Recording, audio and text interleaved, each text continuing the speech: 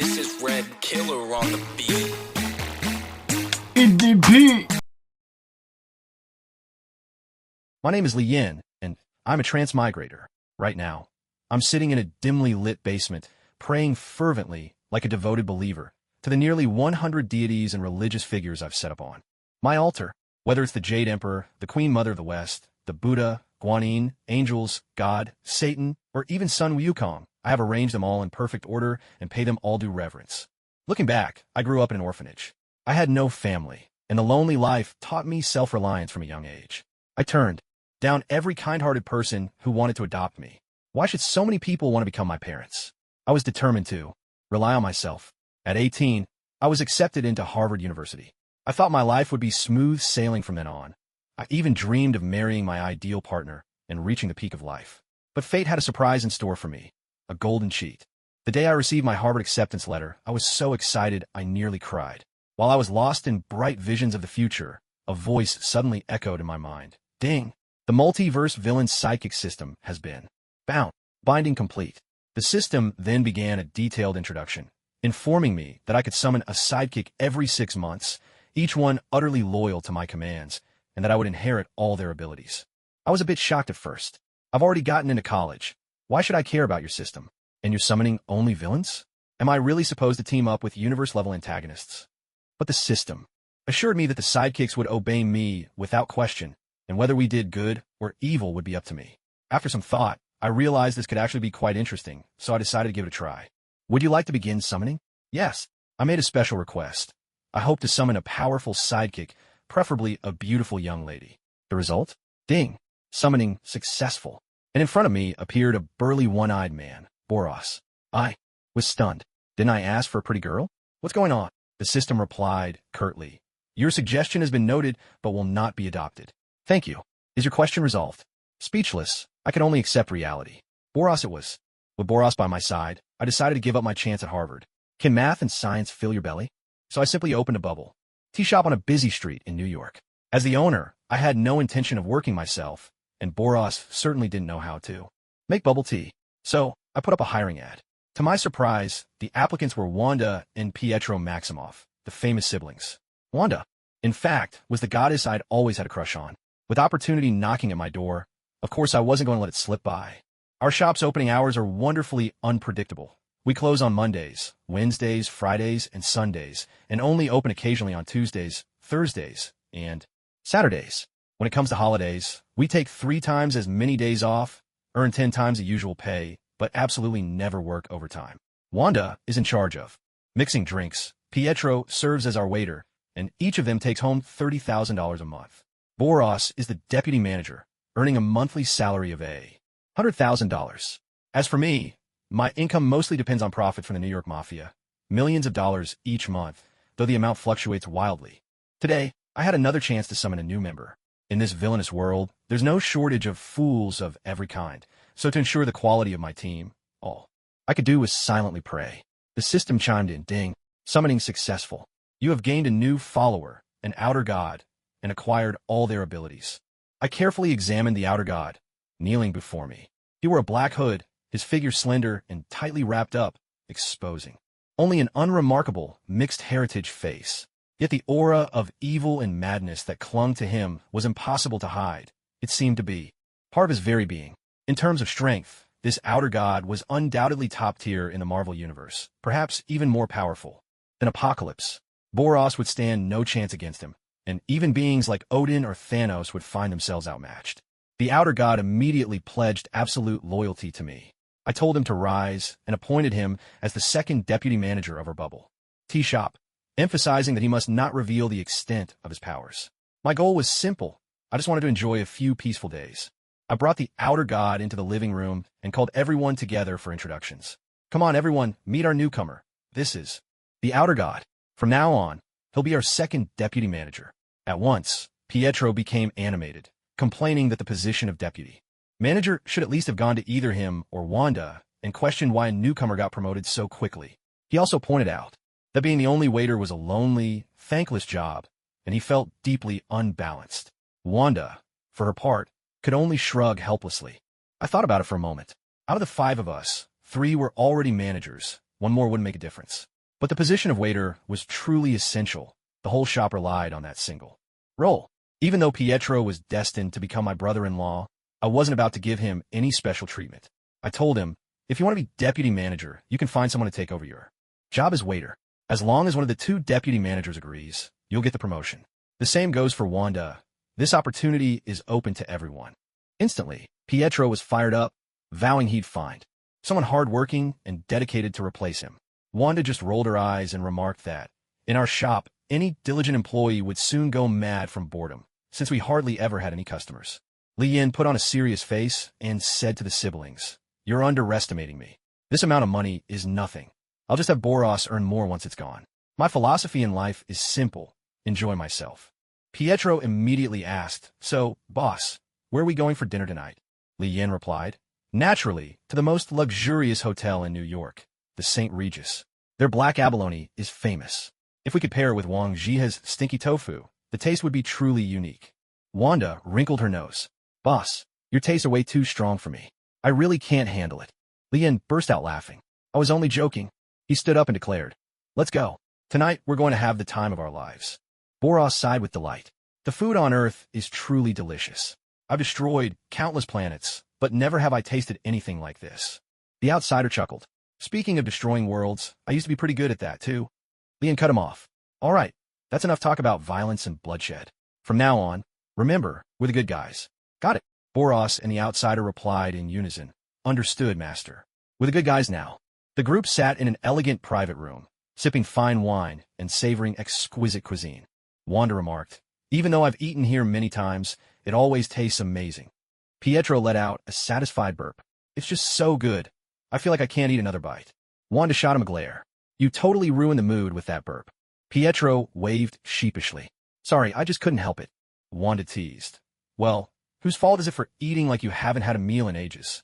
At that moment, the outsider casually pointed a finger, and Pietro suddenly froze in place. It was a little trick of his, a kind of immobilization spell that could hold someone still for a while. Wanda laughed. Finally, some peace and quiet. But even then, Pietro couldn't hold back another burp. After the meal, Li Yin leaned back in his chair while Wanda, ever attentive, handed him a napkin and a glass of mouthwash. Li Yin took them with a smile. "Thank you." Wanda reminded him, "Boss, you always eat so much at dinner. You might get indigestion tonight. I'll make you some hawthorn tea when we get home. I hear it's good for digestion." Although Pietro couldn't move, he could still hear and see everything. At this moment, he thought his sister's way of showing concern was truly one of a kind. As for the outsider and Boros, they watched the scene without a flicker of emotion. Once famed powerhouses of the universe, they had witnessed all manner of things. Such trivialities of daily life no longer made any impression on them. After dinner, the group left the restaurant together, strolling leisurely to help digest their meal as they made their way home. Suddenly, the sharp crack of gunfire and explosions echoed from the distance, immediately drawing everyone's attention. Li Yin sighed and said, "This is America. Gunshots and explosions every day, as if danger is lurking everywhere." Pietro spoke up excitedly. "Boss, should we go take a look? That commotion is way too big for an ordinary gang. Could it be an alien invasion?" Wanda shot him a glare. "Let's just go home. These shootings will be all over the news tomorrow anyway." Li Yin replied, "We should check it out. The news is mostly fake anyway. Better to see for ourselves who's really fighting." As soon as Pietro heard Li Yin agree, he vanished from sight in a heartbeat. The rest of them strolled toward the scene at a leisurely pace. After only a few steps, Pietro reappeared, brimming with excitement. "Boss, there are two huge monsters fighting over there. Their strength is terrifying. Cars are like toys to them, getting tossed around left and right. Maybe I was right. It could be aliens." Li Yin glanced at Pietro and asked, "Are they green?" "Huh? How did you know?" Li Yin didn't answer. Instead, he took off into the air, heading straight for the brawl. There was no way he was going to miss the fierce battle between Hulk and Abomination. Floating above the chaos, Li Yin watched as the two monsters clashed with savage force. Both Hulk and Abomination were trying to bring each other down, but Abomination moved with greater agility. After all, he was once a seasoned soldier, well-trained in combat and quick to react. Hulk, on the other hand, fought more out of pure instinct. Still, Abomination's strength had its limits, while Hulk's power only grew with his anger, seemingly without end. The fight was so intense that Li Yin found himself thoroughly entertained. He even thought that a bucket of popcorn and a cold soda would make it perfect. Far above, Ishin, Boros, Lien, and Wanda hovered in the sky, while Pietro stood on a nearby rooftop, watching them with a hint of envy. Flying isn't all that special, Pietro muttered, a bit disgruntled. Only the boss even looks human. The other two are straight-up villain material. Bet they'll never find a date in their lives. Wanda sounded worried. They look really dangerous. Boss, maybe we should just go back. Lien chuckled. It's rare to see such a spectacular fight. Let's watch a little longer. By the way, I bet the one with the pants wins. How about we make a bet? The loser has to steal a pair of women's underwear from the President of the United States. Deal. Boros and Ishin both instinctively glanced at Wanda. Wanda pursed her lips. Boss, that's a terrible idea. Lien coughed awkwardly. All right, forget it. You're here, after all. No bet. Still, I think the one with the pants is stronger. The otherworldly god nodded and said, Indeed, judging by their condition, one of them is already close to his limit, while the other still has room to grow. At that moment, a voice came through the communicator. Director, I think I've stumbled upon something incredible. Nick Fury replied impatiently. What could possibly be more serious than two green monsters destroying an entire street? Damn that Ross. He's in for a world of trouble now. Director, I see 4 people. They're floating in the air. Fury chuckled dryly. Coulson, if you're so bored, why don't you go wrestle with those 2 monsters yourself? There are at least 10 military helicopters above you, each one packed with soldiers. Coulson quickly interjected. No, Director, that's not what I mean. There are actually people floating in the sky, 3 men and 1 woman. They're watching the fight between Hulk and Abomination. I've already sent you the photos. After seeing the photos, the bald director fell into a brief silence. The image showed 4 figures hovering high above the ground, their faces obscured by the night, leaving only their outlines barely visible. Coulson, keep observing. He walked to the window, took a pager from his pocket, and hesitated with his finger over the switch. In the end, he stopped himself, murmuring softly, You've wandered the cosmos all these years. You must be tired. Don't worry. Earth's safe with me here. He then pulled out his phone and, relying on memory, dialed a number. Hello. I need you to check for any mutant activity over New York, specifically anyone with the ability to fly. I got some suspicious targets on my end. Boros flexed his fists, clearly itching for a fight. After all, it had been ages since he'd truly unleashed himself in battle. Lien was also eager to test himself, but decided to wait a little longer. This dull showdown meant little to him, but for the Hulk, it was a battle that would make his name known. The street lay in ruins, and General Ross had paid a hefty price for it. The 2 giants clashed, their angry roars echoing relentlessly. As time went on, Hulk's strength only grew, while Abomination could barely hold out. The tide of battle had completely turned. Now, victory for the Hulk was only a matter of time. Eventually, Lien realized there was nothing more to see and decided to seize the opportunity to stretch his legs. Since gaining his powers, he hadn't yet truly tested himself against a worthy opponent. Just then, a powerful psychic force suddenly surged around them all. Though the gap in strength was vast, Professor X's mental energy couldn't penetrate the minds of Boros, the otherworldly god, Lien, or Wanda. Still, everyone could sense the source of that power, and as if drawn by instinct, turned their eyes toward Xavier's school for gifted youngsters. Lien understood immediately. Professor X had made his move. After all, they'd been floating openly in midair all this time. It was only natural that they be noticed. Boros sneered and said, Such feeble psychic power dares to invade my mind? How reckless! I'll go drag him out myself. As he spoke, Boros had already locked onto his target and was preparing to head to Xavier's school. Lien quickly stopped him. Wait, other god. Go and give them a warning, but absolutely do not hurt anyone. Remember, tell them we'll be visiting tomorrow.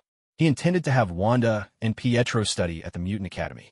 The 2 of them were still inexperienced in controlling their powers, though they had guidance from the other god. After all, a notorious villain was hardly the right person to be a teacher. The other god replied, Understood, Master. I'll make sure they welcome us warmly tomorrow. No sooner had he finished speaking than the other god teleported, appearing right behind Professor X.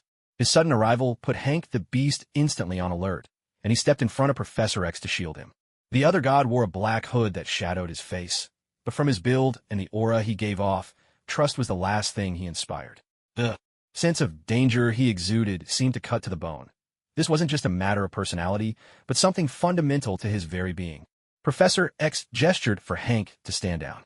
He spoke, Hello, this is the Mutant Academy. May I ask what brings you here? The other god's lips curled into a cold smile. What's this? Have you forgotten already? Didn't you just try to invade our minds? I must say your psychic strength is pitifully weak. With abilities like yours, to use them in such a way is a real waste. Hank the Beast roared in anger. Who are you? You don't get to talk about Professor X like that. Do you have any idea how many mutants he saved? The other god shot him a glance, and with a casual wave, Hank was sent flying, crashing hard against the wall. As he struggled to get up, he realized his hands had reverted to their human form. No matter how hard he tried, he couldn't transform back into the beast. The other god said coolly, "Don't bother. I've sealed your powers for now. You're too weak right now. It'll take you 3 days to recover." Professor X asked calmly, "Now, can you tell me the purpose of your visit?" The other god replied, "Our master will be coming here tomorrow for a visit. I expect you to prepare a proper welcome. And one more thing, don't go probing the minds of powerful beings at will, or you'll have to bear the consequences yourself." With that, the other god vanished and reappeared at Lian's side. He reported, "Master, I have carried out your instructions."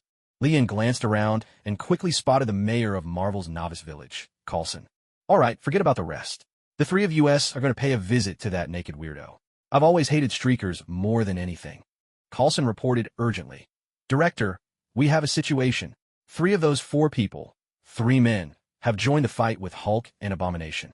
"Oh, what's the situation? Are they all mutants? Can you tell if they have any special abilities?"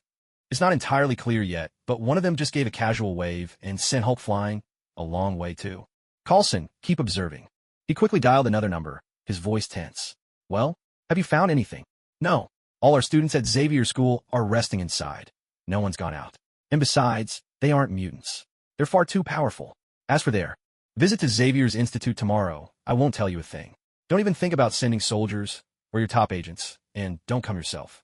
With that, the call ended abruptly. Looks like Xavier's really in trouble this time. The arrival of the 3 meant Hulk was forced out of the fight. Boros unleashed a flurry of energy blasts at Abomination. After being trapped here for a whole year, this was the first time he took the offensive. Yet each attack was measured. Killing his opponent was never the goal. He simply wanted to loosen up his nearly rusted body, to release all the power caged inside him. Energy swirled around him in an almost tangible vortex, immense power shooting straight into the sky. For a moment, all of New York was bathed in light.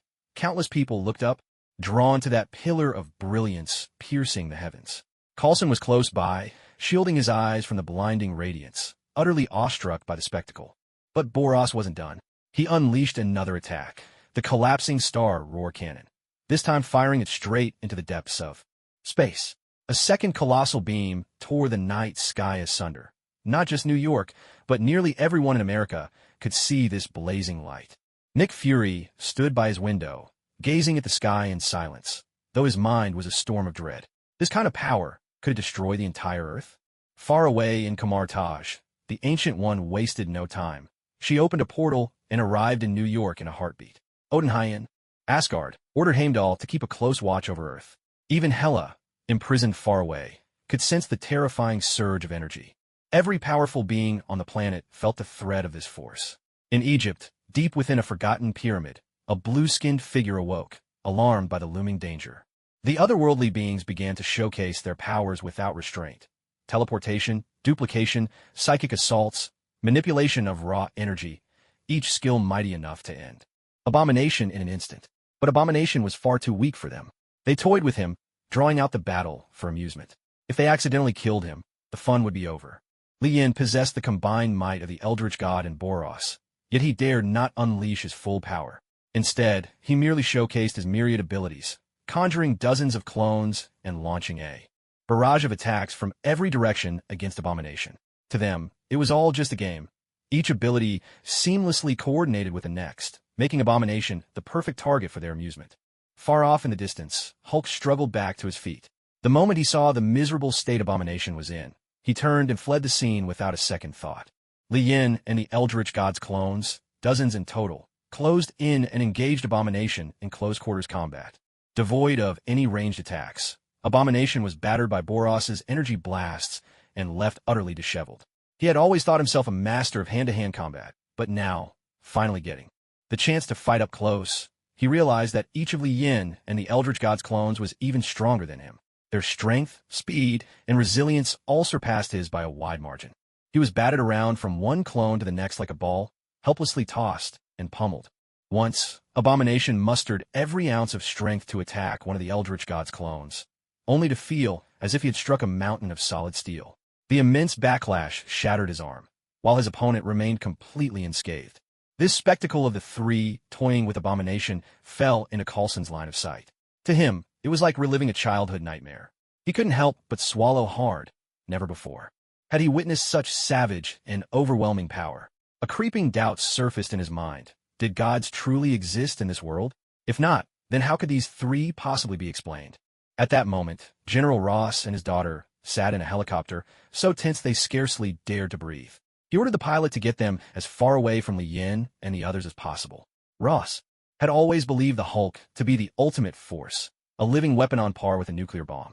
Only now did he realize that there was always someone stronger, something even more unimaginable. Abomination was beaten so badly that his entire body was covered in wounds. Nearly every bone shattered, his chest caved in. Death seemed only moments away. Just then, the Eldritch God waved a hand, releasing a beam of energy that washed over Abomination. Instantly, his external injuries healed and his broken bones knit back together. In less than a minute, Abomination was vigorous once more.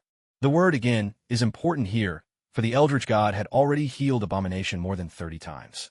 Although his wounds had been mended, Abomination now lay motionless on the ground, his eyes bloodshot and vacant. After enduring dozens of brushes with death, he had utterly abandoned all resistance. Even his will to survive was destroyed. Now, he only wished for someone to end his torment. Compared to what Li Yin and the other two had done, even the demons of hell seemed merciful.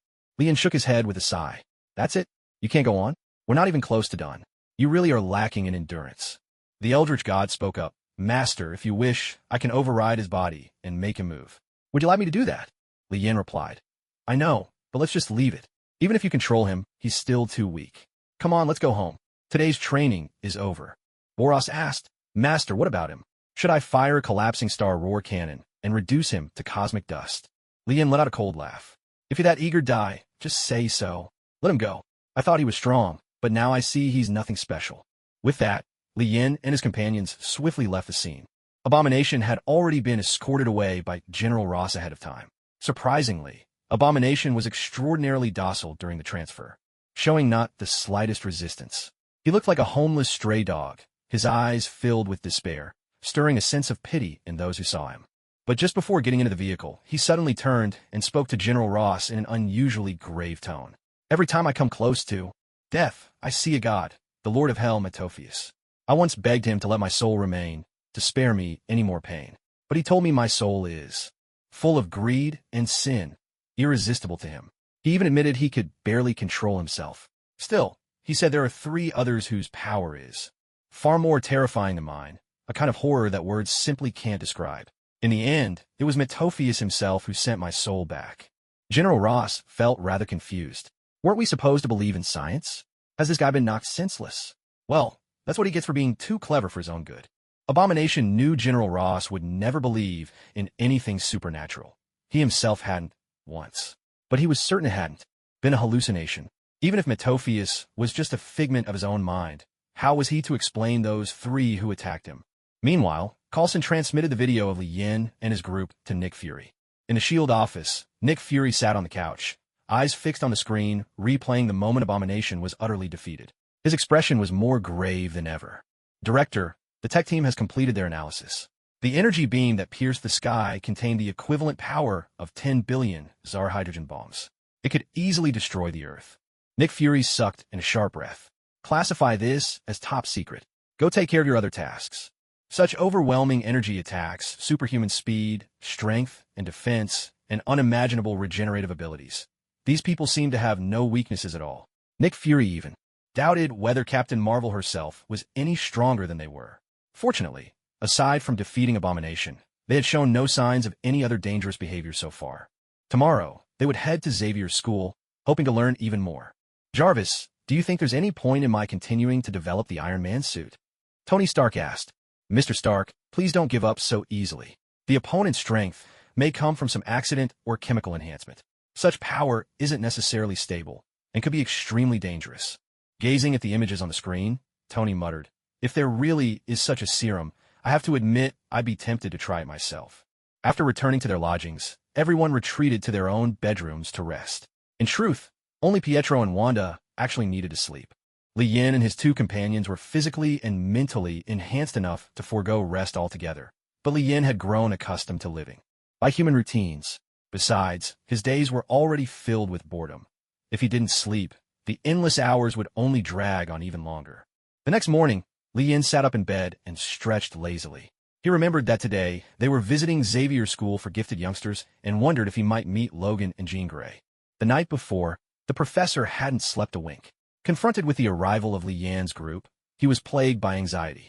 That pillar of light shooting into the sky had struck him with a deep fear. Even the Phoenix Force within Jean Grey was trying to conceal itself, which only made the professor more uneasy. How'd I end up agreeing to that bald man's request? Li Yin muttered to himself. Now look at this, a heap of trouble for nothing. Hank turned to the professor and said, "Everything is ready. We're just waiting for our guests to arrive." Logan, chewing on a cigar, grinned. "I even brought out a few bottles of your finest wine for the occasion. Once our guests are here, I'll handle the hospitality.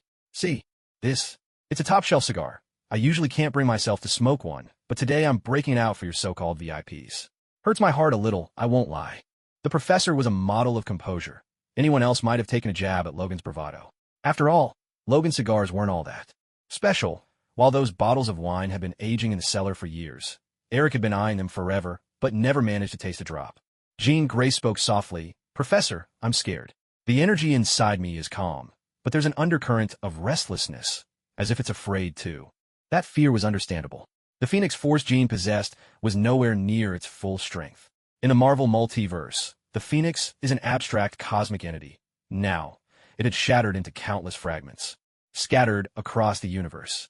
Jean was the host for one such shard on Earth. While many universes had their own Phoenix hosts, Jean was the one most perfectly fused with the Phoenix Force across the entire multiverse. The professor gently placed his hand on Jean's forehead, reassuring her. "I can sense its presence. You're going to be all right, Jean." Today, the entire Mutant Academy was on holiday. The students had the day off to do as they pleased, the official reason being that some important guests would be visiting the school. Storm specifically reminded the children to behave well and not to anger the guests, or the professor would be displeased.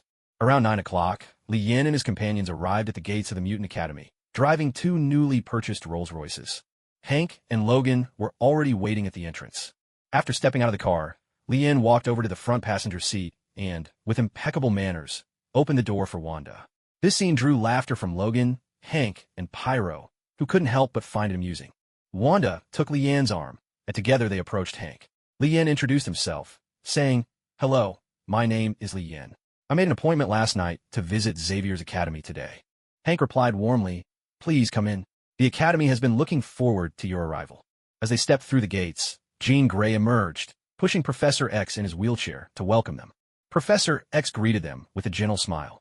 "I apologize for my limited mobility. I hope you won't mind." Li Yin exchanged a subtle glance with the God of Difference. Catching on immediately, the God of Difference reached out and released a wave of healing energy with a touch of his finger. In an instant, sensation returned to the professor's long-numbed legs. Supporting himself on the wheelchair, he slowly stood up. Though his legs were still weak and would need time and exercise before he could walk normally again, he had finally regained the ability to move on his own. Jean Grey, Hank, and the others were visibly moved. Their respect for Professor X ran deep, and seeing him stand again filled their hearts with joy. Professor X himself was delighted, but his years of experience quickly calmed his excitement. He knew well that there's no such thing as a free lunch. Help freely given often comes with an unseen price. He spoke up. "Thank you all truly. I'm deeply grateful." Li Yin smiled. "No need for thanks. In fact, there's something I'd like to ask of you or the Mutant Academy." Professor X nodded. "As long as it isn't illegal, we are willing to give it serious consideration." Li Yin chuckled. "You're too cautious, Professor. I'd like to send 2 students and 3 teachers to your academy, if that's agreeable to you." A gleam appeared in Professor X's eyes. The academy was currently short on teachers, so he asked, "Who are the students you mentioned? Are they mutants as well? What are their abilities?" Li Yin explained, "The students are Wanda and her brother, Pyro. Wanda possesses chaos magic. She can manipulate matter, fly, and unleash energy attacks. Pyro has the ability to move at high speeds. Their abilities haven't been systematically studied or trained, so I hope they can spend some time learning here. Don't worry, I will cover all their living expenses. Also, I've noticed your facilities are a bit basic. I'll arrange for Boros to provide you with funding to help improve the Academy's infrastructure." When Hank heard about funding, he was clearly interested and asked, May I ask how much you're willing to donate? Li Yin shrugged and replied, I've been spending quite a bit lately, and even Kingpin's not exactly flush with cash at the moment. But $1 million or $2 shouldn't be a problem. Hank exclaimed excitedly, That's wonderful. Thank you so much for your generosity. Li Yin smiled and waved his hand. No need to thank me. If anyone deserves gratitude, it's the underground gangs of New York. After all, they're the ones contributing to our living expenses. Hyatt, upon hearing he was going to study here, looked rather reluctant. Li Yin tried to persuade him. There are plenty of beautiful girls at this school. You should make a good impression. At home, your sister keeps a close eye on you and won't let you misbehave, but here, you're just another student. Wanda won't be able to control you. After a brief moment of thought, Professor X said, No problem. The whole reason I founded this school was to help gifted children overcome their difficulties. So what's your plan for the teaching staff? Li Yin smiled. That's the easiest part. Each of us has our own strengths. He pointed to the outsider. You've probably met him already. He'll be responsible for guiding the kids in understanding and using their various powers. Don't be put off by his appearance. He's no saint, but out in the universe, his grasp of abilities is second to none. As for Boros, aside from once losing to a bald guy, he's nearly unbeatable in combat. He can teach the kids top-level fighting techniques, all honed through countless life-and-death battles. These skills are absolutely practical. And me, Li Yin said with a grin, I'll take the role of vice principal. I can teach some health and hygiene classes and occasionally perform physical checkups.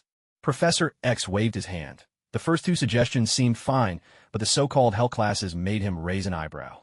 The idea of physical checkups sounded a bit suspicious.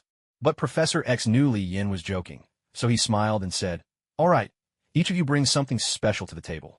Xavier School is happy to have you all join us. Just then, a deep voice sounded from behind the group. Welcoming them? But would you be willing to welcome me? Li Yin turned to look, only to see a strangely dressed figure with skin that shimmered blue standing behind them. That face looked oddly familiar. Then it struck him. Wasn't this the ancient being who'd been buried underground all this time? Li Yin studied the newcomer. This person exuded a powerful presence, and though Li Yin seemed to recognize him, the others clearly did not. Judging by his demeanor, he was not here as a friend. Everyone instinctively grew more alert. Meanwhile, inside S.H.I.E.L.D., Nick Fury was remotely monitoring Professor X's meeting with Li Yin and the others. Yesterday, after a round of tough bargaining with Professor X, he finally secured remote monitoring privileges. But now, the situation was giving him a headache. These bizarre figures, each looking like some kind of supervillain, were showing up one after another.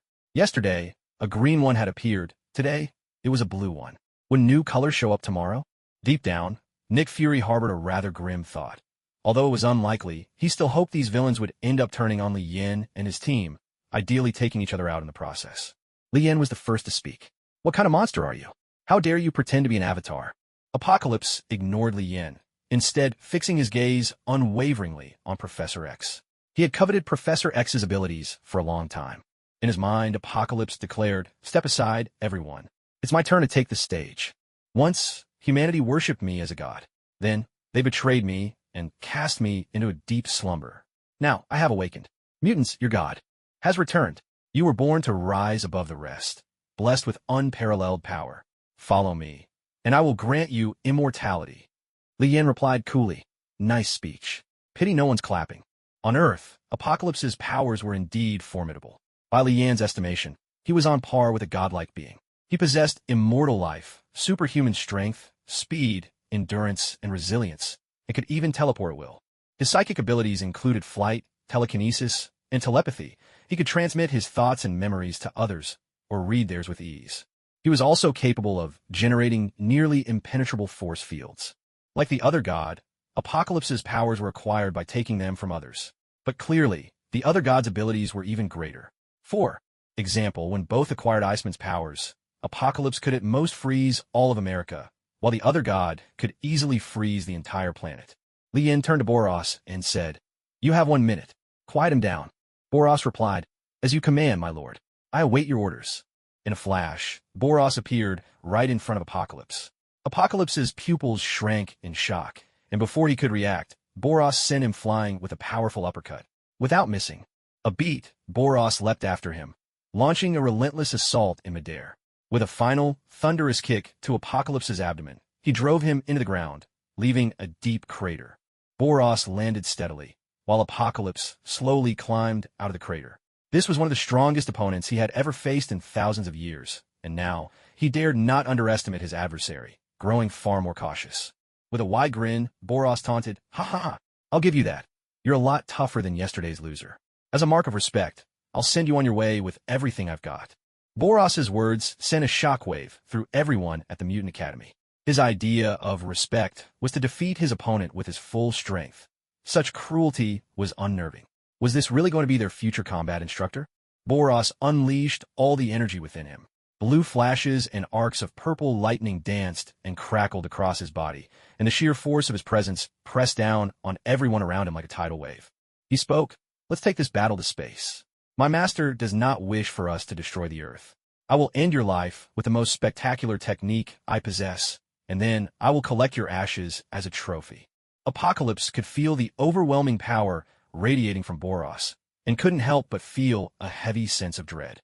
He stared at Boros, who was now hovering in the air, his eyes filled with caution and grave concern. He knew very well that if he faced Boros head-on, survival would be impossible, yet there was nowhere to run. After a moment's thought, he shifted his attention to Li Yin. Earlier, when Li Yin gave a command, Boros obeyed without question. Perhaps, if he could control Li Yin, Boros would be forced to submit as well. In a blur, Apocalypse appeared behind Li Yin, gathering energy at his fingertips and aiming them at the back of Li Yin's head. He threatened, "Nobody move, or I'll blow his brains out. He must be important to you. Didn't I just hear you call him Lord?" Li Yin was silent for a moment, then replied calmly, "Do you know why he calls me Lord? It's because he can't beat me." Apocalypse was stunned. He couldn't make sense of it. "He can't beat you? You don't look anything like a powerhouse. Look at Boros and the rest of us, the exalted ones, each of us more dangerous than the last, but you look so ordinary." In that split second of confusion, Li Yin suddenly vanished and reappeared behind Apocalypse, landing a full-force punch squarely on Apocalypse's back. With a guttural gasp, Apocalypse coughed up a mouthful of blood. Fortunately, he hadn't lost the ability to resist completely and tried to break free. But Li Yin was faster, immediately following up with a surge of psychic silence, freezing all of Apocalypse's mutant abilities in an instant. A desperate, strangled cry escaped Apocalypse as his formidable regenerative powers were cut off and his energy stopped flowing. Now, stripped of his powers, he was no different than an ordinary man. Li Yin's punch had shattered Apocalypse's ribs and severely damaged his internal organs. Without his healing factor, the pain was excruciating, and he couldn't help but let out a series of anguished moans. "Subordinate, that's your oldest name, isn't it? You must be one of the earliest mutants, and among them, you're considered quite formidable," Li Yin said. The Exalted One added, "He's indeed impressive, but his world holds him back. If he were in my universe, he'd be classified as super A-grade, perhaps even at the pinnacle." Li Yin nodded and said to Boros, "Boros, take care of him. This guy is really ugly." Boros replied, "All right, my lord, but can I play with him a little first?" Yesterday's fight ended before it even started. Li Yin rubbed his forehead helplessly. Boros's thirst for battle was different from the heretic gods. The heretic god sought to become stronger, while Boros delighted in facing formidable opponents and savoring the fight itself. "Fine, do as you wish. Just don't go overboard." With Li Yin's permission, Boros grabbed Apocalypse by the neck, and with a casual toss, hurled his badly wounded foe tens of thousands of meters into the sky. Boros followed close behind, appearing beside Apocalypse, and raining down a flurry of massive punches. Apocalypse's agonized screams echoed through the air until, at last, Boros drove his foot hard into Apocalypse's abdomen, kicking him forcefully into the ground below. Deprived of his powers, Apocalypse lay quietly in the deep crater his body had created. His gaze gradually turned vacant, and before long, he felt his soul being violently wrenched away. Dizzy and disoriented, he opened his eyes again to find his surroundings utterly changed. By now, Li Yin and his companions were nowhere to be seen. Apocalypse looked around, seeing only a barren land of red-hot lava stretching. As far as the eye could see, the air thick with the stench of death. Upon a throne before him sat the ruler of this domain, Mephisto. With a perplexed frown, Apocalypse asked, "Who are you? Where's this place?" Mephisto smiled warmly and answered, "Welcome to hell. I am a lord here. You may call me Mephisto, or simply Demon. You are dead. What remains is only your soul. How does it feel? Are you getting used to it?" Apocalypse managed a bitter smile. "So it's true. I really was killed by those people in an instant. They're as powerful as I thought."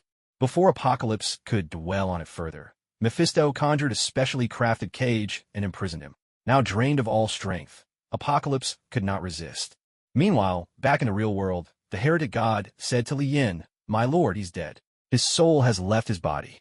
Before Lien could respond, a golden ring of light spun rapidly beside him, and in a flash of brilliance, the Ancient One appeared. Lien turned to look at the Ancient One, who also scrutinized him with keen interest. The Ancient One spoke, "Greetings, esteemed one. May I ask your purpose here on Earth? If it's within my power, perhaps I can assist you." Lien shook his head.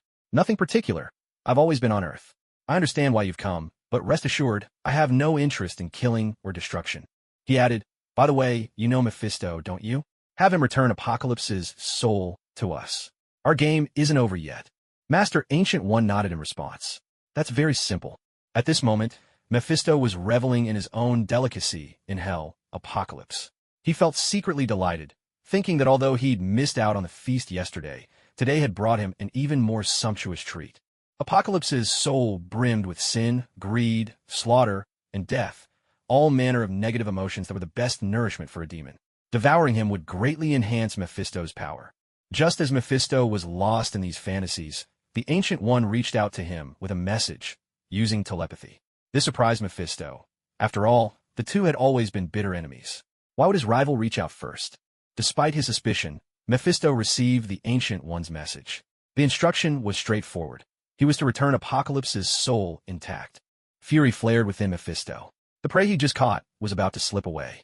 Still, after weighing the pros and cons, he forced a smile and brought Apocalypse's soul to the Mutant Academy. At this point, only Lien, the godly outsider Boros, and the Ancient One could see both him and Apocalypse's soul. Mephisto announced, "Here's what you wanted. I brought it back safe and sound." He cast a glance at the Ancient One, then tossed Apocalypse's soul to the ground and turned to leave. Lien wasted no time. He cast a healing spell, instantly drawing Apocalypse's soul back into his body. Boros grabbed Apocalypse and soared straight into outer space. His intent was clear, to unleash his star-crushing roar upon Apocalypse, making him burst like a brilliant firework and vanish into the night sky. But before they got far, Apocalypse began shouting at the top of his lungs, "Wait! I'll serve you. I surrender. Please don't kill me." The children of the Mutant Academy watched in astonishment as Apocalypse, once so fearsome, was now utterly humiliated.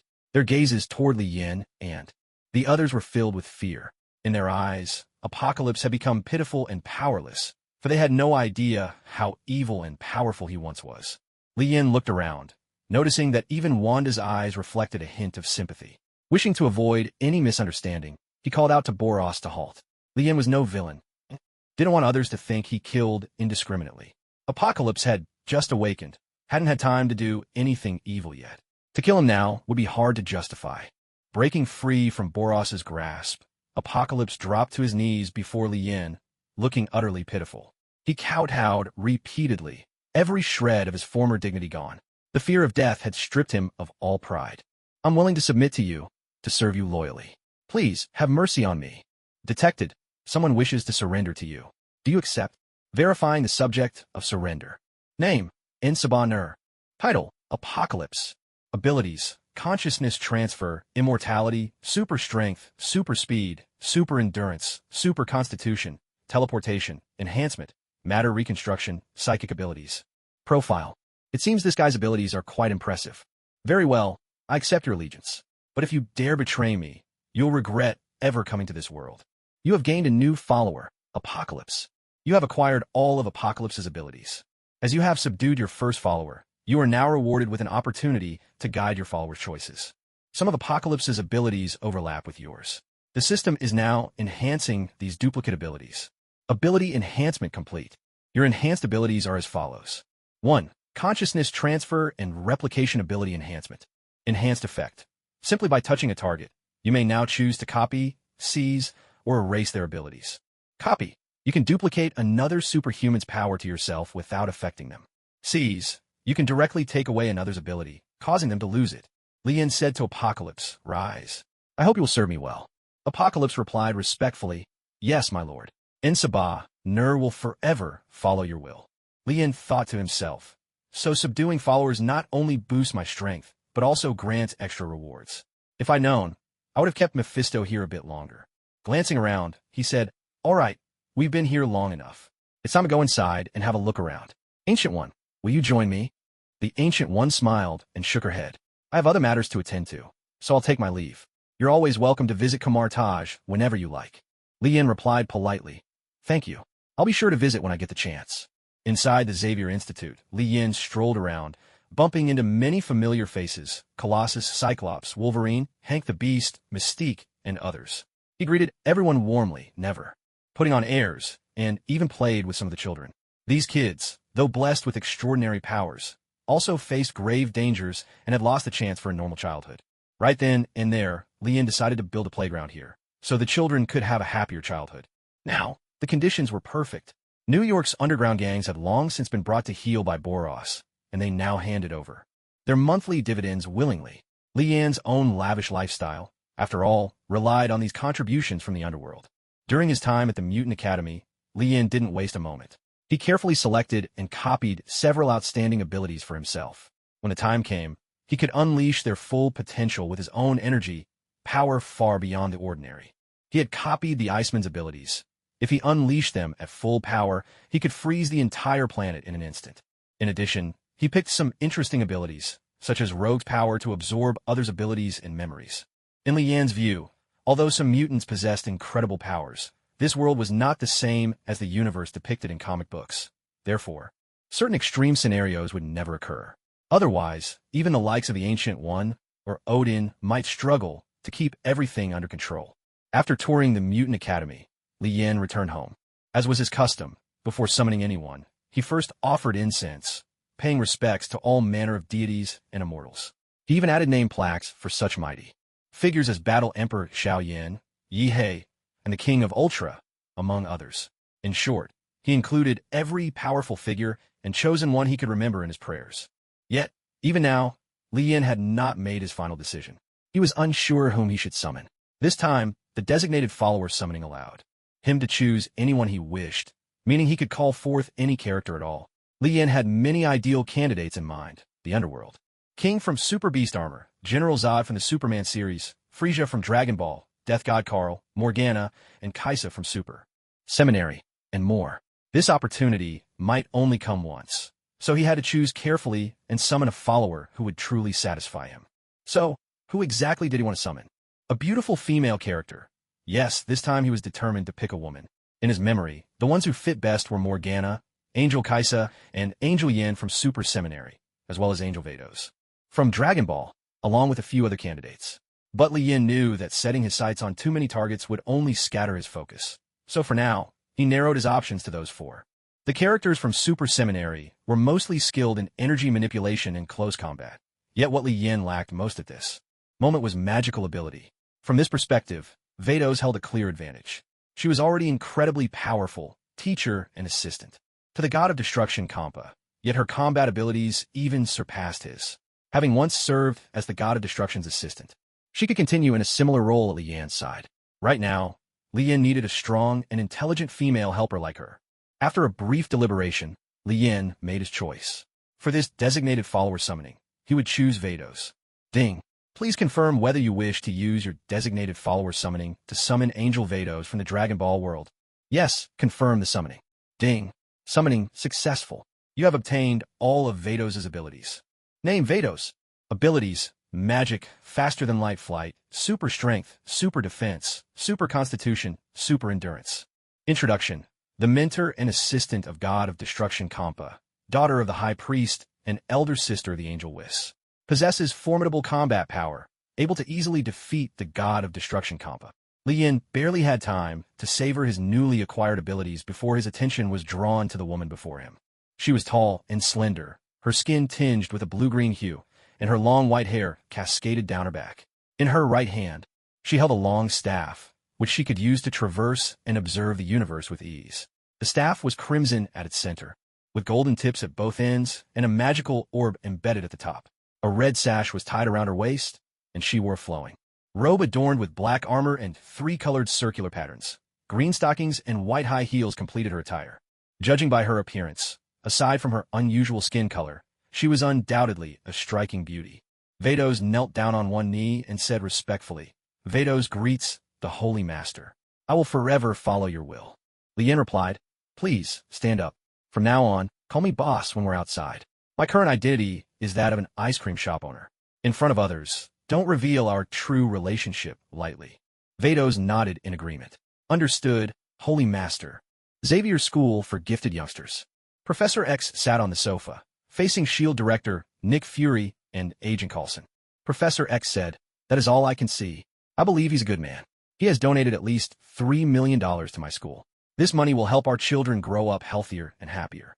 At Nick Fury's signal, Coulson spoke up, "Professor, S.H.I.E.L.D. will also assist with the development of Xavier's School. Here's $2 million. Please accept it." Taking the check, Professor X replied, "Thank you.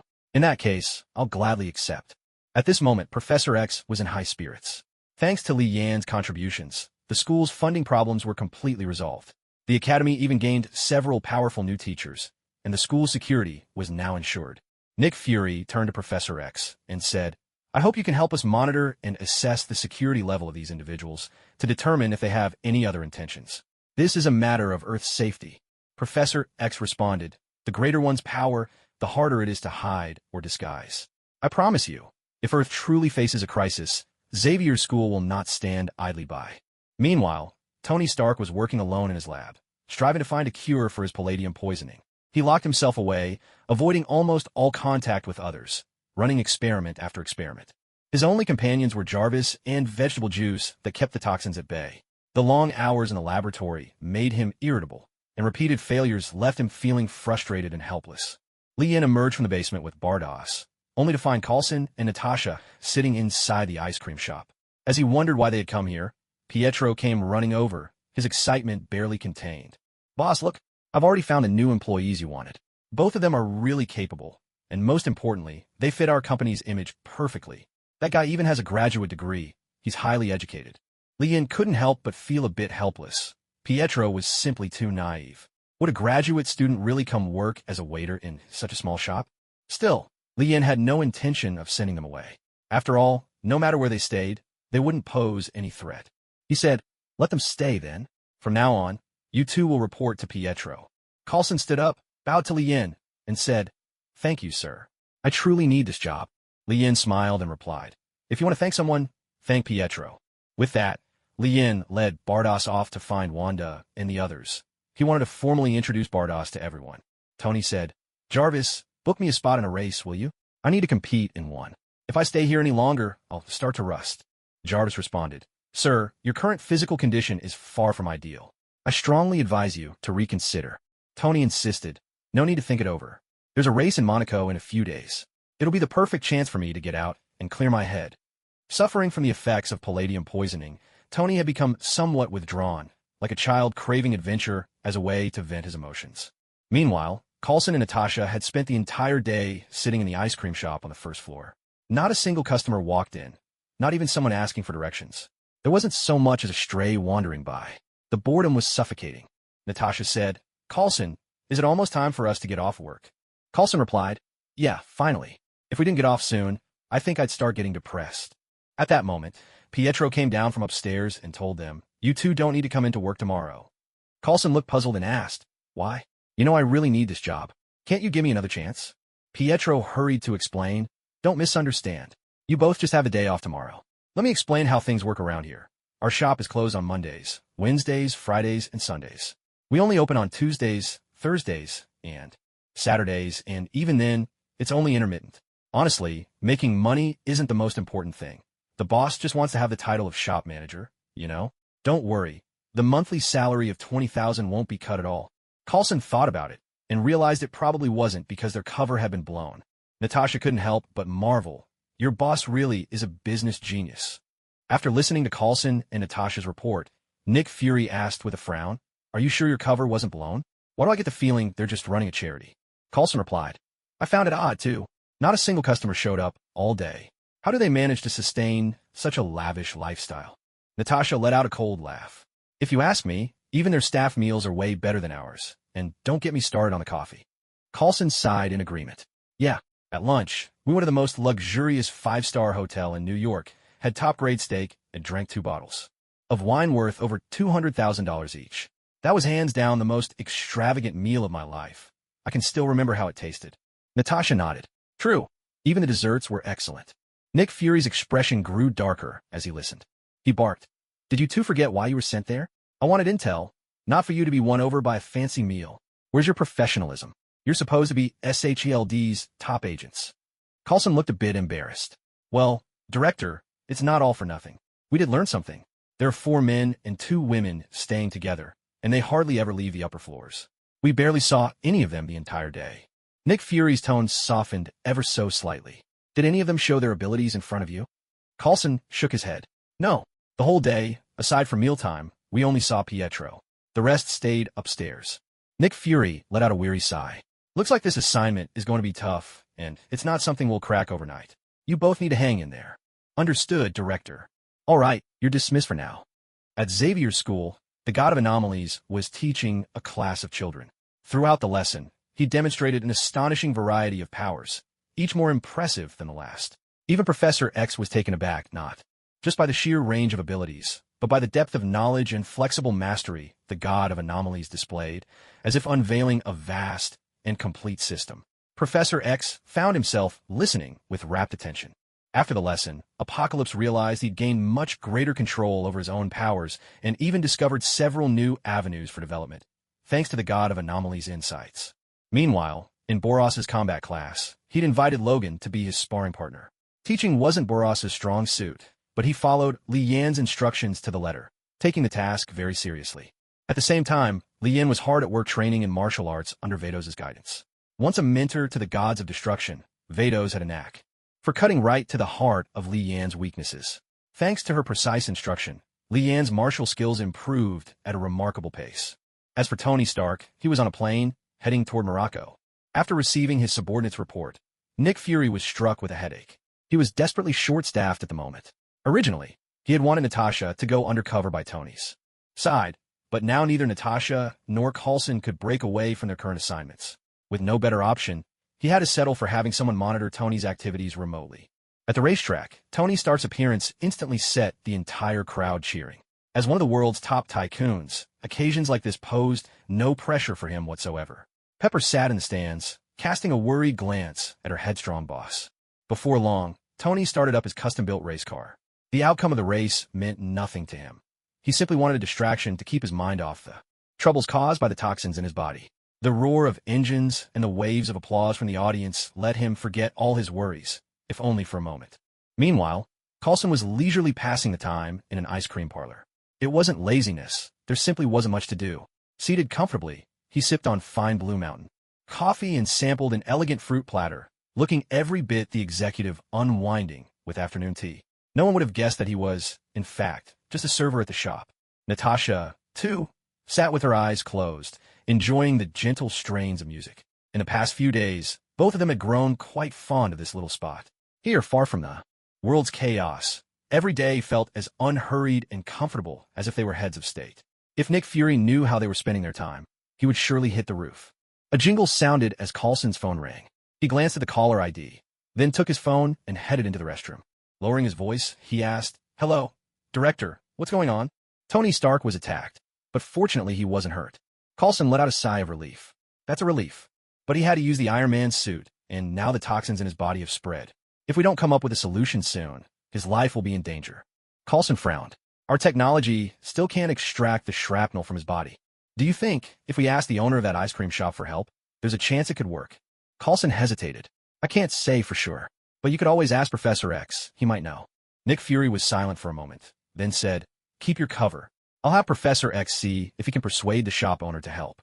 After hanging up, Nick Fury pondered for a moment before dialing Professor X's number. Professor X answered, "Good afternoon, Fury." Nick Fury chuckled. "You sound like you're in a good mood."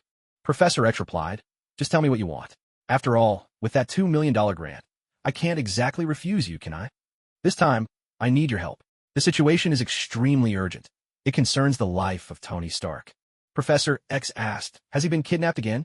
Nick Fury replied, "It's even more serious than that. I hope you can ask Li Yan to help save him." On the other end, Professor X fell silent in thought. In truth, he knew very little about Li Yan. The scant information he did have was hardly enough to ask for such a favor. But just as he was about to refuse, Nick Fury added, "Don't be so quick to turn me down. If you can get Li Yan's help, I'll withdraw the wanted notices for Magneto and the others. That way, Xavier's school can take in even more mutants. What do you think?" Professor X sighed and said, "I'll give it a try. Eric and the others have always fought for mutant rights. They never should have been fugitives. After hanging up the phone, Nick Fury had made this offer because a powerful figure had emerged among the mutants, forcing them to reconsider their stance toward mutant kind. Professor X sought out the demigod, who was in the middle of teaching students, and explained his wish to meet Li Yan. With a casual wave, the demigod opened a portal and said, "Go ahead." Professor X stepped through the demigod's portal and appeared before Li Yan. Li Yan was at home playing video games. He felt that training was too exhausting and believed in balancing work with rest. One day of practice a week, and the rest for relaxation. When he saw Professor X appear, Li Yan greeted him offhandedly. "Hello, Professor. Haven't seen you in a few days. Your legs seem to be recovering pretty well." Professor X smiled in response. "I owe it all to you.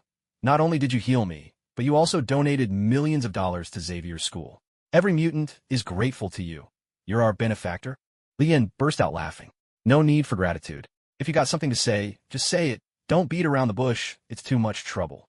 Professor X spoke gravely. "Nick Fury asked me to bring you a request. He hopes you can save Mr. Tony Stark. He's suffering from heavy metal poisoning, and his situation is critical." Li Yan's face remained expressionless as he replied coolly, "If his death were going to lead to the destruction of the universe, I'd go save him." But what does the universe's destruction have to do with me? I don't think I'm dying anytime soon, so I'm not planning to help. Unless you can offer me something that interests me. Go ask Nick Fury, how much is Tony Stark's life worth? Hearing this, Professor X picked up the phone and dialed Nick Fury. "I'm with Li Yan right now. Let's ask together." Nick Fury's voice came through the line. "Any news?" Professor X replied, "Not yet. Li Yan wants to know if he agrees to help. What's in it for him?" Nick Fury did not argue after hearing this. He understood, well, that there's no such thing as help without a price. S.H.I.E.L.D. wasn't his personal property, and there was little they possessed that could truly pique Li Yan's interest. The Cosmic Cube, though immensely valuable, was absolutely out of the question. Even if Tony Stark's life hung in the balance, Fury would never hand it over. "We really don't have anything that would truly interest him. I'm sorry. But we can offer hundreds of millions of dollars or any other resources you might need as long as it's within our power. That's the furthest I can go. I just hope, for the sake of all the Stark family has done for the world, he'll be willing to help this once." Li Yan knew full well that they would never bring out the Cosmic Cube, but he didn't mind.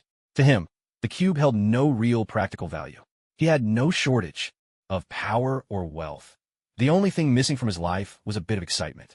Lately, things had become a little dull, and he had no clear goals in mind. Casually, Li Yan said, "Since Professor X himself has spoken, then just let me have what Tony's father left behind. All right?" Professor X was delighted to hear this, and even Nick Fury allowed himself a smile. The items left behind by Howard Stark had been thoroughly studied by S.H.I.E.L.D. long ago, and nothing particularly special had ever been found. If this was all Li Yan asked for, and it could save Tony, it was a small price to pay. Before long, a helicopter descended onto the grounds of Xavier's school. Stepping out were Tony Stark and Pepper Potts. Tony was in dire shape, so weak that he needed Pepper's support just to walk, a far cry from the confident, exuberant Iron Man everyone knew. Led by Hank the Beast, the group made their way to Professor X's laboratory. Tony sat down carelessly on a nearby bed. Li Yan spoke. "All right, I'll need you to take off your shirt and lie down on the bed." Tony obliged, quickly stripping down to just his underwear. Li Yan glanced at him and chuckled. "Actually, just your shirt would have been enough. No need to go quite that far." A bit embarrassed, Tony nevertheless did as he was told and settled in. Li Yan continued, "Mr. Tony Stark, our treatment is highly customizable. You can choose whether or not you feel pain, and whether you'd like to observe the entire process from an outside perspective. What would you prefer?" Tony took a deep breath and replied, "Let's go with painless, and if possible, let me watch from outside. Honestly, lying here is making me a little nervous." Li Yan nodded in agreement. With a wave of his hand, he cast a magic brought by Boros, temporarily blocking Tony's sense of pain and allowing his soul to leave his body, viewing the procedure from a bystander's perspective. Once his soul had separated, Tony, far from being afraid, looked around with curiosity and asked, "Can they see me like this?" Li Yan shook his head with a smile. "Of course not." Then he walked to Tony's bedside. With everyone watching, he reached out, hovering his hand just above Tony's chest. He activated his power, expertly manipulating the tiny fragments inside Tony's body, guiding them out without harming any tissue. The shards gathered in his palm, eventually forming a small metallic sphere. Next, Li Yan immediately cast a healing spell on Tony, sealing every wound inside his body in an instant, purging even the last trace of poison. Tony's soul returned to his body. He opened his eyes, feeling no pain at all. At the same time, he had just witnessed everything that happened from an outsider's perspective, which left him utterly astonished. Unable to hold back, Tony spoke up.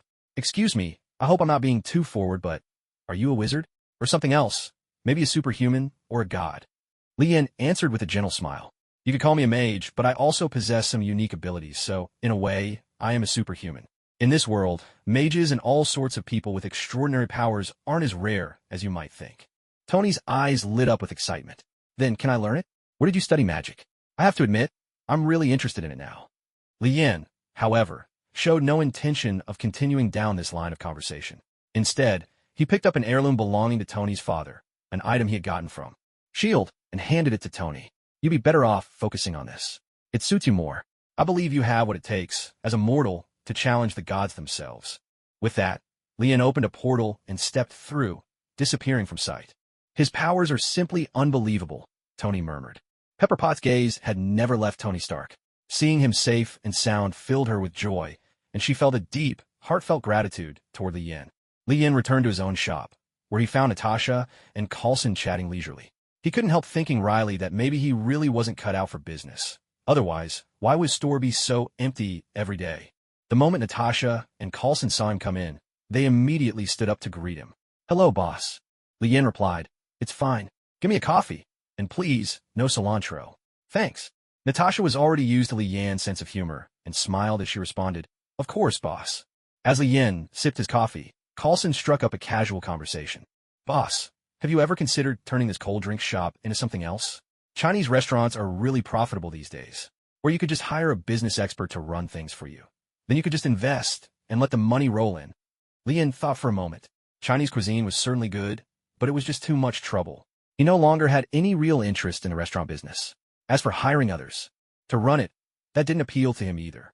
After all, he wasn't short of money. Still, this style of business management was something he could learn from those commercial tycoons. Suddenly, a spark of inspiration flashed through Lian's mind. He realized that, with his ability to travel anywhere in the universe, if he brought back some exotic alien specialties to sell, he could surely make a fortune.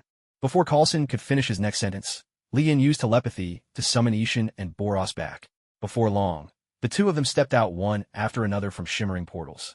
Natasha and Coulson immediately launched into their act, putting on the air of dutiful bodyguards. Coulson quickly stepped in front of Lian and grabbed his arm as if to whisk him away, exuding loyal determination. Natasha feigned panic, her face a picture of alarm. Watching these two actors, Lian couldn't help but interrupt them. "Enough with the act. I knew from the start that you're both agents sent by Nick Fury." Coulson scratched his nose and grinned. "Boss, you're sharp as ever." Lian said, "Let's go. We'll make a trip to nowhere and see what we can learn from the way others do business." Ishin opened a portal. Lian stepped through first, with Ishin and Boros following close behind. Coulson mustered his courage and hurried after them. Nowhere. The collector was busy arranging his treasures. No one really knew how long he had lived. Though his power was nothing remarkable, his wealth was legendary. He was among the richest in the universe. Compared to him, Tony Stark was practically a pauper. He had once offered 4 billion galactic credits for the orb, and the ease with which he could produce such a fortune proved that he was one of the universe's top business magnates. The collector's name was Taneleer Tyven. He and the Grandmaster were brothers, both among the oldest beings in the universe. They were also members of the Elders of the Universe. Over their long lifespans, each had developed unique hobbies. One loved collecting, the other was addicted to gambling. A rather peculiar pair, to say the least. Lian's arrival took the collector by surprise, not least because there were 4 of them, and 3 radiated an aura of overwhelming power. He greeted them politely, asking what business had brought them here. Lian explained their purpose in a few words, and the collector understood immediately. These guests were likely, like himself, beings of limitless longevity. They had come seeking advice on how to keep from losing their sanity over endless ages. A sense of shared plight made the collector especially warm and welcoming toward his visitors. He brought out a bottle of his finest, aged for at least several centuries, a rare alcoholic spirit invented by extraterrestrials. Its pungent aroma was so strong that it nearly knocked Coulson out. Lian took a sip. Beneath the intense alcoholic kick, there was a subtle sweetness he had never tasted before. "This is excellent," he thought. The outsider god chimed in with admiration. "Indeed, Earth's liquor has never had any real bite to it. But this burns like fire." Now, that's a drink worthy of men. They chatted for a long while. The collector then led Li Yin and his companions to view a small portion of his collection, eagerly describing the rarity and value of each item. Here they saw extinct plants and animals, all sorts of rare minerals and priceless treasures. Every artifact in this place was unique and worth a fortune. The collector's wealth was not to be underestimated. In the course of their conversation, the collector also shared many tales of the universe, revealing ancient secrets lost to time. Just as Li Yin and his friends were getting thoroughly engrossed, 5 figures appeared. Well, to be precise, only 3 of them truly counted as people. They had come to the collector, hoping to trade an item they had acquired. Earlier, the collector had received their message. You're the ones that got the orb, aren't you? As the group drew nearer, Li Yin recognized them. It was the Guardians of the Galaxy. He couldn't help but think what an odd crew they were. The strongest among them was Groot, a floral colossus, while the weakest was, ironically, their leader, Star-Lord. Star-Lord cool piped up. Yeah, that's us. You can check the goods yourself. This thing is worth 4 billion, so you'd better be careful with it. The collector turned to Li Yin and said, Honored guests, would you mind waiting a moment? I must see to these other visitors first. I do hope you'll stay and join me for lunch afterward. He took the orb from Star-Lord's hand and placed it into a machine. As the mechanism whirred to life, the shell of the orb cracked open, revealing the purple gem within. A beam of light shot out, conjuring an image, a colossal giant wielding an enormous staff. With a gentle tap against the ground, the staff unleashed devastation, wiping out an entire planet civilization in an instant. The vision exploded in their minds, leaving them stunned. Everyone watched, utterly transfixed. The collector spoke. At the dawn of the universe, all was chaos. Then, with a sudden bang, the Big Bang birthed 6 infinity stones. They flashed into existence, then vanished into the vastness of the cosmos. Each stone controls a particular aspect of the universe. Each holds limitless power. Anyone who possesses them could become godlike. They listened in awe, marveling at the wonders and mysteries of the universe. Quill said, I never imagined there could be objects of such power in the universe. Li Yin replied, For the son of a celestial, you're surprisingly ignorant. Huh? Son of a celestial? Are you talking about me? Do you know who my father is? At that moment, the collector turned to his maid and stepped up to the gem. He reached out to grab it, and in an instant, an overwhelming surge of energy erupted. Purple beams lashed out wildly, enveloping the maid. In rippling waves of power, as if she were slowly being torn apart. She let out a tortured scream. In that dire moment, all Star-Lord and the others could do was stand there, shocked. No one could move a muscle. Suddenly, Li Yin appeared at the maid's side. With a swift motion, he snatched the infinity stone from her grasp. The raging energy dissipated at once, and the purple gem lay quietly in Li Yin's palm. Though the maid was saved, her body had been ravaged by the terrifying energy. She was on the verge of death. Coulson rushed over, supporting the maid and checking her breathing. She's still alive. Hurry, help her. Li Yin looked at Coulson without a word, silently channeling a pulse of healing energy. Soon, the maid opened her eyes. Li Yin looked at her and asked, What's your name? She answered Karina. Go back to S.H.I.E.L.D. with Coulson. The collector offered no objection. The command of the strong is not to be questioned by the weak. Li Yin placed the gem into its container and tossed it to Star-Lord and his companions. Take it somewhere safe. This is clearly not the right place. He opened a portal, preparing to return to Earth. Star-Lord hurriedly called out, Do you really know who my father is? Li Yin replied, You'll meet him soon enough. But trust me, he's hardly worthy of being called a father. So what's this about being the son of a celestial? Oh, you'll find out when the time comes. But I hope you won't be too quick to believe everything you hear. By the way, Mr. Tyven, thank you for your hospitality today. If you ever have the chance, do visit me on Earth. With that, Li Yin and his companions turned and left. After Li Yin departed, Tyven turned to Star-Lord and said, Your father, like me, is a member of the Elders of the Universe. But his favorite pastime is killing his own children. Once Li Yin's party had gone, Ronan the Accuser also arrived on the scene. It turned out that Drax the Destroyer, unable to contain his thirst for vengeance, had revealed their location to Ronan. At this point, Ronan was working with Thanos, helping him to search for the Infinity Stones. Just as in the original story, Star-Lord and his friends were no match for Ronan. The stone was snatched away, and Ronan set out to destroy Xander. Star-Lord and the others hurried to stop him, but none of this had anything to do with Li Yin. Meanwhile, Coulson and Natasha escorted the collector's maid, Karina, back to S.H.I.E.L.D. Coulson now had to report to Nick Fury about everything he'd witnessed that day. Nick Fury said, So, you went with them to the home of an alien called the Collector. He welcomed you warmly, And there you saw a gem called the Infinity Stone, a purple one. Coulson replied, "It's not a purple stone, it's a gem. That gem possesses immense power. A giant could wield it to destroy an entire planet with ease." Yes, Director. Li Yin and his companions were there as well, but none of them seemed surprised, as if they already knew about it. And the one holding the gem, you suspect he's from Earth, but Li Yin claims he's the son of a celestial? That's right. He looks completely human on the outside. Nick Fury continued. And this alien maid is called Karina? Karina answered, "Yes. Please, don't send me away. I could do anything. I just don't want to go back to the Collector. Tell us, what do you know about the Collector?" Karina fell silent for a moment, then spoke. "I don't know much about him, only a few surface details. His name is Tyvan. He's a member of the Elders of the universe, and he's existed for hundreds of thousands, maybe even millions of years. His strength is formidable, but that's all I know." "All right, Coulson, was there anything else of value that you overheard?" Coulson thought for a moment, then shook his head. There wasn't much time, and the rest was just small talk. Once home, Leon gulped down a large glass of juice. The alien liquor he'd just tasted was good, but it had left his throat parched.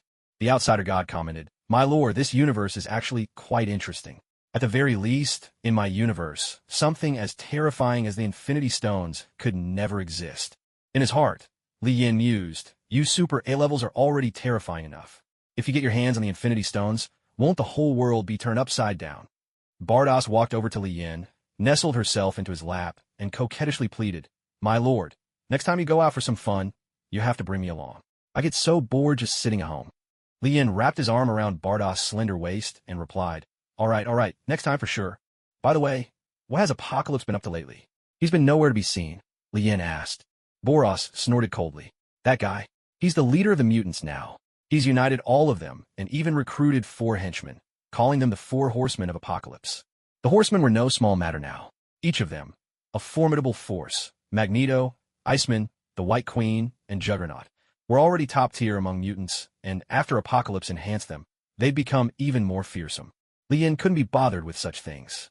No matter what Apocalypse did, betrayal was out of the question now. Let him amuse himself to his heart's content. Thinking of Apocalypse, he remembered that was the first follower he ever subdued, and the system had rewarded him with Bardos. If he were to recruit another, would there be another reward? But where could he find a suitable candidate? He wouldn't settle for someone too weak, nor would he accept someone who didn't meet his standards of beauty. It was giving him quite the headache. The strange god reminded him, "You mentioned Star-Lord is a celestial son. That means his father must be worthy of serving you." Li Yin considered this. That could work. In Guardians of the Galaxy 2, Star-Lord killed his own biological father, and his foster father, Yondu, died saving him. Then, in Infinity War and Endgame, he and the others took down his father-in-law. Star-Lord really was a champion of fatherly woes, a true patricide pro. No one could match his record for dad trouble. But if Li Yin could subdue Ego, then Star-Lord could finally shake off that reputation. If he could tame Ego, he'd gain some impressive abilities. At the very least, he'd be able to create planets. Or, if nothing else, get a planet of his own. That would make him a proper planet chief. Li Yin plotted silently. Once Star-Lord dealt with Ronan, he'd go find him. At that point, Ego would show himself. Otherwise, in this vast universe, where would he even start looking? As for Tony Stark, these past few days, he'd been poring over his father's belongings. Following the clues his father left behind, he soon made a discovery. A new element that could greatly boost the energy output of the arc reactor, without the threat of heavy metal poisoning. Tony was thoroughly pleased. Gazing at his suit of armor before him, Tony couldn't help but feel a swell of pride. On Earth, aside from me, there's truly no one else who could build such advanced weaponry. Early in the morning, Li Yin woke up in Wanda's bed, only to find that she had already left for classes at Xavier's school. Now, he had finally achieved his lifelong dream of monogamy, with 1 wife and 1 concubine. Wanda knew how powerful Li Yin was, so she turned a blind eye to these matters, so long as she remained the official wife. After getting up, Li Yin found the house entirely empty. Not even Coulson or Natasha had come to work today. He called Pilot and asked, "Isn't today Thursday? Why is the ice cream shop closed? We're losing millions by the minute, you know." Pilot replied, "Boss, please don't worry. I'll look into it right away." Soon, Pilot called back. "Boss, Natasha, and Coulson went to New Mexico to visit some relatives. They'll need a few days off." Li Yin's eyes narrowed. New Mexico, Thor, the Hammer, the god of thunder, Loki, Asgard. "All right, I understand," he said. Li Yin quickly got ready, opened a portal, and arrived at Xavier's school. This trip to New Mexico might take several days, so he decided to bring everyone along for a taste of America's own Mexican flair. New Mexico. Coulson was busy directing the scene. In New Mexico, a mysterious hammer had fallen from the sky with a thunderstorm. The silver hammer was etched with intricate designs, plummeting from 10,000 meters above and leaving not a scratch on its surface. The most crucial part, no one could move it. Not even heavy machinery could budge it. Coulson said, "Director, we've cleared the area. The site is under our control. But what next? There's no way to move the hammer." Nick Fury replied, "Set up a basic lab over there. Let's see if our experts can figure anything out." "Understood, Director." After hanging up, Coulson muttered to himself, "It was so much better working at the ice cream shop. The food was good, the drinks were good, the breaks were good. Every day here is just one headache after another." Lian appeared. "What are you mumbling about?" Coulson jumped in surprise. "Boss, what are you doing here?" Lian replied, "You skipped work, so naturally the ice cream shop had to close. I thought I'd come see what you're up to." Pilot chimed in, "Is there anything fun to do in New Mexico?" Boros added, "It's so remote here. What's there to play with?" Lian said, "I heard a hammer fell from the sky. Can you take us to see it? Any progress?" Coulson nodded, "Sure, right this way. We still don't know where the hammer came from, but after a metal analysis, it's definitely not from Earth. It's made of an unknown metal and unimaginably heavy. Even the cranes we brought in couldn't lift it." Stepping into the newly constructed makeshift shelter, Pilot caught sight of Thor's beloved Mjolnir. His curiosity piqued. He hurried over, rolled up his sleeves, and decided to see if he could lift it. With a determined grunt, he gritted his teeth and summoned all his strength, but the hammer didn't budge an inch. "Is this thing really that heavy?" he wondered aloud. Boros replied, "No, it's enchanted. Only someone who meets certain special conditions can lift it." Lian shrugged. "Well, we've seen it. Nothing more to do here. Let's go find a place to sample some authentic Mexican barbecue." Meanwhile, Thor was in the tavern, downing mugs of beer with gusto. He knew his hammer was out there, but he figured he'd finish his feast and drinks first. Once he'd satisfied his hunger and thirst, he'd retrieve the hammer, complete his father's test, and finally return to Asgard. Jane Foster watched Thor devouring food and drink, her eyes brimming with admiration. It was mostly because of Thor's muscular, rugged build. He looked every bit the tough hero, irresistible to any young woman. In Jane's eyes, Thor might be a little naive, but he had a good heart, was always willing to help others, and carried himself with a cheerful spirit. She felt that Thor was someone worth entrusting her future to. Lian and his friends made their way to a tavern in town. Since they were in New Mexico, there had to be Mexican barbecue. At least that was his hope. And even if it wasn't authentic, he figured he'd have plenty of time to go to Mexico himself someday. As soon as Lian entered the restaurant, he spotted Thor, his golden hair gleaming as he raised a mug and drank deeply. When it came to eating meat, Thor tore into his food with the appetite of a starving wolf, devouring everything in sight. There was no need to speak with him, so Lian and his group found a table, ordered plenty of beer and delicious barbecue, and settled in for a relaxing vacation.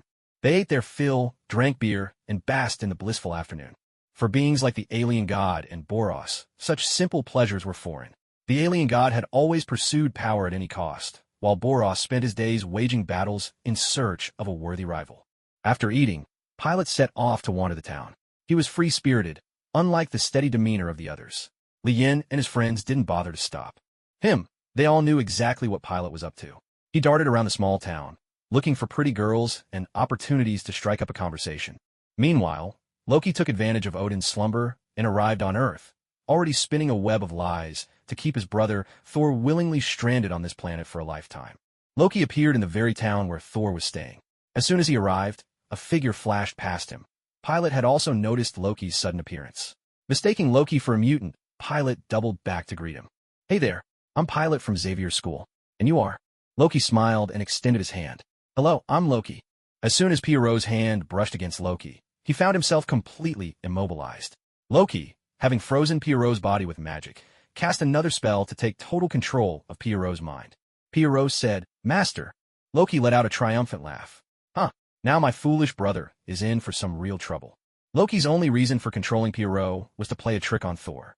With Thor stripped of his powers and Loki unable to remain on Earth for long, Pierrot made the perfect pawn to help him teach Thor a lesson. Meanwhile, Thor, having eaten and drunk his fill, left the tavern and strolled leisurely toward the place where his hammer had fallen. Confidence radiated from his face. He truly believed things would be simple. All he had to do was find the hammer, lift it, and he'd regain his powers and return to Asgard. By evening, Coulson and several agents were still puzzling over the hammer.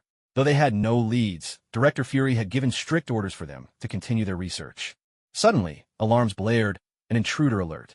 Coulson called out, "Bring up the security feeds and switch the camera view."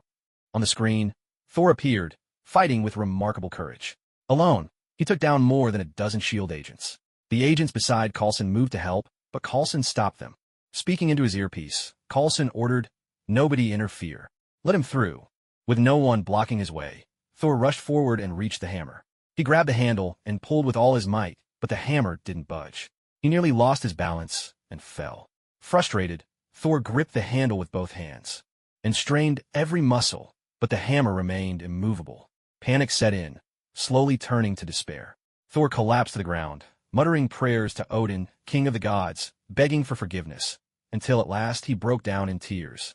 The scene left Coulson and the others in utter confusion. Was it really worth crying over failing to lift the hammer? And praying to Odin? Weren't people supposed to believe in Jesus these days? Coulson and his team approached Thor and questioned him. "Who are you, and why did you break into our research facility?" Thor, shattered, replied, "I am Thor, god of thunder from Asgard. Now I can never go back." They decided to take him to the interrogation room, planning to let him cool off a bit before questioning him further. Coulson was completely at a loss, but fortunately, he knew Li Yin. He dialed Li Yin's number. "Hello, boss. Have you ever heard of Asgard?" Li Yin responded without missing a beat. "Of course. That's my favorite bedtime story. Every night before I go to sleep, Wanda still reads it to me." Coulson scratched his head, exasperated. "Boss, you know that's not what I meant." Li Yin replied, "Oh, I get it. So, how much are you willing to pay for the information?" Coulson said, "Boss, are you still short of money? If it comes to that, Natasha and I can go without this month's salary." Li Yin replied with a serious expression, "That's out of the question. People would say I'm withholding my employees' pay and exploiting labor. Call me a notorious, heartless entrepreneur. I can't have my reputation tarnished. Business is business." Coulson, helpless, responded, "All right then. How about I pay you $100,000 for the information?" Li Yin said, "Listen carefully. Asgard really does exist. You know how they say art imitates life? The stories of Asgardians coming to Earth go back thousands of years. There's a lot of truth mixed in with the legends." Coulson asked, "And then what happened?" "What happened next?" "There is no next for $100,000, Li Yin replied. With a sigh, Coulson said, "All right, I'll add another 100,000. This time I don't want a story. I just need to know, is the person we've caught really an Asgardian?" "Yes," Li Yin replied. "If that's all, I'll hang up now." The information is getting scarcer and scarcer, Coulson thought. "Boss, considering how long I've worked for you, even if I haven't earned any merit, surely I've put in the effort. Can't you tell me a bit more?" Li Yin responded, "Let me clarify something. While you were working, I'm not sure about any merit, but where's the hardship in your job?" All right, I'll give you a little spoiler. The guy you've caught is actually a prince of Asgard and the future heir to the throne. Oh, and he doesn't really lie.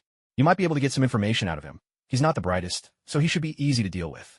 Try talking to him about the glory of warriors and such."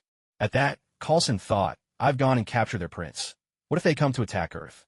Suddenly, someone exclaimed, "Something's wrong. The prisoner's getting out of control again." Coulson glanced at the monitor. Thor was sitting on a chair, wailing and howling, as if he'd lost his mind. Coulson hurried over to check, silently praying, "Please don't let him die on Earth." "What's wrong? If there's something on your mind, you can tell us. Maybe we can help," Coulson said. "It's no use," Thor cried. "My father is dead, and my mother doesn't want me to come home, either." This left Coulson and the others at a loss. Thor was an alien. After all, they couldn't just ignore him, but what could they possibly do? While Coulson was caught between a rock and a hard place, a savior arrived, Dr. Selvig, Jane Foster's mentor. He had come to bail Thor out, claiming Thor had mental health issues and had wandered off because his family hadn't been careful. Coulson took the opportunity to let Selvig take this hot potato off his hands. Thor spent a few days on Earth, and things were calm, until his friends came looking for him. "What? My father isn't dead? This was all Loki's plot? How could he do this to me? After all the trust one put in him?" Sif said, "Thor, come back to Asgard with us at once. Asgard needs you now." A group of people were chatting idly when, all of a sudden, ominous clouds gathered overhead. A rainbow-colored beam of light shot down from the sky, and, as the glow faded, a burst of fire erupted. The immense force of the flames instantly caused several buildings to explode and collapse. The thunderous explosions sent the townsfolk fleeing in panic. "It's a destroyer," someone shouted. Beams of scorching energy blasted in all directions, the searing heat striking terror into everyone's hearts. Coulson and the other agents raised their weapons and began to fight back, but their bullets were far too weak to make any difference. The warriors 3 of Asgard and Sif saw what was happening and stepped forward bravely, but how could they possibly be a match for the destroyer? The 4 of them, like lambs to the slaughter, were knocked aside one by one, quickly injured and losing their ability to fight. The destroyer's onslaught left the town a blazing sea of fire and ruin. Thor, who had been hiding nearby, could no longer stand by. His conscience would not allow others to die because of his own weakness. He made up his mind to sacrifice himself to protect the people of Earth and his friends. He dashed outside, charging straight at the destroyer. But facing the destroyer without a shred of his godly power, Thor stood no chance. With a single effortless blow, the destroyer sent him flying. Yet in that moment, Thor's willingness to sacrifice himself for others proved he had passed Odin's test. He was no longer arrogant. Now he understood the cruelty of war and was willing to lay down his life for ordinary people. Lightning crackled around Mjolnir, which tore itself from the earth and soared toward Thor. As he fell to the ground, thunder roared and lightning flashed. Thor reclaimed his godly strength. Just as he swung his hammer to battle the destroyer once more, a shadow darted past the warriors 3 and Sif, then began to attack them at incredible speed. The group had no choice but to stand back to back, forming a defensive circle to fend off their new assailant. Driven by furious rage, Loki had unleashed Pyroth to strike. He loathed the warriors 3 and Sif. If not for their meddling and their warning, Thor would have stayed on Earth forever, never returning, and none of this chaos would have happened. Pyroth moved far faster than Sif and the others, but their tight formation and defensive stance left him with no easy opening. Frustrated, Loki ordered Pyroth to attack the townspeople at random, determined to vent his wrath on the mortals of Earth. Loki was growing ever more agitated. His foolish brother was about to return, his own plan was unraveling, and soon he would have to face Odin's wrath. The turmoil inside him was reaching its peak. Pyroth rampaged through the crowd, knocking down anyone in his path. Li Yin and his companions quickly sensed that something was wrong. In a flash, Li Yin appeared in front of Pyroth, hoping to see what had happened to him. But Pyroth, in his current state, no longer recognized Li Yin at all. Still running, he swung his fist and, catching Li Yin completely off guard, landed a heavy punch right on his face. Pirit's punch landed as if it had struck a steel plate. His own hand throbbed painfully from the impact. The otherworldly god, Boros, saw Li Yin under attack, and, in a flash, appeared by his side, reaching out to restrain Pirit. The god spoke. He's been controlled by someone else. Bardos said, "It's just a simple spell. Watch me break it." Wanda was fuming. Someone dared to control her brother and attack her man? Who could be so brazen? Li Yin was even more furious. His own brother-in-law had been manipulated into attacking him. What could he do? Even if he hadn't been mind-controlled, could he have fought back? No, he'd have to swallow his anger either way. It didn't take a genius. Li Yin only had to use his big toe to guess who was controlling Pirit. He watched as Thor defeated the destroyer, then with a wave of his hand, pulled Thor over, opened a portal, and brought them all to Asgard. Hovering in the skies above Asgard, Li Yin's fury was palpable as he shouted toward the palace. "Loki, you bastard! Get out here and face your death." In an instant, the gods, Bardos, Boros, and Apocalypse, unleashed their full power, assuming battle stances. The terrifying energy radiating from Li Yin twisted the very air around them, distorting space under its immense pressure. Thor felt his hair stand on end. This was the chilling touch of death itself. Odin, awakened from his slumber, grasped the situation in a heartbeat. Inside the palace, Loki was trembling with fear. Though he loved to toy with Thor, he wasn't a fool. He realized he was in deep trouble this time. Odin soared out of the palace and stood before Li Yin and his companions.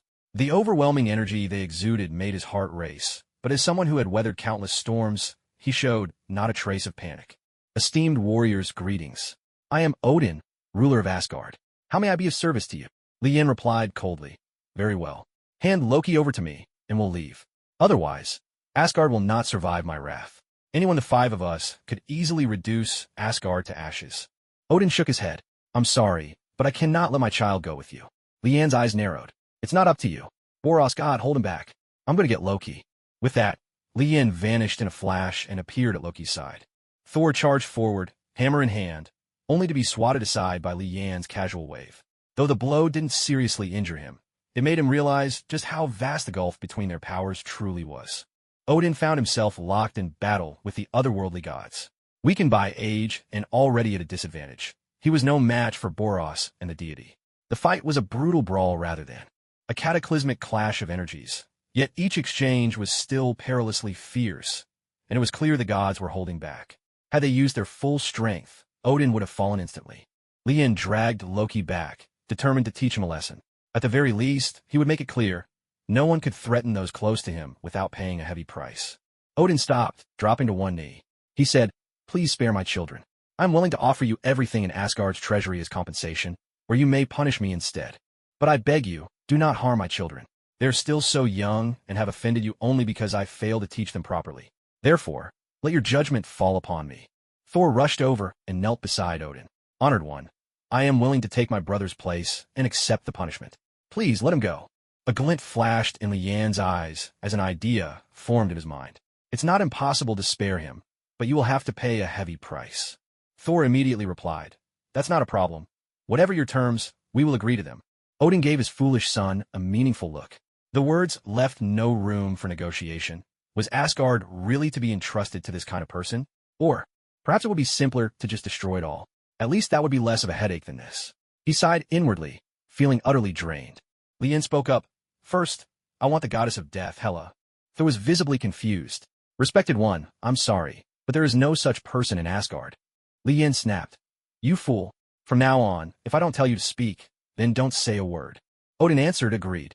"Second, I want the eternal flame. Third, I want the dwarves to forge a few pieces of jewelry for me." Thor wondered aloud. Just a few pieces? Odin shot Thor a fierce glare, and Thor realized he had put his foot in his mouth again. At this moment, Odin truly felt the urge to fly over and kick this idiot to death. Lien said, "That's right. Now, take me to get the eternal flame, then to find Hela, and after that we'll head to Nidavellir to see the dwarves and forge my weapons." Odin instructed, "Thor, take our guests, will you?" "Yes, father." After Lien and the others left, Odin patted Loki on the shoulder. Loki, who had been hanging his head, looked up at Odin. Odin's face broke into a gentle smile, showing no sign of anger. "I'm getting old. Walk with me for a while, won't you?" As Loki gazed at Odin's snow-white hair, his eyes stung with emotion. He fought back the tears and replied, "Of course, father." Odin asked, "And what lesson have you learned today?" Loki lowered his head in thought before answering. "Until one's own strength is truly formidable, never provoke those more powerful. No scheme or trick is better than a strong fist." Odin laughed. "You're right, but not entirely. The powerful are always few in the universe, but there is never an ultimate. Strongest, there will always be someone stronger. The strong have their own ways of survival, and so do the weak. In this cosmos, there is no eternal strength, nor is there perpetual weakness. Absolute strength and weakness do not exist. The universe is not solely for the strong. It is a universe for all life, and every being is equal. Even the powerful must maintain respect for all life." Odin paused for a moment. "My son, you were born to be a king. But this kingship is not just about a territory, nor is it merely about power. Above all, it is about responsibility, a king's heart." Loki nodded. "I understand." Odin replied, "No, you do not understand. Long ago, I didn't know either. It was through bloodshed and slaughter that Asgard became what it is today. Loki, do you know what Asgard sacrificed in the conquest of the Nine Realms? Countless corpses, innumerable restless souls." Episode 15, The Defeat of Hela. Thor never held any ill feelings toward Lien. In his mind, the dignity and status of the strong always outweigh those of the weak. Thor said, "This is Odin's vault. Inside are treasures Odin brought back from his campaigns across the Nine Realms." Lien stayed silent. After obtaining the eternal flame, he returned straight to Odin. Seeing their return, Odin sighed and said, "Come with me. Thor, Loki, you should come too. There are things you will learn sooner or later. Niflheim, the realm of the dead in Asgard, the place where Hela was banished by Odin. The war to seal Hela back then was brutal. Except for one, all the Valkyries perished. Odin himself exhausted great effort to imprison Hela in this land of death. Yet, each year, the seal on Niflheim grows weaker. Odin knows he can no longer hold Hela at bay for much longer. Odin cast his magic, unraveling the seal upon Niflheim, and then led the others to find Hela. They entered a world shrouded in gloom. There was no light, no stars, no living plants, only the spirits of the dead. This was Niflheim, Asgard's realm of death, a place devoid of all life. Hela was the goddess of death for Asgard, and Niflheim was her domain. Once she fought alongside Odin in his conquest of the Nine Realms, earning great renown. In those days, her power and status were second only to Odin's. On Asgard's murals, Hela is depicted raising Thor's hammer, standing shoulder to shoulder with Odin, a testament to her might. The moment Niflheim's seal was undone, Hela sensed it. Before she could react, Odin and the others appeared in a flash. Hela saw the sudden intruders and spoke in a low voice. "So, have you brought help to kill me?" Odin looked at his daughter, lost for words, uncertain where to begin. Lien cleared his throat. "I've heard you're quite violent." "That's perfect. I happen to be fond of fighting fire with fire. I'm pretty good at curing all sorts of defiance." Hela let out a mirthless laugh. "Pathetic Midgardian, you know nothing of true power." Seeing Odin's silence and inaction, a ripple of unease stirred in Hela's heart. Why did this old fellow bring so many people here? Was he planning to get rid of me? Based on what she knew about Odin, it wasn't impossible for him to try. Odin's reputation these days was all about mercy, but back in the day, the lives he slaughtered were countless. Bones could have been piled into a small mountain, and rivers of blood might have flowed through the land. Lien smiled faintly. That queenly aura, impressive. He liked it. He wondered if she could keep up the act in the bedroom, too. "Yes, my power is insignificant. I'm just a speck of dust in the universe, not worth mentioning at all. Come then, let me see for myself just how powerful is the legendary goddess of death." Lien completely suppressed his own energy. He wanted to conquer Hela relying solely on his terrifying physique. Loosening up his arms and legs, Lien started to walk slowly toward where Hela stood. Hela, unwilling to back down, swept both hands back from her forehead, transforming her loose hair into elegant antler-like tresses. Her black bodysuit accentuated her lithe figure, and every step was pure queenly grace, enough to spark any man's urge to conquer. Lien's gaze lingered on Hela's slender waist, her taut curves, that proud look on her face. The desire to conquer her only grew stronger within him. He broke into a jog, picking up speed, faster and faster, until, in Hela's eyes, he was nothing but a blur darting across the field. Thor and Loki couldn't see a thing. Only the other gods, Odin and Boros, could truly follow Lien's movements. As Lien neared Hela, he aimed a punch at her chest. But just as he was about to connect, he shifted from a fist to an open palm, striking her soft chest and sending her flying. Hela, having been taken advantage of, was furious. Once, she had dominated the 9 realms.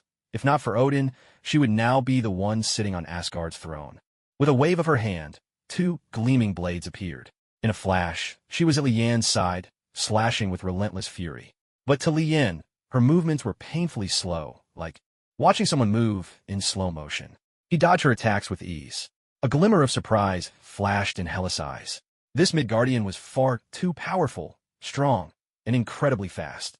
She quickly changed tactics, abandoning close combat. Swiftly, she put distance between herself and Lien.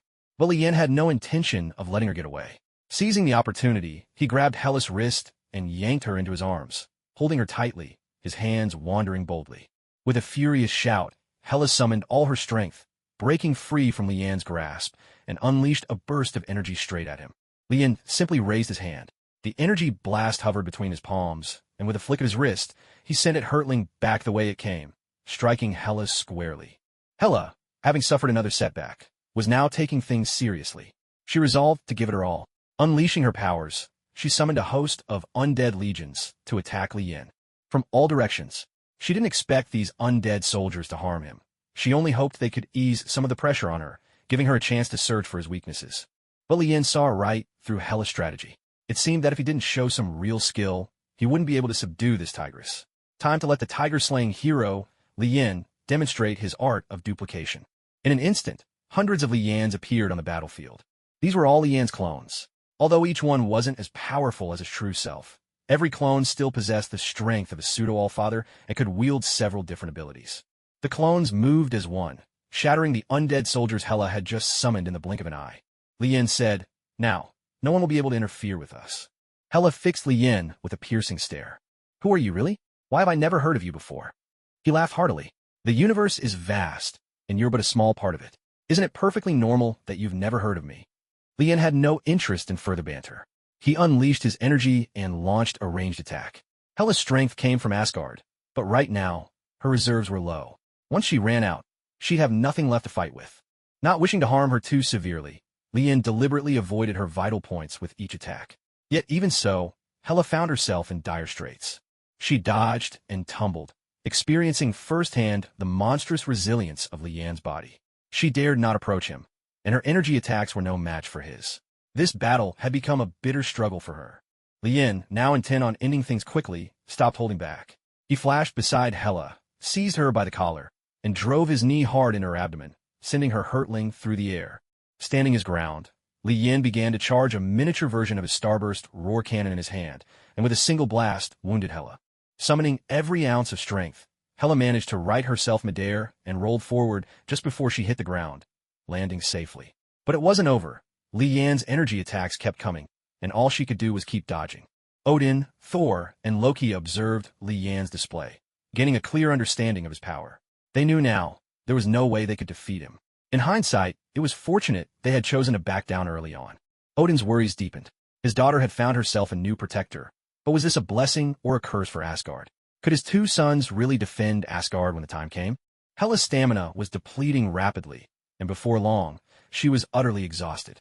Lian's relentless energy assaults forced her to dodge again and again. Now, her whole body ached, her strength was sapped, and she collapsed weakly to the ground. Lian commanded his many clones to surround Hela, capturing her and tying her up tightly. The bound Hela was brought before Lian. After being caught, Hela, perhaps from exhaustion or simply accepting her fate, became unusually quiet and stopped resisting. Lian gently lifted her chin with his hand, smiling. As he said, "My little darling, you really put up a fight. You'd better behave from now on. I'm not known for my patience. If you act up, don't blame me for giving you a spanking." Hela remained unfazed. Her strong-willed nature was not easily subdued, but she had to admit the strength before her. At the very least, she acknowledged Lian's power. "Kneel now, and swear your allegiance to me." Hela glanced at Lian, then, with a reluctant grit of her teeth, knelt down. "I, Hela, goddess of death, am willing to submit to you." A mechanical chime sounded. New follower detected. Hela. Notification. You will now gain all of Hela's abilities. Name, Hela. Abilities, Death Energy, Super Strength, Super Speed, Super Constitution. Assessment. A brutal goddess of war, her hands stained with blood. A dangerous, ambitious individual. After this, Lian and his companions returned to Asgard. Under Lian's guidance, Hela went beneath Odin's vault and revived her pet, the giant wolf, Griffin. Lian planned to take everyone back to Earth for a few days' rest before setting off in search of Star-Lord. Back on Earth, Hela remarked, "It's been so long since I last visited Midgard." Wanda quickly corrected her. "This place is called Earth, not that Midgard you keep talking about." She eyed Hela's haughty demeanor with annoyance, thinking, "I'm supposed to be in charge here, and yet she insists on acting like the queen." Lian shifted the topic. "By the way, does anyone want to go to Nidavellir to get some beautiful jewelry made?" Bardos chimed in. "I want to go. I want to have a magic wand crafted." Wanda added, "Count me in, boss. See, I don't even have a diamond ring. My hands are still empty." Hela, however, showed no interest in such things and clearly did not want to join. Lian decided, "All right then, let's all go together. Wait for me." With a flash, Pilot appeared at Lian's side. "Boss, I want to come too." Wanda asked curiously. "What are you going for?" Pilot scratched his head. "I'm thinking of making a gift for Flicker." Lian grinned. "Not bad. I have to say, my dear brother-in-law, you sure move fast." Under Lian's leadership, the group arrived at Nidavellir.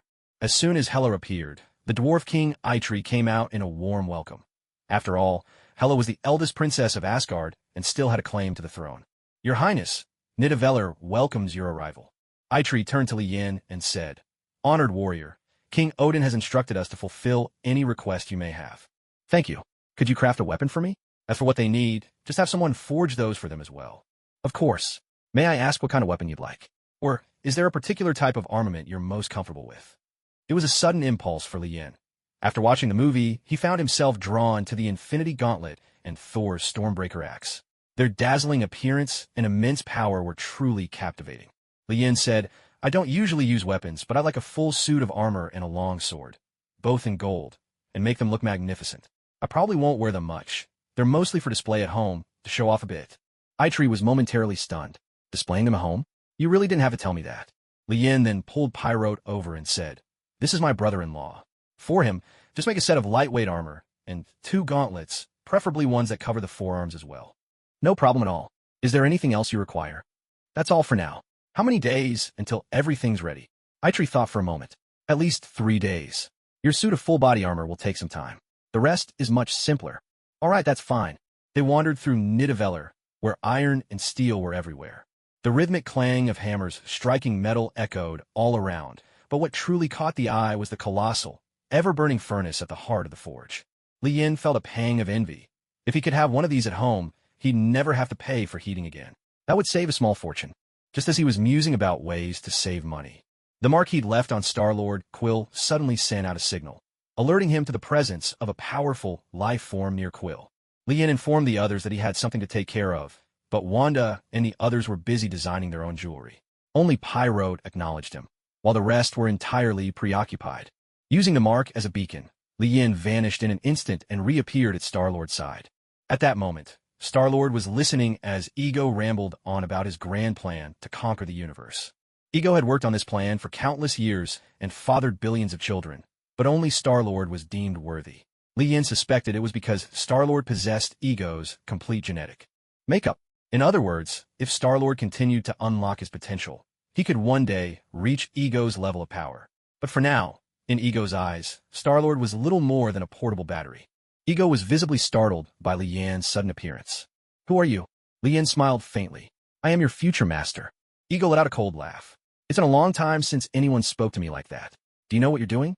You are blaspheming a celestial. The price for that is death." Star-Lord interjected. "Father, I know him. He's my friend. He didn't mean it that way." Star-Lord believed that since his father, Ego, was a celestial, his power should surpass Li Yan's, so he pleaded on Li Yan's behalf. Li Yan said, "Quill, do you know? Your dear father killed your mother." "What?" Quill was struck as if by lightning, frozen in shock. Ego spoke, "Son, you're a god. Don't trouble yourself with such insignificant matters. I only did what I did to keep myself from being distracted." "So it's true what Li Yin said, you kill my mother?" Quill's voice trembled with realization. Without another word, he lunged at Ego, drawing his weapon, and with a few swift strikes, shattered one of Ego's avatars. But this only enraged Ego completely.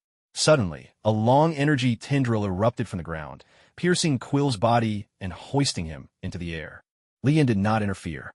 Instead, he flashed outside the planet, standing in the cosmic void, gazing down upon everything like a god surveying his creation. From above, he watched as the father of sorrow, Star-Lord, was pinned and ruthlessly beaten by his father, Ego. In the movie, Ego's power was pathetically weak. He was defeated by that ragtag bunch, all thanks to plot armor. If Li Yin didn't get involved now, he figured Ego would still fall victim to the story's design. But that outcome was not what Li Yin wanted. Though Ego's strength was nothing compared to Li Yan's now, as a celestial, Ego possessed an ability that Li Yin deeply envied, the power to transform inorganic matter into organic life. This planet was Ego's very body. But every flower, tree, and blade of grass upon it had been shaped and created by Ego's will. This power was different from magic.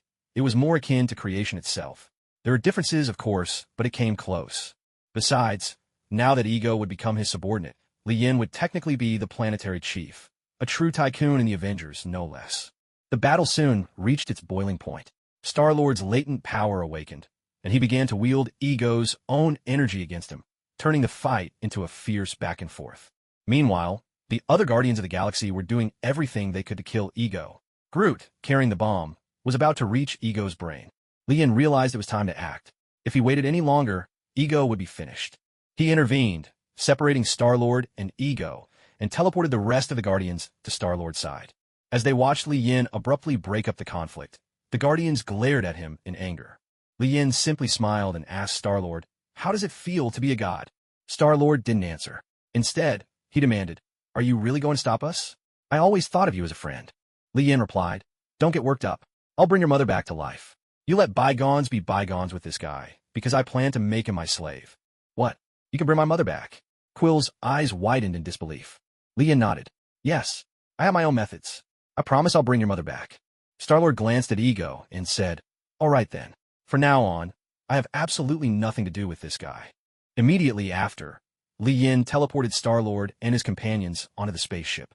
Now, on the entire planet, or rather, on Ego himself, only Li Yin remained.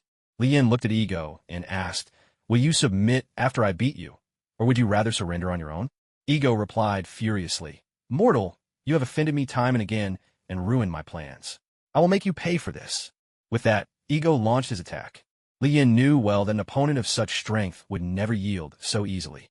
When he fought Hela, Li Yin had held back, showing some mercy and restraint. But Ego, this wretched old man, would not be shown a shred of leniency. Unless Ego ended up half paralyzed, it could only be said that luck was on his side. Li Yin summoned all his energy, and the battle began in earnest. Raging blasts of power flashed and crashed around them. Ego manipulated the rocks on the planet's surface, hurling them at Li Yin in relentless waves. Li Yin dodged the flying boulders and retaliated with energy blasts, blasting craters and scars across the planet's surface. Yet these attacks did nothing to truly harm Ego. Ego's true form was the massive brain hidden deep within the planet. The figure battling Li Yin now was merely an avatar. Unless the brain was destroyed, Ego would never die. After exchanging blows with Ego for a while, Li Yin gained a clearer sense of Ego's abilities. He also found himself rather satisfied with Ego as a potential subordinate. Without hesitation, Li Yin teleported directly to the planet's core, appearing beside Ego's brain. Submit or die, Ego. Tell me, what's your choice? Faced with overwhelming power, Ego thought to himself, I'll play along for now, bide my time, and wait for a chance to resist. What Ego didn't know was that Li Yin possessed a system. Once someone submitted, they would be forced into absolute loyalty, far stronger than any form of mind control. With feigned devotion, Ego declared, Mighty and Eternal One, please accept my loyalty. Ego is willing to become the blade in your hand. A chime sounded. Beep. New follower Ego detected. Beep. You have acquired all of Ego's abilities. Name Ego. Abilities, molecular manipulation, energy control, matter transformation. Assessment. A powerful living planet, formidable strength. Another notification echoed. Beep. 5 followers acquired within 6 months. Special achievement unlocked. Career success. You have gained 1 designated summoning opportunity. Li Yin glanced at the notification. The next summoning would be available in 7 days. Thankfully, he hadn't wasted any time these last few months. In fact, his power and influence had grown tremendously. Aiden, Apocalypse, Bardos, Hela, and now Ego. 5 powerful beings gained in just half a year. Setting aside his wandering thoughts, Li Yin began to experiment with his new abilities. Under Ego's bewildered gaze, Li Yin began to take control of everything about him. Ego's body obeyed Li Yin's every command. With a mere thought, Li Yin conjured a palace for himself, transformed the landscape into a beach, and manipulated inorganic matter into living forms. He created all manner of plants and soared across the planet for a while. After instructing Ego to behave himself and stay put, Li Yin made his way to Star-Lord's spaceship. At that moment, Star-Lord had just managed to regain his composure, but Li Yin's arrival brought a hint of tension to the air. Star-Lord was the first to speak. I want to apologize for my attitude earlier. Li Yin waved his hand dismissively. It's all right. I understand how you feel. I won't go back on my word, but you'll need to come find me on Earth. Star-Lord nodded. All right, I trust you. Li Yin added, by the way, your superpowers are still intact. You can keep using them. Your companions need your protection, so don't underestimate your strength. Study it carefully. A power like yours now borders on that of a false celestial. Except for Gamora, most of Star-Lord's crew weren't exactly the sharpest when it came to understanding what celestial-level power meant. Gamora clarified, it's an extraordinary power. Odin and Thanos are both celestial level. You may not be quite their equal, but you're already incredibly strong. Rocket Raccoon gleefully leaped on his Star-Lord shoulder. Just wait. Let's see who dares mess with me now, ha ha ha. Star-Lord didn't engage with the group. His feelings were a tangled mess. He'd only just discovered his true heritage, barely had 2 days to process it, and already he clashed with his biological father. Although Li Yin had promised to help bring his mother back, his infuriating father was still too much to stomach. Yondu walked over to Quill's side and patted him on the shoulder. I always thought you were just a kid. Turns out, in the blink of an eye, you've grown taller than me. Though Yondu was no saint, a scavenger in the vastness of space, he was a more than competent father figure. He'd taught Quill everything he needed to survive among the stars, and had always looked out for him. Words didn't come easily to Yondu, but his willingness to risk everything for Quill spoke volumes. He was, at heart, a worried father. Quill looked at Yondu. Thank you. Yondu grinned. Kid, after you pulled that trick on me last time, there's no way I'm letting you die so easily. Gamora asked, where to next? Are we heading to Earth? Star-Lord took a deep breath to steady himself. Let's go. Now, I finally have the power to protect the people I love. I won't let any harm come to you again. Li Yin was in high spirits as well. After resolving things with Ego, he returned to Nidavellir. Wanda and the others had all designed their favorite accessories, and quite a few had already been crafted. Rings, bracelets, necklaces, earrings, and more. Each person had made at least a dozen pieces. Pierrot had a pair of earrings and a diamond ring custom-made for Shenghuang, making it clear that the young man was truly smitten with her. Lian's armor and weapons would take 2 or 3 days to finish, so he decided to take everyone home and come back in a few days to pick up the items. Shield. Coulson complained, "Director, right now the Avengers only have Hawkeye and Natasha. Tony Stark still refuses to join, so the mission is becoming much too difficult." Nick Fury asked, "Coulson, how's the captain doing these days?" "He's actually doing pretty well. I've been spending a lot of time helping him catch up on modern history." Now that Captain America was awake, Nick Fury's Avengers initiative was underway. Yet what troubled him most was the emergence of unknown forces. For someone like Nick Fury, anything he couldn't control was a potential threat. Tony Stark arrived at Xavier's school. Ever since Lian had saved him here last time, Tony had become a regular visitor and even got along quite well with the mutants. In Tony's eyes, although mutants had extraordinary powers, it was still his Iron Man suit that represented the future. Professor X greeted him with a gentle smile. "Welcome, Tony." "Hey, Charles. How have you been lately?" These two geniuses had, by now, become close friends. Professor X replied, "Not bad. It's just that most of the teachers at the school have taken leave recently, so things have been a bit hectic for me." Tony quipped, "Oh, I envy you for having things to keep you busy.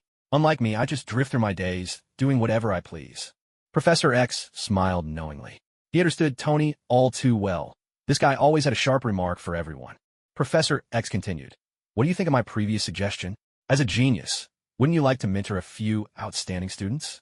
Besides, the children at Xavier's are incredibly gifted and genuinely pure-hearted." Tony shook his head. "I think I'll pass.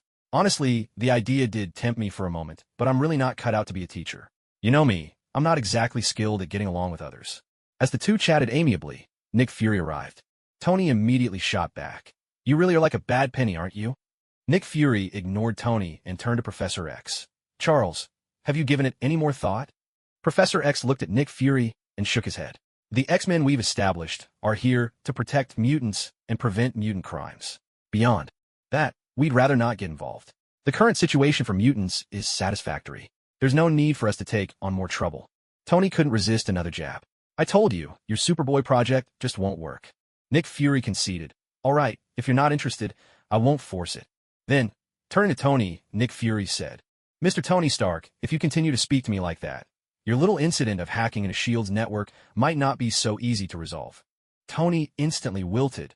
He had no one to blame but himself for being so reckless back then.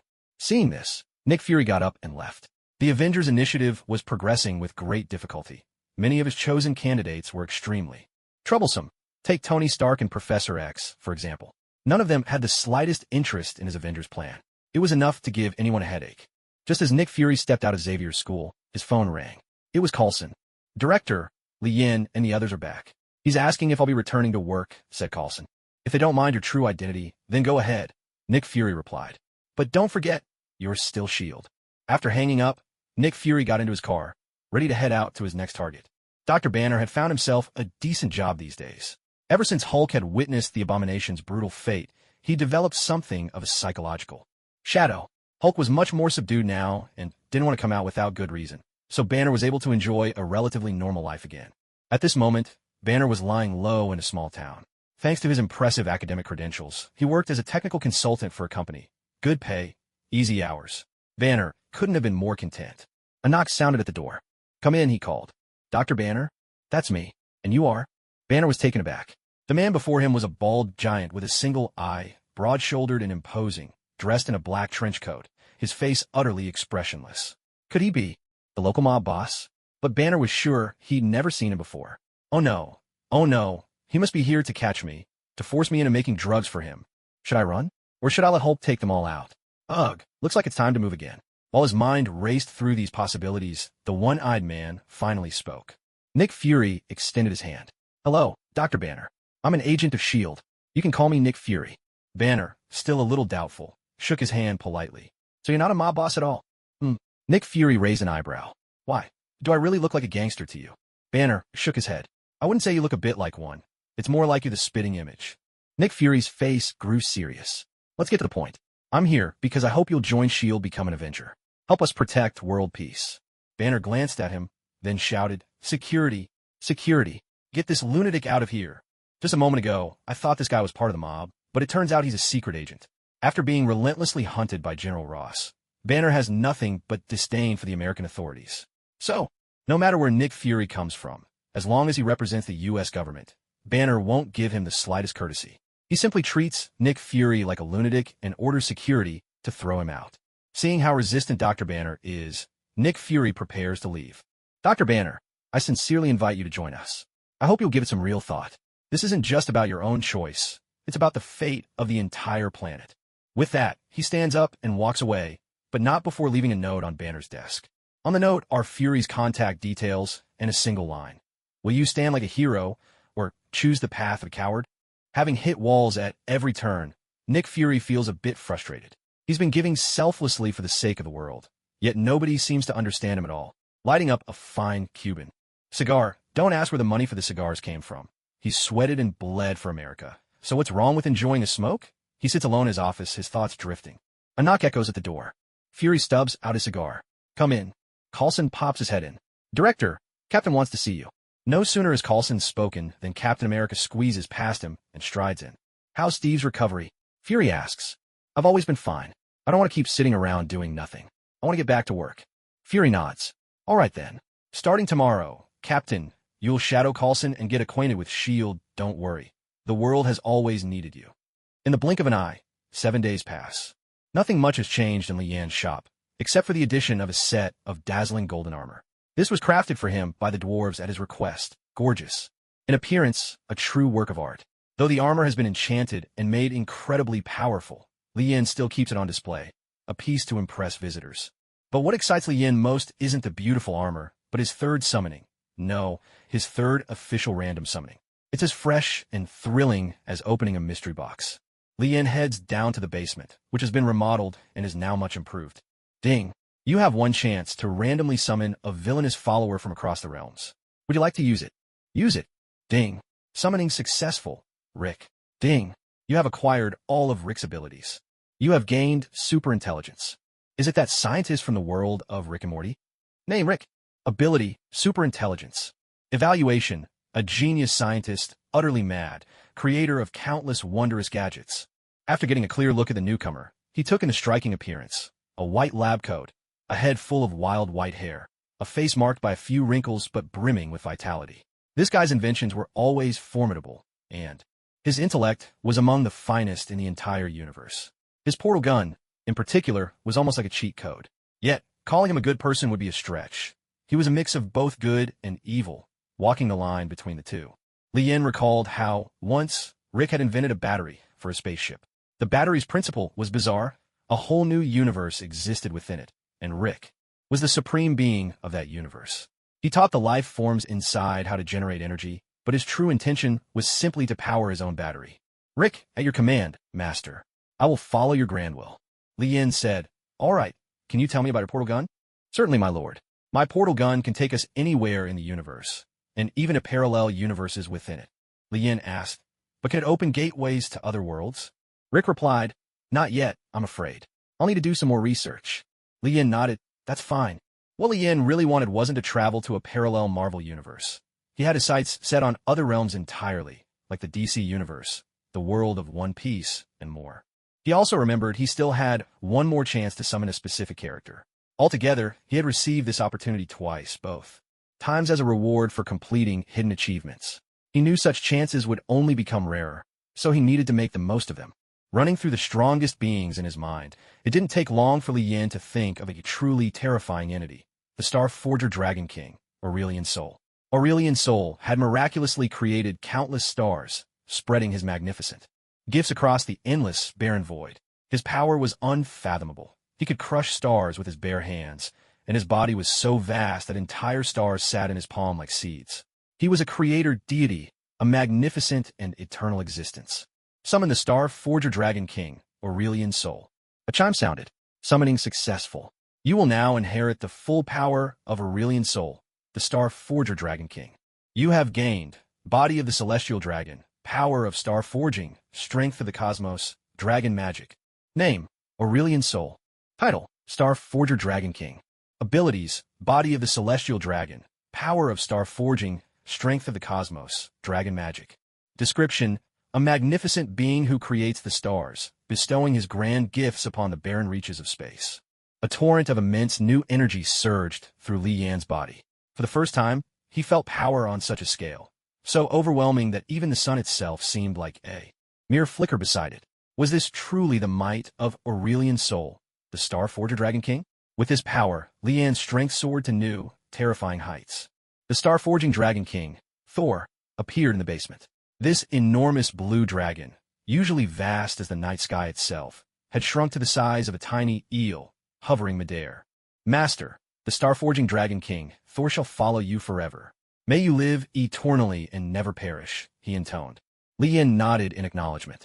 He began to examine the new abilities he had just acquired. Superintelligence. This was Rick's ability, granting him the power to absorb boundless knowledge and master countless skills. With it, he could invent immensely powerful technological weapons. No theory or field of study in this world could ever confound him. Body of the Divine Dragon.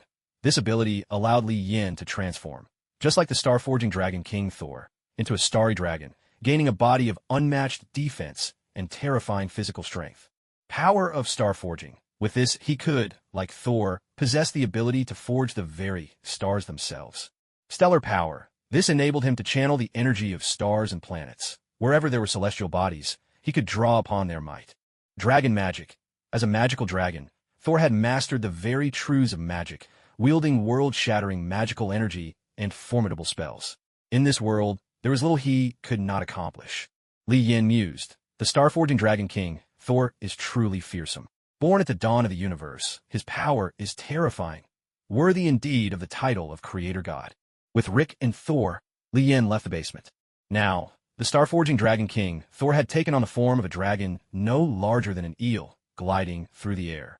Li Yan teleported the two to the planet Ego, where they could keep Ego company. This arrangement allowed Li Yan to keep an eye on Ego, gave Thor ample space to move about, and let Rick conduct his research in peace.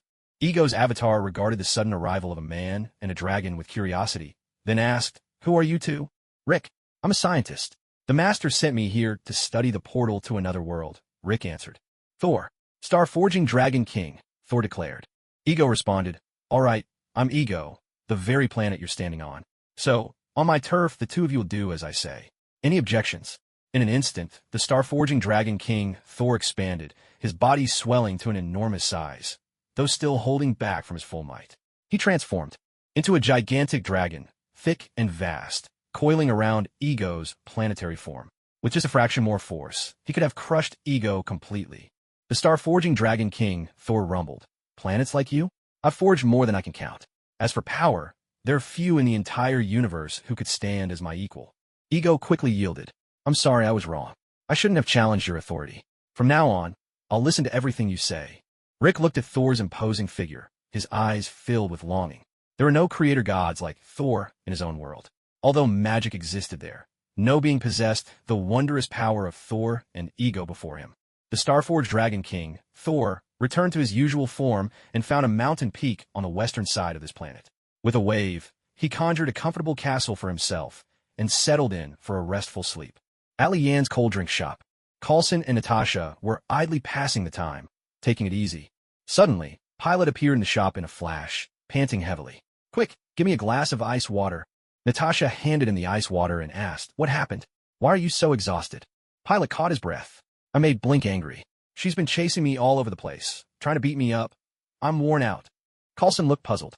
"I thought you two got along really well. What did you do to make her so mad?" Pilot shrugged. It wasn't much. I went to the movies with another girl, and she caught me." Natasha shot him a look of disdain. Typical playboy." Pilot protested. "I swear, I didn't do anything. No matter how I try to explain, Blink just won't listen." "Say, Coulson, you must have a lot of experience with this kind of thing. Why don't you give me some pointers? I'll even get my brother-in-law to give you a raise." Coulson chuckled. "Your role model is standing right next to you. How do you keep missing the obvious?" Pilot quickly waved his hands. "Forget it. The gap between us is way too big. I'd better go apologize to Blink and promise I'll never do it again." A glint appeared in Coulson's eyes. Wasn't this just the candidate for his Avengers initiative, standing right in front of him? He gathered his thoughts and began to gently coax Pilot. "Pilot, have you ever thought that, given your status now, being with Blink might not be the best match?"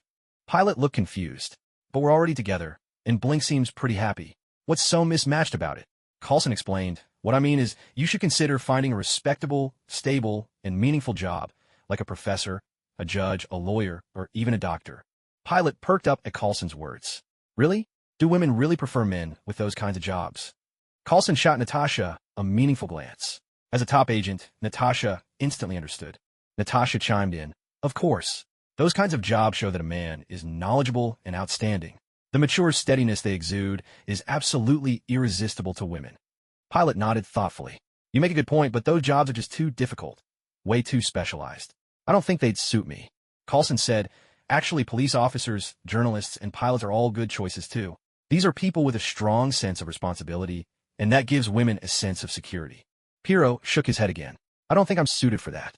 Natasha pretended to speak offhand. Then you'll have to do what Coulson does, become an agent. Piero's eyes lit up. Are you still recruiting people? Wait, never mind. Your requirements must be even higher. I'll pass. Coulson replied. Who says our standards are so high? We actively seek out all kinds of talent from society. It's obvious. Piero, you're one of them. Your abilities could solve a lot of problems. Piero hesitated. But at Xavier's school, we have a rule. I'm not allowed to intervene with ordinary people. Xavier's only deals with mutants. Other matters are handled by someone else. Coulson chuckled. You've got the wrong idea. Being an agent isn't all about fighting and danger. There's a lot of navigating relationships, too. We have all kinds of missions. Some are quite simple, others more challenging. But the most exciting one, in my view, is this thing called the Avengers Initiative. Piero looked intrigued. The Avengers? What's that, some kind of assassin organization? Natasha quickly interjected. No, that's classified. Only top-level agents get that information. Coulson added, don't underestimate S.H.I.E.L.D. We're responsible for protecting not just America, but the whole world. Oh, please. Protecting America? Look at America. How many people get gunned down every day? Coulson gave an awkward smile. That's a social issue, and it's complicated. Our main focus is external threats, like terrorists trying to destroy the world or alien invasions. Piero rubbed his chin thoughtfully. All right, let me think it over. He knew he couldn't keep drifting like this. He needed a job to prove himself. Life was comfortable now, but sooner or later, everyone has to stand on their own. He couldn't let his sister worry about him forever. After all, he was the older brother, and being an agent actually sounded pretty good. It might just suit him. Before long, Piero made up his mind and agreed to join Coulson. He would go to S.H.I.E.L.D. and become an agent. This was Piero's turning point, a step toward his own growth and transformation. Wanda stared at him in disbelief. What? You're going to be an agent? Piero grinned. Of course. I'm coming in as a level 6 agent, answering only to Director Nick Fury. $20,000 a month, 7 days of vacation. What do you think? Not bad, right? Wanda was fully supportive of her older brother's determination to improve himself and make a change. She had been watching Coulson for some time and found him to be a genuinely good person. If her brother could learn from someone like that, there was a real chance he could amount to something. Since you're willing, I'll support you, Wanda said gently. But you have to be careful. Not everything is worth risking your safety. She couldn't help but worry. After all, he was her only family left. Lian chimed in from the side. Wanda's right. Even though you have armor made by the dwarves, your abilities are still a bit limited and have some weaknesses. He extended his hand toward Pilot, channeling his power to enhance Pilot's super abilities. Suddenly, Pilot lifted off the ground, suspended in midair. His limbs stretched out forcefully, as if he were forming the shape of a star. Pilot felt a terrifying surge of energy flood through his body. He sensed himself swelling, on the verge of bursting apart, and the pain was so intense that he let out a guttural roar. Wanda watched, deeply concerned, wanted to ask Lian to stop, but the words caught in her throat. The enhancement was over almost as soon as it began. Lian looked at Pilot's wrecked appearance and let out a sheepish chuckle. Sorry, first time doing this. Maybe I overdid it a little. Pilot collapsed onto the ground, arms and legs splayed, gasping desperately for air. For a moment, the agony had made him wish he were dead, and even though it had only lasted a short while, he was nearly overwhelmed. But as he began to sense the new power flowing inside him, a smile crept across his face. Deep down, he thought it was worth it. Come on, I can take more. Let's do it again. After the enhancement, Pilot's speed had increased by an unknown multiple. He wasn't as fast as the Flash, but he could now reach 1% the speed of light, a pace that was more than enough for him. Now, circling the Earth took him only 1.3 seconds. Lian hadn't just boosted his speed, but also his physical strength. Pilot was now tough enough to go toe-to-toe with someone like Spider-Man, and lifting a dozen tons was no problem at all. Pilot grinned. Thanks, brother-in-law. Lian replied. No problem. Just make sure you stay safe. Wanda interjected. No way. I still don't feel comfortable leaving you on your own. I'm coming with you. Actually, I should say, I'm going to keep an eye on you. I have to go too. Coulson, witnessing all this, could hardly believe his luck, an unexpected bonus. Lian shrugged. All right, sure. Coulson beamed. Welcome, welcome. From now on, Wanda and Pilot are both senior agents and special advisors to S.H.I.E.L.D. Wanda gets the same benefits as Pilot. Wanda nodded. Sound good. I wasn't doing much at home, anyway. Back at S.H.I.E.L.D. headquarters, Coulson reported in. Director, I got fantastic news. Pilot and Wanda have joined S.H.I.E.L.D. You heard right. They're not just Avengers now. They're full-fledged agents on payroll. Wanda was fully supportive of her brother's desire to improve himself and make a change. Over the past while, she had observed Coulson closely and found him to be a genuinely good person. If her brother could learn from someone like him, there was a real chance he would amount to something. Since you're willing, I'll support you, Wanda said, though her worry lingered in her voice. But you must be careful. Don't do anything reckless. After all, he was her only family, and she couldn't help but fret. Lian chimed in from the side. Wanda's right. Even though you've got that armor crafted for you by the dwarves, your abilities are still a bit one-dimensional, with some obvious weaknesses. With that, Lian reached out his hand and cast his enhancement ability on Pilot, aiming to strengthen Pilot's superpowers. Suddenly, Pilot was lifted off the ground, hovering in the air, limbs stretched wide in the shape of a star. A surge of terrifying energy coursed through Pilot's body. He felt as if he were swelling, on the verge of exploding. The intensity of the pain wrenched a howl from his lips. Wanda watched anxiously, wanting to ask Lian to stop, but the words caught in her throat. The enhancement ended swiftly. Lian looked at Pilot's disheveled state and chuckled. It was my first time, so I might have gone a little overboard. Pilot collapsed flat on the ground, gasping for breath. The sensation just moments ago had been worse than death, and even that brief experience had nearly broken him. But as he started to feel the new power coursing through him, a smile broke across his face. Deep down, he shouted, this was all worth it. Quickly, before the feeling faded, he could handle it. He wanted to go again. After the enhancement, Pilot's speed had increased by an unknown multiple.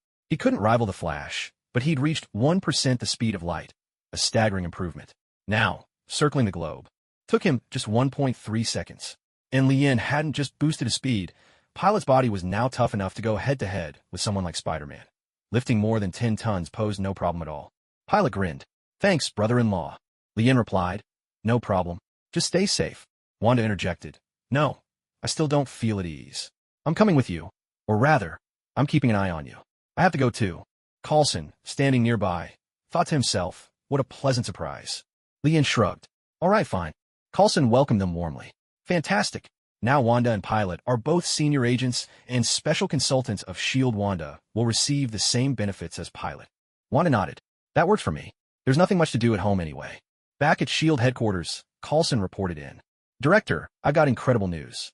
Pilot and Wanda have joined S.H.I.E.L.D. You heard that right.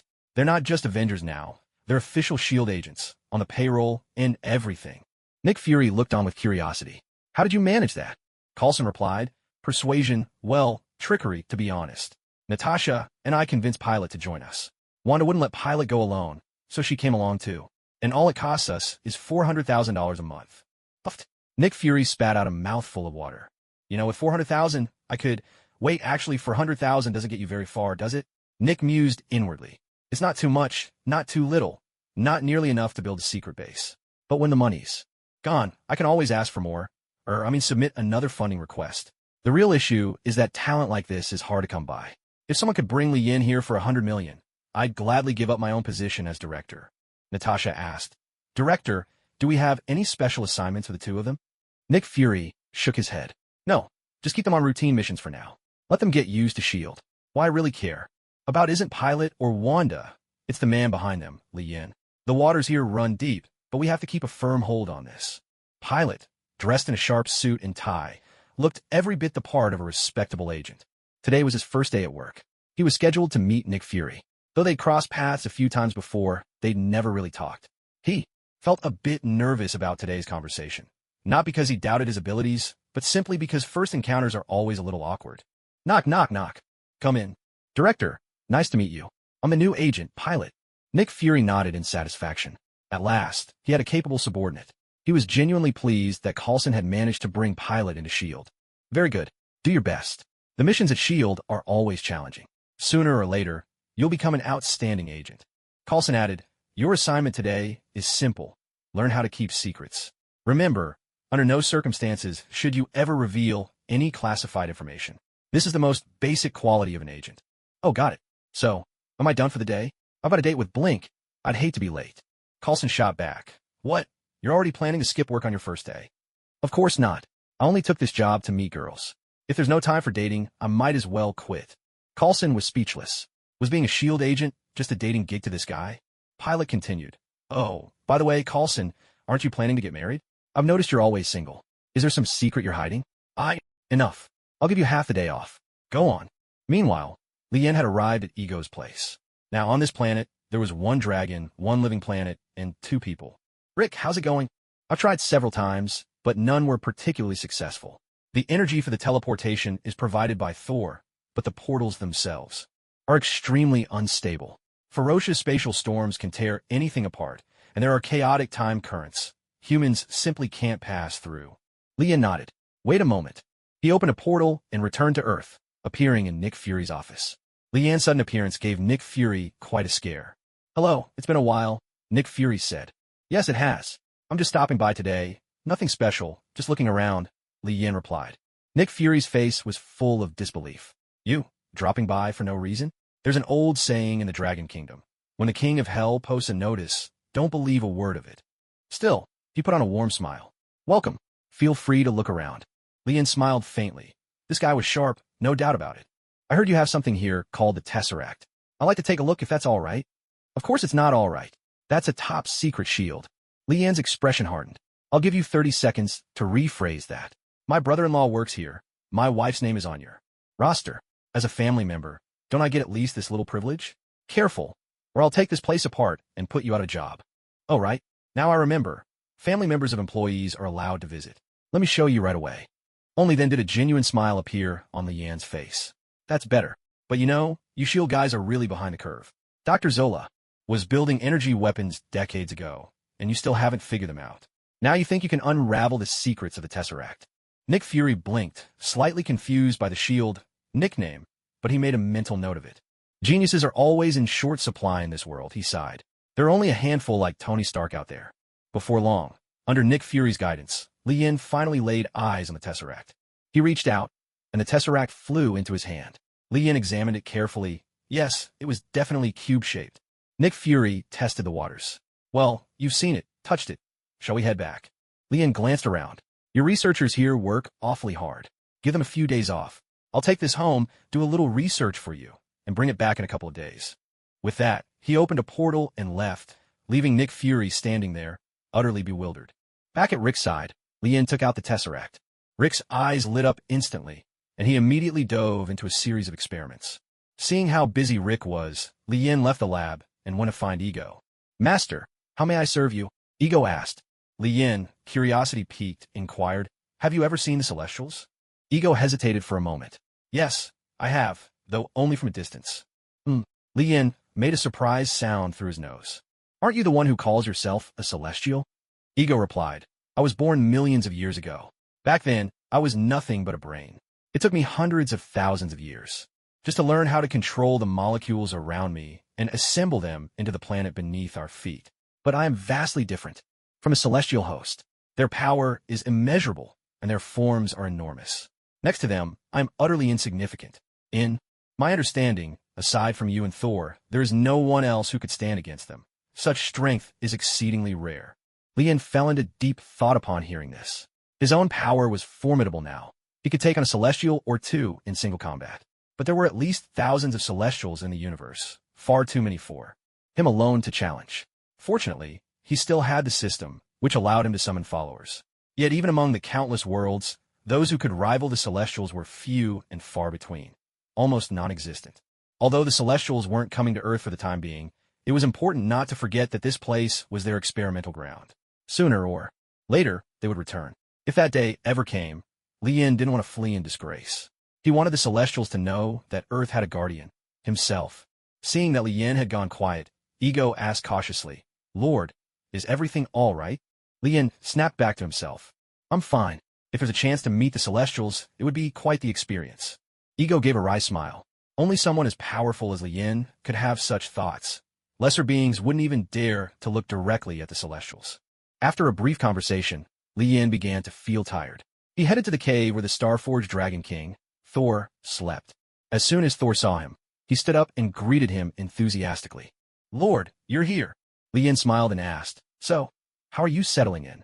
Getting used to things?" Thor replied, "It's great. The only problem is the space here is too small. I can't even stretch out my body." Lien thought to himself, if you unfolded your whole body, Ego would look like a date pit next to you. Come to think of it, I still have the ability to take on a dragon's form. Maybe I should try it sometime. While Lien was chatting with Thor, Ego and the Outsider God arrived. The Outsider God said, "Lord, that Star-Lord Quill is on Earth now. He says he's here for you to fulfill your promise." Lien and the Outsider God returned to Earth, and at Lien's home, they met Quill. Lien greeted him, "Long time no see. How's your training going?" Quill shook his head. "I haven't been practicing. Honestly, I don't want that kind of power." Lien chuckled. "Let me guess, you just want nothing to do with Ego anymore, right? There's no bond between you two? And he really is a bastard. Still, you carry his genes, and that's the source of your power." Star-Lord looked at him in disbelief. "Are you saying I could be like Ego too?" Lien nodded. "In theory, you're right, but whether you can actually succeed depends on your talent and the effort you put in afterward." Quill nodded as well, looking thoughtful. Lien asked, "Are you here to have me fulfill my promise?" Quill snapped out of his reverie and nodded firmly. "Right now, all I want is to bring my mother back to life. Ever since she passed away, I've had no family left." Lien replied, "All right, but wait here for a moment. I need to borrow something." He opened a portal and stepped through, arriving at Kamar-Taj. The last time he'd met the Ancient One was at Xavier's school. She'd even extended him an invitation back then. Now it was the perfect time to borrow the Time Stone, catch up a bit, and, well, perhaps discuss the state of the universe, not just Syria. The portal shimmered open into a tranquil, ancient courtyard. Lien strode in and immediately spotted a familiar face, Master Wong. At this point, however, Wong didn't know him yet. All of Lien's knowledge about Wong came from the Marvel movies. "Please follow me," said Master Wong. "The Ancient One has been expecting you." Lien was a little surprised. The Ancient One knew he was coming? Was she watching him all the time? Honestly, that wouldn't be too surprising.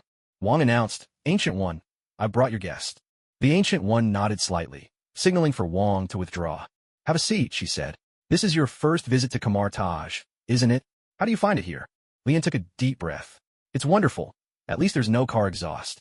The Ancient One replied, "I already know the reason for your visit, but the Time Stone cannot be lent out lightly. It's a rule set by generations of Guardians, and even I cannot break it."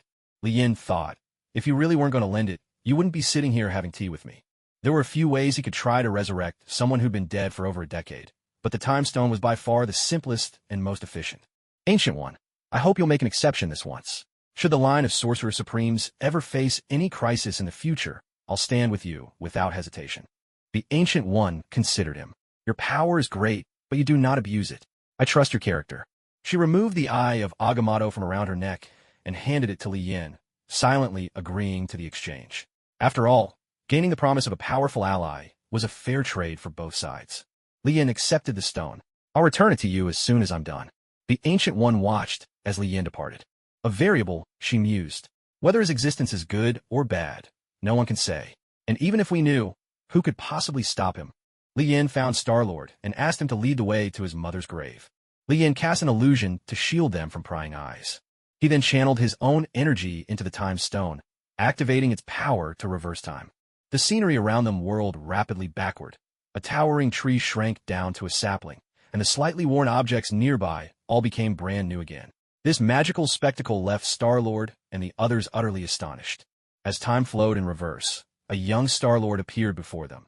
A helpless boy, kneeling in front of his mother's grave and weeping. Time continued. Rolling back, the coffin vanished, and Star-Lord's mother emerged.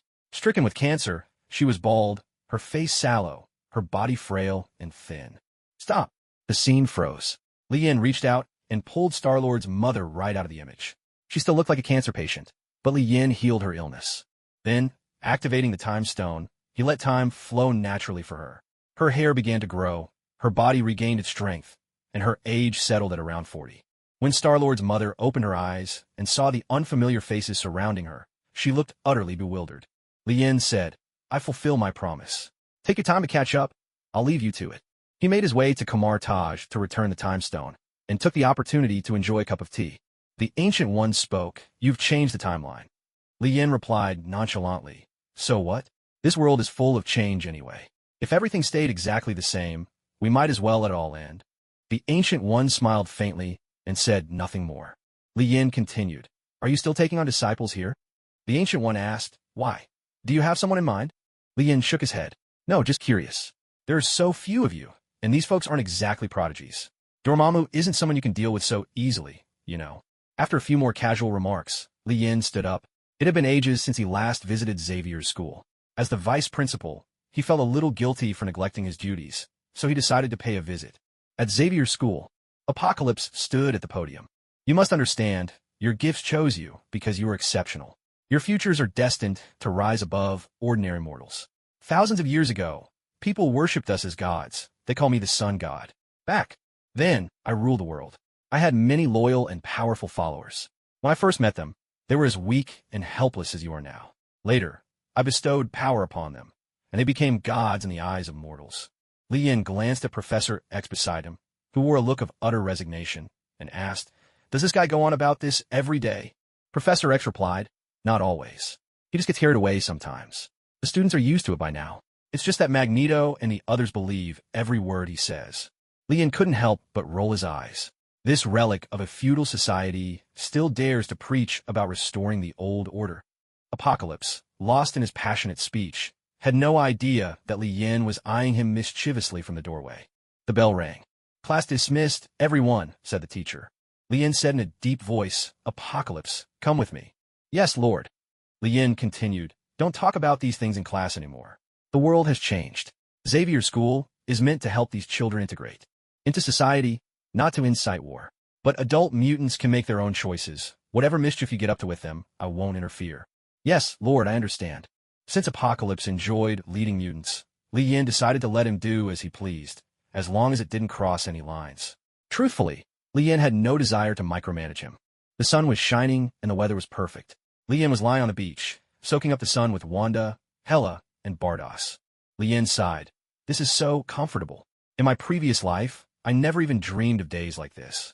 This life has really been a wild ride. Suddenly, his phone rang with a shrill jingle. Li Yin glanced at the screen. It was Pyroth. He answered lazily. Hello? What's up? Something wrong. Pyroth gave a wry chuckle. I'm in big trouble. You're gonna have to save me.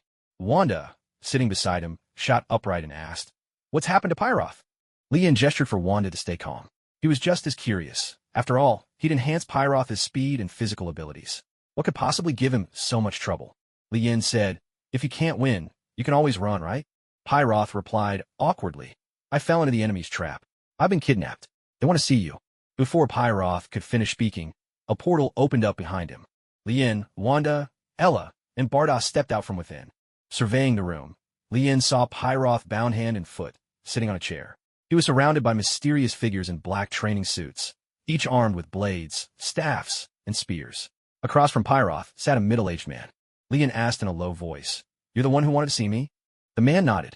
That's right. I mean no harm in kidnapping Pyroth. I only seek your help. Li Yin let out a cold laugh. What do you want from me? The man stood up slowly, looking Li Yin straight in the eye, and spoke calmly. I am the wielder of the 10 rings, and the leader of the 10 Rings Legion. My name is Wenwu. Over the past 1,000 years, I have conquered lands and gathered countless rare treasures. I'm willing to pay any price, if you could bring my wife back to life. Even if it costs me my own life, I won't hesitate for a moment. Li Yin gave a gentle round of applause. Touching. Don't worry, you'll see your wife very soon. Li Yin extended a finger toward Wenwu. In an instant, Wenwu exploded like a watermelon dropped from a height, blood and flesh splattering everywhere. The shocked subordinates nearby instinctively wiped pieces of flesh from their faces in disbelief. Bardos quickly raised an energy shield to block the flying blood. Seeing Wenwu defeated in an instant, his subordinates were so terrified that their souls seemed to flee their bodies. They stood frozen in place, as if bound by an invisible spell, unable to move a muscle. After dealing with Wenwu, Li Yin turned his gaze toward the group of subordinates. The clever ones immediately fell to their knees, begging for mercy. Yet many remained in a stupor, unable to comprehend what had just happened. Li Yin had no interest in bothering with these petty underlings. Hela, finish them all, ordered. Wenwu had kidnapped his brother-in-law, but now justice had been served right here and now. At least on the surface, the matter seemed resolved. Yet there lingered a crucial question. How did Wenwu learn that Li Yin possessed the power of resurrection? Li Yin needed to get to the bottom of this. And as for the plot to kidnap Pilot and use him as leverage, was that really Wenwu's idea? Or was it a scheme cooked up by Hydra agents hidden within S.H.I.E.L.D.? These were mysteries Li Yin was determined to unravel. Hela wiped the fresh blood from her blade and reported to Li Yin, "Master, it's all been taken care of." Li Yin nodded, then gestured at the 10 rings Wenwu had left behind. With a wave of his hand, the rings flew into his grasp, and he slipped them onto his arm. A faint smile played on his lips. The trip hadn't been in vain, after all. At the very least, he'd acquired a magical artifact, and a powerful one at that. Long ago, Wenwu had used these very rings to conquer lands and build his empire. Summoning her power, Hela seized Wenwu's soul and dragged it before Li Yin. Li Yin questioned him coldly. "Who gave you this idea? Or who told you that I have the power to bring people back to life?" Even in his spectral form, Wenwu glared at Li Yin with burning hatred, refusing to yield. Li Yin let out a chilling laugh, his face darkening. "You still don't understand who you're dealing with, or what level of being I am. Don't worry, you will know soon enough." The task of tormenting Wenwu's soul, Li Yin left to Hela. As the goddess of death, she wielded unparalleled mastery over souls. Slowly, she roasted Wenwu's essence with searing flames, subjecting him to agonies beyond imagination. It didn't take long before Wenwu, unable to endure Hela's torture, began to beg for mercy and finally surrendered completely. Hela pursed her lips. "I hadn't even gotten started yet." Wenwu, broken and defeated, spilled everything. A mysterious figure had approached him, revealing that Li Yin could resurrect his wife and disclosing the connection between Pilot and Li Yin. Clearly, this was the work of Hydra agents embedded within S.H.I.E.L.D. As for their true motives, Li Yin could only speculate. One thing was certain. They were not acting out of goodwill toward Wenwu. Having been rescued once again, Pilot felt a twinge of embarrassment. This was the second time he'd caused trouble for Li Yin. Li Yin looked at him thoughtfully. You could say this guy was a magnet for trouble, but somehow he always brought unexpected benefits as well. The first time, Li Yin had gained Hela, the Eternal Flame, and a trove of equipment and jewelry. This time, he'd acquired the powerful artifact, the 10 rings. Li Yin couldn't decide whether Pilot was a bringer of fortune or simply a walking disaster. The reason Li Yin took such a tough stance on this matter was to let those lurking in the shadows know that, although he wasn't one to kill indiscriminately, when it came to taking lives, he would never hesitate. Wanda asked, "With your speed, how do they manage to catch you?" Pilot waved his hand dismissively. "Don't bring it up. I was given a mission to come here and investigate a shadowy organization. I was extremely cautious, but I still walked right into their ambush and got caught." Wanda was starting to regret sending Pilot to work as an agent for S.H.I.E.L.D. That organization turned out to be far less reliable than she'd thought. Afterward, Wanda, Hela, and the others returned home, while Li Yin went alone to S.H.I.E.L.D. headquarters. He needed to make his position clear to Nick Fury. Nick Fury's expression was grave. Nick calmed down for a moment. "This incident made me realize that there might be a mysterious faction within S.H.I.E.L.D. that I'm completely unaware of." Li Yin replied, "You really do live up to your reputation as a top agent. Let me put it this way. At this point, you might as well swap out your S.H.I.E.L.D. sign for a Hydra logo. As for personnel changes, just a minor reshuffle. You step down, and Pierce takes the reins again." Nick Fury was skeptical. Pierce was the previous director. If he were Hydra, why would he ever have let Fury take over? Seeing Nick's disbelief, Li Yin couldn't be bothered to argue further. Meanwhile, Li Yin's ice drink shop welcomed its very first customer in history today. "Hello, is anyone here? I'd like a glass of ice fruit juice, please." Wanda was quite surprised. This was the first customer since she and Pilot had come to this place. If only Li Yin were home, he'd probably be over the moon. After wrapping up his conversation with the bald-headed, egg-eyed hero, Li Yin headed home. The sudden appearance of a portal made their sole customer's eyes go wide with astonishment. Li Yin also spotted the customer, who was happily munching on a hamburger and sipping a drink. Wait a second, he looked awfully familiar. Li Yin called out, "Are you Banner?" Banner nodded. "I didn't expect you to recognize me." Li Yin chuckled. "Judging by how you look, life's been treating you pretty well lately." He casually pulled out a chair and sat across from Banner. Banner smiled and gave Li Yin a grateful look. "Thanks to you, General Ross has suffered quite a blow recently. He no longer believes in those so-called super soldier projects and has started to put his faith in mysticism and theology. He's lost interest in me and stopped chasing after me. I don't have to keep hiding anymore. Life's finally getting back to normal." Li Yin nodded. "Ross really is a piece of work. But congratulations, you don't have to worry about that guy pestering you anymore." Banner thought to himself, "There's something between the lines in what you're saying, but I have no proof." Banner said, "Actually, I came here today just to thank you." Lien nodded. "I didn't step in for your sake. It's just that I really can't stand Abomination, and I wanted to teach him a lesson. You may not know, but in fact, I'm a people's teacher. I teach at Xavier's Academy. So you get it, right? Teachers are always like this. When they see someone misbehaving, they feel compelled to set them straight. It's just an old occupational habit of mine." Banner hesitated, then said, "I've always had a question I wanted to ask you if you don't mind." Leaning back in his chair, Lien made himself comfortable and replied leisurely, "Go ahead. Let's hear it." Teacher Lee is always happy to help others. Banner said, "For a long time, I couldn't control the monster inside me, the Hulk. But ever since the last incident, after Hulk saw what happened to Abomination, I've been able to communicate with him in my mind. I realized he's afraid of you. So, I wanted to ask, do you know any way for us to be separated?" Lien thought for a moment. "You have to understand, your power comes from the Hulk. Without him, you'd just be an ordinary man, barely strong enough to fight off a chicken. Since you two can communicate now, you should try to guide him, reach some kind of agreement. Isn't that a good thing?" Banner shook his head. "I'd much rather just be an ordinary person." Banner's blood alone could create monsters as powerful as Abomination. Simply erasing the Hulk's personality wouldn't solve anything. If Banner truly wanted to return to normal, he'd need an entirely new body. But Lien had no intention of helping with that. First, there was nothing in it for him. Second, without the Hulk, could Marvel still be called Marvel? Lien shook his head. "I'm afraid there's nothing I can do." Hearing this, Banner seemed a little disappointed, but considering how things had improved lately, he didn't push for more. Banner got up, paid for the meal, and left. Wanda, eyes twinkling with a smile, turned to Lien and said, "Boss, today we welcomed our very first customer. Shouldn't we celebrate?" Lien walked over, pulled Wanda gently into his arms, and stroked her smooth, fair skin. "Let's skip the celebration. I have something much more interesting in mind." With that, he swept Wanda up and carried her upstairs. Meanwhile, Hela, feeling idle, returned to Asgard. Although she hated Odin, her bond with the land beneath her feet ran deep. Everything here bore traces of her efforts. Heimdall bowed respectfully and said, "Greetings, princess." Hela ignored him and walked toward the palace alone. Inside the palace, she now had her own room and attendants, enjoying all the privileges due to a royal member. After all, her strength was among the greatest in Asgard. When she was bored, she'd come back to bully her two younger brothers. Thor often ended up battered and bruised after facing her, while Loki had developed a deep-seated fear of his formidable elder sister. "Hela, Thor, Loki, where are you two? Your big sister is back. Couldn't you at least come out to greet me? Is this what Odin taught you?" Her words were always sharp. She often belittled Odin in public, but her power was so formidable that no one dared to challenge her. Thor said, "Sister, you're back. Did your brother-in-law give you another break?" Hela replied with irritation, "He's tangled up with another woman right now. Where'd he find the time to bother with me?"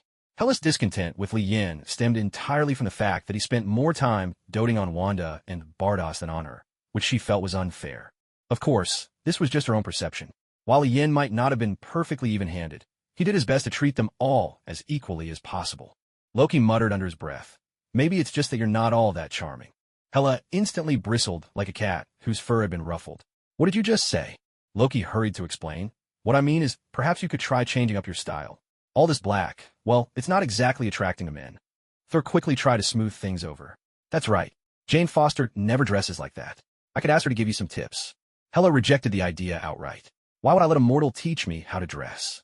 Though she dismissed it, she quietly took the suggestion to heart. She'd seldom bother to dress up, unlike Wanda or Bardos, who always managed to bring something fresh and exciting to Lien.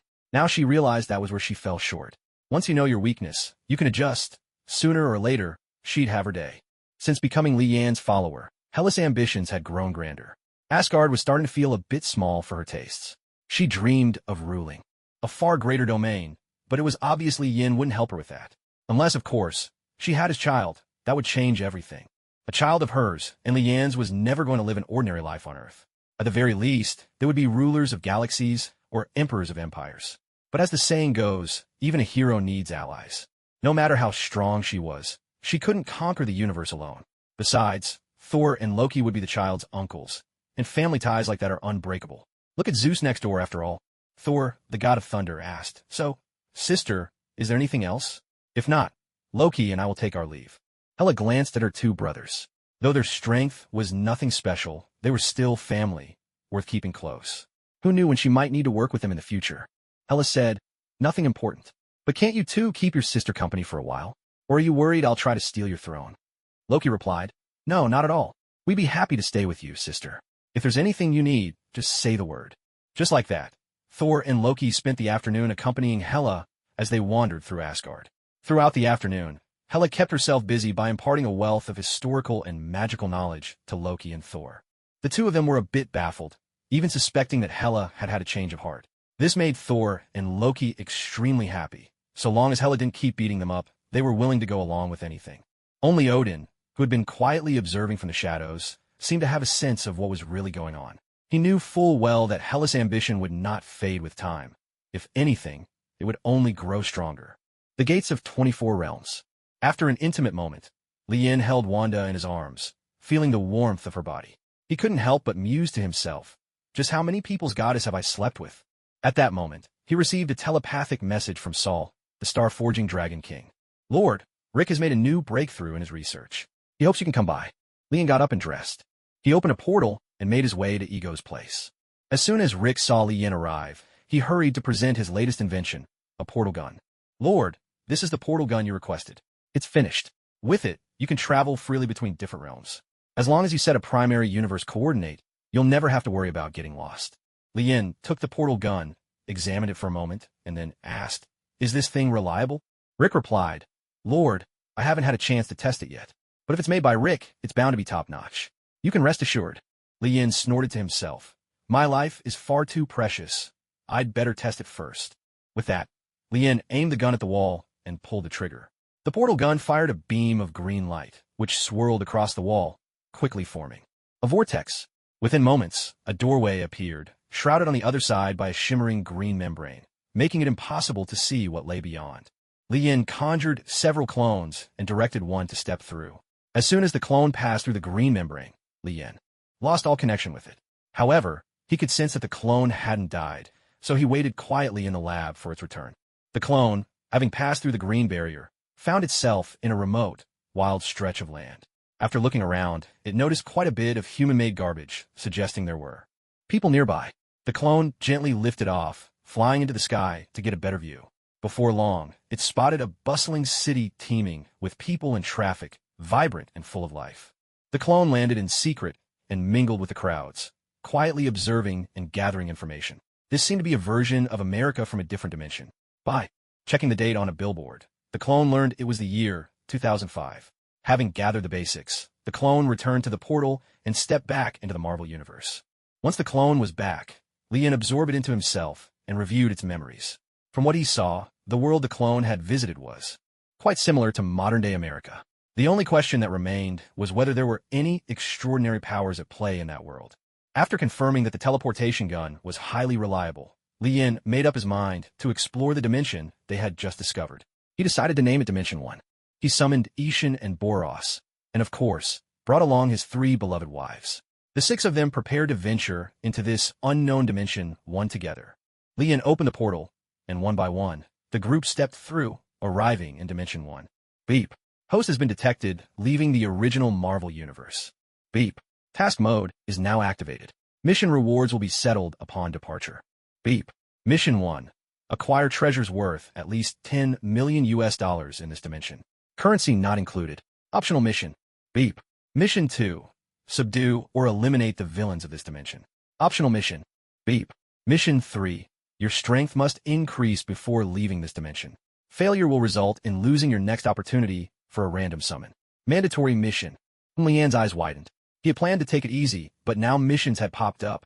Well, none of these tasks seemed particularly difficult, and the penalties for failure weren't severe. Even if this was just an ordinary dimension, under Bardos's guidance, he could still improve his martial arts skills. This world, like the America Lien and his companions came from, was a technologically advanced society.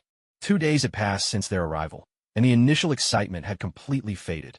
With just 1 day left, unless something unexpected happened, they would be heading out soon, as Lien had yet to discover any sign of local villains. Meanwhile, his 3 wives simply couldn't stay idle. Linking arms, the 3 of them had a shopping spree in the mall. Fortunately, Lien was wealthy enough. Otherwise, he truly wouldn't have been able to afford these ladies' spending. As they walked down the main street back to the hotel, Lien suddenly stopped in his tracks. He had spotted a familiar figure, Jackie Chan. Wait, Could this be that movie with Uncle Jackie? Driven by curiosity, Lian decided to follow and see what was going on. He turned to his 3 wives and said, "You 3 go on and shop for a while. I have something to take care of." Though the women were reluctant, they didn't protest. Lian quietly tailed Jackie-chan. This world's version of Jackie looked quite young, probably in his 30s. Judging by his clothes, it was hard to guess his occupation. Lian could only keep following to see whom Jackie would meet and where he would go. Soon, Jackie-chan walked into a store called Old Dad's Antique Shop. In a flash, Lian understood exactly where he was. This was the world of Jackie-chan adventures. Here, magic was real, and demons lurked in the shadows. The 12 talismans of the demon sorcerer existed, as did the demon chi of the 8 great demons and the 10 Shadowcon masks. For most people, these treasures would be priceless sources of power. But to Lian in this moment, they were little more than junk. The only thing that truly interested him was the Shadowcon army. After all, the Shadowcon hailed from the Shadow Realm, an independent world unto itself. If he could get his hands on those masks, he'd essentially gain control over an entire shadow dimension. As for the talismans and demon chi, Lian thought to himself, why not just take them? There were things he could easily acquire with a wave of his hand. There was no reason to refuse them. Lian decided to return to his residence first and draw up a plan. After all, time was on his side. His strategy was simple: acquire the 12 talismans first, then seek out the painting tools, and finally strip the demon chi from the 8 great demons. Even though he had no use for the talismans or demon chi himself, they'd make excellent gifts for his subordinates, or at worst, valuable collectibles. The next day, dressed sharply in a suit, Lian arrived at Uncle's antique shop. "Hello, is anyone here? I'm looking for Jackie-chan, the archaeologist." "Hello. Yes, I'm Jackie-chan archaeologist is a bit much. I'm just an ordinary historian, really." Lian offered a faint smile. "You're too modest. I'm here today because I'd like you to help me find King Ludwig of Bavaria's treasure. I'll pay a commission of $1 million. What do you think?" Jackie coughed in surprise, clearly taken aback. "You do realize most treasure legends are just rumors, right?" At this point, Jackie saw Lian as just another treasure-hunting fanatic. Lian replied, "How can we know if we don't try? Besides, money isn't an issue for me. I simply crave the thrill of the hunt."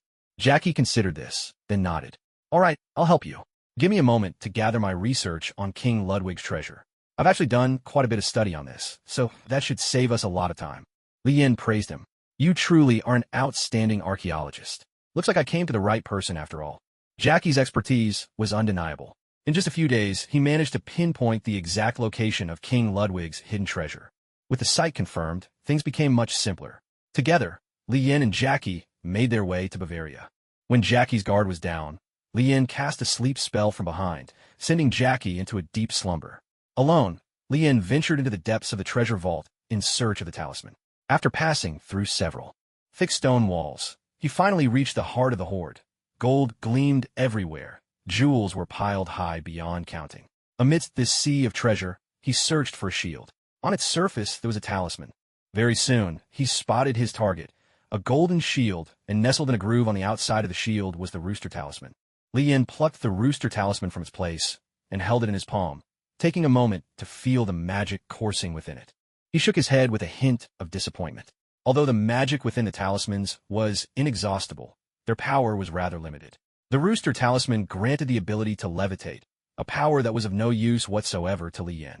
With a quick blink, he flashed back to Jackie's side, woke him up, and pretended as if nothing had happened. In truth, from the moment he'd knocked Jackie out to the moment he returned, it had only been a minute or two. Jackie couldn't possibly have noticed anything amiss. Then, under Jackie's lead, the two of them took another tour around the treasure vault. Finally, Lian deliberately triggered a defense mechanism. Suddenly, a hail of arrows shot toward them, sending the two of them scrambling to make a quick escape. Once back on the surface, Lian turned to Jackie and said, "Thank you very much. I'm very satisfied with this adventure. Here's your reward." Jackie waved his hands, refusing. "That's far too much. Besides, this adventure wasn't exactly an enjoyable experience." Lian chuckled. "Don't worry about it. I'll come looking for you again next time." Jackie, carrying a hefty bag of money, made his way back to Uncle's antique shop. Uncle looked up and exclaimed, "Ayah, Jackie, where did you get so much money?" Jackie answered happily, "A wealthy gentleman hired me to take him on an adventure. This is the payment he gave me." Returning home with the rooster talisman in hand, Lian showed his newly acquired treasure to the others. Bardos glanced at it and remarked, "That's a pretty good magical talisman. There aren't any restrictions on its use. Even an ordinary person could wield it with ease. Li Yin explained. This talisman once belonged to a demon named Shindu. His former kingdom is what we now call Asia. Because of his many crimes, his own subjects sealed him away with powerful magic. The sorcerers then divided his power into 12 talismans and scattered them across the world for safekeeping. Later, Shindu swore not only to restore his dynasty, but also to release his brood of evil dragons to exact revenge on the descendants of those who imprisoned him, and to raze all of Asia to the ground. Wanda couldn't help but exclaim, "Now that's one truly evil guy. Hella sneer, what trash. To think he was sealed away by mere mortals." The outsider commented, "There are plenty of wondrous things in this world. That there are 12 talismans, each corresponding to one of the Chinese zodiac animals, shows the world holds considerable magical power. If people were able to seal that demon, then their magic is nothing to scoff at." Li Yin nodded. "No matter how powerful their magic is, it's still no match for us." Boros spoke up. "Shindu, I have a wild idea. We don't even need to search for the other talismans ourselves. Someone will bring them right to us." Li Yin laughed. "You're full of ideas these days. Go on, let's hear it." Boros said, "The Jackie Chan you mentioned is the protagonist of this world. He'll gather all the talismans and stop the demon's resurrection. We can negotiate with him. If he helps us find the talismans, then we won't destroy the earth." Li Yin smiled faintly, quite pleased with this devious idea. "Not bad. It's certainly an efficient and effortless solution. But before that, I want to deal with that useless dragon. I really don't like his name."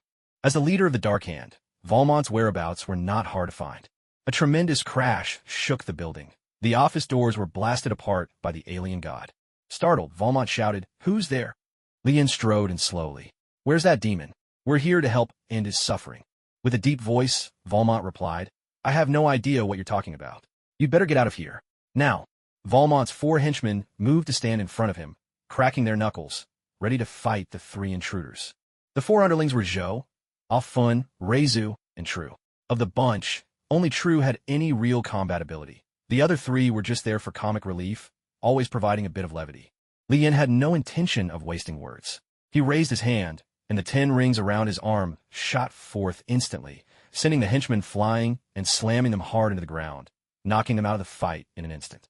"These 10 rings are pretty handy for dealing with riffraff," he remarked.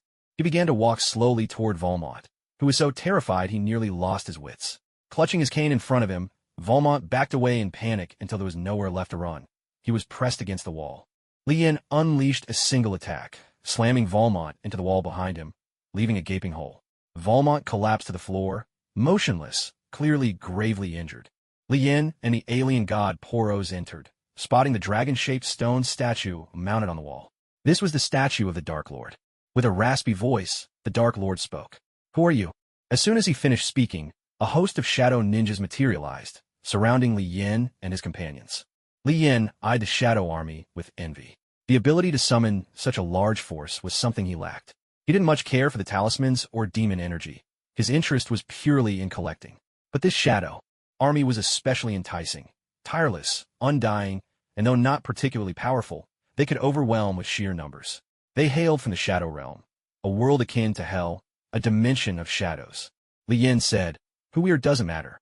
What matters is that you'll soon be reunited with your brothers and sisters." The Dark Lord scoffed, "Foolish arrogance. You have no idea what I was capable of at the height of my power." Li Yin ignored him, instead channeling Hela's power of death to mark the soul of the Dark Lord. Then he extended his palm, gathering a beam of energy there. Indeed, he was about to shatter the stone statue of the Dark Lord before him. This way, the Dark Lord's soul would be sent back to the underworld, reunited with the other 7 demons. Li Yin could then capture them all in one fell swoop and strip away their demonic energy. "No!" With a heart-rending roar from the Dark Lord, there was a thunderous crash as Li Yin blasted the stone statue to pieces. Instantly, the ninja soldiers encircling the 3 of them dissolved into wisps of black smoke. Witnessing this, Valong fell into utter despair. His family had invested heavily in the Dark Lord, and now it had all come to nothing. Everything was gone. Just as the Dark Lord's soul departed from the statue, a door suddenly swung open and sucked it inside. Ordinary mortals couldn't see this door, but Li Yin knew it led straight to the demon's hell. The Dark Lord's soul had returned to the underworld. Li Yin sensed the mark he'd placed on the Dark Lord's soul, pinpointing his exact location. With a wave of his hand, Li Yin opened a portal. On the other side lay the very space where the Dark Lord now was. Li Yin, the other god, and Boros stepped through. Before them stretched a desolate, lifeless wasteland. No wonder the Dark Lord was always trying to escape. This place was truly intolerable. The Dark Lord's soul appeared before the other demons, who all glared at him with eyes full of hatred. "That liar is back. That damned cheat," spat Basha, the demon of water. Simu, the demon of sky, flapped his wings and hovered before the Dark Lord's soul. "You treacherous scum. Now you can enjoy eternal torment here with the rest of us." Cheng-Su, the demon of thunder, unleashed a bolt of lightning that struck the Dark Lord. Though it couldn't kill him, it sent waves of pain through his soul. The Dark Lord began to protest, insisting he hadn't abandoned them. He explained that he'd been trapped as a statue and was powerless to help. Just today, he'd been hanging on the wall, soaking up the sun, when a few people burst in and, without warning, destroyed him. He'd had a rough time over the years, he insisted, but his old demonic brethren had long since lost all trust in him. They weren't about to believe his excuses. "Save it. You can't fool me anymore," shouted Boga, the demon of stone, her voice booming across the wasteland. Li Yin had just arrived in Demon Hell to see this group of demons in the middle of a heated argument, and found it rather amusing. He and the other god, along with Boros, floated slowly over to the cluster of demons. "Human, food, food. It's you. You're the one who destroyed my physical form." Boga's mouth began to water the instant she saw the three newcomers. Who knew how many years it had been since she'd tasted human flesh?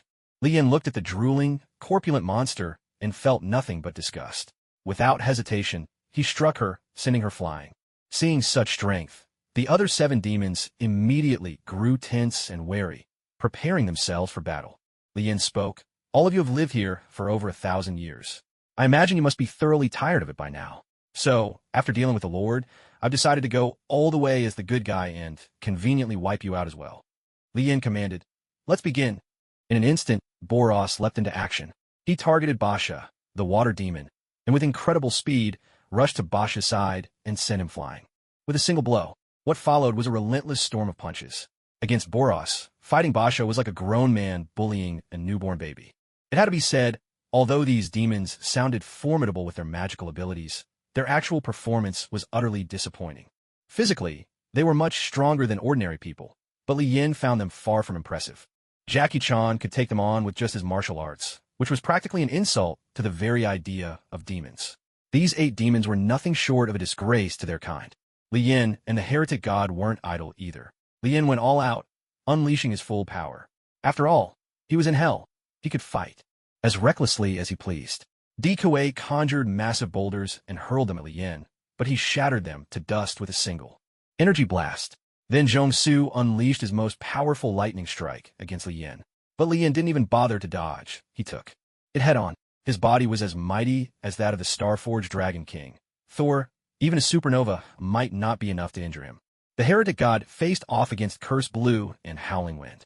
Curse Blue kept launching gravity attacks, while Howling Wind spat hurricanes from his mouth. But to the heretic god, their efforts were nothing more than child's play.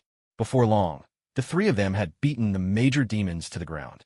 None of the demons had any strength left to resist. Only now did they awaken to the true nature of Li Yin's power. Li Yin was after their demonic black energy, the very essence of their being. The little demon dragon, on the other hand, sought the remnants of black energy left when the 8 great demons were sealed by the immortal gods. But that remnant was nothing compared to the essence Li Yin desired. Li Yin pressed Zhong-Su, the demon of thunder, beneath his foot and activated his ability, Seize. Instantly, a surge of blue lightning burst from Zhong-Su's body, flooding into Li Yin. As he absorbed this power, Li Yin noticed the magic was swelling and growing stronger inside him. Carefully sensing it, Li Yin discovered that this demonic energy, after absorbing his own inner energy, was undergoing a transformation, a kind of sublimation. This surprised him. Apparently, when he absorbed the essence of these demons, it was completely assimilated and merged seamlessly with his own power. Soon, the demonic energy within Zhong-Su was utterly drained, leaving him barely alive, weak and gasping. The other demons, witnessing Zhong-Su's miserable state, wanted to fight back, but the gulf in strength was simply too great to overcome. Very soon, the demonic energy of the 7 fiends, the demon of the moon, the demon of the mountain, the demon of the wind, the demon of thunder, the demon of water, the demon of earth, and the demon of the heavens, was completely absorbed by Li Yin. Within Li Yin, the essence of these demons grew stronger, fusing thoroughly with his body. Unlike the little demon dragon, their powers could no longer be stolen by others. Meanwhile, the soul form of the Holy Lord was gripped tightly in the hands of the other god. Witnessing the miserable fate of the other demons, the Holy Lord couldn't help but feel fear. There was no pretending otherwise. Yet now, powerless to resist, he could only resign himself to fate. With a wave of his hand, Li Yin drew the Holy Lord's soul helplessly into his own grasp. He spoke to him. "You've lived a life worth remembering. Now, let me send you and your brethren on your final journey." But the Holy Lord was not about to accept his end so easily. He pleaded for mercy. "Wait, I am a master of countless dark magics. I could be your slave, even your steed. Spare my life, and I will do anything you command." Li Yin, however, showed no interest. Activating his power, he drew the Holy Lord's fire demon essence into himself. At the same time, shattered the Holy Lord's soul completely. Although many of these new abilities overlapped with those he already possessed, Li Yin knew he could split off a portion of the demonic essence, using it to create powerful subordinates or to trade with others. According to the world's rules in Jackie Chan Adventures, the lingering dark energy of the 8 great demons on Earth can continue to grow, eventually reaching the strength of the original 8 demons. Moreover, the little demon dragon had already used this demonic energy to transform his own minions, granting wrath, fun, and Zhou's supernatural powers related to fire. Satisfied, Li Yin opened a portal, and the 3 of them returned to the human world. Li Yin declared, "Truly, I am kind-hearted. I've done a great deed. This world will never again be plagued by demons." The other god asked, "How will we find the Holy Lord's 12 talismans and the Shadowkhan mask?" Li Yin replied, "The talismans will have to be found slowly, but I have a way to get the mask." Through the portal, Li Yin, the other god, and Boros arrived in Hong Kong. In the original series, the Holy Lord's palace was located in a certain district of Hong Kong. With a sweep of his magic, Li Yin quickly pinpointed the location. Now, the palace lay buried deep underground, topped by a desolate stretch of land. With a gesture, Li Yin opened a doorway through space, leading directly into the heart of the Holy Lord's palace. As they entered, they saw that centuries of neglect and burial had left the place coated in dust and decay. There was neither light nor air. No ordinary person could have survived here. The other god held out his palm and conjured a sphere of blue fire to light their way. Together, they began carefully searching the palace. Once the overlord of Asia, the Holy Lord had amassed vast treasures, and his vault was sure to be well stocked. Inside a room piled high with gold, there were also many jewels and jade, along with all kinds of rare and precious works of art. This was the Holy Master's treasure chamber. Looking around, not only were there mountains of gold and silver, but also shelves filled with magical tomes and enchanted weapons. Among these, hidden somewhere, was the demon mask that Li Yin sought. After a careful search, Li Yin finally found it inside a large chest, a mask with a red face and 2 yellow horns. This was the mask of the ghost General Zod. Once the Holy Master had absorbed the energy of this mask, he gained the power to summon the Shadow Army. In the original story, Terra also mentioned that the Holy Master had stolen Nija's strength. Li Yin picked up the mask and placed it over his face. He intended to use its power to travel to the Shadow Kingdom, where Terra, the supreme commander of the Shadow Kingdom, resided. Terra was the very core of the Shadow Realm. If Li Yin could control him, the entire Shadow Kingdom would be his to command. As soon as he donned the mask, a surge of wicked energy began to invade Li Yan's body. Malicious thoughts tried to flood his mind. But Li Yan's strength far surpassed that of the ghost mask. Its influence was nothing to him. It could not cloud his mind, nor could it corrupt his heart. Li Yin easily seized control of the mask's power and began to summon the Shadow Army. In no time, shadows materialized all around him, rising steadily from the ground. He had called forth the ninja division of the Shadow Legion, an elite assassin force, agile and deadly. Their most terrifying traits were their tirelessness and immortality. They neither needed food nor sleep, nor could they be truly killed. Even if shattered into pieces, they would reappear the next time they were summoned. Their numbers were limitless, making them the ultimate expendable force. None of the Shadow soldiers could speak, but they obeyed every command without hesitation.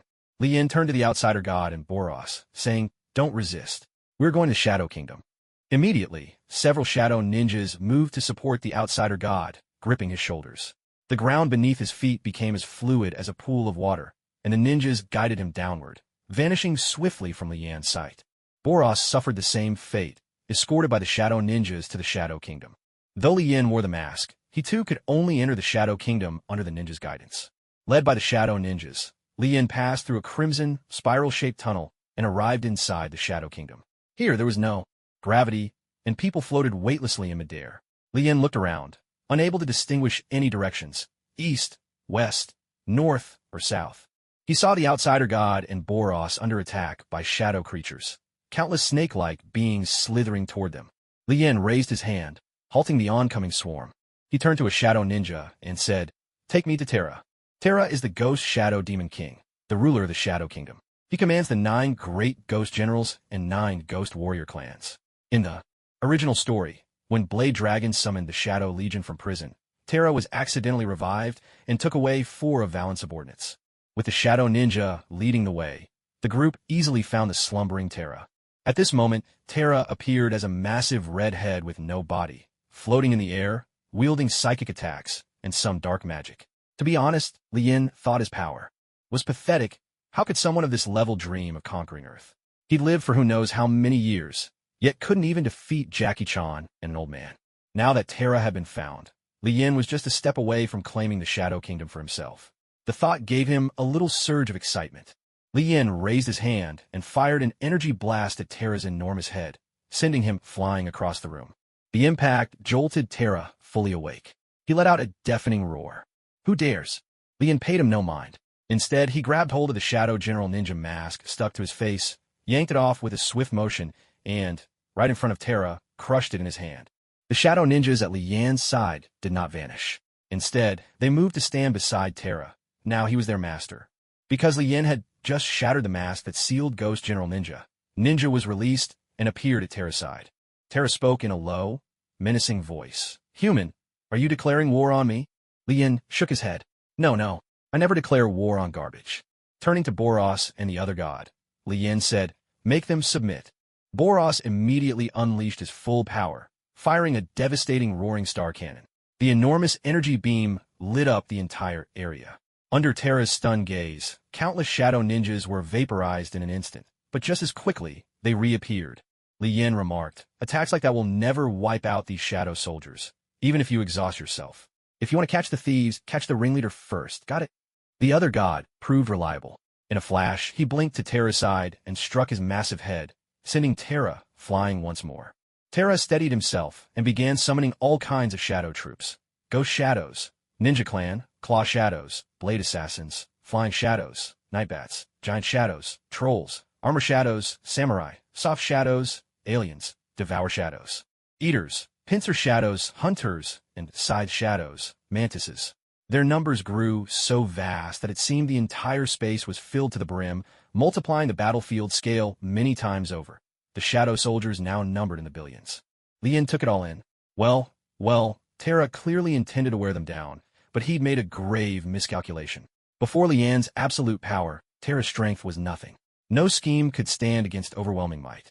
Lien was eager to test the true extent of his abilities. Suspended in midair, Lien slowly closed his eyes, focusing his entire mind inward. He began to channel the energy coursing through his body. Although he had possessed these powers for quite some time, he had never unleashed them at full strength. As a result, his mastery over this vast reservoir of energy was still far from perfect. Under the influence of the surging energy, the hem of his robe fluttered and danced. His muscles swelled with power, and his hair, no longer lying flat, bristled upright, charged by the invisible current. Gradually, a golden storm of energy erupted from within him, sweeping out in a blazing wave that wiped out all the Shadow soldiers nearby and sent Terra hurtling far into the distance. But that was only the beginning. An even greater tempest of power surged forth from Lien, the second wave of energy so dense and golden. It seemed nearly tangible, like a heavy mist in which one could barely see their own hand. The energy expanded rapidly, soon enveloping the entire Shadow Kingdom, pressing outward against the dimensional walls at its edge and stretching the entire realm far beyond its original limits. In a space defined by dimensions, Lian's unleashed force nearly shattered the very barriers of the Shadow Kingdom. Just moments earlier, Lien had emptied every ounce of energy from his body. Yet almost instantly, his cells began generating new power at a staggering rate, refilling him with strength and vigor. Slowly, Lien opened his eyes. He clenched his fist, shattering his shirt and revealing a body honed to muscular perfection. Now, He was ready to fight in earnest. Lord of the 28th dimension, Terra finally regained his senses. Never in his life had he witnessed such a display of might. Instantly, all his bravado deserted him. He desperately wanted to flee, but now he couldn't even escape from the Shadow Kingdom itself. Left with no other choice, he steeled himself and approached Li Yan. Honored and mighty deity, great and immortal one, I, Terra, beg for your mercy. To prove my sincerity, I am willing to offer everything I have. In front of Li Yan, Terra was the picture of humility and devotion, as though he were a true believer kneeling before his god. Li Yan grinned. The first time I fully unleash my power and prepare for a real battle, you lose your nerve? You want to call it quits? Things aren't that easy. Besides, what use do I have for trash like you? Even to be a slave, you must earn the right. Bare-chested, Li Yan drifted up to Terra's massive head. If you want to be my slave, you'd better prove your worth. What use do I have for a dog that can't bite? Now, I'm giving you a chance. Show me what you can do. Remember, this is your one and only chance to survive. Terra's body responded with almost embarrassing honesty. Yes, master. With that, Terra activated his power. In an instant, the space around Li Yan was swarmed by shadow soldiers. So dense and numerous, they encircled him completely, sealing off any avenue of escape. At Terra's command, countless shadowy soldiers surged forward to attack Li Yan. Yet their strength was far too inferior. They couldn't inflict the slightest harm upon him, utterly incapable of penetrating his terrifyingly resilient body. In contrast, every time Li Yan struck, swathes of shadow soldiers would dissipate in a black smoke. However, replacements swiftly filled the ranks from behind. Watching their relentless performance, Li Yan was thoroughly satisfied. Such endless numbers, such fearlessness in the face of death. Nowhere else could one find such perfect cannon fodder. This was truly unique. Stop, Li Yan bellowed, and Terra hurriedly called off the assault. Li Yan said, very good. Now you're qualified to become my slave. Though Terra was unwilling in her heart, circumstances left her with no choice. Faced with death, everyone must bow their head. Master, I, Terra, leader of the Shadow Kingdom, am willing to serve you and become your loyal servant. A mechanical voice chimed. Beep. New follower Terra submits. Accept. Accept. Beep. You have gained a new follower, Terra. You now possess all abilities of this follower. Name, Terra. Origin, Jackie Chan Adventures Universe. Abilities, Ruler of the Shadow Kingdom, Summon Shadow Army, Telekinetic Attacks, Dark Magic. A notification rang out. Ding. You have successfully claimed dominion over a dimension. Reward, Title Master of Dimensions.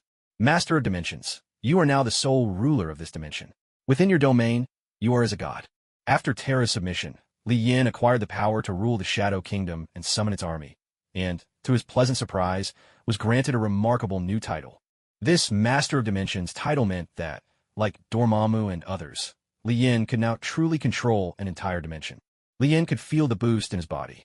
Truth be told, this was the smallest gain he'd had in several conquests, a sign that Terra's strength was limited. The only things of real value were the Shadow Kingdom and its army.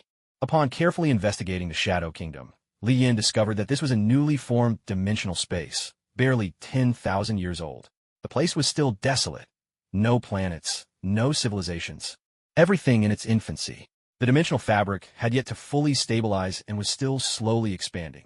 This meant the dimension could continue to grow stronger, which delighted Li Yan.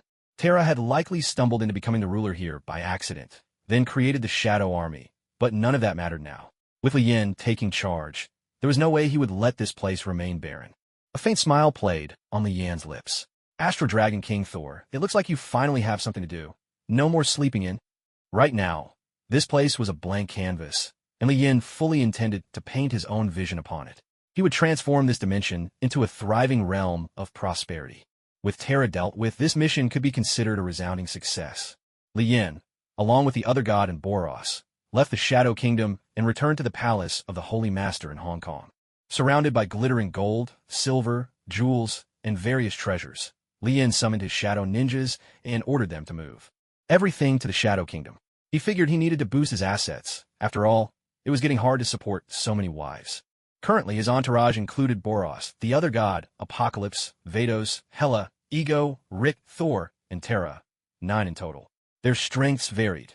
The likes of Starforged Dragon King, Thor were mighty, almost godlike, while someone like Rick was just an ordinary man.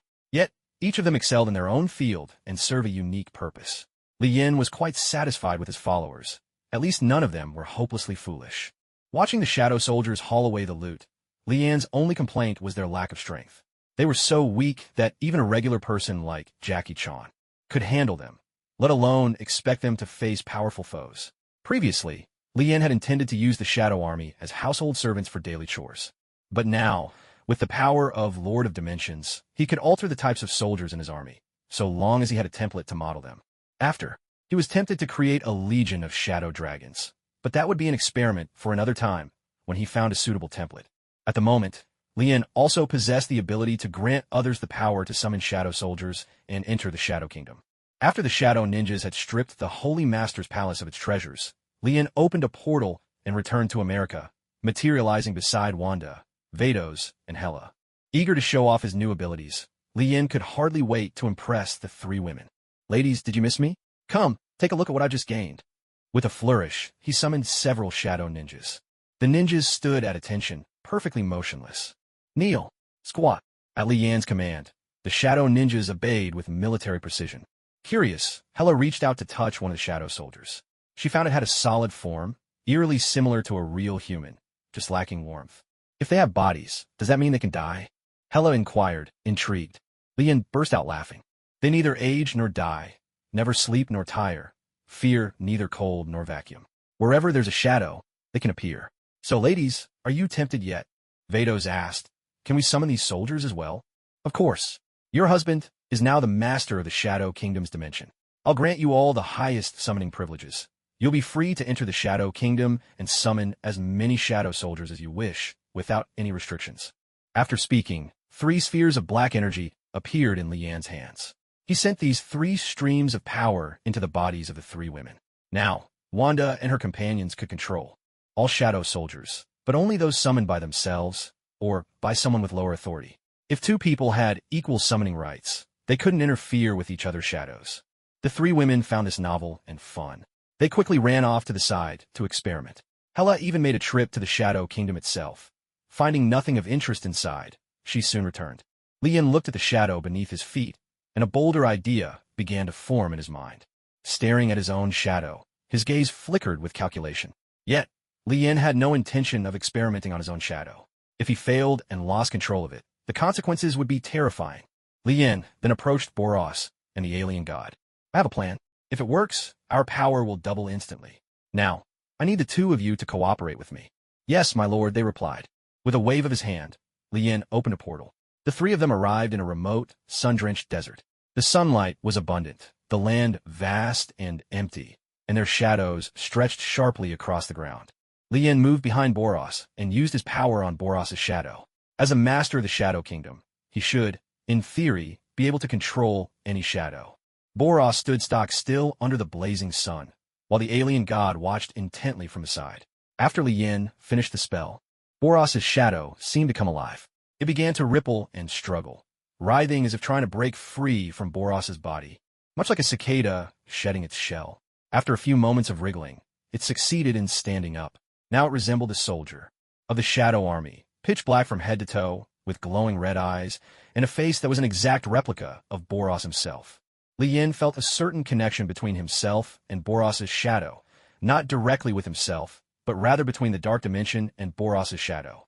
Lian realized he could sever this connection, causing the shadow to vanish and revert to being an ordinary shadow. This must be the privilege of the Shadow Kingdom's ruler. Boros looked at where his shadow had once been and was amazed. In the sunlight, he now cast no shadow at all, as if the light shone straight through him. Boros' shadow knelt on one knee before Lian, pledging its loyalty. "Great Lord of Shadows, I shall serve you faithfully for all eternity." Lian narrowed his eyes, pondering silently. "Lord of Shadows, so this creature acknowledges me as the master of the Shadow Dimension." He pointed to Boros and asked, "What is your relationship with him?" The Shadow Boros replied, "We are symbiotic. If I die, I will be reborn in the Shadow Kingdom. But if he dies, I will also perish completely." Lian turned to Boros and asked, "What do you think your connection is?" Boros said, "I can sense his position, but nothing else." Lian asked again, this time addressing both the Outsider God and Boros, "Do you think you would obey the commands of my shadow?" The Outsider God and Boros knelt on one knee. "We only obey the Holy Master." Lian understood then. There was only one system, his own. Even his shadow could not command his followers. A swirl of black energy appeared in Li Yan's hand. This was the authority of the Shadow Kingdom. Like Wanda and the other two women, it was the highest level of power. He sent this energy into Boros's body. In that instant, the connection between Boros and his shadow intensified. Boros reported, "Holy Master, I can now control him. He possesses the same powers and even the same memories as I do, but his physical body is far more fragile than mine." Li Yan gave his order, "The two of you have a spar. I want to see just how strong these shadows really are." Yes, Boros and his shadow nodded in agreement. The pair immediately began their duel, since they shared the same fighting style and attack methods. Streams of energy beams darted around them. With a swift movement, each closed in on the other, fists flying in a furious storm of blows. Yet every punch was met with an equal counter, and every clash resounded with the heavy thud of impact. After an exchange of blows, Li Yan observed that while the Shadow's attacks were formidable, its body could not recover from any damage it sustained. Strictly speaking, the Shadow was not truly alive, but the saving grace was that it could be endlessly reborn. The two quickly separated again, charging up and unleashing even more powerful energy blasts. Li Yan noticed that the Shadow's energy attacks were all black, in stark contrast to Boros's white energy beams. The Shadow's resistance to energy attacks was noticeably lower, but Li Yan was already quite satisfied. The Shadow's strength was at least 95% that of the original. All right, that's enough. Watching Boros's Shadow in action, Li Yan broke into a broad grin. Just as he had imagined, the Shadow Kingdom continued to surprise him in wonderful ways. Now that control is possible, this ultimate Shadow clone technique can be safely used by all of you. Li Yan planned to bestow this ability on those closest to him, adding an extra layer of protection. With that, Li Yan summoned his own Shadow. His Shadow knelt on one knee before him. Because the title of Master of Dimensions belonged to Li Yan alone, his command over the Shadow Kingdom surpassed that of his own Shadow. The Shadow, along with Wanda, Boros, Terra, and the others, held the highest authority, second only to Li Yan himself. Li Yan glanced at his own Shadow. It really did look quite like him. The Shadow possessed the same strength as he did, which meant that, at a critical moment, Li Yan could instantly double his fighting power. He instructed the Shadow to remain in its shadowy form most of the time, so that whenever he needed it, it could appear in an instant. The Shadow double was completely reliable, and that made Li Yan exceptionally pleased. The development of the Shadow Kingdom plane had only just begun, and already it had brought him such a tremendous surprise. Today, he was even happier than after a luxurious spa day. Now, aside from the 12 talismans which still eluded him, he had already gathered all the demonic energy and claimed the Shadow Kingdom for himself. Speaking of demonic energy, actually, demonic energy was the lingering essence of the 8 great demons left behind in the mortal realm. Li Yan, however, had directly drained the source power from all 8 of them. The 8 primal demonic forces, moon, mountain, wind, thunder, water, earth, sky, and fire, stood for the moon itself, mountains and rivers, hurricanes, lightning, the ocean, the land, the sky above, and fire. These demons wielded such formidable powers, yet somehow they fell short against Jackie Chan and his friends. Take the Thunder Demon, for example.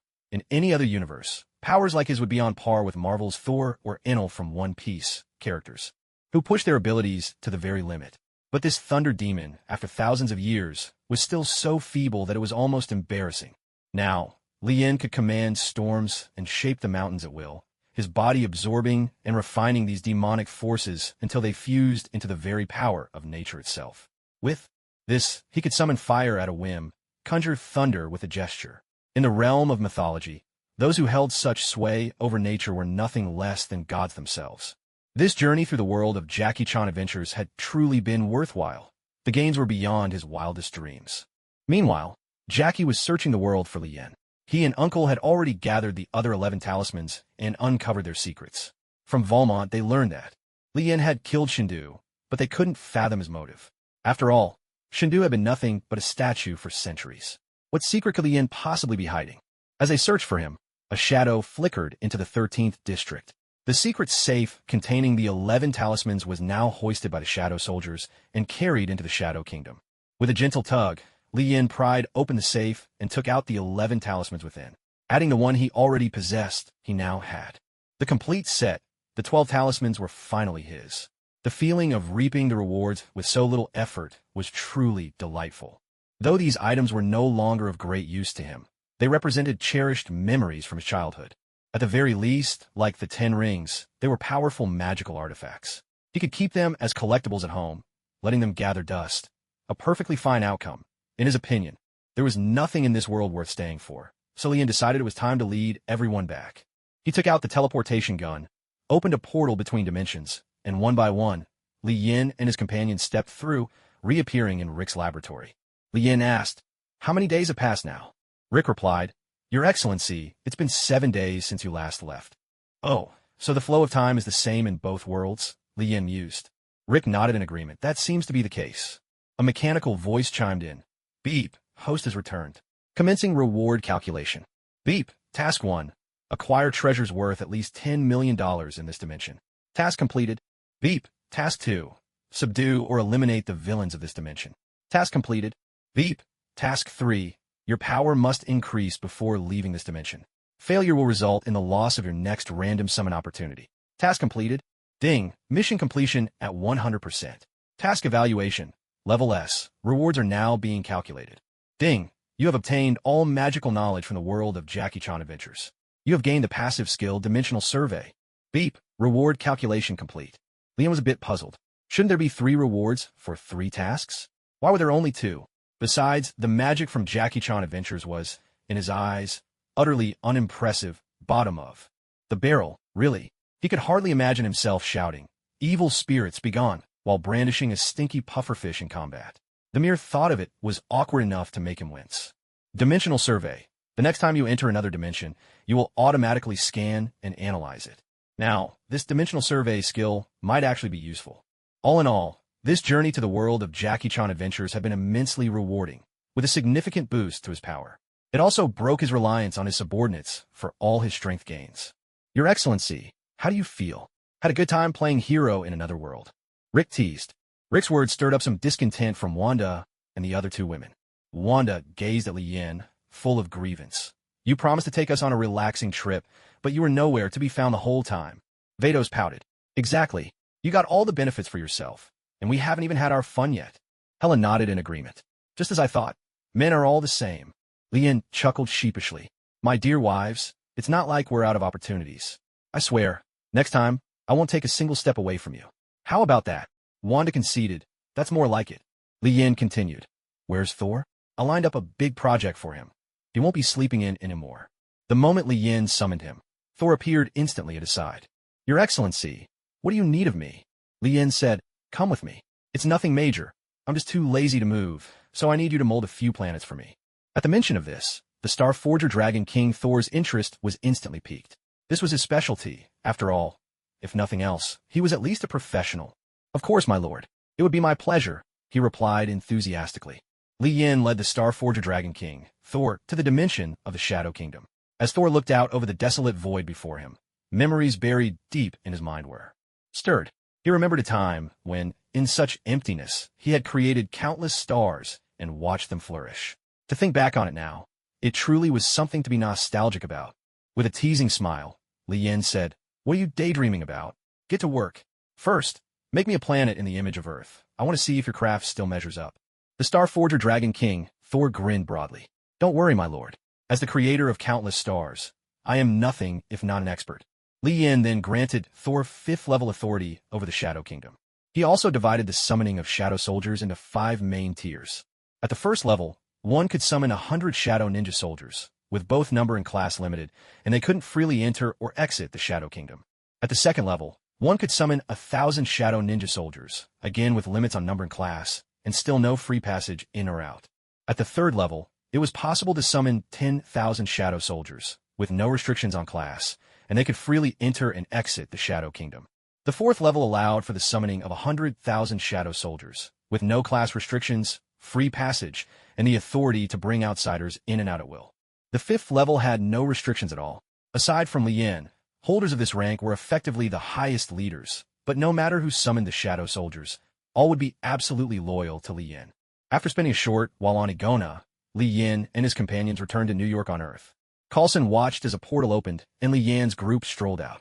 He hurried to his feet to greet them. "Boss, you're back," he said. Li Yin nodded and asked, "Why is it just you and Natasha? Where's Pilot?" Coulson glanced upstairs, immediately catching on, and flashed a knowing smile that only men would understand. Pilot, that rascal. He probably brought that naive young lady back for some deeper conversation. Wanda seemed to have figured it out as well. Seeing their expressions, Coulson instantly realized the group was getting the wrong idea. Pilot just went upstairs to grab something, Coulson explained. Hearing the commotion, Pilot rushed downstairs. When he saw Li Yin and the others, he was overjoyed. It had been a week since they'd last met. He had even suspected that Li Yin had run off with his sister. Li Yin, curious, asked, "What were you looking for?" With a glance at the group, Pilot leaned in close to Li Yin's ear and whispered, "I got a date with Blink tonight, so I came up to borrow a box of your condoms." Li Yin, for a moment, felt the urge to kick him, but managed to restrain himself. This guy was unbelievable, wouldn't even buy his own, and had to use mine. Li Yin asked in a low voice, "Why don't you go buy it yourself?" Pilot grinned cheekily and replied, "I know this is some high-end alien stuff of yours. I want to show off a bit in front of Blink." Li Yin rolled his eyes at him and said nothing. Hella watched Pilot and Li Yin laughing and chatting together, and couldn't help but think of her two foolish younger brothers. It seemed it was time to bring them over and let them spend some time with their brother-in-law. 31. The Black Shadow Mercenaries. Coulson asked with a hint of curiosity, "Boss, where have you been enjoying yourself these past few days? Ever since you left, the quality of our staff meals has plummeted." Natasha chimed in, "Exactly. Every time mealtime rolls around, Pilot disappears without a trace. He actually only orders a single pizza for the two of us. Can you believe anyone would do that?" Li Yin glanced at Pilot. This guy really had the makings of a heartless capitalist, ordering just one pizza for two people. And speaking of which, with Pilot pulling in a $200,000 monthly salary at S.H.I.E.L.D., how could he still be so stingy? A smile broke out on Li Yin's face, and he said cheerfully, "Thanks for your hard work. Even if you don't have any major achievements, you've still put in the effort.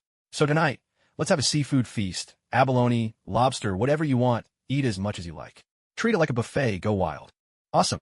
Pilot, delighted by the good news, dashed over and asked eagerly, "Can I bring Blink along?" Wanda, quite satisfied with her future sister-in-law Blink, nodded in approval.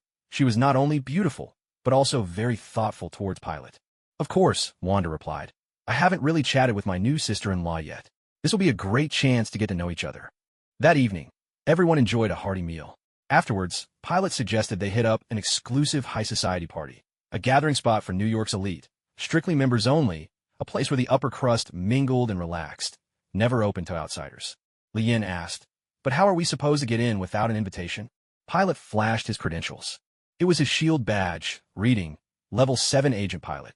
Wanda raised her eyebrows. "What's this? You got a promotion?" Pilot gave a smug little smile.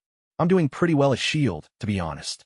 I'd say I'm a strong candidate for the next director."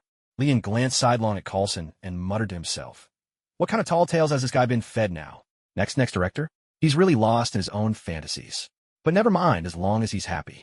After all, his wife is my sister-in-law." Coulson and Natasha had no interest in that kind of social gathering. They still had to report back to Nick Fury, so after eating their fill, they quietly slipped away. Meanwhile, the outsider god and Boros found the party dreadfully dull, so the two of them left early and went home. That meant only Li Yin, Wanda, Hela, Bardos, Pyroth, and Flicker remained. Following Pyroth's lead, and armed with their S.H.I.E.L.D. credentials, the group actually managed to blend into the event. Inside the venue, countless men and women danced passionately to the music. Everyone held a glass in hand, gathering in small groups, some discussing beautiful models, others talking business. It was clear that there were indeed some elites here, but plenty of idlers and hangers-on mixed in too. Trust fund kids and children of officials were regulars at these gatherings, all with enough resources to burn. Li Yin, Wanda, and the others soon found the whole affair rather uninteresting. They chose a relatively quiet corner to sit down and rest. Just as Li Yin was enjoying a pleasant chat with the three women, someone caught his attention. No, to be precise, it wasn't a person at all. It was a vampire. He was exceedingly well hidden, but there was no way he could escape Li Yan's senses. Noticing Li Yan's unwavering gaze toward a certain spot, Hela grew curious and looked over as well. "Tisich, it's just a measly vampire, isn't it?" Hela scoffed. Li Yin asked with interest, "You know about vampires?" Hela replied, "There are records of them in Asgard. I only skimmed those scrolls, but honestly, they're nothing special. These creatures are riddled with weaknesses and pathetically weak in strength." Li Yin had to agree. These vampires really weren't anything remarkable, just rats scurrying in the dark, nothing more. One was a bit surprised. Vampires are real? If they drink blood, doesn't that mean they have to kill a lot of people? Li Yin chuckled. They have an agreement with those at the top. The authorities sell them blood packs. In this capitalist society, It doesn't matter if you're a human or a monster. As long as you've got Benjamins, you're king. Wanda sighed. That's way too dangerous. We really can't let Paraverse come here again. Lian nodded in agreement. Indeed, everyone here was quite capable, except Paraverse, who was still lacking. Looks like he'd have to strengthen Paraverse once more. Glancing at Wanda, Lian couldn't help but feel impressed. She really was a devoted sister. As long as the vampires didn't cause any trouble for Lian, he wouldn't bother with them. There was no point in making unnecessary enemies. The next morning, when Coulson and Natasha came into work, they noticed the dark circles under Lian's eyes. "Boss, did you not get much sleep last night?" they asked. Lian waved them off, not wanting to discuss it. He said, "Let's get down to business. The cold drink shop is closed. Starting today, we're changing careers. Now, we're taking mercenary assignments. Your first job is to get me a set of legal documents." Coulson and Natasha were completely bewildered. "Mercenaries?" Coulson asked curiously. "Boss, are you serious? Do we even have people to send over there?" Natasha chimed in.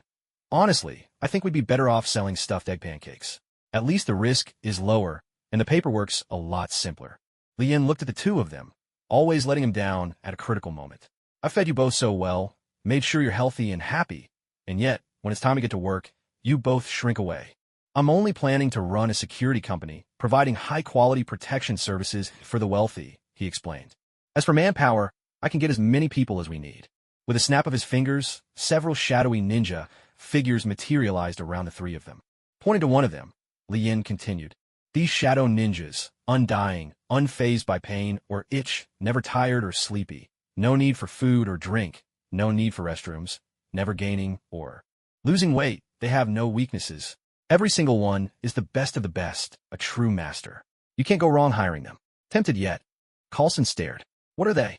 Are they made of pure energy, or are they ghosts?" Lian replied, "Neither. What they are isn't important. All you need to know is that they're top quality and cost-effective." He unveiled 3 business models, specially designed to provide better hiring services. This was a special external version of his Shadow Kingdom, different from the internal permissions. These came with a time limit and were only temporary. Lian divided the memberships into basic member, intermediate member, and premium member. A basic member can hire 10 Shadow Ninja soldiers. An intermediate member can hire 50 Shadow Ninja soldiers. A premium member can hire 100 Shadow Ninja soldiers. Natasha studied the Shadow Ninjas closely, listening to Li Yan's presentation. "Boss, so how do we rent these soldiers?" she asked. Li Yan grinned. A favorite moment had arrived. The price reveal. Each soldier is a flat $100,000 per year. Fixed price. How's that? Pretty cheap, right? Coulson nearly fainted at the quote. That was outrageous. He tried to persuade Li Yan to reconsider. "Boss, think this through. If one of these shadow soldiers is used by a client to kill someone, we'd be held responsible." Li Yan waved it off. "Relax. These guys are programmed only to protect their client, always staying by their side. They won't help anyone commit murder." In reality, beyond protecting their employer, these shadow soldiers could also be used to monitor clients, and Li Yan could even command them to kill the employer at any time. No matter what, absolute control over them always remained with Li Yan. He transformed his little shop, giving it a grand new name, Li International Security Corporation. Though business was expanding a bit slowly, Li Yan was taking the elite route, specializing in high-end security for the wealthy. The shop had barely opened its doors when the bald Eggman came knocking, ready to hand over some cash. "Li, can't you give me a bit of a discount?" he pleaded. "After all, your brother-in-law is one of our people, and your wife's name is on our books too. There's a lot more we could work on together." But Li Yan had no intention of letting this Eggman take advantage of him. "In that case," Li Yan replied, "why don't I throw in a juicer set for you?" "I don't want it," Nick Fury retorted. "Those are just leftovers from your old drink shop." Li Yan, stubborn as ever, was determined to keep his purse strings tightly shut. Left with no choice, Nick Fury finally waved his hand in resignation and spent a fortune on a level 3 membership. He purchased the rights to 100 Shadow Ninja soldiers, usable for an entire year. The $100 million it cost made Nick Fury's heart ache. Several of his secret base projects would have to be scrapped. Meanwhile, Li Yan, pockets freshly lined, grinned from ear to ear. "Come again next time," he called out cheerfully. Once back at the shield base with the Shadow Ninjas in tow, Nick Fury immediately summoned his scientists. "Hurry, study this thing. What on earth is it? It's unbelievable." No one could blame Nick Fury for his astonishment. These Shadow Ninjas were only tasked with protecting their employer's safety, but they simply couldn't be killed, even if they were blown apart. Li Yan's enhancements made them instantly reassemble. They had no needs, no thoughts, obedient as machines, following orders without question. As for Lian, he was thoroughly enjoying counting his money. To have two big spenders coming on opening day, what a lucky start. The second customer was none other than Tony Stark. One look at the Shadow Ninjas, combined with a little sales pitch from Lian, and Tony handed over his money without hesitation. Pepper had been ready to scold Tony for his reckless spending, but on second thought, if her boss had had these Shadow Ninjas before, he wouldn't have been attacked by terrorists. When it comes down to it, between wealth and safety, safety always comes first. Things didn't turn out the way Lian had imagined, though. After 7 or 8 days of business, apart from S.H.I.E.L.D. and Tony's deals, not a single other customer came through the door. Damn it, these fools don't know a good thing when they see it. Sooner or later, they'll get gunned down in the street, Lian grumbled bitterly. Is this really that expensive? Hiring 10 for a year is just $1 million. Might as well be giving them away. Coulson was doing his best to keep his cool. If he were any match for Lian, he would have stormed it already. Was this even human speech? If he hadn't made plenty of side money with Lian, even a level 7 agent like Coulson couldn't scrape together $1 million, let alone spend it on bodyguards. Unfortunately, Lian's second entrepreneurial venture fizzled out before it even got started. Well, to be accurate, it never even got off the ground. Still, at least he made a little money. Tony Stark, meanwhile, watched the Shadow Ninja soldier pour him a drink and felt a bit downhearted. He'd spent $100 million, only to end up with a group of waiters. Back at home, Tony snapped back to reality. The chances of him being attacked were actually quite slim, especially with his personal bodyguards and the layers of security throughout. Stark Tower. In truth, hiring all these Shadow Ninja soldiers seemed a bit excessive. Still, he didn't dare return them, so he could only put them to work as simple attendants. If I told anyone, they probably wouldn't believe it. I, Tony Stark, spend over $100 million every year just on waitstaff. After a leisurely day, Lian took a shower that evening and lounged on the sofa with Bardos in his arms. Hela came over as well, now behaving in front of Lian as sweetly as a kitten. But what Lian didn't know was that Hela's thoughts were anything but innocent. She'd been holding back her desires, determined to bear Lian's child, and thereby further her own plan to rule the universe. To be honest, her chances of success weren't small. Lian had no particular prejudice against Hela, but he still preferred the Hela he'd first met, untamed and wild. Then again, he thought, only unattractive women have to rely on personality to attract men. The beautiful ones just need their looks. How much simpler that is.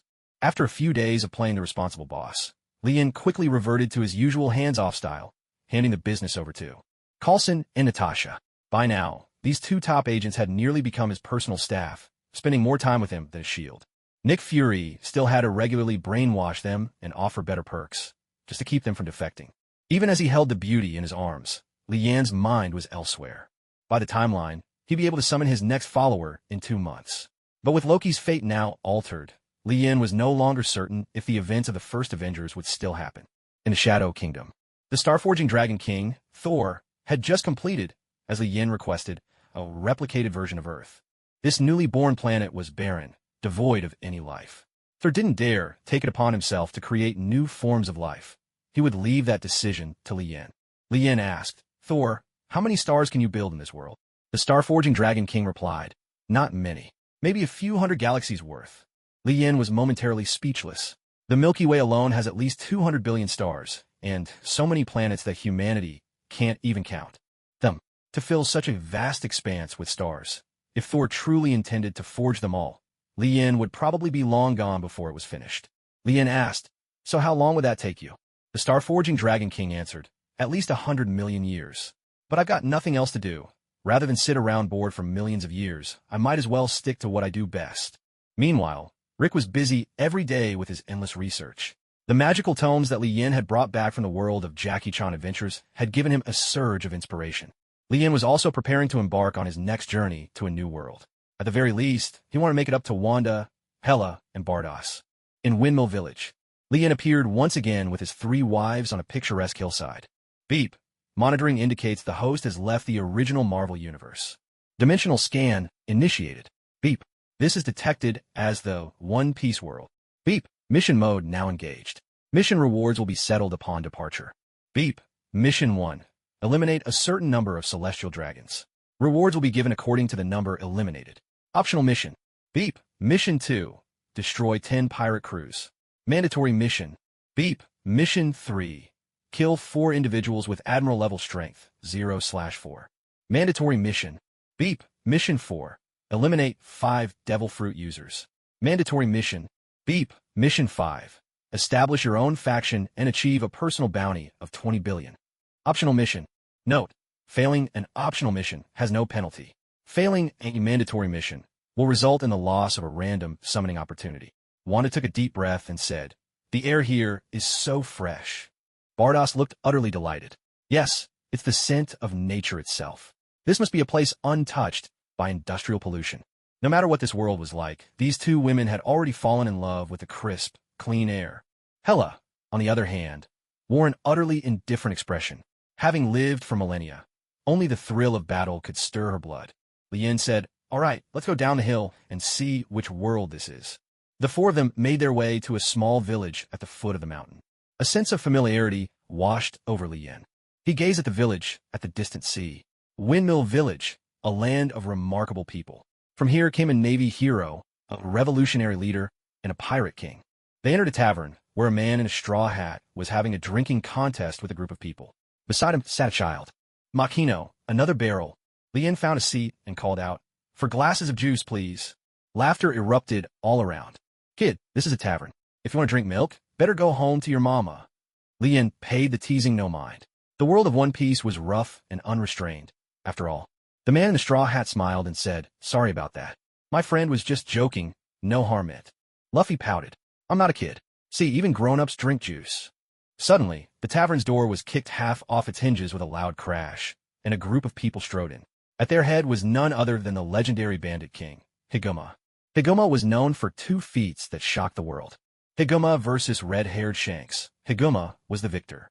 Sig versus the future pirate king Luffy. Sig wins, a crushing instant victory. His only defeat was this. Sig versus the Lord of the Coast. Sig falls, devoured in a single bite. With these two legendary feats, it was clear this was no ordinary man. As Sig walked in, Lien knew this guy's moment in the spotlight had arrived. By this time next year, it would be the first anniversary of his death.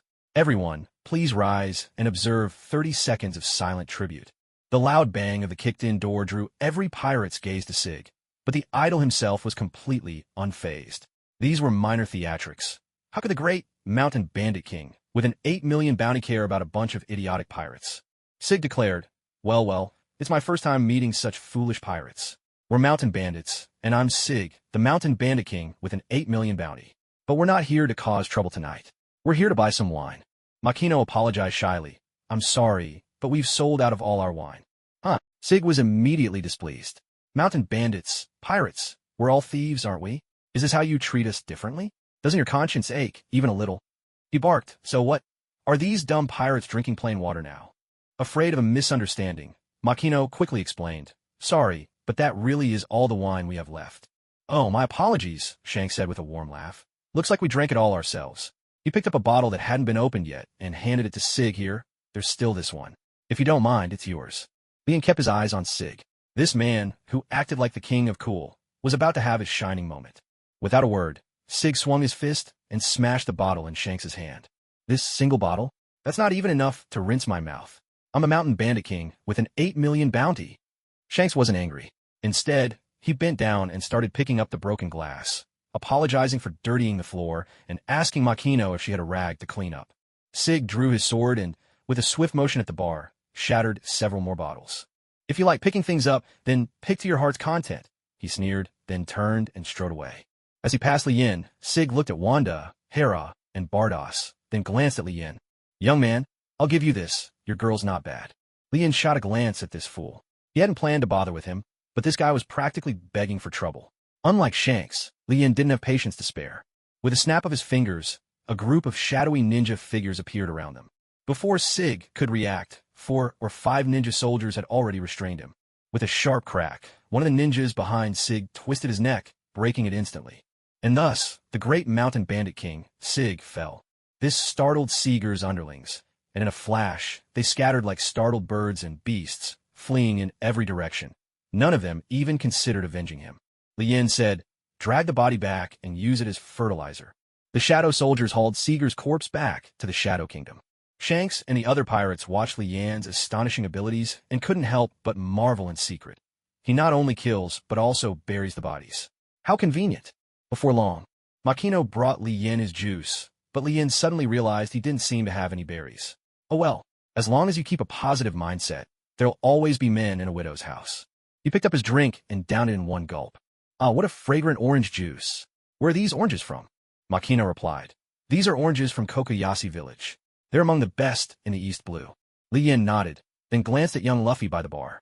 Nami must also be a child right now, which instantly made him lose interest in visiting Kokoyashi village. Thinking of Nami's grown-up figure, he sighed inwardly. What a shame.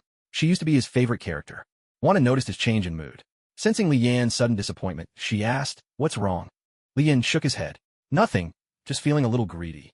Sigh. He silently recited the names of some famous Japanese adult actresses to suppress the fire within, and decided it was better to focus on the tasks at hand. There weren't many missions, just 5 in total, 2 optional, 3 mandatory. Fortunately, they all seemed fairly simple. As for killing a celestial dragon, all it would take was a single stellar roar. Cannon to turn the Holy Land, Mariehua, to ash. Mission accomplished. Wiping out 10 pirate crews would be even easier. Though East Blue is known as the weakest of the seas, the number of pirate crews here is nothing to scoff at. Why? Right in front of him was the red-haired pirates themselves. But then again, red-haired Shanks was a decent man. As for killing an admiral-level fighter, well, there was even one right here. Ahem, better not. There were plenty in Impel Down. The 3 Marine Admirals, Dragon, Golden Lion, Kaido, Big Mom, Dark King Rayleigh, and so on. That would be easy enough. The hardest part was reaching a bounty of 20 billion. After all, even Roger's bounty was only a little over 5.5 billion. If only he had DC's Joker to side, he could at least get some tips on how to pull off grand crimes and rack up his bounty quickly. But sadly, there was no such talent around him. Just as Goody once said, what's the most important thing in the 21st century? Talent. Li Yin was pondering how to quickly raise his bounty. Some might say, just kill a celestial dragon. But one must understand, if all the celestial dragons were killed, the world government would collapse, and then who would pay out the bounties? Sure, the bounty for killing a single celestial dragon would be immense, but to surpass the 4 emperors? That's pure fantasy. Among pirates, it's always been a matter of comparing bounties. If killing a celestial dragon could net you an enormous reward, countless lunatics would be tempted to take the risk, so the world government would never make such a foolish mistake. Just then, Li Yan's attention shifted to Shanks, who was still drinking. That guy's bounty was reportedly over 4 billion. If he became my subordinate, my own bounty would surely top his, wouldn't it? But Li Yan was a bit mistaken. Right now, the red-haired Shanks wasn't a Yonko yet. Shanks was only 27, and it would be another 6 years before he ascended to become the 4th Emperor of the Seas. Still, with Li Yan's arrival, everything could happen sooner. Shanks noticed Li Yan's gaze and responded with a polite smile. Li Yan thought to himself, "You smiled at me. I'll take that as a yes." He stood up, walked over to Shanks, patted him on the shoulder, and said, "Hey, little Shanks, join me." Shanks' mind went completely blank, frozen with shock, while the rest of the pirates nearly dropped their jaws in disbelief. They stared at this strikingly handsome man, and for a moment, the atmosphere grew unbearably awkward. Everyone looked at Li Yan as if he'd lost his mind, and even his thick skin nearly faltered under their stares. "You're not saying anything, so I'll take that as consent. Honestly, your strength isn't much right now. Since you're following me, let me give you a bit of power." With that, Li Yan waved his hand and clapped Shanks on the shoulder, channeling the power of the lightning demon into him. Strictly speaking, it wasn't the lightning demon's ability anymore. The demonic essence he'd absorbed had long since been assimilated by Li Yan, so now it was more accurate to call it the lightning origin. In an instant, arcs of electricity danced and crackled, blue lightning swirling around Shanks. His entire body was awash with energy, making him appear as if he were a thunder god from ancient times. Shanks' mind was completely overwhelmed. He could feel the energy coursing through him, staring in disbelief at the crackling electricity on his body, utterly speechless. But the most shocked of all were Shanks' crew. They stood like statues, unmoving, their eyes locked on Shanks with unwavering intensity. "Boss, can you really shoot lightning now?" Lucky Roo said, dumbfounded. "We're not blind. You don't need to state the obvious." Li Yan added, "Feels pretty good, doesn't it? This is the power of lightning. It might look like the Goro no Mi, but you can't turn into lightning itself. Still, you won't have the devil fruit's weakness to seawater, either." Shanks finally snapped out of his shock, his eyes still filled with uncertainty. "Just who are you? Why have I never heard of you before?" Li Yan stroked his chin and pondered for a moment. "To put it simply, just think of me as a god. Because anything a god can do, I can do, and what a god cannot do, I can still accomplish." A god? Do gods really exist? Everyone present couldn't help but wonder. Granting others the power of lightning, Surely that's not something a mere devil fruit user could achieve. Shanks shook his head, trying to clear his mind. To make sure he wasn't caught in some illusion, he unleashed his conqueror's haki. An invisible wave of force spread from him through the tavern, and as he watched his crewmates collapse one after another, he noticed that the man standing beside him remained completely unaffected, as if nothing had happened. Shanks' eyes widened in disbelief. His conqueror's haki was among the most formidable on these seas. Even Whitebeard himself wouldn't have been able to shrug it off so completely. Even the brilliant Ben Beckman, the brains of the crew, was left bewildered. This man had just summoned shadowy ninja warriors out of thin air, granted the power of lightning, and was immune to the overwhelming force of Conqueror's haki. Was he truly a god? Watching their stunned reactions, Leanne's lips curled into a faint smile. I know you have many questions right now. Come, fight me. Feel for yourself the gift of a god, and witness the strength of one too. With that, under everyone's watchful gaze, Lian waved his hand and opened a portal. Seeing Lian step through, Shanks hesitated only briefly before following. His mind was in turmoil. Lian had bestowed him with the power of lightning and could open portals at will. If this wasn't divine power, then what was? On a deserted island, Lian and Shanks stood facing each other. Shanks was the first to draw his saber, Griffin.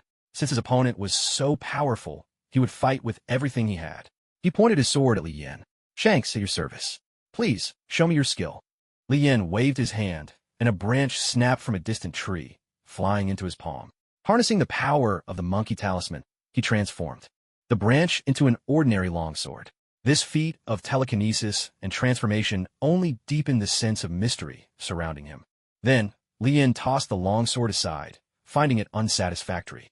He activated the power of the earth demon, Dequai, manipulating the ground beneath him to search for ore. Soon, he found what he was looking for.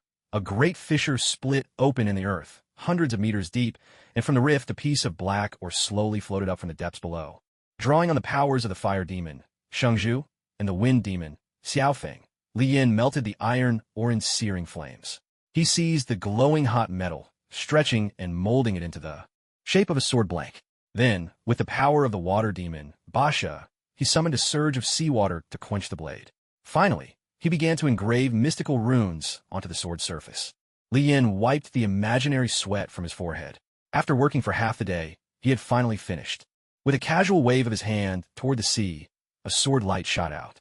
Like slicing through a watermelon, it cleaved the ocean in two. The water surged violently to both sides, rising in roaring waves over 100 meters high. Jagged reefs on the seafloor were exposed, stark and clear. The sword light continued downward, carving a deep trench along the ocean floor, and kept extending farther and farther, until it vanished beyond the limits of sight. As the sword energy faded, towering waves crashed together from both sides. The ocean's furious roar was deafening. Without hesitation, Lian unleashed the power of Basha, the water demon, dispersing the waves and restoring the sea to perfect calm, as if nothing had ever happened. Shanks was left utterly stunned, his jaw hanging in disbelief. In his mind, not even Edward Newgate, known as Whitebeard, the world's strongest man, could wield such power. With just a flick of his hand, this man could unleash devastation beyond imagination. How could anyone hope to fight against that? In truth, Lian knew nothing of swordsmanship. The sword aura was simply his own energy, channeled through the blade for an overwhelming attack. Shanks just didn't realize. Turning around, Lian addressed Shanks. Let's begin. I'm ready. Shanks was dumbfounded by Lian's extraordinary display. He couldn't help but suspect that this whole fight was just an excuse for Lian to show off, but he had no proof. Swallowing hard, Shanks stared at this man who could command earth, thunder, fire, the ocean, and hurricanes. If this wasn't a god, what else could you call him? I believe it now. You are a god, he admitted. Lian laughed. Come on, don't say that. Where's the fun in that? Shanks shook his head. He knew he didn't stand a chance. Charging him regardless would be the act of a fool, and he wasn't about to do that. May I ask, what is it you want from me? Shanks inquired. Lian raised his head, his tone earnest. Young man, I've taken quite a liking to you. Shanks was even more perplexed. What could possibly make him so valuable in Lian's eyes? Noticing Shanks's confusion, Lian explained, I'm planning to build a black organization, and I need a right-hand man. I think your strength is passable, so I'd like you to be my deputy. What do you say? As he finished speaking, Lian gave the black iron sword in his hand a little shake. Shanks remembered the sword light from moments before and felt a chill inside. Though the man before him was overwhelmingly powerful, Shanks was a Yonko, a king of the seas. Yielding so easily was unthinkable. Even knowing he stood no chance, Shanks hesitated only briefly before making up his mind. Better to die, fighting, than to surrender without a fight. With a bold shout, Shanks declared, "Come on then, you may be strong, but I'm a pirate through and through." Lien had always admired the red-haired Shanks. His personality was bold and generous, never fussing over trivial matters. Whether it was his clothes or his attitude, he exuded a laid-back air. He had an excellent temper, always smiling, treating his subordinates as equals, never losing his cool over others' rudeness. He could even accept Luffy losing an arm. Nothing in this world seemed able to shake him. Yet, Shanks valued friendship above all else. Anyone who hurt his friends would never be forgiven. To be friends with someone like that, anyone would treasure such a bond. Lien appreciated Shanks' character as well, which was why he intended to recruit him. Lien waved his hand, signaling for Shanks to calm down. "Let's make a bet.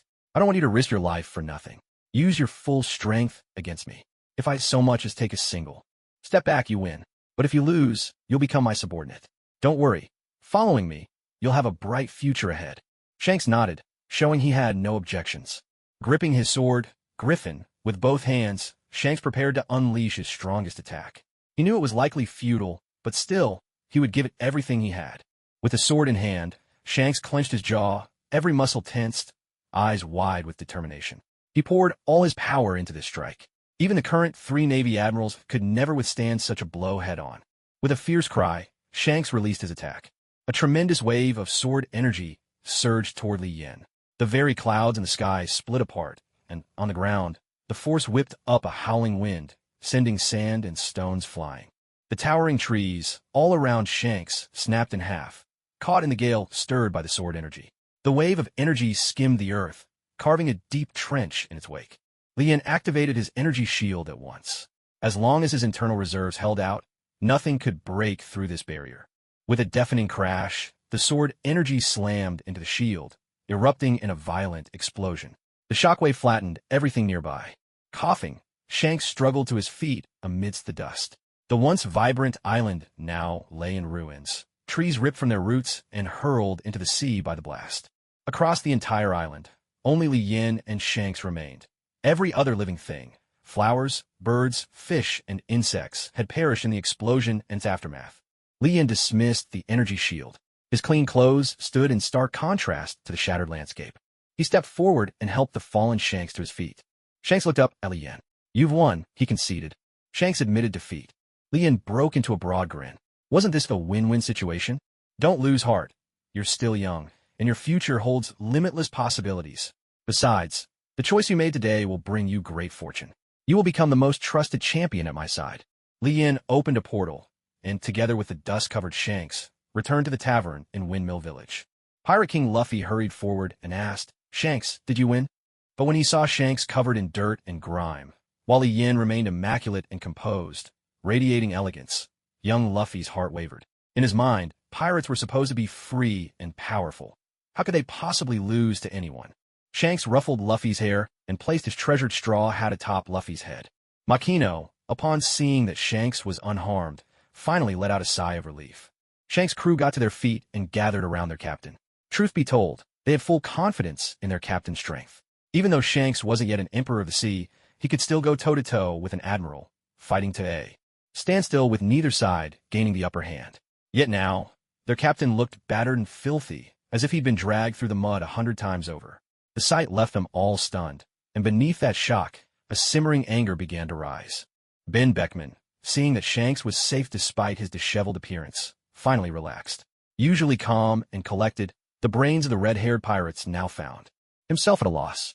How could Lien, so young, possess such overwhelming strength? He'd managed to utterly overpower Shanks. What did he want by making Shanks submit to him? To the members of the red-haired pirates, Shanks at 27 could already match a Navy admiral, and his conqueror's haki was second to none. His talent was undeniable. Surely, he was destined to become one of the greatest on the seas. Yet today, he'd been crushed by someone seemingly even younger. The crew glared at Lien, their anger barely contained, ready to erupt into a brawl at the slightest provocation. Shanks gestured for everyone to calm down. He explained the wager he had made with Lien, and made his stance clear. Those willing to stay could stay, but anyone unwilling was free to leave. Uncertainty flickered across everyone's faces. The terms of the bet clearly made them uneasy. It meant the red-haired pirates would cease to exist, and their captain would become another subordinate. Yasopp spoke up. "Captain, I'll stick with you no matter what." Ben Beckman nodded at Shanks, understanding passing silently between them. As Shanks' most trusted companion, he would support him to the end.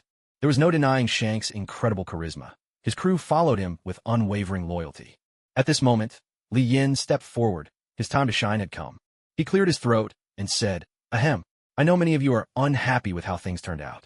But this is the way of the world. The strong rule, and the law of the jungle prevails. Those with the mightiest fists own everything. The weak can do nothing but cry out in helplessness. However, even though I possess a power that surpasses the gods, I have never used this strength to oppress the weak. My purpose in coming here today is simple. I intend to establish an organization. This organization will be unlike pirates, unlike the Navy, and unlike the world government. In some ways, it may bear a slight resemblance to the Revolutionary Army. The organization I plan to create will be called the Nation of the Gods.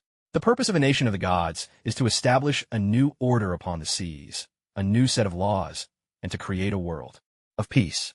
I will be the creator of this new order, and you are the chosen wielders of the sword.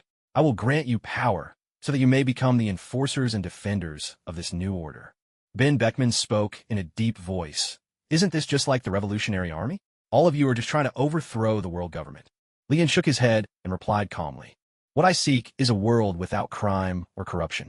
No matter how high a person's status, no matter how great their strength, if they dare to violate the laws I set forth, they must pay the price. In this world, the majority of pirates are guilty of arson, murder, and plunder, committing every conceivable evil. Ordinary people live in constant misery. A man of talent and ambition should accomplish something meaningful, not squander his strength and wear the label of a pirate." Lucky Roo protested, "But we are pirates." Li Yin answered, "From this day forward, you are no longer pirates. To you, pirates may symbolize freedom, but in the eyes of most ordinary people, what's the difference between pirates and demons? Pirates steal their food, their treasures, violate their wives and daughters, even take their very lives. Pirates massacre villages and slaughter innocent civilians. Have you ever given a thought to these things?" Everyone fell silent. Most pirates, in the name of seeking freedom, roam the seas. Yet from running a pirate ship to daily food and drink, none of it comes without cost. Pirates do not create, so the only way to obtain these things is by taking them by force. In the process of looting, how many innocent lives are lost to pirates' hands? Shanks nodded in agreement. He knew that the existence of pirates brought great threats and suffering to the people, though it could not be denied that there were many good men among pirates, those who sought only adventure. Li Yin chuckled. "If it's only for adventure, why call yourselves thieves? I understand that there are many reasons for the state of this world. It's not all the pirates' fault. The corruption of the world, government, the oppression of the celestial dragons, the incompetence of the Navy, these are all reasons for the world's decline. That is why our Nation of the Gods exists, to confront and resolve these problems." With a wave of his hand, Li Yin signaled that the discussion was over. For now, as long as the red-haired crew and the others followed their own hearts, that would suffice. Li Yin said, "As long as you serve me wholeheartedly, your efforts will be rewarded. I will grant you endless treasures. I will bestow upon you great power. I will extend your lifespan, and you will even gain the right to become gods yourselves. No matter the time or place, painting a grand vision is always an effective way to win people's loyalty. Give these folks a taste of sweetness, and who wouldn't be willing to risk their lives for you?" Jesus Boo, filled with doubt, asked, Can we really become gods?" Li Yin nodded, affirming his words. Among everyone present, only Shanks knew the true extent of Li Yin's abilities, but Li Yin had no desire to put on a show for the crowd like a performing monkey. With a wave of his hand toward Shanks, Li Yin instantly withdrew the power of lightning from Shanks' body. Li Yin said, "Judging by your hairstyle, you're more suited to fire." With that, he bestowed the power of fire upon Shanks once more. An intense heat radiated from Shanks, and a terrifying wave of hot air surged around him. His crew hastily retreated. The sheer force of those flames was far beyond what they could withstand. In an instant, roaring fire engulfed Shanks. Yet the crimson flames did not harm him in the slightest. Now, it was as if Shanks were bathing in fire, and gradually, the blazing flames were absorbed into his body. Li Yin turned to Shanks and declared, "From now on, you are the fire god of the divine kingdom." Shanks' crew, having already witnessed him wield the power of thunder, now saw him command the flames as well. They were utterly convinced that Li Yin possessed divine power. With part of the crew's loyalty secured, Li Yin began to ponder the location for establishing the divine kingdom. After much thought, he concluded that only Sky Island could truly reflect the majesty of the gods. He planned to expand its scale and build a grand palace. Surely, that would suffice. Li Yin said, "Let's go. It's time we left this place." Shanks had no objections to leaving Windmill Village, but he was unsure of Li Yan's next move. "Where are we headed? Are we returning to the New World?" Li Yin shook his head. "We're going to Sky Island. That's where we'll build the divine kingdom." With that, Li Yin opened a portal and led Hela and the other two women through. Shanks and his crew followed close behind. As Shanks looked around, he marveled. "So this is Sky Island?" Jesus Boo was astonished. "It actually exists. It's not just a legend." Li Yin nodded with a smile. "Look, someone's come to greet us." Shanks looked up at the sky. Suddenly, a flash of lightning streaked down, striking the ground with a thunderous crash. As the light faded, a figure appeared before them. With a white headscarf atop his head, the trademark anti-hairstyle beneath, and earlobes that dangled unusually long, the man stood bare-chested, a thunder drum strapped to his back. Gold rings adorned his fingers, and he wielded a golden staff in hand. His lower half was clad in billowy lantern pants, and his feet were bare. When Li Yin finally got a clear look at the newcomer's face, he couldn't help but poke fun at Luffy for giving this guy the nickname Big Ears. It really was spot on. With his nostrils flared and chin raised, Enel declared loftily, "Mortal, why do you not kneel before your god?" Li Yin quipped back, "Huh? One look at you, all crackling with lightning, and it's obvious. You must be the god of long earlobes." His words drew laughter from Wanda and her two companions, as well as from Shanks and the others, but they also utterly infuriated Enel. Enraged, Enel shouted, "Prepare to die. 30 million volts, Thunderbird." Without a shred of sportsmanship, Enel struck first. A giant Thunderbird, shaped like a phoenix and forged from pure lightning, streaked toward Li Yin at incredible speed. But what Enel didn't know was that Li Yin possessed the primordial source of the lightning demon within him. No matter how fierce Enel's attacks, they could not harm Li Yin in the slightest. This was an utterly one-sided battle. The Thunderbird collided with Li Yin and was devoured effortlessly. Enel's eyes widened in disbelief. His own lightning, absorbed by someone else? Impossible. Grinning, Li Yin jeered, "God Enel, if you surrender now, I'll give you a chance to live. Refuse, and before long, you'll be flat on your back, buried and forgotten." Enel, still young and brimming with pride, could hardly submit to Li Yan's overwhelming might so easily. He retorted stubbornly, "Damn you, mortal. 30 million volts, Thunderbird." Only a short while ago, he had destroyed his homeland, and his mastery of his powers was nowhere near the level he would reach when Luffy encountered him later. The 30 million volt Thunderbird was already his strongest attack for now. Li Yin reached out, catching Enel's Thunderbird in his hand. Feeling the electric surge, Li Yin scoffed, "Pathetic. Is this supposed to tickle me? Let me show you how true lightning is wielded." Between his palms, Li Yin gathered electricity. The sky darkened in an instant, thunder crackling and flashing all around. From above, countless thunderclouds unleashed torrents of lightning, each bolt thick as a barrel, connecting to Li Yan's back.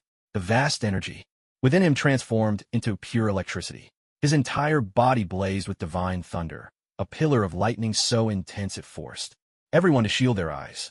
Even Enel, master of the rumble fruit, paled in terror, sensing death itself in the storm. "Witness my new move, 10,000 thunders." A beam of lightning shot straight from Li Yan's hands. Enel had no time to dodge. The lightning beam struck him full on.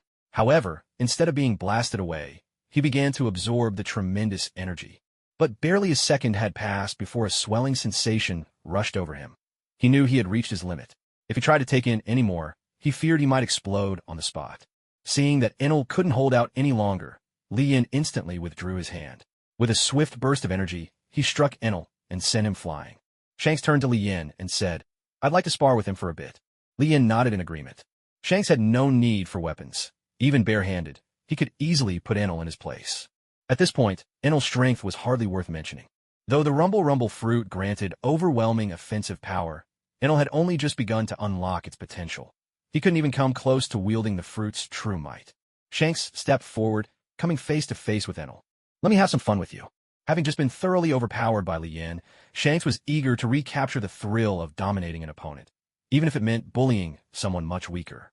Enel, having seen Li Yin's immunity to lightning attacks, couldn't gauge the strength of these people. He prepared for the worst. After all, he wasn't one to play fair. If he couldn't win, he'd simply escape. The land of the 37 gods. Enel didn't wait for Shanks to steady himself. He launched his assault without hesitation. 30 million volt Thunderbird. This was Enel's most powerful attack. He wanted to end the fight as quickly as possible. Shanks, using his haki to predict the move, sidestepped in a flash and dodged with ease. Then, channeling his armament haki, he landed a solid punch on Enel's transformed body, sending him hurtling away. Enel crashed through several houses on Sky Island before finally coming to a stop. A mouthful of blood spattered from his lips. Enel hadn't grown into his powers yet. He was still just a fledgling who had only recently obtained his devil fruit. Against a powerhouse like red-haired Shanks, he stood no chance but to take a beating. Struggling to his feet, Enel realized that Shanks had injured him with a single blow. Of all the strategies, escape was the only option. In a flash, he transformed into lightning and shot up toward the clouds. Lien let out a low chuckle. Still thinking of running away? He opened a portal directly in Enel's path. Before Enel could react, he plunged headfirst through it and crashed into another cluster of buildings, finally coming to a halt. Lien unleashed a burst of psychic suppression, temporarily sealing Enel's powers, then controlled the surrounding rubble to pin him beneath the debris. Lien spoke calmly, "Back to our previous topic, will you choose to submit or to die?" Terror filled Enel's face. The power of his opponent was overwhelming. He had no way to resist. What terrified him even more was that his own abilities had been sealed. Had he become an ordinary person again? Lien reassured him, "You don't need to be afraid. As long as you submit to me, I can make you a true god of thunder. No one will ever bully you again. My purpose here isn't to conquer or enslave you. I want you to join our divine nation and become a true god." Enel was completely dumbfounded. The land of the gods? Could there really be gods? He knew that his lightning powers came from a strange fruit, but he had never encountered another Logia-type devil fruit user before. So he had always believed it was the fruit of the gods. Eat it, and you would gain divine power, become a god. The previous rulers of Skypiea had always been figures he looked up to. Now, he had beaten that man so thoroughly he couldn't even fight back. But today, this red-haired man not only could strike his body, his strength was astonishingly terrifying. Lien said, "Hey, don't get distracted. Have you made up your mind?" "My patience is wearing thin." Enel replied, "All right, I'm willing to submit to you. I don't want to be an ordinary person." Lien removed the heavy stones pressing down on Enel and lifted the power-suppressing silence from him. Beep, new follower detected. Beep, you have acquired all of Enel's abilities. Beep, Enel's powers overlap with the lightning devil abilities. Initiating power enhancement. Beep, enhancement successful. You have gained the following abilities. Lightning elementalization, 1 billion volt supercurrent, advanced lightning manipulation, total immunity to lightning, extended lightning control, weather. Manipulation, extended lightning control, electromagnetic manipulation, extended lightning control, thermal manipulation, lightning origin endowment, lightning speed. Both Su and Enel's lightning fruits belong to the same class of power. Now that the two had merged, their strength had increased dramatically.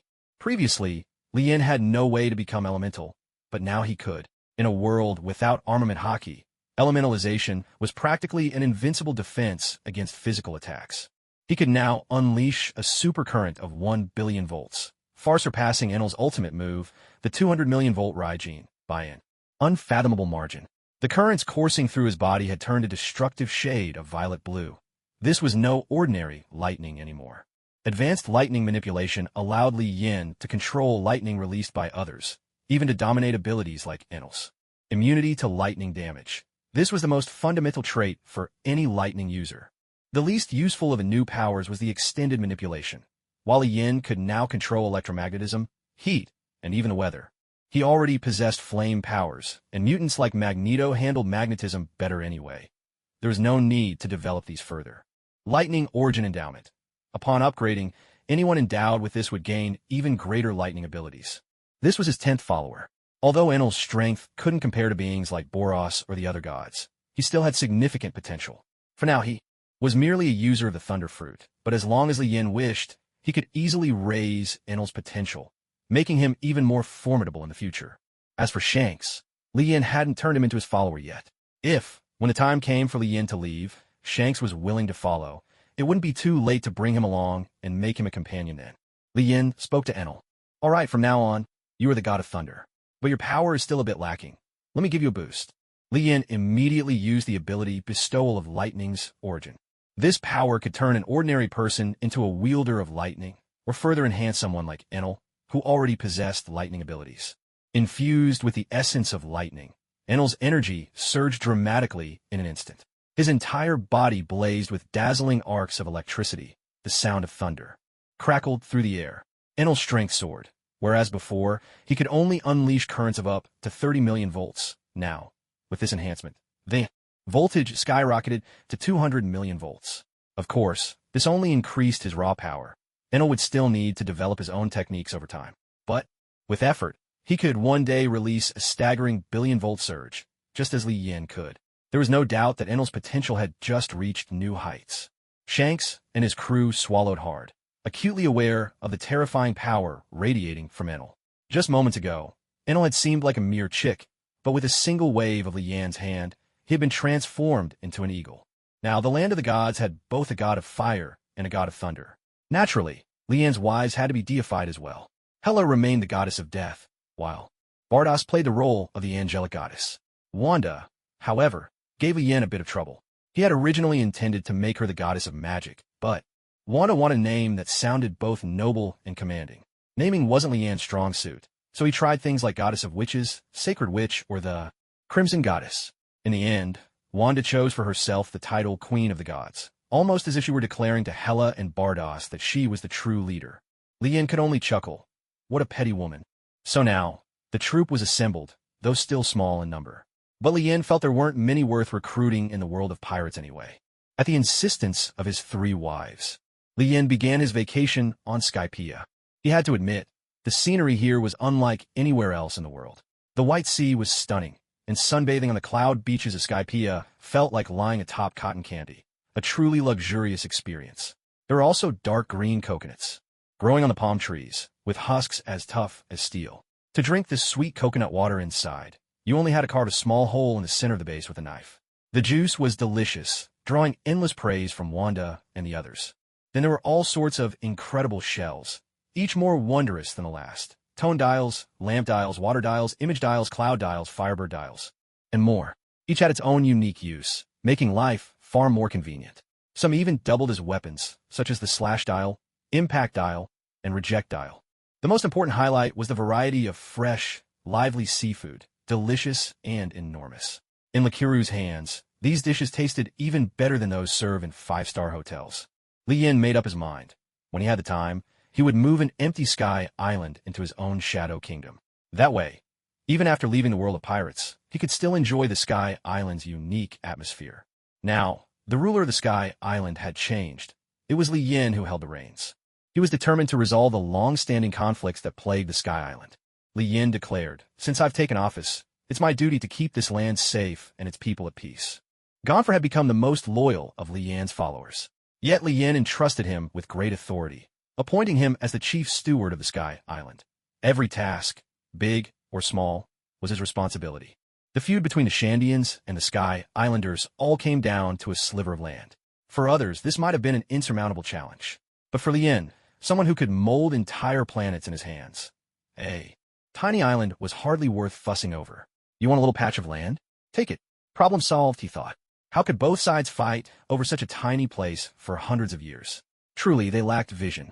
After expanding the size of the Sky Island dozens of times over, Li Yin introduced a host of policies to benefit the people. He distributed land to many ordinary citizens, established a professional Sky Island garrison, opened schools, and set up a courthouse. The courthouse, in particular, became a major headache for Li Yin. He searched high and low across the entire island, yet couldn't find a single competent lawyer. The judges were just as unqualified. The enforcement of law in this pirate world was shockingly weak. If you were powerless, you'd be arrested on the spot. If you were strong, nobody dared lay a finger on you. After a week of intense work, Li Yin finally resolved all the major and minor issues, setting the Sky Island on the path to prosperity. With some free time at last, Li Yin began to consider his own missions. First, there was the task of eliminating the celestial dragons. That had to wait until the very end, if he wiped them all out too. Soon, there'd be nobody left to place a bounty on his head, and that would be a loss. To reach the goal of a 20 billion bounty, He needed to do something truly outrageous, perhaps wiping out all the pirates and Impel Down, or killing Big Mom and Kaido, or even running off with Gion and starting a family, or simply becoming Pirate King himself. There was no shortage of possibilities. The other missions seemed relatively straightforward and didn't require much special thought.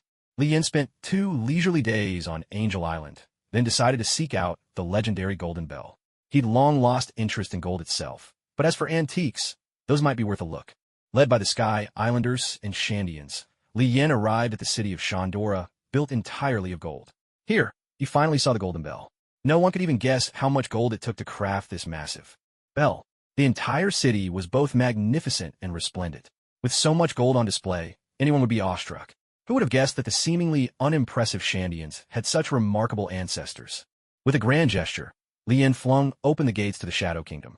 The golden city before him grew more appealing the longer he looked at it, and in the end, he decided to keep it for himself. At first, the Shandians were displeased. After all, this was the legacy of their ancestors. But faced with Li Yan's overwhelming strength, none of them dared to protest. Li Yin promised he wouldn't simply take it for nothing. He would expand the area of Skypiea itself. In this way, both the Shandians and the Scypians would have more space to live, and it would become a precious inheritance for future generations. To friendship, this Scypian wine is truly something special. Shanks raised his glass and let out a hearty belch. Hey, Enel, my friend, don't drink alone in silence.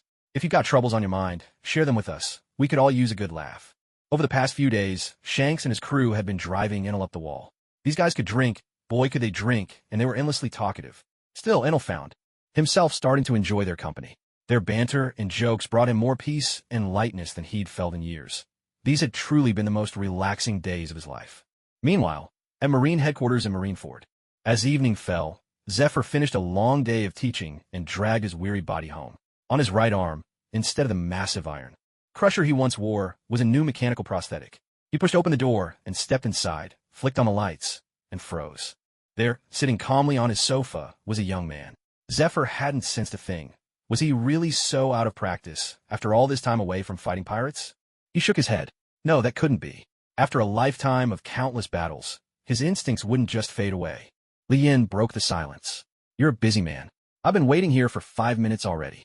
Kid, whose subordinate are you? What business do you have with me? Zephyr retorted, sitting down across from Li Yin.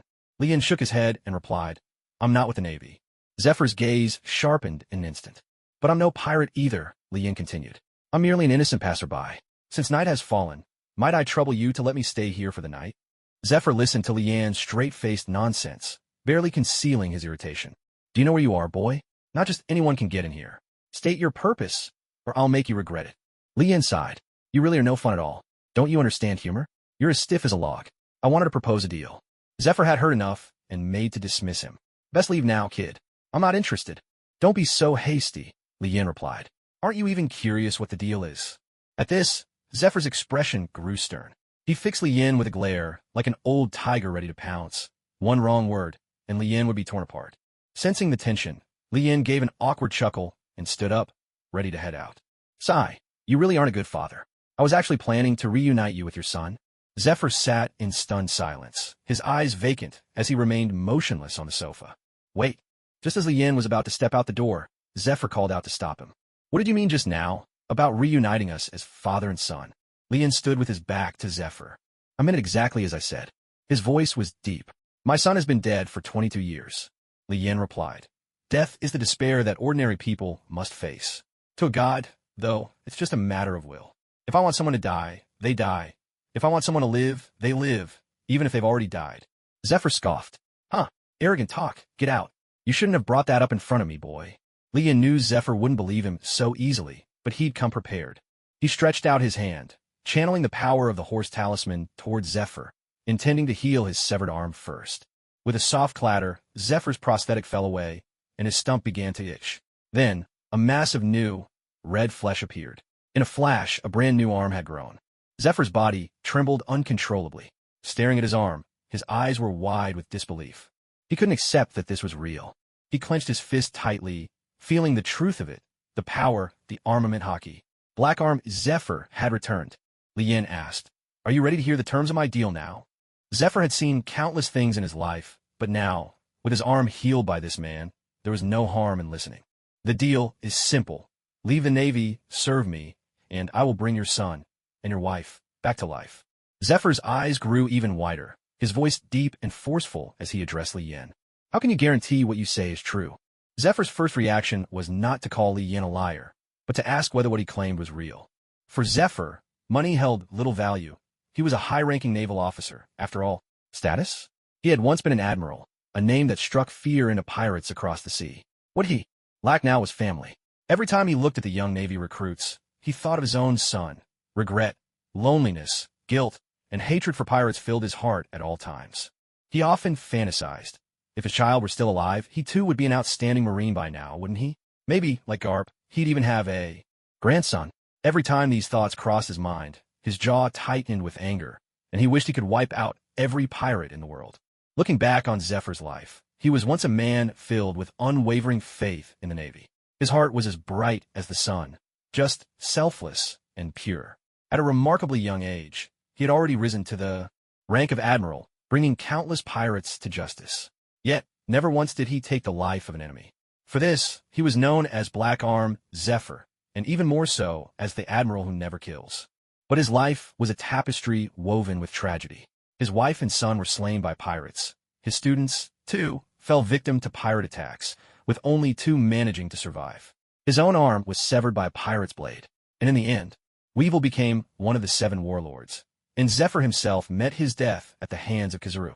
This warrior, who had devoted his entire life to the cause of naval justice. What did he gain in the end? Nothing but loneliness and sorrow. Li Yin said, I come from Skypiea, the land of gods. I am the king of all gods of that realm. All I can tell you, I've already said. If you choose not to believe me, there's nothing more I can do. Before Zephyr, Li Yin opened a portal and returned to Skypiea. To be honest, Li Yin wasn't yet capable of resurrecting Zephyr's child. After all, this was the world of One Piece. He didn't possess the Space Stone, nor could he reverse time. All he could hope for now was that his next companion would have the power to bring people back to life, or if not, at least the ability to travel through time. Zephyr stood before the sofa, staring in the direction Li Yin had gone, his heart unable to find peace for a long while. That faint glimmer of hope burned within him like a wildfire, consuming his heart. It called out to his longing for loved ones, growing ever stronger by the moment. The smiling faces of his wife and son lingered in his mind. Impossible to forget. He recalled the day he cradled their lifeless bodies, his anguished cries echoing in the emptiness. As powerful as he was, all he could do was howl in pain. Unnoticed, his eyes blurred with tears. The 2 greatest pains of his life were the deaths of his wife and child, and the students he'd lost to pirates.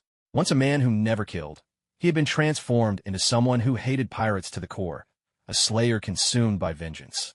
Like a walking shadow, Zephyr returned to his bedroom and lay on the bed, staring unblinking at the ceiling, his gaze empty and hollow.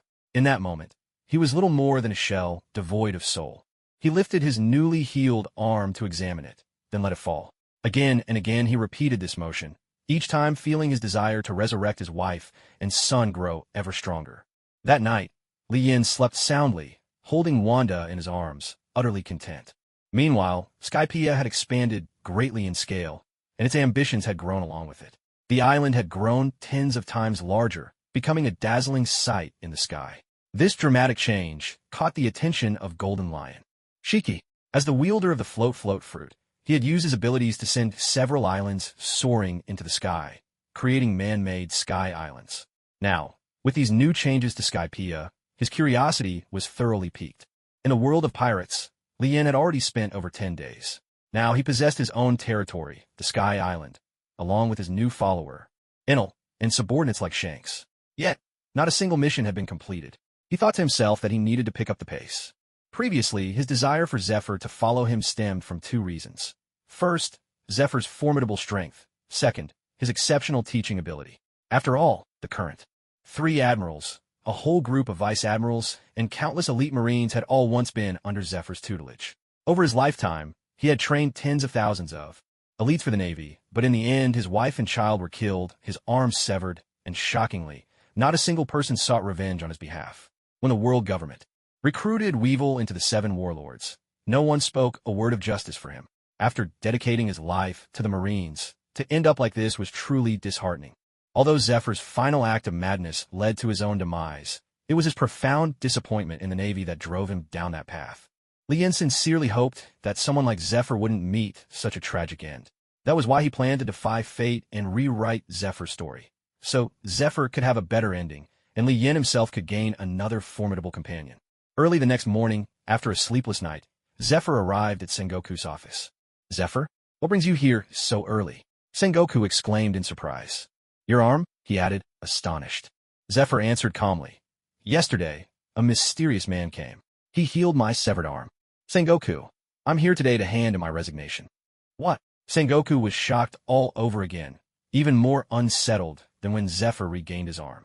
Zephyr had made immense contributions to the Navy and was an irreplaceable instructor, a teacher with admiral-level strength. It was thanks to Zephyr that the Navy could cultivate so many elites year after year. "Why? Aren't you doing just fine?" Sengoku pressed. Zephyr replied, "With the 3 admirals now, the Navy has a solid foundation. I'm getting old. I'm tired. I just want to go home and enjoy my retirement." Sengoku could sense there was something Zephyr wasn't saying, but he truly didn't want Zephyr to leave at this moment. So he summoned Vice Admiral Garp and Staff Officer Tsuru, hoping the 3 of them together could persuade Zephyr to stay. Garp, munching on rice crackers, strode into Sengoku's office. "Sengoku, what's so urgent this early in the morning?" His booming voice made everyone's ears ring. Tsuru chided. "Garp, can't you keep it down?" Garp laughed. "Ha ha ha, sorry. Tsuru, you're here too, I see." The 2 of them noticed Sengoku sitting silently in his chair, saying nothing, while Zephyr sat nearby, his expression grave. Their curiosity was instantly piqued. Had the 2 of them quarreled? That couldn't be. Zephyr wasn't like Garp. He'd never do such a thing. To be honest, even now, asking Zephyr to leave the Navy is something he finds incredibly hard to accept. Deep down, he still holds onto a sliver of hope for the Navy. Tsuru spoke up. "What's going on with you all? Why did you call us here so early in the morning? Is something wrong?" Sengoku let out a heavy sigh and said, "Alas, Zephyr wants to resign." Garp exclaimed in surprise. "What?" Even Garp, who was usually so laid back and carefree, couldn't help but turn serious. "Why? Zephyr, you tell me, did some bratty cadet get on your nerves? Just say the word, and I'll teach him a lesson with my iron fist." Garp waved his fist, eager to stand up for Zephyr. But Zephyr shook his head, his voice low and weary. "It's not that, Garp. I'm just tired. I joined the Navy when I was 14, and now I'm 65. I've spent almost my whole life in the Navy, and lately, I just feel exhausted."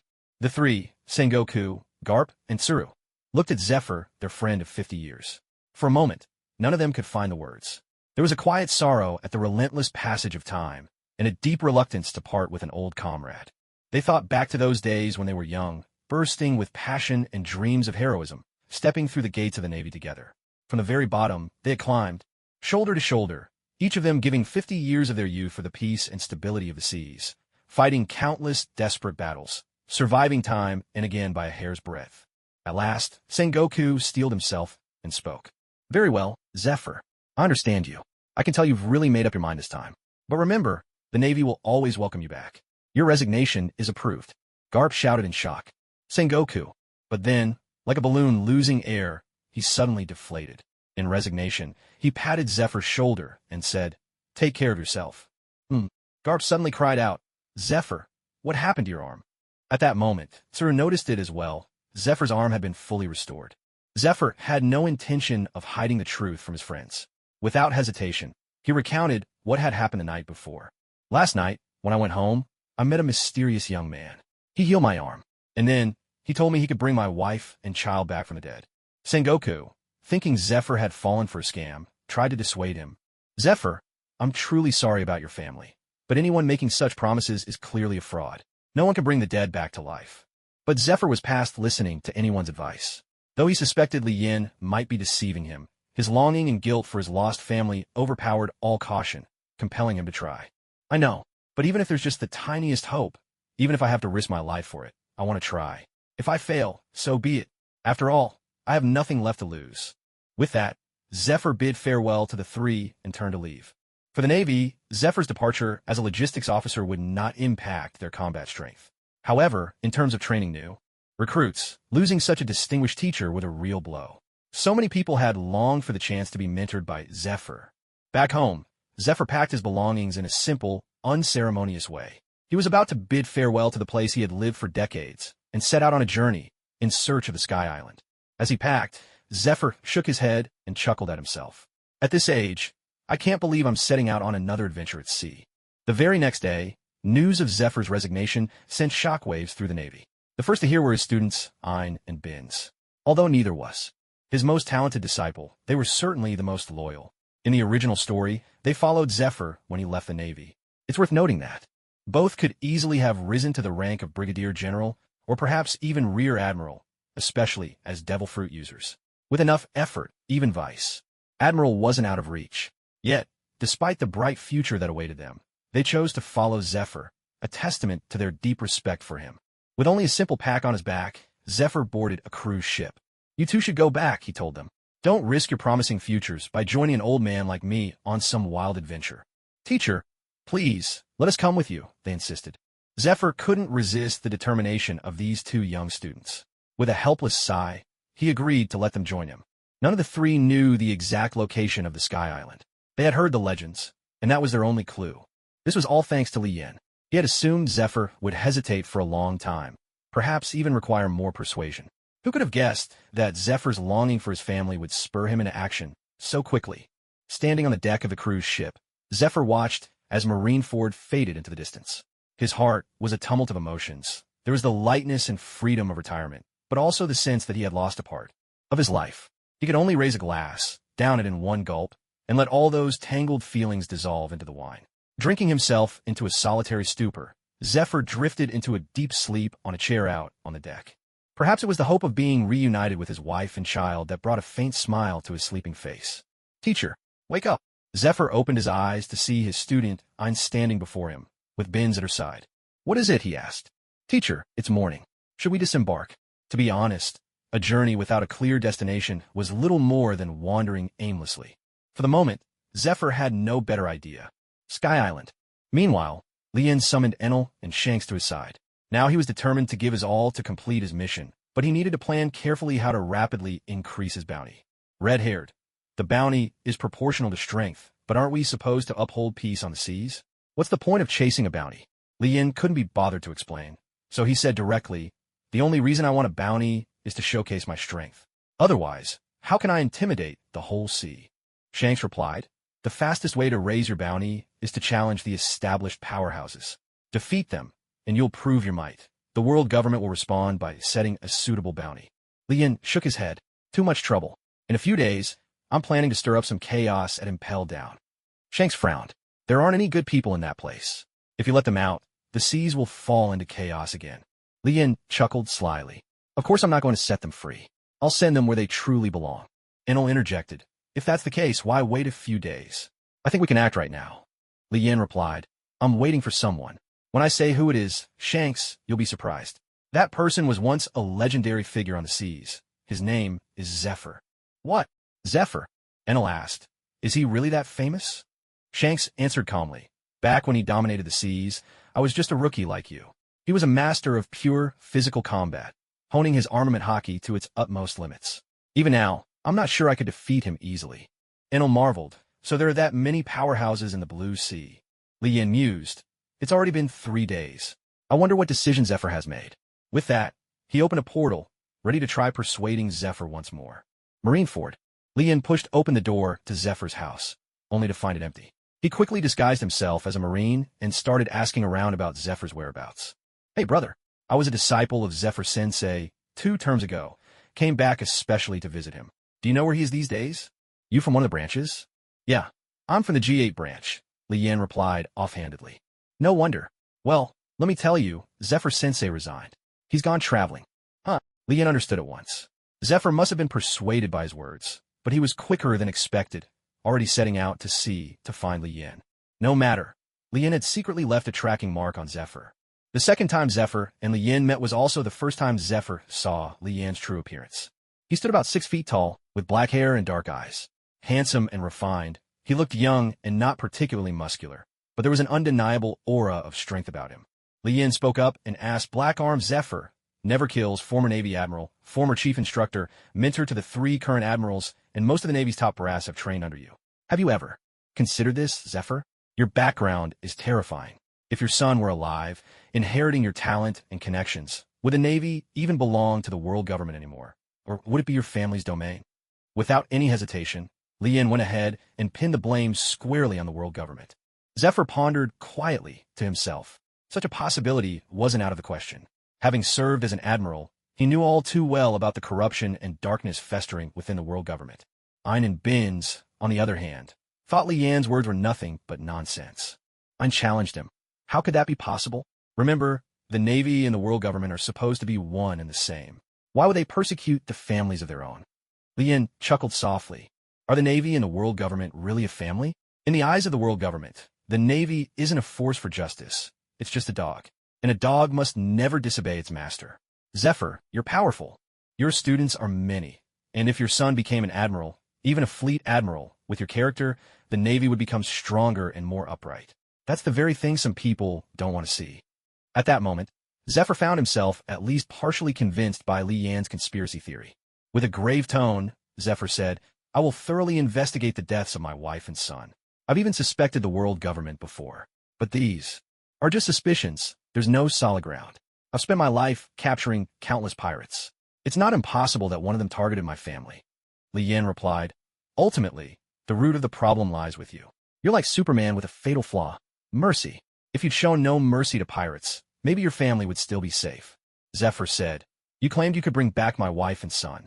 I've already resigned from the Navy and pledged my loyalty to you. Now, can you fulfill your promise? Li Yan answered, There's no such thing as a free lunch. I have many subordinates, and I can't break my rules for you. Reviving your wife and son is simple. Serve me for 2 years. After 2 years, I'll bring them back. I pressed him, but what if you go back on your word in 2 years? What if you can't even do it? Li Yan wasn't annoyed. His gaze shifted as he took a closer look at Ein. Her long, wavy sea blue hair, her purple vest and black shorts. A striking beauty indeed. Li Yan wasn't particularly interested in her, but the devil fruit power she wielded did catch his attention. The Paramecia-type regression fruit, an ability entwined with the flow of time. If he could get his hands on it, wouldn't reviving Zephyr's wife and son be a simple matter? After the establishment of the NOE Navy, Ein claimed that anything she touched would have its age reversed by 12 years. If she touched a person, that person would become 12 years younger. Repeated contact could even cause them to vanish altogether. This ability worked not only on living beings, but also on objects, returning them to the state they were in 12 years ago. The only way to break this reversal was to defeat the user. In Li Yan's eyes, while it could only turn things back, it was still quite a remarkable power. Judging by the potential of the devil fruit, it could even grant immortality. However, at present, Ein was just an ordinary naval cadet, not the more experienced Ein who, 10 years later, when Zephyr founded the NOE Navy, would have developed her fruit's powers much further. Li Yan asked Ein in return, Are you a devil fruit user? Yes, she replied. Li Yan said, If you submit to me, I can bring Zephyr's wife and child back to life right now. No, Zephyr roared, refusing to let his student pay such a price for his sake. Binz, misunderstanding Li Yan's intentions, quickly pulled Ein behind him, thinking Li Yan was acting out of desire. Li Yan gave an embarrassed chuckle. You got it all wrong. What I mean is, I want you to serve me, just as you serve Teacher Zephyr. I'm a very loyal man when it comes to relationships. In fact, I already have 3 wives. Only then did Binz and Zephyr relax. Ein, however, saw right through Li Yan. In her eyes, he was just a scoundrel. Whoever heard of a loyal man with 3 wives? If Li Yan had known her thoughts, he would have shot right back. Have you ever seen someone who claims not to care about money, yet is filthy rich? Or a CEO who says he owns nothing, yet sets huge goals for his company? Ein hesitated for a moment. Well, since we're already following Teacher Zephyr, I'm willing to serve you. Please, revive Zephyr's wife and child now. Li Yan didn't receive any system notification. He decided to trick Ein a little longer. Can't you be a bit more formal? In society, things have to look official. For example, say, I'm willing to submit to you and serve you, and I hope you will accept me. Try using that template. With a sigh, Ein repeated the words as Li Yan instructed. Though Li Yan's actions bordered on fraud, the FBI in America couldn't possibly catch him. Beep, new follower detected. Beep, you have acquired all abilities of this follower. Name Ein. Ability, Devil Fruit, Reversal Fruit. Assessment, average strength, but with a slim waist, long legs, and a beautiful face. Quite a desirable conquest. Abilities acquired. Time Reversal, Navy 6 forms, Armament Hockey, Observation Hockey, Basic Swordsmanship. Li Yan turned to Zephyr and said, Tomorrow, take me to the place where your wife and child met their end. I will bring them back, but after that, you must also pledge your loyalty to me. Zephyr replied resolutely. As long as you can bring my wife and child back to life, I'm willing. Lien looked at Zephyr and said, your strength is impressive on the open sea, but in the divine kingdom, it isn't enough.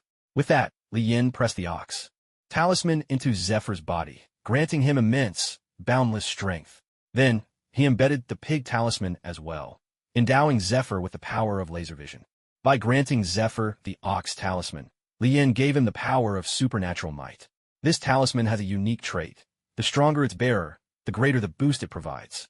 For an ordinary person, the ox talisman might increase their strength tenfold, but for a martial arts master like Zephyr, it could amplify his power by at least 100 times. The pig talisman's laser vision, meanwhile, made up for Zephyr's lack of long-range attacks. Ein was now his new follower. While her strength was not remarkable, she brought with her the ability to reverse time. This ability couldn't rewind time for an entire world, but it could turn back the clock within a certain area. What's more, with Li Yan's vast reserves of energy, he could potentially reverse time in that space by decades, or even centuries, just by channeling his power through her. Li Yan said, let's go. It's time we return to Sky Island. He opened a portal, and the group stepped through, arriving upon Sky Island. When Shanks saw Zephyr, he still couldn't believe his eyes. That both a Navy admiral and a pirate had joined the Divine Kingdom was beyond anything he'd imagined. Li Yan introduced them. Allow me to present Zephyr. From now on, he will be the god of strength in our Divine Kingdom. Talisman powers. Talismans are divided into 3 main categories: offensive, supportive, and enhancement. The 12 talismans' powers are far from equal. Take the rat talisman, for instance. It can turn inanimate objects into living beings, granting life to statues or toys. Remarkably, these animated figures not only come to life, but also gain the abilities bestowed upon them. By contrast, the rooster talisman merely allows people and objects to float, while the snake talisman grants invisibility. The disparity in their powers is truly staggering. The ox talisman's effects, meanwhile, vary by the user. Even Jackie Chan, when wielding it, wasn't as strong as the Dark Lord, simply because of the difference in their physique. In my version, I've enhanced the ox talisman. After all, if it only added a few 100 pounds or a couple tons of strength, it wouldn't be much to write about. No criticism, please. Thank you. Zephyr also spotted Shanks. He remembered him well. Not only had Shanks been an apprentice on Roger's ship, but the Pirate King had even entrusted him with his hat. And, judging by his current status, Shanks had done quite well for himself. Li Yin began his introduction. Shanks, you should know of him. Don't underestimate Shanks. Though he's still young, his strength rivals that of the Navy's 3 admirals. And now, I've bestowed upon him the power of flame. Shanks is the god of flame in our Divine Kingdom.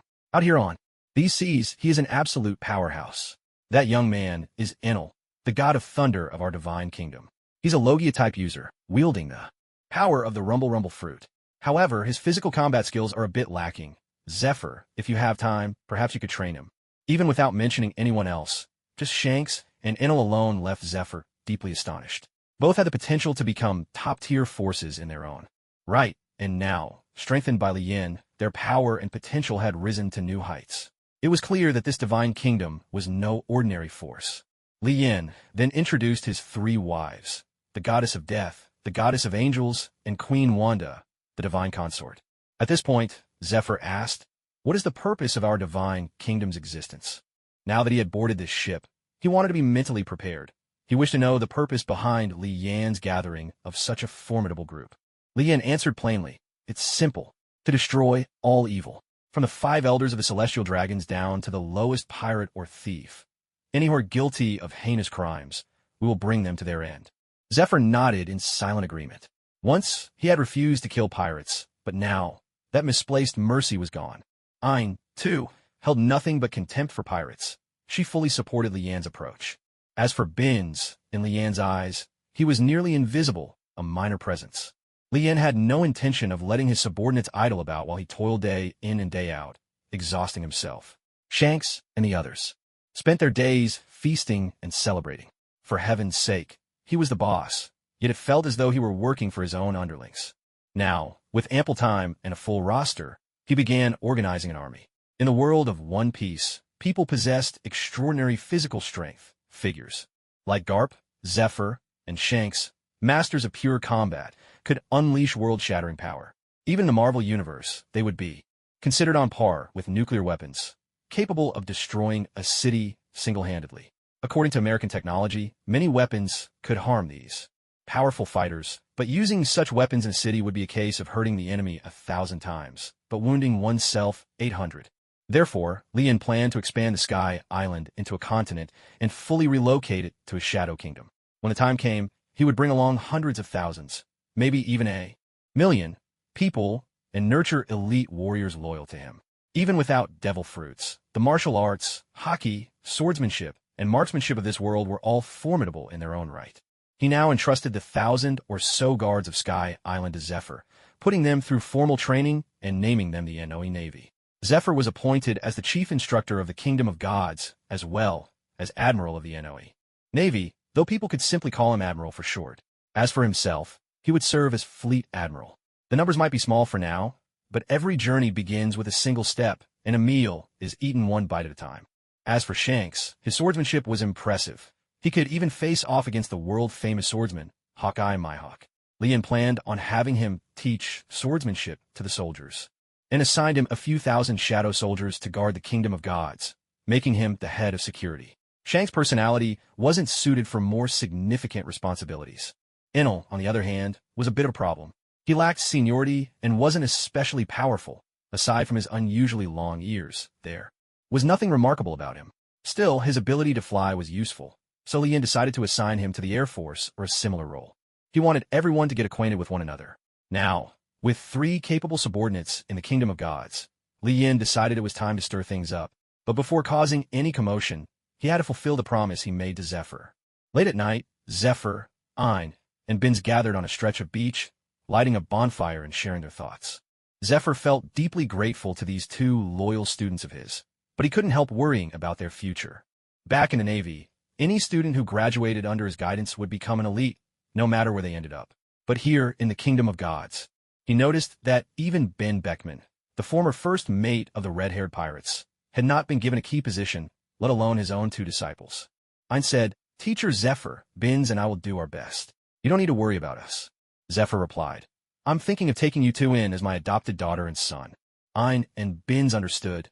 Zephyr was trying to help them. Now that Zephyr was the 3rd most powerful man under Lian, his status would only rise as the Kingdom of Gods developed. Becoming his adopted children would make their own paths much smoother in the future. Meanwhile, Lian was savoring life's pleasures, kissing Bardas's red lips, feeling Wanda's warmth, listening to Hellas' breathy whispers, and gazing into Wanda's dreamy eyes. Life truly was beautiful. The next day, Zephyr rose early. In truth, he hadn't slept at all. His excitement was beyond words.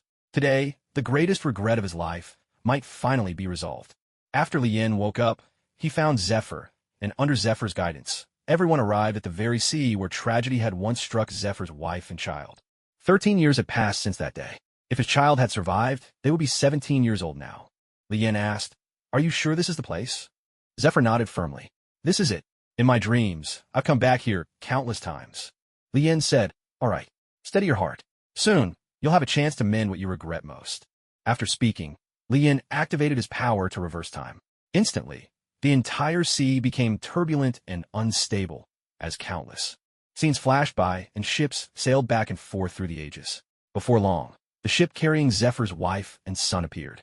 Lian paused time at that moment, a process that consumed a tremendous amount of energy. He could feel his strength draining at an alarming rate. Within just a few minutes, at least 1/3 of his energy had been spent. This made the difference between this ability and the Time Stone painfully clear. The Time Stone used its own energy to traverse time, but the Rewind Fruit drew solely on the user's own reserves. If the energy ran out, all previous efforts would be wasted. With the scene frozen, Lian unleashed his ability. He intended to pull Zephyr's wife and son out of this time reverse slideshow, bringing them into the present. He poured a vast amount of energy to wrap Zephyr's wife and child, shielding them with his own spiritual power. Since they existed in the past, bringing them to the present meant crossing the barrier of time and braving a violent temporal storm. A single misstep could tear them apart. Fortunately, Lian had energy to spare. Had it been anyone else, even with the power to rewind time, it would have been impossible to save Zephyr's family from the past. He pulled them back from time's depths and released his reversal ability. The world around them snapped back to normal. Zephyr gazed at his wife and child, overwhelmed with emotion. After more than a decade, his beloved family had returned to life. He hurried forward and pulled his wife and son into a tight embrace. Though his face was deeply lined with age, his wife and son looked exactly as he remembered, untouched by time. The moment his hand felt their living warmth, tears streamed down Zephyr's cheeks like an overflowing spring. Only he knew the torment he had endured all these years. His wife and child were still bewildered. Moments ago, they'd been attacked by pirates, then swept away by some mysterious force they'd landed here. Thankfully, Zephyr was here with them. But why did he look so much older, and why did he hold them, sobbing uncontrollably? Lien opened a portal and sent Zephyr and his family to Skypiea. He knew Zephyr would have countless things to say to his wife and child. Years of longing and pain, finally coming to an end. Zephyr's greatest regret was now healed. Lien stayed behind with Shanks and Enel, deciding to wander around in search of pirates to practice on, just for some fun. Fortunately, the three of them could all fly. They zipped across the ocean like aimless birds, occasionally bumping into trouble. After all, even a blind cat can catch a dead mouse if it stumbles around long enough. Soon, a pirate ship appeared on the horizon. Shanks glanced at its flag and admitted he'd never heard of them. Lien, never one for subtlety, dropped straight onto the pirate ship. "Who are you?"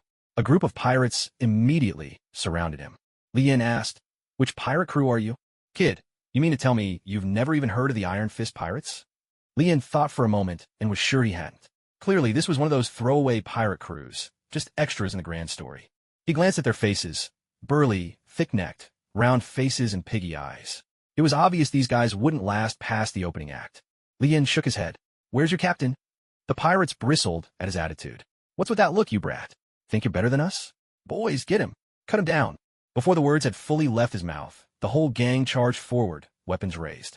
Lien and his two companions exchanged a knowing look and smiled. These fools were practically lining up for their own demise. There was nothing to be done. Enel unleashed a bolt of lightning, instantly reducing one pirate to a pile of ash. The rest of the pirates froze in their tracks. Fear etched across their faces as they stared at the smoldering heap on the deck. For a moment, no one dared move. Suddenly, a thunderous roar split the air. "Are you all trying to get yourselves killed? What's with the racket? Do you have a death wish?" "Oh no, the captain's mad," someone muttered anxiously. A giant of a man, nearly 4 meters tall, lumbered out from the cabin. He strode onto the deck, glaring at his crew, then at Lien and his friends, who stood calmly opposite them. "Oomph." He caught sight of the blackened pile on the deck. "What the? Who is on cleaning duty today? Look at this mess. Doesn't anyone see this huge pile of ash?" One pirate whispered nervously, "Captain, that was Brick." "Brick? Nonsense. When did I ever tell Brick to clean up? Remember, Brick is the first mate, my best friend." "Wait, where is Brick? And who are those three?" The young pirate beside him was on the verge of tears. "Captain, I mean that pile of ash is Brick. Those three killed him." The captain stared at the ashes, recognition dawning. "I thought that pile looked familiar." "So it's Brick." "What? Brick is dead?" "Yes, Captain. Those three jumped aboard out of nowhere and killed first mate Brick as soon as they landed." Lien and his companions couldn't help but sigh at the pirates' utter lack of wits. Pirates on the high seas truly came in all shapes and sizes. This was the infamous Captain Findes of the Iron Fist Pirates. He wore a metal gauntlet on his right hand, having lost the original in battle. Skilled in boxing, he'd given himself the nickname Iron Fist. Seeing his sworn brother Brick reduced to ash, Findes exploded with rage. "You bastards! I'll kill you all." He was massive and strong, with a bounty of 28 million. No small fry, known for his brutality and every manner of crime. Exactly the sort of villain Lien was looking to take down. Findes charged at the trio, his iron fist cocked back, aiming a devastating blow at Shanks. But Shanks wasn't about to humor him. He met him head-on, fist to fist. A thunderous crash echoed across the deck. A pained cry followed. Findes and Shanks exchanged a punch, but Findes's iron hand was ruined in an instant, and his arm snapped under the tremendous force. The excruciating pain made him howl uncontrollably. Lien found his wailing unbearably annoying, so he simply fired an energy beam and shattered Findes's skull. Now, the entire pirate ship was dead silent. None of the pirates even dared to breathe too loudly. "Bring everything of value onto the deck. If I'm satisfied, I'll just take your riches and spare your lives. Otherwise, you can all join your captain," Lien declared. The pirates scrambled to haul out chests and boxes, searching for treasures belonging to the captain and first mate. Soon, several piles accumulated on the deck. One was a small mountain of berries, probably over 10 million. Another, a smaller heap of gold and silver trinkets, no doubt looted from all over. The last pile, a collection of weapons, including the captain's saber and numerous firearms. Li Yin summoned a few shadow soldiers to carry away the gold, silver, and berries. The rest he dismissed. He'd rather just take the money. How are you all so poor? Haven't you plundered a lot of villages? He demanded. One of the pirates stammered. Our captain squandered most of our loot. Every time we made landfall, he would spend lavishly. Life for us crew wasn't easy at all. Please, don't think it's too little. We can keep raiding for you. As long as you spare us, we're willing to do whatever you ask. Li Yin grinned and said, No, I don't need you as my lackeys. Tell me, how does it feel to be a pirate? Yes, the pirate replied hurriedly. We sailed out to be free, to live as pirates. It's much better than farming or working in a factory back home. We don't really have to work, eat, and drink well every day, and if we need anything, we just take it. Shanks was visibly angered. Bah, you lot are nothing but trash. You're not worthy of being called pirates. The pirates bristled at his words. What did you say? Do you know how many villages we've raided? How many people we've killed? How are we not real pirates? Li Yin motioned for Shanks to ignore their protests. With that, the three of them soared into the sky, leaving the pirate ship behind. Phew, they're finally gone. That scared the life out of me. The captain and first mate are dead. What do we do now? But before the pirates could enjoy their relief for long, a massive fireball descended from the sky. A deafening explosion followed. The pirate ship was blown to pieces, and every last pirate was consigned to the sea. Li Yin said, Shanks, see? Only a small number of pirates are decent people. Most of them are nothing more than true bandits and villains. Shanks lowered his head in silence, knowing that Li Yin was right. True men of the sea would never stoop to acts of theft and robbery. Scum like these pirates deserved nothing less than death. Watching the enemy ship explode into splinters, Li Yin felt a rush of satisfaction. These vermin, swallowed by the ocean, had truly gotten what they deserved. And alas, are we still looking for pirates out at sea? Li Yin replied. Let's go have a drink at the tavern in Windmill Village. It's run by Shanks' old flame. Shanks quickly protested. Makino and I are just friends. Nothing more. Li Yin clapped Shanks on the shoulder, speaking with the gravity of an elder brother. You're 27 already, and you still don't have a girlfriend? Maybe you should stop running around the world. It's embarrassing. With that, he opened a portal and stepped into Windmill Village. Meanwhile, down at the village pier, a dog-headed Navy warship was docked. The three of them pushed open the door to Makino's tavern. As soon as Makino saw Shanks, her face lit up with a warm smile. Shanks, it's been ages.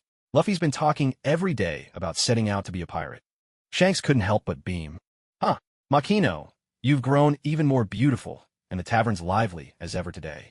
Li Yin greeted her. Hello, Makino. Where's Luffy? I don't see him around. Makino replied. Mr. Garp is back. He's probably out back playing with Luffy. Li Yin perked up. Oh, Garp's back? Shanks, you'd better watch out. You know you're Luffy's guiding star. Garp might want to beat you senseless for that. Shanks gave a wry smile and said, Luffy isn't cut out to be a marine. He's the heir to the pirate king, destined to be the freest man on the seas. Up on the mountain behind the village, a scene of grandfatherly love was underway. You two are both going to be marines. Garp bellowed. No way, we're not joining the Navy. We want to be pirates, the two stubborn boys declared. There was a loud thud as Luffy and Ace each sprouted a fresh bump on their heads. The pain brought tears to their eyes. But Luffy, unbowed, shouted, I'm going to be king of the pirates. Another thump followed. Garp was fuming. His sweet grandson, left to his own devices, had been utterly corrupted by that rascal Shanks, and now Garp could barely contain his frustration. Back at the tavern, Li Yin savored a cup of sake and chatted for a while. Let's go. Why don't we head up the mountain to see Garp and Luffy? The three of them got up and made their way to the mountain hideout, where they found the infamous bandit, Dayton, and her gang. Li Yin knocked on the door. Thump, thump. The door creaked open, and there stood a towering, burly, and fierce-looking woman. Who are you lot? What do you want? Li Yin asked politely. Excuse me, is Luffy here? Dayton scowled. What business do you have with him?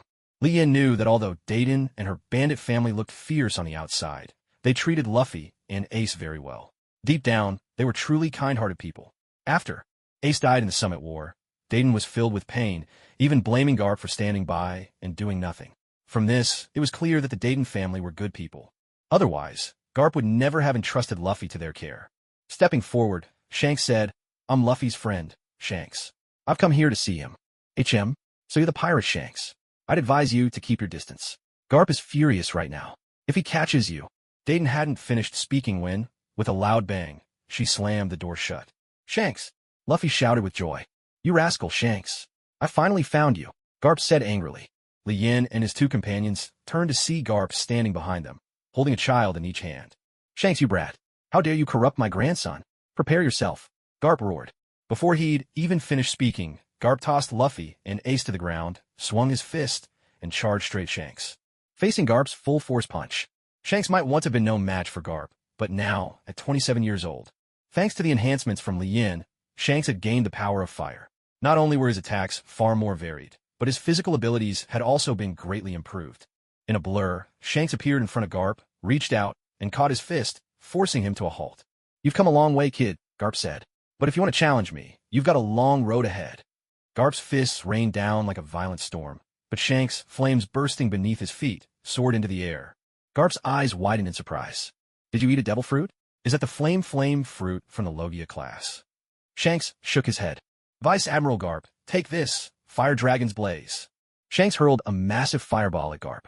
Garp dodged with ease, then leapt into the air, his fist black as night, swinging down at Shanks. But Shanks didn't dodge. He was curious to see just how strong he had become. Meeting Garp today was the perfect chance to find out. A thunderous crash sounded as their fists collided, sending a shockwave that snapped the trees around them like twigs. Both men staggered back a few steps. "I never thought you'd grow this powerful," Garp said. "Back when I fought Roger, you were just a little brat." Shanks didn't argue. Garp had indeed been both rival and friend to his captain. Even now, the memory of watching Garp and Roger battle was still fresh in his mind.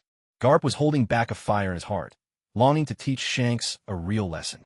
Gathering his strength, he launched himself forward with a burst of speed, his iron fist aimed straight at Shanks. But Lien flashed in an instant, appearing right in front of Garp. He caught Garp's fist firmly in his hand, and no matter how hard Garp tried, he just couldn't pull it free. Garp calmed down, studying the unfamiliar face before him. With surprise, he asked, "Who are you? You don't look like one of Shanks's crew." Lien released Garp's fist. "Vice Admiral Garp, I'd like to speak with you in private," he said, and then turned, striding deeper into the woods. Garp glanced at Shanks. Shanks smiled and reassured him. "He's my new boss. He means you no harm." The two of them walked a long way, eventually arriving at a quiet, open spot. Lien found a fallen tree and sat down on its sturdy trunk. With a flick of magic, he conjured a soundproof barrier around them. "Vice Admiral Garp, you may have heard of me. Right now, I'm the direct superior of both Zephyr and Shanks." "What? So you're that con artist?" Garp exclaimed. Lien gave him a brief look. "Do I look like a con artist? I've already fulfilled what I promised Zephyr. Before long, you'll see Zephyr and his family reunited, I assure you." Garp remained skeptical of Lian's words, but his curiosity about Lian's intentions was even stronger. "All right, kid. Why did you bring me here? What do you want?" Lien replied calmly. "Let me tell you a story." Garp snorted, not interested. "If there's nothing else, I'm leaving." Lien continued. "The story I'm about to tell will happen in every detail a few years from now. Are you sure you don't want to hear it?" Garp's curiosity got the better of him. He sat down obediently. Lien began. "This story is called The War at the Summit. The main character of this tale is your grandson, Ace. Let's get straight to the point. A few years from now, at 17, Ace will set sail as a pirate. By a stroke of fate, he'll acquire the Logia-type flame fruit. Ace is incredibly gifted and quickly masters his new powers. After making a name for himself across the seas, he becomes known as Fire Fist Ace." Garp couldn't help but laugh. "Huh, that's my grandson, all right." Lien rolled his eyes. He remembered how Garp had reacted when he first saw Luffy's wanted poster, bursting into laughter and making similar comments, nearly causing Sengoku to have a stroke from anger. Lien went on. Later, Ace encounters the world's strongest man, Edward Newgate. Soon after, he joins the Whitebeard Pirates and earns Whitebeard's deep trust and affection. Ace rises to become the 2nd Division commander at the core of the crew. He gets along well with Whitebeard's other sons and enjoys a wonderful period with the Whitebeard Pirates. "Haha, my grandson has become Whitebeard's son. Doesn't that make Whitebeard my own son?" Ace really handled this well. Lien hesitated, not wanting to go on. But the Whitebeard Pirates aren't as peaceful as they seem. Later, a traitor emerged from their ranks. He called himself Blackbeard. His real name was Marshal D. Teach. He kept his strength hidden and lingered in the Whitebeard Pirates all along, just to find the devil fruit he'd always dreamed of. Eventually, the 4th Division commander, Thatch, obtained that very devil fruit during another fight. Against an unknown pirate crew, Teach couldn't restrain himself. He killed Thatch and took the fruit, then began his life on the run. Marshal D. Teach is a cunning, treacherous man. He once clashed with Shanks and left 3 deep scars across Shanks' face. Teach's betrayal enraged Whitebeard and the rest of the crew. Whitebeard himself gave the order to hunt Teach down. Thatch and Ace were close as brothers. To avenge him, Ace set out in pursuit of Teach. In the end, however, Ace was no match for Blackbeard and was captured by him. Knowing that Ace carried Roger's bloodline, Marshal D. Teach turned him over to Marine headquarters. He planned to use Ace, forcing Whitebeard and the Marines into a deadly clash. After much deliberation, Sengoku decided to execute Ace. What? Garp's jaw clenched in fury, cursing Teach for being utterly despicable. Lien ignored him and pressed on with the story. After that, the Whitebeard pirates declared war on the Marines. They set out to rescue Ace, and at Marine Ford, an epic battle erupted. On the Marine side, the 3 admirals and Sengoku himself were stationed there, summoning the 7 warlords of the sea by force, along with tens of thousands of elite Marine soldiers. As for Whitebeard, he led all his commanders, bringing every pirate crew from the New World that followed him. Their numbers reached into the tens of thousands as well. The Marines did win this war, but the cost was devastating. Whitebeard, Edward Newgate, and Firefist Ace both died at Marine headquarters. In the end, red-haired Shanks stepped forth to put a stop to the conflict, preventing even greater catastrophe. After hearing Li Yan's words, Garp fell into deep thought. Right now, Ace is still just a child, incapable of stirring up any real trouble. He can hide Ace away for now, but not forever. The moment Ace's identity is exposed, he'll face the relentless pursuit of both the Marines and the world government. That will be a real problem. Now that the story was nearly told, it was time to start deceiving old Garp. Lien promptly continued weaving his tale. Your grandson Luffy, after Ace's death, was devastated. His personality became violent and ruthless, and he swore to be irreconcilable with the Navy. He turned into a notorious pirate, bent on opposing the Marines at every turn. Again and again, he attacked naval outposts all across the seas, inflicting tremendous losses. In the end, the Navy issued a buster call against Luffy, mobilizing 2 admirals, 10 vice-admirals, and 50 warships to encircle him. At the critical moment, your Sun Dragon arrived with Sabo and rescued Luffy. The Revolutionary Army clashed fiercely with the Navy, and after this incident, the Navy and the world government shifted their focus, regarding the revolutionaries as their primary enemy. Oh, and there's also Blackbeard, Marshal D. Teach. Since he was one of the main culprits behind Ace's death, Luffy pursued him relentlessly. But in his youth, Luffy suffered many defeats at Blackbeard's hands. Hearing all this, Garp's face was clouded with worry. It was true. Apart from himself, everyone in his family seemed determined to oppose the world government. After a lifetime as a Marine, he knew full well what kind of people ran the world government. Many had tried to stand against them, hundreds if not thousands, but few had ever succeeded. Garp fell silent, staring off to the side.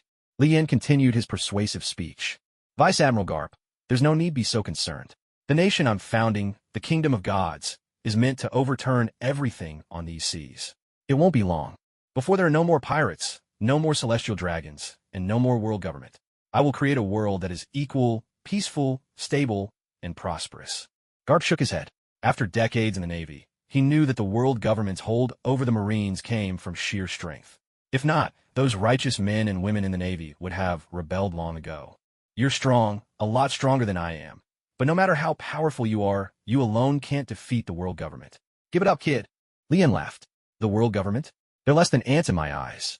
If you don't believe me, I can show you. Lien wasn't just trying to prove his strength to Garp. He wanted the whole world to witness his power. In an instant, Lien activated the power of the Divine Dragon. He transformed, just like the Starforged Dragon King, Soul, a primordial dragon of unimaginable size. Yet he held back, not revealing his full form. A golden dragon appeared in the world of pirates, its scales immense beyond measure, each one as large as an island. Its body stretched on for countless miles from Windmill Village in the east, blue to Marine Ford, the Marine headquarters, reaching even to the 4 seas, the Calm Belt, and the land of Wano. Wherever you look in the sky, you could see that massive golden form. No one could take in its entire shape at once. Some saw only an enormous claw. Others glimpsed an endless body stretching across the horizon. But everyone knew they were witnessing the presence of a truly great dragon. All the animals lay prostrate on the ground, submitting like subjects before a king. Every sea king was desperately fleeing into the depths of the ocean. Countless people burst out of their homes, gazing up at the miraculous spectacle in the sky. At Marine headquarters, what is that? The 3 Marine admirals heard Sengoku's question and shook their heads in bafflement. Kizaru remarked, if he were to fall from the sky, the world itself would be crushed beneath him. In the holy land of Mariehua, The five elders were so shocked that their souls seemed to have fled their bodies. The scene before their eyes stripped them of all capacity for thought. Everyone was gripped by shock and terror. Garp's jaw dropped in utter disbelief. In all his decades riding the waves, he had never witnessed anything like this. Lian's colossal dragon head faced Garp directly, his eyes as vast as the sun and moon, staring straight at him. Lian raised his head and let out a thunderous roar. The sound sent shivers down everyone's spines. Most people collapsed to the ground, while even the mightiest on the sea had to summon every ounce of their strength just to remain standing under this terrifying pressure. His immense form loomed in the sky, so vast it seemed to steal the very air from their lungs. Everyone held their breath as the pirate world fell into a brief and uneasy silence. Even Zanesha, the largest creature in the pirate world, was no more than an insect before Lian. Many had once believed that Kaido's transformation made him enormous, truly a dragon. But before Lian, Kaido was little more than a worm wriggling on a fishhook, while Lian was the whale lurking in the abyss. The difference in their sizes was beyond measure, like the gulf between mortals and gods. O mortals, I am the mighty king of the gods from the divine nation. Now, I descend upon your world, carrying the grace of the gods. I will punish wickedness, eradicate all evil, and bring peace, stability, and prosperity. I shall build a new order, and any who dare to hinder the advent of divine grace will have their skulls crushed beneath me. Lian's words boomed like thunder, ringing clearly in every ear. Now, I shall bestow upon you the first blessing of the gods.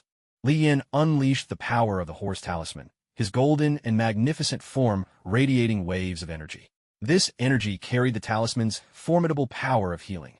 Indeed, as his first act, Lian chose to display the boundless grace of the gods. He would heal all injuries and disabilities so that everyone in this world might experience divine mercy firsthand. Only by living through such a miracle could they truly grasp the greatness of Lian. Moreover, this act would bring enormous benefit. Countless ordinary people would elevate Lian to the status of a living legend.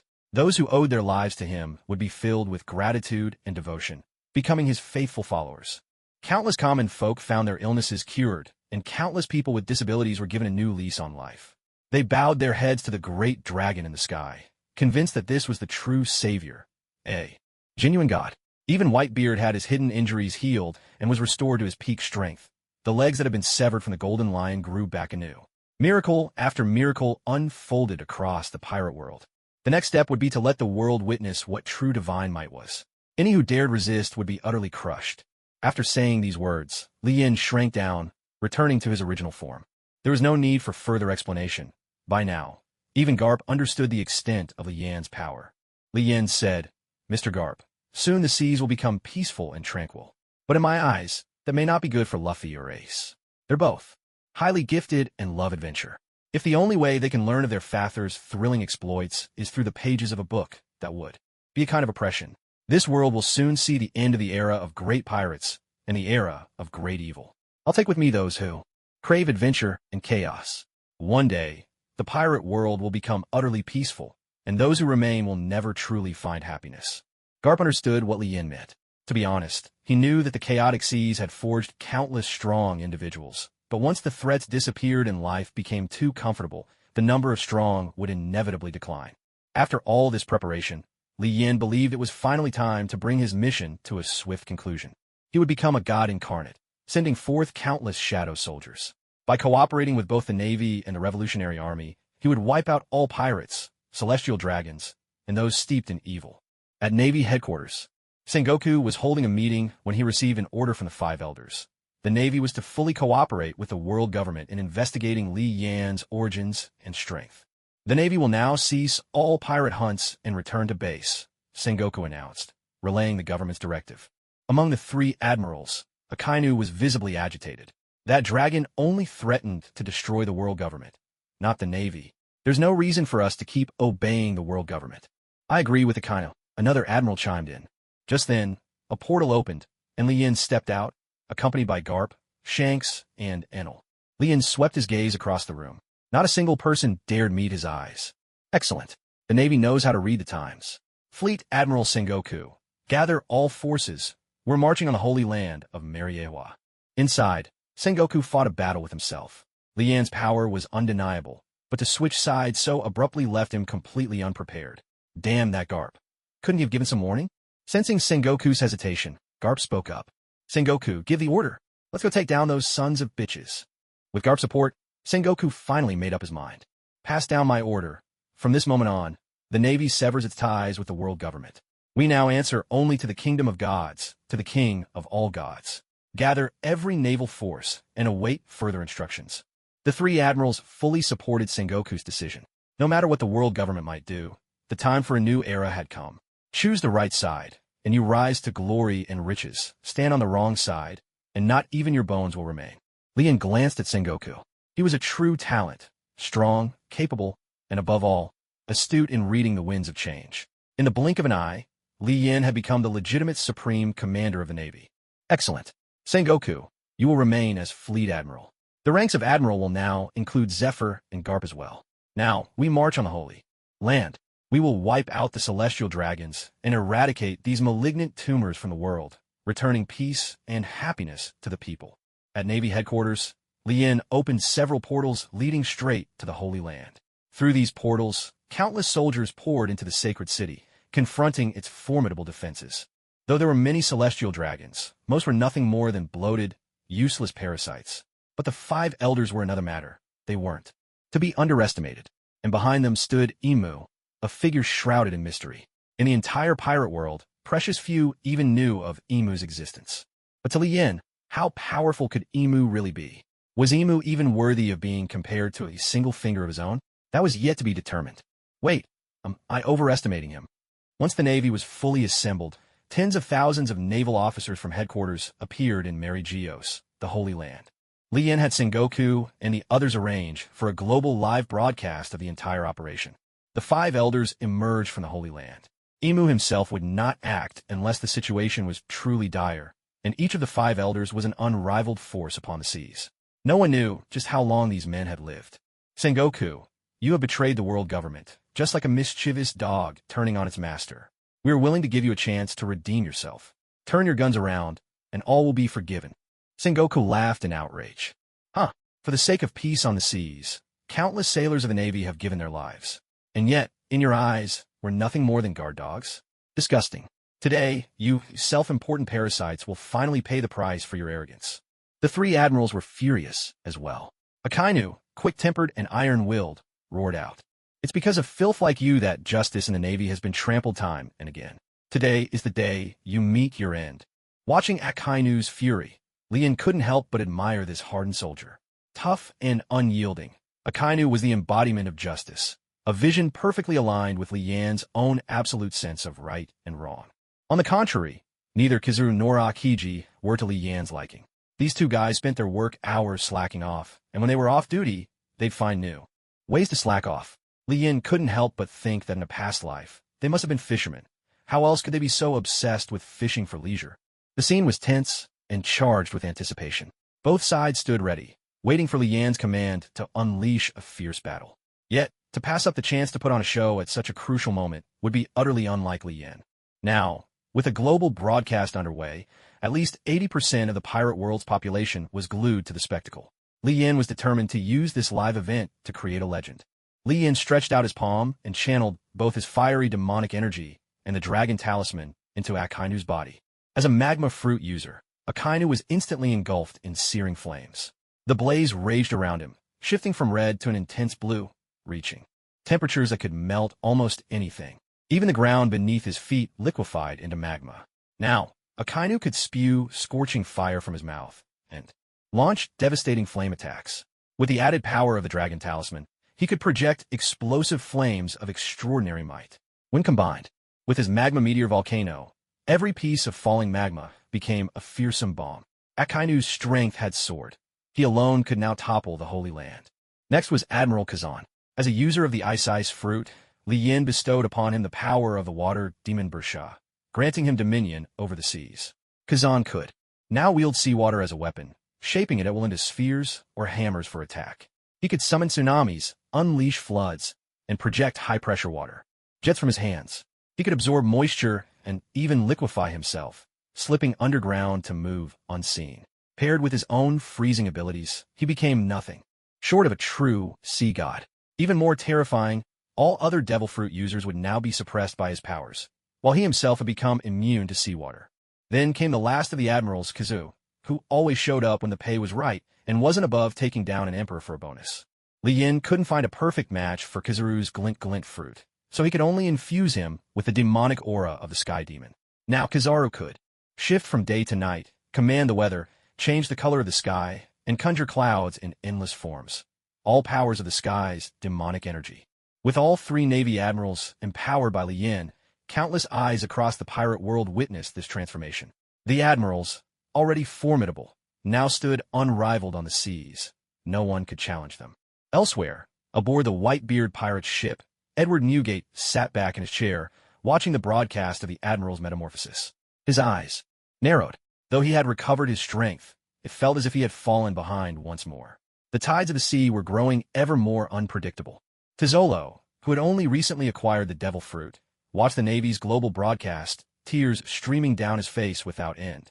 He muttered under his breath, "Why couldn't this have happened sooner? If only it had happened sooner. Stella wouldn't have had to die." Soon, he wiped away his tears.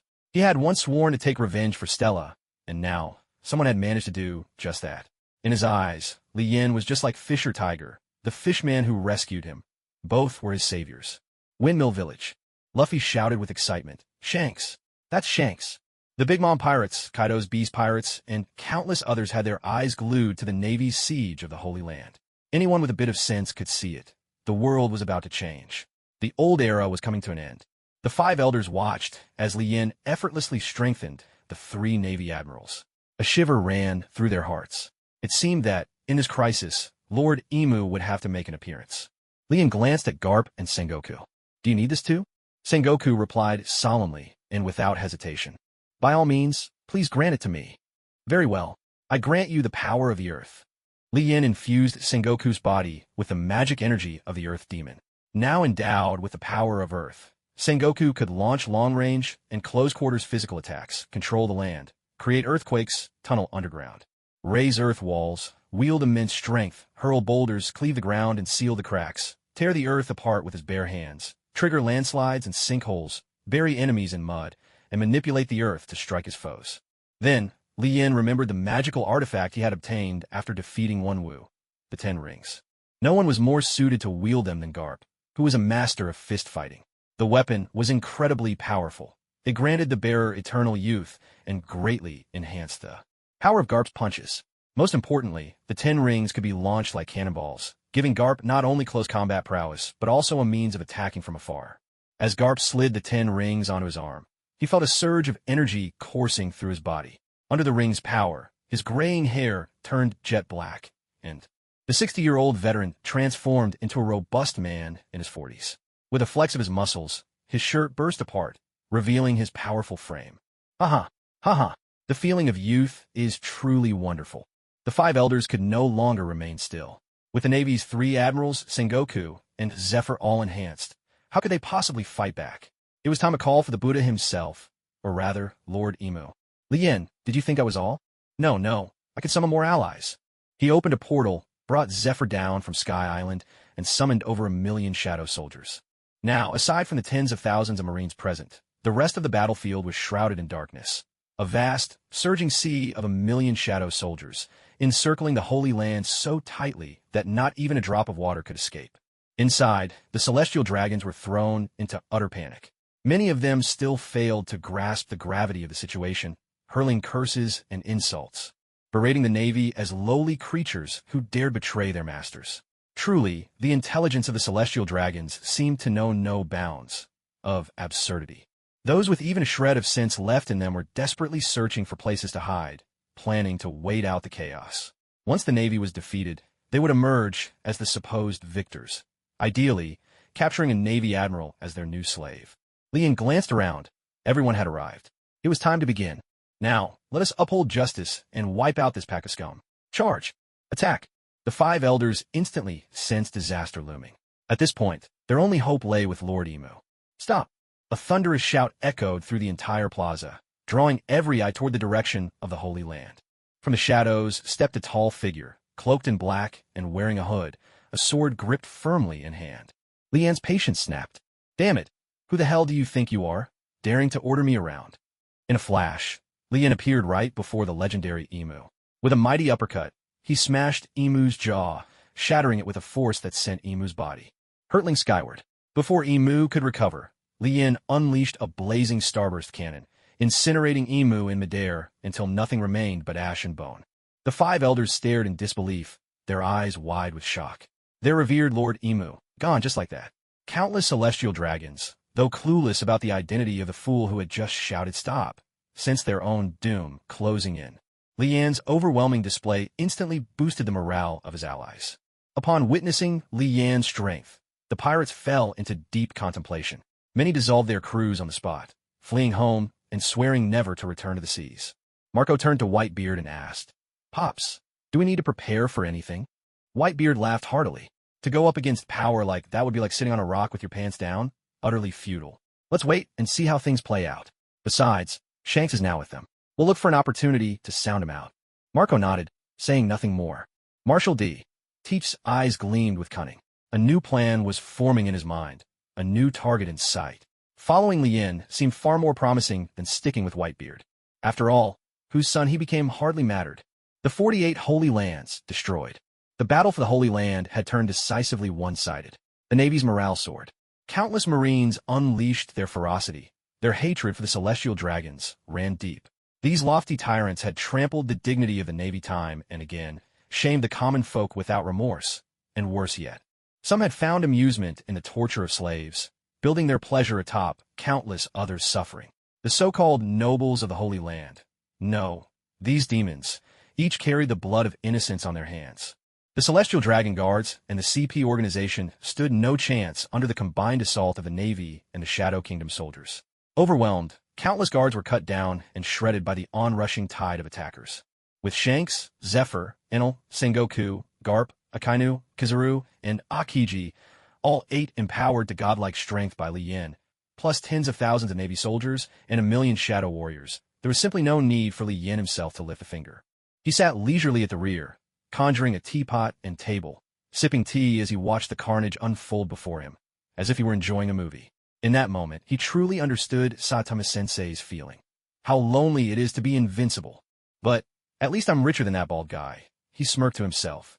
And I have a wife. If I get lonely, I can always make some little ones. Raise a few monkeys, huh? Under relentless siege from such powerful foes, the 5 elders soon collapsed in defeat, and none of their opponents had even fought at full strength. Lien called out, "Wait, I want to personally take their lives."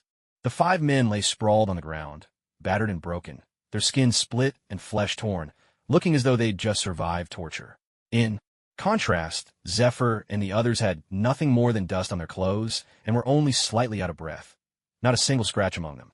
With a wave of Lian's hand, the 5 were lifted into the air. An invisible pressure closed in from every direction, crushing their bones. Their agonized screams sent chills down every spine. Everyone watching the live broadcast held their breath. Were these truly the rulers of the world? Now, they were like insects, their limbs crushed without mercy. Lien clenched his fist, turning the 5 men into 5 grotesque lumps of flesh, blood dripping steadily to the ground. Lien declared, "Go and round up all the celestial dragons. I want them put on public trial, so that the whole world can judge their crimes." Seeing the tide had turned, the Holy Lands guards gave up all resistance and surrendered. The Navy and Shadow soldiers surged into the Celestial Dragon Enclave, rounding up every last one of those scoundrels. As the Navy emerged from the Holy Land, pinching their noses, Lien was puzzled for a moment, until a wave of stench hit him. It turned out that these pampered elites, terrified out of their wits, had either been screaming for mercy or lost control of their bowels in fear. "Toss this lot into the sea to clean them off before locking them up," Lien ordered. Sengoku responded, "Understood." Lien grinned broadly, watching the tens of thousands of Navy soldiers, his mind quietly calculating. "I want to take some of them with me, but if I train them slowly, it'll take ages. Maybe there's a better way." Report. "We found tens of thousands of slaves." Sengoku's temper flared instantly, but then he wondered, didn't the Navy have something to do with these people becoming slaves? Lien asked, "What's their condition?" "No major issues. Thanks to your previous treatment, everyone has recovered their health." Enel chimed in, "Lord, the freed slaves want to thank you. The Navy over there can't hold them back." Lien said, "Let them come here." Then, tens of thousands of the Celestial Dragon's slaves rushed forward, falling to their knees before Lien, each one expressing gratitude for his rescue. In their hearts, he was a savior, a god come to earth. With a wave of energy, Lien helped them all to their feet. He looked at their tattered clothes. Though their wounds had healed, the scars in their hearts might never be mended in this lifetime. In a shabby little hut, Tesoro knelt, howling in anguish as tears streamed down his face.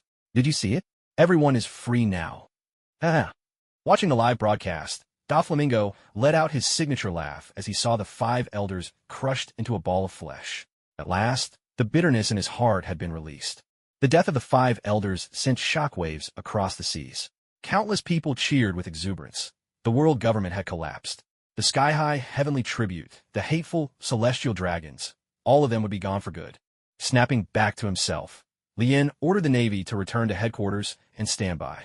At the same time, he announced to the world that in 7 days, at Marine headquarters, there would be a live, global trial. This trial would be conducted with absolute fairness and justice. Every crime would be listed clearly, and the guilty would receive their due: execution for the worst, burial for others. He would not wrongfully execute anyone, nor let a villain go unpunished. He thought to himself that he was following Ah Feng's good example, acting like a decent human being. Baba, good deed indeed. Back at Navy headquarters, Sengoku and the others felt as if they were dreaming. Everything that had happened today seemed like an illusion. Sengoku, Garp, Akainu, Kizaru, and Akiji sat in a meeting room, guarded outside by 4 stern vice admirals. No one was allowed near.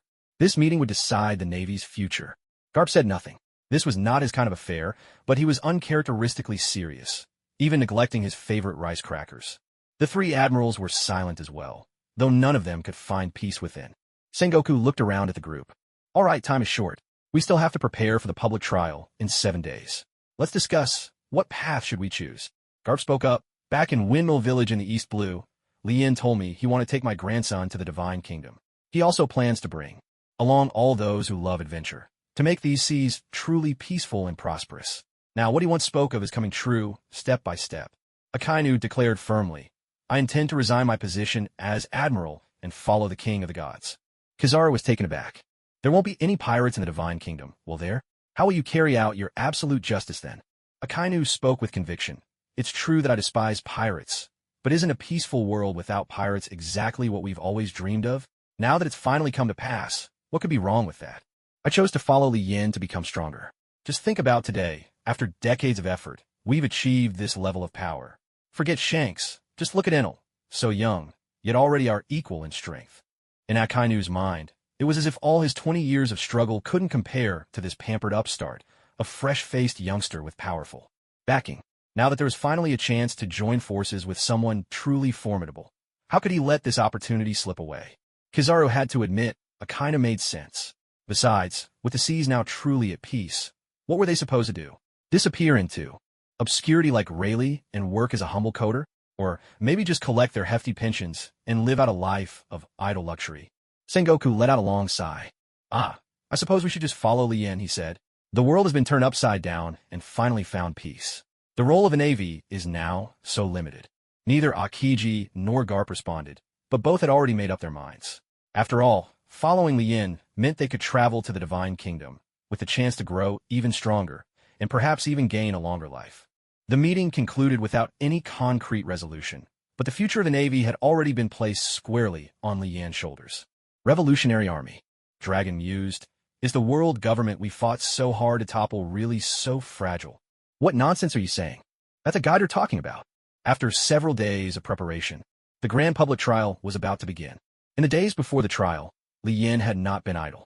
He personally visited the strongest figures across the seas, teaching many arrogant pirates a harsh lesson. Physically, if necessary, reminding them of their place. Now, at the gathering, the world's top powers had assembled.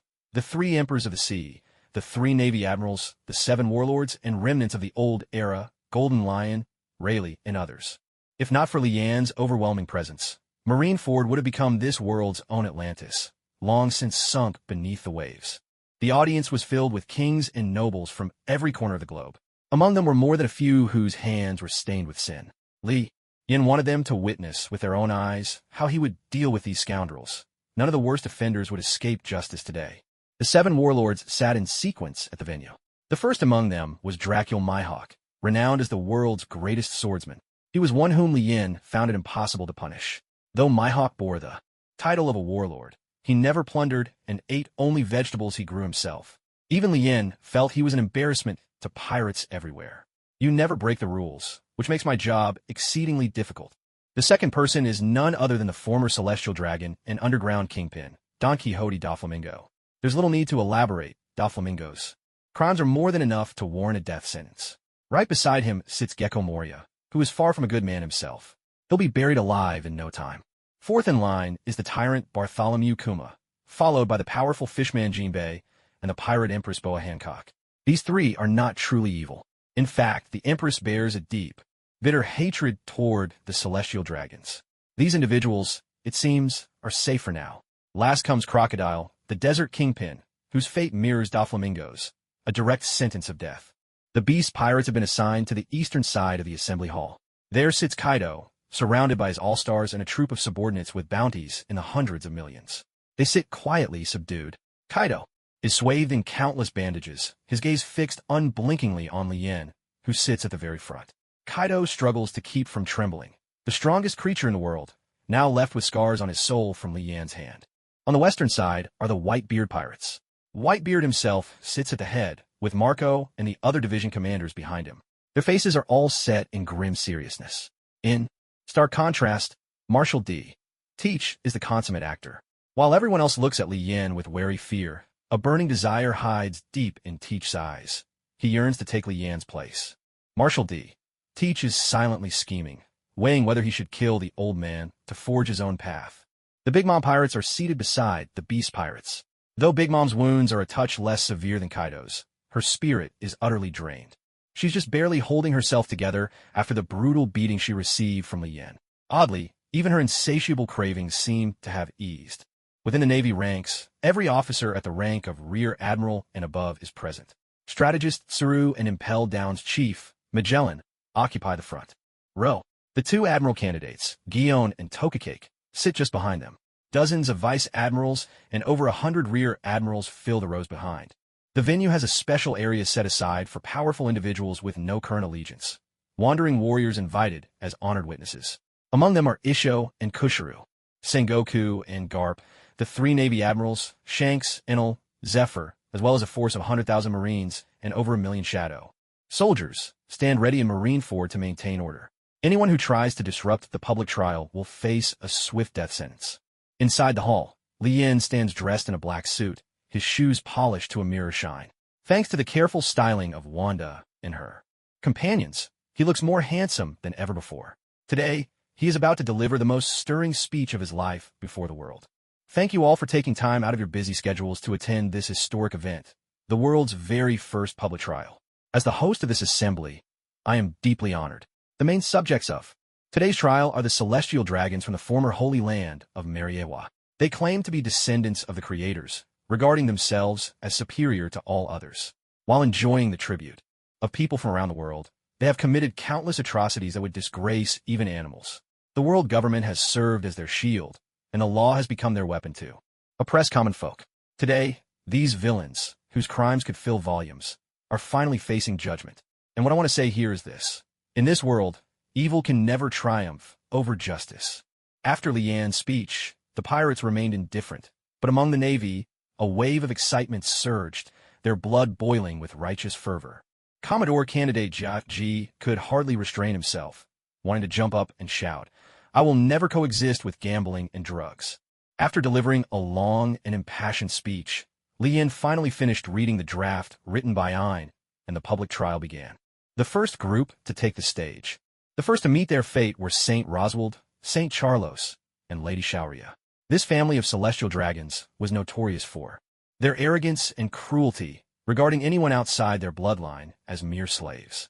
Today, Lien would pronounce their fate.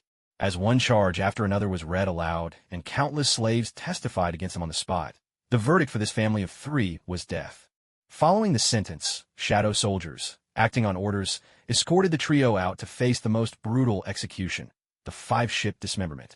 Each of their limbs and their head was tied with ropes to 5 different ships. At the signal, the ships sailed off in 5 directions, tearing the bodies apart. The remains were cast into the sea, becoming food for the fish. The trial was conducted with absolute fairness and justice. Not a single celestial dragon was wrongly convicted. A few children who had committed no serious wrongs were carefully placed by Li Yin into the care of the liberated slaves. Instantly, the crowd of former slaves erupted in cheers, exalting Li Yin and shouting his name with all their might.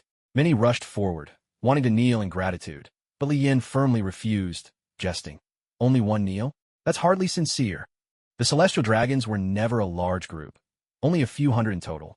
For centuries, they had obsessed over blood purity, insisting that only children born of celestial dragon lineage could be celestial dragons.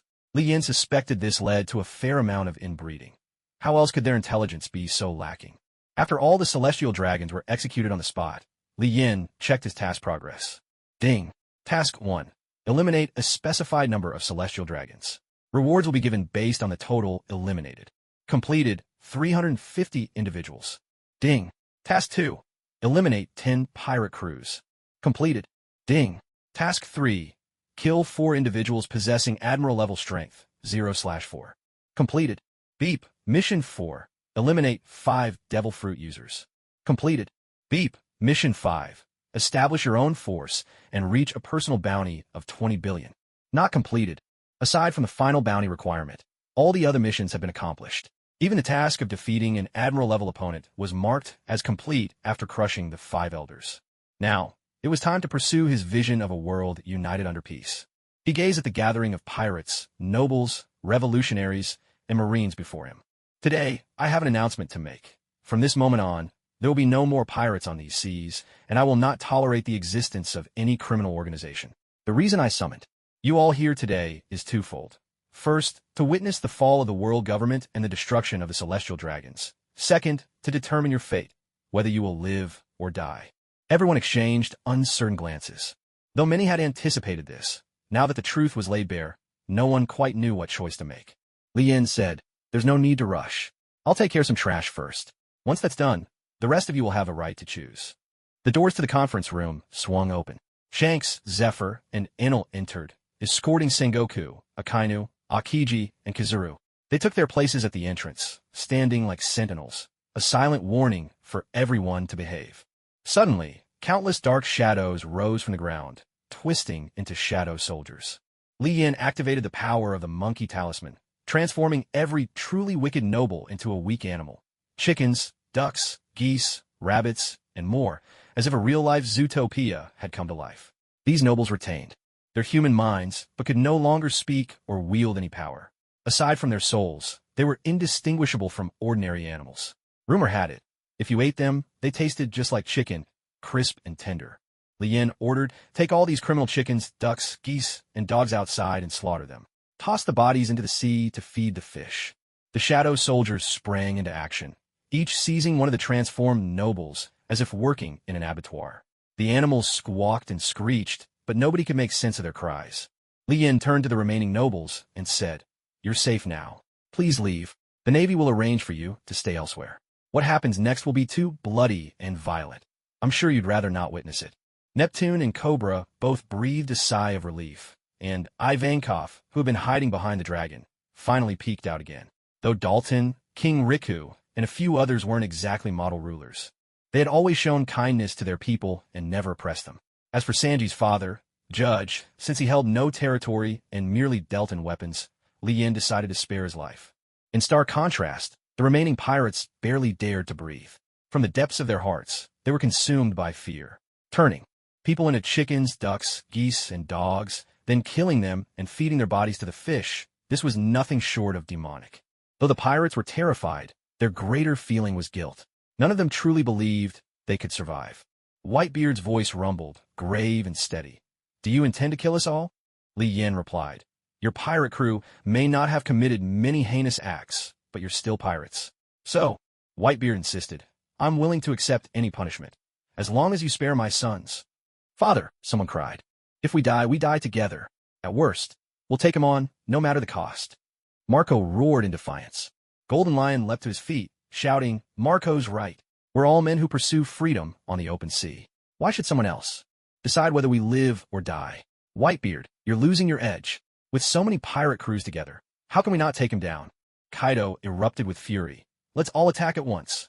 Big Mom hesitated no longer, choosing to join the fray.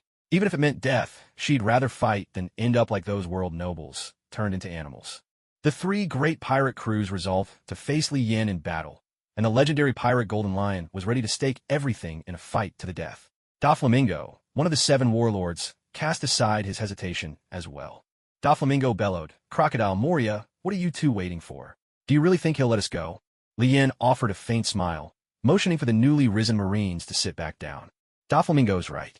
If you don't resist, you'll die anyway. But if you do resist, you'll die in a far more painful way.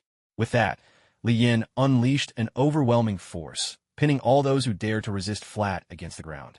Even powerhouses like Kaido and Big Mom were crushed mercilessly by Li Yan's pressure, utterly immobilized. "What I hate most," Li Yin said coldly, "are fools who keep whining and still think they can take me on. Do you really have a strength? I could squash you like an ant." Stretching out his hand, Li Yin transformed Kaido's massive form into a tiny ant. Then, suspended in midair, Kaido was instantly crushed by the immense force, vanishing without a trace. No blood, no scream. One of the sea's former emperors was erased from existence. Next, the members of the Beast Pirates were all turned into various animals, chickens, ducks, and the like. The crew now resembled a veritable zoo, complete with monkeys and tigers. Li Yin chuckled. "Now you finally live up to the name Beast Pirates. From now on, this is your existence." But Li Yin wasn't finished. Since they dared to defy him, he would grant them the death they sought, all together. With iron resolve and courage, Whitebeard shouted at the top of his lungs, "I beg you, spare my children. I am willing to give up everything." Li Yin said, "God never bargains with mortals. But don't be anxious. Next up is the Big Mom Pirates. Charlotte Linlin, you villain, your sins are beyond measure. To satisfy your own greed, you've enslaved countless people to make you sweets. If they fail to pay tribute on time, you drown their islands and slaughter their people. Therefore, after a public trial, the entire Big Mom Pirates are sentenced to death." With that, Li Yin unleashed a thunderbolt of 1,000,000,000 volts, reducing every member of the Big Mom Pirates who had come to the meeting into ashes. As for those who didn't attend, the Navy would handle them after the meeting ended. Now, the faces of everyone from the Whitebeard Pirates were drained of all hope. What surprised Whitebeard was that Garp actually spoke up for them. Garp clenched his fists, hesitation and struggle written all over his face. "Lord Sage, the war at Marine Ford you told me about. It was real, wasn't it? If that's true, then Garp, owe the Whitebeard Pirates a debt. I hope you might spare them. The Monkey D family will serve you loyally for generations." Li Yin wasn't surprised by Garp's words. The ones truly stunned were all the Marines and members of the Whitebeard Pirates. But the most shocked of all was Dragon. "What's going on? My old man sold me out again." Li Yin gave it careful thought. The Whitebeard Pirates, after all, couldn't really be considered truly evil. While they did accept tribute from the islands under their protection, they also defended those territories from other pirate crews. Even Jinbe, the Knight of the Sea, shared a deep bond with the Whitebeard Pirates. It was clear they had a strong sense of honor. Whitebeard himself lacked ambition. After Roger, he was the most likely candidate for Pirate King, yet he gave up that chance. In his eyes, family was always most important. Li Yin had always admired Whitebeard. This was a man who would charge into Marineford to rescue Ace without a second thought. And now, with Garp pleading on his behalf and even offering to serve him for generations, Li Yin felt it only right to accept. "Very well. The Whitebeard Pirates are hereby dissolved. All members shall be incorporated into the Navy's reserve forces, under the command of Sengoku, Zephyr, and Garp, where they'll undergo training and reform. As for you, Whitebeard, retire in peace." Li Yin had considered killing Marshal D. Teach, but on second thought, keeping him around might make things more interesting. After all, if everyone behaved, wouldn't that be boring? Among the 7 warlords, Doflamingo had just been the loudest. Now, he was sprawled on the ground like a beaten dog, unable to move. The legendary pirate Golden Lion was in the same state, if not for Li Yan's healing beam earlier, which cured everyone's ailments and injuries. This guy would still have sword for legs. Yet instead of being grateful, he dared to challenge Li Yin. The world truly is a treacherous place. People's hearts are not what they used to be. Li Yin said, "Doflamingo, you killed your own father in a delusional attempt to reclaim your status as a celestial dragon. Since you're so fond of trash, why don't you go join them in the afterlife?" He raised his hand, and a beam of energy shot from his fingertip, piercing straight through Doflamingo's skull. "Golden Lion Shiki, with that battered ship's helm stuck on your head, you still dare bark at me? You're like a dung beetle desperate for filth, seeking your own doom." After trading a few barbs with Shiki, Li Yin felt a satisfying sense of relief. Casually, He enlarged the ship's helm atop Shiki's head until it burst, shattering his skull and ending his life. This sight utterly terrified Crocodile and Moria. "Please, sir, it was all Doflamingo's doing. He led us astray. We're innocent. Please have mercy." Lien had no sympathy for the pair. With a flick of his wrist, 2 more beams of energy shot forth, sending both Crocodile and Moria to their demise. By now, in the Great Hall, the beast pirates had been wiped out, as had Big Mom's crew, along with countless corrupt world nobles. The number of people in the hall had dwindled, and those who remained, apart from the Marines and Whitebeard's pirates, felt their hearts pounding in their chests. "Everyone, there's no need to panic. Let me first announce the names of those among you who are absolutely safe. Isho Dracul Mihawk, Silvers Rayleigh, Jinbei, Boa Hancock, Kuma, Dragon, and Koshiro. You are all in the clear." Now that those who needed to die had met their end, it was time to talk of dreams and distant horizons. Lien continued. "This beautiful sea has been plunged into chaos by pirates and the rotten world government. But fortunately, I arrived in time to rescue the innocent, freeing them from suffering. Soon, I will return to the land of the gods. To prevent the seas from descending into chaos again, I will purge all remaining sources of instability. Today, before all witnesses, Kaido and Big Mom have been brought to justice, and even Whitebeard has changed his ways. Yet, countless pirates still roam the seas. Therefore, I intend to launch a grand purge. Every Marine and every soldier from every nation must mobilize. We will sweep the seas clean of all evil forces." Sengoku responded, "Lord Saint, all 3 million Marines are ready at your command and can set out at any time." "Excellent. From now on, we will form the World United Army Government. Sengoku, you will serve as marshal. The commanders will be Shanks, Enel, Zephyr, Garp, Akainu, Kizu, Akiji, Dracul Mihawk, Dragon, Saru, Magellan, and Isho. It doesn't matter if you're a revolutionary, a Marine, or a soldier from another nation. You must all obey orders without question. Anyone who defies will face only one end." "Yes, sir." Even the emperors of the sea, Kaido and Big Mom, were reduced to mere ants, easily wiped out. Tell me then, what iron-headed fool would still dare to resist? Lien brought an overwhelming pressure upon this world. Nothing he set his mind to would ever be delayed or thwarted in the slightest. Once his orders were issued, countless warships sailed out of the naval port, launching a sweeping campaign against the pirates. Lien himself remained at Navy headquarters, while Sengoku, Zephyr, and the other 13 top powerhouses each took command in a different direction. Determined to finish things swiftly, Lien dispatched 30 million Shadow soldiers and another 10 million from the Shadow Knight Bat Regiment. The airborne units among the Shadow Army handled reconnaissance and rapid transport Marines onto the battlefield. Under the might of 40 million Shadow soldiers and 8 million coalition troops, pirate crews were annihilated one after another. The heads of countless pirates were severed and thrown into the sea, becoming a feast for the Sea Kings. Many pirates, stricken with terror, abandoned their crews and fled in all directions. Others dissolved their bands entirely, scattering to the winds. The few who remained slipped into anonymity, feigning ignorance and deafness, living quietly as ordinary citizens. This sweep took a total of 35 days. 2,083,000 pirates were eliminated, over 100,000. Pirate ships of all sizes destroyed, 8 devil fruits seized, 21 billion berries, and more than 30 tons of gold confiscated. For a time, the seas were calm and peaceful. Ordinary people no longer had to fear pirate attacks.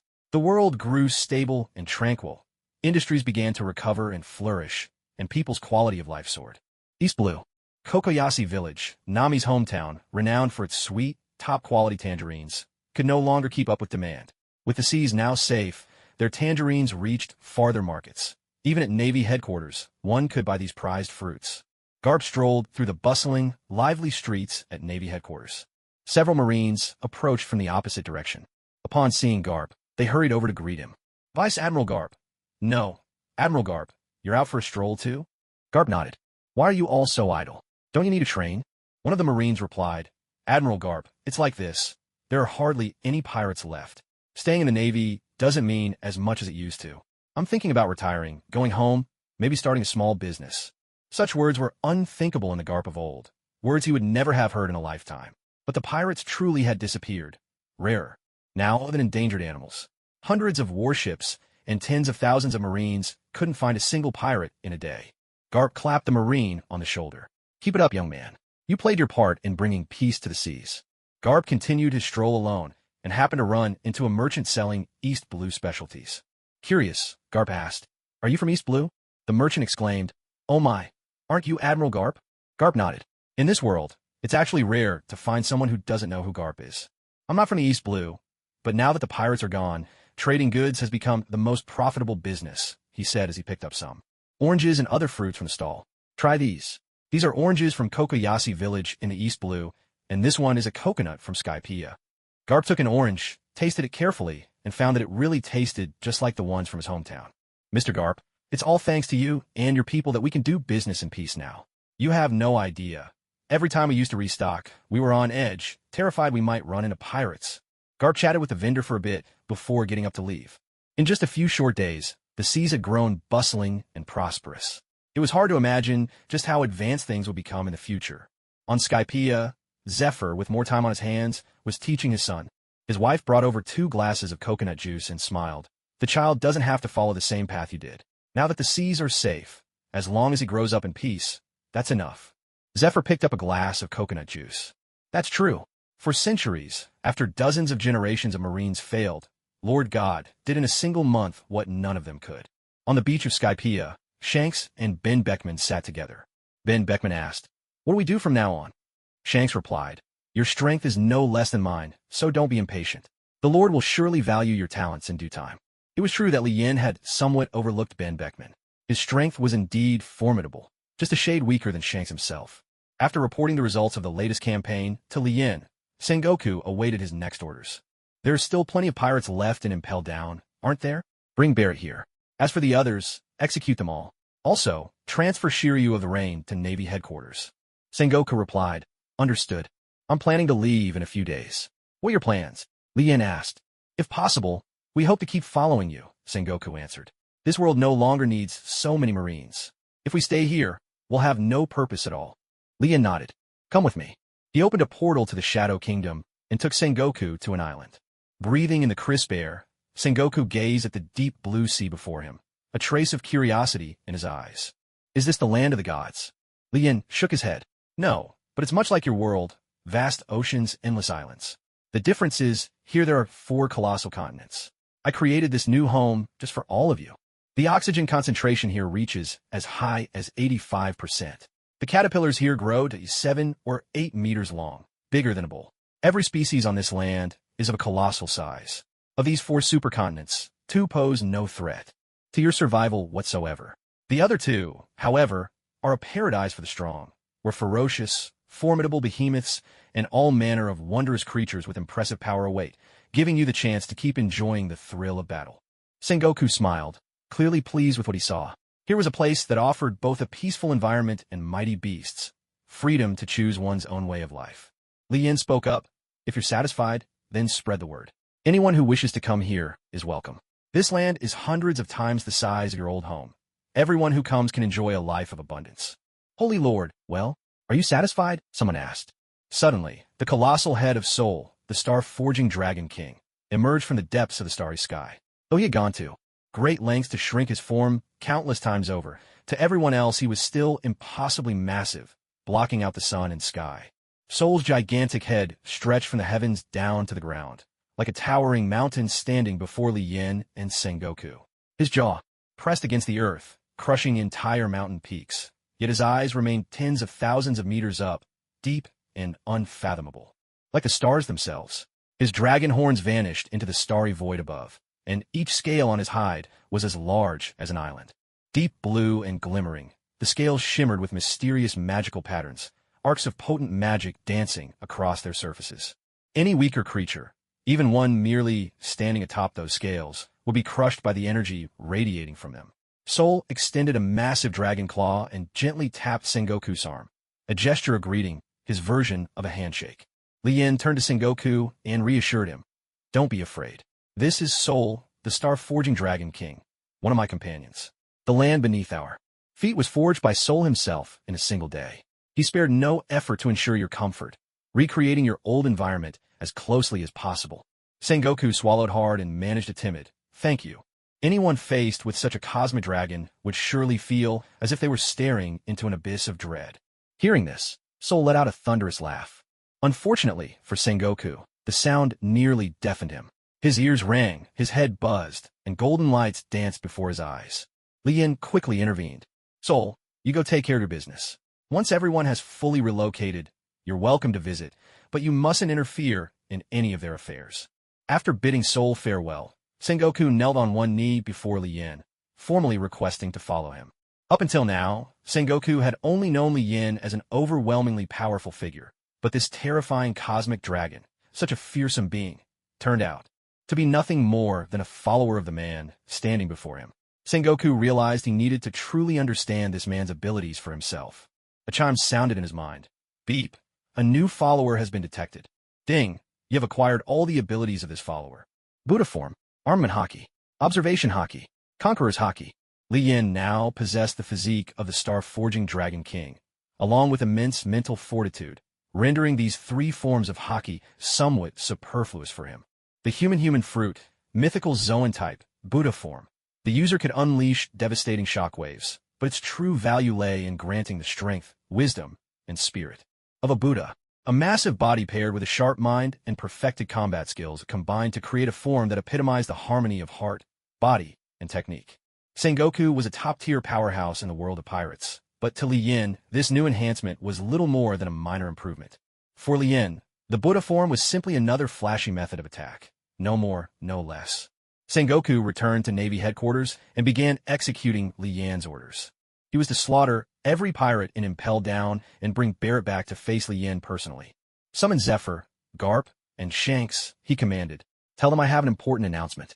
After sending Sengoku back, Li Yin transformed into his Buddha form. His body soared 100 meters tall, his entire form bathed in gold, radiating a unique golden glow. From afar, he looked like a mighty Buddha standing amidst the mountains, shining with a blinding brilliance.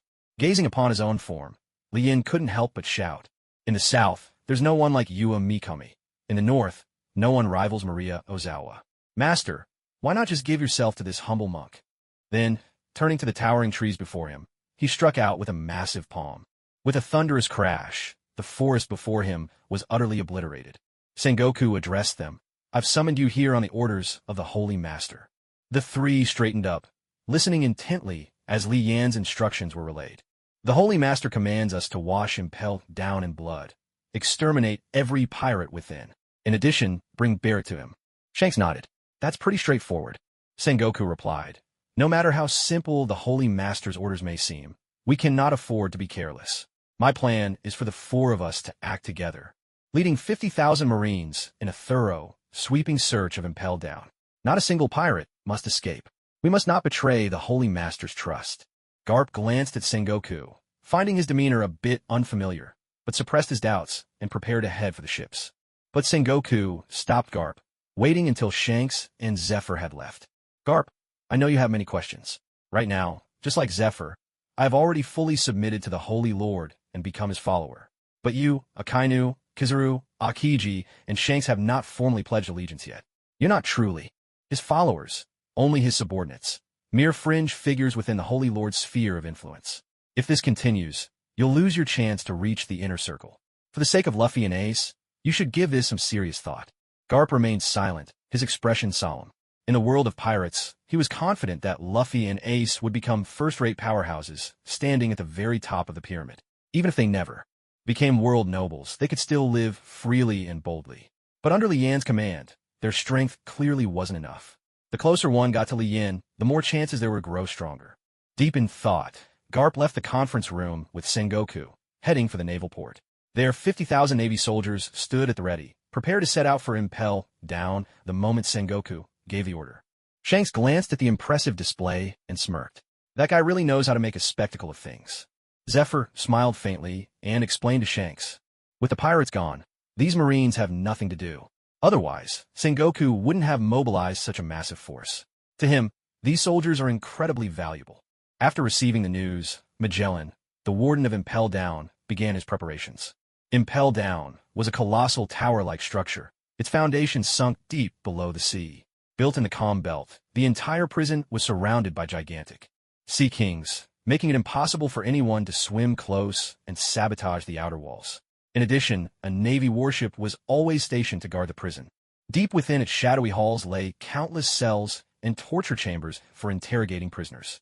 The cells were reinforced with vast amounts of sea stone, preventing devil fruit users from escaping during questioning. As the most heavily fortified prison in the world, Impelled Down held countless of the most vicious pirates from the seas. In the past, the Navy had kept these villains locked away to prevent their devil fruit powers from resurfacing in the world. But today, their end had finally come. Zephyr stood on the deck, his face grim, gazing at the distant silhouette of Impelled Down. He clenched his fists. Today, rivers of pirate blood would be spilled. The Navy fleet arrived. Magellan, the warden of Impelled Down, had been waiting for some time.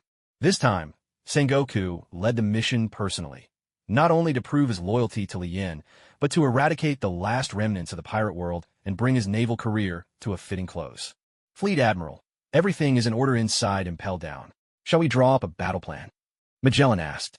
Sengoku shook his head and clenched his fist. Today we possess absolute strength. We can sweep away everything in our path. Today we act boldly. Let's give these pirates a lesson in blood they won't forget. Yes, sir. Sengoku then issued his command. All Navy personnel, once you're ready, Magellan, the warden of Impelled Down, will lead the way. We'll proceed together into the depths of the prison. If you encounter any pirates, do not hesitate. For even a moment, strike them down immediately. But everyone, remember to watch out for your own safety. The pirates here are extremely dangerous. Also, don't overlook any corner. Search thoroughly and leave no pirate alive. Yes, sir. We guarantee to complete the mission. The Marines were filled with high spirits. For many, this might be their final operation as Navy soldiers to purge pirates. In the future, their descendants would only read about pirates in history books, learning of their deeds and appearances from written records. Although only Sengoku, Garp, Zephyr, and Shanks had come for this operation, all four had been greatly empowered by Lien, their strength now vastly superior, far beyond what the greatest pirates of this world could withstand. Zephyr possessed the power of the Ox Talisman, granting him immense strength multiplied 100-fold. For ranged attacks, he had the Pig Talismans. Laser Eye, his mastery of armament hockey was also unmatched, among the top 5 across the seas. The combination of the Ox Talisman and his armament hockey made Zephyr a peerless force in close combat. In this world, perhaps only Kaido, the so-called strongest creature, could withstand a few blows from him. Ordinary pirates with bounties of 3 to 500 million would likely be reduced to pulp with a single punch. Sengoku had acquired the demonic energy of the Earth Fiend, and combined with his rare Zoan-type devil fruit, the human fruit, model, Daibutsu, he could manipulate the surrounding terrain like the fusion ability user Barrett. He could transform the earth and stone around him into his own armor. In his great Buddha form, Sengoku covered himself with dark brown dirt and rocks, completely enveloping his golden Buddha body. His size would swell to 400 or 500 meters tall, turning him into a colossal stone giant, as imposing as a mountain and radiating a crushing sense of pressure. In this state, Sengoku's defense was greatly enhanced, and his gigantic frame granted him destructive power. To hurt his true body, opponents would first have to break through the rocky armor encasing him. As for Shanks, there was little need for further explanation. He now wielded the power of flame, capable of unleashing searingly hot fire. While he couldn't turn into fire itself like a Logia user, his abilities were otherwise on par with those granted by the Flame fruit. Garp, for his part, had been given the legendary artifact, the 10 Rings, stolen and bestowed by Lien. Although the 10 Rings could not compare with demonic energy, they granted eternal youth and kept Garp at his peak. The rings were perfectly suited to Garp's fighting style, as he specialized in powerful punches. The 10 Rings could further amplify the devastating force behind his fists. Magellan, though not strengthened by Lien, was still a formidable force as a Logia-type devil fruit user. If it weren't for the side effects of the venom fruit, there's no way he would have been assigned to the position of Chief Warden at Impelled Down. Prepared and resolute, Sengoku and his companions led tens of thousands of Marines, launching a ruthless and frenzied massacre within Impelled Down. The first basement level was the Crimson Lotus Hell. The criminals imprisoned here had committed less severe crimes, and their strength was generally weak. Most couldn't even defeat the blue gorillas. Outside their cells stretched a vast area resembling a forest. The trees here were called sword trees, whose leaves were sharp as blades, while the grass, known as needle grass, could pierce human flesh like needles. Chased relentlessly by poisonous spiders and prison guards, the prisoners would run back and forth, only to end up sliced and bleeding profusely by the leaves and grass, a truly gruesome sight. but no one felt any sympathy for them. The sudden arrival of the Marines left the pirates utterly stunned, but before they could react, the Marines attacked without hesitation. All the pirates scrambled for their lives, but with Impel Down's limited space, none had any hope of escape. Zephyr wiped the blood from his hands. Just moments ago, he had torn out a pirate's heart, wanted to see if these men's hearts were truly as black as people said. "How many floors is this now?" Shanks asked. Magellan replied, "This is the 4th level, the inferno of blazing heat. My office is on this floor. The temperature here is scorching, but for you, Shanks, that's hardly a challenge." Zephyr said, "If I recall, the prisoners here all have bounties of at least 50 million berries, right?" "Yes, Teacher Zephyr," Magellan answered. "The bounties of those imprisoned here range from 50 million to 100 million berries. Pirates with bounties exceeding 100 million are given special attention and locked away in the far crueler 5th level." Sengoku declared, "Regardless of their bounties, let's keep advancing." Garp, catching his breath, thought back. They had fought their way from the 1st floor to the 4th. Though the pirates in the earlier floors weren't strong, their sheer numbers, and a few especially cunning ones, had cost them considerable effort. Fortunately, each of the remaining 3 levels held fewer and fewer inmates. After several hours of high-intensity combat, the 50,000 Marines, led by Sengoku, found that many of the weaker soldiers were utterly exhausted, while only a select group of elite troops retained the strength to continue. Sengoku ordered the fatigued soldiers to rest where they were. Those still able to fight would press on. This was the perfect opportunity to identify the cream of the crop, the future pillars of the Navy. For powerhouses like Sengoku and Zephyr, the 4th level pirates were but a trifle. Anyone truly formidable would already be in the 5th or 6th level. These days, if you didn't have real strength, you weren't even worthy of being called a pirate. With fewer pirates remaining, the slaughter proceeded all the faster. Shanks continually unleashed his fiery powers, incinerating countless pirates to ash with his blazing flames. He was methodically training and honing his abilities. Not to mention, the potential for growth in this demonic aura far surpassed the limits of his own innate strength. Garp, on the other hand, lacked any demonic enhancement. His only asset was the 10 rings. Among the 4 of them, his strength was now at the bottom, and the gap between him and the others was substantial. He fought with all his might, launching the 10 rings from his arm, piercing through pirate after pirate in an instant. Though the rings were formidable, their potential had already peaked. They could go no further. The previous owner had wielded them for over 1,000 years, yet saw little progress in power. With every strike, Zephyr reduced a pirate to a mangled heap. It wasn't that he lacked control over his strength. Rather, his hatred for pirates now ran deep. Although his wife and child had come back to life, and he'd made peace with his regrets, he could not help but empathize with all those in this world who, like him, had lost loved ones to pirates and endured the agony of separation. Having suffered himself, he felt their pain. Each punch he threw was not simply an act of killing, but a blow struck in vengeance for those who had lost family and had no means to avenge them. Their boots splashed through blood-soaked ground. Navy uniforms stained crimson from head to toe with the blood of their enemies.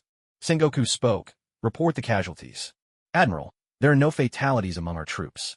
We have 766 lightly wounded and 110 seriously injured. Send the wounded back to the warships for treatment by the medics. Everyone else, take a 10-minute rest. After that, we move to the next level." As they pressed deeper into the 5th level of Impel Down, a wave of cold swept over them, instantly chilling everyone to the bone. Uncontrollable shivers ran through the ranks. The air was so cold that water froze instantly, and the biting wind cut through like knives. Many soldiers huddled together, trembling, barely able to stand, let alone fight. Shanks gathered a few piles of firewood and lit bonfires to help the soldiers ward off the cold and prevent frostbite. Garp said, "We should send these Marines back to the upper levels. The temperature here is dangerously low. If they stay too long, they'll end up with frostbite." Magellan agreed. "Yes, Admiral. The pirates imprisoned here all have bounties in the hundreds of millions, and even they can't withstand this. Kind of cold for long. Most froze to death, and those who didn't ended up as food for the wolves. There's hardly anyone left alive down here." After so many years as an instructor, Zephyr knew exactly where the Marines' limits lay. It's only natural that these soldiers can't take the cold. Even pirates worth hundreds of millions couldn't survive it. There's no way ordinary Marines could last. Sengoku ordered a temporary retreat for the soldiers, leaving only the 5 of them to press on. On the 5th level of Impel Down, even those with exceptionally strong bodies could not hope to survive for long. The cold here was unlike ordinary snow and ice. it seeped past the skin, chilling straight to the bone, with temperatures plummeting to 60 or 70 degrees below zero. Every breath drawn into the lungs only hastened the loss of body heat. After searching for half a day, the group found nothing but a few stark, white human skeletons. There was no sign of any living soul. Shanks remarked, "This isn't going to work. There's only 5 of us. Without 10 days, or even half a month, we'd never manage to search the whole 5th level." Magellan added, "There are a lot of military wolves here, but they're wild and untamed. Otherwise, we might have used them to lead the way." Shanks grinned. "Why don't we catch a few and train them?" Zifa interjected, "Catching them is the easy part. Are you sure you can tame them?" Shanks laughed awkwardly. "All right, maybe not.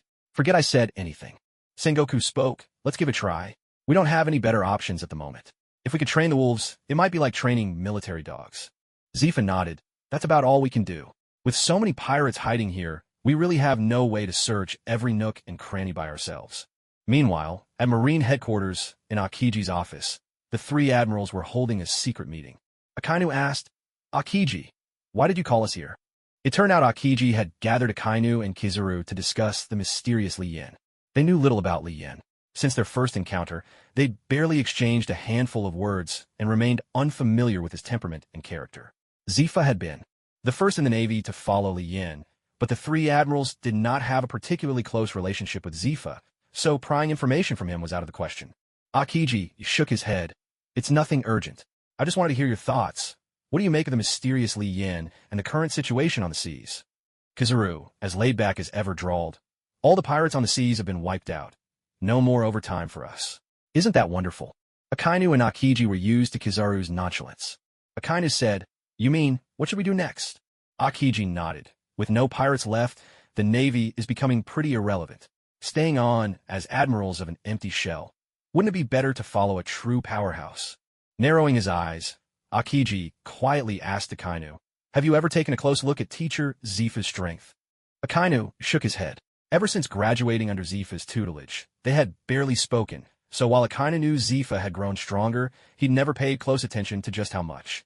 Akiji continued, "All 3 of us have improved, but our paths are different from teacher Zifa's. He's still a pure martial artist, and his strength has increased by at least dozens of times. You mean we could also improve our physical abilities just like teacher Zephyr?" Kizaru gave a sly grin. "I think things are just fine as they are. You guys love to stir the pot for no reason.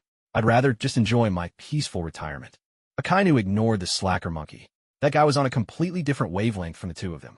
Akiji nodded. "But the opportunity's not likely to come to us." Akainu asked, puzzled, "Why not?" Akiji replied, "We've never made it clear that we want to follow him. Why would he grant us that power? That's why I think we need to take the initiative." Akainu pondered for a moment. "I feel the same way. We can't afford to wait any longer. Haven't you noticed? Today, Fleet Admiral Sengoku left for Impel Down with Admiral Zephyr, Admiral Garp, Admiral Shanks, and 50,000 Marines. We have no idea what they're doing, and even if we did, we wouldn't be allowed to join them. If we keep waiting, someone else will take the title of Admiral before long." Of course, Akiji was aware of Sengoku and the others' actions. Otherwise, he wouldn't have called Kizaru and Akainu for this meeting. And it wasn't just the 3 of them who knew about this. Meanwhile, at Isho's house, Isho, Dracul Mihawk, and Dragon were gathered together. Dragon, impressed by Isho's character, had been trying to win him over. Mihawk, too, found Isho's swordsmanship appealing, and the 3 had developed a good rapport in private. Isho's eyes had been healed by the surge of restorative power released by Li Yan.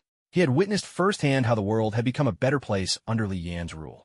Whether it was democracy or dictatorship, at the very least, the people wholeheartedly supported Li Yan.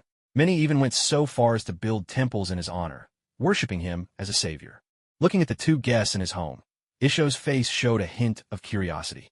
"Is there something you 2 need today?" Dragon spoke first. "Today, Sengoku took my father, Zephyr, Shanks, and 50,000 Marines to Impel Down." "Oh," Mihawk asked, "is there a problem with that?" Dragon shook his head. "This should be a mission assigned by the Holy Master." Isho replied, "I see. If someone else is already handling it, it doesn't concern us. Give me a moment, I'll go make some tea."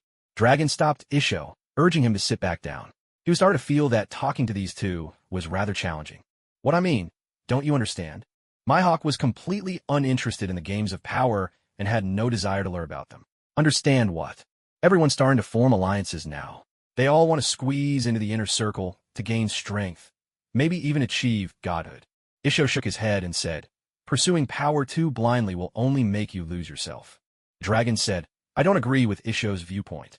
Look at Lord Liyin. He's powerful, isn't he? Has he lost his way? Don't forget, in the future, there will be no more pirates, no more revolutionary armies. The world will be governed by the united government, bringing peace and stability. Hawkeye, think about it. Soon there won't be any more pirates for you to spar with. No more challengers coming after you. Business is booming now, and many islands have been leased to individuals for private management.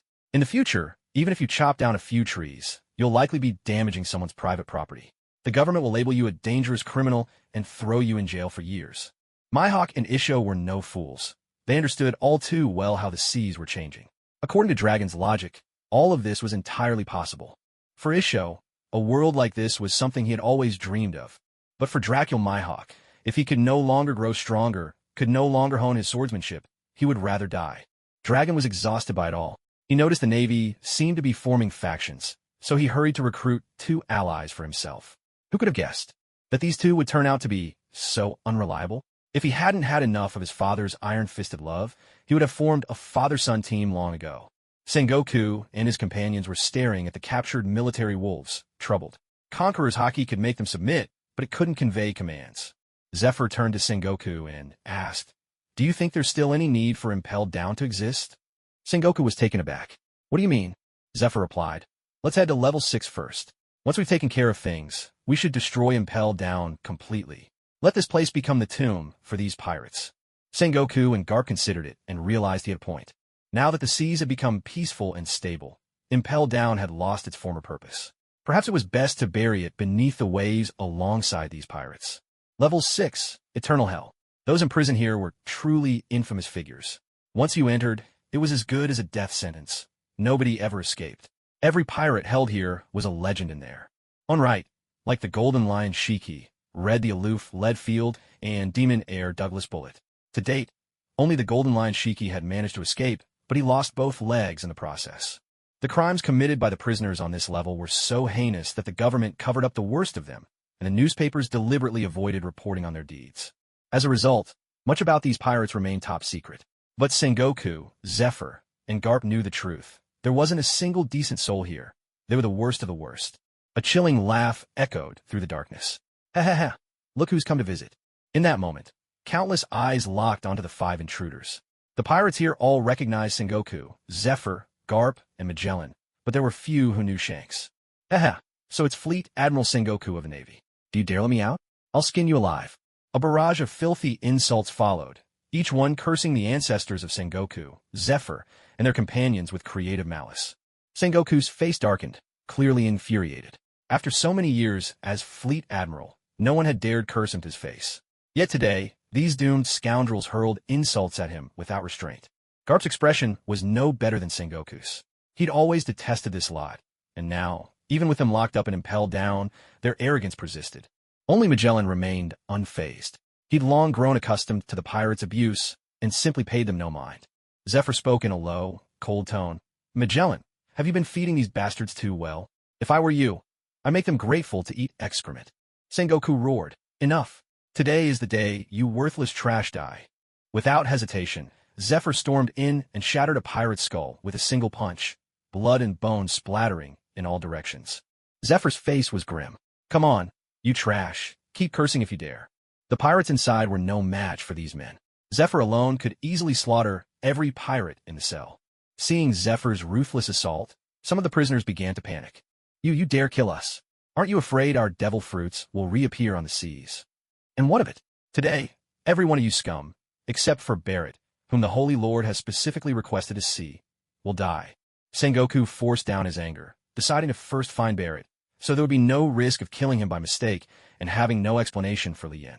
Sengoku called into the prison. Douglas Barrett, still alive in there? Someone wants to see you.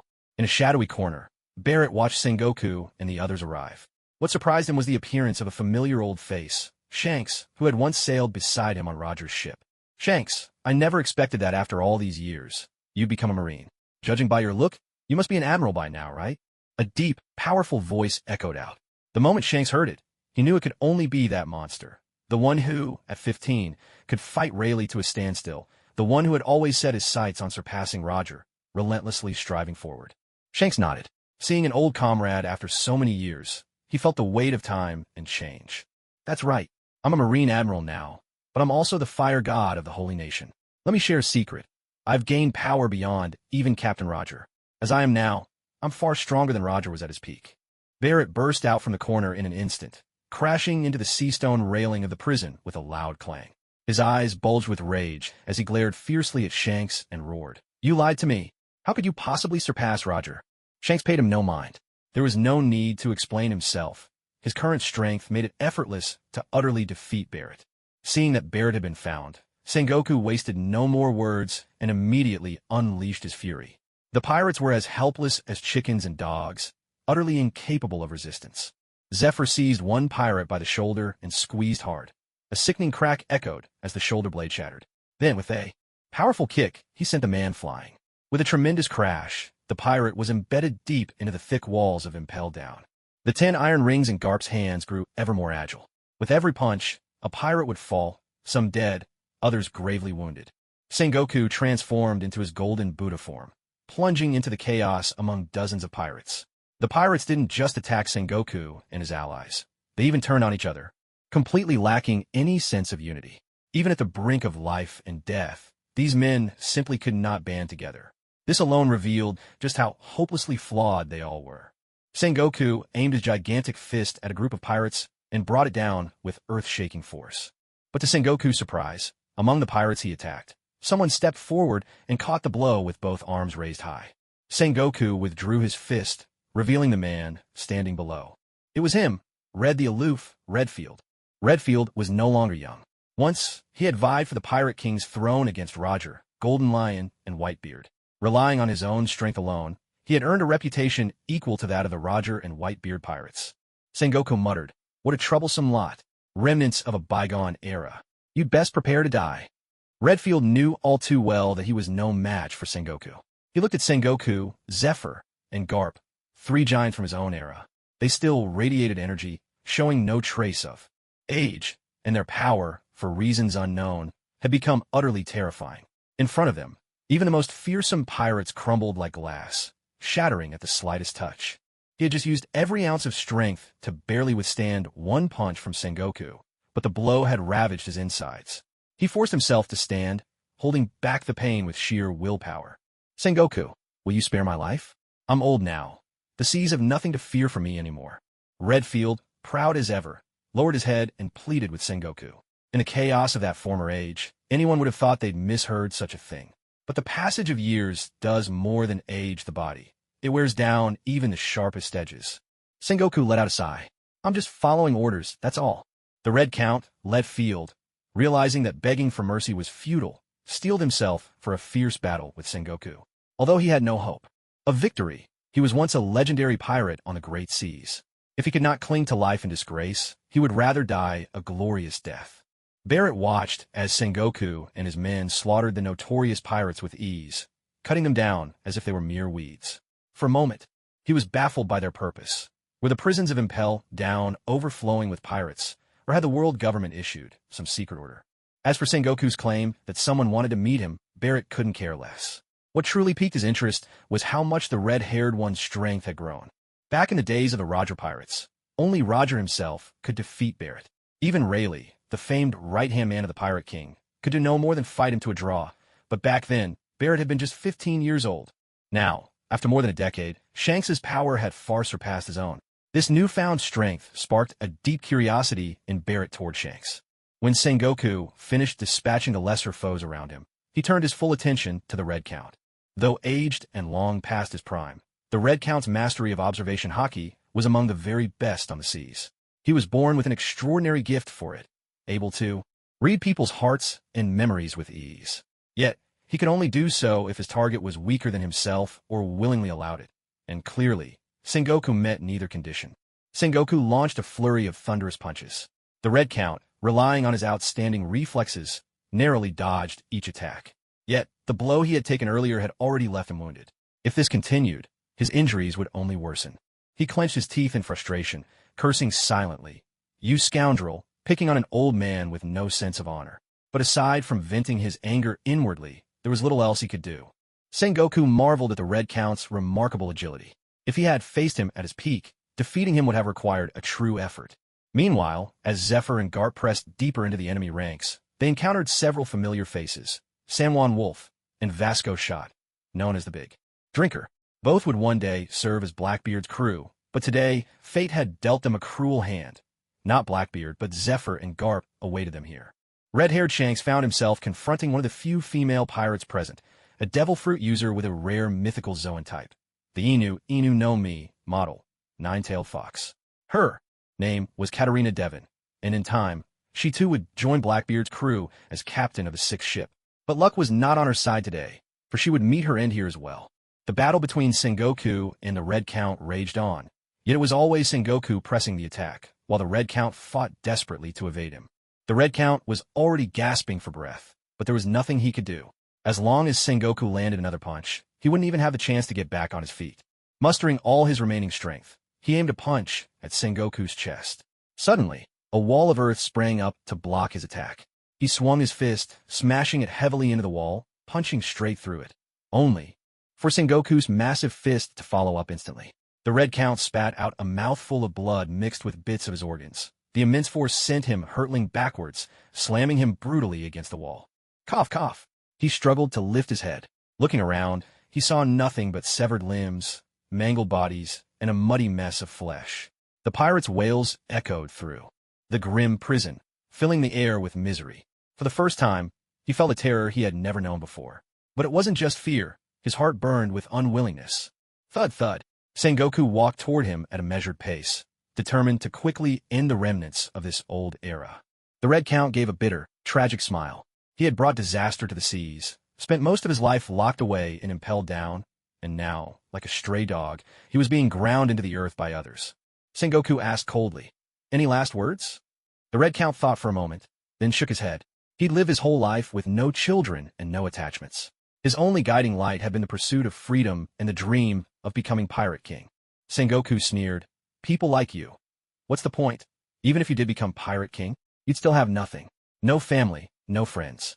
When you die, there'll be no gravestone, no one to mourn you. Every trace of you will be wiped clean from the seas. You'll be like the air, almost as if you never existed at all." Sengoku raised his fist and brought it down with crushing force, flattening him into a thin, bloody smear. Meanwhile, Zephyr was playing with Shenghuang Wolf, tormenting him mercilessly. His fists came down like a violent storm, pummeling the giant wolf, until he was barely recognizable. The once massive Shenghuang Wolf could no longer stand steady, his eyes vacant. The relentless blows had left his mind shattered and his body grotesquely twisted by broken bones. His chest was deeply caved in, his organs clearly pulverized. He coughed up a spray of blood, his eyes bulging wide. Toppling backward, he hit the ground, convulsed violently a few times, and then lay still, his breath gone. Garp joked, "Ha ha, Zephyr, this is the only guy who's actually died by your hand with his corpse still mostly intact." Zephyr gave a faint smile, making no effort to hide his contempt for pirates. "These scum, letting them die in one piece is already too good for them. Curse you, Marines. You're begging for death," roared the heavy drinker, Vasco Shot, fury blazing in his eyes. Though dressed in prison rags and looking utterly disheveled, he was like a raging beast. He knew that if he could just defeat Garp standing before him, there was still hope for escape. "Ha ha ha." Garp's classic laughter rang out once more. "Bast Joe, let this old man put an end to you. Iron Fist strike." Garp leapt into the air, the 10 rings on his arm shimmering with blue light. Mustering all his strength, he swung a mighty blow at Bast Joe. Seeing Garp's fierce momentum, Bast Joe dared not show the slightest carelessness. He hurriedly swung his jet-black fist in retaliation.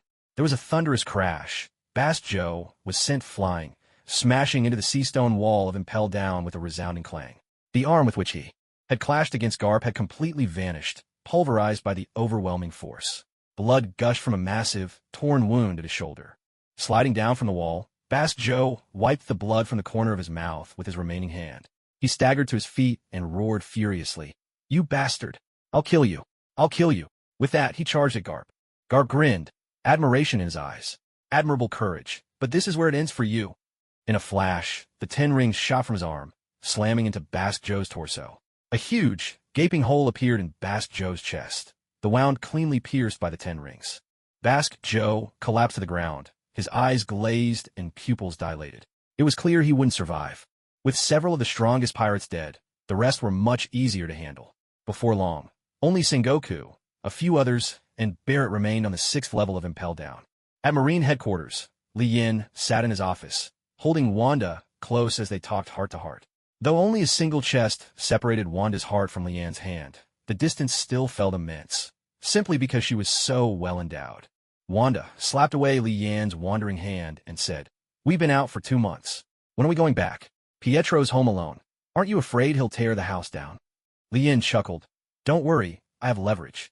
Worst case, I'll just make his sister pay off his debt by sleeping at my place." Wanda landed a punch on Li Yin, scolding, "You rascal." Li Yin stopped joking and replied seriously, "Soon, once Sengoku and the others return, we'll discuss the migration. This time we'll take at least several million people with us. In the future, if we want to experience the pirate world's thrills, we'll have our own place." A knock sounded at the door, steady and deliberate. "Come in. Report." Admirals Akiji, Kizaru, and Akainu request an audience. Li Yin was puzzled by the guard's report. Why were all 3 of them coming together? "All right, let them in." Wanda rose from Li Yan's lap and stood by his side, playing the role of secretary. She tidied up his desk and filled his cup with water. The door opened. Akiji entered first, with Kizaru and Akainu following closely behind. The 3 walked in one after another and stood obediently at the doorway, like school children awaiting punishment. Li Yin pointed to the sofa across from him. "Come over and sit. What brings you here?" Taking a deep breath, Akiji spoke first. "After our discussion, the 3 of us respectfully request your permission to follow you. We wish to become your right-hand men, your blades in hand." Li Yin nodded in approval. "I'm glad to hear you think this way, and I welcome the 3 of you." With Li Yan's words, the 3 finally felt a weight lifted off their hearts. This meant they weren't too late. There was still a chance for them. As the 3 quietly rejoiced, Li Yan's door was knocked on again. Akiji muttered under his breath, wondering, Sengoku and the others are back this quickly? A firm knock echoed. "Come in." Reporting in, Isho, Dragon, and Mihawk have come to see you. "What's going on today? Why are they all showing up at once?" "All right, let those 3 in as well." Dragon led Isho and Mihawk in. The 3 entered with careful steps. When they saw the 3 admirals, Dragon's eyes narrowed. He realized he'd come just a bit too late, and someone else had seized the opportunity first. Akainu saw that the newcomers weren't Sengoku and his group, so he began to wonder what Dragon's intentions were. Was he here for the same reason? Li Yin addressed them. "What brings the 3 of you here?" Dragon replied. "We hope to follow the Holy Lord always, to return with you to the Divine Kingdom and serve you faithfully. Even if it means working ourselves to the bone, we are more than willing." Akiji cursed inwardly. What a sycophant. The Monkey D family is supposed to be a clan of tough guys. How did one such flatterer spring up among them? It's like a cotton ball popping out of a gutter. A smile appeared on Li Yan's face. Good. Since you all share the same goal and pledge your loyalty to me, I can't just stand by and watch." With a sharp snap of his fingers, several shadowy soldiers emerged from the ground at Li Yan's command. They brought out fine glasses and the best aged baijiu, pouring each of the 6 a full cup. Li Yin lifted his own glass from the table and spoke. "Since you are all willing to join the kingdom of God, let us share this drink together." With that, Li Yin led by example and drained his cup in one go. "We pledge to forever follow the Holy Lord and obey your will." The 6 of them drank their cups dry in unison. A mechanical chime sounded. New followers detected. Borsalino the yellow monkey, Sakazuki the red dog, Kazan the blue pheasant, Isho the violet tiger, Monkey D dragon, Dracula Mihawk. Another crisp notification followed. "You have obtained all the abilities of your followers. Armament Haki, Observation Haki, Conqueror's Haki, Rokushiki, Dragonclaw Fist, Grandmaster Swordsmanship, Glint Fruit Power, Ice Fruit Power, Magma Fruit Power, Gravity Fruit Power, Win Fruit Power, and so on, with a special Devil Fruit arranged for Dragon." Beep. New abilities detected with partial overlap. Initiating fusion and enhancement. Beep. Fusion successful. Enhanced abilities are as follows. Demonic Fire Origin and Magma Fruit have been fused into Infernal Magma. Wind Demon Origin and Wind Fruit have been fused into Source of Hurricanes. Freezing Ability and Ice Fruit have been fused into Ultimate Winter. Moon Demon Origin and Gravity Fruit have been fused into Gravity Manipulation. Armament Haki has been enhanced to Ultimate Armament. Observation Haki has been enhanced to Voice of All Things and Foresight. Conqueror's Haki has been enhanced to King's Aura. This round of enhancements was quite significant. There were 6 people in total, each with different abilities and attributes. What pleased Li Yin the most was the addition of Hawkeye Mihawk, whose presence finally allowed Li Yin to master the art of weaponry. From now on, he too could wield sword and spear with skill. Among all the newly enhanced abilities, the most powerful was Foresight. Foresight allowed him to glimpse up to 90 seconds into an opponent's future actions during battle. He could also use it on his own allies, observing their state 90 seconds ahead. Although the window of time was short, the ability to foresee the future was not something just anyone could possess. The other abilities, Infernal Magma, Source of Hurricanes, Ultimate Winter, were all strengthened versions of their respective powers. But what truly surprised Li Yin was the enhancement of the 3 types of haki. Ultimate Armament. This allowed the user to freely wield an extraordinarily advanced level of armament haki, granting tremendous defensive strength. The color transformed from black to silver. When the body was attacked, the ability would activate automatically, but could also be switched off at will. Voice of All Things was similar to Enel's mantra, but even more advanced. This ability enabled the user to hear the voices of nature, the inner thoughts of birds, trees, flowers, and insects. King's Aura was the enhanced form of Conqueror's haki, capable of intimidating any sentient creature. It could instill fear in all animals with consciousness, and even command them to serve the user. Looking at the 6 new followers before him, Li Yin mused that if he didn't fertilize his crop of followers, this might well be his last harvest. You've all done excellently. From this day forward, you are citizens of the divine nation. He had already granted godhood to Enel, Shanks, and Zephyr. Simply sending them off now would be too heartless. Li Yin's eyes sparkled with inspiration. The divine nation is only just beginning. Nothing is truly in place yet, so there's no need to hurry. Wait a few days. Once the immigration matters are settled, I will announce your official positions. Yes, Lord Divine. Today, I will grant each of you 10,000 shadow soldiers as your personal aides. You are free to command them as you wish. Consider it a special perk for you. In addition, each of you may choose a weapon. Take some time to think about its design, and when the opportunity arises, I will have the finest dwarven craftsmen forge it for you. Thank you, Holy Lord. The 6 walked out of Li Yan's office in high spirits. Not only had they received 10,000 immortal shadow soldiers apiece, but they also had the promise of a weapon from the Holy Lord himself.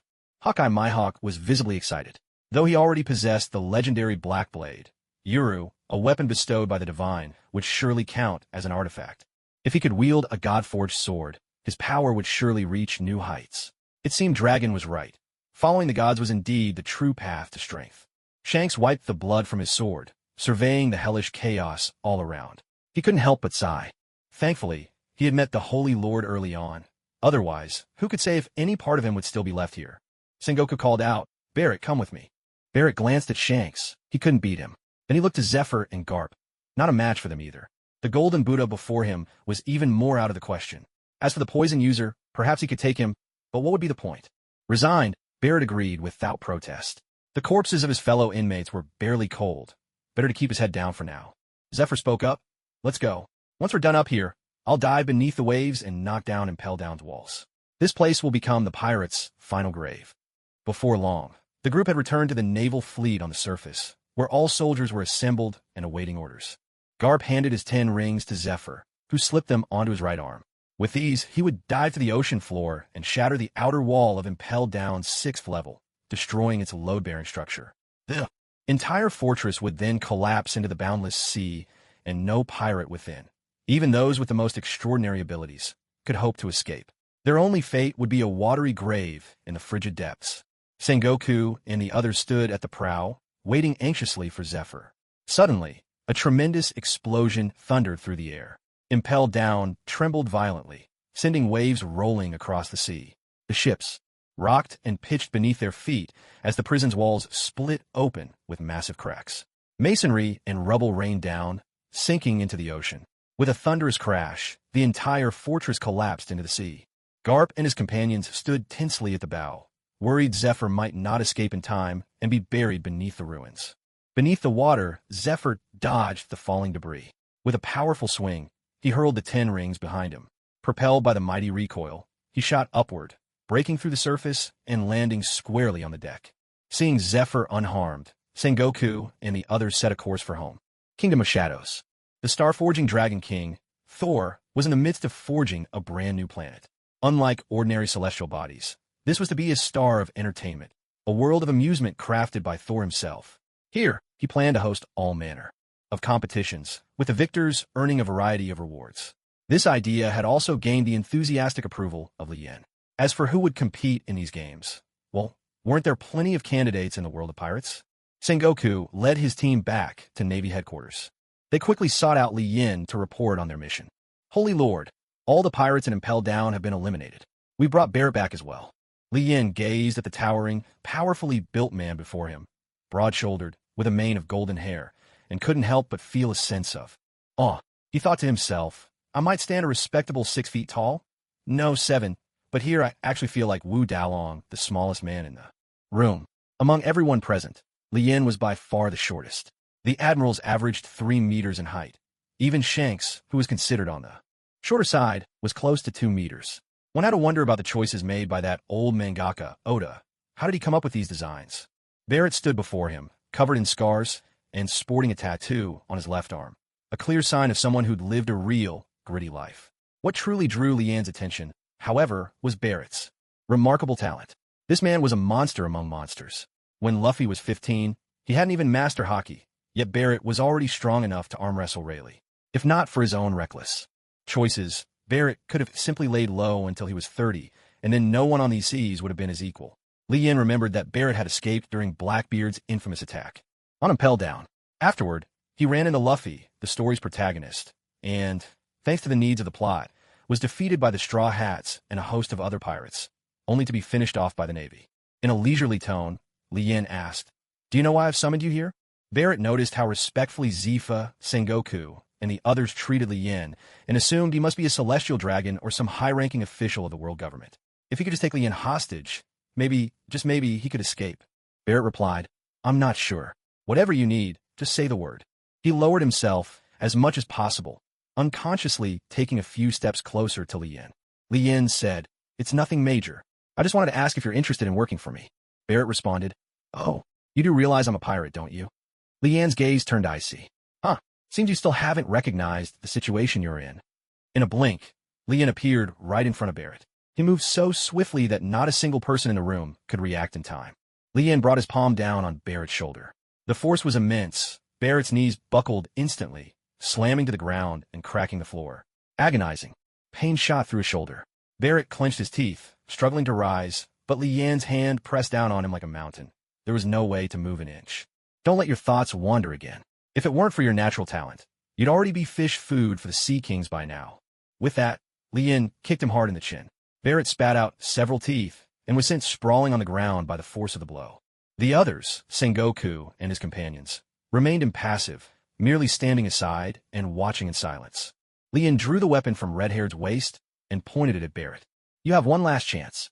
Whether you live or die depends entirely on your own choice. With those words, he swung his arm, severing one of Barrett's arms in a single, decisive motion. Barrett let out a beast-like roar of agony. Instinctively, he clutched at the gaping wound with his remaining arm, but Li Yin wasn't about to waste any more time. Without hesitation, Li Yin struck twice more, his blade flashing. Barrett's legs were cut clean off, and blood gushed forth, staining the ground a deep crimson. The searing pain made Barrett's eyes bulge wide as saucers, his mouth gaping in a silent scream, his face twisted in agony. Yet, no sound came from his throat. His head lolled to the side, and he fell unconscious. Li Yin activated the power of the sheep talisman, pulling Barrett's soul from his body. Under the spell of the sheep talisman, Barrett's soul was spared the pain of his injuries. But as he looked at the pitiful state of his own body, even his ferocity and arrogance gave way to fear. He stared at his motionless form on the ground, then glanced at his own soul, now floating in midair. Had he died? No, not yet. But if I swing my blade one more time and sever your neck, you will be, Li Yin said coldly. Terror overtook Barrett. He chose to submit. After all, as the saying goes, the wound from losing one's head is only as big as a bowl. But who isn't afraid when staring death in the face? I'm willing to serve you, Barrett's soul replied. You seem rather reluctant. If this is too much for you, then forget it. I don't want to force anyone, Li Yin said with a wave of his hand. No, I'm not reluctant. I surrender willingly. Good. There's nothing I despise more than using violence to oppress others. Activating his healing power, Li Yin restored Barrett's severed limbs. As Barrett's soul returned to his body, he came back to life once more. Barrett dropped to his knees, bowing his head to Li Yin in submission. Seeing this, Sengoku exchanged a look with Garp, who stepped forward as well. Shanks glanced around. Apparently, he was the only one left. He, too, stepped up and knelt on one knee, pledging his loyalty to Li Yin. A notification chimed. Beep. New followers detected. You have acquired all the abilities of your followers. Fusion Fruit Power, Iron Fist, Armament Hockey, Observation Hockey, Conqueror's Hockey, Rokushiki, 6 Powers of the Navy, Great Swordsman Swordsmanship.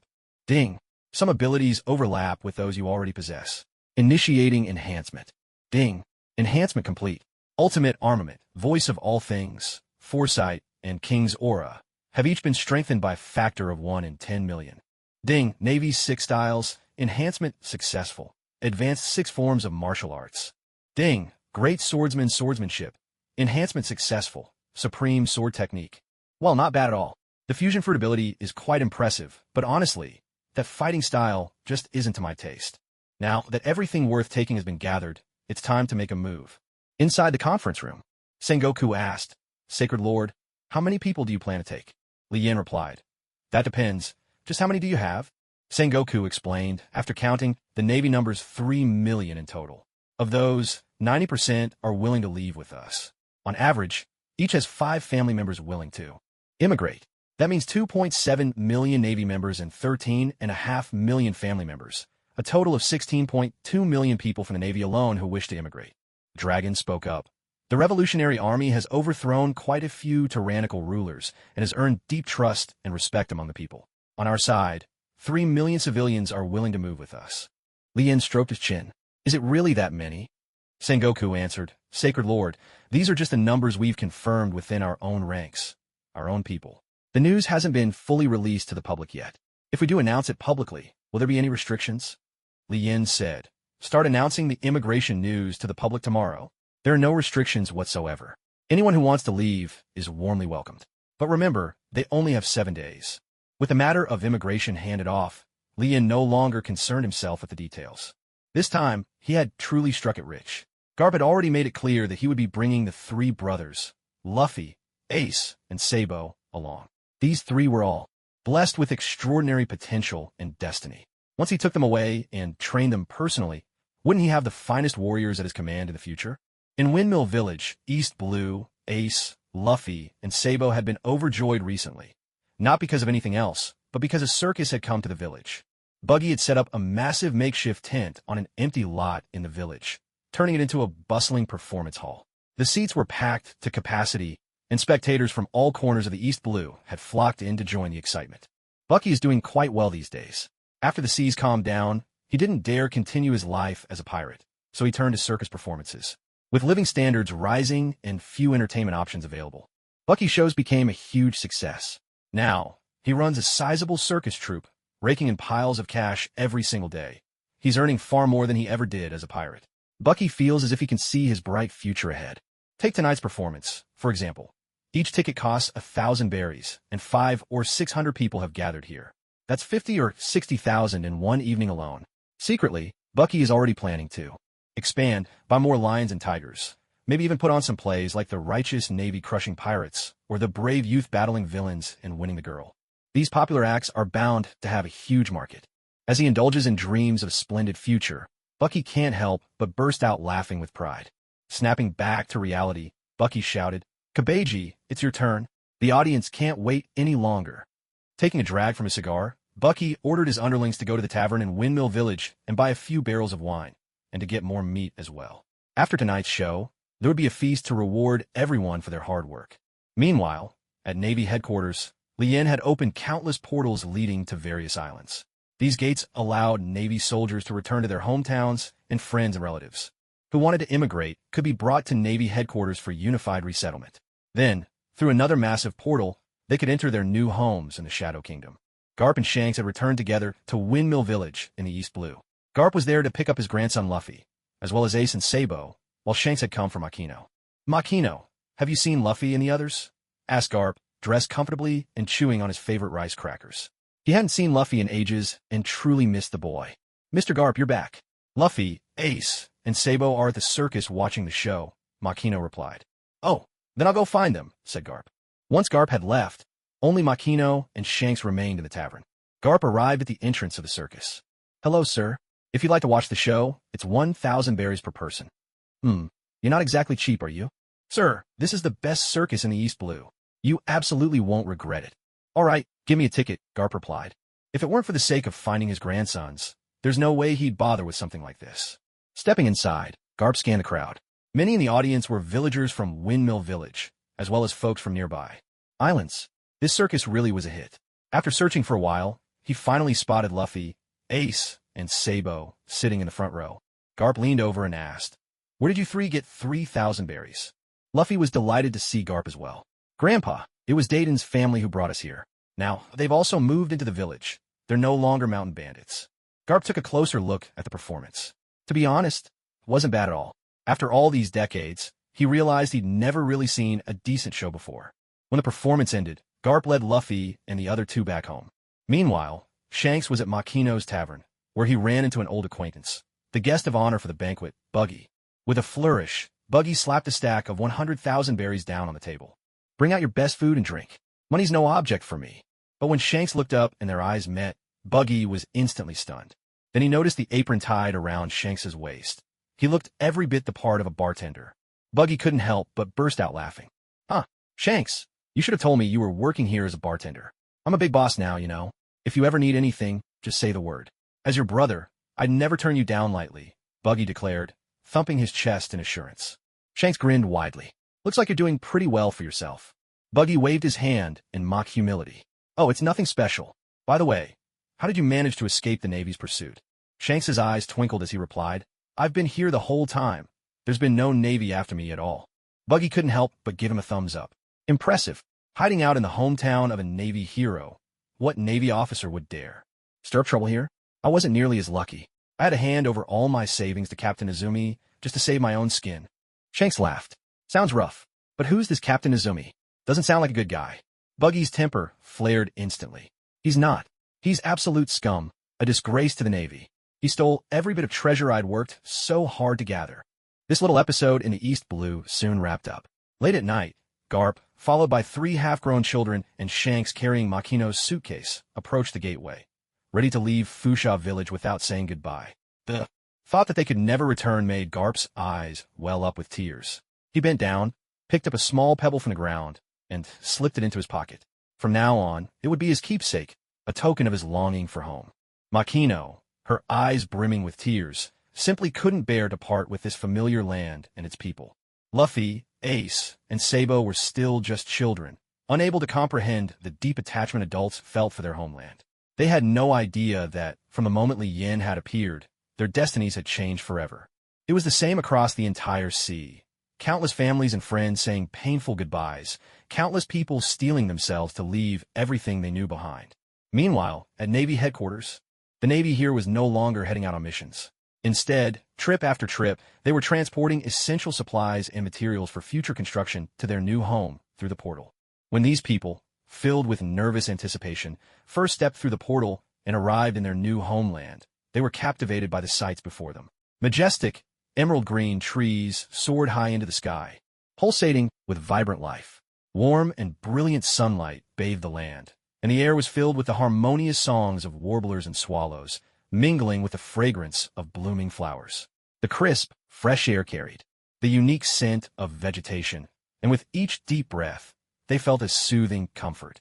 Here, even breathing seemed a luxurious pleasure. The high oxygen content filled their muscles with newfound strength, making countless people feel instantly younger. As their feet pressed down on the broad, solid earth beneath them, the rich, black soil promised abundance. The scene before their eyes filled every heart with a profound sense of security. "Do you think we'll really get 1,000 acres of land for each family?" someone asked. "Of course. Would the marshal trick an ordinary soldier like you? Just look at how fertile this land is," another replied. "The trees here must be 200 or 300 meters tall. Good times are coming for all of us." Countless Navy members dreaming of immigration began to envision a beautiful future. Look up at the sky," someone shouted. Snapped out of their reverie by the call, everyone looked up into the distance. Circling high above was a massive bird of prey, its iron-like talons gripping its quarry in an unbreakable hold. Even from afar, the creature's shape was strikingly clear. It looked like a cross between an eagle and an ostrich, gliding at an altitude of 1,000 meters, its enormous wings blotting out the sun and casting a vast shadow. Across the ground, its sheer size sent a chill down everyone's spine. This was the silver-clawed giant eagle, the world's top predator and an undisputed behemoth. In this world, even the legendary sea kings from the pirate world might be nothing more than a mouthful of fish for such a creature.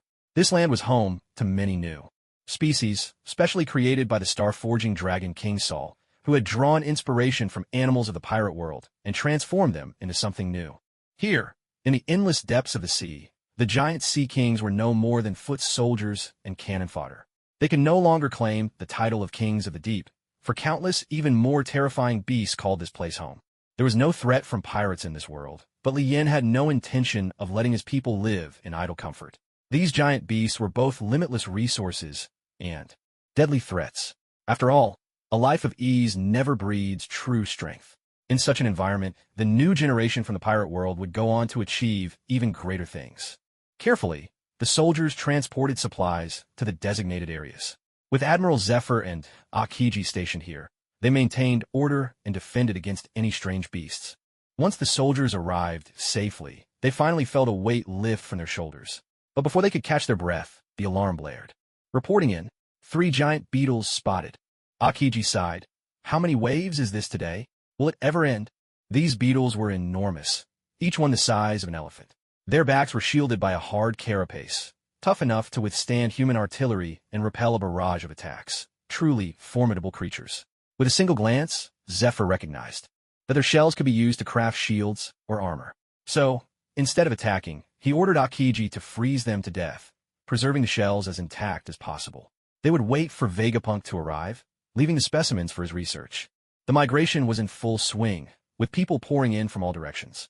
Some came for the opportunities in the new world, while others were drawn by their devotion to the Lord. Sengoku watched as the final group of people departed, his voice trembling with emotion. Lord, the migration is almost complete.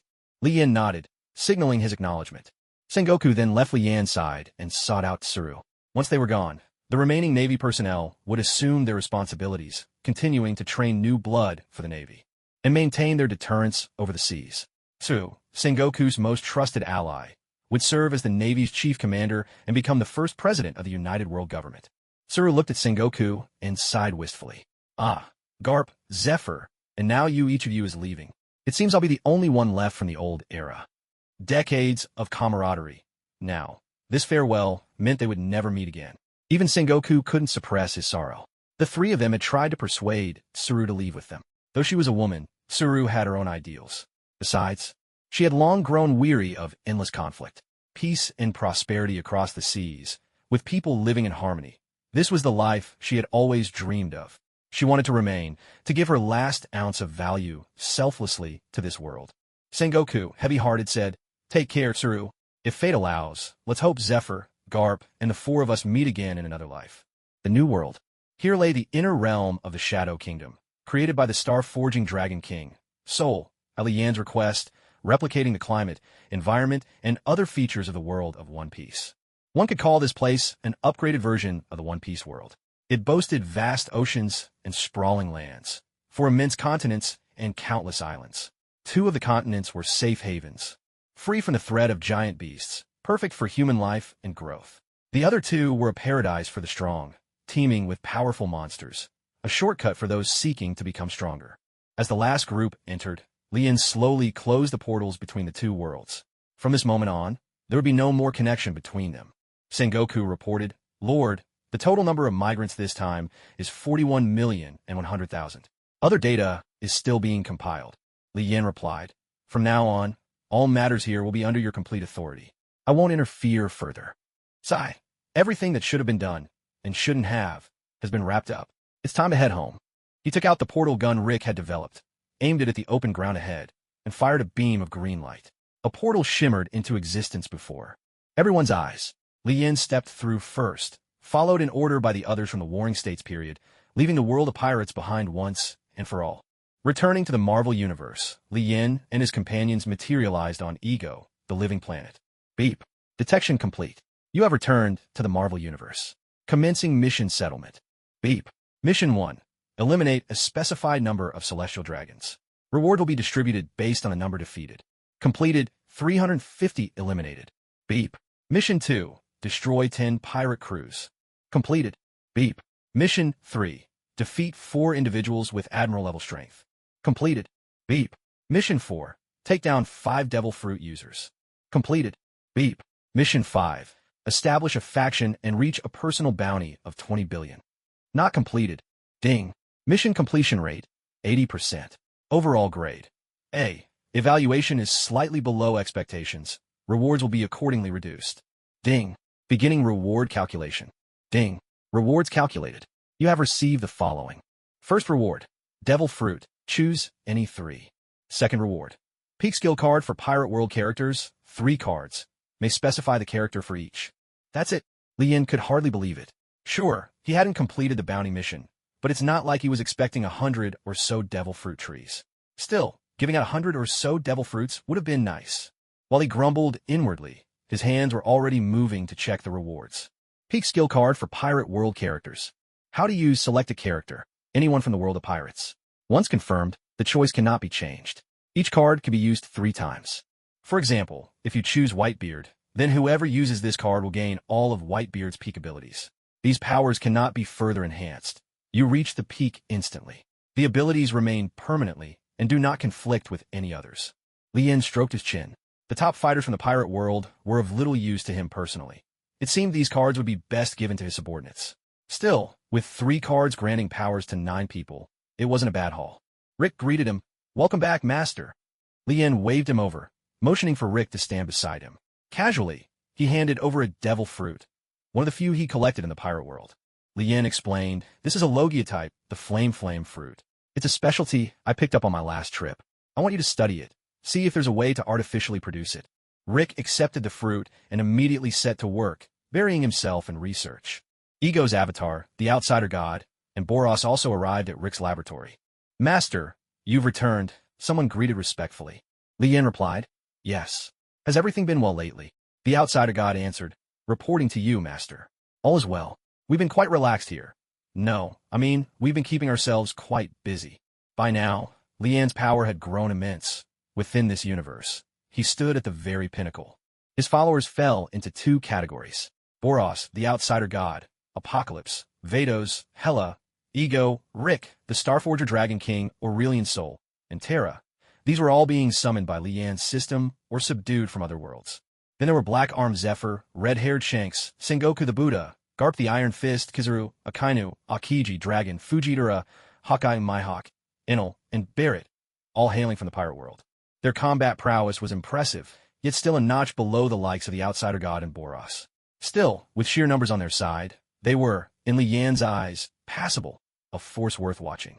On this trip to the pirate world, Lien had also gained 2.7 million Navy soldiers and a population reserve in the tens of millions. These would provide him with a steady stream of new followers in the future. I really do have foresight. Even without focusing on top-tier powerhouses, just the Navy forces from the pirate world alone were enough for Lien to sweep across Marvel's Asgard with ease. What's that? You say the Asgardians are physically superior? But don't forget, besides their admirals, the Navy boasts vast numbers of vice admirals, rear admirals, and other officers. Any one of them could easily crush the Warriors 3 of Asgard. Remember, the Warriors 3 are friends of Thor, the crown prince of Asgard. Think about it. If these 3 can be called warriors, they must be among Asgard's stronger fighters. Yet, their record hardly lives up to their title. Lien sent Sengoku and the others back to the Shadow Kingdom, where the people and the Navy still needed their leadership to maintain order. At Rick's lab, after exchanging a few casual words with Ego, the outsider god, and Boros, Lien opened a portal to Earth and stepped into his home in New York. As soon as Wanda walked through the door, she flopped onto the sofa, sighing, "It really is most comfortable at home. By the way, where's Pietro? Isn't he here?" Lien shook his head. "No idea. He's probably gone off to S.H.I.E.L.D. again." Hela chimed in. "It's been so long since I visited Asgard. I'd like to go back and have a look." As she spoke, her gaze locked onto Lien, her meaning unmistakable. She wanted him to accompany her. At S.H.I.E.L.D. headquarters, a deep worry was etched across Nick Fury's dark face, giving him the look of a hard-boiled egg inscribed with countless stories. 3 days ago, at a secret S.H.I.E.L.D. facility, the cosmic cube they had been studying suddenly activated, opening a portal to an unknown destination. Out of this gateway surged a squad of alien soldiers, who killed several researchers and escaped with the cosmic cube in their possession. Despite 3 days of investigation, there was still no trace of these alien soldiers. Coulson reported, "Director, these guys have extremely advanced weaponry. It's possible they've altered their appearance and are now hiding out somewhere." Nick Fury nodded. That was the most reasonable deduction. But the real challenges lay in uncovering their hiding place, figuring out their motive for stealing the cosmic cube, and, most crucially, finding a way to take the cube back from them. At a dock in New York, inside a shipping container, Urso sat within, clutching a small safe.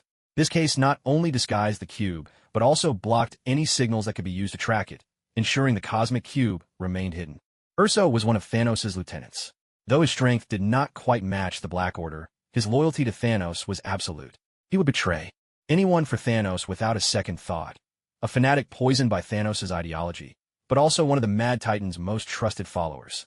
3 days earlier, Urso had led a small team to raid the secret SHIELD base, successfully seizing the cosmic cube. Now, their purpose at the docks was to await Eric, the Black Panther of the underworld, and his supply of vibranium. With Loki out of the picture, Thanos' followers had discovered an alternative way to activate the cosmic cube, but it required vibranium. That's why Urso contacted Eric, promising to help him ascend to the throne of Wakanda. Because Loki's fate had changed, Li Yin assumed the first Avengers crisis would never happen. Yet Thanos, the Mad Titan, played by his own rules, sending a new subordinate.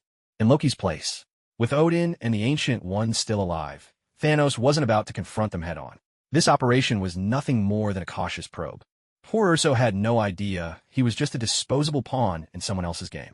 Back at the docks, inside the shabby shipping container, Eric arrived with a sizable amount of vibranium, almost his entire fortune. As agreed, I give you the vibranium. In return, you help me claim the throne of Wakanda. Urso nodded. No problem. Once my master arrives, your wish will soon be fulfilled. Asgard. Thor and Loki stood at the entrance of the Bifrost, quietly awaiting the triumphant return of their elder sister. Since Hela's release, the relationship between the two brothers had improved dramatically. Not just seemed to improve, it truly had grown much closer. In Loki's eyes, Thor used to be nothing but foolish and reckless. Yet now, that very foolishness and recklessness seemed almost endearing. Without comparison, there could be no pain measured. Against Hela, Thor was truly a caring and attentive older brother, while Hela herself was like an overbearing upperclassman from the student council, imposing and formidable in every way. To Thor, his younger brother Loki might be mischievous, but he was also the best brother in the whole universe, his closest companion. He felt genuinely lucky to have such a brother. Yet, he also considered himself unfortunate, for he had a sister who was more like a demon, constantly bullying and belittling him at every turn. Thankfully, she now resided on Earth. Otherwise, he was sure he'd lose his sanity sooner or later. "They're here," Loki whispered softly. A shimmer of rainbow energy flashed, and Li Yin appeared before Heimdall, with Hela by his side. Heimdall bowed deeply. "Welcome, esteemed Mr. Li Yin. Welcome home, Grand Princess." Hela merely nodded at him, then followed behind Li Yin as they made their way toward the palace. Thor and Loki quickly masked their gloomy expressions, replacing them with broad smiles as they approached from a distance. "Welcome home, Princess Hela," Loki said, laying on the charm. Hela let out a light, knowing chuckle. She truly had a soft spot for her two brothers. "So, did you miss your big sister?" she teased. Thor and Loki nodded vigorously, as if their lives depended on it. Li Yin interjected, "All right, stop making things difficult for these two goofs." Thor and Loki led the way, guiding Li Yin, who was on his way to pay his respects to Odin.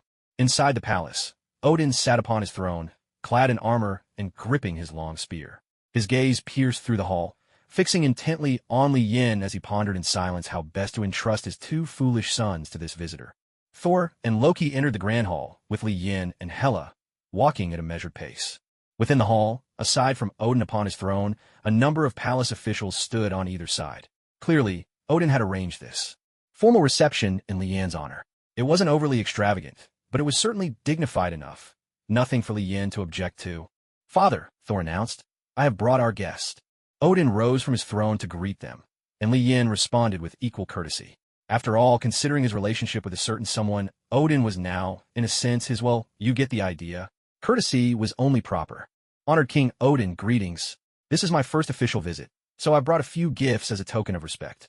With a flourish, Li Yin produced 3 gift boxes, each containing a devil fruit. Although his own strength was formidable and his collection of treasures substantial, very few items were suitable to offer as gifts.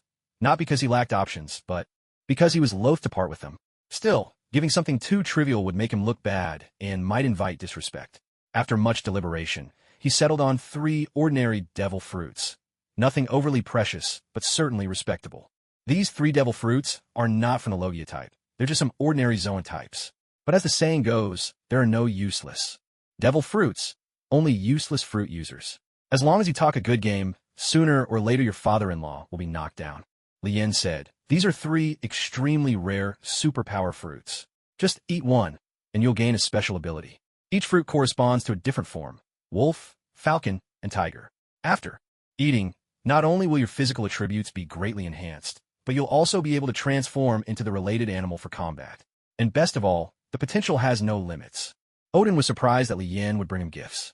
In his mind, Lien had no need to curry favor. If anything, it was Odin who should be trying to win Lien's approval. Thank you, Odin said.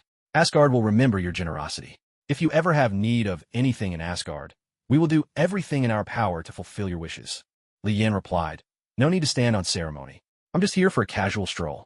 Leaving the palace, Thor and Loki once again led the way, accompanying Lien and Hela as they toured and explored Asgard. Lien remarked, the environment here in Asgard is really quite nice. Living in a place like this, no wonder even the ordinary people here enjoy such long lives. Thor responded, thank you for your praise. It's a great honor for Asgard to earn your approval. But Asgard wasn't always like this.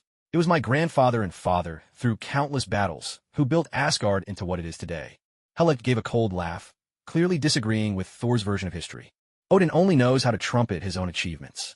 He never mentions how, wherever Asgard's armies once marched, the land was piled high with bones and rivers ran red with blood. Back then, we were far from a force for justice. Kid, don't believe everything that comes out of his mouth. Hela's resentment toward Odin went beyond just being sealed away. She still remembered how, back then, she was the rightful heir to Asgard. If not for that, she wouldn't have fought so hard to conquer the realms. Yet in the end, despite all her contributions, she received nothing, only imprisonment. Throughout history, emperors have always been like this. Once the rabbit is caught, the hunting dog is cooked. When the birds are gone, the bow is put away. Earth. Pietro received a call from Wanda, finally learning that his sister had returned. In a flurry of relief and worry, he rushed home. Seeing that his sister, missing for over 2 months, was neither thinner nor fatter, Pietro was finally able to breathe easy. Pietro asked, where did you 2 disappear to this time? You were gone so long. I was worried sick. Wanda understood Pietro's concern. After all, the 2 siblings only had each other in this world. Only when Wanda felt she'd done something wrong did she truly act like a little sister. We just played a bit longer than planned. I won't do it again, I promise. I'm sorry for making you worry. Pietro felt a rush of delight as he heard his sister admit her mistake. He was practically floating with satisfaction. Meanwhile, S.H.I.E.L.D. had also received word of Lien and his companion's return. Nick Fury suddenly felt a newfound confidence. Surely, with these heroes around, Earth would be safe. Lien, however, had no time to worry about the safety of Earth. At that moment, he was busy drinking with Thor and Loki. Thor, mug in hand, was regaling Lien with tales from the battlefield. With Thor's larger-than-life personality, his stories were not only dramatic but also unexpectedly hilarious. After all, he'd lived for over 15 centuries. His adventures alone could fill several epic novels. When Thor began speaking of the Frost Giants, his tone grew heated. Without their interference, he would have already been crowned king. Without their meddling, Odin would never have stripped him of his powers and banished him to Earth. Thor's loathing for the Frost Giants ran deep, and he often fantasized about taking revenge one day. Lien was sorely tempted to ask, there's one sitting right next to you. Why not just smash him with your hammer? Loki, hearing Thor's words, looked none too pleased. It wasn't Thor he resented, but rather his own Frost Giant heritage. If only he were Odin's true son, he was sure he'd be even stronger than Thor. Lien reached out and pointed at Loki. In an instant, Loki's skin turned the deep blue unique to Frost Giants. Thor jumped in surprise. Loki, what's happening to you? Lien shrugged. Seems like you're the only one in your family who didn't know he's a Frost Giant. But Thor, in a classic display of his less-than-stellar reasoning, misunderstood Lien's words entirely. He grabbed his hammer and, seizing Loki by the collar, hoisted him up from his seat, demanding, speak. Who are you, you scoundrel? What have you done with my brother Loki? If anything happens to him, I'll make every last Frost Giant pay with their lives. Hela, unable to watch this farce any longer, could only sigh internally, her mind repeating, what a cursed family. Hela finally spoke up. Enough. Put him down. He is Loki. What? Loki wriggled free from Thor's grip. He knew his brother cared for him, but he hadn't realized just how much he meant to Thor, though the sight of that hammer was admittedly terrifying. Thor gazed blankly at Lien and Hela, confusion written all over his face. Hela tried to explain. I thought you knew. Think about it. Look at me, Odin, and yourself. Compare our strength and abilities. Loki's clearly not Odin's biological child. Thor looked at Loki, his eyes full of concern and sympathy. So his brother was adopted after all. For a moment, Thor was at a loss for words. But Loki had long been prepared for this moment. He knew Thor would inevitably learn the truth one day. Lien couldn't help but chuckle as he watched Thor, the ultimate protective brother. This guy may not be the brightest, but his loyalty runs deep. After all, after more than 1,000 years together, even if you're not family by blood, your bond becomes stronger than kin. Lien said, All right, it's time for me to take my leave. Thank you both for your warm hospitality today. He gathered 2 streams of demonic primordial power in his hands. One crackled with lightning, the other surged with the essence of the ocean. The lightning he gifted to Thor, the ocean's power to Loki. As the power flowed into them, both Thor and Loki underwent visible changes. Lightning danced across Thor's body, while Loki's form shimmered and rippled like water. Lien smiled. A little gift for each of you. If you have time, feel free to visit me on Earth. Thor agreed without hesitation. He still had a girlfriend on Earth, after all, and this would be the perfect excuse to visit her. Meanwhile, Urso gazed at the vibranium in his hands, his eyes blazing with excitement. Now that all the materials were finally ready, it was time to summon the Chitauri army and utterly destroy this world. He was certain that his master would shower him with praise and reward. Lien and Hela returned home. Oh, Pietro's back. How have you been lately? Nick Fury's still around, isn't he? Pietro replied, Not too bad, and then grumbled. But that damn bald-headed boss cut my vacation short. Now I only get 5 days off a week. Lian's face darkened. What kind of bad habits are these? Achoo, director, you should take a break. You've been working yourself to the bone these past few days. Nick Fury let out a weary sigh. We've turned all of New York upside down. Where could the Cosmic Cube be? Fury said, anxiety clear in his voice. Coulson shook his head. Director, we just don't have the same advanced technology those aliens do. Otherwise, we wouldn't have suffered such a setback. Yesterday, S.H.I.E.L.D. agents were conducting a sweep at the docks when they spotted a few suspicious individuals. As they approached to question them, the suspects suddenly opened fire, killing 3 agents before being surrounded and neutralized by nearby S.H.I.E.L.D. operatives. But upon investigation, it turned out they were just a group of ordinary Mexican drug traffickers, bringing in a ton of meth and arranging a deal at the docks. The whole incident left Nick Fury fuming. Just a bunch of addicts, always chasing their next fix. Once this mess was over, he swore he'd make those traffickers pay dearly. Urso and his companions had the dubious fortune of witnessing the entire shootout. Taking advantage of the chaos at the docks, they managed to slip away, following Black Panther Eric to his place. Eric asked, So, when are you planning to act? My advice, do it as soon as possible. You never know what might happen. Urso nodded. It wasn't that he feared Earth's inhabitants. It was just that he had no desire, and certainly no courage, to defy Thanos' orders. 7 days from now, under the cover of darkness, we'll climb to the top of a building to set up the device. When dawn breaks, the great Lord Thanos will descend, and this world shall welcome a new emperor. Through his casual conversation with Pietro, Lien had also learned that S.H.I.E.L.D.'s Cosmic Cube had gone missing. Wanda asked with a puzzled expression, Pietro, with that loose tongue of yours, can you really be a secret agent? Like a street vendor selling fake IDs, Pietro pulled out a stack of documents from his coat and spread them out before Wanda. With a smug grin, he said, Dearest sister, tell me what kind of papers you want. Your brother can get you anything. Lien interjected, So, are you moonlighting as a forger now? What? These are all real. Anyway, we use them as we please. No one ever checks. After a bit more banter, Lien opened a portal and stepped through alone, arriving in the Shadow Kingdom, the world of pirates. Amid the starry sky, he saw the star-forging Dragon King, Sol, hard at work forging new celestial bodies. What was once a barren plain, in a Shadow Kingdom now boasted 4 or 5 stellar systems, with 60 or 70 stars of various sizes scattered across the void. Upon noticing Lian's arrival, Sol put down his work and soared over to greet him. Master, you're here, Sol said respectfully. Lian replied, You've worked hard.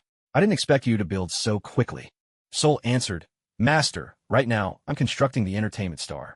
I plan to build an arena of the gods on it, along with all sorts of challenge courses and obstacles. That sounds great. Do your best with the construction. Once it's done, I'll host a tournament there. Come, let's go to the new pirate world together. Shrinking himself down to the thickness of Lian's arm, Sol perched on Lian's shoulder. Gazing at the new pirate world before him, Lian declared, from now on, this place will be called Neptune. Neptune. Sengoku was leading the navy in building their new home, while powerful warriors like Zephyr and Gar patrolled the perimeter, guarding against wild beasts. The millions of people here were bustling with activity, all working hard to build their new settlement. It was clear that before long, this place would flourish again. Lian looked out over a vast, level plot of land in the distance. Just in a few days, they had cleared a huge area and chosen the perfect site for their town. Sengoku approached and said, Master, you've arrived. Lian nodded in acknowledgement. Sol, the star-forging Dragon King, asked, so, how is everyone adjusting? Sengoku laughed. This place is wonderful. The people are deeply grateful to you. Even if you do nothing, you won't go hungry here. Food is everywhere. Hearing this, Sol was beaming with pride. After all, he was the one who had built this world. After bidding Sengoku farewell, Lian took to the skies above the ocean. Gazing at the waters plunging thousands of meters deep, he dove straight in without hesitation. As soon as he touched the surface of the sea, the water parted instantly, creating a vacuum around Lian. As he descended deeper, countless colossal beasts appeared. These creatures were nothing more than wild animals, lacking any intelligence. Some remained perfectly still, while others roared from the depths below. Lian soon set his sights on a sea king stretching a full kilometer in length. With a casual wave of his hand, a blade of sword energy shot out, slaying the beast. In an instant, he cut off the most succulent portion of its flesh, while the rest was swallowed whole in a single gulp by Thor, the Star-Forger Dragon King. Not bad, Thor commented, savoring the taste. Lian wrinkled his nose in distaste. I can't stomach it raw like you do. I'll have Lucky Roo, red-haired Shanks' chef, cook it up for me. By now, Lucky Roo was practically Lian's personal chef. Although Lian had never tasted Zeph's renowned cuisine, he figured that the chefs serving the four emperors must be the very best the seas had to offer, not just fierce in battle, but unmatched in culinary skill as well. Lian called out, Shanks, have you seen Lucky Roo? Shanks replied, he's in the kitchen, working on some new dishes. Do you need him for something? Lian produced a massive slab of sea king meat. Ask him to grill a few fish steaks for me, and prepare some appetizers. The rest is yours to keep. A broad grin spread across Shanks's face. At a glance, he could tell this was prime meat from a giant sea king, undoubtedly the finest cut. While waiting, Lian struck up a casual conversation with Ben Beckman of the Red Hair Pirates. Ben Beckman still followed Shanks as his right-hand man, holding the rank of Rear Admiral in the Navy. Shanks had stood up for him many times with Sengoku, insisting that Beckman deserved the rank of Admiral given his true strength. Yet, Sengoku maintained that only Lian could appoint admirals. No one else had that authority. And so, the matter had dragged on. Lian was well aware of Ben Beckman's capabilities, so he didn't hesitate. He promoted him to admiral on the spot, and even produced a special reward he'd obtained earlier. The Peak Skill Card for Pirate World characters. Do you wish to use the Peak Skill Card for Pirate World characters? Yes. Please select a character. Blackbeard, Marshall D. Teach. Beep. Selection confirmed. Peak Skill Card for Pirate World characters. Number of uses remaining, 3/3. Setting everything else aside, Blackbeard, with both the Dark Fruit and the Tremor Fruit, was undoubtedly one of the most powerful figures on the seas. For Ben Beckman, to acquire this ability was like trading a musket for a cannon. In a dimly lit basement, Lian glanced at the Patek Philippe on his wrist, silently counting down. 5, 4, 3, 2, 1. Beep. Follower summoning cooldown complete. You may now summon a new follower. Nice. Though Lian was now immensely powerful and had many followers, only 5 out of the 21 had been summoned by the system, and 2 of those were rewards for achieving hidden accomplishments. Looking back at the 3 random summons, the quality was astonishingly high every single time. Sometimes Lian even wondered if he was the very embodiment of luck itself, blessed to have caught the personal favor of Lady Fortuna. He thought about his first 2 summons. He'd prayed to every deity under the sun, bowed, burned incense, begging for mercy. Yet this time, in this same familiar basement, all the trappings of old superstition were gone. People, after all, must have faith in themselves. Why should someone as lucky as him have to bow to outdated superstitions? Do you wish to use a random summon? Yes. Beep. Random summon successful. New follower acquired, Lufa. Beep. You have received all of this follower's abilities. In Lian's memory, Lufa had once been the beloved commander of the Armored Corps on planet Ares, known for formidable psychic power. His strength, agility, magic, and endurance were all at the very top among the ranks of the Nether Legion. Luffy had once led Ares warriors in bloody battles to uphold justice across the galaxy, hunting down the Flame Emperor and helping King Peel ascend to the throne of Ares. But rumors of Luffy's alleged treason swept through Ares, enraging King Peel and leading to his persecution. He and 24 of his royal guards were harshly condemned for the three ultimate sins: greed, obsession, and wrath. As the saying goes, the heart shapes the face. He was transformed, neither human nor demon, but a wraith of the Nether Legion. With deep-seated hatred, Luffy led his men away from Ares, vowing to one day return, take revenge on King Peel, and clear his name. He launched a relentless campaign to seize energy crystals and, before retreating from Ares, managed to steal the greatest treasures of the planet: the Ashura armor and the pinnacle of galactic technology, the Gungnir Vajra scepter. Luffy bows before the Holy Master. Luffy will forever obey your will. Looking at Luffy before him, Lien felt a bit disappointed. This guy was definitely the weakest among his followers for now. Rise. Let me have a look at the Ashura armor and the Gungnir Vajra scepter. Yes, my lord. Luffy handed Lien what looked like a compact flip phone. Lien examined it closely. How does this work? Luffy replied. Honored master, the Ashura armor summoner is the only way to call forth the Ashura armor. Normally, it takes the form of a phone. There are 4 buttons on the device, each engraved with the symbols for wind, fire, thunder, and darkness. When combined, they generate a powerful magnetic field.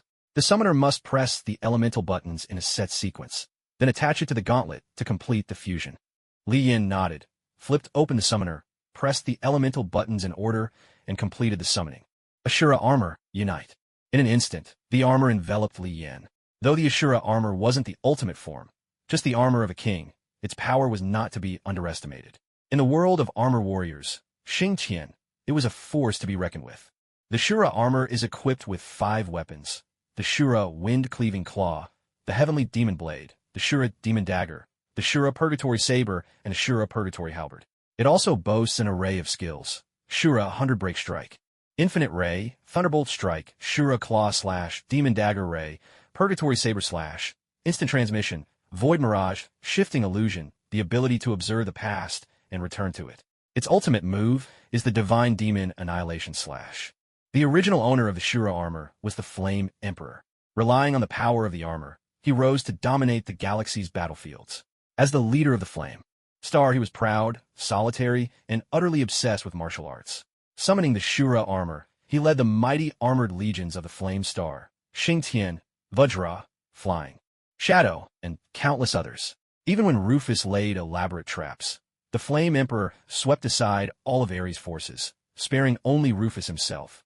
Rufus once remarked that the Flame Emperor was the most formidable warrior in the galaxy. Yet, all of his strength came from the Ashura armor. Without it, the Flame Emperor was hardly worth mentioning. Later, on Earth, the Flame Emperor summoned the Ashura armor again and instantly defeated Rufus' son, Amishu.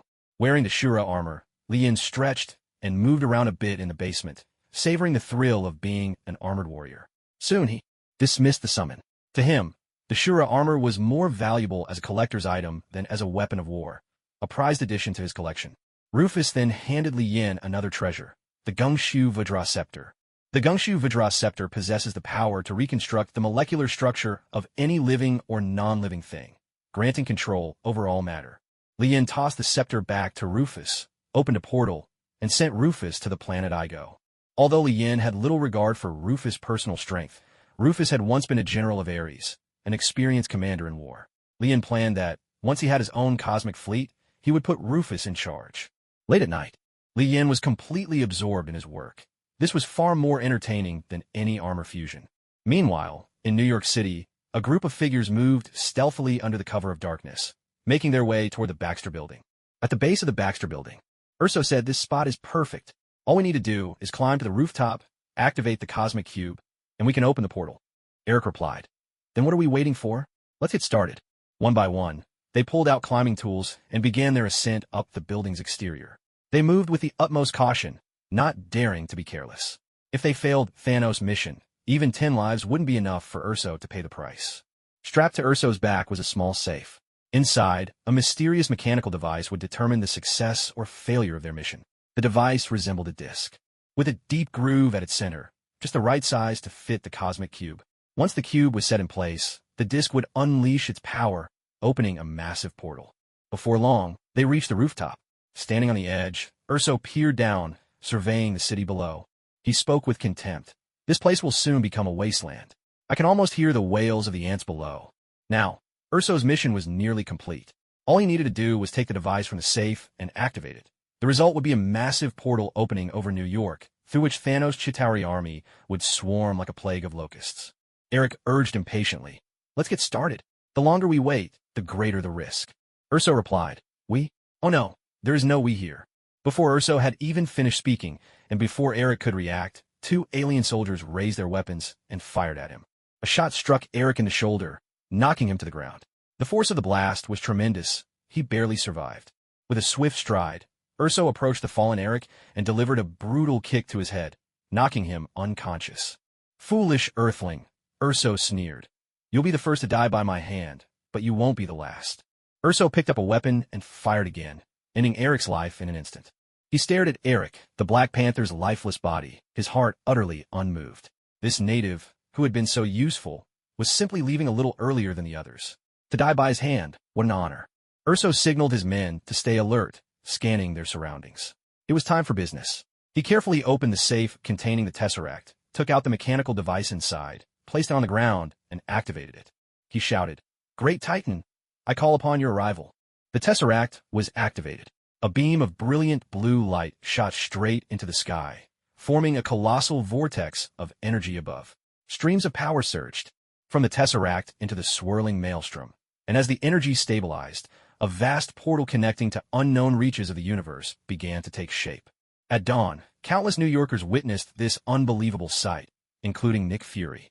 He murmured to himself, "We're in serious trouble.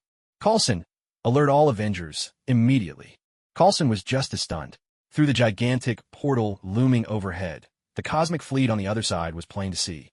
For Earth, still bound to surface-level technology, this was an utterly one-sided battle. Coulson wasted no time contacting Captain America. The captain rose quickly, walked to his window, and drew back the curtains to look at the massive portal in the sky. For a moment, he was speechless. Something out of science fiction film was actually unfolding over New York. Pietro, half asleep, fumbled for his phone, annoyed to have his dreams disturbed so early in the morning. "Hello, who is this?" Coulson's urgent voice came through the line. "Pietro, get up. We're being invaded by aliens." Pietro shot upright in bed and glanced at the calendar. Today wasn't April Fool's Day. "You've got to be kidding me. Are aliens this sloppy when they invade now?" Coulson replied, "No time to explain.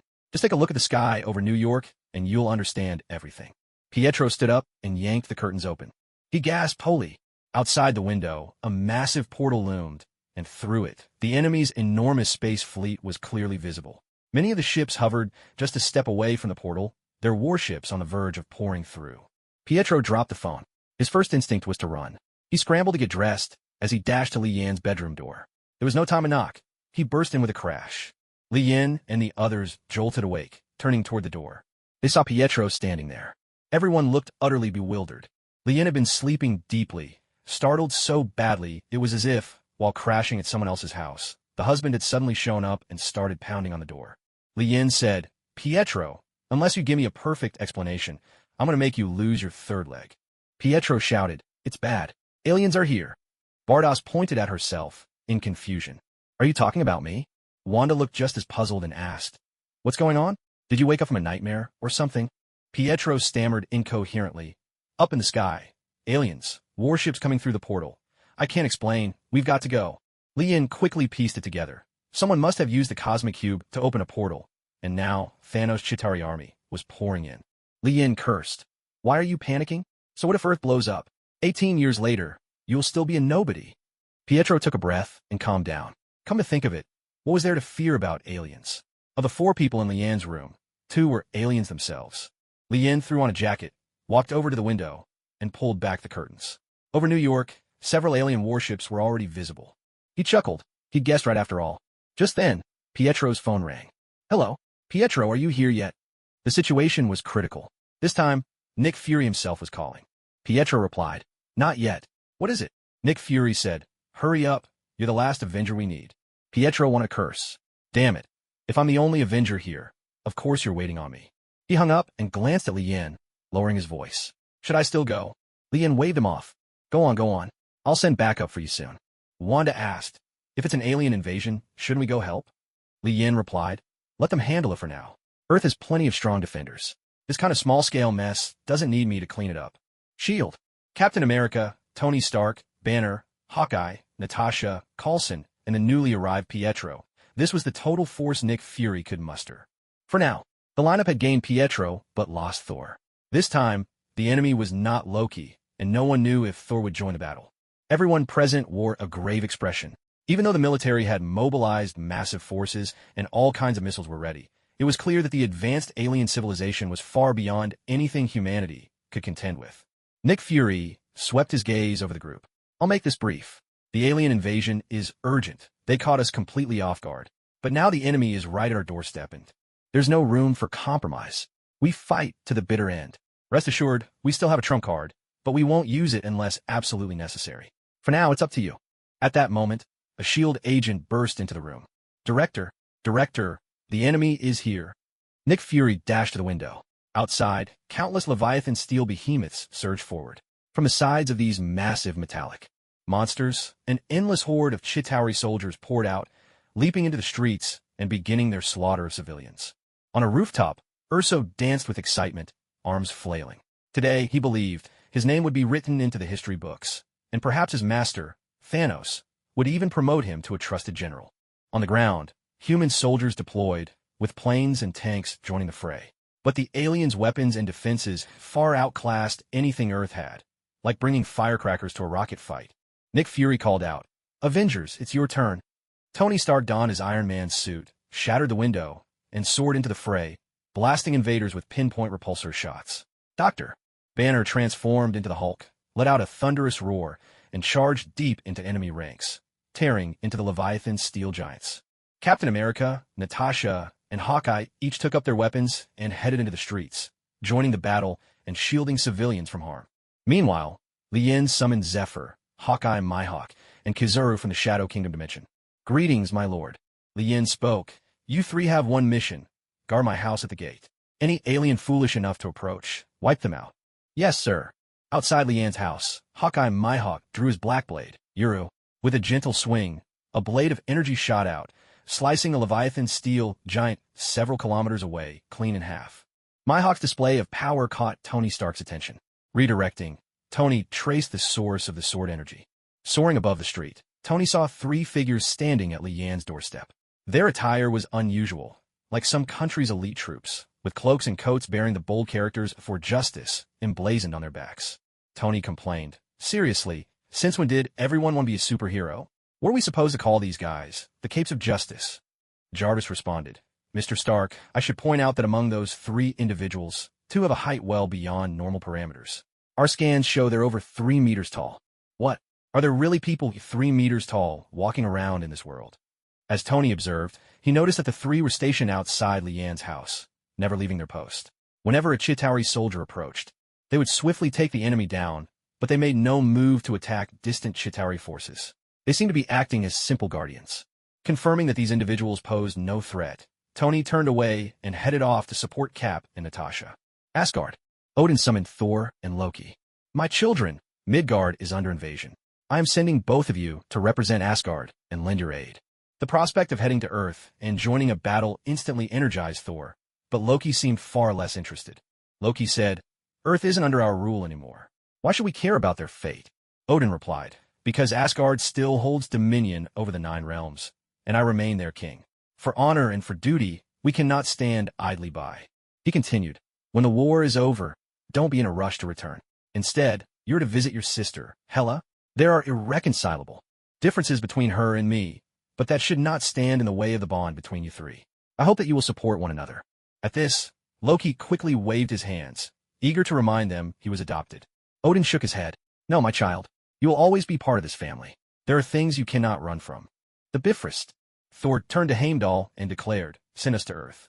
A brilliant rainbow beam shot down from the sky, depositing them directly onto the battlefield in New York. The sudden appearance of the Bifrost drew the attention of both the Avengers and the Chitauri army. Meanwhile, behind a massive portal in New York sky, aboard an enormous warship, a giant with purple skin and golden armor sat upon a lofty, floating throne. Leaning back, hands resting on the throne's arms, he watched the battle play out on the screen before him with a look of lazy satisfaction. He was the leader of the invaders, the ruthless titan of legend. The arrival of the Bifrost made him sit up straighter and stroke his chin thoughtfully. This test had served its purpose. It seemed the time was not yet right. His deep, commanding voice echoed through the chamber. No need to send more troops. Let these soldiers test Earth's strength for now. Yes, sir. As he gazed at Thor on the screen, a cruel smile curled across his lips. The universe was in turmoil, a changing of the guard. Wasn't this precisely the perfect moment to make his move? The sudden arrival of Thor and Loki took Nick Fury by surprise, in the best possible way. He knew well the power Thor possessed, and with Thor's help, Earth's odds of victory increased dramatically.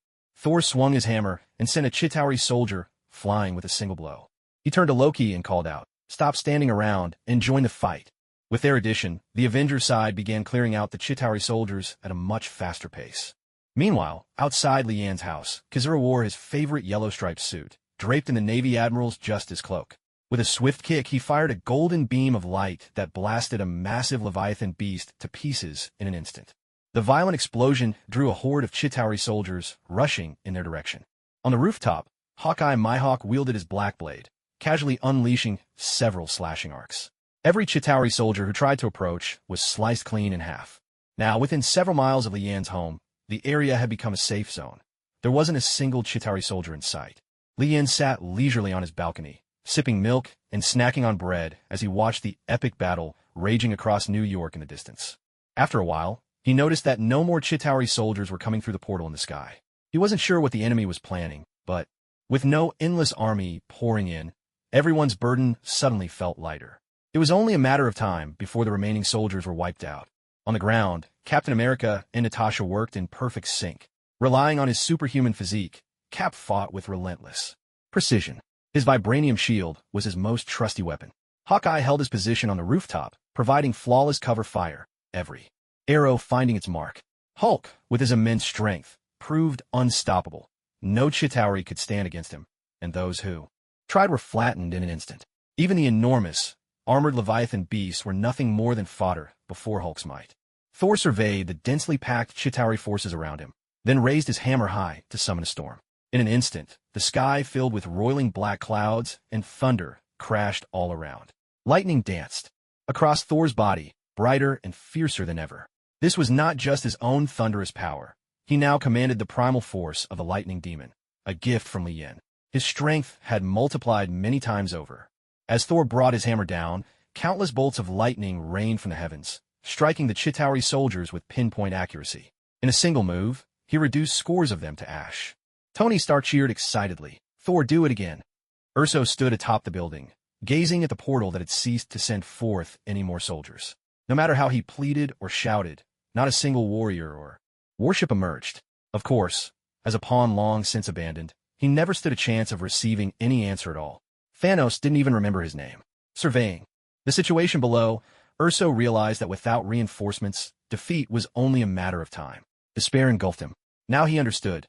He was nothing more than a humble foot soldier, discarded at a whim. Even though he had fought tooth and nail to protect the general on this cosmic chessboard, he was still just a piece. In that moment, something inside him broke. Darkness took hold of his heart. He yearned for vengeance against Thanos. He refused to be a pawn any longer, to continue groveling in the dust. Deep down, he knew he could never hope to challenge the mighty Titan, but perhaps those people below could. So, Urso made a move bordering on madness. As Nick Fury and the others watched, the pillar of light piercing the sky suddenly vanished. Without the energy from the cosmic cube, the portal rapidly shrank and then winked out of existence. Yes, Urso had shut down the portal. The scene before Thanos disappeared in an instant, replaced by a pitch-black screen. His face darkened. He looked as if he had swallowed a mouthful of bile. Someone had actually dared to betray him. With a thunderous crash, he slammed his hand down on the throne's armrest and rose to his feet, striding toward the Chitauri leader. Thanos' voice was icy as death. "That traitor of yours, is he one of the Chitauri?" The leader dared not conceal the truth and dropped to his knees, trembling. "Yes, my lord. I had no idea he would betray you, had I known." But Thanos had no patience for excuses. He seized a long spear from the nearby Corvus glaive and, with a sickening sound, drove it straight through the Chitauri leader's skull. With the portal closed, all Chitauri soldiers here were now cut off from their command center. At this moment, Urso was, in name at least, the highest-ranking officer present.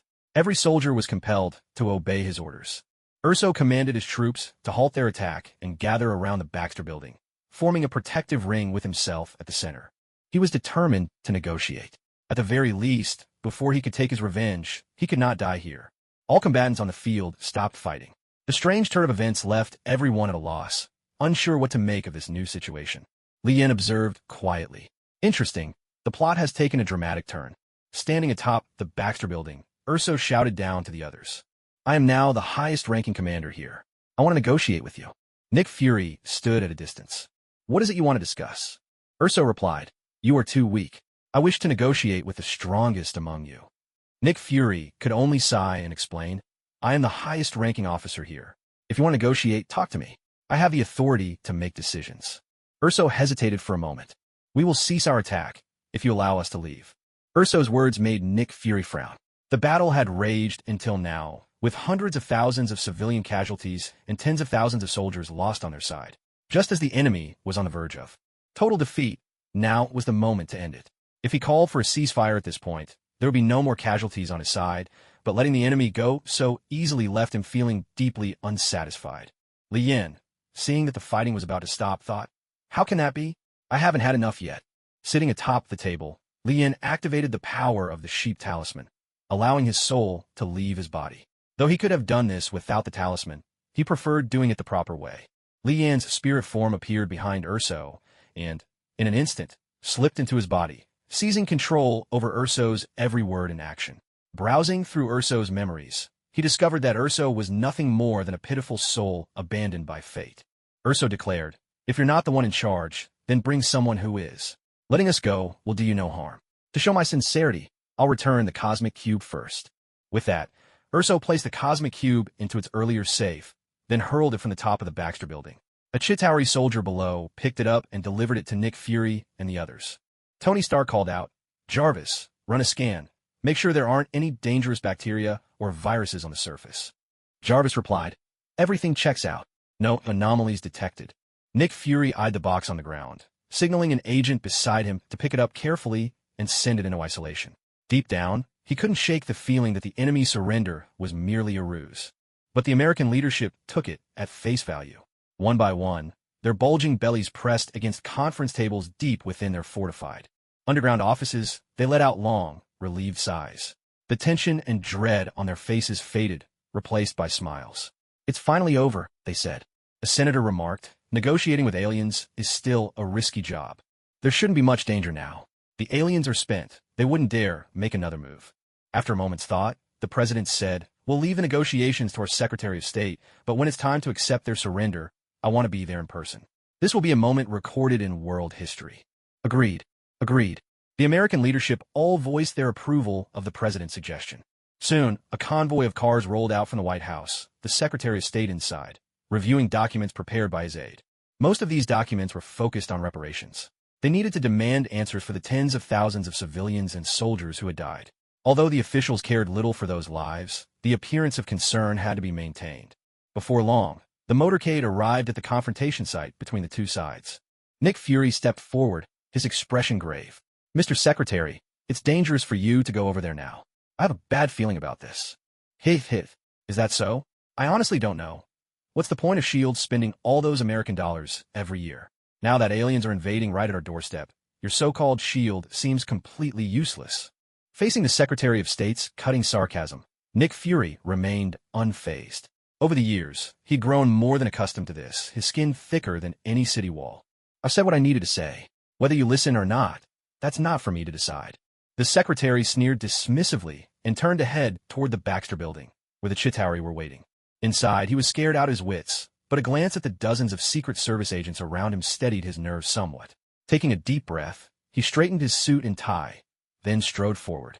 Watching the swaggering American Secretary of State, Tony Stark scoffed, Try not to wet your pants up there. Urso, possessed by Li Yin, stood atop the Baxter building, looking down at the Secretary of State who had come courting death. A smile played across Li Yin's lips. Now the work could go on. This wasn't about some twisted sense of pleasure. It was about tempering these Avengers. Without facing storms, how could they ever stand on their own? Before long, the secretary arrived at the top floor, flanked by his many bodyguards. He announced, "Hello, I'm the U.S. Secretary of State. I'm here to negotiate your surrender." Lian let out a cold laugh. "You want us to surrender, but where are the cameras? Am I not important enough for a little spectacle? Can't you at least broadcast this live to the world?" The secretary was momentarily taken aback. Since when did surrender require such ceremony? But then he smiled to himself. At last, his moment in the spotlight had arrived. "All right, please wait a moment while we make arrangements." He quickly dialed the president and conveyed Li Yan's request. Soon, both news helicopters and reporters were in position. Urso, still possessed by Li Yan, slowly stood up and walked to the secretary's side. He reached out, seized the secretary by the throat, lifted him high in the air, then, with a squeeze, crushed his neck. Without hesitation, he tossed the lifeless body from the top of the Baxter building. In an instant, everyone present was utterly stunned, their jaws dropping in disbelief. A live-stream surrender ceremony had taken a dramatic turn. An alien, disregarding all rules of engagement, had deceived the U.S. government and killed the Secretary of State. Outrage swept through the public, furious that these cornered invaders still refused to repent, determined to fight to the bitter end. Nick Fury stared at the secretary's broken body on the ground, rage boiling within him. The negotiations hadn't just failed. This was a calculated ploy from the very start. Attack! As the Avengers and the U.S. military surged forward, Li Yan shouted, "Aliens will never be slaves, unless you promise room and board." With that, he released his control over Urso. Regaining consciousness, Urso looked utterly bewildered, having no idea what had just happened. As he heard the shouts and chaos erupting below Baxter Tower, he glanced down, and his eyes widened in shock. Fury surged through him as he roared, "You despicable, shameless Earthlings! Have you no sense of honor? You're courting death. Hit back with everything you've got." Li Yan's soul slipped back into his body, and he grinned broadly. "Time for my Azura armor to take the stage." With the heroic sacrifice of a U.S. Secretary of State, the battle was now on a knife's edge. Even if Urso were to drop to his knees and beg for mercy now, not a single soul would believe him. To them, he was nothing more than a vicious, deceitful alien con artist. The Avengers, the U.S. military, and Urso's Chitauri army clashed once again in a chaotic melee. This time, Earthside unleashed even fiercer firepower. Urso's side, already at a disadvantage, found themselves completely overwhelmed. As Urso fought back, he hurled abuse, raging that humanity had no honor, that they were underhanded and shameless. Even his own underlings could hardly bear to listen to his tirade, but none of them dared to speak up. Hearing his furious ranting, the Avengers exchanged uneasy glances. Was this alien out of his mind? His logic was truly baffling. He broke his promises first, then killed, yet still had the audacity to accuse Earthlings of being dishonorable. Nick Fury's dark face was stormy, as black as thunderclouds. If not for his skin color hiding it, he'd look as furious as Zhang Fei himself. But from the way his body trembled, it was clear he was nearly shaking with rage. Underground in the White House, the senators sat in silence, dutifully glued to their seats. A moment ago, some had still been secretly regretting not having fought harder for a moment in the spotlight. But after watching the Secretary of State's neck snapped and his body tossed from the tower like so much garbage, shattering on the ground into a gruesome puzzle that even the most skilled couldn't hope to piece together, some felt secretly relieved, some a little schadenfreude, and a few even felt it was a pity. If only the president had been the one up there. Serves you right, siding with the president, and look what it got you, died in pieces. Your own mother might not recognize what's left of you. The president's face was a mask of bitterness. He and his people had been played for fools, live, in front of the whole world. The thought that his humiliation had not only been broadcast across the globe, but practically launched into space, cemented forever in history, made him realize that his title as the dumbest president in world history was now unshakable. No one else could possibly dethrone him. The feeling in his gut was worse than swallowing a mouthful of flies. Seething with anger, he turned to his secretary and barked, "Give me the military on the line. Tell them to hit back hard. Fire every missile we've got. Blast those bastards to pieces." The beautiful secretary jumped in fright. She wasn't his darling, after all. How dare he snap at her like that? The fierce assault from the humans of Earth threw Urso into a panic. This was not the ending he had envisioned.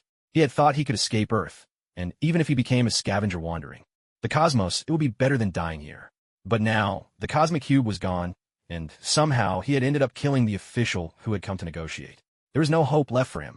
Back at home, Lien took out the summoner for the Azura armor. He planned to join the battle as the Azura armor. This would become his new identity from now on. Azura armor, unite. He transformed once again into the Azura armor.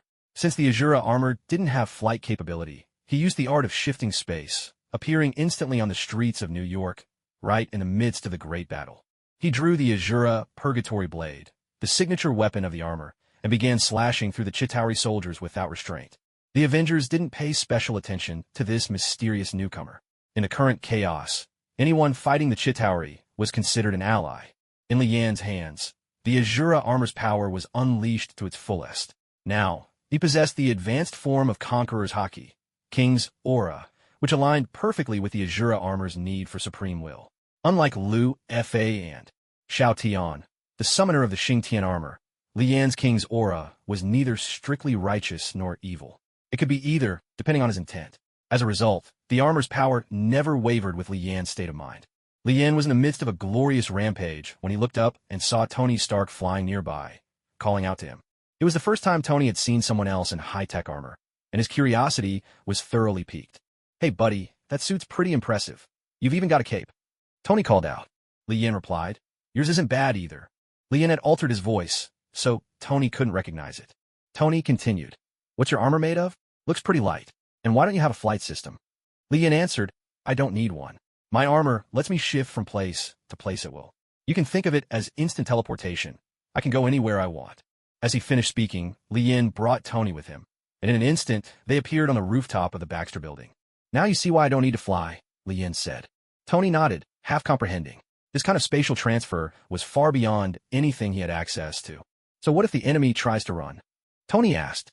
Lian replied with absolute confidence, "No one can escape from me." Watching the two suddenly appear atop the building, Urso rushed forward to attack. Urso was an elite among the Chitauri, his physical abilities several times stronger than an ordinary human.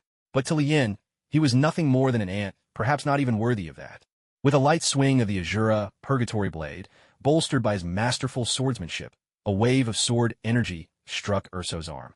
A blood-curdling scream rang out as Urso's arm was severed, blood spraying into the air. Urso collapsed to the ground, clutching his broken arm, unleashing a piercing, agonized wail.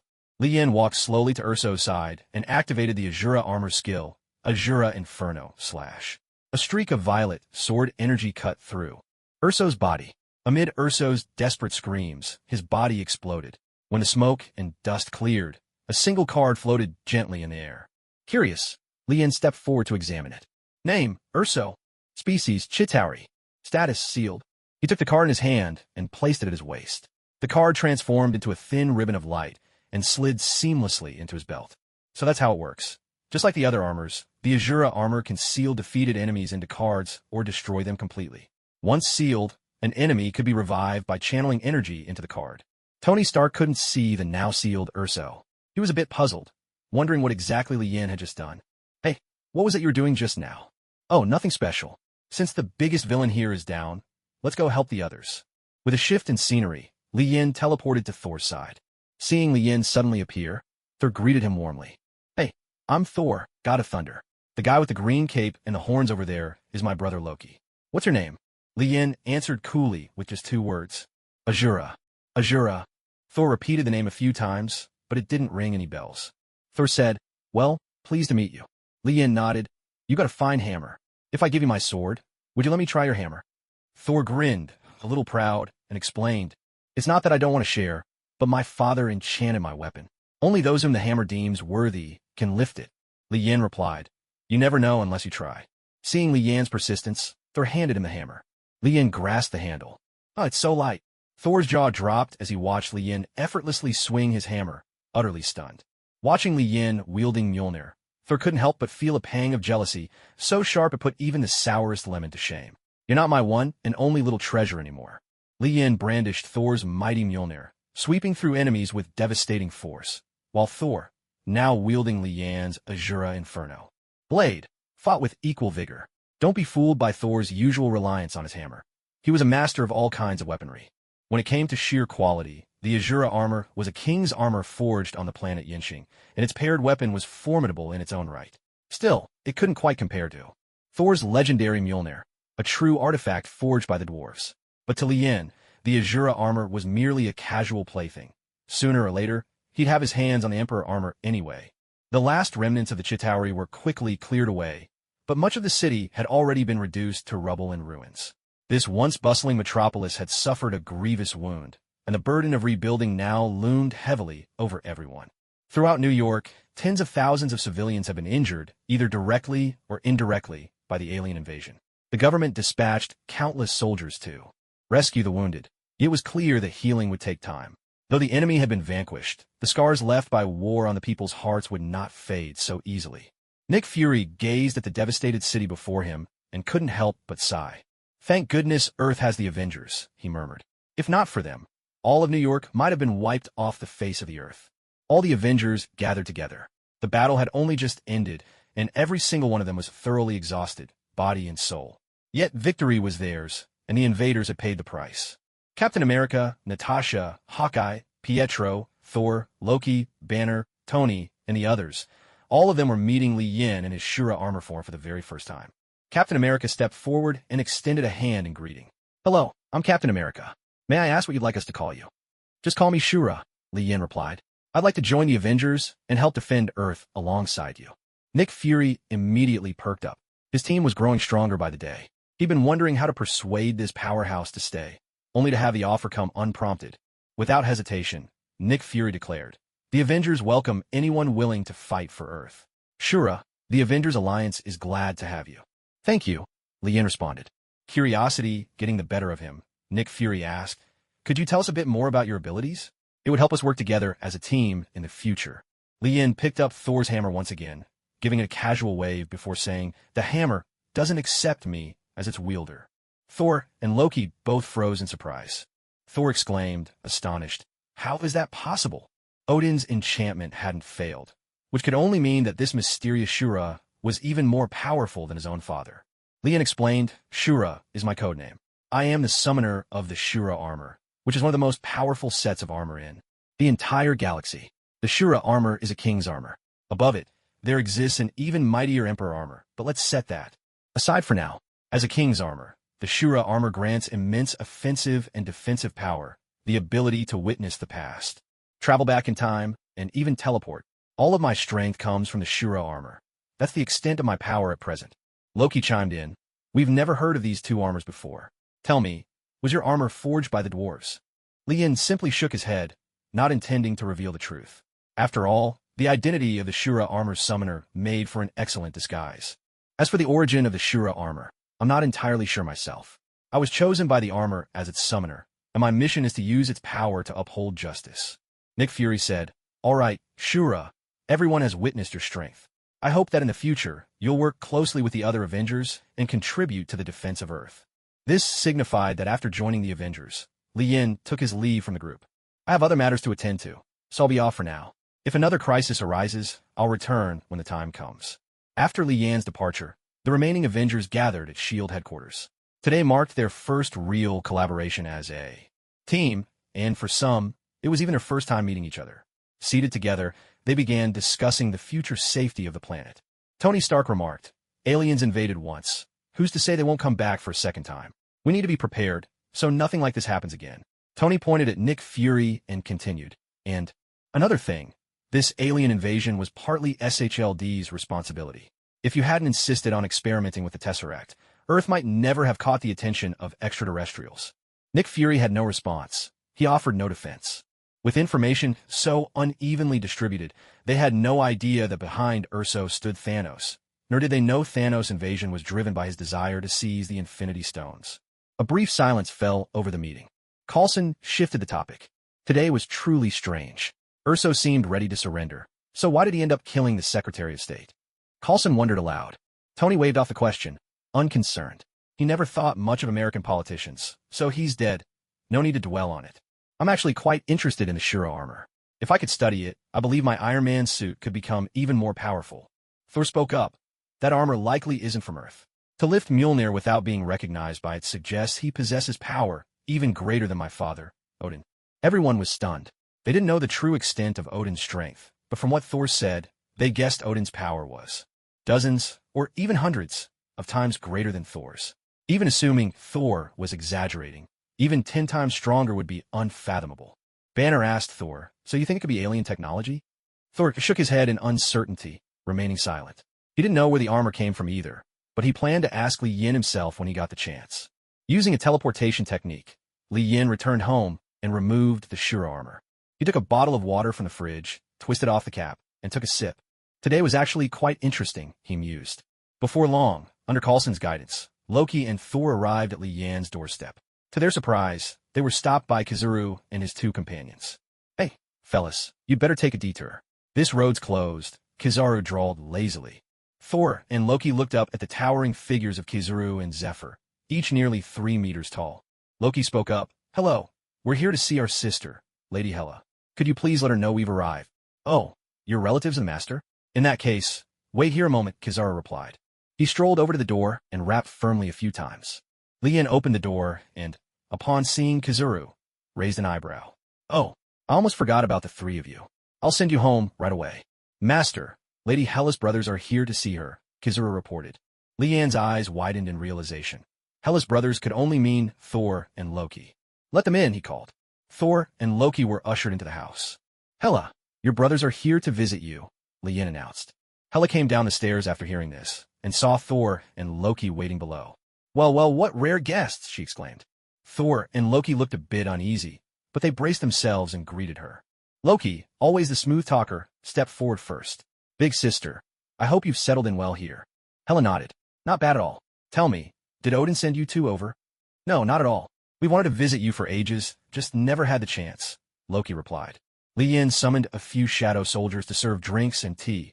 After all, it's only right to treat your brothers-in-law to some hospitality.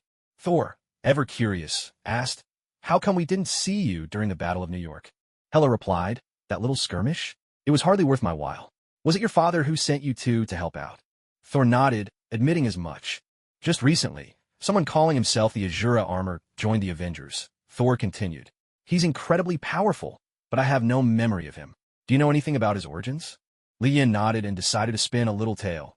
If he could pull the wool over Thor's eyes, it was as good as fooling the whole Avengers team. "I know a bit. The Azura armor stands as a king among armors, more powerful than regular suits, and just below the ultimate armor. It's so strong it can even travel through time, returning to the past. Among the current Avengers, it's easily at the top in terms of strength." Thor pressed on. "Have you ever heard of the Emperor armor?" Azura said the Emperor armor is far stronger than his own. "Can that be true?" Li Yin thought to himself, "Of course I've heard of it. How could I not, when I'm the one telling you this?" The Emperor armor is the first and ultimate suit of all. It's bonded with an armor beast, the radiant Emperor Dragon. The Emperor armor is also the highest authority. In the Bright Realm, the strongest armor in the universe of light, the incarnation of the heavenly way, ruler of all. "So you tell me, is it strong or what?" "Then how come I've never heard of it?" Thor asked in confusion. "Let's not talk about faraway things. Did you know there's a sorcerer supreme on Earth? Did you know there's a race of mutants on the moon? Or that a group of Eternals has lived on Earth for 7,000 years. Thor shook his head, looking every bit the picture of ignorance. Li Yin said, "Then why are you even stressing about it? Just move your muscles more. Use your brain less. It'll save you from going bald." Before long, Pietro returned home and saw Thor and Loki sitting on the sofa. "What are you 2 doing here?" Pietro didn't mind Thor, but he never had much tolerance for Loki. Thor gave an awkward chuckle. "We're here to visit some family." Pietro glanced at Hela and immediately understood. Turning to Li Yin, Pietro said, "By the way, Professor X is looking for your help. He wanted to know if you had some time." Li Yin had only recently returned from the world of pirates and had been keeping a low profile, rarely leaving home. So, Professor X didn't dare show up at his door unannounced and had to send a message through Pietro. Li Yin asked, "When did he ask?" "It's in a few days now," Pietro replied, scratching his head in embarrassment. Li Yin could only sigh. That was just Pietro's unreliable nature, and there was nothing he could do about it. "Forget it. I just had a fight today and even killed the U.S. Secretary of State. Professor X can wait a bit longer." "All right, I get it. I'll go see him tomorrow if I have time," Li Yin said to Thor. "Actually, I need a favor. I want to go to Nidavellir to forge some weapons. Since you and Loki are free, why don't you come with me?" Loki, ever the clever one, was glad for an excuse. He preferred not to linger around Hela. "No problem. Let's head out right now." With a wave of his hand, Li Yin opened a portal, taking Thor and Loki straight to Nidavellir. The Dwarf King, Eitri, saw Thor, Loki, and Lien, who had visited once before, and hurried over to greet them. Eitri called out, "Hey Thor, long time no see." Thor grinned at his old friend and laughed heartily. "Huh, it's been too long, Eitri. How have you been?" Eitri nodded and asked, "Are you here to forge more weapons this time?" "That's right." Eitri continued, "Did you bring any blueprints? Let me take a look." Thor turned to Lien. "Brother-in-law, do you have any specific requests? If you don't have blueprints, the dwarves can draw them up for you." "It's not for me," Lien replied, "but I need a few fine weapons forged for my subordinates." He opened a portal to the shadowy realm of Poseidon, summoning Zephyr, Carp, and a host of other top-ranking officers to join them. Eitri's eyes widened to the sight of 13 formidable figures stepping through the portal. The aura each of them exuded far surpassed even that of Thor. In his heart, Eitri couldn't help but think, to have such a formidable group of subordinates, Thor's brother-in-law, is truly extraordinary. Yet, he still couldn't forgive that fellow for using so much URU metal last time to forge those so-called toys. This is bad. I'd better hurry up and hide the rest of my URU stash before he gets any more ideas. "What's wrong? You don't look so well," Thor asked, puzzled. "It's nothing really. Just didn't sleep well last night," Eitri replied, trying to brush it off. Sengoku stepped forward. "My lord, you summoned us. What are your orders?" Lien glanced around at everyone. Sengoku, Zephyr, Garp, Kazaki, Diakanishank, Senel, Ben Beckman, Dragon, Isho, Mihawk, and Barrett were all present. Lien addressed them. "This is Nidavellir, home to the finest weaponsmiths in existence. I promised each of you a newly forged weapon, and today, I'll fulfill that promise. In a moment, Master Dwarven Smiths will meet with you. Whether you desire a weapon or armor, just tell them what you need. They'll use the best metals available. I guarantee that what they create for you will be masterpieces among masterpieces." Zephyr, Shanks, and the others gazed in awe at the grandeur of Nidavellir, using a star as a forge. This was a sight none of them had ever seen before. Then, Lien remembered another important matter. Among his 13 followers, there were still 4 who hadn't yet received his bestowed powers. Now that everyone was here, it was the perfect time to take care of it. First was Dragon, a wielder of the Wind fruit, a Logia-type power. Lien happened to possess a wind demon essence that was a perfect match for him. Once combined, Dragon's abilities would soar to new heights. He could conjure and control hurricanes at will, unleash the destructive force of wind in attacks, or compress air into impenetrable shields. The full extent of these powers would be Dragon's to discover and master over time. Next was Isho, whose Paramecia-type gravity fruit allowed him to manipulate gravity, even pulling meteors from the sky. Lien held the moon demon Zulon's essence, which could amplify Isho's powers, granting him dominion over core gravity, lunar gravity, and, if fully awakened, even universal gravitation itself. Now, Isho could float freely, defying the pull of any planet, and, much like the Golden Lion, he could make objects levitate at his command. Barrett possessed the Paramecia-type fusion fruit, a power of immense potential. It allowed him to combine and merge any objects he touched, fusing them seamlessly with his own body. He could not only bond with inorganic materials himself, but also recombine them to create entirely new weapons. For instance, with scrap metal and rubble, he could fashion a submarine or a deadly weapon.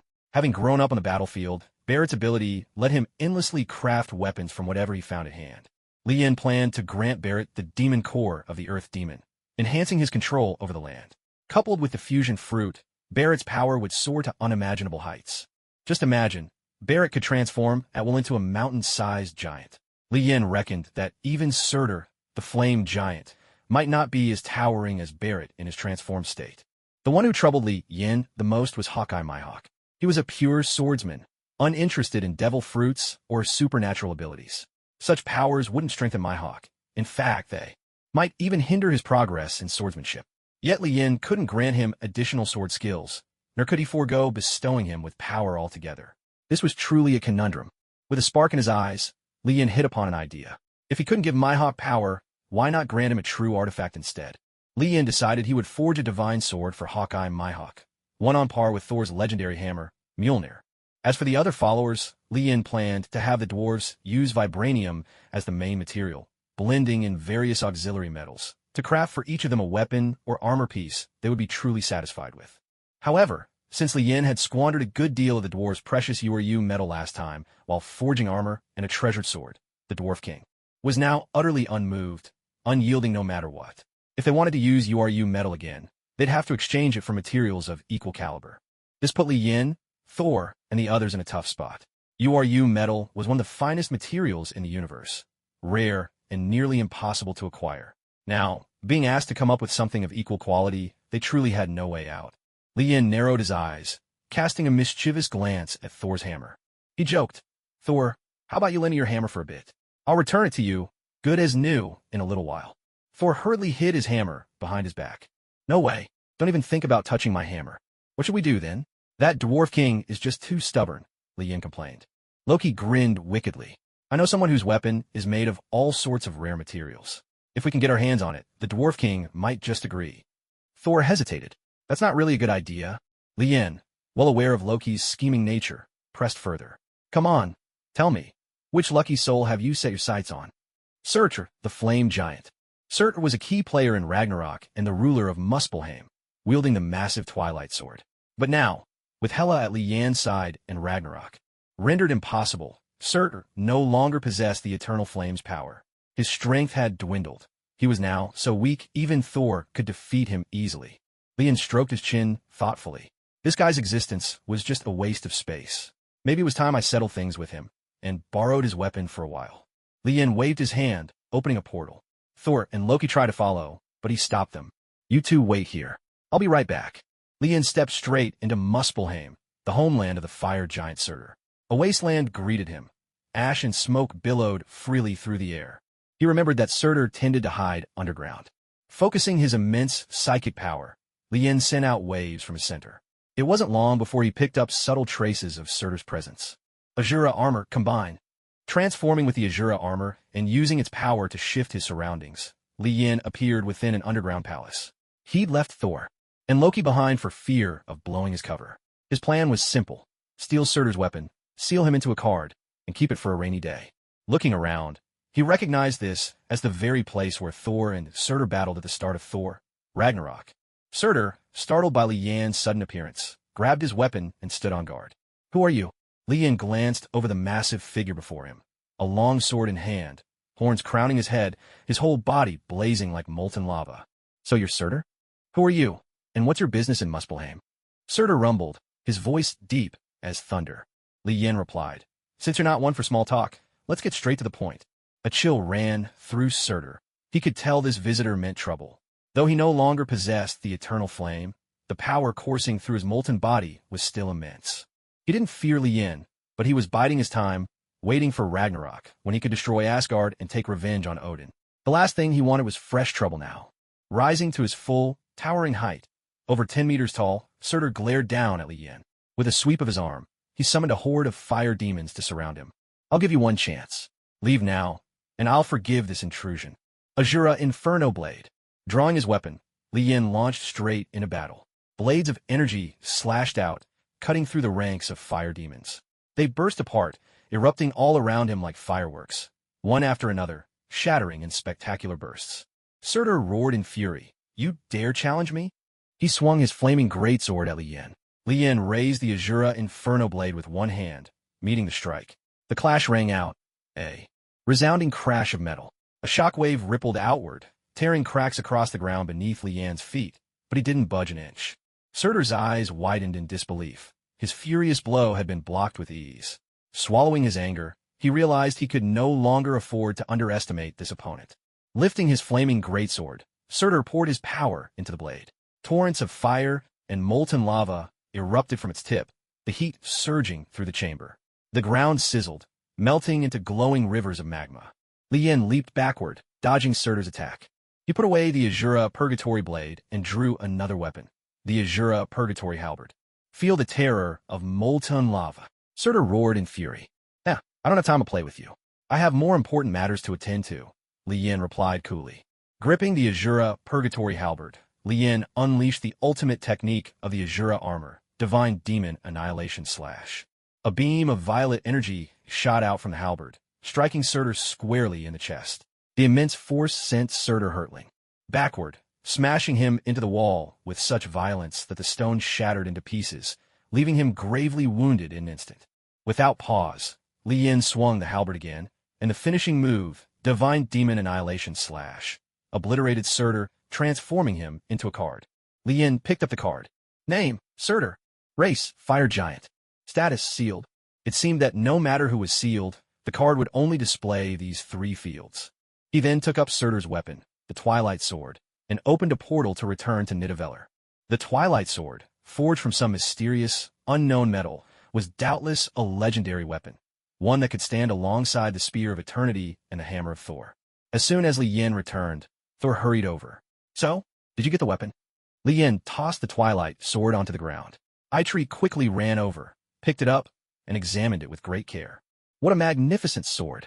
Such exquisite craftsmanship. I wonder whose masterpiece this is, Eitri marveled. Hey, wipe that drool off your chin. Eitri gave an awkward grin. Honored guest, do you wish to trade this sword for URU, Godsteel? No. I'd like you to modify the sword. Reforge it so it suits my subordinate's needs. Of course, that won't be a problem at all. I'll transform it into a new artifact. Lien had full confidence in Eitri's skills. No one could become the royal blacksmith of Asgard without true mastery. Eitri placed the Twilight Sword into the stellar forge to heat it up. Bathed in the tens of thousands of degrees within the heart of the star, the sword began to melt, turning into a pool of mysterious molten metal. The fiery liquid iron flowed into pre-prepared molds.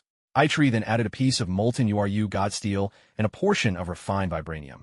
The materials for this new sword would even surpass those of Thor's hammer. The only question was how powerful the finished blade would be. Once the sword blank in the mold had cooled slightly, Eitri picked up his forging hammer and began to strike, rhythmically, tirelessly. According to his estimate, it would take a full day of meticulous work before this weapon could be completed. Shenghuang walked up to Lien. My lord, all our equipment has been forged. Except for Barrett, the rest of us have each chosen a piece of armor. Lien nodded. Everyone had received power bestowed by him, their offensive abilities greatly enhanced. Choosing armor to bolster their defense was a wise decision. He left Hawkeye Mihawk behind to wait for his weapon to be completed, while the others were sent back. On Poseidon's star, Shenghuang and his companions were busy every day, handling matters big and small. Once everyone had adjusted to their new lives, things would finally quiet down for them. Mihawk, appearing somewhat anxious, said to Lien, My lord, I'm worried I might not be able to wield such a powerful weapon. Lien patted his shoulder. In his heart, he thought, just the fact that I can reach your shoulder and don't have to crane my neck to talk to you means your worries are unfounded. Don't worry, Mihawk. You are the greatest swordsman under my command. There's no weapon in the world you can't master, and if one exists, you'll be the one to make it vanish for good. This will be your first divine blade, but it won't be your last. I expect your swordsmanship to break through the limits of a grandmaster and reach even greater heights. Mihawk, I believe in you. He offered Hawkeye Mihawk a few words of encouragement. Thinking about it, it's understandable. When someone suddenly comes into contact with a power beyond their comprehension, it can shake their confidence. But it also makes the path forward all the clearer. Thor and Loki couldn't help but feel a twinge of envy. Lian's followers really were blessed. Such precious weapons, given away at a word. Even as Lian's brothers-in-law, they'd never received such treatment. Surtur, meanwhile, scoffed. Why are you two even jealous? I've lost my life for this. My sacrifice is the greatest of all. No arguments. A powerful hammering echoed across Nidavellir. Watching Eitri, sweat streaming down his face as he worked, Lien felt a bit embarrassed. This was the second time he'd asked Eitri to forge a weapon for him. Although he'd given Eitri a large amount of vibranium the first time, Lien prided himself on being fair. He resolved to bring Eitri some reward next time as an encouragement. After all, he'd brought such rare materials for Eitri to work with. Surely that made Eitri happy as well. The hammering grew ever more intense and thunderous. Eitri was fully focused, not daring to make the slightest mistake, for even a small error could ruin the quality of the weapon and waste these precious metals. Eitri would never allow that to happen. Thor spoke up. It's almost done, right? Eitri shouted. Thor, come give me a hand. Thor looked puzzled. We both use hammers, but I've never forged anything in my life. How am I supposed to help? Unleash your most powerful lightning strike and hammer the blade with me. 3 strikes will do. All right, no problem. Lien watched as Thor's entire body crackled with electricity. Thor raised Mjolnir high overhead and brought it down with tremendous force. You could tell he's a natural with a hammer. A deafening crash filled the air, making everyone's ears ring. The sound of hammering across all of Nidavellir was instantly drowned out. Then came the second strike, and the third. With the final thunderous blow, a sword was born, glowing with a fiery crimson light. Hawkeye Mihawk strode forward, gripped the hilt, and studied the blade intently. It resembled his black sword. Yoru, but radiated a red brilliance. The blade curved outward ever so slightly, its widest point barely a centimeter across. The spine followed the arc of the edge, with 2 blood grooves and twin wave patterns running along its sides. The hilt featured 3 recessed notches for a better grip, and the edge was razor-sharp. The crossguard and handle formed a cruciform shape, each set with several amethyst-sized, purple gemstones inlaid with glowing runes. Yes, these enchanted stones were an extra gift from Eitri. The sword was powerful, beautiful, and nothing short of a masterpiece. Eitri wiped the sweat from his brow, nodding in satisfaction, proud to have forged yet another legendary weapon. Hawkeye Mihawk grasped the hilt with both hands, his gaze intense. Suddenly, the blade began to tremble violently, as if it were alive and refusing to acknowledge a wielder of lesser strength. Mihawk's arms bulged with effort, veins standing out, his eyes shining with determination. This was the ultimate sword he had dreamed of. Sensing that Mihawk would not let go, the sword surged with energy, pouring overwhelming power back into Mihawk's body, threatening to shatter him from within. Li Yin saw this and quickly intervened. He had no intention of losing such a promising swordsman. He reached out and seized the blade firmly. The keen edge couldn't so much as scratch his skin, and the trembling weapon immediately stilled in his grasp. So responsive to its wielder. Eitri nodded, of course. The materials themselves were already rich with magical power, and after extensive enchantments, this sword now far surpasses even Mjolnir in quality. Taking the sword from Mihawk, Li Yin weighed it in his hand, feeling the immense energy coursing through it. He infused it with his own flame magic, further enhancing its ability to control fire. He flicked the blade with his finger. A clear, ringing note resonated through the air. "You'd better behave yourself," Li Yin warned, "or I'll bend you back and melt you down again. In my hands, you're no different from a piece of paper." He handed the sword back to Mihawk. "Give it a name," Li Yin suggested. Mihawk pondered for a moment, as if seeking the sword's own will. "I have Uru, the Black Blade. Now you'll be its brother. I'll call you Crimson Sun, the counterpart to Black Knight, like twin brothers in the light and dark." With the dust settled, Dracula Mihawk finally acquired the weapon he had always dreamed of, and Li Yin, having made promises to his subordinates, fulfilled each one without fail. Now at last he could go home. Li Yin opened a portal, preparing to return, and Thor and Loki hurriedly followed at his heels. "Aren't you two going back to Asgard?" Li Yin asked out of curiosity. Thor and Loki exchanged an awkward glance before Loki managed a sheepish smile. "Our father said we should stay at your place for a month. I hope that's not too much trouble." "It's no trouble at all," Li Yin replied. "But aren't you worried about your sister Hela?" Loki answered quickly. As long as you're around, she wouldn't dare cause too much trouble. Since they were all family, Li Yin couldn't bring himself to refuse. With a resigned smile, he led the two troublemakers home. Li Yin summoned several shadow soldiers to prepare rooms and daily necessities for Thor and Loki. He also contacted Lucky Roo, the former chef of the red-haired pirates on Poseidon, to prepare a sumptuous dinner.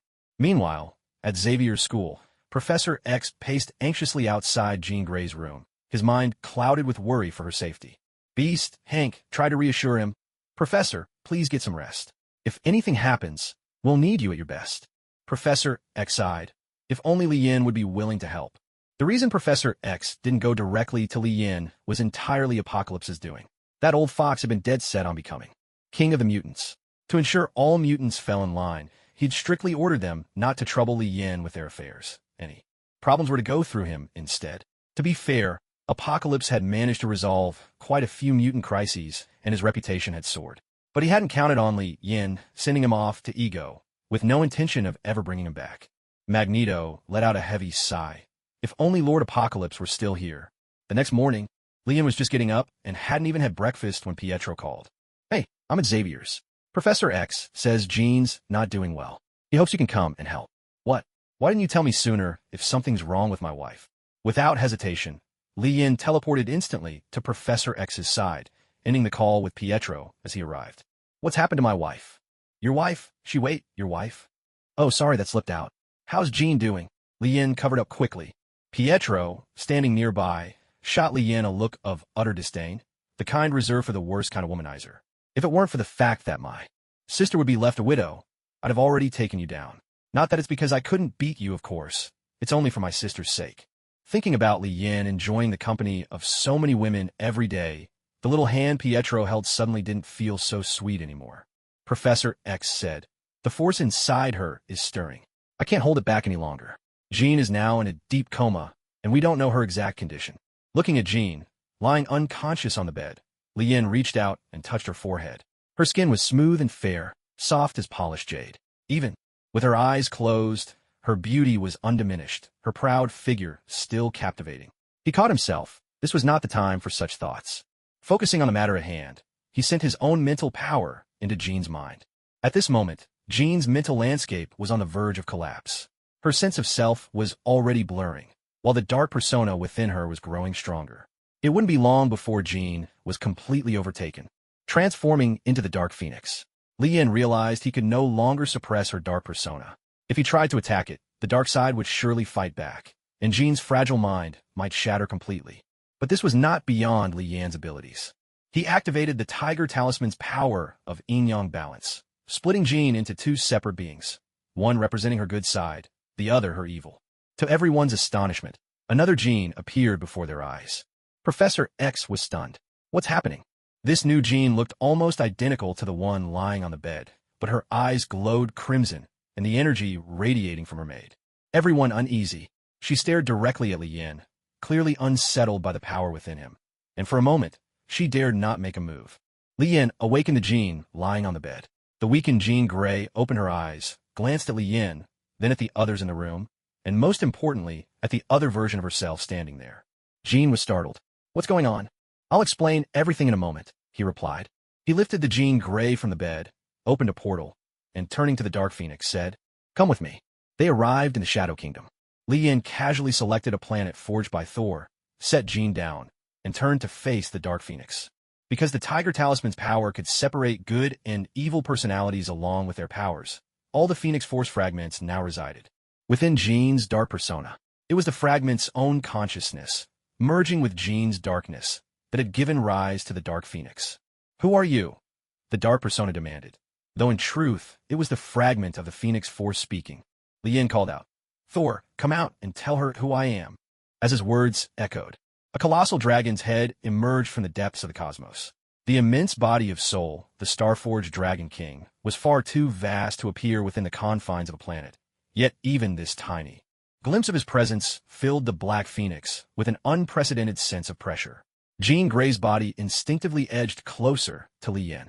Faced with such a behemoth, even the boldest of souls would not dare to meet its gaze directly. In front of the Starforged Dragon King Soul, the Black Phoenix dared not even breathe. If only her power were a bit greater, she might have had the qualification to challenge Soul, and perhaps, if she were whole, even Soul would not be her match. But now, she was only a fragment, and Soul had the power to utterly tear her apart.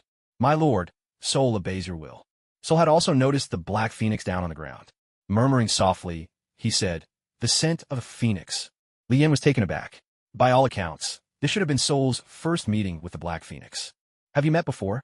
Soul shook his head. No, but I once saw an ice phoenix in a place called Freljord. She was a demigod born of the bitter, icy winds, able to command the elemental powers of ice and snow. That was a very, very long time ago. Now, the Black Phoenix was at a loss, silently berating herself for not staying hidden a bit longer. Why had she been in such a hurry to reveal herself? Lien spoke. You are the other side of Jean's soul. I do not wish to destroy you, but I can seal you away forever. I know you emerged to seek out your other fragments. The Black Phoenix replied, Yes, I sense my other fragments. They too are awakening to their own wills. If the other fragments gather more pieces than I possess, I will be unable to resist being devoured. That's easy to solve. Submit to me, and I'll help you find the other fragments. What do you say? But if you choose not to submit, it's fine. I'll still help you find them. In the end, who absorbs whom is none of my concern. The Black Phoenix felt utterly helpless. Once, she had soared proudly through the universe, the mightiest of beings. When had she ever experienced such powerlessness? Lien understood that the complete Phoenix Force was a power of cosmic omnipotence. She was the manifestation of the universe's primal life, force, and emotional energy, immortal and ever-changing.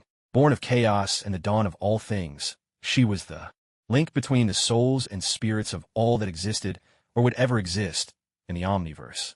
Yet now, the Black Phoenix was but one among billions of fragments. Only by reuniting every piece of the Phoenix Force would she regain her true power. Faced with these circumstances, the Black Phoenix had but two choices: sacrifice herself heroically, or accept the reality before her. It didn't take long for her to make up her mind. Jean Grey's dark persona, along with that sliver of phoenix force within her, made the right choice to follow Li Yan. At the very least, it would increase her chances of recovering the other fragments.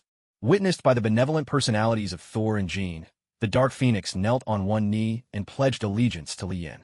Ding! New follower detected. Jean Grey's dark personality, a fragment of the Phoenix Force. Ding! Since neither follower is complete, you cannot obtain any of their abilities. Ding! New missions have been generated. Mission 1. Make the complete Jean submit. Optional mission. Mission 2. Collect the fragments of the Phoenix Force and help them coalesce into a complete Phoenix Force. Optional mission. Listening to the system notifications, Li Yan realized 2 more missions had suddenly appeared. He had thought he'd be able to claim a wisp of the Phoenix Force for himself, but it seemed he'd have to gather all the fragments first. He glanced at Jean's dark persona. This was only half of her. Her submission alone wouldn't grant him Jean's full power. An idea struck. If he merged Jean's dark and benevolent personalities with the dark side in control, her submission would count as Jean's submission as a whole. Later, he could use the talisman's power to split them again, allowing him to enjoy the double delight all over again. No sooner thought than done. He dispelled the talisman's magic, merging the 2 Jeans into one, with the dark personality now dominant. Now submit to me. The dark persona obeyed without hesitation, once again kneeling before Li Yan in allegiance. Ding! Mission 1. Make the complete Jean submit. Completed. Ding! You have gained all of Jean Grey's abilities. Ding! Mission 1. Calculating rewards. Ding! Rewards successfully delivered. You have received X Gene, Colossus. X Gene, Colossus, grants the user the powers of Colossus. The reward was SOSO. Not exactly terrible, but not that impressive either. After a quick grumble, Li Yan activated the talisman and separated Jean Grey's good and evil personalities once again. He certainly wasn't about to give up his double delight. With Jean's crisis resolved, he opened a portal and returned to Xavier's school. How is she? Is Jean safe? Professor X couldn't wait to ask the moment Li Yan appeared. But when he saw 2 Jeans stepping through the portal, he could hardly believe his eyes. I separated Jean's good and evil sides. This way, there's no need to suppress her dark persona, and no danger to her benevolent side either, Li Yan explained. Pietro eyed the 2 Jeans thoughtfully, a hint of disdain in his gaze. He didn't buy for a second that this was Li Yan's only solution. Honestly, who could resist the temptation of double delight? Blink's small hand was tightly grasped in Pietro's palm. Inwardly, Pietro mused. If only Blink could split into 2, then I could experience double the fun myself. Li Yan said, Jean's dark persona is far too dangerous. I can't let her stay at Xavier's school and put the other students at risk. So, for now, Jean will stay with me. Once I find a solution, she'll be able to return. Although Professor X and Magneto doubted Li Yan's intentions, they had no choice. They couldn't risk the safety of the other children. Lately, it seemed as though trouble never ceased, one incident after another. Thankfully, once all was settled, he could finally relax in the arms of a beautiful woman. That night, Jean's gentle persona lay awake in the guest room at Li Yan's house, tossing and turning without the slightest hint of sleep. She had danced on the edge of life and death these past days, and it was only thanks to Li Yan that she had survived. Yet, she couldn't help but ask, I know you're trying to protect me, but do we really need to stay this close together? Oh, come on, the distance between us is as thick as a sheet of paper. What are you still worried about? Be good, get some sleep. I'm a gentleman. I never take advantage of the situation. With a beautiful woman beside him, Li Yan recalled an old saying, when poor, judge by appearances, when rich, use your way. Jean's dark persona, lying on the other side, was just as wide awake. The truth was, Li Yan had fibbed that there was only one guest room, arranging for both. Jean's to stay here, while he himself squeezed in the middle under the pretense of preventing any accidents, shamelessly taking advantage of the situation. Though the gentle persona had already surrendered to Li Yan, her feelings for him growing ever deeper, she still felt a bit embarrassed. The dark persona, on the other hand, had no reservations at all. She was practically ready to pounce on Li Yan. Li Yan lay with his eyes closed, feigning sleep. None of the 3 made a sound, but at least the dark persona could converse with the Phoenix Force, sparing her from the kind of boredom that plagued the gentle Jean. Do you really think he can help you find the other fragments? The dark persona asked. We have no choice but to trust him. The 2 of us are already one. There's no separating us. If you want to become stronger, just do your best to help me. The dark Jean agreed. Having witnessed Li Yan's strength, she already saw him as her anchor. In the quiet of the night, the gentleman's hands began to wander, tracing the smooth curve of Jean's back, caressing her shapely figure, then, gently wrapping around her slender waist. In her drowsy haze, Jean felt the warmth of Li Yan's embrace. Suddenly, their lips met. She began to sink into a dreamy daze, heat rising through her body. Soon, the bed began to rock gently, creaking in the stillness. Meanwhile, the dark persona watched wide-eyed, admiring Li Yan's muscular frame, occasionally reaching out to touch him, her gaze full of playful mischief. After the recent battle, all corners of New York were hard at work, striving to rebuild. S.H.I.E.L.D. was more overwhelmed than ever, running themselves ragged. The recent death of the U.S. Secretary of State made this group of politicians realize the crucial value of SHLD's existence. Dangerous matters are best left to the professionals. No matter how foolish, no one dares to recklessly seek the limelight anymore. Nick Fury knew this was a once-in-a-lifetime opportunity. He demanded a king's ransom and managed to secure quite a large share, leaving him thoroughly satisfied and flush with resources. With newfound wealth and confidence, Nick Fury put the construction of the helicarrier at the top of his agenda. During these days, Thor and Loki had been living on Earth, sampling its cuisine and indulging in human entertainment. They drank in the vibrant sights of New York, marveling at its prosperity. After becoming fast friends with Pietro, he took the two brothers to the most luxurious nightclub in New York, a place with the city's highest prices, frequented by models, flight attendants, and aspiring actors. The indulgences and amusements there made Thor and Loki blush. Even after living for over 1,000 years, they had never experienced such extravagant pleasures. Yet, it was clear Pietro was a regular. He even had a membership card. Pietro said, "Brothers, have fun.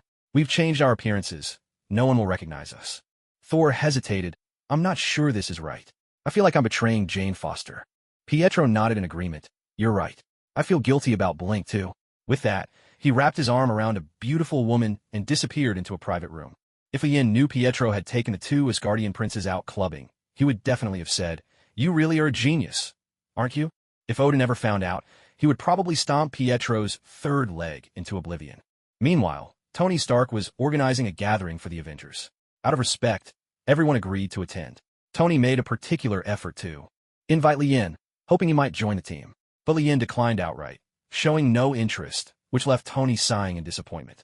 Time flew by in the blink of an eye. Thor and Loki enjoyed a month of carefree life on Earth.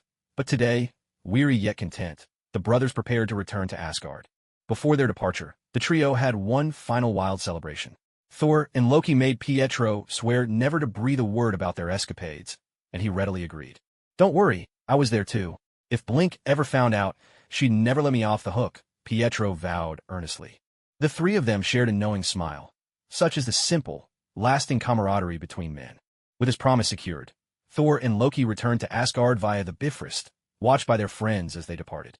Standing on the Bifrost, Thor and Loki glanced nervously at Heimdall. Thor couldn't help but wonder, had that ever-watchful voyeur noticed what he and Loki had been up to? Heimdall's gaze kept darting away from the two princes. He didn't dare meet their eyes. Dark memories flickered through his mind, and he thought, truly, the sons of Odin, born for battle, as relentless as wild beasts. Heimdall's odd behavior set off alarms in Loki's sharp mind. He realized, with growing dread, that Odin must have learned what he and Thor had done on Earth. His heart pounded with anxiety, but there was no turning back. They still had to face Odin. The two brothers walked into the grand hall of Asgard's palace, nerves stretched taut. Aside from Odin seated upon his throne, the hall was empty. No one else dared witness what was to come. Odin sat atop his throne, radiating a stern majesty that needed no words. His expression was severe, and his eyes, sharp as blades, pinned his two wayward sons. He seethed with anger. These two scoundrels had not only disgraced themselves, but brought shame upon all of Asgard. The thought of Asgard's princes indulging in such debauchery on Earth filled him with fury. "You two fools," he thundered. "Kneel before me." Thor and Loki dropped to their knees in terror, not daring to hesitate. "To think that I, the mighty ruler of the Nine Realms, have never even experienced such wild excesses myself. No, what am I saying? How could the king of the gods have raised two such shameless, lustful sons? Is this truly the best Asgard can offer for the future?" Thor and Loki dare not protest. Odin, after all, had spared them public humiliation. Even their mother remained ignorant of their misdeeds. The brothers hurried to confess and offered heartfelt apologies, each pushing the blame onto their companion in mischief, Pietro. Fortunately, age had softened Odin's heart somewhat, especially toward his own sons. Above all, He was deeply fond of them, his indulgence clear. Still, Odin knew he must discipline these two rascals, lest they give rise to even greater scandals in the future. As punishment, you are each confined for 3 months. Use this time to reflect on your actions. And should you ever again engage in such disgraceful behavior, just wait and see how I'll deal with you. Yes, father, they replied in unison. Relieved, Thor and Loki quickly withdrew. Watching their retreating figures, Odin's eyes softened with fatherly affection. Despite everything, he felt pride in his sons. These small missteps were but detours on the road to manhood. Yet, given their positions, even the slightest error could not be tolerated.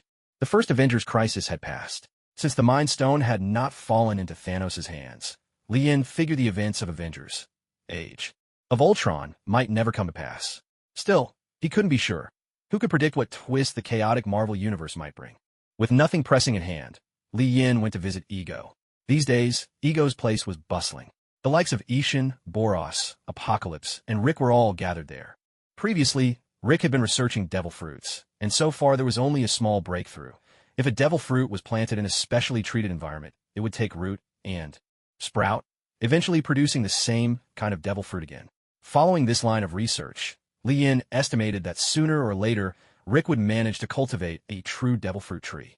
Today, Li Yin had come here with a specific request. He wanted Rick to create a tracker for the fragments of the Phoenix Force. Without such a device, how could he possibly find all those fragments scattered across countless multiverses? Master, you're here. Hello, Rick. What have you been working on lately? The devil fruits you asked me to study, the genetic serum that Apocalypse commissioned me to develop, and a few personal projects to keep myself busy. Didn't expect you to be so busy. Did Apocalypse strike a deal with you? Or did he threaten you? Oh no, he doesn't have the power to threaten me. We made a deal. I wanted to acquire his super longevity and rapid regeneration, and he needed enhancements to his own powers. We hit it off right away. I've extracted his blood, and am working on it as we speak. Apocalypse really is a clever little fox. He knew to come to you for help. Rick let out a hearty laugh. I'm the only one who can help him, so he had no choice. After instructing Rick to work on a Phoenix Force fragment tracker when he had the chance, Li Yin went off to find Ego, Boros, and the others. Under the guidance of the anomalous god, they were passing the time playing the Wayne cards from the Super God Mechanic universe. Each card represented a Super A-class figure, and the battles unfolded according to the game's elaborate rules. With the anomalous god teaching them, everyone was thoroughly engrossed. It was clear these guys were bored out of their minds. Perhaps it was time to find something for them to do. When Li Yin walked over, they set down the cards and stood up to greet him. Master, looks like you're all about to rust from idleness. Don't worry, soon I'll have something for you to do. At those words, their spirits lifted. Right now, they felt restless and listless, as if life had lost all its flavor. These unruly troublemakers, usually so wild and untamed, had ended up like salted fish, no dreams, no ambitions, just longing for a good fight to stretch their limbs. After a bit of small talk, Li Yin opened a portal and returned to New York. Now, with 5 women at home, he felt blissfully happy every day. With 6 doses of herbal supplements and kidney tonics daily, he dared not skip even one, yet he still felt sore and weak all over. Too many women. Now, there was a problem all his own. Cheen, with her kind-hearted nature, got along well with the others. Every day was filled with laughter and conversation, adding a great deal of joy to their lives. Li Yin, wealthy and generous, provided his wives with the most luxurious lifestyle in all of New York. They would buy bags, lipsticks, and perfumes by the armful, piling up luxury goods at home.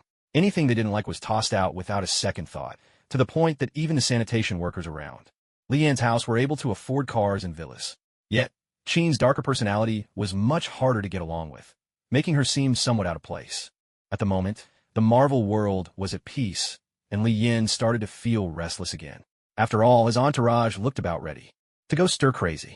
He decided he would soon head off to another world to stir things up and let his followers stretch their legs. After packing his bags, Li Yin prepared to set out once more. He temporarily settled his wives on Poseidon Star in the Shadow Kingdom, making sure they were well cared for with good food and drink. As for himself, he went to see Ego, bringing along Ishin, Apocalypse, and Boros. As for Lufa, he simply left him here to keep Ego company. Once everything was in order, Li Yin took out his teleportation gun and fired a beam of green light, opening a swirling green portal. Without hesitation, he stepped through first. Such was his absolute confidence in his own strength. In this world, there were few who could pose any threat to him now. On the other side of the portal, a desolate landscape unfolded before his eyes.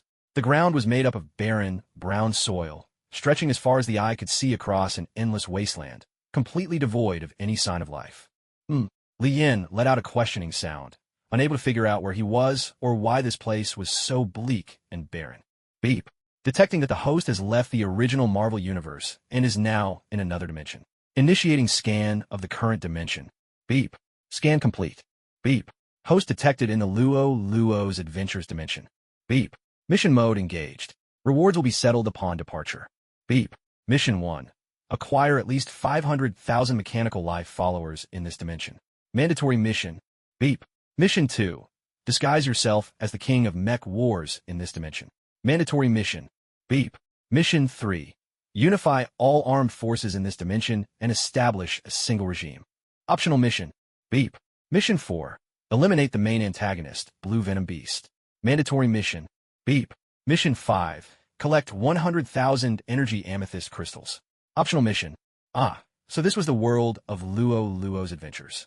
Li Yin vaguely recalled that the protagonist here, Luo, was a teenage genius. At gaming, his greatest skill was playing a 3D computer game called Mech Wars King, a game where robots battled for supremacy. However, on a stormy night filled with lightning and thunder, Lolo was no longer just a bystander in this war. A strange bolt of lightning surged into his computer, pouring powerful energy into it and pulling him from the real world into the virtual realm of Mecha Wars. Li Yin knew that in this world, two great races of mechanical warriors lived upon the land, the Moto clan and the Beast clan.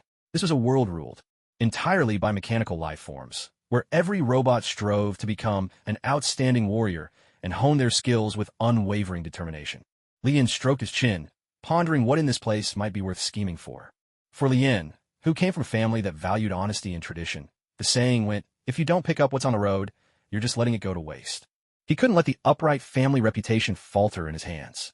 After thinking for quite a while, he felt that aside from a few cars for transportation, some airplanes, and bulldozers, there really wasn't much here worth plotting over. Was he supposed to orchestrate some grand population migration? Let's go.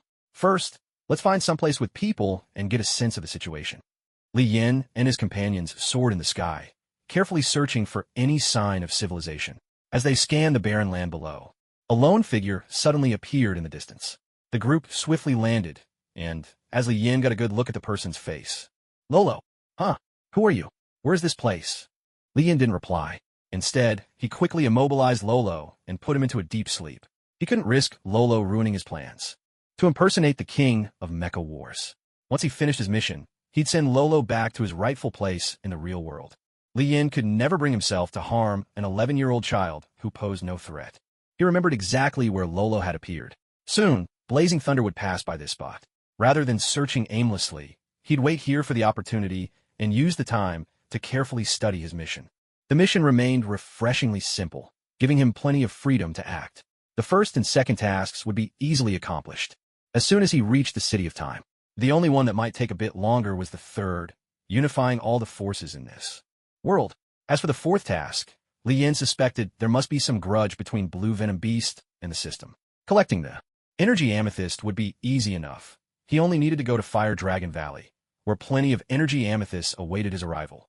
After waiting a short while, a fiery red sports car sped toward them in a blaze of motion. Li Yin smiled. According to the storyline, Blazing Thunder should arrive right about now. It was time for Li, king of Mecha Wars, to make his entrance. From afar, he could see that Blazing Thunder was being pursued by an army of ironclad beasts. Desperate to escape, Blazing Thunder was forced to stop by Li Yin and his companions. He transformed into his robot form, eyeing them warily. Who are you? What do you want? Li Yin spoke in a tone that brooked no refusal. Have a motorcycle clan really degenerated to this point? Someone scoffed. You're a warrior of the motorcycle clan, yet you don't even recognize the king of mech warriors from your own kind? At the mention of the mech warrior king, Blazing Fire froze, his mind momentarily drawing a blank.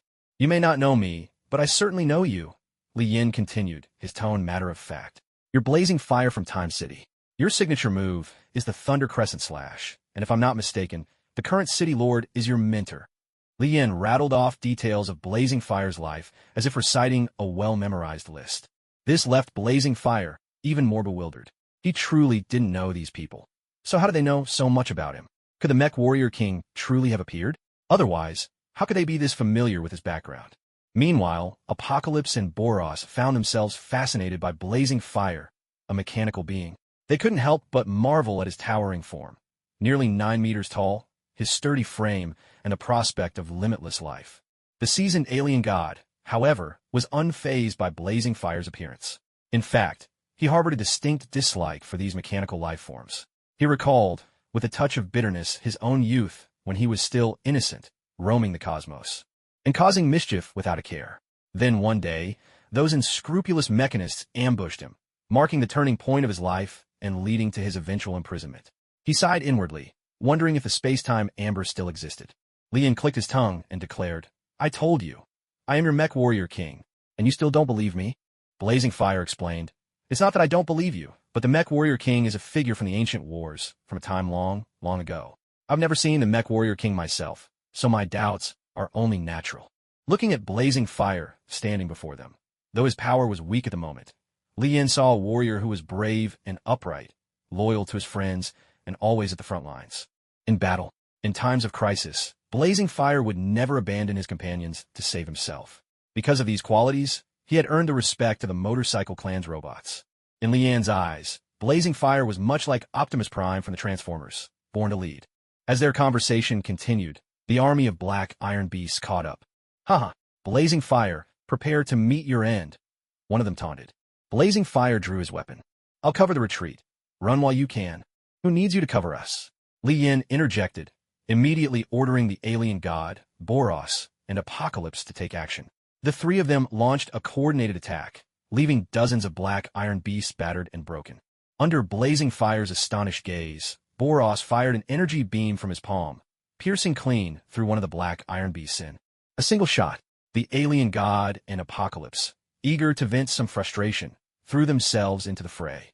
Though dwarfed by the black iron beast's towering forms, the two set upon them with ferocity. At one point, the alien god tore an arm right off a black iron beast and, in a flurry of blows, reduced another to scrap metal.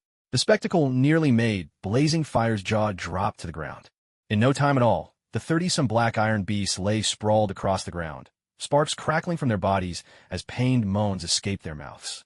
"Thunderfire, go, and finish them off," came a command.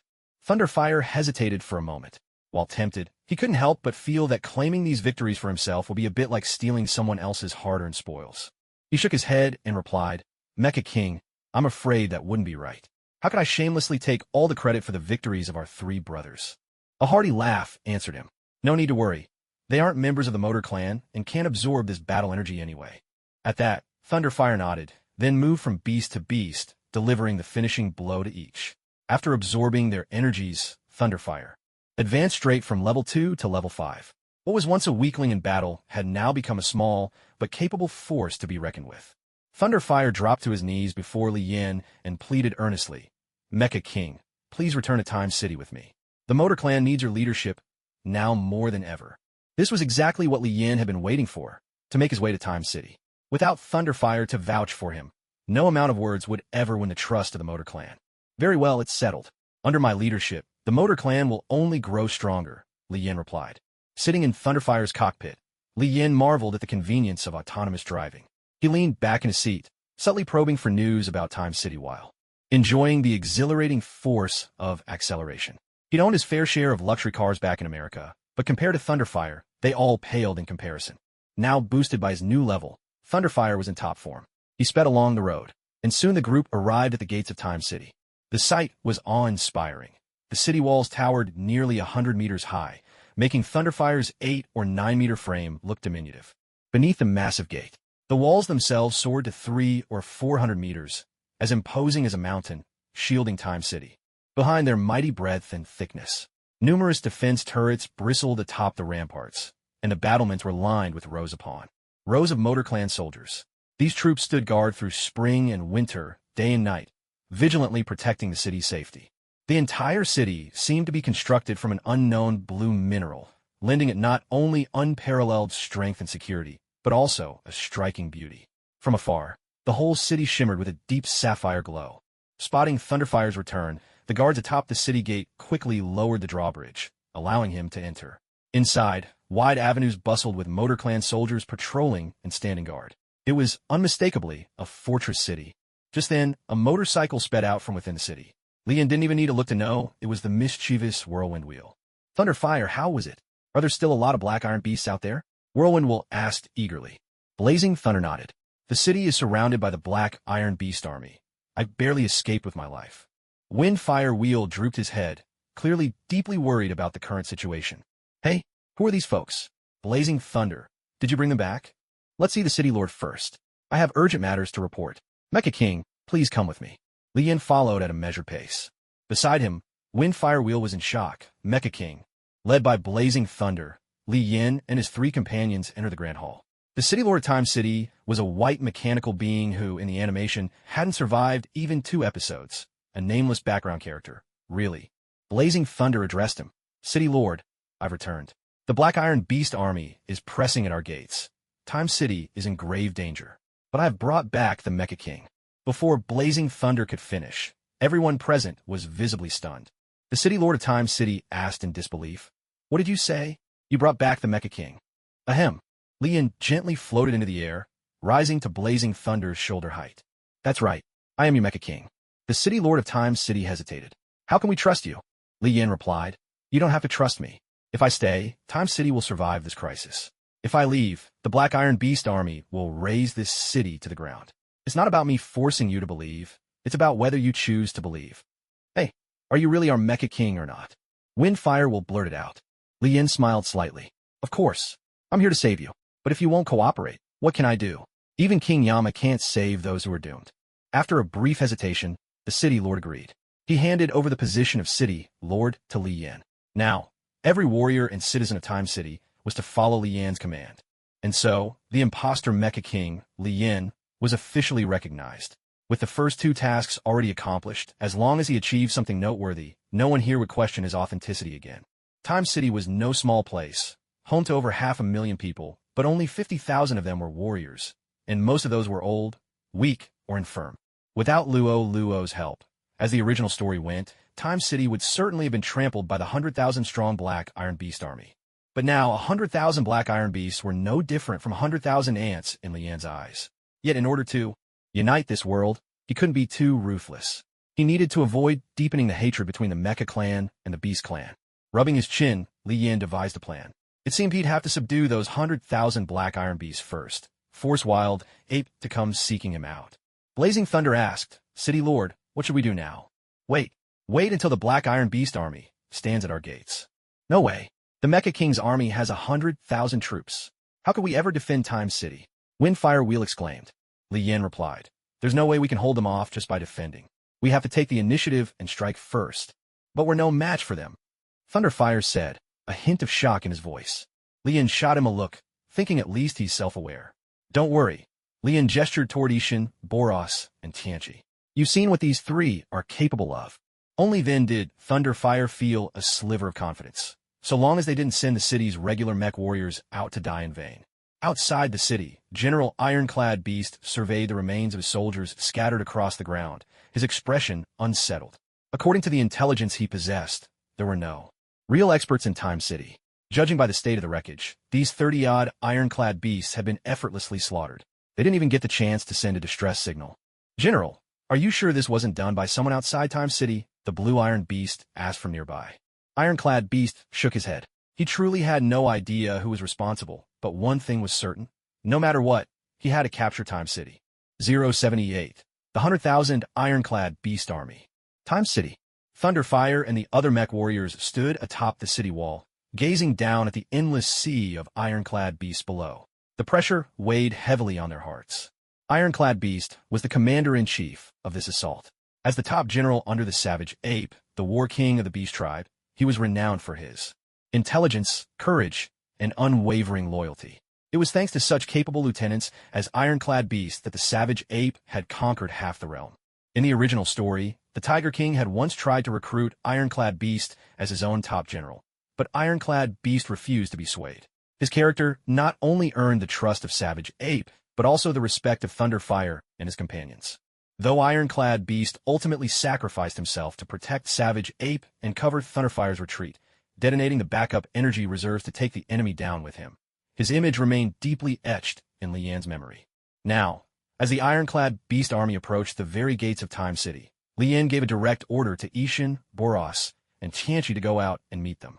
Using a mental link, he instructed them, "Remember, your goal is only to defeat the enemy. Do not cause mass casualties.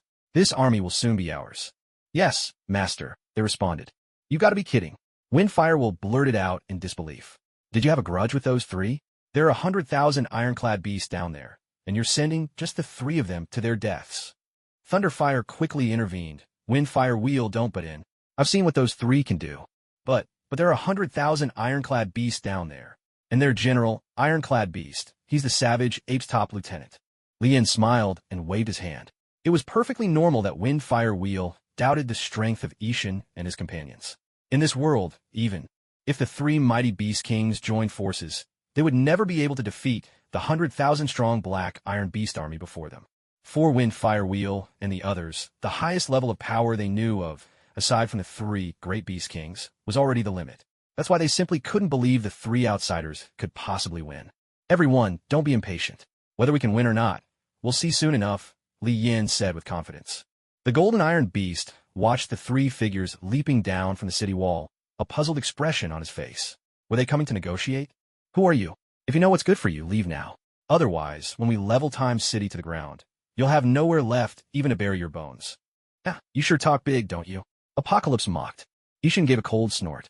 "Trash. Careful you don't bite your own tongue with all that bluster." Boros chimed in. "Honestly, fighting the likes of you lot doesn't inspire the slightest bit of excitement." Their taunts made the Golden Iron Beast fume with anger. Yet, as a cool-headed and composed Black Iron Beast general, he wasn't about to lose his temper over a few words from the enemy. He sent out a squad of soldiers, intending to test the trio. Were they just bluffing, or did they actually possess real strength? "Blue Iron Beast, take a team and show those three what we're made of." "Yes, General." Blue Iron Beast was one of Golden Iron Beast's subordinates, and no ordinary one at that. Before encountering Lien, even Thunderfire would have stood no chance against him. But now, after Thunderfire had finished off over 30 Black Iron Beast soldiers, absorbing plenty of combat energy and leveling up, Lien figured that at best, Thunderfire could fight Blue Iron Beast to a draw. As for defeating Golden Iron Beast in single combat, there was still a long way to go. Ishin and his companions watched with interest. Each of them had once ruled over their own domain. Naturally, they were good judges of character. With a glance, Ishin could tell that Golden Iron Beast was an exceptionally capable general. His troops were well-disciplined, morale was high. In terms of military bearing, Time City's defenders, these elderly, sick, and wounded, were already at a severe disadvantage. Blue Iron Beast led his squad forward, and, at his command, they charged straight towards the three outsiders. "Attack!" Apocalypse stepped forward and said, "Leave this to me." He stretched out his hands, fingers splayed, and the sand and dirt on the ground began to wriggle. In an instant, a swirling vortex of sand formed, swallowing the charging Black Iron Beasts. In the blink of an eye, they were trapped, their bodies immobilized with only their heads exposed above the surface. Golden Iron Beast's eyes narrowed in shock. Clearly, Apocalypse's powers had caught him off guard. As mechanical life forms, they had never witnessed such abilities before, and for the moment, Golden Iron Beast was at a loss as to how to respond. On the city wall, Thunderfire and the others stared wide-eyed, utterly astonished once again. Windfire asked, "Lord of the Mech Battle City, how did he do that?" All I saw was him raise his hands, and then this whole swarm of Iron Beasts fell into the ground and got trapped. "There's nothing to get so worked up about. This is simply a special ability that living beings of flesh and blood can possess," Lien explained. Boros summoned all his energy, blue arcs of electricity flashing across his body. Not having fought for so long had left him restless, and tonight he intended to leave no survivors on the other side. Just as he was about to charge forward, the alien god caught him by the wrist. "Take it easy," the alien god cautioned. "If too many die, the Holy Lord won't be pleased." Boros shook off the alien god's withered hand. "I know what I'm doing." In a flash of blue light, the neat formation of Golden Iron Beasts was thrown into chaos. The soldiers at the front were scattered in all directions, sent flying by the impact. The Golden Iron Beasts, realizing what was happening, roared, "Form up! Prepare for battle!" The Black Iron Beasts quickly arranged themselves into a hexagram formation for defense, 6 of them forming a spinning circle. This formation could launch attacks outward while focusing its defense inward. It could even split into triangular subgroups, combining offense and defense, inside and out. Ordinary speed-based robots, like the Panther Beasts, couldn't even scratch the hexagram formation. But today, they weren't facing the panther beasts. Today, they faced Boros. Boros tore through the ranks of black iron beasts, smashing and sending them flying. To him, this army of 100,000 was nothing more than a pile of scrap, to be swept away with a flick of a finger. Standing atop the city wall, Lien issued his command. Alien God, go capture the golden iron beast for me. Remember, I want alive. The golden iron beast was infuriated. After all, he was the lead general under Wild Ape, far stronger than the likes of Thunderbolt Fire. Did these people think he was someone to be trifled with? As you command, the alien god replied. With a blink, the alien god appeared before the golden iron beast. But standing before a giant 8 or 9 meters tall, he could only look up. The golden iron beast hadn't even sensed his presence until he was already there. He couldn't track the alien god's movements at all. But the golden iron beast was no rookie. Seasoned by countless battles, he quickly lifted his right foot and stomped down at his opponent. There was a heavy thud, but the foot met empty air. The alien god had already activated his power, summoning countless energy ropes that wrapped tightly around the golden iron beast's legs. With a mighty tug, the giant lost his balance and crashed to the ground. "General, we're here to help you," shouted the surrounding black iron beasts as they rushed to his aid. But the alien god worked quickly, binding the golden iron beast securely. With another flash, he reappeared before Lien, hauling his captive along. The golden iron beast was left completely bewildered. How could he have been captured so easily? Jean Tai's Ho faced Polihuo and the others, showing not a trace of surrender or pleading. Though he was now a prisoner, he believed that a man's integrity must never be cast aside, no matter the circumstances. With a voice ringing with strength, he declared, "Do what you will, kill me or flame me. It's all the same to me. Jean Tai's Ho will never surrender. My brothers will avenge me, and sooner or later, City of Time will be trampled under the iron hooves of the Black Iron Beast army." Though Polihuo knew him as an enemy, seeing such unyielding spirit stirred his secret admiration. People are always like this. They only respect the strong who possess true backbone. Lien let out a soft laugh. "You've already been captured, and you're still banking on others to avenge you? Those 100,000 troops below, I doubt they could withstand even a few charges from my men." Jean Tai's host snorted coldly. "So what? As soldiers, dying on the battlefield is nothing but our duty." This man was fiercely loyal and brave. In the original story, he had risked his life to save Wild Ape, single-handedly covering the retreat against the Black Panther Beast Army, the Green Leopard Beast, and the Tiger King. Even knowing he was outmatched, he fought to the death, refusing to yield to the Tiger King. How could anyone expect him to surrender? Lien thought it best not to even try. But now that Jean Tai's Ho was captured, Wild Ape would surely come to his rescue. Once Wild Ape was caught too, taming him would be just a matter of time. "Ishin, you three, go and release Jean Tai's Ho and the others. Have them bring Wild Ape here." "Yes, Lord." Polihuo and his companions were baffled by Lian's orders, unable to guess his intentions. Polihuo cautioned, "Lord Mech Warrior, Wild Ape is incredibly powerful. Our City of Time can't possibly withstand his assault. Shouldn't we reconsider this?" "Yes, Mech Warrior King. Wild Ape is the battle king of the Beast Clan. His strength is unfathomable. If he comes here, I'm not sure our city can hold him off. After everything you experienced today, perhaps it's time to stop seeing things through your old lenses," Lien replied. Ishin added from the side, "Let me make this clear. Even if the Beast Clan's 3 great battle kings came together with hundreds of thousands of troops, not a single one of them could stand against any of us 3. "What? Wind, Fire, Wheel?" Polihuo and the others were truly stunned by this revelation. Jean Tai's Ho, too, felt a jolt of shock, but unlike Polihuo and his men, he knew Wild Ape's true strength. It was impossible for Wild Ape to charge through an army of 100,000 black iron beasts like Boros. Even 10,000 black iron beasts could bring Wild Ape down. The combined might of the 3 great battle kings could, at best, take on 30 or 40,000 black iron beasts. That was their absolute limit. After thinking it over, Jean Tai's Ho realized Ishin was not lying. But for him, this was nothing short of a bolt from the blue. Because of his own actions, Wild Ape now found himself in such a perilous situation. In his heart, he silently prayed that Wild Ape wouldn't come to his rescue. The 3, Alien God, Boros, and Apocalypse, drove away the army of iron beasts as instructed by Lien, giving them the opportunity to call for help from Wild Ape.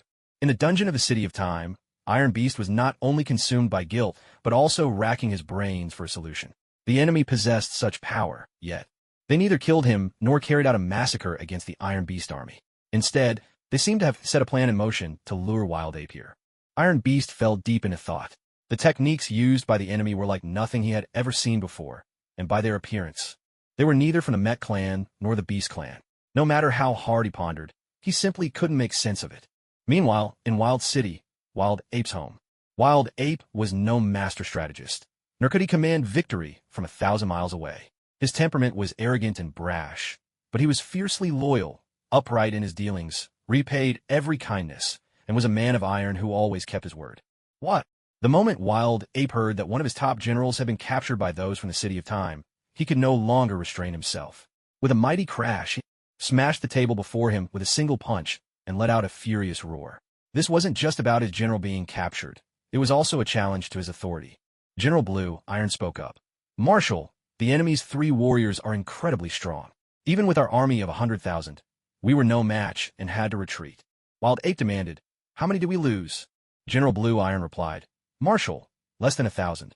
With a thunderous blow, Wild Ape struck General Blue Iron in the chest, sending him sprawling. Wild Ape was so enraged he actually laughed. 3 people sent you all fleeing in panic. What a bunch of cowards. Blue Iron, you were such a disgrace, abandoning Iron Beast and running without a fight. Today, I ought to court-martial you on the spot. Blue Iron's fellow generals, Blue Iron and Purple Iron, hurried forward to intervene. Marshal, every word Blue Iron said is true. We truly didn't desert our comrade on the battlefield. Wild Ape calmed himself a little, but he still couldn't believe that just 3 opponents could rout his force of 100,000 so easily. Fine then, I'll spare your life for now. Once Iron Beast is rescued, I'll deal with you. The mighty Iron Beast army gathered once again. This time, Wild Ape left behind 50,000 troops to guard Wild City, while he personally led a force of 150,000 to march on the City of Time. On the city wall, Silver Iron watched the departing army of 150,000, a sly smile spreading across his face. Silver Iron was Wild Ape's second in command, but he was cunning, treacherous, and full of ambition.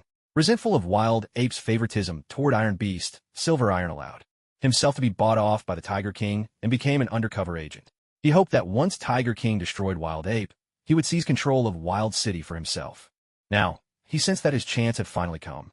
Within the City of Time, Lien was studying the map of the Mecha King's world, preparing to devise his next course of action. His target, the City of Energy.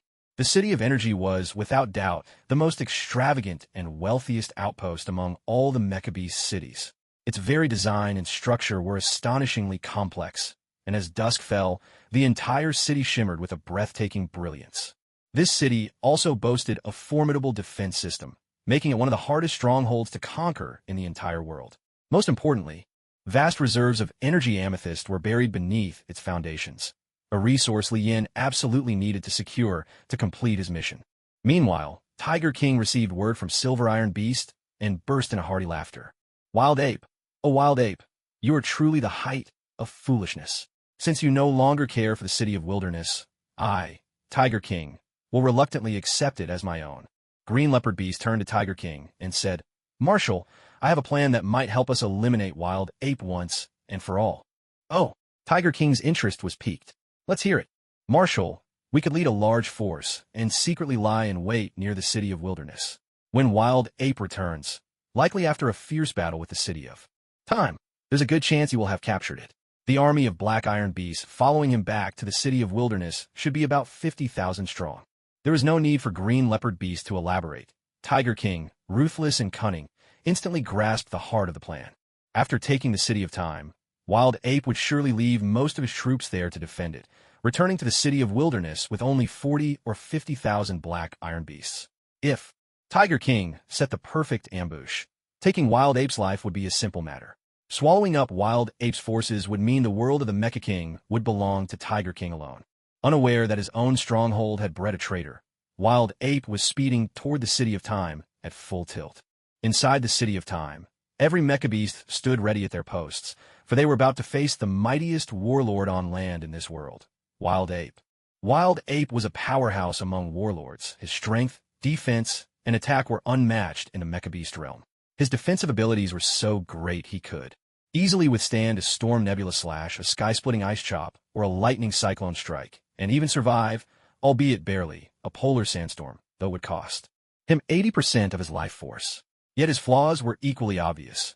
Both his movement and attack speed were painfully slow, to the point where even some Black Leopard beasts could dodge his blows, and striking Tiger King was a struggle. Though he had twice dominated Tiger King in battle, he could never deal a fatal blow. Wild Ape had also single-handedly defeated the strongest of the Mecha Beast clan's 6 generals, Supersonic and Tornado. In terms of overall prowess, he stood above Tiger King and just below the mighty god of Tyrannosaurs. Palihuo and Fenghuang stood atop the city wall, their minds awash with conflicting thoughts. The joy they felt when capturing the golden iron beast had long faded. Fenghuang leaned in and whispered to Palihuo, "Do you think the one you brought back is really the king of mecha warriors?"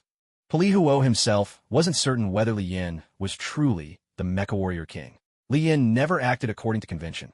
He did whatever he pleased. Still, with Li Yin's formidable strength, having him defend Time City could only be an advantage.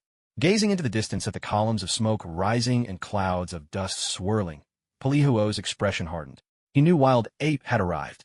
Fenghuang, on the other hand, was so terrified that his face turned pale and his knees shook uncontrollably.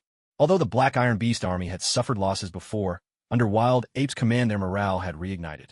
This time, they had returned with a vengeance, vowing to flatten Time City. "Listen up, people of Time City." Wild Ape roared, his fury echoing all around. "Release the Golden Iron Beast at once. If you so much as lay a finger on him, I'll turn your precious city into rubble." Resting inside the city, Li Yin heard Wild Ape's furious bellow and knew that the fish had taken the bait. "Ishin Boros Tianchi, you 3, go outside and teach that oversized ape a lesson. Bring him to me once he's been subdued." "Yes, Lord." The 3, Ishin, Boros, and Tianchi, rose and made their way to the city wall, looking down at the rampaging giant ape below, their brows furrowed. There was only one opponent here whose strength was worth their attention. How should the 3 of them split the task? Ishin said, "There are 3 beast kings outside the city. I'll take this one. You 2 can decide who gets the others." The other 2 had no objection. After all, Ishin was the strongest among them. Without hesitation, Ishin blinked forward and appeared right in front of Wild Ape. "Hey, you brainless mechanical gorilla. The thing I hate most are junk machines like you." Wild Ape was still glaring at the city wall, completely unaware of Ishin at his feet. "Who's there? Who's talking?" A dark cloud passed over Ishin's face. He couldn't believe he'd just been ignored. But in truth, it wasn't really Wild Ape's fault. Standing nearly 10 meters tall and craning his neck to look at the city walls, Wild Ape couldn't see the 2-meter-tall Ishin, who stood right in his blind spot. With a flick of his wrist, Ishin unleashed a burst of energy, striking Wild Ape squarely on the jaw. Wild Ape howled in pain, his head snapping back as he crashed heavily to the ground. Seething with rage, Wild Ape scrambled to his feet. Seeing the small figure before him, he let out a furious roar and swung a fist several times Ishin's size, the strike tearing through the air with unstoppable force. Ishin's expression remained calm. He extended a palm and caught Wild Ape's fist with ease. The impact sent sand and dust flying everywhere, but Ishin had absorbed the blow as if it were nothing. The Black Iron Beast behind them stared in utter disbelief. Wild Ape narrowed his eyes, clearly surprised by what had just happened. But he quickly pulled back and unleashed his ultimate attack, the Wild Thunder Vajra Fist. A massive fist swung toward the alien god, carrying the power to split mountains. The alien god let out a derisive laugh. This level of strength was as insignificant as a gnat trying to shake a tree in his eyes. It had been years since he'd fought such a pitiful robot. He clenched his fist and moved it in a slow, relaxed arc, almost like practicing Tai Chi when their fists collided with a sudden, thunderous impact. Wild Ape felt as if he had struck an enormous mountain, unyielding, harder than steel. The tremendous backlash sent Wild Ape hurtling hundreds of meters through the air. In stark contrast, the alien god remained rooted to the spot, untouched except for his clothes rippling in the shockwave. In a flash, the alien god reappeared before Wild Ape, seized his arm, and hurled him skyward. Leaping after him, the alien god drove a powerful kick into Wild Ape's abdomen. The overwhelming force nearly reduced Wild Ape's life force to nothing.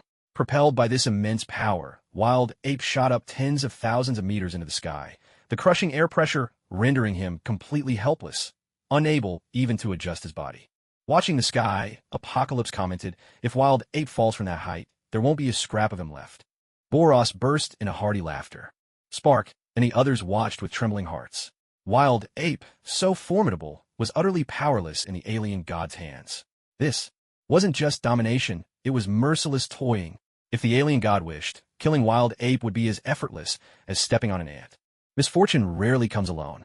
While Wild Ape was being brutalized, the city of Wild was besieged by the Tiger King.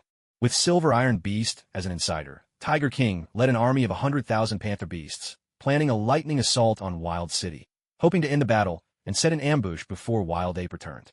Silver Iron Beast, commanding 50,000 Black Iron Beasts, pretended to resist atop the city walls. In truth, he had already prepared a secret tunnel, allowing Tiger King to send small squads into the city unnoticed. At that moment, Wild Ape was facing the most perilous moment of his life. Plummeting from 10,000 meters in the air, and with no ability to fly, he knew that if he struck the ground, his body would be shattered beyond recognition. Regret welled up inside. He blamed his carelessness, his arrogance in ignoring the warnings from Blue Iron Beast and the others. Below, the army of Black Iron Beasts witnessed the scene.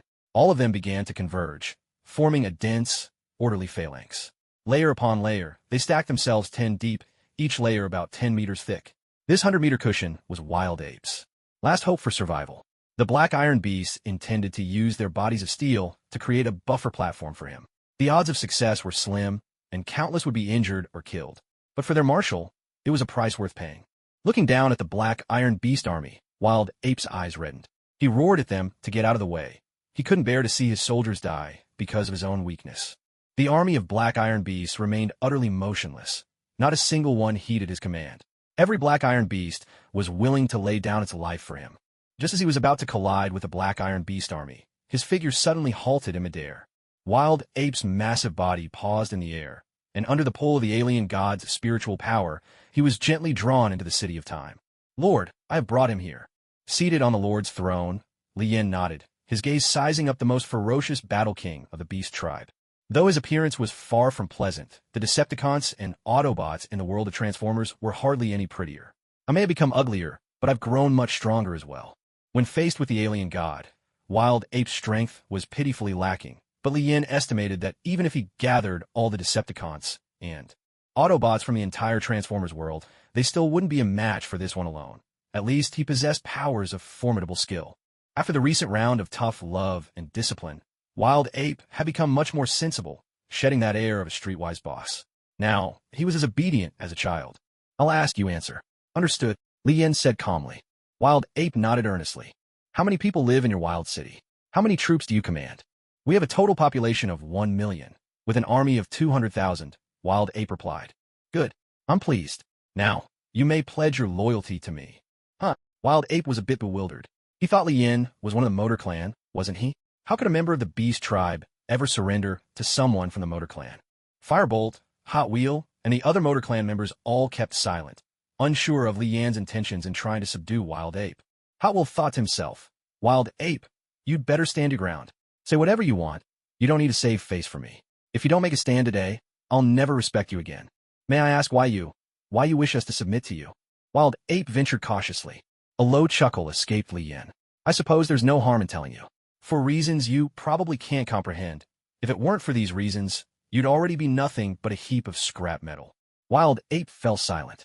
Although he knew it was the truth, he thought, couldn't you have put more delicately? Even if I'm kneeling now, my spirit is standing tall. With a sigh, he thought, if you want to live, sometimes you just have to bow to reality. I, Wild Ape, am willing to pledge my loyalty to you and serve as your follower. Beep. New follower detected. Beep. This follower is a mechanical life form. Some of his abilities are unavailable to you. Adjusting settings. Beep. You have acquired new abilities. Skill, Thunderous Iron Fist. Skill, Mountain-Splitting Iron Palm. Is that all? Glancing at Wild Ape, still kneeling on the ground, Lien said in a calm voice, you may rise. Yes, my lord. Lien had no intention of slighting Wild Ape. Although Wild Ape wasn't particularly useful in battle, once he conquered the entire Mecha King world, Lien would command at least 2 million mechanical soldiers. They might not be fighters, but each one was an expert at heavy labor. Lien produced the Rabbit Talisman, the symbol of speed, and bestowed it upon Wild Ape. This talisman will grant you unparalleled speed. I hope you make good use of it. Don't let me down. With Wild Ape now under his control, Wild City was as good as his. It was time to rally the rest of the Biker Clan's warriors. The Mecha King world was still relatively peaceful. The 6 generals of the Biker Clan had yet to fully mature. But there was another being here who, like Lien, was a traveler from another world. The Mecha King of the Beast Clan. However, she posed almost no threat to Lien. Her presence was as insignificant as a loach wriggling in a latrine, incapable of stirring up any real trouble.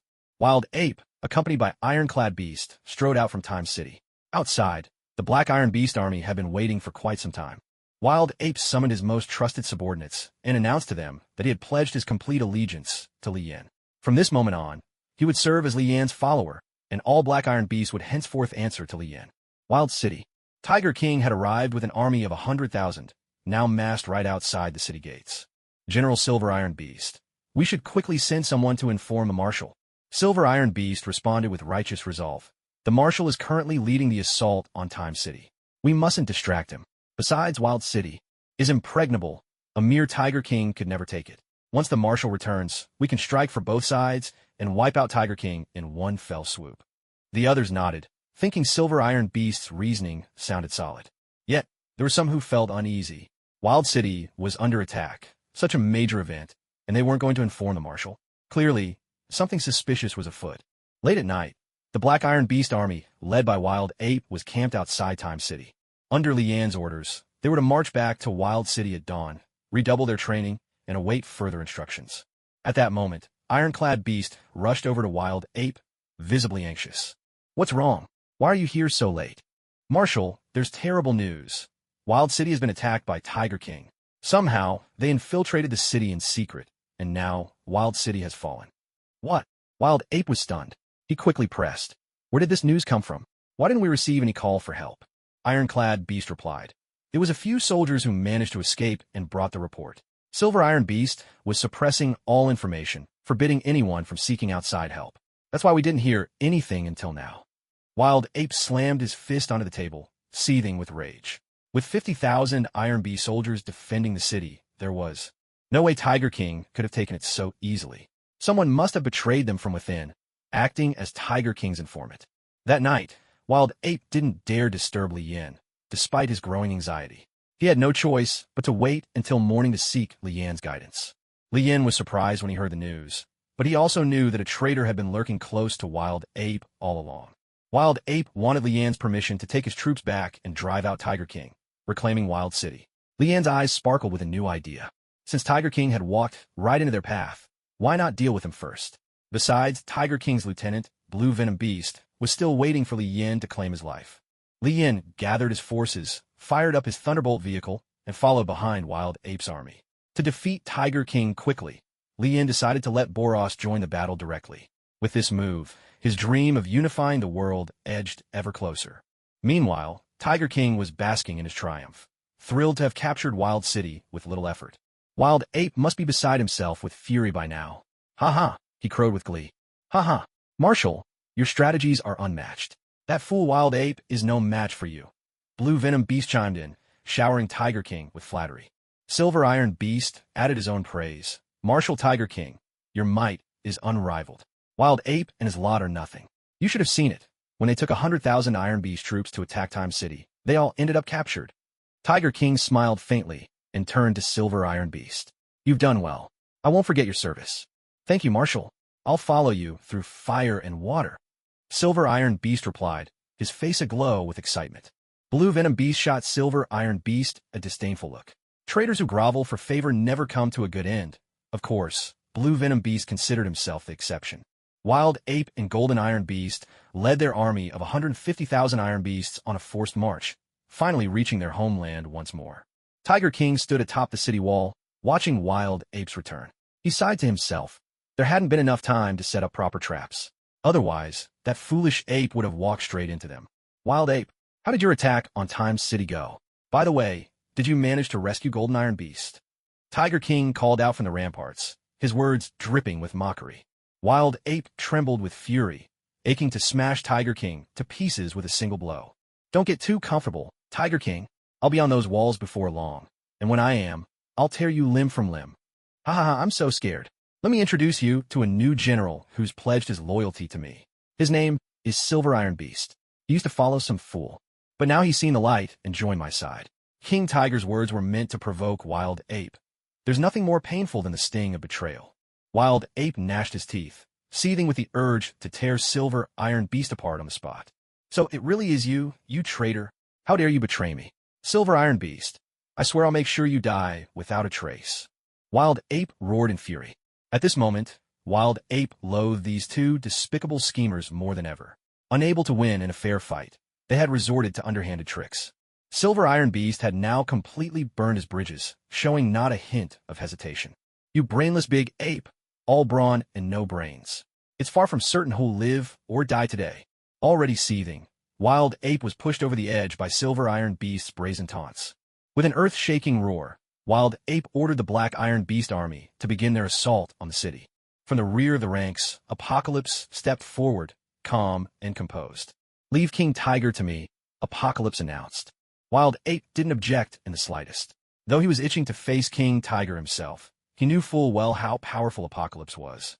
Inwardly, he thought, now King Tiger is in for some real trouble. Serve him right. King Tiger, looking down at the 150,000-strong army led by Wild Ape, showed not a hint of fear. Though he had only 100,000 Black Panther beasts under his command, that was more than enough for a strong defense. Without Silver Iron Beast's help, even his entire force might not have been able to take Wild City, guarded by just 50,000. Master Apocalypse, he's inside the city. Should we break through the gates first? Apocalypse chuckled and replied, "No need. It makes no difference where he is."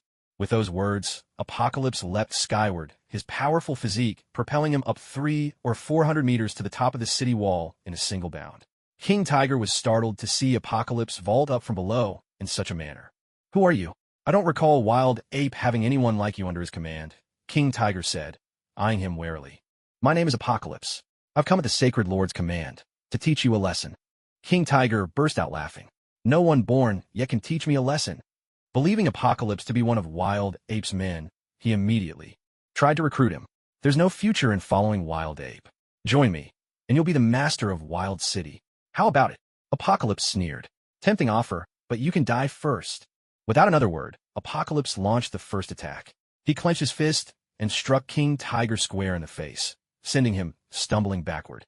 Regaining his balance, King Tiger was livid. Someone had actually struck his face. "You're courting death.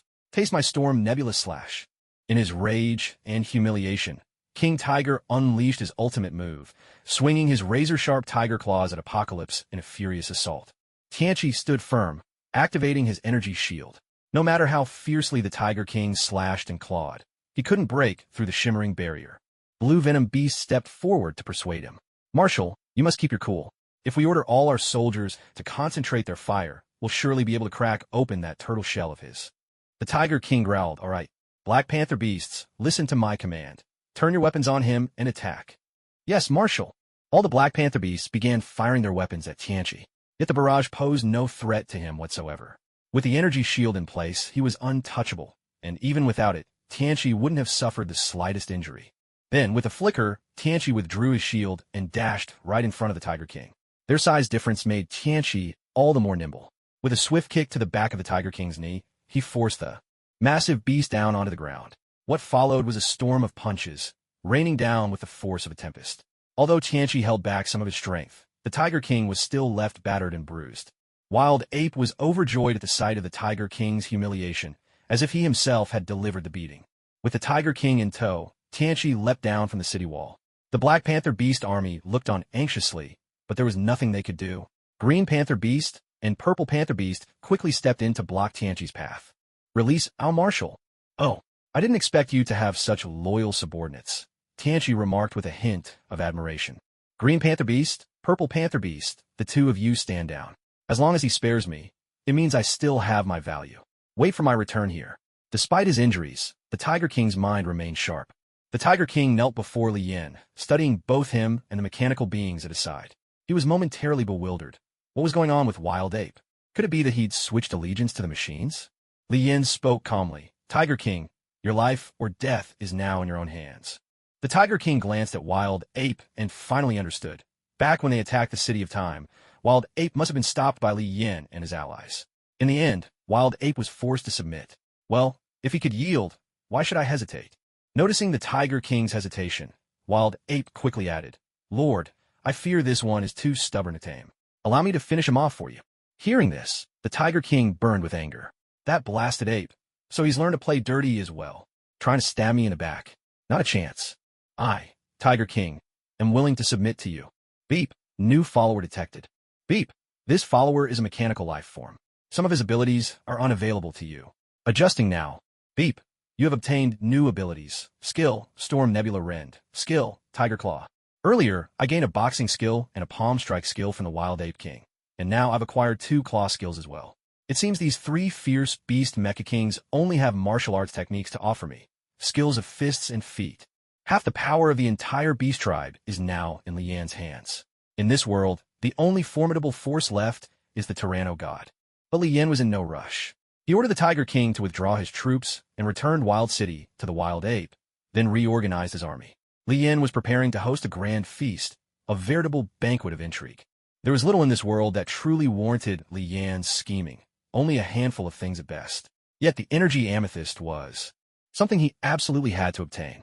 Beyond the mission's requirements, it was also an exceptionally rare energy crystal in this world. Energy amethyst could rapidly restore one's energy and vitality. In the world of Mecha Kings, it was a vital strategic resource. Sometimes, it even had the power to turn the tide of battle. This made Lian wonder, would mechanical beings from other worlds be able to use it as well? At present, Lian already controlled 3 cities and commanded 2 of the Beast Tribe's warlords, as well as a general from the Bike Tribe. He was very close to realizing his goal of unifying this world. Lian and Blazing Fire sped across the endless expanse of tawny earth. The wheels of Blazing Fire's vehicle spun at breakneck speed, kicking up clouds of dust.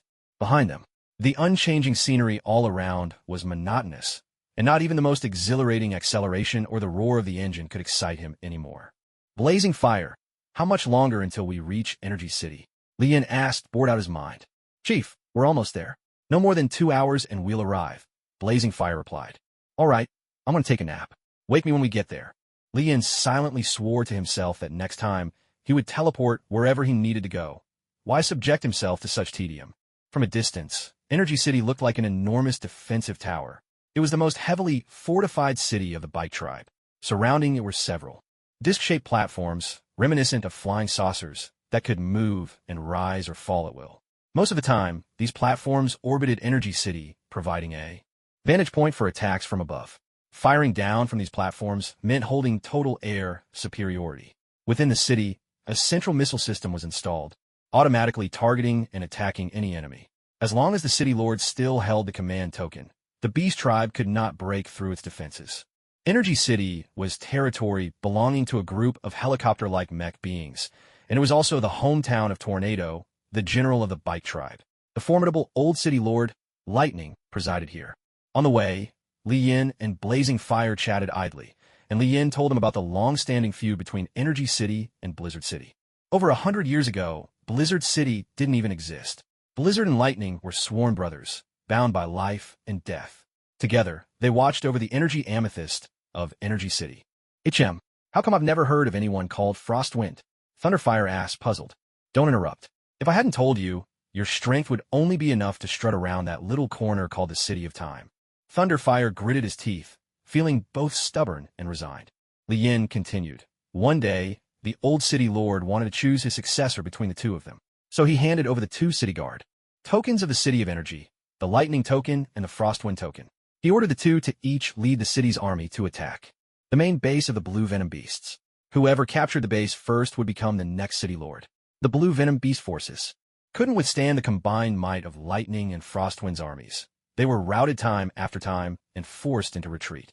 The cunning Tyranno Lord then had the Blue Venom Beasts seize the chance when only the old city lord was left in the City of Energy. They kidnapped him and used his life to threaten Lightning into withdrawing his troops. Lightning had no choice but to comply. Yet because Frostwind was hot-tempered, Lightning never told him the truth. Frostwind misunderstood and thought Lightning had colluded with the Blue Venom Beast just for the city lord's seat. Enraged, Frostwind left and established the city of Frostwind far away in the frozen wilderness. Once the Blue Venom Beast scheme had succeeded, Tyranno Lord and the Beasts broke their promise. They killed the old city lord, ensuring that the misunderstanding could never be cleared up. When Frostwind learned of the city lord's death, he came seeking vengeance against Lightning.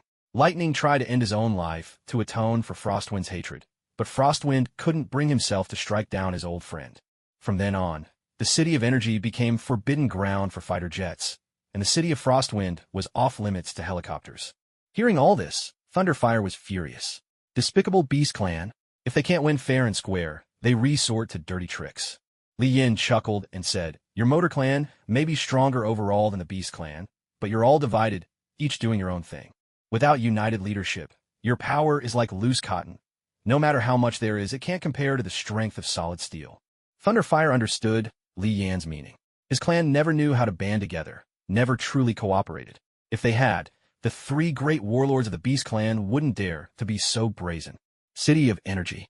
The current city lord, Lightning, was one of the most powerful members of the Motor Clan, though there was still some gap between his strength and that of the three great beast warlords. In the whole world of Mecha Kings, Lightning's power ranked among the top 5. General Tornado. Yes? Is the city lord inside? He is. Tornado stepped inside. He had just received intelligence. The City of Time was under attack by Savage Ape. Things were looking grim. Master, I have news. Savage Ape's army of 100,000 Iron Beasts has launched an assault on the City of Time. I fear the worst for them. When the Lord of Lightning City heard the news, he fell silent. He had heard a bit about the strength of Time City, and when faced with a powerhouse like Savage Ape, he knew there wasn't the slightest chance of victory. Sigh. When will the Motor Clan finally unite? Master, should we send scouts to gather some intel on what's happening in Time City? Go ahead, and if you spot any motor folk who manage to escape from Time City, bring them back. Energy City is still a safe haven for them. Report. Lord, there's a motor folk outside who calls himself Blazing Fire. He claims he's from Time City. Oh, has it fallen so quickly? Tornado was surprised. Let him in. It seems Time City has indeed fallen. Soon, Blazing Fire and Li Yin were brought into Energy City. The city radiated technological marvels, pleasing to the eye, and its guards were all elite, far superior to the old, weak, and sickly defenders of Time City. The Lord of Lightning City asked, were you two the only ones from Time City who managed to escape? Huh? What do you mean? I'm a bit confused. Don't be too upset. From now on, this city will be your home. Tornado consoled him. Blazing Fire grew, even more bewildered. Could it be that everyone in Energy City was this hospitable? What are you talking about? I really don't get it. Tornado explained. Time City faced a crisis. We should have sent troops to help, but Energy City's forces are limited. If we sent reinforcements, we'd risk putting our own city in danger as well. Only then did Blazing Fire understand. They thought Savage Ape had defeated Time City, and he and Li Yin had fled for their lives. Blazing Fire said, I think you might be mistaken. Savage Ape has already been defeated by our Mecha King. That's actually why I came here, with Mecha King himself. What did you say? The Lord of Lightning City exclaimed in astonishment. Tornado said, I could have sworn I just heard you say Mecha King. That's right, Mecha King. Blazing Fire sneaked a glance at Li Yin and thought secretly, Mecha or not, I'm not sure, but he's definitely a king of war. The Lord of Lightning City looked at Li Yin, even more puzzled. There is nothing Mecha about this man. What makes you say he's the Mecha King? The Mecha King only ever appeared in the ancient wars. No one in this era has ever seen him. Li Yin replied, I'll tell you why. Because I alone could bring down your entire Energy City. Tornado retorted, anyone can boast like that. Why not just say Savage Ape and Tiger King are your underlings too? You hit the nail on the head. Your mouth must be blessed. Blazing Fire thought to himself. With a chuckle, he replied, well, you're actually right. They're both pretty much my underlings now. Tornado cast a glance at Blazing Fire, an expression in his eyes as if to ask whether this fellow had forgotten to take his medicine before leaving the house. Although Blazing Fire knew that everything Li Yin had said was true, being stared at so intently still made him feel rather uncomfortable. The Lord of Lightning City spoke up. All right, if you truly are the king of Mecha Wars, then present some convincing evidence. Otherwise, please step back for now. Tornado will see to your arrangements. Li Yin shook his head with a smile. As expected, this old city lord was seasoned and experienced, not someone who could be won over with a few words. It seemed the time had come to reveal his true strength. With a wave of his hand, Li Yin opened a portal, its shimmering frame leading to Poseidon's star in the Shadow King's world. He summoned Sengoku, Zephyr, the 3 admirals of the Navy, and brought with them 500,000 elite naval soldiers. Li Yin declared, this is just one of my many armies. I have nothing to prove to anyone. Whether I am the king of Mecha Wars or not is irrelevant. I have only one goal now, to unify this world. Who supports me, and who stands against me? Lightning, Tornado, and the others stared in astonishment at the hundreds of thousands of human soldiers who had appeared out of nowhere. The ability to simply open a door from thin air was something they had never even heard of, let alone witnessed. Yet they had no idea what level of strength their opponent truly possessed, and so dared not act rashly. Sengoku, Zephyr and the three admirals, on their part, gazed with great curiosity at the mechanical beings before them. Zephyr leaned in and whispered, "Master, are you planning to smash these monsters to pieces?" "No. In the future, they should be considered your allies." The Lord of Lightning City fell silent for a moment, then spoke. "The City of Energy was built brick by my master in countless generations before us. Its existence is not just a city.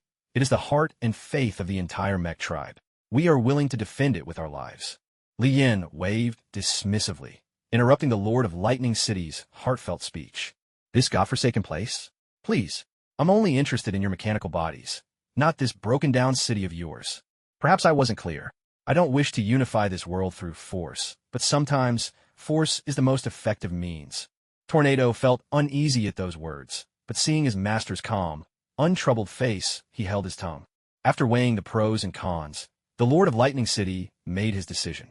"We are willing to accept your terms, but you must guarantee the interests and safety of our mech tribe. A wise man adapts to the times. See how everyone ends up happy? Rest assured, I, Li Yin, have always been fair and impartial. And besides, I hardly possess the shamelessness of a Japanese referee." Hearing Li Yan's words, the Lord of Lightning City handed him the city's command token and stepped down from his position as City Lord. Now that the City of Energy is in hand, all that remains are the undead capital of the Tyrannosaurus King, the City of Wind and Snow, and the Moon Temple. In the original story, the Vanguard General of the Moon Temple, blinded by arrogance, provoked the Tiger King. In retaliation, the Tiger King led his army of Black Panther beasts. In a full-scale assault, the old Lord of the Moon Temple, who is also the Vanguard's master, sacrificed himself by detonating a hidden energy core to cover the Vanguard's retreat. As for the City of Wind and Snow, its lord has already perished, leaving behind only a handful of survivors. Apart from Sonic, who still possesses some strength, the city's overall power now lags behind even that of the City of Time. The undead capital is the domain of the strongest mech king, the Tyrannosaurus God. His ice wolf beasts are far superior to the soldiers. Under the savage gorilla and the Tiger King, cunning and shrewd, he even planted the blue venom beast as a spy in the Tiger King's ranks. Once these three territories are dealt with, the entire world of the mech kings will be mine. Enough daydreaming. Li Yin began to prepare for action, determined to settle things quickly and decisively. He ordered Kizaru to take troops to the undead capital, retrieve the reformed Tyrannosaurus King, and have Tornado lead the way. Akiji, meanwhile, was sent to the City of Wind and Snow. Given the frigid climate, there was no one better suited for the task. As for Akainu, his destination was the Moon Temple. While not the most crucial target, its capture was essential for Li Yan's grand plan. Kizaru flew alongside Tornado, a sly and mischievous grin spreading across his face. "Well now, kid, you can actually turn into a helicopter? That's pretty impressive." Tornado shot him a sideways glance, his pride and speed bruised by the fact that this sly old man could keep up. "You're not too shabby yourself, mister. I'm Tornado, the top general of the City of Energy. I hope we'll get along well. Hey now, you're quite the polite young man. The name's Borsalino, code name Kizaru, currently one of the Navy admirals. If you ever need anything, just come find me." Since joining Li Yan's ranks, Kizaru and the others had all undergone quite a transformation in their approach. Even Akainu had traded his former sternness for a more amiable and approachable demeanor. Tornado and Kizaru chatted merrily along the way, while Akainu was being dragged off to the Moon Temple by Blazing Thunder. On the road, Akainu turned to his companion. "As your senior, if there's anything you don't understand, little brother, just ask. I, Sakazuki, will tell you everything I know." Akainu was hoping to win over some new recruits, leveraging his greater understanding of Li Yin to earn himself a few loyal followers. Having spoken with Sakazuki before, Blazing Thunder found him to be a decent sort. Hearing Akainu's offer, he decided to voice the question that had been lingering in his heart. Who was our mech king, really? Things were even more interesting on Akiji's side. The bitter cold wind howled relentlessly, and the soldiers who followed him were suffering terribly, shivering and chattering their teeth from the freezing air. Akiji, on the other hand, just changed his expression and muttered, "Is this what you call cold? I can't feel a thing." Glancing down at a glob of frozen phlegm on the ground, his adjutant pleaded, "Admiral Akiji, we can't take it anymore. It's just too cold. Please, let the men rest for a bit." Akiji stopped walking. With a wave of his hand, he unleashed his power, creating a massive ice shelter in the blink of an eye.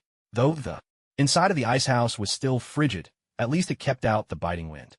Without the icy gusts, the soldiers immediately felt much better. All right, wait here for me, Akiji said. With that, he turned and set off toward the city of snow and wind, accompanied by the Lord of Lightning. The Lord of Lightning was weighed down with grief and regret, feelings too heavy for words. This journey was not just about guiding the way. He also hoped to pay his respects to an old friend. Since their last parting, he and Wind and Snow had never crossed paths, never spoken a word. If only Wind and Snow were still alive, even if it was just to step out and curse him, hit him, anything would be better than this heavy sorrow. Akiji asked him casually, "You seem troubled by something." "Because of a misunderstanding, I lost my best friend," the Lord of Lightning said, his voice low and gravelly. "I've always wanted to clear things up, but I never got the chance." "Oh, the Holy Lord has the power to bring back the dead," Akiji replied offhandedly. But to the Lord of Lightning, these words struck like a bolt from the blue. "Oh, really?" he stammered, trembling. "Yeah, it's true. Why are you shaking? Is the cold getting to you too?" After thinking for a while, Akainu decided to let Thunderfire in on a secret. "You ask me, who is your mighty Mecha King? Let me tell you this. I used to have the same questions as you. But now, all I can say is, the Holy Lord is an omnipotent God.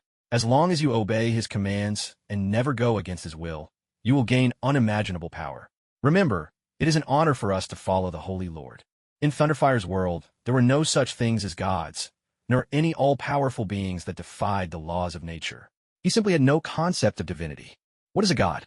I've never seen or heard of such a thing. You can think of it this way. Whatever you believe to be impossible, a god can make possible. And if even a god can't do it, then no one can. That's what a god is. Kizaru and Tornado moved at breakneck speed, leaving the helicopter trailing far behind. Kizaru up ahead is the city of the undead. What's with this Kizaru thing? Whatever. Not worth explaining. That's so Kizaru. It looks so eerie and spooky. This is giving me the creeps. Sensing the presence of outsiders, the necropolis immediately activated its defense mode. Several ice wolf beasts soared out from the city, circling high above as they scouted the area. After a brief search, they spotted only two intruders, Kizaru and Tornado. "Who are you? What business do you have in the necropolis?" they demanded. Tornado replied, "We're here to find the Tyrannosaurus god. You'd better go and inform him. Who dares to cause trouble in the necropolis?" A deep, thunderous roar echoed through the air as the Tyrannosaurus god appeared above the city. With an air of disdain, he looked down his nose at the two of them, sneering. Well, who do we have here? Turns out it's just a couple of punks from the Machine Clan." Tornado's temper flared instantly at those words. If Kizaru hadn't grabbed his arm, he might have rushed forward to fight the Tyrannosaurus god right then and there. Nearby, the purple dragon beast eyed Kizaru, secretly convinced that this must be the legendary king of machine warfare from the Machine Clan. Although the old man looked rather sly and unremarkable, as the saying goes, you can't judge a book by its cover, and some things you just have to measure by hand. Who knew if this man was both cunning and perverse? Kizaru let out a sly chuckle, his face creasing into an impish grin. "Hey, little dragon, ever been kicked by a beam of light?" he taunted. Before the words had even faded, a brilliant pillar of light shot forth and blasted the Tyrannosaurus god out of the sky. Kizaru's kick was all in good fun. After all, he had a reputation for holding back in battle, and that reputation wasn't undeserved. The Tyrannosaurus god crashed down inside the city. That single kick had cost him half his life force. Now his heart pounded with dread. He hadn't expected someone so unimposing to possess such overwhelming strength. Tyrannosaurus god tensed, realizing the gravity of the situation. With such a powerful enemy, could he actually lose? No, he couldn't just sit and wait for defeat. He urgently commanded his ice wolf beasts to launch a full-on assault. The enemy had only 2 people, while his own army numbered 200,000 ice wolf beasts. Meanwhile, things weren't going smoothly for Akainu either. He stood face to face with the stubborn, unyielding Lord of the Moon. Temple. Lava swirled around Akainu's fists, and it was clear from his stance that he was just one word away from unleashing his fury. The police car units were also bracing for a major battle. Their vanguard stood firmly at his master's side, staring down Akainu and his companions in determination. Akainu pulled out a cigar, lit with a flick of his finger, and clamped it between his teeth. "My patience is wearing thin. You don't have much time left," he warned. Blaze wanted to persuade everyone to talk things through peacefully, hoping to avoid unnecessary bloodshed.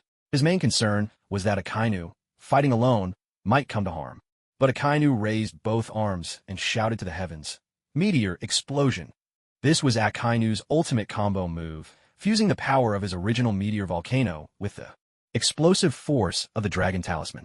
The molten rock rained down in a storm of destruction, each blast like a miniature missile, more than enough to reduce a city to rubble. He unleashed his fists, transforming them into enormous masses of molten lava that he hurled into the sky. Under the blazing crimson light of the molten rocks, the heavens turned a fiery red. When you saw the lava that was shot into the sky begin to plummet back down, the apocalyptic scene was one that would be seared in a memory for a lifetime. Within the Moon God Hall, the Vanguard and his companions stood transfixed, watching in shock as colossal chunks of lava rained from above. The sheer impossibility of the spectacle left them utterly shaken. Even Thunderfire, who had always thought the three, extra god Boros, and himself, were already powerful enough, was left in stunned disbelief. He realized now that Akainu was in a league of his own.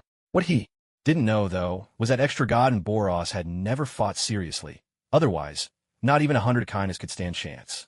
The massive lava rocks crashed down with deafening, thunderous explosions, each impact unleashing a tremendous blast. Molten rock sprayed for hundreds of meters, scorching everything in its path and melting scattered stones into liquid fire. Then came the second, the third, and countless more. In the blink of an eye, a vast sea of lava had formed. Akainu's intent was clear. This was a show of force. He hadn't aimed directly at the Moon God Hall, but rather at the ground beside it. The effect was immediate and unmistakable. Now, the old city lord of the Moon God Hall was thoroughly cowed, his resolve to resist completely dissolved. Beside the Moon God Hall, a wasteland of lava stretched out, waves of blistering heat rolling across the ruins. Even the robots found themselves inwardly alarmed. Just a touch of that molten rock could dissolve half their bodies, and a few more drops would spell their doom. Vanguard had been sent by his master to negotiate. Though he was young and hot-blooded, he was no fool. Throwing a tantrum in front of someone as formidable as Akainu wouldn't just cost him his life. It would doom the entire Moon God Hall. Honored warrior, greetings. I am Vanguard, Grand General of the Moon God Hall. Our city lord has sent me to receive you. Akainu, puffing on his cigar, replied sternly, lead the way. Meanwhile, Tornado found himself facing an army of 200,000 ice wolf beasts, his nerves taut with tension. Though the wolves weren't quite as fast as he was, they could attack from midair, and with their overwhelming numbers, it was only a matter of time before he'd be brought down. Kizaru, on the other hand, smiled faintly, unruffled by the enemy's numbers. No matter how many ants there were, they could never bring down a dragon. Well, things are getting real already. Oh, I'm just so terrified, he said with mock fear. The dragon god soared from the city, taking his place amid the ice wolf army, now deeply unsettled by the prospect of Kizaru launching a sudden attack. Tornado, my friend, take cover for now. Let me handle them. But Tornado refused to retreat. He could never abandon Kizaru and flee in the heat of battle. Drawing his Animerecommendations sword, Kizaru donned the armor forged by the Nidavellir dwarves. In that moment, for the first time in a while, he grew just a little serious. Akiji and the Lord of Lightning finally arrived at the city of wind and snow. The place now seemed somewhat dilapidated, its population sparse, and for years, hardly any outsiders set foot here. Supersonic was now the lord of the city of wind and snow. He was an exceptionally powerful warrior, renowned for his blinding speed and flight, so fast that even Tyrannosaurus God could not keep up. His attack power was formidable as well, his strength surpassed only by Titan and Shockwave. He had once even driven back the wild ape, whose defense was legendary in direct combat. Seeing the two newcomers, Supersonic barked out sharply, "Who are you? What business do you have in the city of wind and snow?" The Lord of Lightning gazed at Supersonic and couldn't help but recall an old friend. "I am your elder uncle in the sect." "Wait, what? My elder uncle?" Supersonic was momentarily at a loss for words. He had never met his elder uncle, but his master had often spoken of him. Now, standing face to face, Supersonic felt somewhat flustered. "You really are my elder uncle?" he asked, half in disbelief. The Lord of Lightning nodded emphatically. "Could you take me to pay respects at Wind and Snow's grave?" Supersonic lowered his weapon and nodded. "Follow me." Akiji and the Lord of Lightning followed Supersonic as he led them quietly behind the city into the snowy mountains. This was the cemetery of the city of Wind and Snow, where all its people were laid to rest. Lightning knelt before Wind and Snow's grave, gently touching the cold headstone. For a long time, he said nothing, his eyes reddened with emotion.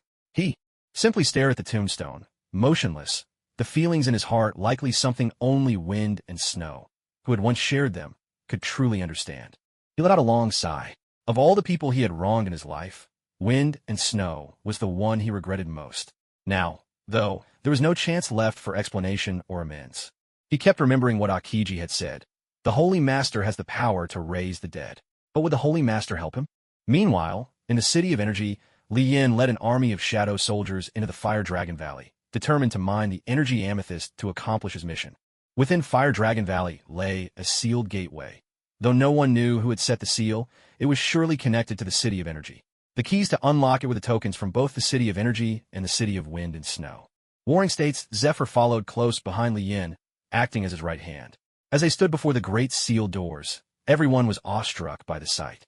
Li Yin held the key to the City of Energy, but the key to the City of Wind and Snow was still thousands of miles away in that distant city. Left with no other choice, they could only try to break the door open by force. "Master, allow me to try first," Zephyr offered. Zephyr was the first to act. He swung his jet-black iron fist with all his might, slamming it into the sealed door. With an ear-splitting crash, the entire mountain shook under the force, and countless rocks tumbled down from above. Yet the doors hiding the energy amethyst showed only a few faint cracks. From within the doorway came several thunderous dragon roars. Li Yin immediately realized that this place had guardians, two undying divine dragons, one of ice and one of fire. At that moment, Zephyr was gathering his strength, clearly preparing to unleash another strike. Li Yin quickly stopped him. At this point, whether the door could be opened was the least of his worries. He just didn't want the whole place to come crashing down. "Wait, Zephyr, stand back for now. Let's think of another way." Before Li Yin could finish speaking, a fire dragon burst out from within, streaking over their heads. It hovered in the sky for a heartbeat, let out a furious roar, then dove straight at Li Yin and his companions. Well, you dare make trouble in my territory, you hunk of scrap metal? Let's see if I don't tear you apart right here." This foolish dragon seemed to lack any real intelligence. Its only duty was to guard the Fire Dragon Valley. Perhaps it could keep others at bay, but when faced with Li Yin, it was like a festering sore on a rat's tail, utterly unimpressive and powerless. With a casual flick, Li Yin unleashed an energy blast, knocking the dragon out of the sky. But it wasn't long before the creature split in two, and both halves came back to life, flapping about wildly as if nothing had happened. Unfazed, Li Yin waved his hand and opened a portal to the Shadow Kingdom, tossing the dragon inside. There must have been some kind of restriction in this valley that kept the undying dragon from leaving, but now, thanks to Li Yin, it was cast into another world, free from all bindings and seals. It was completely liberated. No sooner had the fire dragon vanished than another roar echoed from behind the sealed door. This time, it was the ice dragon, charging out with chilling fury.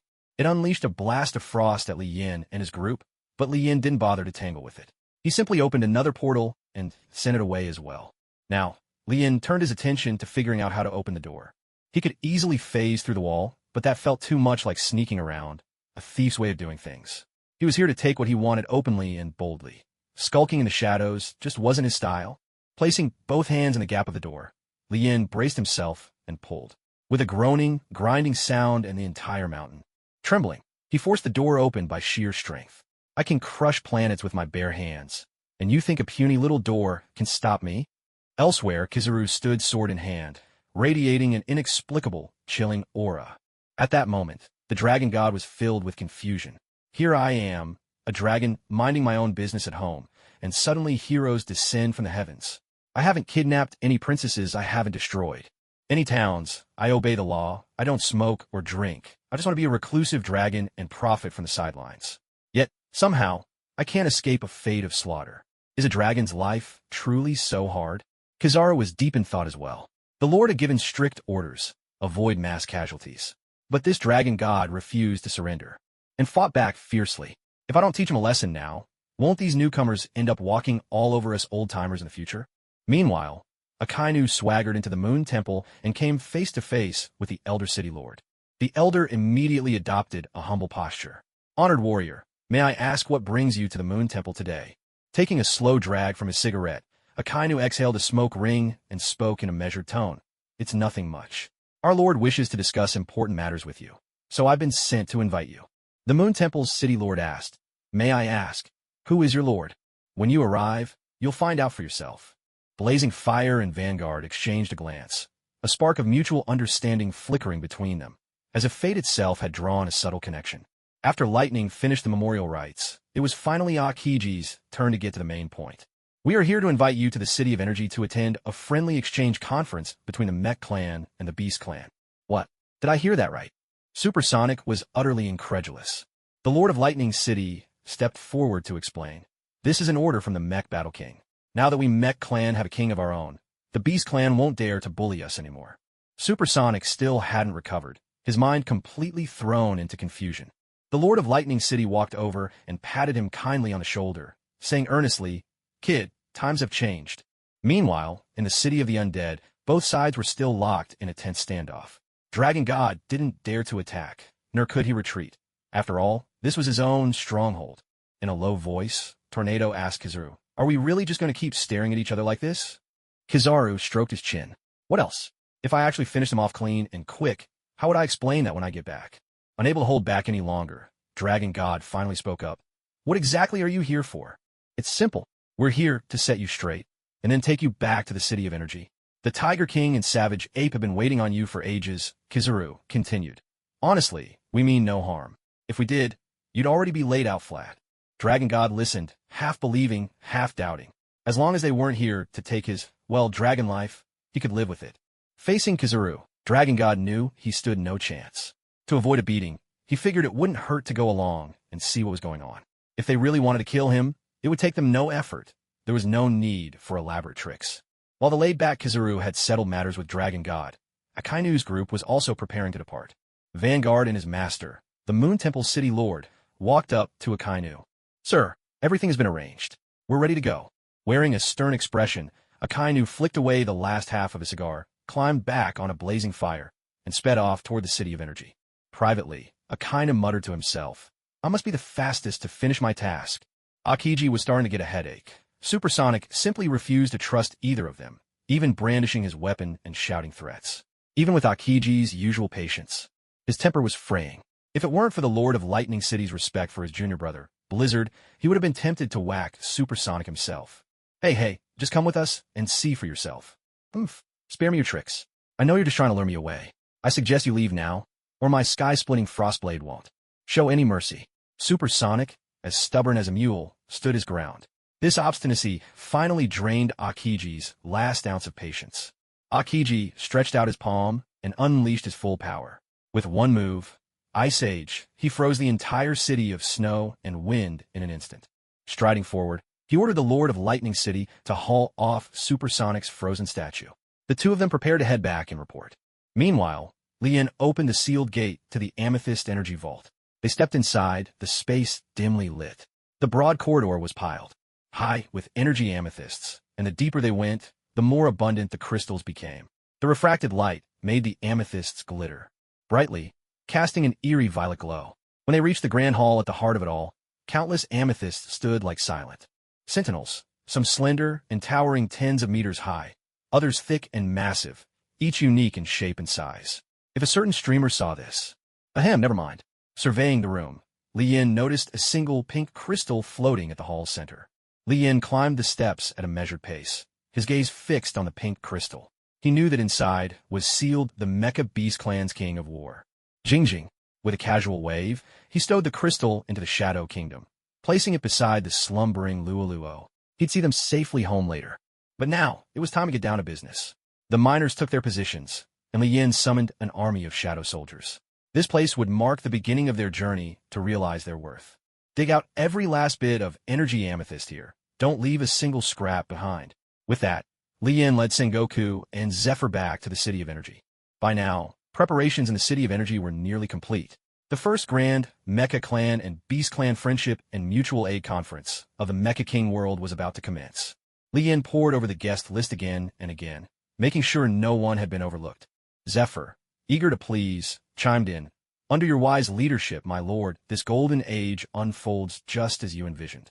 Sengoku, sensing the competition, quickly added, "With your unmatched brilliance, my lord, this little world of the Mecha Kings is easily conquered." Centuries of conflict between the two clans resolved in a flash. Lien couldn't help but feel delighted. Others might think they were just flattering him, but he knew in his heart every word was the honest truth. Truly, loyal subordinates who speak plainly are the best kind. As they chatted, Akainu and Thunderfire were the first to return to the City of Energy. "Your humble servants greet you, my lord. As you commanded, I brought the guests back." Excellent. Well done, Akainu. You completed your mission so swiftly. Someone, see to it that the Lord of Moon Temple and the Vanguard are seated. Akainu stepped aside, quietly waiting for the next person to return. In his heart, he mused that it would probably be Akiji. After all, Kizuru was notorious for his laziness and unreliability. Though he'd curbed this habit somewhat, a dog can't change its ways overnight. Who knew if he was slacking off again somewhere? But today, Akainu had wrongly accused Kizuru. Not only had Kizuru not slacked off, but he had completed his task. He brought both the Tyrannosaurus God and Tornado back at breakneck speed, swiftly returning to the City of Energy. The moment they entered the Grand Hall, the presence of the Tyrannosaurus God drew everyone's attention. Both the Tiger King and Wild Ape fixed their gazes on him. The Moon Temple Lord and Vanguard from the Motorcycle Clan, the Old City Lord from the City of Time, Thunderfire, and many others all watched closely. The Tyrannosaurus God thought to himself, "It seems everything Tornado said was true." Kizaru announced, "My lord, I have returned. I brought back the Tyrannosaurus God as ordered. Though he fought desperately and mustered hundreds of thousands of troops to besiege me, I did not retreat a single step, remembering your instructions at every moment." Lien waved his hand, signaling Kizuru to step down and rest. After all, even hundreds of thousands of Tyrannosaurus gods couldn't defeat Kizuru. Hundreds of thousands of ice wolf beasts? They were barely worth mentioning. Is everyone so competitive these days? Lien grumbled inwardly. After a moment's thought, he realized what was amiss. These subordinates rarely had the chance to prove themselves in front of him, yet still hoped for his rewards to grow stronger. So that's the root of the problem. There's no clear system of rewards and penalties for contributions. I'll need to come up with something solid when I have the time, he resolved. Akiji arrived late, leading in an ice sculpture. The instant he entered the hall, every eye turned to him. After all, everyone had been waiting for his return. Lien looked at the frozen supersonic and asked Akiji, "What happened? Why did you turn him into this?" Akiji forced a bitter smile, feeling thoroughly frustrated. He'd finally managed to show his face, only to run into the most stubborn mule of all. "My lord, this fellow has a terrible temper and a truly obstinate character. No matter how I try to reason with him, he just wouldn't listen. In the end, I had no choice but to tie him up and bring him here." "I see. Since he's so unreasonable, there's no need for him to remain. Someone, drag him away and throw him into the furnace," Lien said calmly. "Wait." The Lord of Lightning City hurried forward, dropping to his knees. "My lord Supersonic is just incredibly single-minded. Please don't judge him too harshly. I guarantee I'll set him straight. Spare his life this once. If he dares make another mistake, punish me along with him." Thanks to the Lord of Lightning City's desperate plea, Supersonic narrowly escaped with his life. The rest of the assembly settled down, sitting quietly in the hall and waiting for Lian's next command. Seeing that everyone had arrived, Lien gave a direct order to close the doors. He instructed the 3 admirals of the Sengoku and Zephyr Navy to lead heavily armed troops and maintain order at the venue. Whether inside or outside, anyone who dared to disturb the peace will be struck down on the spot. No need for a second warning. The interior of the conference hall was grandly decorated. Every banner and sign was in its proper place. With utmost formality, Lien announced the commencement of the meeting and personally shared news that would shape the future of the Mecha King world. Through everyone's hard work, peace has finally been restored to the Mecha King world. The Biker Clan and the Beast Clan have reconciled, and now share a close and friendly bond. However, I believe this peace is only temporary. If we want true and lasting harmony between our two races, we must address the root of the problem. Although solving this isn't difficult for me, for the sake of your enduring peace, I have decided that a mass migration is necessary for all of you. Everything else was mere preamble. It was this final sentence that Lien truly wanted to say. The Tyrannosaurus Lord glanced at the Tiger King and whispered, "Is he talking about us? Somehow this doesn't quite add up." The Tiger King replied, "Whatever the Sage Lord says, we will do. It may not be what we did, but it is what we must achieve." Wild Ape also chimed in quietly, "What does migration mean? Are we being told to move? But where would we even go?" The Biker Clan managed to keep their composure outwardly, but inwardly, confusion swirled among them as well. Lien continued, "You probably have a lot of questions right now. Let's do this. Both the Biker Clan and the Beast Clan may each ask me 2 questions." After conferring among the 3 Beast Kings, the Tiger King spoke first. "Sage Lord, we are curious about the migration you just mentioned. What exactly does it entail?" Lien replied, "Migration means taking every living being here to another world, a world rich in resources and vast in land. There, all of you will enjoy better lives, free from conflict over territory." The Tyrannosaurus Lord asked. Sage Lord, if we follow you, will our power continue to grow? Absolutely, Lian assured them. This world has imposed limits on your strength. Once you leave these restrictions behind, you'll no longer be bound by this world's rules. Each of you can advance without limit. Given the large numbers among the biker clan, they discussed briefly and decided that Lord of Lightning City and Lord of Moon Temple would pose their questions. The Lord of Lightning City spoke up. Sage Lord, what we of the biker clan care about most is whether our future lives will be plagued by endless war or granted peace and stability. Endless war would mean constant danger for everyone, but if peace and stability were assured, then migration would not be a concern. You will have the freedom to choose, Lian replied. Those who wish to grow stronger can fight as much as they desire. Those who long for seclusion may live peaceful and quiet lives. The Moon Temple City Lord spoke up.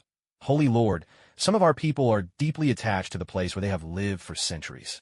They are extremely reluctant to leave. Is that permitted? A faint smile played at the corner of Lian's lips. Of course not. Well then, you've asked all your questions. Does anyone still have any doubts? The crowd exchanged looks and muttered among themselves. It seemed as if they understood, yet at the same time, nothing was clear at all. Once the meeting concluded, Lian gathered with a few of the Warring States leaders. He intended to share with them his earlier idea for a reward system. I'm planning to establish a mission system, Lian began. I'll assign tasks to you in the form of missions. Based on how well you complete them, you'll earn points. Think of points as a kind of currency. You can exchange them with me for whatever power you need. This is just my initial concept. It'll still be a while before it's put into practice. When Lian finished speaking, the eyes of the Warring States leaders lit up. It was the pursuit of ever greater strength that had driven them to follow Lian in the first place. And now, looking back, their decision seemed all the wiser. The leader of the Warring States quickly voiced his loyalty. We will obey the Holy Lord's every command. We are willing to follow you forever. Lian laughed. Enough with the flattery. As long as you serve me well, I will make sure you are rewarded. Elsewhere, the three battle kings, Tiger King, Savage Ape, and Tyrannosaurus God, had gathered together. They dissected every word Lian had uttered at the meeting, overanalyzing his statements down to the last detail. The Holy Lord said there will no longer be any upper limit to our strength, mused Tyrannosaurus God, weighing his words carefully. That means we can grow even stronger, which is fantastic for us individually. But there are pros and cons. After all, we'll be serving someone else. Savage Ape, bold and forthright, had little patience for such convoluted thinking. In his eyes, following Lian and gaining more power was the ultimate boon.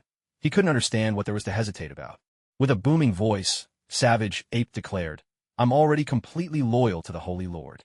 The two of you had better not entertain any other thoughts, or else I'll be the one seizing all the credit. Tiger King shot him a look that was equal parts exasperation and amusement. What if they did have other ideas? The real issue was that none of them would dare act on them. As for Savage Ape's supposed chance at glory, he'd already been beaten badly before. If he kept misjudging the situation, he'd probably end up melted down in a scrap. Meanwhile, the Motorcycle Clan held their own private discussion. The atmosphere was much calmer. Their main concern was how to safeguard the interests of their entire clan once they pledged allegiance. In the blink of an eye, 3 days passed. Outside the City of Energy, everyone in the Mecha Battle King world had assembled.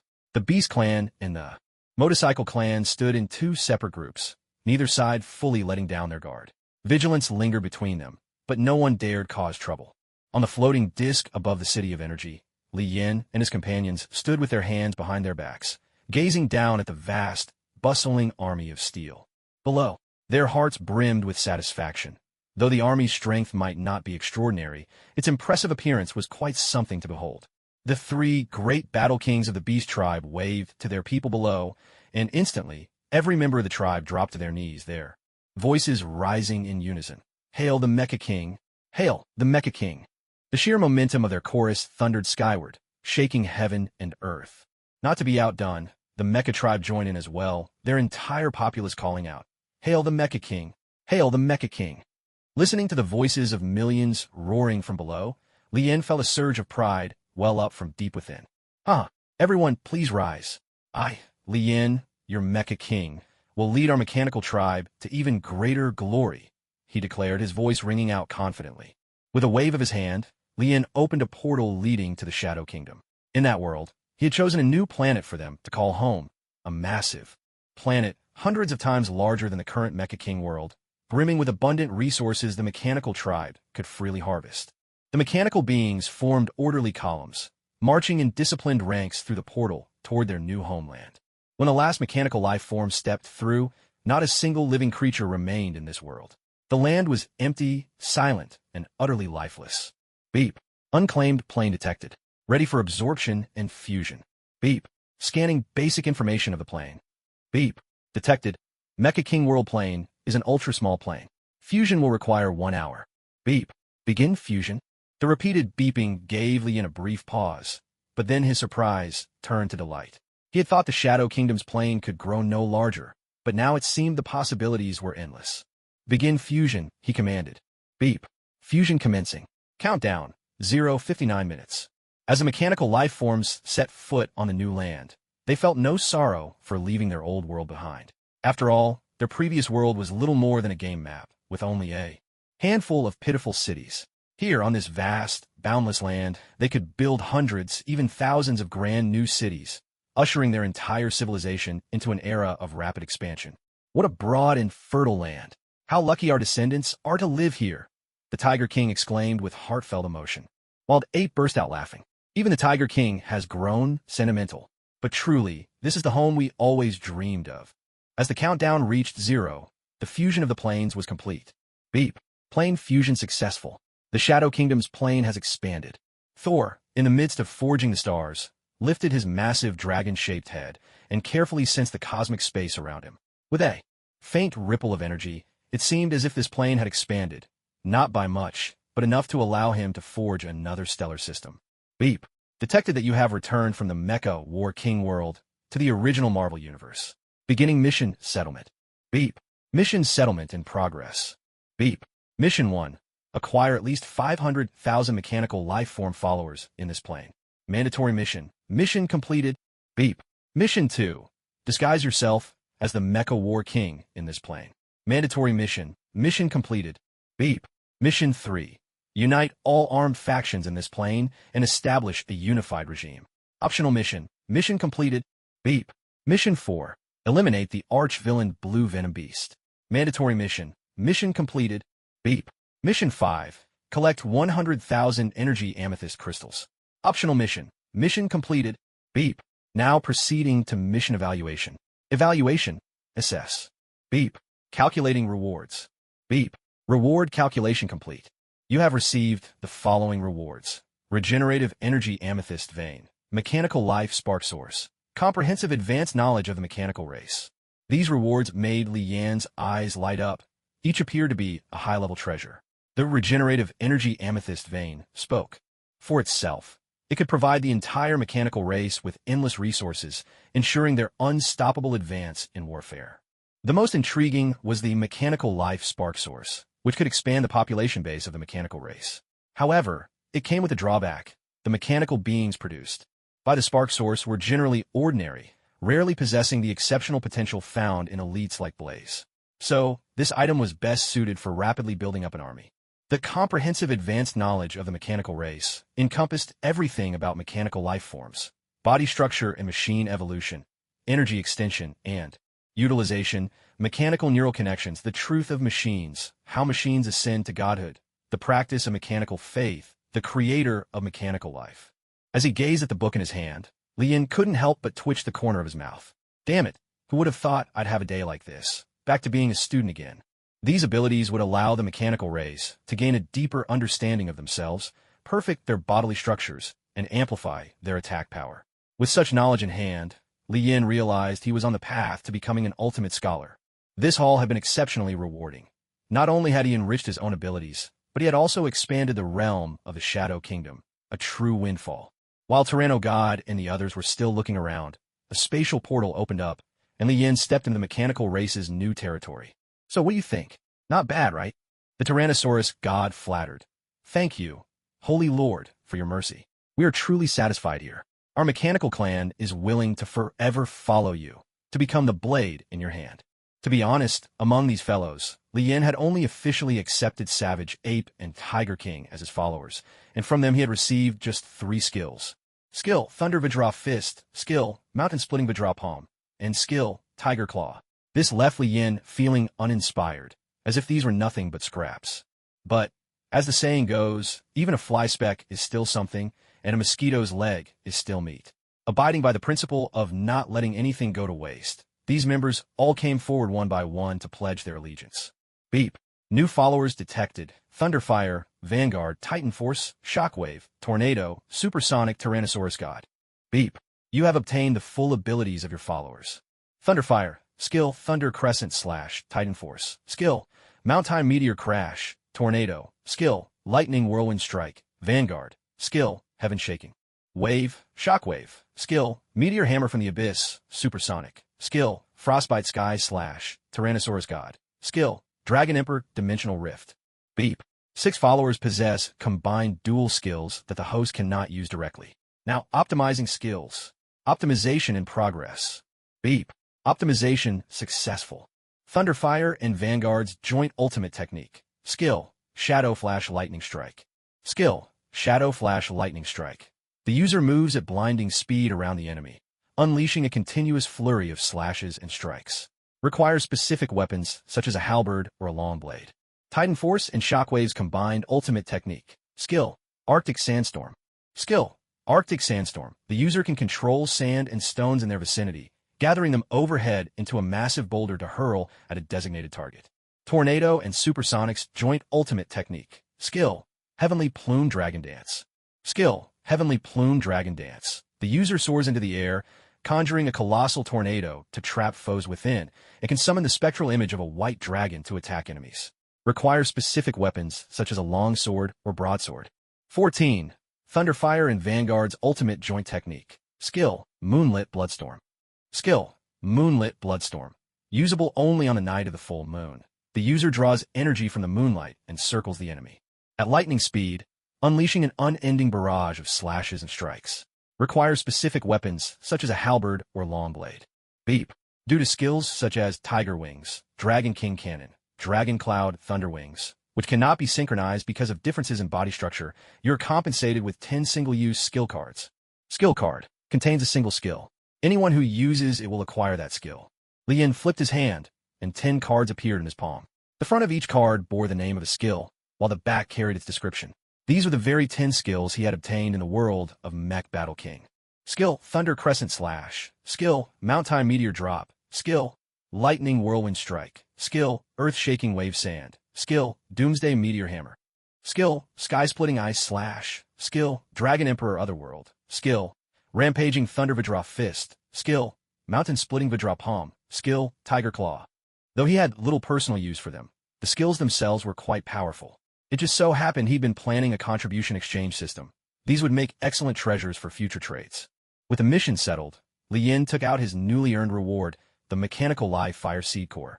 The item was massive in size, resembling a gigantic golden tower, not unlike the barracks in those tower defense games. Lien found a clear spot and set it down. The entire structure was forged from jet black steel, exuding a strong sense of futuristic technology. He wasn't sure how well it would work, but after a thorough inspection, he finally figured out its purpose. Stepping inside the towering structure, he discovered a dedicated control room, an area accessible only to those with the proper clearance. Gazing at the virtual interface projected before him, Lien couldn't help but admire its professional design. After a flurry of deft operations, a series of virtual images of the mechanical race appear before him. Iron Beasts, Panther Beasts, Motorcycle-type mecha, Car-type mecha, and more. He could even design his own custom mechanical life forms, though that would require a solid grasp of mechanical engineering.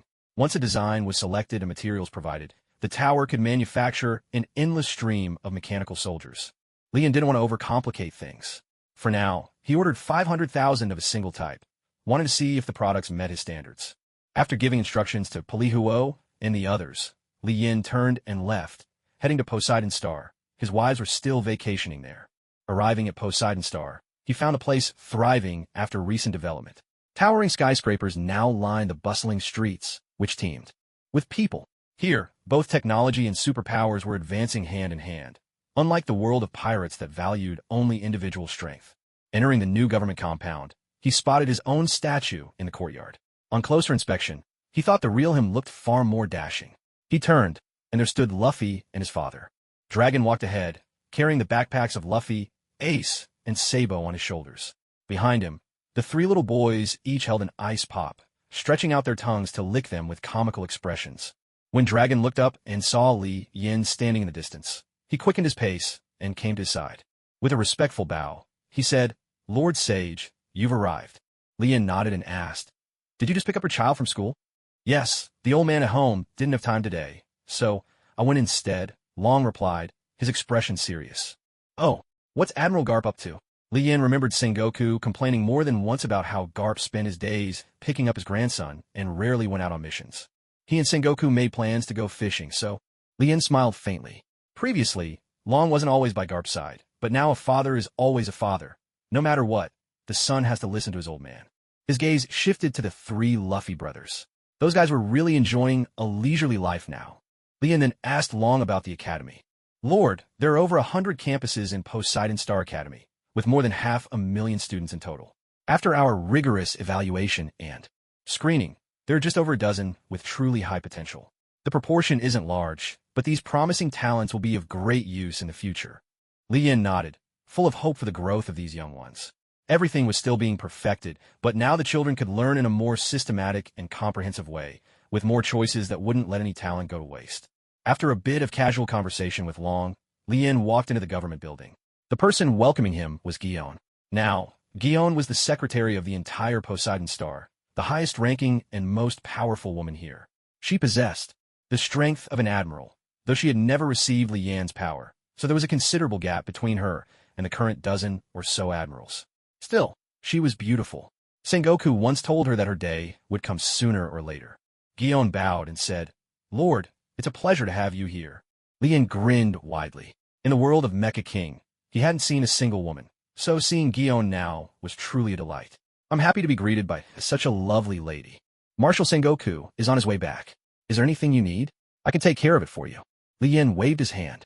"No, nothing in particular. Where are the ladies?" Gion replied, "They went hunting on the northern continent." Li Yin frowned. According to the map of Poseidon Star, there were 4 supercontinents. The one he was currently on, Poseidon Continent, then the Highland Continent, the Northern Continent, and the Beast Continent. Poseidon and Highland were relatively safe, without large dangerous beasts. But the Northern and Beast Continents were far more perilous. Noticing Li Yan's frown, Gion quickly added, "But please don't worry. We have Admiral Zephyr, Kizaru, Isho, Barrett, and 50,000 elite Marines escorting them. Nothing will go wrong." Li Yin wasn't worried about any mishap. Rather, he was concerned that they might go overboard and wipe out all the ferocious beasts. Forget it. Let them have their fun. At that moment, Sengoku hurried over, dressed in casual wear, slippers and beach shorts, while Garp followed behind, carrying a bucket and a fishing rod. Now that they didn't have to worry about pirates, life had become quite pleasant for them. "I brought up that mission contribution system before. How's your design coming along?" Sengoku quickly called out to Gion, asking her to fetch a copy of the prepared documents from the safe. Li Yin took the materials and studied them carefully. Soon, a plan was already forming in his mind. Aside from the 8 great demon auras and the 10 newly acquired skill cards, plus the Pirate World character card from the last mission, he didn't have many items that could directly boost his strength. However, he could still provide some advanced technology weapons, or even commission a fresh batch of artifacts from the dwarves of Nidavellir. Calculating this way, it seemed more than enough to handle the current situation. Sengoku waited on the side, cautious and attentive, worried that Li Yin might not be satisfied with the plan they had drawn up. After all, the era of sole authority was over, and now there were 13 admirals in the government system. Everyone's opinions had to be considered. Garp, standing nearby, was also skeptical. Some of those folks would fill in every little thing, big or small, just to rack up more points. They truly stopped at nothing. "I'm quite satisfied with your suggestions," Li Yin said, "but a good number of them don't really count. For example, things like buying groceries for the Lord or standing guard for the Lord. These are everyday chores, and there's no need to bother you with those. So they shouldn't be included at all." Sengoku replied, "Understood, my lord. We'll go back and revise it again." "All right, do your best to finish it soon. That way, you'll get what you want a bit earlier, too." Garp asked, "My lord, who'll keep track of our points? Or who do we go to for exchanging them for rewards?" "Don't worry. I've already made arrangements. I'll assign the shadow soldiers to handle it. There won't be any mistakes." Since his wives were having a good time, Li Yin decided not to disturb them. Besides, it was a good chance to give his little buddy a well-deserved break. It had been working overtime lately. With that, Li Yin returned to the Marvel Universe, heading to Ego's planet to check in on Rick. Following Li Yan's instructions, Rick had been conducting experiments with devil fruits and had recently made a new breakthrough. Previously, Rick could only manage to grow one fruit at a time, which wasn't very useful. But now things were different. He began researching the vines that bore the devil fruits and succeeded in creating a kind of superpower potion. Initially, after several experiments, each time a devil fruit matured, it would simply fall off and the vine would wither quickly. But now, at the very moment the fruit ripened, Rick collected the vine for further testing. Through juicing, extraction, concentration, and a series of complex procedures, he managed to produce a superpower potion with absolutely no side effects. The result of Rick's experiment was a Logia-type flame fruit. After taking the potion, one could wield the same abilities as if they had eaten the devil fruit itself. Although the potion came without any side effects, its power was far less than that of the real fruit. So much so, in fact, that they were worlds apart. Even so, these potions still played a rather significant role. While their offensive power was a far cry from the original fruits, they could be used to grant all sorts of support. Abilities. Imagine the float fruit, the Momo fruit, the diamond fruit, the gold fruit, the imitation fruit, the Dordor fruit, the rubber fruit, the venom fruit. If potions made from these were used, they could greatly enhance one's combat capabilities. Afterward, Rick also showed Li Yin the superpower serum he had developed for Apocalypse. This serum could elevate the level of a superpower, strengthening one's abilities. Upon taking the serum, Apocalypse experienced a tremendous boost. Almost all of his powers advanced by a level, with several formidable abilities inside him now enhanced to level 5. Watching Rick holding the superpower serum, Li Yin accepted it, brought it up to his eyes for a closer look. The blue liquid inside was remarkably clear. He pulled out the stopper and took a cautious sniff. There was no strange odor at all. Li Yin tipped his head back and downed the serum in one go. Immediately, a wave of heat surged through his abdomen, and his entire body flushed as red as a steamed crab. Fortunately, aside from that, he didn't feel much else. After a while, his skin returned to its normal color, and the internal heat faded away. However, he couldn't sense much of a change in his own strength. Ultimately, his foundation was already so powerful that this boost barely made a difference to his overall might. Not bad. Keep researching that first type of devil serum. It really has a lot of potential. See if you can ramp up production. Yes, my lord. With your approval, I'll give it my all. At that moment, Lu Fa approached. Now that the Azura armor had been requisitioned by Li Yin, his own strength ranked only in the middle to lower tier of Li Yan's followers. Inspired by Apocalypse's determined efforts to grow stronger, he too sought Rick's help. But unlike Apocalypse, who was a mutant and possessed things that interested Rick, Lu Fa had nothing special aside from his Vajrapestle. Your subordinate greets you, my lord. Rise. What brings you here? Li Yin asked. Lu Fa replied. I wish to become stronger, so that I can shoulder more of your burdens, my lord. Li Yin thought it over. He did have many followers now, but only a handful truly stood out. Lu Fa's current abilities didn't offer much help at his side. Given how eager he was to improve, it was only right to give him a hand. Very good. I'm glad you think this way. It's a good thing to want to grow stronger, but don't rush it. Take your time. The last time Li Yin obtained 3 peak skill card from the pirate world, he used one while granting Ben Beckman his abilities, choosing the peak era Blackbeard, the man who possessed the power of 2 devil fruits. Now, this Blackbeard peak skill card can still be used twice, which is perfect for enhancing Lu Fa. After being strengthened, Lu Fa left the Vajrapestle with Rick for research, then went out alone to test his abilities. Among his followers now, aside from the weak mechanical tribe members from the Mecha King world, there were no other weaklings left. Returning to his apartment in New York, he pushed open his own front door and walked in alone. The empty house felt as if it was missing a thoughtful and beautiful maid. Pietro was still working at S.H.I.E.L.D. These days, he had grown much more mature than before. Wanda was right. Following Coulson around, Pietro really had learned a lot. He had become more capable, responsible, and steady. Thor was now confined to Asgard by Odin. The last time he and his brother caused a commotion on Earth with Pietro and his girlfriend, Odin felt deeply embarrassed. But unlike Loki, Thor had a girlfriend waiting for him on Earth. For a young man full of energy, being kept apart day after day felt like an eternity. Lately, he had been pestering Loki, trying every trick to learn how he might sneak out of Asgard. The formation of the Avengers placed even greater burdens on Nick Fury's shoulders, but also gave him more power than ever before. He was like a sleeper agent planted inside S.H.I.E.L.D., and now he had risen to the top, just waiting for the moment to close the net. He sat on the couch, legs propped up on the table, fingers interlaced behind his head, pondering how best to break the current situation and build something new from the ashes. S.H.I.E.L.D. was at a critical crossroads, its very survival at stake. There were few subordinates he could trust completely, and with a single misstep, his own life could be at risk. This weighed heavily on his mind. Lying on a sofa at home, Li Yin lit up a premium cigar that Tony Stark had gifted him. Even though Tony himself didn't smoke, money and connections could still get him a collector's edition. Exhaling a slow stream of smoke, Li Yin couldn't help but savor the difference. The taste was far superior to anything he'd tried before.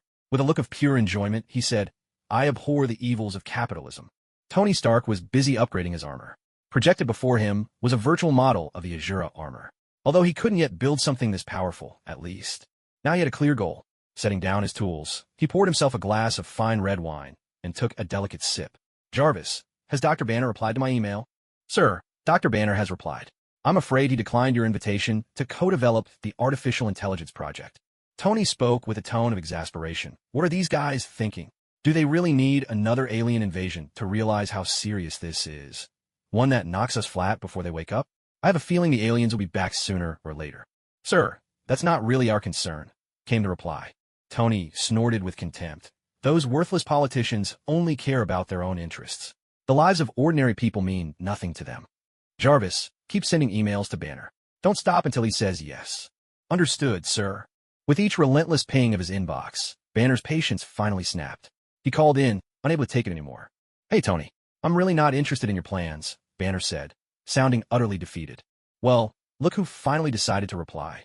Dr. Banner, as members of the Avengers, isn't protecting Earth supposed to be our top priority?" Tony pressed.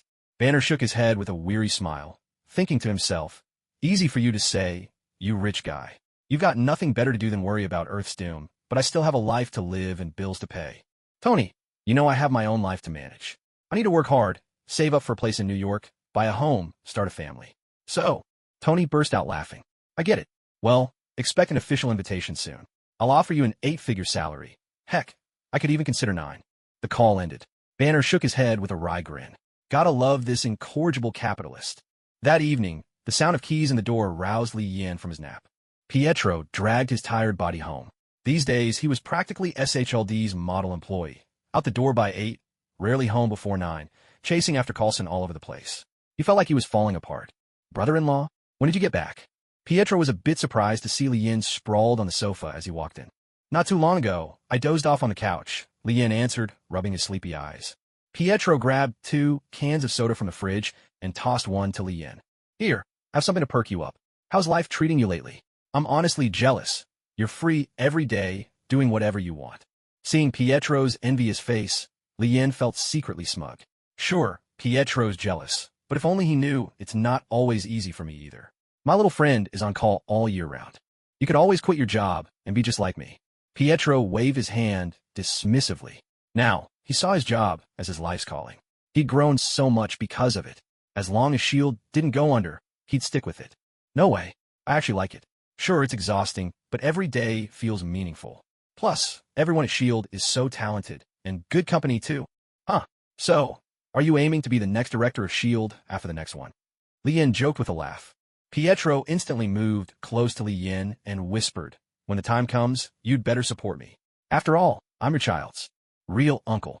I'm about to start my political career, and that means your kid will be considered the offspring of someone powerful." "Don't worry, I'll support you," Li Yin replied.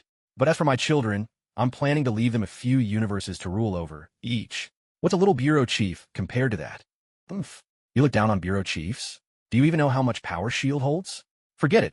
I can't share those secrets with you. Just remember to help me when the time comes." With that, Pietro got up and went back to his room. After a long day, all he wanted was to get some sleep as soon as possible. But Pietro's words left Li Yin deep in thought.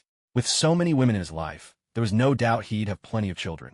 If he didn't work harder, the inheritance each child got would be pitiful. Maybe not even a whole universe.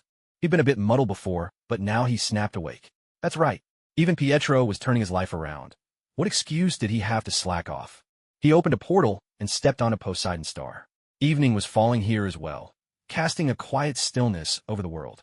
He found his wives, lounging together, enjoying roast meat and red wine, each with a look of utter contentment, like a group of wealthy ladies savoring a leisurely afternoon. "Looks like I'm the extra wheel here," Li Yin joked at his own expense. Vados hurried over, slipped her arm through his, and brought a perfectly grilled piece of meat to his lips. As Li Yin took a bite, she pouted playfully. "Well, does it taste good? I grilled it just for you." He chewed and swallowed, thinking to himself, "You must have known I'd show up. How dare you fib?" Just wait till I pull down your pants and give you a spanking. No, I mean a real spanking. Out loud. He replied honestly, of course, anything my wife grills is delicious. He found a seat, and Wanda, Hela, and the others began fussing over him one by one. Lian just sat back like an emperor, signaling with his eyes whenever he wanted something to eat, opening his mouth when the food arrived, arms around a beauty on either side, enjoying fine food and affection all at once. If Pietro were to see this, he'd probably be jealous to death right on the spot. Lian began telling them about his recent adventure in the motorcycle world. I visited a world ruled by machines. The combat prowess there's pretty low, and aside from the machine race, it's just a barren wasteland. Nothing much to see. Still, it wasn't a wasted trip.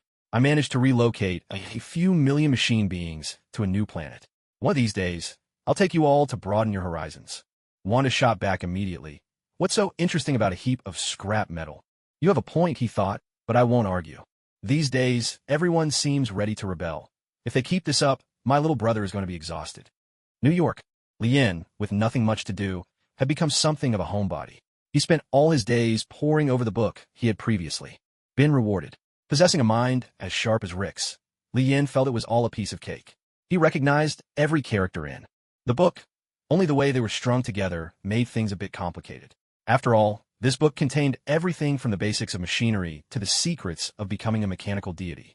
Whoever possessed this book would become a true creator. He closed the comprehensive guide to advanced mechanical knowledge. After more than 10 days of diligent study, he had already mastered half of its contents. In another 2 weeks, he would be ready to graduate. To put theory into practice, Lian decided to create his very first mechanical life form. He had prepared a top-tier military tank for the occasion. Oh, and by the way, this had absolutely nothing to do with the tank that went missing from the military base a few days ago. Sure, it looked identical, but this one bore the Lee family name. The fighter jet next to it was much the same story. It resembled the one the military lost, but this one didn't have GPS tracking. So, clearly, there's a world of difference. Lian channeled what he called mechanical energy into the tank before him. Instantly, a structural model of the tank appeared in his mind, followed by a whole array of possible transformations, command type, leader type, armed gravity type, an endless variety, each with its own unique flair. He could even customize the type to suit his preferences. Casually, Lian selected the leader type and reinforced the tank with a generous amount of vibranium, forming an armored shell around it.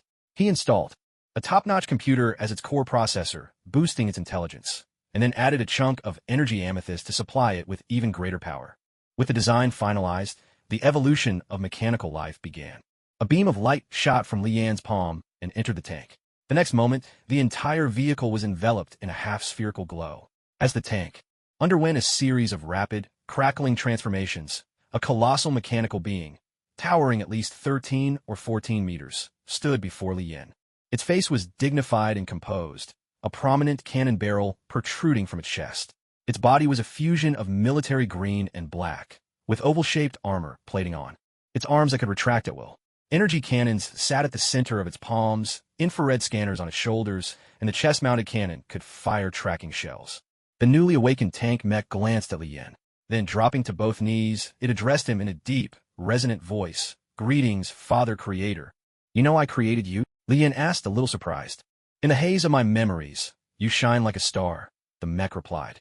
"Well, that was quite the compliment. Do you have a name?" Lian inquired. The tank mech shook its head. "Please, Father Creator, grant me a name and my purpose." Naming things had never been Lian's strong suit. All he could think of when it came to tanks were titles like King of the Battlefield or War Machine. His purpose in creating this tank mech was to have it lead the entire mechanical tribe, Pilahu, Tiger King, and all the rest, so the name had to be powerful and commanding. Jean Ba. From now on, your name will be Jean Ba. I hope you become the cannon in my hand, blasting all my enemies to pieces. After making sure Jean Ba stood obediently to the side, Lian began to upgrade the fighter jet with mechanical evolution.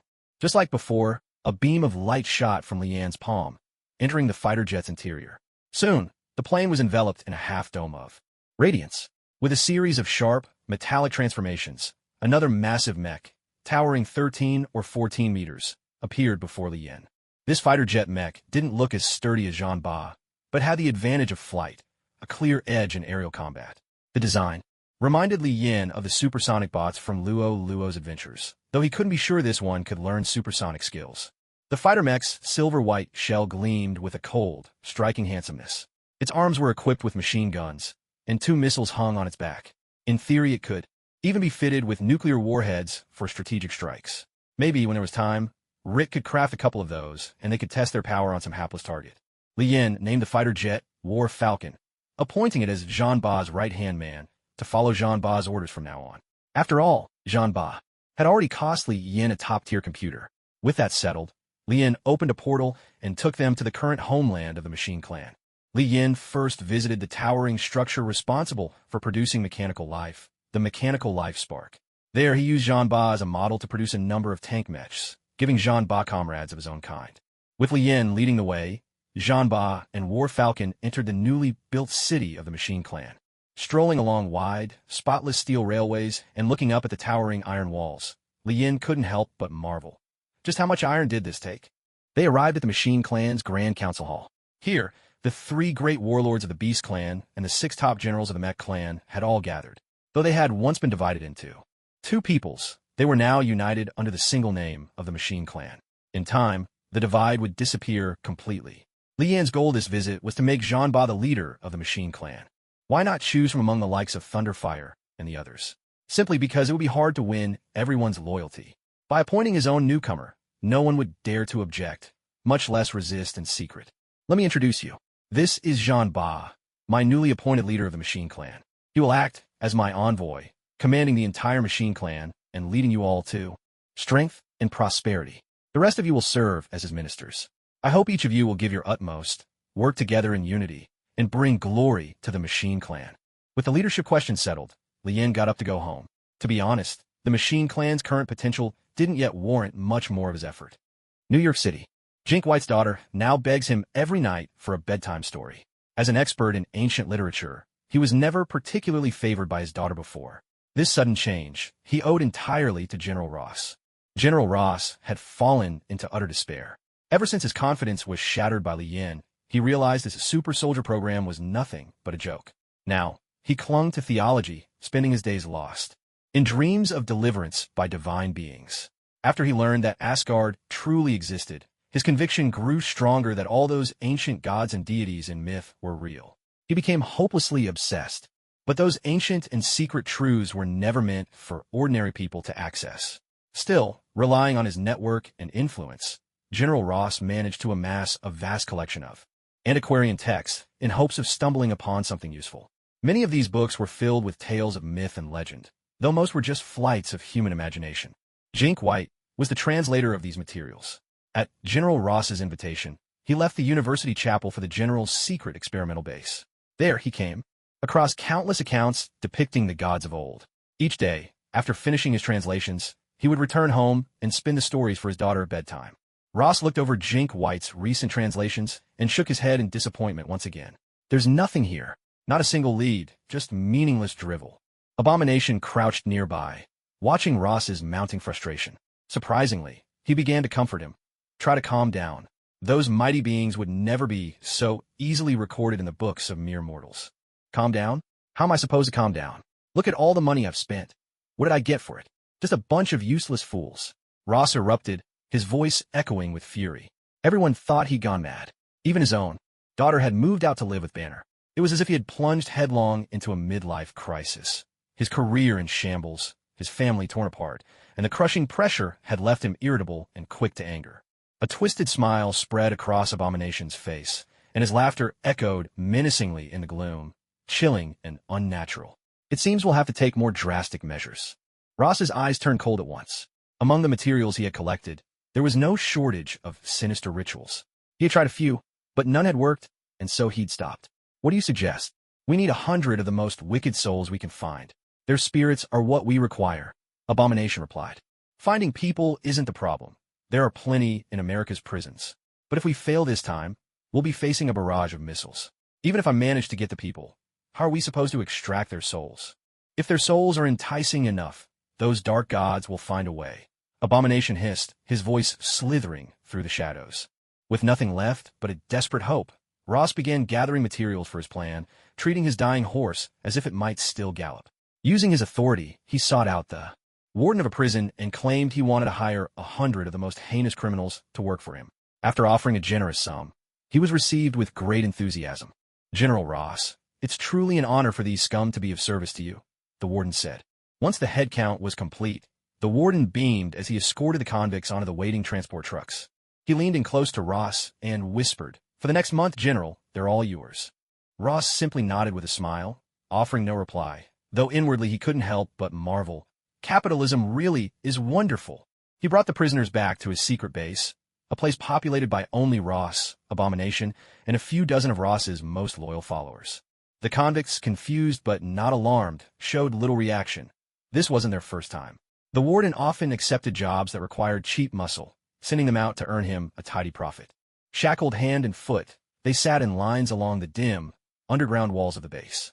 Many speculated in whispers perhaps this was a tunnel project and they'd been brought to dig. Others guessed it might be a sewer, and they were there to clear blockages. But regardless of the task, even if it meant cleaning toilets, choice was not theirs to make. The sound of footsteps echoed through the hall. Ross strode forward and stood before the assembled men, regarding these sacrificial lambs with a chilling smile. He had no interest in addressing those doomed souls. One glance told him, under the eyes of his soldiers, the prisoners were keeping in line. Turning to Abomination, Ross asked, "I've brought them in. What's the next step?" Ross was far more cunning than Abomination, but in this matter he was grasping at straws. After all, Abomination had once glimpsed the Hell Lord Mephisto. Abomination replied, "Kill them all. Their wicked souls will surely draw Mephisto to us." "Are you sure? No need for a ritual?" Abomination knew little of such things, only that Mephisto craved evil souls. He added, "Then while we kill them, we'll pray to Mephisto, begging him to grant us power." And so these two fanatical servants of evil began a ritual of unspeakable cruelty. They ordered the soldiers to usher the 100 prisoners into a grand hall prepared for the ceremony, forcing them to kneel in a ring, shoulder to shoulder. Once everything was set, the soldiers withdrew and locked the heavy doors behind them. Now it was Abomination and Ross's turn. When the convicts laid eyes on Abomination, panic erupted. The creature looked every bit the man-eating monster, and the prisoners leapt to their feet, desperate to escape. But the thick iron doors barred any hope of flight. Thud, thud, thud. The pounding on the iron gate grew frantic as fear drove them to hurl themselves against it, their mouths unleashing terrified screams. Some were so scared they wet their pants, their legs unable to hold them upright, let alone run. And then, with a guttural roar brimming with hatred, the slaughter began. Abomination smashed a man's skull with a single punch, then sent another flying with a swipe of his massive hand. The force was so great that the victim shot across the room like a cannonball, embedding violently into the wall. The rest of the convicts scattered in chaos across the vast hall, desperation for survival compelling them to search wildly for any exit. Abomination's bloodthirsty nature was finally unleashed. He grabbed 2 criminals, one in each hand, and slammed them together with such brutality that their bodies were torn apart in moments. Another was seized, one hand gripping the head, the other clutching the feet, and with a savage pull, split cleanly in two. While Abomination indulged in carnage, Ross stood nearby, fervently praying and singing the praises of the great Mephisto. In less than 3 minutes, 100 convicts had met their gruesome end at the hands of Abomination. He stood atop the sticky, blood-soaked floor, wiping gore from his hands, while the stench of blood made Ross nauseous. A chilling, bone-deep laugh echoed through the hall. "Ha ha ha, what a delicious feast. Who prepared such a sumptuous dinner for me? I must thank them properly." That haunting laughter sent a shiver down Ross and Abomination's spines. They knew the true master had arrived. Mephisto's soul projection materialized before them. It was Ross's first time seeing him. He stared intently, curiosity burning in his gaze, but no matter how hard he tried, no matter how wide he opened his eyes or how much he focused, he could never make out Mephisto's face, nor remember the shape of his form. Mephisto glanced at Abomination, as if recalling something. "Ha ha ha, the green-skinned monster. We do seem to be destined to meet, don't we? Speak, what do you two insects want from me?" Having just consumed 100 wretched souls, Mephisto was in a good mood. But as a demon, those souls were nothing but an appetizer. The real feast would be the souls of Ross and Abomination. Ross spoke up. "We need power. Grant us strength, and we will bring you countless sinful souls. We will worship you forever." Ha ha ha. The eerie laughter rang out once more, sending chills through Ross and Abomination. Their legs trembled uncontrollably. Without another word, Mephisto produced a contract. Drip your blood on this, both of you, and I will grant you great power. Ross and Abomination hesitated not for a moment. All their previous efforts had been for this day. Their benefactor was no saint, but neither were they. Both were steeped in sin. It was a fair trade, and they had no reason to waver. Without the slightest hesitation, the two of them pressed their blood onto the contract held in Mephisto's hand. Accompanied by Mephisto's sinister laughter, he bestowed upon Abomination the power of hellfire, and granted Ross the corrosive force that could consume all. With the power received from Mephisto, Abomination's entire body burst into blazing flames. As the hellfire scorched his flesh, all his muscles vanished, exposing the thick bones within. Now, Abomination was nothing more than a gigantic skeleton wreathed in fire. He bore a striking resemblance to the Ghost Rider, both wielding the unstoppable force of hellfire and nearly immune to physical attacks. However, unlike Ghost Rider, Abomination lacked the spirit of vengeance, and, being the very personification of evil, could not wield the Eye of Judgment. Empowered by hellfire, Abomination's strength soared. At this point, he could easily overpower the Hulk in his normal state, and even Thor would be no match for him. Iron Man, for his part, could hardly pose a threat. From the bottom of the barrel, he had transformed into a formidable force, a true underdog rising to prominence with a spectacular reversal of fortune. Ross, on the other hand, gained the ability to corrode. His complexion turned pale, and his already graying hair became pure white, not a trace of black remaining.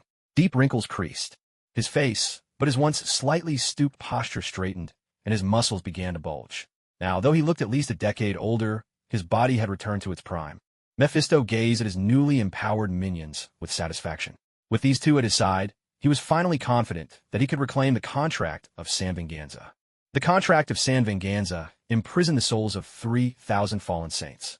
For over 1,000 years, Mephisto had plotted and cultivated a village called Venganza, whose people had been devout believers in God for generations. In the end, the entire village became saints. Then, through a carefully orchestrated injustice against a beautiful woman, Mephisto led the whole village into corruption. According to the contract, some souls became Lucifer's minions, and the most powerful of them were sealed within the contract itself. Originally, Mephisto intended to forge a powerful demonic artifact and open the gates of hell at the site of the old village. Yet, due to a series of unforeseen events, the contract of San Venganza remained in the mortal world. Dr. Banner dressed neatly. Today marked his first day working at Stark Industries. His girlfriend, Betty, was delighted with his new job.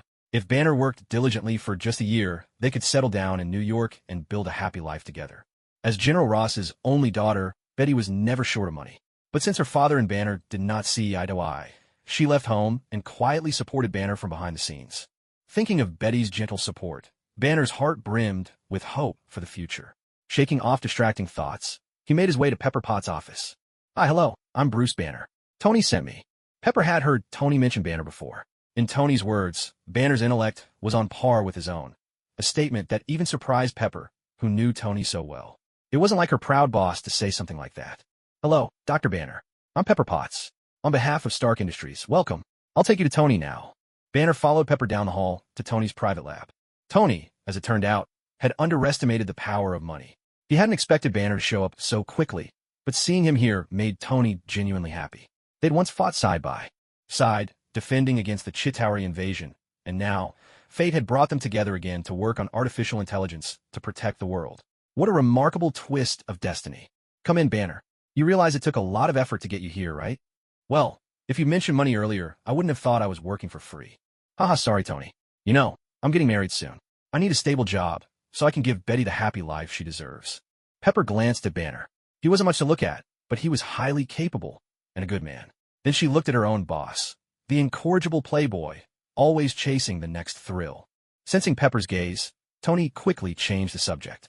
"So, Banner, I brought you here to work on next-generation artificial intelligence. In other words, to give robots life." New York. With Wanda and the others returning, Leanne's home was lively once again. Jean hadn't been back to the Mutant Academy in a long time and was starting to miss her friends there. Leanne himself hadn't visited Xavier's school for quite a while. "I must be the world's worst health and biology teacher. How could I only give lessons to Jean?" A luxury car rolled to a stop at the gates of Xavier's school, and Professor X, along with several others, personally came out to greet them. Thanks to Leanne, Apocalypse wasn't defeated by the mutants. Instead, he'd become their spiritual leader, uniting all mutants under one banner. Magneto and the others had become his devoted followers and most capable lieutenants. These days, Magneto's influence among mutants far surpassed that of Professor X. Yet, despite their power, Magneto and his group hadn't done anything extreme. After taking S.H.I.E.L.D.'s advice, those clueless politicians didn't dare provoke the mutants any further. Abomination's eyes flickered with menace as he clenched his fleshless hand. In the next instant, he seized Ross by the head, lifting him off the ground. Baring his massive, fawn-lined jaws, he growled, each word dripping with threat. "Now, you have to listen to me. Otherwise, I'll crush your skull." Ross's face was ashen with rage. Suspended in midair, he punched and kicked at Abomination, unleashing his family's secret techniques, the frantic fist and the wild kick. His moves were fierce and frantic, but utterly ineffective. Abomination's grip only tightened, the crushing force around Ross like an iron band squeezing his skull, sending waves of pain through his head. All right, let me go." Ross finally surrendered, unable to bear it any longer. Abomination released him, and Ross crashed to the ground. Lying flat on his back, Ross roared in frustration, demanding, "Why now? Why didn't you do this before?" Abomination opened his monstrous jaw, baring rows of razor-sharp teeth, his face twisted into a terrifying sneer. "It's simple. Before I didn't dare, but now I see a chance to keep getting stronger. Mephisto has given me power. He's also given me ambition." He scoffed at Ross's unwillingness to submit. "Fool, you think you're so strong? Have you forgotten how I was utterly destroyed back then?" Though it had been a long time, the memory was still vivid. Each time Abomination thought back to that day, a cold shudder ran through him, fear etched deep in his bones. Ross listened, his own swelling arrogance quickly deflating. Back then, Abomination, who thought himself unbeatable, ended up like a mangy dog, no better than garbage washed up on the shore. They're nothing compared to Lord Mephisto. The moment Mephisto's name was spoken, Ross straightened his back, brimming with bravado. He warned Abomination, "Don't forget, I'm also a loyal follower of Lord Mephisto. If you kill me, the Master will never forgive you." Abomination bent down and wrapped his hand around Ross's throat, lifting him off the ground once more. This time, his grip was almost gentle, and he brought his face close to Ross's ear. Ross, misunderstanding the gesture, thought Abomination was about to devour him in a fit of bestial rage, and he flailed his arms in panic. But Abomination's strength was not something Ross could shake off. Even with his new corrosive abilities, useful against ordinary people or inanimate objects, they were utterly powerless against Abomination, ablaze with hellfire. With his mouth close to Ross's ear, Abomination whispered, "Do you really think Mephisto is invincible? If he were, I wouldn't have had to die over and over again." Ross froze, shocked. Was all his effort about to be wasted? Abomination set Ross back on the ground. A wave of bitterness flooded Ross's heart.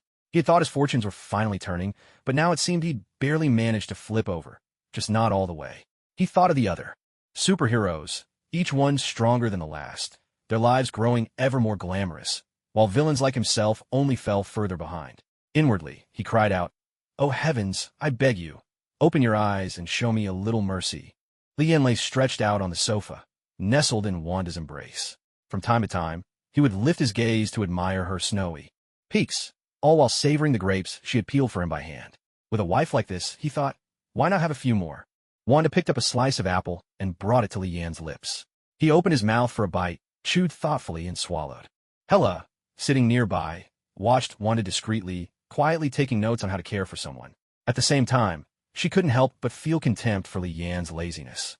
She thought to herself, if I had his power, I'd have conquered the universe by now. I'd marry a wife just like me, but only one, unlike a certain scoundrel who's managed to collect 5 wives.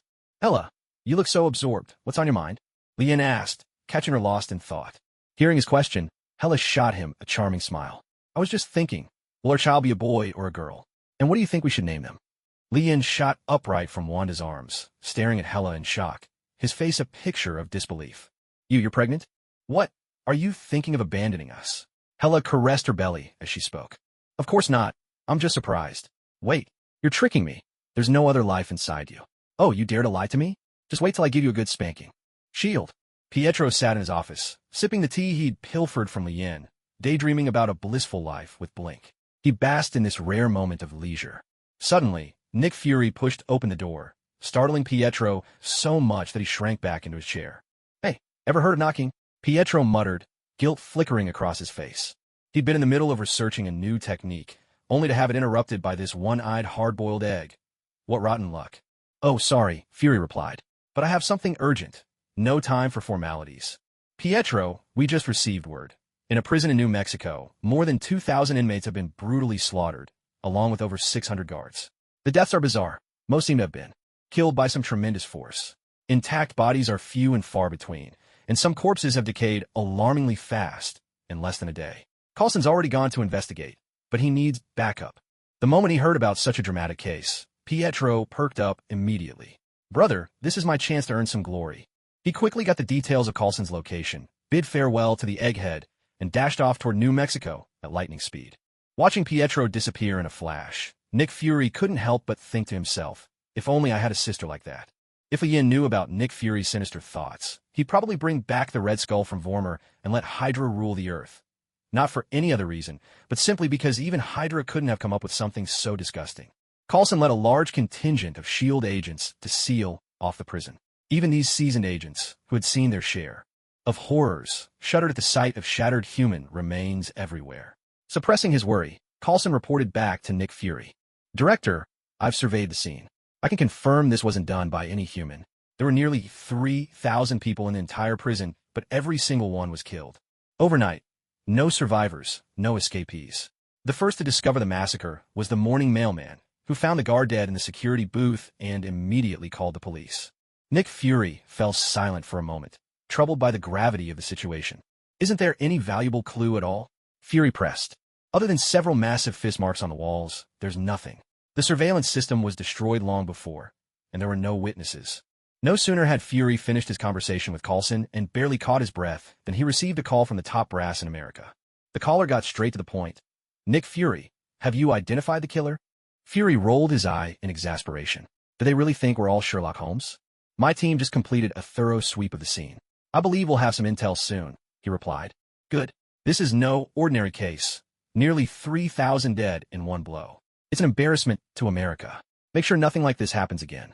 The president orders you to deliver results within 3 days. After hanging up, Fury sneered at these politicians. He muttered to himself, make sure nothing like this ever happens again? Well, has America ever had a peaceful day? He pushed their admonitions out of his mind and started considering who could possibly wield such power to pull off a crime of this scale. New Mexico. Inside an abandoned factory, Ross and Abomination sat on the ground. The carnage of the previous night had their minds racing with excitement. In this stark, run-down setting, the two discussed their plans for the future. Attacking prisons and killing criminals no longer thrilled them. They wanted to make headlines that would shake the world. Let's attack the government building in New York, or even storm the White House and kill the president, Abomination said, visibly thrilled by the idea. Ross shook his head, disagreeing. America had its share of superheroes, and pulling off such a move would be nearly impossible. Besides, they needed a sacrifice. A vast number of souls to Mephisto in exchange for even greater power. Killing people piecemeal would take them forever to reach that next level of strength. The word nuclear bomb flashed through Ross's mind in an instant. Of course, a nuclear bomb could destroy a city, kill hundreds of thousands of people. Wasn't that the ultimate game? I have an idea. Let's drop a nuclear bomb on the city, Ross said nonchalantly, voicing this terrifying plan as if it were nothing. During a nuclear explosion, an immense amount of energy is unleashed in less than a second.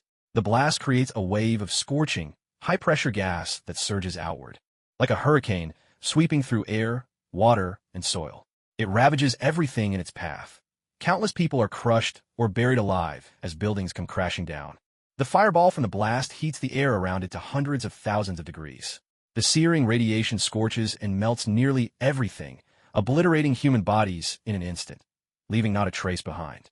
Abomination was quite intrigued by this mad scheme, but a problem soon arose. Nuclear bombs aren't fireworks. They're the ultimate weapons held by the government, impossible to obtain through ordinary means. Ross stroked his chin and leaned against the wall, silently turning over possible ways to get their hands on a nuke. Ross's expression was grave. The only way for us to get a nuclear bomb is to steal one by force. The risk is enormous, but if we manage it, we can threaten America into letting us go. Otherwise, we'll all go up together. The top brass would never let us detonate a nuke, so we'd be safe for a while, at least. Abomination found this plan plausible enough, but then another issue surfaced. Where would they drop the bomb? With just the two of them, trying to pull this off was nothing short of a pipe dream. We'll need help, Abomination said. Don't rush, Ross replied. This needs more planning. First, let's get our hands on the San Venganza contract. Once we have it, Lord, Mephisto will surely send people to assist us. After all, the detonation of a nuclear bomb would mean hundreds of thousands of souls. The roar of a motorcycle cut through the night as Johnny sped down the empty road. He had just finished a day of performing, and now, riding alone, he was out to clear his head. He stopped by a lakeshore, pulling a can of beer from his bag. Gazing at the lake shimmering under the night sky, he couldn't help but think of his father. For years, he'd blamed himself. Although Mephisto was the one who killed his father, it all began with that foolish contract he'd signed. If not for that, maybe his father would still be alive. His father's death had shattered his plans to run away with his girlfriend. Though his immortality had brought him some notoriety, his hatred for Mephisto burned just as fiercely as ever. He tilted his head back, pouring the beer down his throat. The numbness from the alcohol let him escape the past, if only for a moment. Ha, drinking alone in the dark? If something's weighing on your mind, why not share it with us? Johnny glanced back and was startled by what he saw. A green-skinned monster, 4 or 5 meters tall, stood not far behind him, and beside it was a little old man with graying hair. But something was off. Though the man looked elderly, with white hair and a face full of wrinkles, his build was surprisingly robust. Johnny crushed the soda can in his hand, tossed it to the ground by his feet, and calmly regarded the two mysterious strangers. "Who are you?" he asked. Ross let out a sinister, raspy laugh and replied, "We mean you no harm. We just want to ask if you know where the San Venganza contract is." Abomination rested a massive axe on his shoulder, his weapon of choice. When he transformed into his Hellfire form, this axe became even more formidable. During the previous prison massacre, it had split countless criminals in two. "It's fine if you don't know," Abomination sneered. "I'll just crack open your skull and eat your brain." But Johnny remained unfazed. As Ghost Rider, he was usually the one hunting down scum like these two. Who would have thought they'd come knocking on his door themselves? Johnny transformed into Ghost Rider, clad in black leather, his skull wreathed in blazing hellfire, hollow eye sockets locked onto Abomination and Ross with an unyielding stare. Abomination wasn't to be outdone. He shifted into his own hellfire form. Except for the lack of clothing on Abomination, the two of them both looked like burning skeletons. Abomination gripped his massive axe. Enchanted by hellfire, the entire weapon glowed a furious crimson. Strange markings coiled around the handle, and the blade gleamed with a razor-sharp, silvery light. Johnny tore the iron chain from his shoulder and wrapped one in firmly around his hand. The chain seemed to come alive, writhing like a fire-breathing dragon. Abomination swung his axe and charged at Johnny, intent on splitting Johnny's skull with a single blow. Johnny stood his ground and lashed out with the chain, striking Abomination across the face. The force sent the monster tumbling, crashing hard to the ground. But since both of them wielded hellfire, Johnny's attack did little real harm to Abomination. Abomination clambered to his feet, his hollow eyes glaring at Johnny with murderous fury. With a roar, he hurled his giant axe at Johnny with all his might. Ross wasn't content to just stand by and watch. He circled around, flanking Johnny from the side. Their goal today was to capture Johnny alive and force him to reveal the hiding place of the San Venganza contract. Seeing the ferocity of their assault, Johnny knew he couldn't afford to hold back. He tightened his grip on the chain, bracing himself for a brutal fight. He bent backward, narrowly dodging Abomination's flying axe, then cracked his chain at Ross with all his strength. Seeing the chain whip toward his face, Ross hastily raised his arms to block, but the hellfire-imbued chain struck with overwhelming force. The old man, despite his age, was sent flying through the air. Watching Ross so thoroughly fail his partner, Abomination hurled a string of insults at his hapless old boss, holding nothing back. "Useless piece of trash." Johnny let out a guttural laugh, his throat rasping harshly, but his hands were far from idle. The iron chain in his grip whipped out toward Abomination once more. But there was no way Abomination would fall for the same trick again.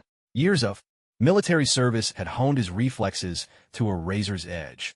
Even before he ever took the serum, his nimbleness was enough to toy with the Hulk. He caught the swinging chain with a single deft motion, yanked hard, and pulled Johnny right up close.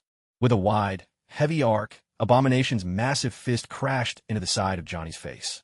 Johnny flew through the air, sent hurtling into a tree more than 10 meters away, splitting it in two before he finally came to a stop. Lying in the dirt, Johnny was shaken. Abomination's strength was terrifying. A blow that looked almost casual could probably send an elephant flying. Abomination snatched up the axe that had fallen on the ground and started advancing on Johnny. The wound left by the iron chain across Ross's face healed at a remarkable speed, though it still left a scar that stood out starkly against his skin. The scars left by Hellfire were not so easily erased. The two of them closed in, surrounding Johnny. Abomination, with his overwhelming strength, and Johnny both possessed the power of Hellfire, making it impossible for them to inflict real harm on each other. Still, the plan was for Abomination to use his raw power to restrain Johnny, while Ross would subdue him with his own corrosive abilities. Johnny, scrambling to his feet, knew he was no match for the two of them together. He had no intention of dragging this fight out. A hollow glimmer flickered in his empty eye sockets as he searched for a chance to escape. He'd have to find another way and bide his time. Abomination closed in, axe in hand, step by pounding step. Ross kept to his side, waiting for the moment Abomination would create the opening he needed. Hith, Kiviteut. Hand over the San Venganza contract, and we'll let you go. Abomination growled, his voice rough and grating. On the surface, Johnny remained impassive, but inside he was full of doubt. He'd heard the San Venganza contract before, but he certainly didn't have it now. How had they tracked him down? Abomination mistook Johnny's silence for defiance and decided to strike. With a short run-up, he swung his massive axe straight at Johnny. Johnny looked up. The blade was almost upon him. There's no dodging this. I'll have to take a head-on. Quickly, Johnny wrapped the iron chain several times around his hand, braced himself, and met the blow with his fist. With a sickening impact, Johnny was sent flying, crashing through thick trees one by one, startling flocks of birds into the night sky. He finally slammed into a stump, which brought him to an abrupt halt. Abomination watched, pride swelling in his chest, as Johnny landed nearly 70 or 80 meters away. He grinned with savage satisfaction. In the darkness, his flaming skull and bloodthirsty smile made for a truly terrifying sight. Johnny saw clearly now the gap between his strength and Abomination's. This was not the place to make a stand. Retreat was now his best and only option. Under Johnny's control, his motorcycle transformed into the Ghost Rider's hellish ride. It shot from the lakeside straight to Johnny's side. And in the brief moment when both Ross and Abomination were caught off guard, Johnny vaulted onto the bike and sped away in a streak of fire. Abomination let out a furious roar. The prize had slipped through his fingers, and he was thoroughly enraged. With a resounding smack, Abomination swung his massive hand, slapping Ross and sending him flying several meters through the air. Ross crashed into a thick tree, snapping it in two, and landed flat on his back, staring at the sky. For a moment, he felt as if he were floating high above the clouds, shoulder to shoulder with the sun. Or at least, that was the only way he could make sense of the stars spinning circles around his head. Useless trash. Why didn't you destroy his motorcycle just now? Abomination spat out the words, venting all his pent-up anger on the unfortunate Ross. Ross, for his part, could only swallow his frustration. It was bad enough to be beaten by Johnny. After all, that was the enemy, but now he had to endure an even harsher pummeling from Abomination. While Banner's father-in-law was getting thrashed, things weren't looking any better on Coulson's side. Pietro watched Coulson's receding hairline and silently wondered if this was the secret to becoming director. In SHELD's makeshift camp, Coulson was in a remote conference with Nick Fury. The investigation had hit a dead end. No surveillance, no eyewitnesses, and the motives behind the crime remained a mystery. Still, Coulson had a gut feeling. Their adversary wasn't in this for simple slaughter. There was something deeper at play. Nick Fury, sitting in his office as usual, fiddled with his expensive cigars. Despite having a mountain of problems to deal with, he wore the air of a man so used to trouble that he was numb to it all, like a pig that no longer fears boiling water. When Coulson finished his report, Pietro sidled up, thinking this might finally be his chance to shine. Yet with no clue as to the enemy's identity, he wondered if he'd have been better off enjoying a peaceful life back in New York. "Coulson, what's our next move? We can't just sit around here forever," Pietro said. Coulson could only offer a wry smile. Their adversary had chosen a most unusual place for the crime, a prison of all places. "I'm not sure, but the higher-ups are taking this very seriously. If we fail to get results, we're going to have a hard time explaining ourselves." Having been thoroughly beaten by Abomination, Ross now adjusted his attitude.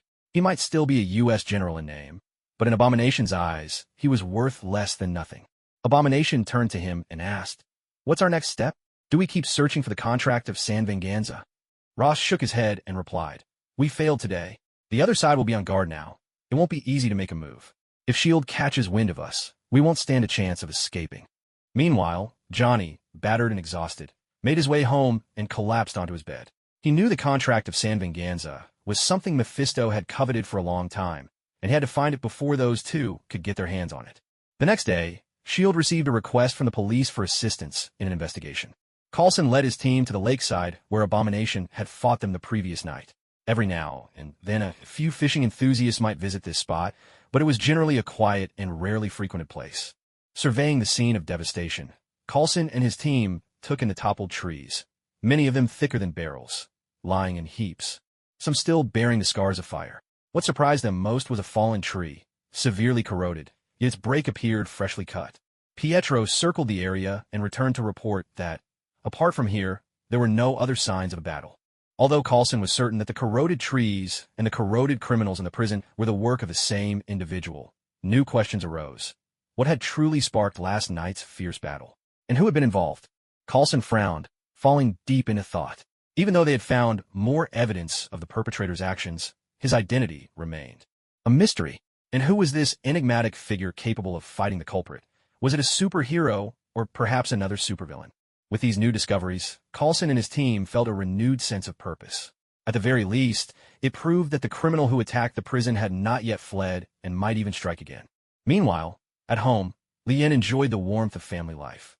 His wife and child by his side, the comforts of home surrounded him. He sipped fine wine, smoked a few premium cigarettes, and even found time for a little romance. Life was as close to perfect as it could be. Banner, on the other hand, had taken money from the capitalists and become just another humble worker, 8 to 9 every day. But Tony was even more relentless with his workload, making Banner feel a bit guilty about clocking out on time. Time and again, he found himself grumbling internally. What kind of boss squeezes himself even harder than his employees? I'm about to be worked to death. Banner, take a break, Tony said, bringing over 2 glasses of champagne. All right, Banner replied, setting down his tools and accepting the glass from Tony. He glanced down at his little paunch. One thing about this place, the food was truly excellent. After several days of research, the two had completed the foundational algorithms. Yet, the question of how to grant their creation true life remained a daunting challenge. But even more pressing was the debate over whether they should give the robot life at all. On this point, the two men were deeply divided. Banner was against it. He believed that once artificial intelligence gained its own consciousness, it would cease to be mere AI and would instead become a new form of life.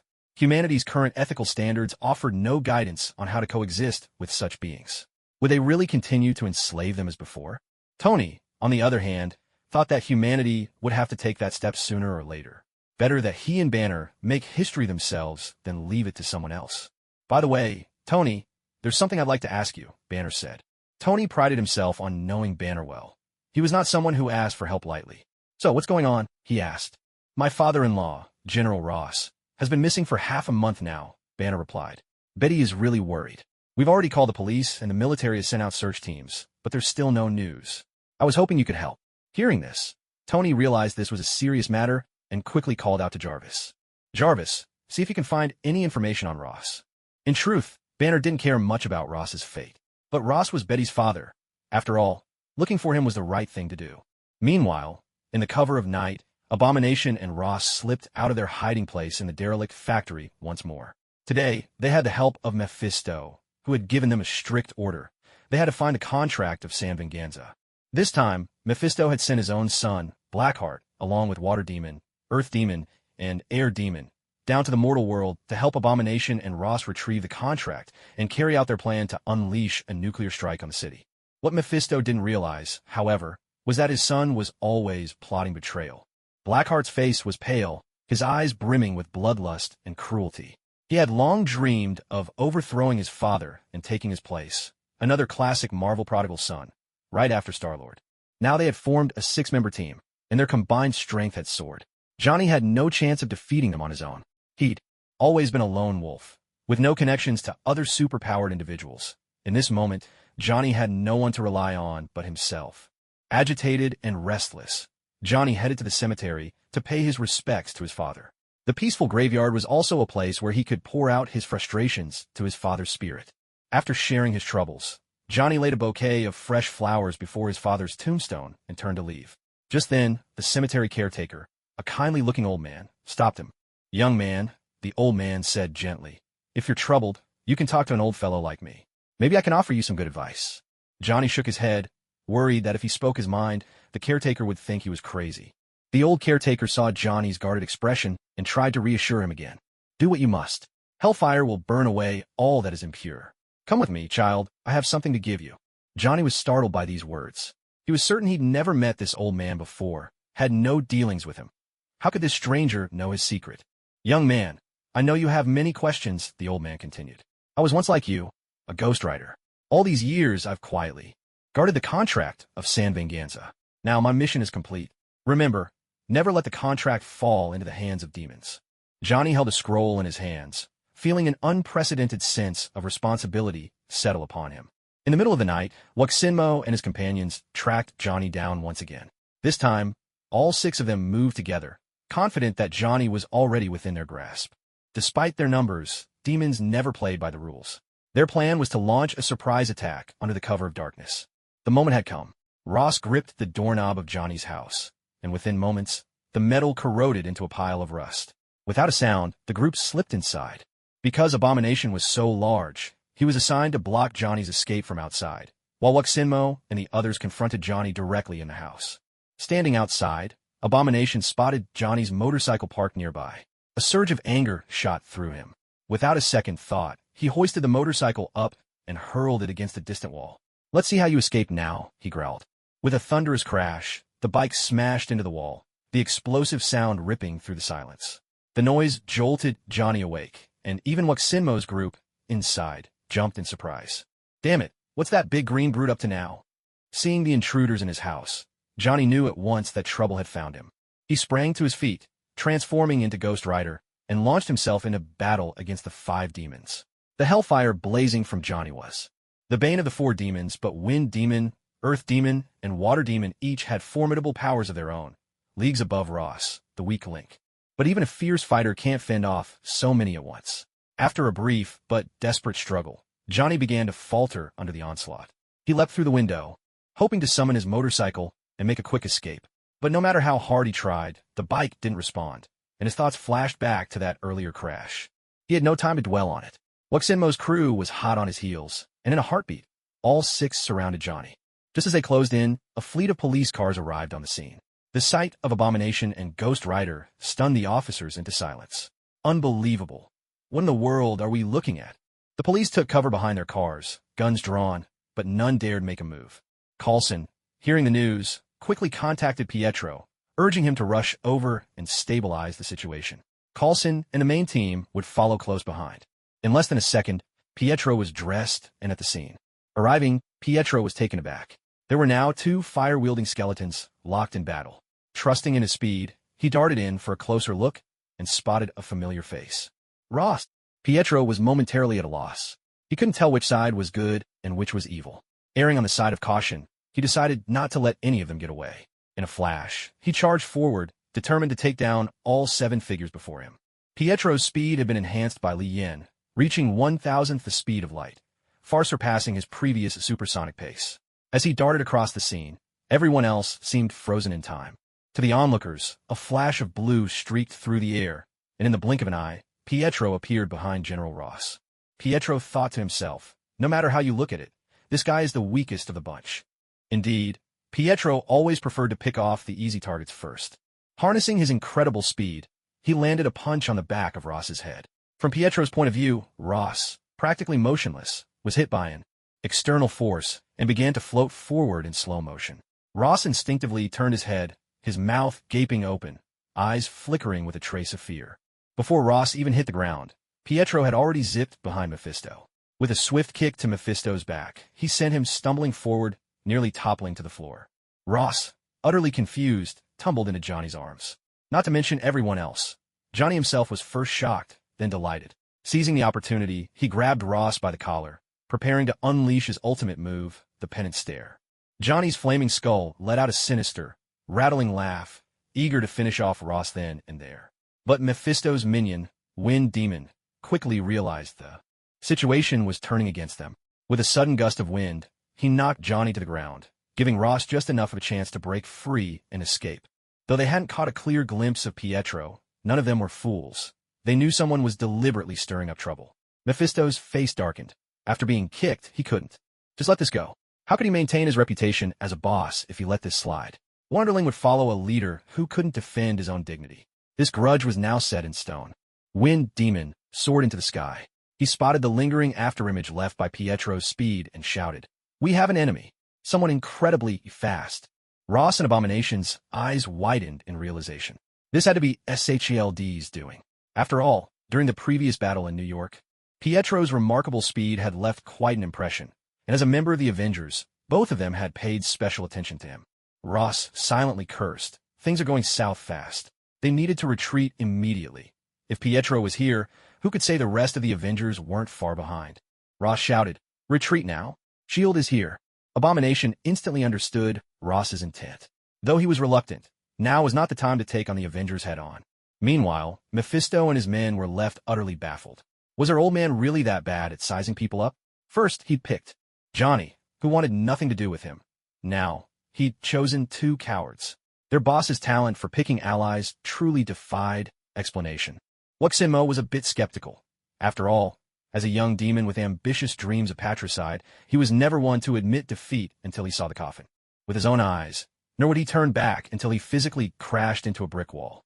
He was, in short, a headstrong and stubborn young demon. He ordered the water demon to create a puddle and lie in wait on the path Pietro would cross, while the earth demon and he himself prepared to strike at the opportune moment. Wuxinmo was determined to settle the score for the kick he'd received today. Pietro, with his unparalleled speed, often left his enemies utterly crushed. This led to him growing careless in battle, taking his victories for granted. Having succeeded in ambushing his foes twice today, he let his guard down. He might not be able to pull off a perfect 7-hit kill, but harassing and containing his enemies here would be no problem. Once again, Pietro approached Wuxinmo and his cohorts, but this time he fell right into the water demon's trap. Though the water demon stood there with a dopey grin, unmoving, what Pietro failed to notice was that a fresh layer of water now covered the ground, thin as paper, a trap conjured by the water demon's own powers. As Pietro stepped onto this slick layer, he instantly lost his balance.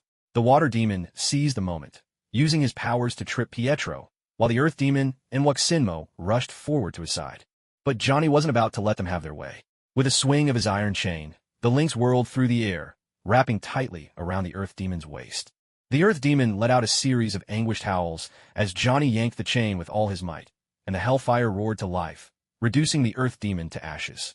Without sparing a glance at the earth demon's demise, Wuxinmo moved quickly, joining forces with the water demon to pin Pietro down, leaving him no room to fight back. Wuxinmo pressed his palm against Pietro's body, attempting to drain his blood dry in revenge for that earlier kick. But fortune was on Pietro's side. He was still wearing the soft armor forged back in Nidavellir. Though its protection was limited, it fit like a second skin, covering his entire body with a thin but effective barrier, perfectly suited to ward off Wuxinmo's blood-sucking power. Pietro chuckled softly. The armor he'd always thought useless had, to his surprise, saved the day. With a perfectly straight face, Pietro said, "Here's my advice. You'd better straighten my clothes, shine my shoes, bow your heads, apologize sincerely, and admit your mistakes. If you do all that, maybe, just maybe, if I'm in a good mood, I'll let you live. Otherwise, my brother-in-law will never let you off the hook." The demons burst into laughter at his performance. For now, they hadn't managed to break through his armor, but they held nothing but contempt for a guy who'd go around name-dropping his brother-in-law for protection. Who did he think he was? A descendant of some all-powerful Qing dynasty noble. Wuxinmo sneered, "Oh, so impressive. And just who is this brother-in-law of yours? Go on, enlighten us." Of course, Pietro wasn't being reckless. He was stalling for time. By his calculations, Coulson should be arriving any moment now. Pietro shot back. "Go home and ask your dad. Why don't you? I have no obligation to tell you anything." "Oomph, still got a sharp tongue, even with death staring you in the face. You're the one who kicked me just now, weren't you? Don't worry. I promise it's going to hurt when I drain your blood," the demon sorcerer replied coldly. Seeing Pietro fall into the hands of the demon, Johnny swung his chain in another attack. Abomination immediately stepped in to block him. As long as they had Pietro, escaping would be much easier for them. Ross noticed that Pietro was wearing armor. Eager to prove himself, he rushed over and pressed his palm against Pietro's chest. The power of corrosion surged from his hand, eating away at Pietro's armor. The armor was thin and made of rather cheap materials. In no time, Ross had burned a hole through it. The demon sorcerer pointed a finger at the gap, ready to drain every drop of Pietro's blood. The moment the demon sorcerer's finger touched him, Pietro felt as if a giant vacuum had clamped onto his body, sucking out every ounce of his strength. For an instant, it was as though he'd been hollowed out, utterly drained. Johnny noticed that Pietro was in grave danger. Breaking free from Abomination's grasp, he He lashed out with his chain, striking the demon sorcerer's arm with a vicious snap. The demon sorcerer cried out in pain and quickly released his grip. In that desperate moment, Johnny had managed to save Pietro's life. Just then, Ross heard the distant whir of helicopter blades overhead. He shouted for Abomination to retreat, and Abomination didn't hesitate, taking off with the speed of a startled rabbit. The demon sorcerer hesitated, unwilling to give up, but there was nothing he could do. With those two cowards fleeing, the rest of them couldn't stick around and put up a fight. Their first foray had gone disastrously. They'd lost a major player and come away empty-handed. Wind Demon whipped up a fierce gust in Johnny's direction, sending a storm of sand and gravel flying. It was impossible to keep your eyes open in the barrage. This time, the villains had come well prepared.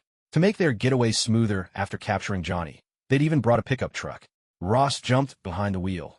The demon sorcerer and water demon piled into the passenger seat and back, while Abomination leapt into the truck bed. With Abomination's massive size, the pickup could barely move at speed, but Wind Demon used his powers to whip up a tailwind, giving the truck a much-needed boost. As for why they didn't use Hellfire to enchant the truck, well, you'd have to ask the demon sorcerer and his 3 minions how much they valued their own lives. In a flash, the group sped away, leaving only Pietro and Johnny at the scene.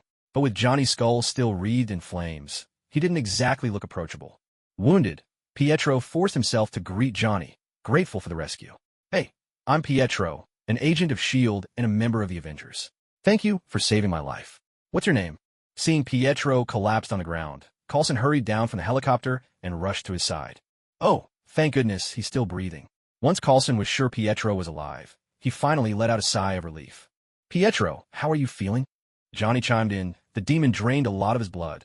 It's a miracle he survived. Pietro managed a weak reply. "I'm fine, just feeling a little drained. I can handle it." After putting Pietro on a plane back to New York for treatment, Coulson knew the rest was up to him. Gazing at the flaming skull before him, Coulson felt a surge of anticipation. As the ultimate diplomat for humanity, Coulson truly lived up to his reputation. Nothing could faze him, no matter who or what he faced. He walked over to Johnny, straightened his tie, and, just as he'd done with Pietro, greeted him politely. "Hello, I'm Agent Coulson from S.H.I.E.L.D. May I ask your name?" "Please don't worry. Our intentions are friendly." Johnny remembered Pietro, who had come to help him. After all, he knew a thing or two about the Avengers. "Just call me Johnny. This isn't the right place to talk. Come with me." Coulson ordered the other S.H.I.E.L.D. agents to clear the area, sending away anyone not involved. He would handle the aftermath personally. The two men stepped inside. After the earlier battle, Johnny's home was in shambles. Furniture overturned, appliances damaged, even the floors and walls bore scars from the chaos. Johnny shifted back to his human form, straightened the sofa, and sat down with Coulson. Johnny spoke first. "Can I trust you?" "Absolutely. S.H.I.E.L.D. exists to deal with supernatural events. The Avengers were founded by our director, Nick Fury himself. You have every reason to trust me." "All right, let me be clear. I don't know who those people were. One of the old men and that giant flaming skull attacked me once before, but the 4 who joined them this time were all demons from hell. I could sense it in their presence," Johnny explained. Coulson's curiosity only deepened. He asked, "Why are they after you?" "They want the contract of San Venganza." "What? What is that?" Coulson pressed. "It's something unspeakably evil, the kind of thing demons crave. I'm responsible for guarding it, to keep it out of their hands. You could entrust it to S.H.I.E.L.D. for safekeeping, of course, only if you're willing. There's no pressure. I just think our security is pretty dependable," Coulson suggested.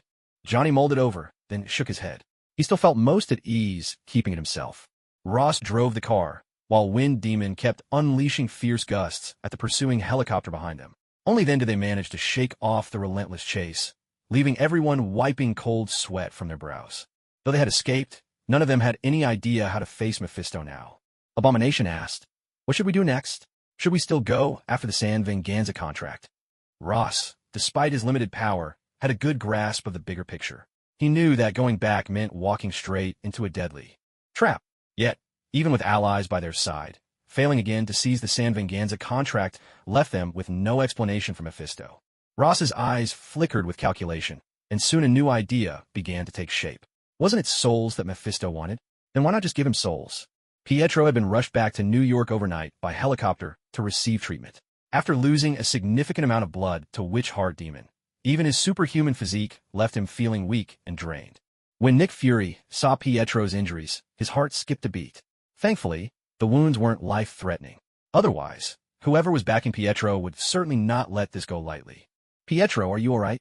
Nick Fury asked with genuine concern. Director, you're here. I'm just a bit weak, but it's nothing serious. That's good, that's good. As long as you're alright. Did you get a good look at the enemy? Fury pressed further. Fury's question jogged Pietro's memory. Ross had been among the 6 attackers.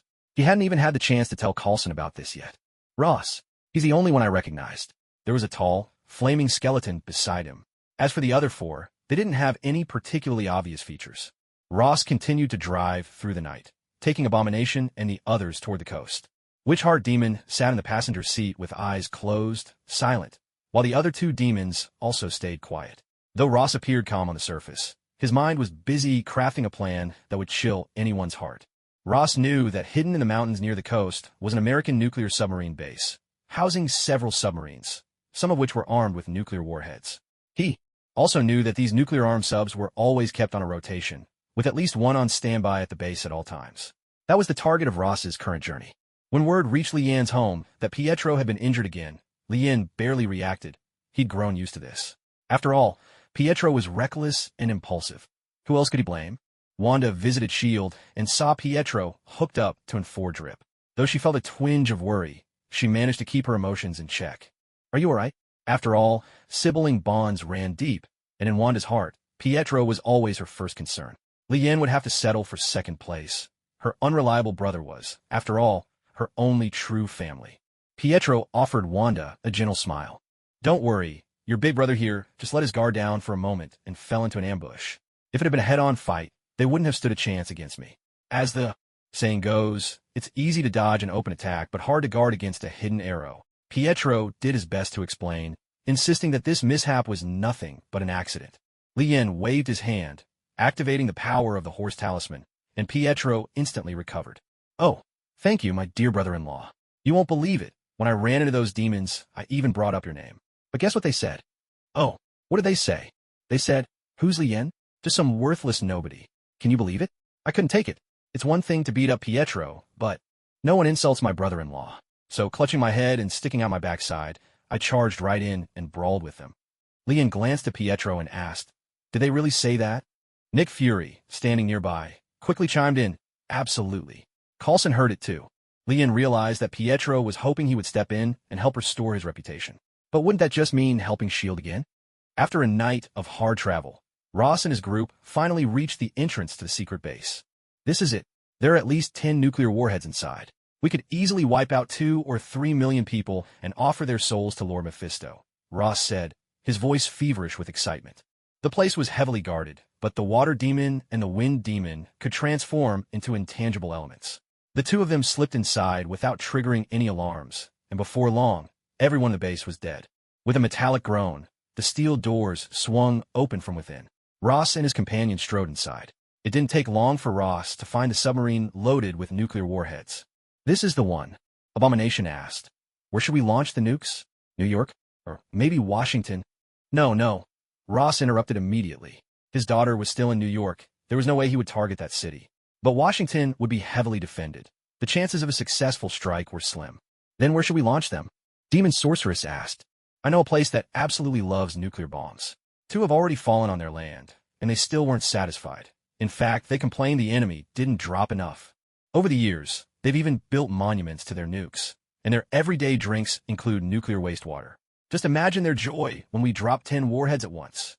Following Ross's suggestion, the Japanese finally got their long-awaited chance for total nuclear annihilation. Japan, you've really outdone yourself this time. Ross and his companions entered the submarine. Time was running out. They had to launch the nukes before the U.S. government discovered their plan. After some discussion, Ross laid out the final plan. They would steer the submarine into the Pacific Ocean, then dive stealthily until they were very close to the island nation. By giving them no time to react, they would unleash all their nuclear weapons on Tokyo and Osaka, 2 cities packed with people, allowing the bombs to wreak maximum devastation. Ross estimated that at least 5 million lives would be lost. No sooner said than done. Abomination transformed into his hellfire form and enchanted the submarine. Once enchanted, the vessel was engulfed in fierce flames. Undergoing a dramatic transformation, the once elliptical submarine became long and slender, resembling a bullet ready to be fired. The propeller at the rear grew massive, spinning at a dizzying speed. From a distance, The submarine looked like a rocket spewing fire. Inside, all the circuitry and machinery had become extensions of hellfire, now fully attuned to Abomination's will. He could command the vessel with a single thought. Though the likes of Mind Eater and the other demons found the environment stifling, they gritted their teeth and endured for the sake of reaching the island nation as quickly as possible. The submarine tore through the ocean at a blistering pace, moving many times faster than before. At this rate, Ross calculated they would reach the optimal launch position in just 4 or 5 hours. Mind Eater sat quietly in the cabin, lost in thought. Should he keep up the act of being a dutiful son, or finally confront his father head-on? If his father were to absorb the souls of those millions, his strength would certainly grow, but not enough to become truly unstoppable. Still, it would make patricide that much harder, like a difficult challenge suddenly cranked up another notch. But if he, Mind Eater, seized those millions of souls for himself, his power would be unmatched in the human world. Even if his father came after him personally, he would be ready. After all, as Lord of Hell, Mephisto's true form could never set foot on Earth. A glint flashed in Mind Eater's eyes. He'd played the good son long enough. It was time to reveal his own ambition. This time, I'm going all in, he declared to himself. Back home from S.H.I.E.L.D., Pietro trudged in with his head hanging low, still brooding over the ambush by Mind Eater and his crew. What bothered him most was that his brother-in-law hadn't even offered to help him get even. Pietro grumbled inwardly. What a jerk. I'm your brother-in-law, and you won't even lift a finger for me. I guess I was wrong about you, Pietro. Lien took one look at the dispirited Pietro and immediately knew what was going through his mind. But anyone would get fed up always bailing him out, Lien thought. Besides, going after small fry like those hardly seemed worth his time. Wanda, meanwhile, was fuming. Her big brother had been bullied. How could she just stand by and do nothing? Her chaos magic was not to be underestimated, and besides, she had 4 sisters to back her up. Wanda silently vowed to herself that she must never run into those bastards. But since this was a family matter she was now entangled with, he couldn't just wash his hands of it. All he could do was warn Pietro to be more careful next time. Coulson stood up, preparing to leave Johnny's rundown home. After wrapping up his conversation with Johnny, he now possessed a trove of secrets, each one more classified than the last.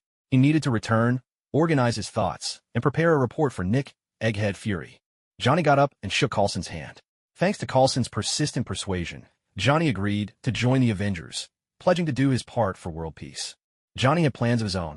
With all these demons forming alliances, if he kept fighting solo, he'd be left behind. If he ever actually fell into the hands of the demons, he wouldn't even know whom to cry to for help. Dragging his weary body back to his quarters, Coulson touched his forehead. The alarming height of his receding hairline made him think of Egghead. Looks like I'm destined to be the next director. But enough idle thoughts. He quickly organized all the information he'd gathered from Johnny and sent it off to Nick Fury. Unbelievable. We've got hell, demons, and now vengeful spirits. Is Coulson writing me a horror novel? Nick Fury couldn't help but grumble. Then again, with the Asgardian prince's adventure becoming reality, what was impossible in this world? Even if someone claimed Nick Fury was a handsome devil, he wouldn't be surprised. After all, it was true. Aside from a slightly sky-high hairline, he really was flawless. As the group drew closer to the island nation, their excitement grew. The thought of sending millions of the enemy to hell made Ross tremble with anticipation. Had he eaten more in the past few days, he might have whipped up one of his old Eight's special burgers, right there to spice things up for the crew. The sorcerer demon's eyes flickered with excitement, his palms sweating. If he could intercept a few million human souls, how should he address Mephisto next time they met? Little brother Mephisto? Just Mephisto? Or maybe pretty boy? Or loser? Such a dilemma. After playing the dutiful son for countless years, he finally had a chance for recognition. The surge of joy made even the water demon and wind demon look quite charming in his eyes. Meanwhile, Mephisto was still leisurely waiting in hell, expecting Ross and his crew to deliver the San Venganza contract, completely unaware that his beloved son was plotting to double-cross him. According to the submarine's mechanical readings, their current position was perfect for launching a surprise attack. Ross glanced at the clock inside the submarine. It was already noon. At this hour, most of the enemy would be at home eating lunch, or perhaps taking their midday rest. In stark contrast to the comfortable lives of the Greater Core Netherkin, Ross and his companions were utterly disheveled.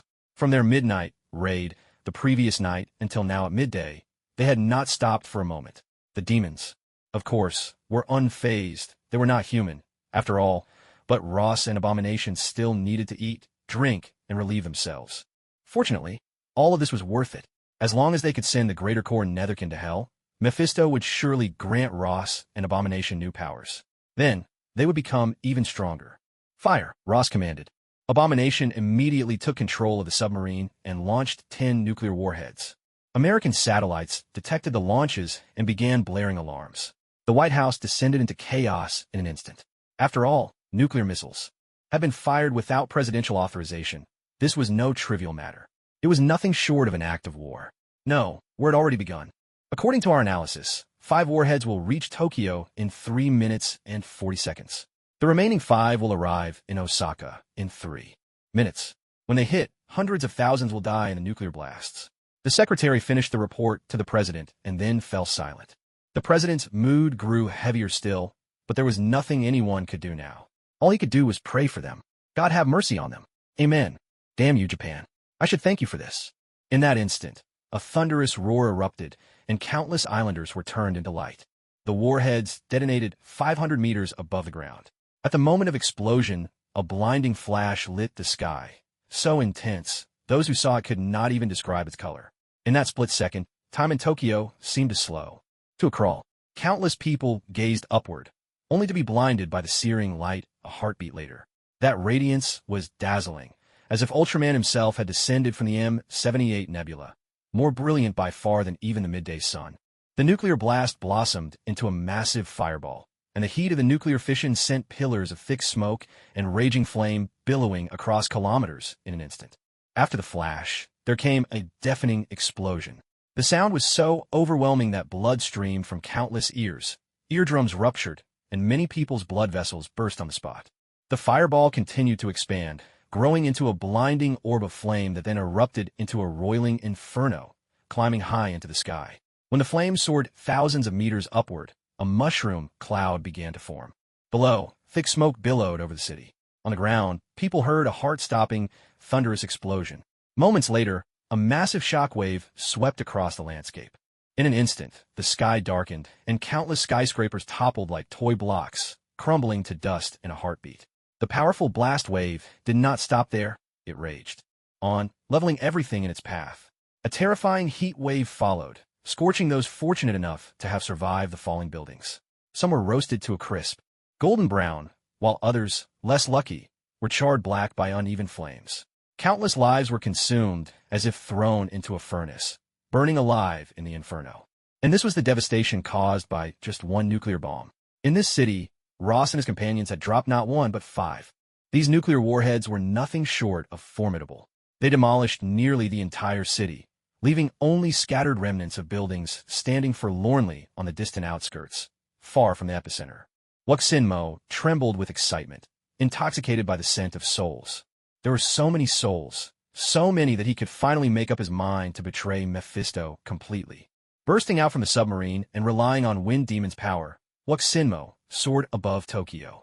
His hands changed shape as he cast spells to prevent the souls from descending into hell.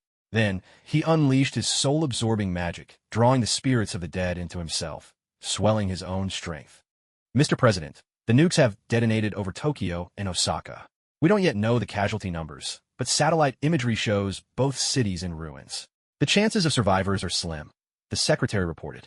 Countless senior officials in the United States bowed their heads in silence, each calculating whether their own interests would suffer. After all, they represented nothing but capital. None of these politicians cared how many lives had been lost in the nuclear blasts. Their only concern was the international fallout. Now that America's loyal ally had been vaporized by its master, what would the other allies think? Their top priority was to find a scapegoat for the incident, and if that failed, they could always pin it on Bin Laden. Never mind that Bin Laden was already dead. In these times, even resurrection could be faked if needed. News of Japan's nuclear devastation swept the globe in an instant. Calls poured in from countries everywhere, nearly overwhelming the White House switchboard. The American president could no longer remain silent and called a press conference. This attack was not the work of the United States government or its people. It was carried out by a group of terrorists who seized a submarine, armed with nuclear warheads after attacking a U.S. military base. Rest assured, America has always been a staunch defender of world peace. We will find the culprits and bring them to justice, ensuring that the people of Japan receive the justice they deserve. The president, with his imposing presence, delivered his speech with righteous conviction. At least, It gave the world an official explanation. Shield. Nick Fury sat in his office, facing a group of high-ranking officials from the White House. Seeing their smug expressions only fueled the anger simmering inside him. Your shield has shown gross negligence. If it weren't for your incompetence, how could something like this have happened? Another senator chimed in. All right, now's not the time for blame. Nick Fury, you have 24 hours to find the culprit. If you can't, then find a scapegoat. Otherwise, it's time for you to retire. With those harsh words, the official strode out, leaving Nick Fury so furious his face turned an unhealthy shade. Damn it, how is this being pinned on me? It's clearly the military screw-up. A submarine goes missing, and they blame S.H.I.E.L.D.? These mad dogs will bite anyone they don't like. Nick roared, unable to contain his rage. Coulson spoke up. Director, please calm down. What should we do now? Meanwhile, the demon sorcerer was reveling in ecstasy. The sensation of devouring 3 or 4 million souls in one go was simply intoxicating. Oh, this feels incredible. I can sense unparalleled power coursing through me. I'll never be ruled by anyone again. Earth, your new master has arrived. The demon sorcerer felt invincible, arrogantly proclaiming his dominance to the sky. In Osaka, millions more souls awaited his consumption. Although many had already descended to hell, those still lingering on Earth were the real prize. Deep in hell, Mephisto suddenly sensed a massive influx of human souls pouring into his realm. The last time this happened, humanity had been locked in chaotic conflict. The arrival of hundreds of thousands of souls brought a grin to Mephisto's face, but curiosity got the better of him. He had to see what was happening on Earth. At home, Lien felt a tremendous surge of energy. Puzzled, he rose into the air and sped toward the source of the disturbance. Above Osaka, the demon sorcerer was wholly absorbed in reaping the wandering souls, oblivious to the bloodthirsty eyes fixed menacingly on him. Suddenly, an explosive blast of energy struck the demon sorcerer, knocking him off balance and sending him plummeting from the sky. Who dares? Show yourself, he bellowed, his raspy voice echoing with a weight that left no doubt he meant business. It's me, came a furious roar in reply. The demon sorcerer flinched instinctively, then broke out into wild laughter. Huh, and here I was wondering who it could be. Turns out it's just little Mephisto. You? Wretch. Mephisto's fury was barely contained. He looked ready to tear the demon sorcerer apart with his bare hands. Old fool, your time is long past. Today, I'm taking back everything that's rightfully mine. The demon sorcerer's eyes glowed blood red, his teeth lengthening and sharpening like a vampire's. He stretched out his hand, his nails growing long and razor-sharp, ready to strike. Mephisto let out a cold laugh and said, You don't actually think you can defeat me with just this, do you, you fool? I'll tear you to pieces. Of course not, old man. Don't forget, this is Earth. Your true form can't cross over, and to handle just your projection, that's more than enough for me. Mephisto was so infuriated he was left speechless for a moment. After holding it in, he finally spat out a sentence. You really are a paragon of filial piety, aren't you? Waxinmo grinned, baring his teeth. In his eyes, family ties were nothing but nonsense. His only concern was his own power. Yet he did have an impressive lineage. The strength of his ancestors had elevated the heights he could reach, but it also inflated his ambition. Waxinmo's greatest flaw was never truly understanding himself. No matter what, he could never hope to surpass the far more formidable Mephisto. High above, Lien floated alone in the sky, arms crossed, quietly watching the underground family drama unfolding below. The so-called filial son, Waxinmo was taking ruthless action against his own aged father. Was this the distortion of human nature, or the collapse of morality? Abomination and Ross, hiding inside the submarine, suddenly sensed disaster looming. The soul they had delivered to Mephisto had been intercepted by Waxinmo. Both of their faces twisted in frustration, and Ross slumped to the floor. In the end, it seemed they were the ultimate losers. After all their scheming, someone else had reaped the rewards, and they were left with nothing. With a heavy thud, Abomination punched the inside wall of the submarine, venting his pent-up frustration. Ross murmured, We've been at this for ages, only to be played for fools again. Turns out, I'm always the clown. Mephisto's lips curled into a cold sneer. His attitude toward Waxinmo was pure disdain. If he truly lacked ability, how could he have kept his seat on the throne of hell for so long? There were countless others eyeing his position, not just this insolent wretch before him. You're still too green. If I'd known what you'd become, I should have left you as a stain on the wall. Unfazed by Mephisto's insult, Waxinmo didn't care in the slightest. After all, what demon ever cared about saving face? It's far too late for regrets now, old man. You'd best crawl back to hell while you still can, or I'll give you something to regret. In midair, Li Yin transformed into a chair. He crossed his legs and lounged comfortably, thinking that all he was missing was a bucket of popcorn. Actually, why not have one? With a snap of his fingers, a tub of popcorn appeared. Munching as he watched the unfolding spectacle, he settled in for the show. Looking up, he spotted a plane overhead, emblazoned with the insignia of S.H.I.E.L.D. In the distance, Tony Stark was flying in, clad in his Iron Man suit. This time, Nick Fury was leading the team personally. He intended to bring the true culprit to justice. Mephisto held his skull-topped staff in hand.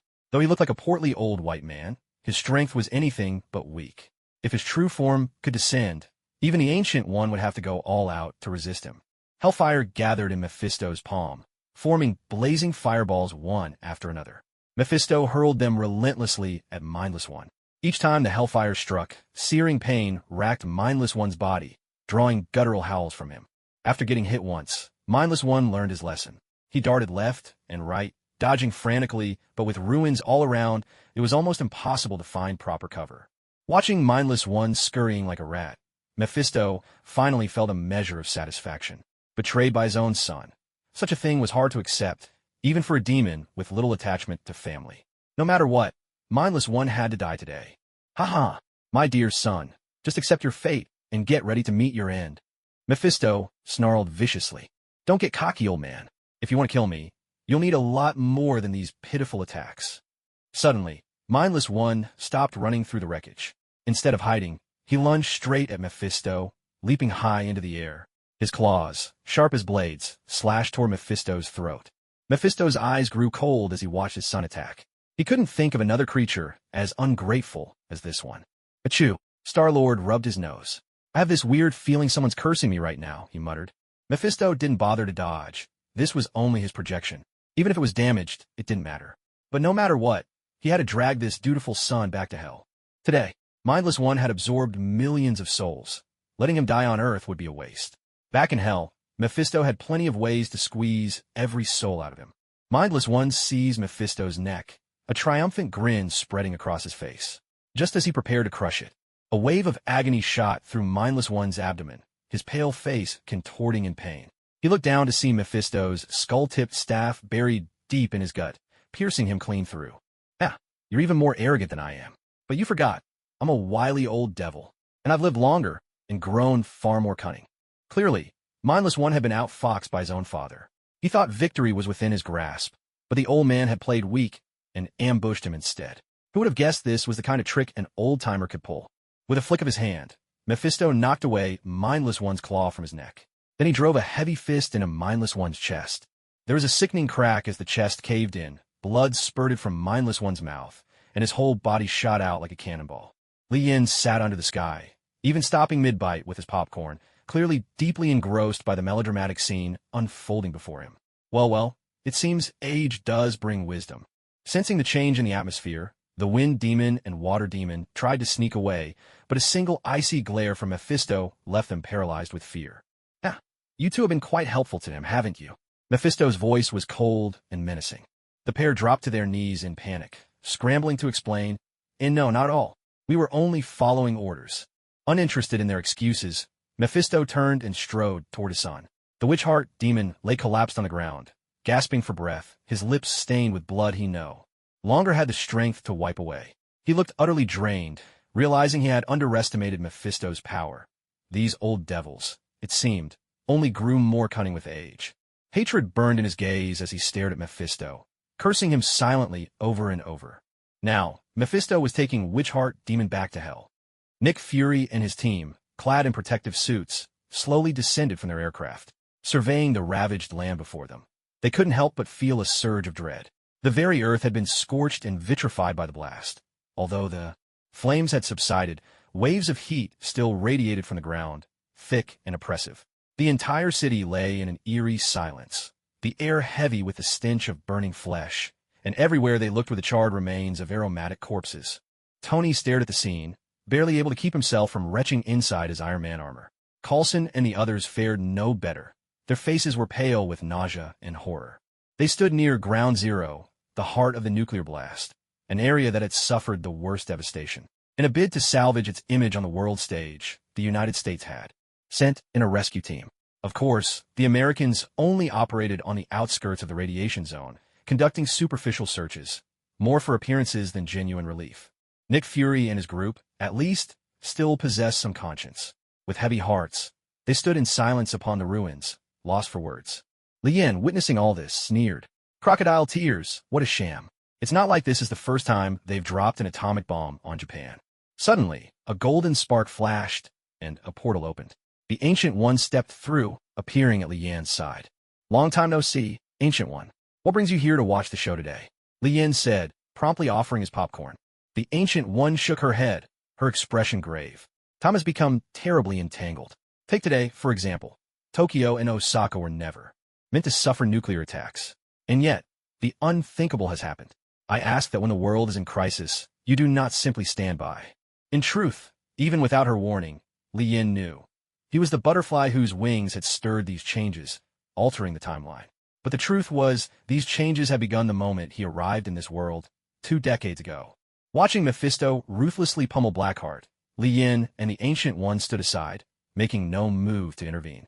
After all, it's only right for a father to discipline his son. As the saying goes, when it comes to an unfilial child like this, the only thing to do is beat him within an inch of his life. Once he'd thoroughly vented his fury, Mephisto opened the gates to hell. With a sweep of his hand, a number of corpses around them suddenly jolted upright, reanimated under his control. Like porters, they hoisted Blackheart, limp as a dead dog, preparing to carry him back to hell. Thus ended the dramatic battle between father and son. The elder Mephisto emerged overwhelmingly victorious by virtue of his superior skills, while the so-called dutiful son, Blackheart, proved weak and was completely routed by his father. And so, this little play drew to an abrupt close. Just as Mephisto was about to step through the portal, Lian appeared behind him in the blink of an eye. He patted Mephisto on the shoulder and pointed at Blackheart. Listen, he injured my brother-in-law. So, you're leaving him here. Mephisto froze, his pupils contracting as he slowly turned his head. He recognized Lian, a face he remembered all too well. After all, he kept a close eye on Earth and made a point of memorizing all its major power players. As long as he played the long game, he was confident he could outlast them all. But he hadn't sensed any powerful presence just moments ago. Could Lian have arrived only just now? Piecing his words together, Mephisto forced a kindly, harmless old man smile. Ah, would you mind waiting a moment? I'll take it back for some discipline and then return him to you. Don't worry, I won't try to make off with him. Mephisto didn't actually care whether Blackheart lived or died. But Blackheart's body held over 1 million human souls waiting to be harvested, a considerable fortune for any demon, even for him. He wasn't about to give that up so easily. Lian stroked his chin, his face utterly impassive as he spoke in an even tone. Sorry, was I not clear enough? Let me say it again. He stays. You can get lost. Ah, as the saying goes, the local snake is king in its own turf. Today, I'm a dung beetle running into a pile of diarrhea. All this trouble for nothing. After this reluctant surrender, Mephisto turned to leave, only for Lian to stop him again. Wait. Leave the hellfire behind. Think of it as your contribution to world peace. For a moment, Mephisto hesitated, even looking somewhat aggrieved. He hadn't done anything wrong. He'd only been waiting for the contract of Sanvenganza to be retrieved. But his useless underlings kept failing, and now, after finally tasting a bit of success, his own unfilial son had snatched it away. Otherwise, he'd already be feasting on those souls in hell by now. What a complete disaster. But after only a brief moment of hesitation, Mephisto made up his mind. As a mighty demon lord, how could he surrender so easily? He glanced at the mind flayer lying on the ground. If even such a useless thing dared to harbor rebellious ambitions, why should he simply give up? You seem rather unwilling, Lian asked calmly. Enough is enough. There's no need to push things this far. Mephisto's expression turned icy cold. Lian let out a dry laugh, utterly dismissive. Looks like you've grown tired of living. Without another word, Lian landed a punch squarely on Mephisto's eye socket. Caught completely off guard, Mephisto was sent flying by the force of the blow. Before Mephisto could even get up, Lian teleported to his side. He grabbed Mephisto by the collar and hauled him to his feet. Old man, I know this isn't your true body. But don't worry, I'll make sure you pay the price. A volley of muffled blows followed. Lian held Mephisto firmly by the collar with his left hand, while his right hand, shrouded in the dark luster of armament hockey, formed a fist as large as a sledgehammer. He hammered punch after punch into Mephisto's face. After just 3 strikes, half of Mephisto's projected head was shattered. With a casual flick, Lien tossed him aside. As Mephisto struggled to his feet, his injuries vanished in the blink of an eye, leaving him as good as new. Inwardly, Mephisto thought, I have to channel more energy to this projection, or I'll be thoroughly defeated. At that moment, a pitch-black portal opened behind him, and a flood of energy surged into Mephisto's body. Lien spoke up. No need for all this trouble. Why don't you just come here in person? Mephisto gave no reply. He was only prepared to go all out with this projection. If it was destroyed, so be it. But he certainly wasn't foolish enough to send his true body here just to throw his life away. Now supercharged with energy, Mephisto's projection began to transform. No longer the elderly white man. He became a hulking demon nearly 8 meters tall. His arms and legs grew long and sinewy, ending in razor-sharp claws. Though his form remained roughly humanoid, his body was covered in taut, reddish-brown muscle. A ring of exoskeleton encircled his chest, and thick bone spikes bristled from his back like a porcupine's quills. His head was disproportionately small, featuring only a pair of bloodthirsty eyes and a maw bristling with sharp fangs. He faced Lien and let out a chilling, guttural laugh. Well, would you look at that? So you could transform after all. Seems like you've been hiding your true strength behind a harmless facade. With a hiss, Mephisto replied, Your time is up. This is my Reaper form. Lien, too, began to marshal the energy surging within his own body. Vast arcs of blue energy surged from within him, rippling outward in waves like water, each ring spreading further and further. This release of energy was merely to make room for a much greater power gathering inside him. The energy that spilled out carried no hostility. It could pass through anything, and soon the waves simply faded away, dissolving into the world around them. Then, the cells within his body awakened the long-suppressed energy. The blue arcs deepened in color, transforming into a dark violet. A surging torrent of power encircled Lian's body, the energy around him growing so dense it nearly became tangible, rolling and flowing like a mighty river. Countless arcs of energy crackled and flashed, each one immense and terrifying in its own right. Suddenly, Jarvis's alarm blared. Mr. Stark, please evacuate immediately. The optimal escape plan has been prepared for you. Please proceed to the lunar shelter without delay. Tony's face darkened in exasperation. Clearly, the AI still wasn't smart enough. Nick Fury was one of the few who knew what was really happening. He knew the true culprits behind the nuclear devastation in Japan were Ross and Abomination. For what he could piece together, the two had likely fallen under a demon's sway.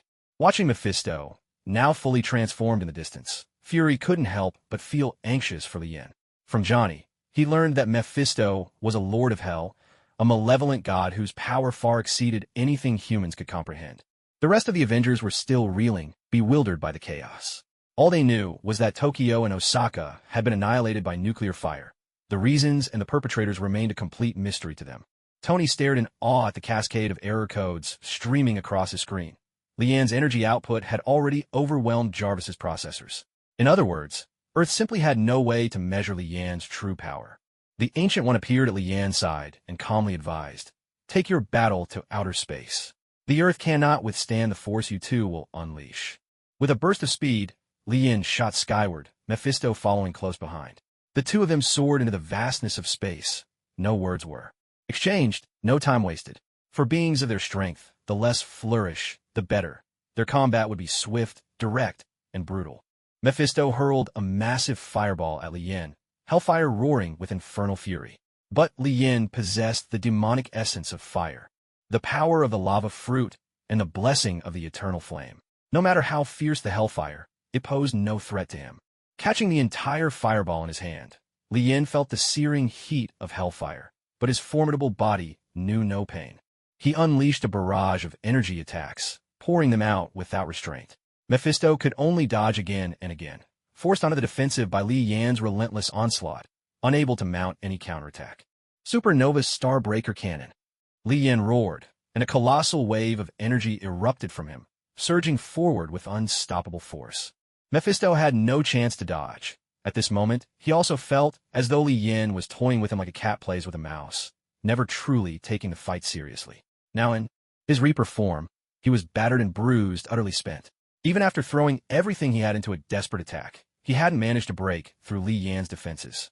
A flash of white light swept by, and Mephisto dissolved into countless motes of light, vanishing without a trace. Li Yan clicked his tongue. I even held back on purpose, and yet he still couldn't take a hit. Mephisto's consciousness withdrew from this body as well, fleeing back to hell. Seated atop his throne in hell, Mephisto replayed their recent clash in his mind. He had been on the receiving end the entire time, his attacks completely ignored, as if they were mere annoyances. Li Yin hadn't bothered to dodge or defend, letting Mephisto strike at will. Yet despite this, he hadn't managed to inflict even the slightest harm. Now that he had calmed down, the more he thought about it, the more fear crept in. The true extent of his opponent's power was utterly terrifying. With his enemy vanished from sight, Li Yin knew Mephisto could have kept fighting a bit longer, but despair had overtaken him. Still, the length of the battle was meaningless. One way or another, Mephisto would have lost in the end. But Mephisto's retreat to hell wasn't the end of it. After all, the hellfire was still in Mephisto's hands. If I set my sights on something, then it's already mine. A harsh cough broke the silence. Weximo coughed up a mouthful of blood and slowly opened his eyes, finding himself surrounded by ruins.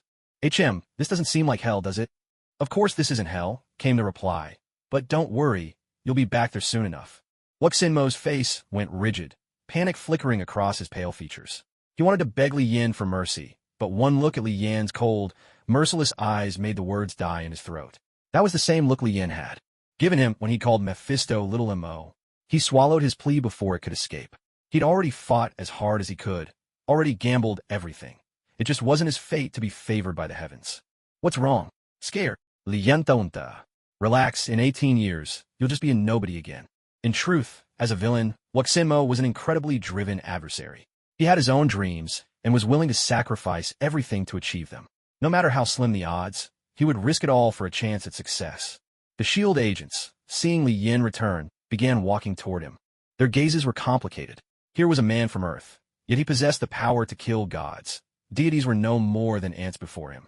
And yet, with such overwhelming strength, he still refused to use it for the good of humanity. TCH, I don't want to destroy the world, so you people should count your blessings. Nick Fury tentatively asked, what do you plan to do with Ross and Abomination? If you have no use for them, why not hand them over to us? Of course, we can trade something for them, or we could credit Pietro for the capture. There was no immediate response to Nick Fury's question. Li Yin raised his hand and clenched it in midair, activating the power of the glint fruit. With a slow pull of his right hand, he drew out Kizaru's prize blade, the Tatsuka no Tsurugi. He gazed at the dazzling weapon before him. There could be no better tool to slay a demon. In the eyes of Mephisto's heart, filled with terror, Li Yin gave a gentle swing. The demon's head tumbled from its shoulders. The mastermind has been executed by my hand. His corpse is yours to deal with. Oh, by the way, has there been an estimate on the casualties from the nuclear blast? Nick Fury shook his head, his tone heavy with sorrow. The exact number hasn't been tallied yet, but initial estimates put the direct death toll at no less than 5 million. The number exposed to radiation hasn't been fully accounted for. It's likely that nearly 20 million people have been affected by the explosion. Li Yin felt nothing at this news. After all, it was only the island nation's people who had died. He even wondered if the bomb was real. How could its power be so underwhelming? With Mephisto routed and forced to flee, and the demon decapitated for all to see, Abomination and Ross were left without anyone to back them. The two huddled together inside the submarine, knowing that the moment they showed their faces, a rain of artillery would surely follow. Now, genuine fear took hold of Ross and Abomination. The earth was vast, yet there was nowhere left for them to hide. As the two fretted anxiously, the submarine began to shake violently, making it impossible to stand upright within. Ross clung desperately to a nearby handrail to keep himself from being thrown about. Li Yin hovered above the sea, manipulating the submarine below to force it up to the surface. The massive nuclear submarine, 80 or 90 meters in length, emerged from the depths, then floated up into the sky, hovering a dozen meters above the waves. With a sweep of Li Yin's hand, the submarine instantly lost its buoyancy and crashed down, hitting the water with a thunderous boom like a giant stone, sending up a towering sheet of spray. Inside, Abomination and Ross were tossed about like rag dolls. Abomination's robust physique meant he was barely scratched, but Ross was in bad shape. His gaze was vacant, his head was bleeding, and bruises from countless impacts covered him from head to toe. Battered and bruised was putting it mildly. Li Yin then waved his hand, tearing a gaping hole in the submarine's hull and dispatching a swarm of shadow soldiers to drag Abomination and Ross out. Watching Ross and Abomination collapsed on the ground, Li Yin considered how he might recycle them to his advantage. The 9 great armies of the Shadow Kingdom had not been upgraded for a long time, mainly due to the lack of suitable materials. But now, seeing Abomination lying there, Li Yin realized it was time to let him shine. Though Abomination was no match for Hulk, forming an army of shadowy abominations would still be a truly terrifying force. Li Yin gazed at Abomination, his eyes flickering with intrigue, and the more he thought about it, the more feasible the idea seemed. With a wave of his hand, Abomination slowly floated up from the ground, suspended in midair. Li Yin didn't need Abomination to have a mind or consciousness. Another sweep of his hand sent a surge of dark energy pouring into Abomination's body. No matter how much Abomination roared and struggled, Li Yin proceeded step by step, following his own design. Next, Li Yin summoned a shadow soldier and merged it into Abomination's form. This process was much like donning one of the Shadow Legions. Masks. Both were subject to the corruption of darkness. But while the mask could be removed, there would be no turning back from this. Abomination's entire body was being transformed by the dark energy. His eyes turned blood red, and his skin shifted from a sickly yellow-green to a deep, inky black. As a final touch, armor and weapons materialized around him. Before long, the transformed Abomination stood before Li Yin once again. Like the other shadow soldiers, he was now wrapped tightly in armor and garments, leaving only his eyes and hands exposed, no bare flesh to be seen. His massive form, standing 3 or 4 meters tall, exuded an overwhelming sense of power. A giant one-handed battle axe was slung across his back, making his new appearance all the more imposing and formidable. However, the new Abomination no longer had control over Hellfire. Now, like the other shadow soldiers, he could only rely on physical attacks. In return, he gained the undying and indestructible nature of shadow soldiers, able to move freely through the darkness. With Abomination as a template, Li Yin could now summon countless shadow soldiers in his likeness. Of course, since the original Abomination had been transformed directly, his strength would not diminish. The shadow soldiers modeled after him, however, would not be quite as tough, though their destructive power and lethality would still be top tier. Surveying Abomination's new form, Li Yin was thoroughly satisfied. Abomination now had no will of his own and had become nothing more than a tool. Like the 10 shadow masks, he had fused completely with the world of the Shadow Kingdom. Ross, standing to the side, stared in terror, wide-eyed and speechless. He certainly did not wish to become one of these pitch-black monsters. But he needn't have worried. In the grand scheme of trash sorting, he was the most useless kind of non-recyclable waste, the trash among trash.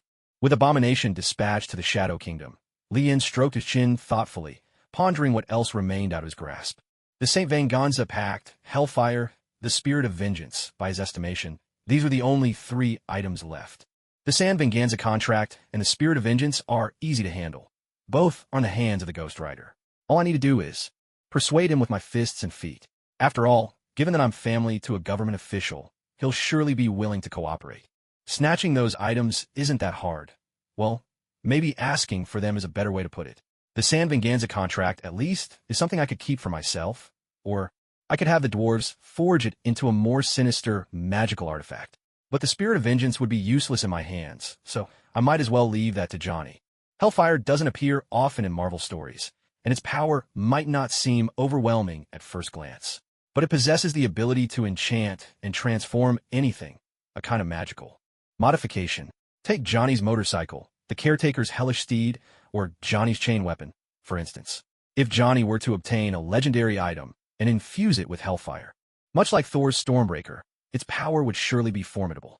Imagine, for example, if he got his hands on a Celestial's corpse.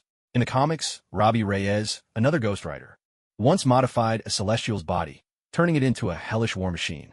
The Ghost Rider who rode this demonic Celestial gained enough power to stand toe-to-toe with godlike beings. All of this proves just how powerful Hellfire truly is. Johnny simply hasn't unlocked its full potential yet. Ross was still trembling by Li Yin's feet, sneaking glances at him, hoping Li Yin would grant him a quick and merciful end. After Mephisto's retreat, the Ancient One returned to Kamartaj, for their task was to defend against threats from more than just one dimension. Nick Fury was overseeing the packing up of the Heart Demon's corpse. He breathed a quiet sigh of relief. At least his job was safe for now. Tony Stark, clad in his Iron Man armor, shot into the sky. Unable to help any further, he decided to return to New York. As he soared above Tokyo, he looked down upon a ruined wasteland. The city's former splendor now nothing but a fleeting memory. The radiation from a nuclear blast would soon overwhelm even his armored suit. The tragedy in Tokyo rang in his mind like a warning bell, searing itself deep into his thoughts. He needed to accelerate the development of the intelligent robotic defense system. Leon glanced down at Ross lying at his feet. He raised a finger, ready to blast his head off with a laser. But then, reconsidering, he looked again at the comrade who had dropped a nuke on the island nation. Strangely, he found him more agreeable all of a sudden. Seeing Ross covered in scrapes and bruises, Leon decided to heal him a little. Ross was utterly bewildered. He stared at his healed wounds, at a complete loss for what to do. He didn't know whether to thank Li Yin or resent him, nor did he have any idea what fate awaited him next. Opening a portal to S.H.I.E.L.D. headquarters, Li Yin kicked Ross through it without a word. Nick Fury would know who was responsible. Now then, it's time to claim my hellfire. Leon did not rush into Mephisto's domain. Instead, he made his way to Kamartaj. After all, he needed an audience. How could he possibly satisfy his ever-growing vanity if such a grand event as slaying Mephisto went unwitnessed? You're here.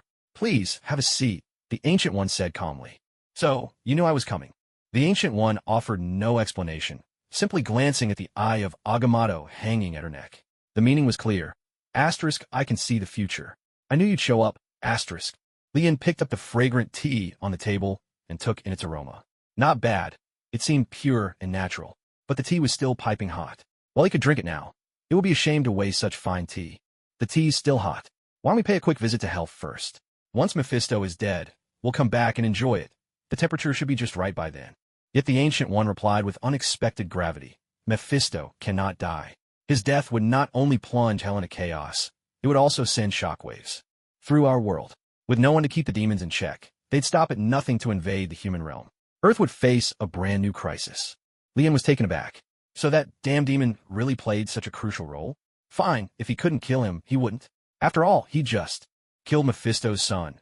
If he hounded Mephisto to death as well, people might start thinking he had a thing for wiping out entire families. Master Ancient One, that won't do. He took my hellfire and refuses to give it back. That's not the end of it. The Ancient One thought to herself. Looks like Mephisto is in for a costly lesson today. With a wave of her hand, the Ancient One opened a portal to hell and gestured for Li Yin to go ahead. Li Yin didn't stand on ceremony. He stepped straight in, with the Ancient One following close behind. This hell was nothing like the underworld Li Yin had imagined. It was, in fact, a separate plane of existence. The beings here could easily be seen as aliens, and they grew stronger by devouring human souls. Mephisto sensed two very familiar energies closing in. One belonged to the Ancient One. The other was Li Yin, his recent adversary. Mephisto, show yourself. You took my hellfire, and think you could just run off? If you don't get it back today, I'm not leaving. In fact, I'll just move in. This'll be my new home. From now on, you'll cook for me, do my laundry, scrub the toilets, and if you don't do a good job, I'll beat you up. So, tell me, are you tough enough to handle it? Mephisto's face darkened. He couldn't win a fight, nor did he dare risk an argument. To think his opponent would barge in and pull such a shameless stunt, insisting on taking his treasured possession. Left with no choice, Mephisto finally gave in. Once he'd retrieved the hellfire, Li Yin wasted no time. He opened a portal and vanished in a flash. The Ancient One and Mephisto were left in heavy silence. You ought to be grateful. He was originally here to kill you. Keep your underlings in check, and don't let them set foot on Earth again, or else. Watching Gu-E leave, Mephisto was on the verge of tears. These days, it felt like even a fart could backfire, and drinking cold water wasn't just about getting something stuck in your teeth. It was enough to choke you to death. Even the worst luck should have its limits, but it seemed Lady Luck herself had probably kicked the bucket.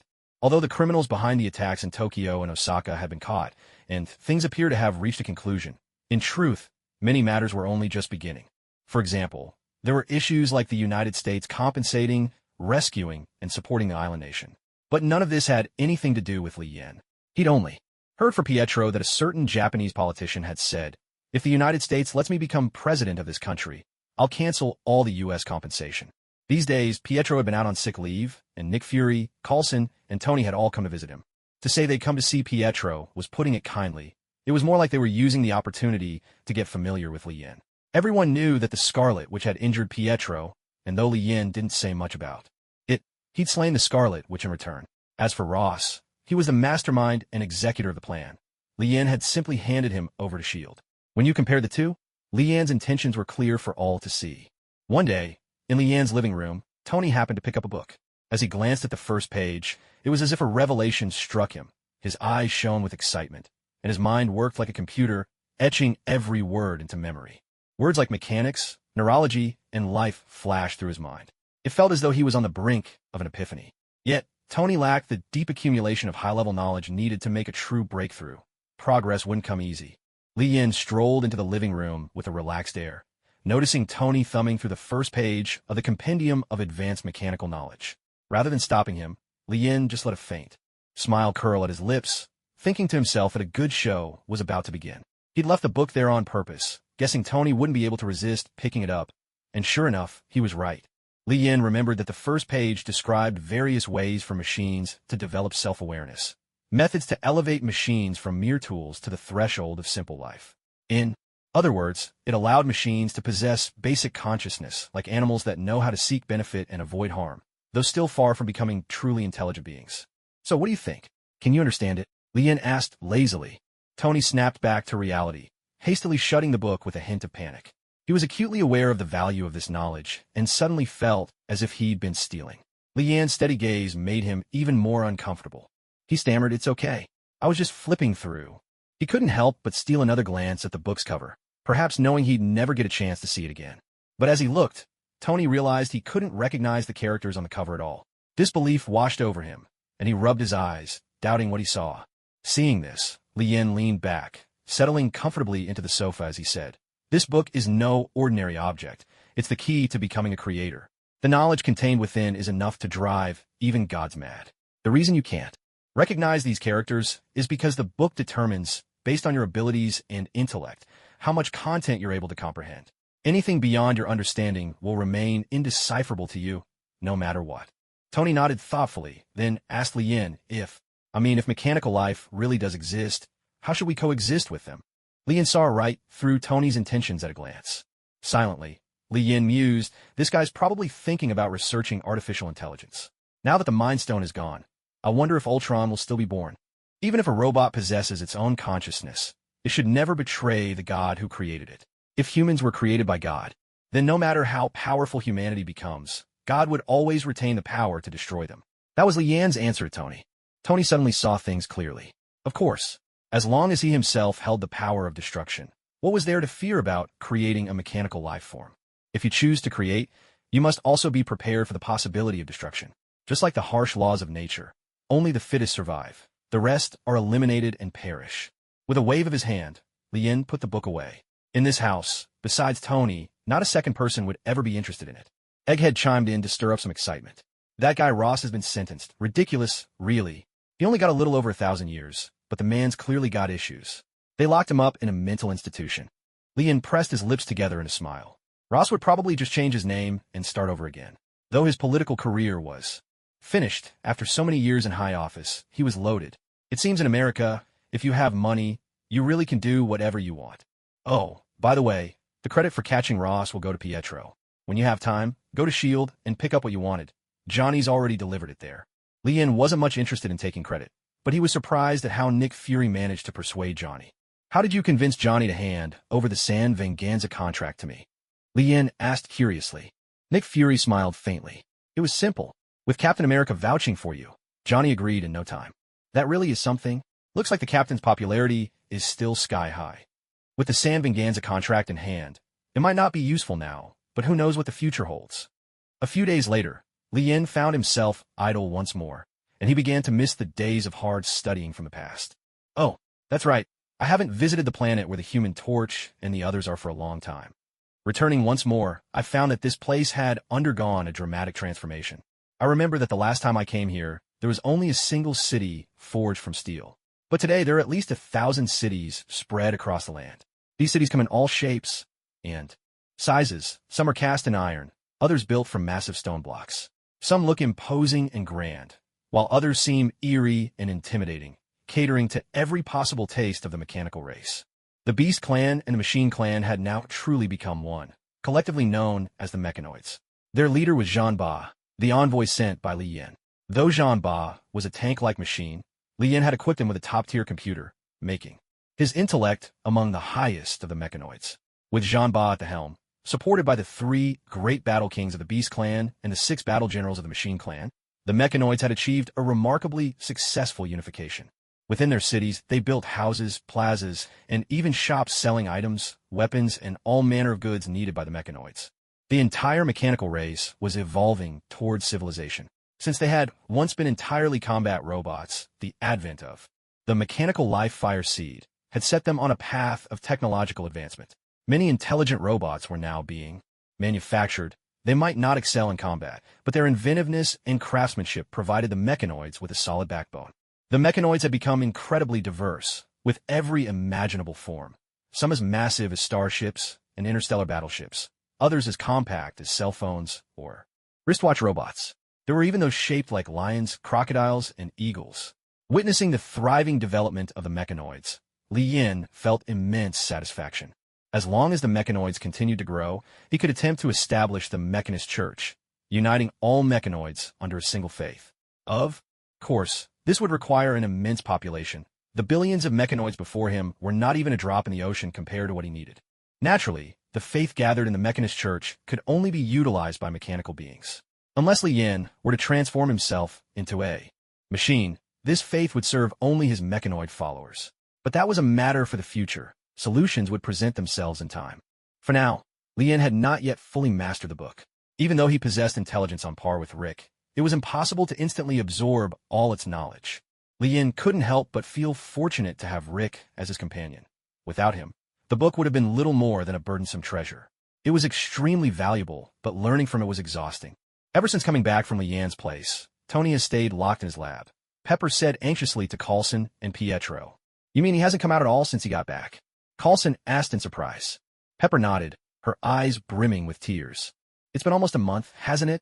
He can't possibly still smell fresh in there, Pietro remarked. Coulson hurriedly stopped Pietro from blabbing any further. Don't talk nonsense. For all we know, he might have died only recently. Pepper's worry deepened. Previously, she could open the laboratory doors, but ever since Tony got back, he had changed the password. Except for the rare times she brought him things, she hardly saw him anymore. Tony never reached out unless he needed something. Now, it had been 3 or 4 days straight with no word from him at all.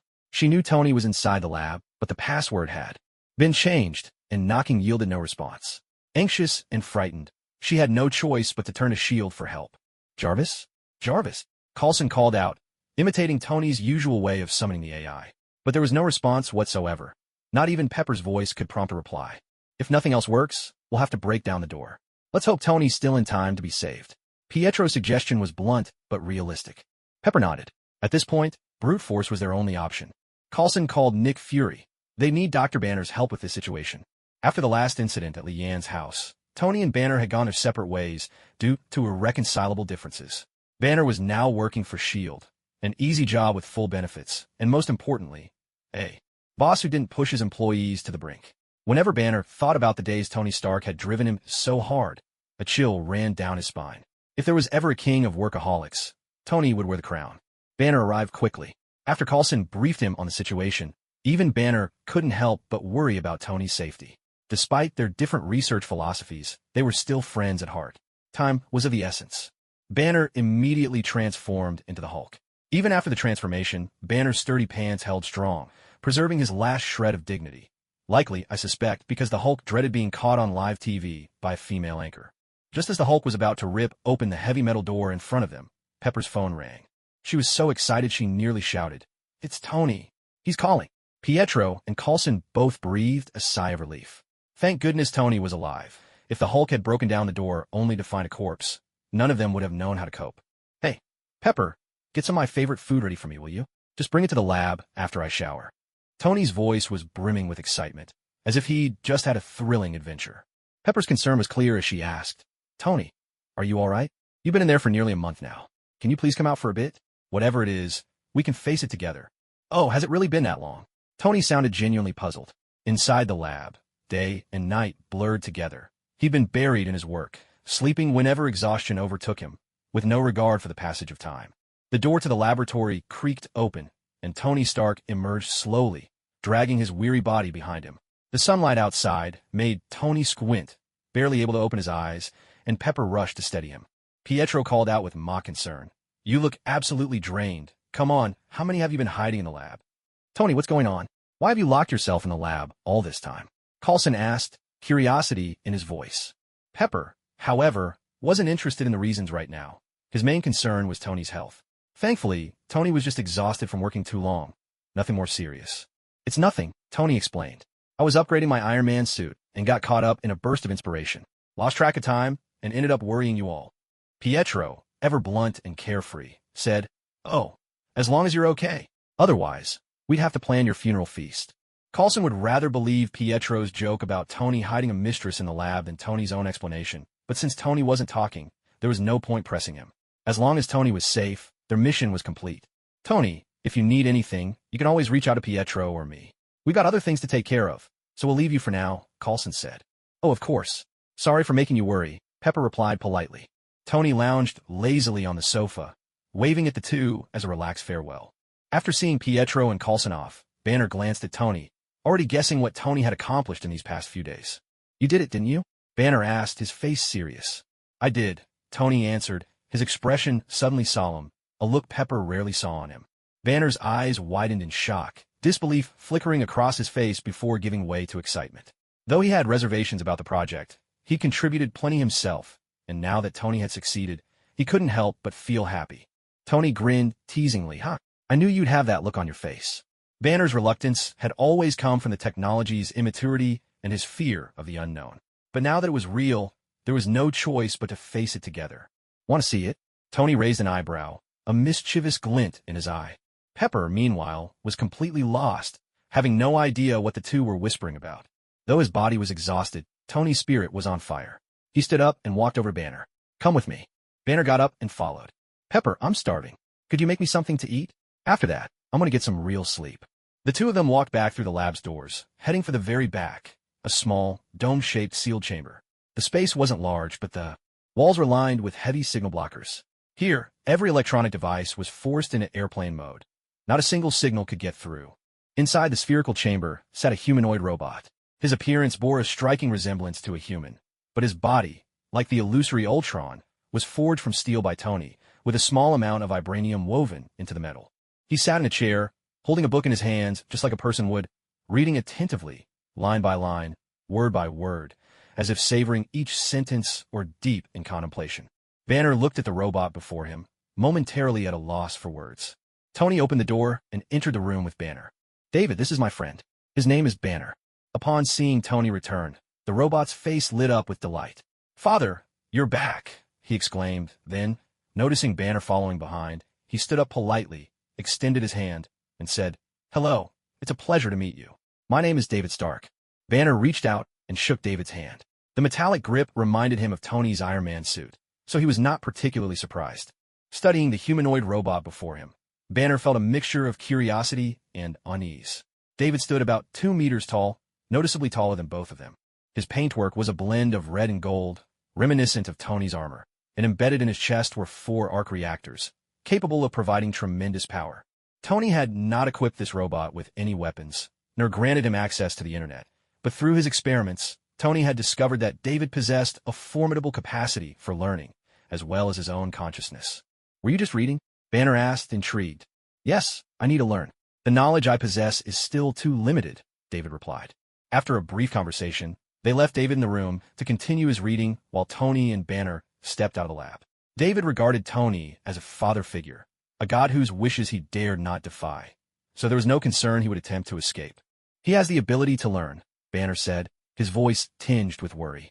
"Even if he's unarmed now, should he ever enter the outside world, humanity wouldn't stand a chance against him." Tony clapped Banner on the shoulder, responding with confidence. "Relax, Banner. I haven't programmed him with any of that so-called protect humanity or end all wars logic. Besides, he's not like those machine beings in the movies. He's perfect." "Exactly, and that's what worries me," Banner pressed. "What if one day he decides to wipe out humanity to let machines rule the Earth?" Tony's voice grew somber. "Do you remember the recent nuclear explosions in Tokyo and Osaka? How many lives were lost? As Avengers, we couldn't even avenge them." Tony patted Banner on the shoulder once more and said, "Banner, I need you. I need you to help me perfect him to ensure he receives the right guidance, and to grant him even greater power. He will become humanity's ultimate weapon, the steadfast protector we turn to when disaster strikes, when all hope seems lost." Tony's heartfelt and impassioned speech made Banner's eyes flicker with emotion. At that moment, Banner was moved.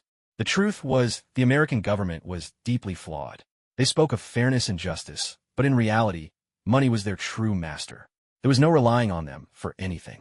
Banner's father-in-law, the mastermind behind the Tokyo nuclear incident, was now sitting at home, sipping red wine, spreading money around to grease the right palms, hoping that after changing his name, he could secure some official position. Meanwhile, David remained seated in the room, completely absorbed in the book he held. Tony had randomly pulled this biography from a shelf at home. It sang the praises of Captain America's heroism during World War II, but also depicted the brutality of the enemy and the darkness of war. David finished the book quickly, committing every detail to memory. He began to admire Captain America, deeply impressed by his courage, and found himself pondering why the Second World War had occurred at all. Why did humanity descend into such violence, turning on itself? These questions confounded him. He knew one thing for certain. He needed more knowledge. Pepper watched Tony devour his steak and the spread of delicacies before him, eating with gusto. She couldn't help but remind him, slow down, slow down. There's no one here to fight you for it. Tony took a sip of his drink and mumbled, delicious, really delicious. Pepper chuckled softly at his antics. Oh, Tony, I have an important client meeting this afternoon. I need to handle it in person and discuss our collaboration, she said. Sure, go ahead. The sooner you leave, the sooner you'll be back, Tony replied casually. Loki, please, my dear brother. I'm begging you. Thor had taken to pestering Loki every day, so much so that Loki was at his wit's end. Loki hadn't intended to set any more traps for Thor, but Thor's lack of initiative left him no choice. He'd given him opportunities, but Thor never rose to the occasion. Fine, but if anything goes wrong, don't expect me to take responsibility, Loki said. Thor instantly perked up, as if all his energy had returned at once. He was as happy as a child with a mountain of sweets. Don't worry, brother. I would never betray you, Thor assured him. It was from Loki that Thor learned the secret way to Earth. Thor planned to slip away and see his girlfriend. Otherwise, given America's freewheeling ways, he feared he'd soon be wearing a fool's crown. But Loki was far from altruistic. Reclining in an exquisite wooden rocking chair, he already had a scheme in mind. As soon as Thor left, he would run straight to Odin and report everything, just to see how Odin would react. Naive as ever, Thor followed Loki's directions and found the hidden one-way passage to Earth. At last, I can finally be reunited with Jane, he exclaimed in delight. Loki, afraid that Thor would suspect him of being the informer, devised a plan to serve both his interests. Thor's friends, the Warriors 3 of Asgard, became his chosen target. Breathing in the free air of Earth, Thor felt a wave of relief. After being grounded by Odin, he was utterly suffocated. No drinking, no brawling, nothing to do all day long. He was as idle as a salted fish, listless and devoid of energy. People need something to occupy themselves. Whenever he was left with nothing but food and drink, Thor's thoughts would inevitably wander to certain desires, which only made him miss Jane all the more. After asking for directions, Thor swung his hammer and flew straight to Jane's house. The moment they saw each other, they fell into a passionate embrace, sparks flying between them like dry tinder meeting a blazing fire. Meanwhile, Loki was hardly idle. He wandered around Asgard, and though he was also confined by Odin, just like Thor, who in Asgard would dare meddle with these two brothers. After all, he was one of Asgard's 3 princesses, wasn't he? Loki's wandering was far from aimless. He was searching for the Warriors 3. As the saying goes, birds of a feather flock together. Thor's friends wouldn't be much sharper than he was. Thor, meanwhile, was in bed with Jane, fully immersed in their heated conversation, blissfully unaware that his brother Loki was once again plotting against him. As Loki strolled down the street, someone suddenly called out to him, "Prince Loki, wait up." A smile flickered across Loki's face at the sound, but he quickly concealed it, feigning surprise as he turned around.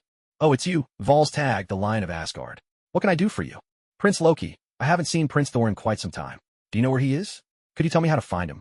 Loki quickly grabbed Volstagg by the sleeve, pulling him aside and lowering his voice. "My brother Thor made a mistake and angered our father. He's been put under house arrest. If you have any message, I can pass it along for you." Volstagg scratched his head. He really had no idea that Thor was grounded. He asked, "So when will Thor be released?" Loki shook his head and replied, "Actually, Father isn't angry anymore. If someone were to plead for Thor, Father would probably let him go." "Oh." Volstagg's eyes lit up. He wasn't seeking out Thor for anything serious. It was simply that Fandral, one of the Warriors 3, was about to celebrate his birthday. The group was hoping to find Thor so they could drink together and celebrate the occasion to the fullest. After discussing it with Fandral and Hogan, Volstagg decided that as Thor's best friends, they had a duty to help him in his time of trouble. Your Majesty Odin, we come to pay our respects. Rise. What brings the three of you here? Odin asked, puzzled. Vastag spoke up. Your Majesty, I hope you can forgive Thor. After all, he's still young and full of energy. Any mistakes he made were surely unintentional. Odin had already cooled down by this point. Now that the three warriors of Asgard were pleading on Thor's behalf, Odin decided to go along and let the matter rest. Someone, bring Thor and Loki here. Soon, the guards returned with only Loki in tow. There was no sign of Thor in the Grand Hall. Your Majesty, we were unable to find the Crown Prince. Odin didn't seem particularly concerned. Knowing his son's carefree and outgoing nature, Odin simply assumed Thor had slipped away to see the Queen or had gone out for a stroll. Go ask Heimdall and see where Thor's gone. Before long, the guard returned and reported, Your Majesty, Thor is on Earth, at a woman's house. Odin's face turned from pale to crimson, finally settling on a shade of livid purple. Though his expression was grim, Odin kept his temper in check and ordered Loki to fetch Thor back. The three warriors exchanged helpless glances, realizing that their attempt to rescue Thor had now landed him in even hotter water. What a blunder. It was a classic case of trying to help a friend, only to make things worse. Full of confidence, Loki strolled toward the Rainbow Bridge. In good spirits, he greeted Heimdall with a nod. Hey, Heimdall, send me to Thor. Of course, Your Highness. Heimdall's eyes flickered, but he replied in a steady tone. In a flash of light, Loki appeared at the doorstep of Lian's house. Familiar sights greeted him, and Loki swallowed nervously. He had no desire to go inside, especially with Hela around. What had seemed like a cushy assignment before now felt like pure misery. He never expected Thor to be here. Ding dong. Pietro opened the door and, to his surprise, found Loki standing there.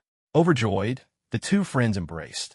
After all, Pietro was one of Loki's few close friends, thanks to his connection with Lian. Pietro warmly invited Loki inside and asked curiously, Didn't Thor come with you? Loki hesitated for a moment, surprised.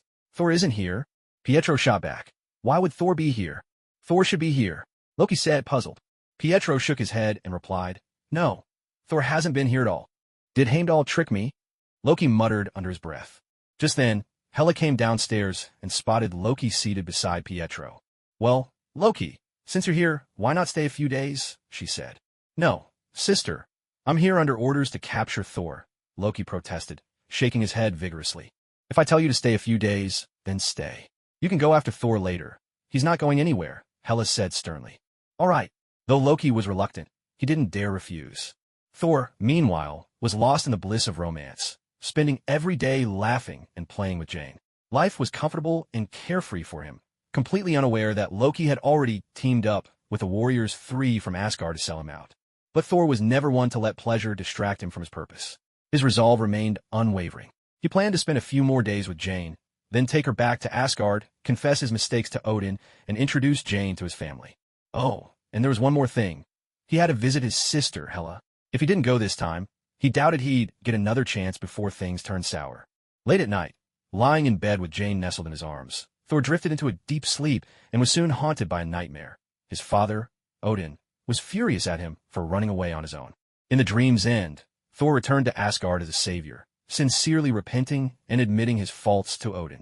Touched by Thor's courage and sense of responsibility, Odin forgave him, and Loki was spared from disaster. Thor woke with a start, muttering, Loki, Loki, again and again.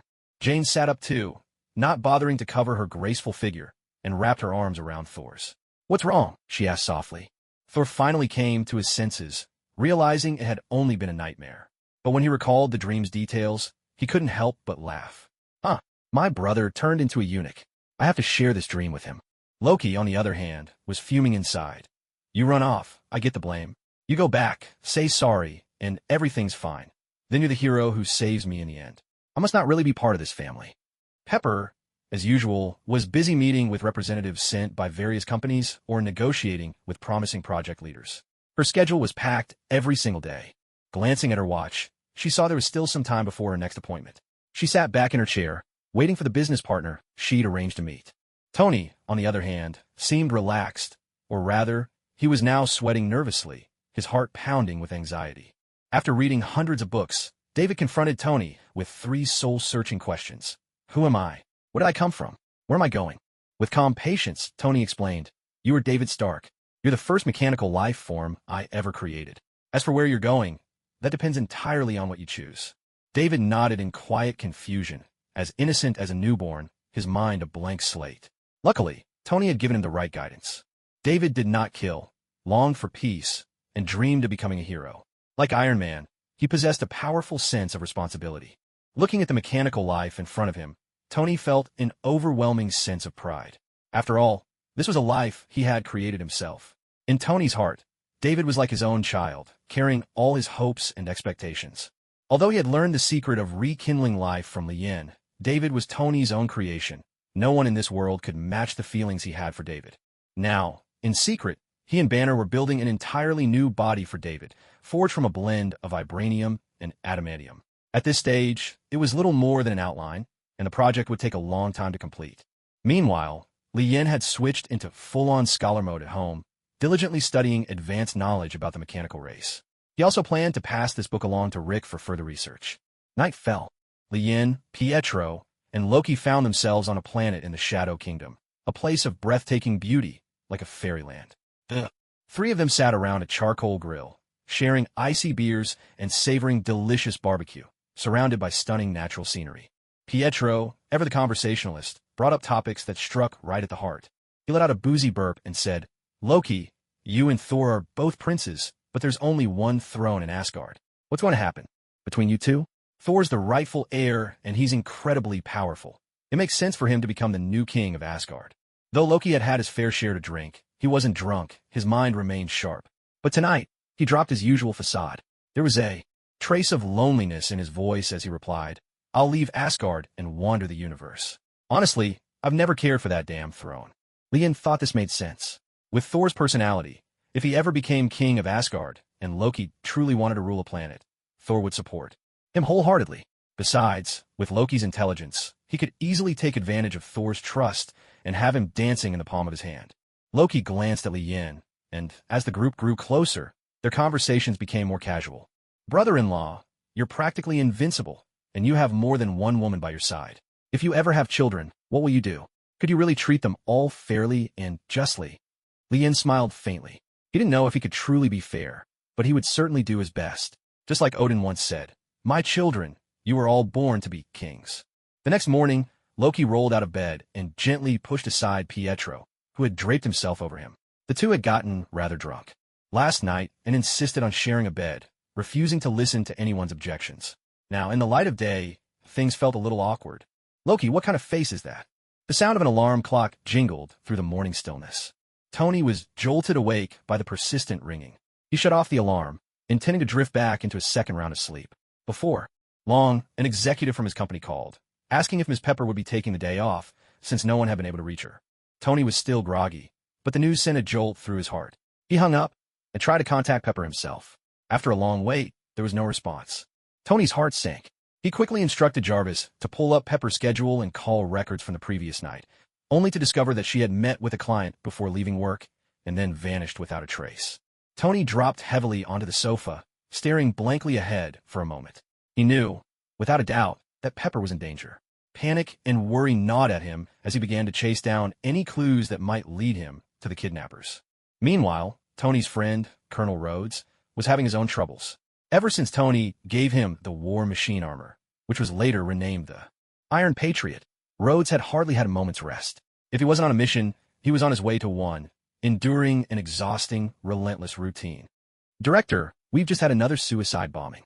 The damage was significant. 7 people died instantly, and 31 were injured," Coulson reported to Nick Fury. The police sealed off the scene right away to preserve the evidence. "Our agents combed the area thoroughly, but just like before, there was no trace of gunpowder or shrapnel. It was as if the explosion came from a surge of pure energy. This is bizarre. Could be the work of mutants." Pietro wondered aloud. Nick Fury shook his head. "No, it's not mutants. I've already checked with the professor." Inside the meeting room, everyone fell silent. The attacks kept coming, but with no pattern and no apparent motive. There were no clues. So far, it was the perfect crime. Before each attack, the enemy would disable the surveillance cameras. The only footage they had was distant and blurry. All that could be seen were indistinct human shapes. While the group sat brooding over the lack of progress, a member of the Avengers, someone both familiar and shrouded in mystery, arrived at S.H.I.E.L.D. headquarters. Coulson and Nick Fury were both surprised to see him. Since the Battle of New York, this was his first appearance. "Hello, Azura. Does your return mean you have a way to solve this problem?" Coulson asked. "That's right." Lien, clad in the Azura armor, stepped onto the scene once again. No trace of explosives was ever left after the blasts, and at the moment of detonation, the surrounding temperature soared to 3,000 degrees. Wasn't this just like the extremist virus from Iron Man 3? The villain here, Dr. Killian, had once been an obsessive fan of Tony Stark. On another New Year's Eve, he had sought Tony out at a party, hoping for funding for his research. But Tony had just caught the attention of the biologist Maya and was preparing to delve into the mysteries of the human body and the techniques of human reproduction with her. He had no time at all for Killian. So, Tony came up with an excuse, telling Killian to wait for him on the rooftop for 5 minutes. Unexpectedly, Dr. Killian stood there foolishly the entire night, stood up by Tony, a slight he would never forget. Lien knew the whole story from beginning to end, so this was his chance to finally shine. Azura performed his art of shifting scenes, bringing Coulson and Pietro back to the crime scene in the blink of an eye.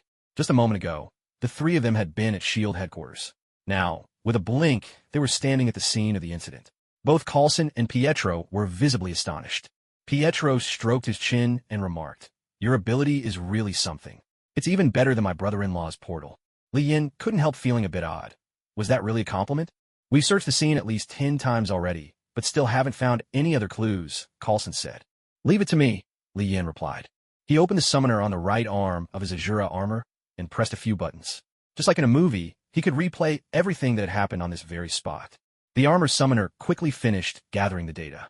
Lien once again shifted scenes, returning with Coulson and Pietro to S.H.I.E.L.D. headquarters. Nick Fury watched as the group, who had just vanished, reappeared out of thin air. He couldn't help but reach up and rub his perpetually bald head. "That fast. Did you find any leads?" Lien didn't waste words. He designed Azura to be a man of few words. He simply brought up the replay, and they all watched together.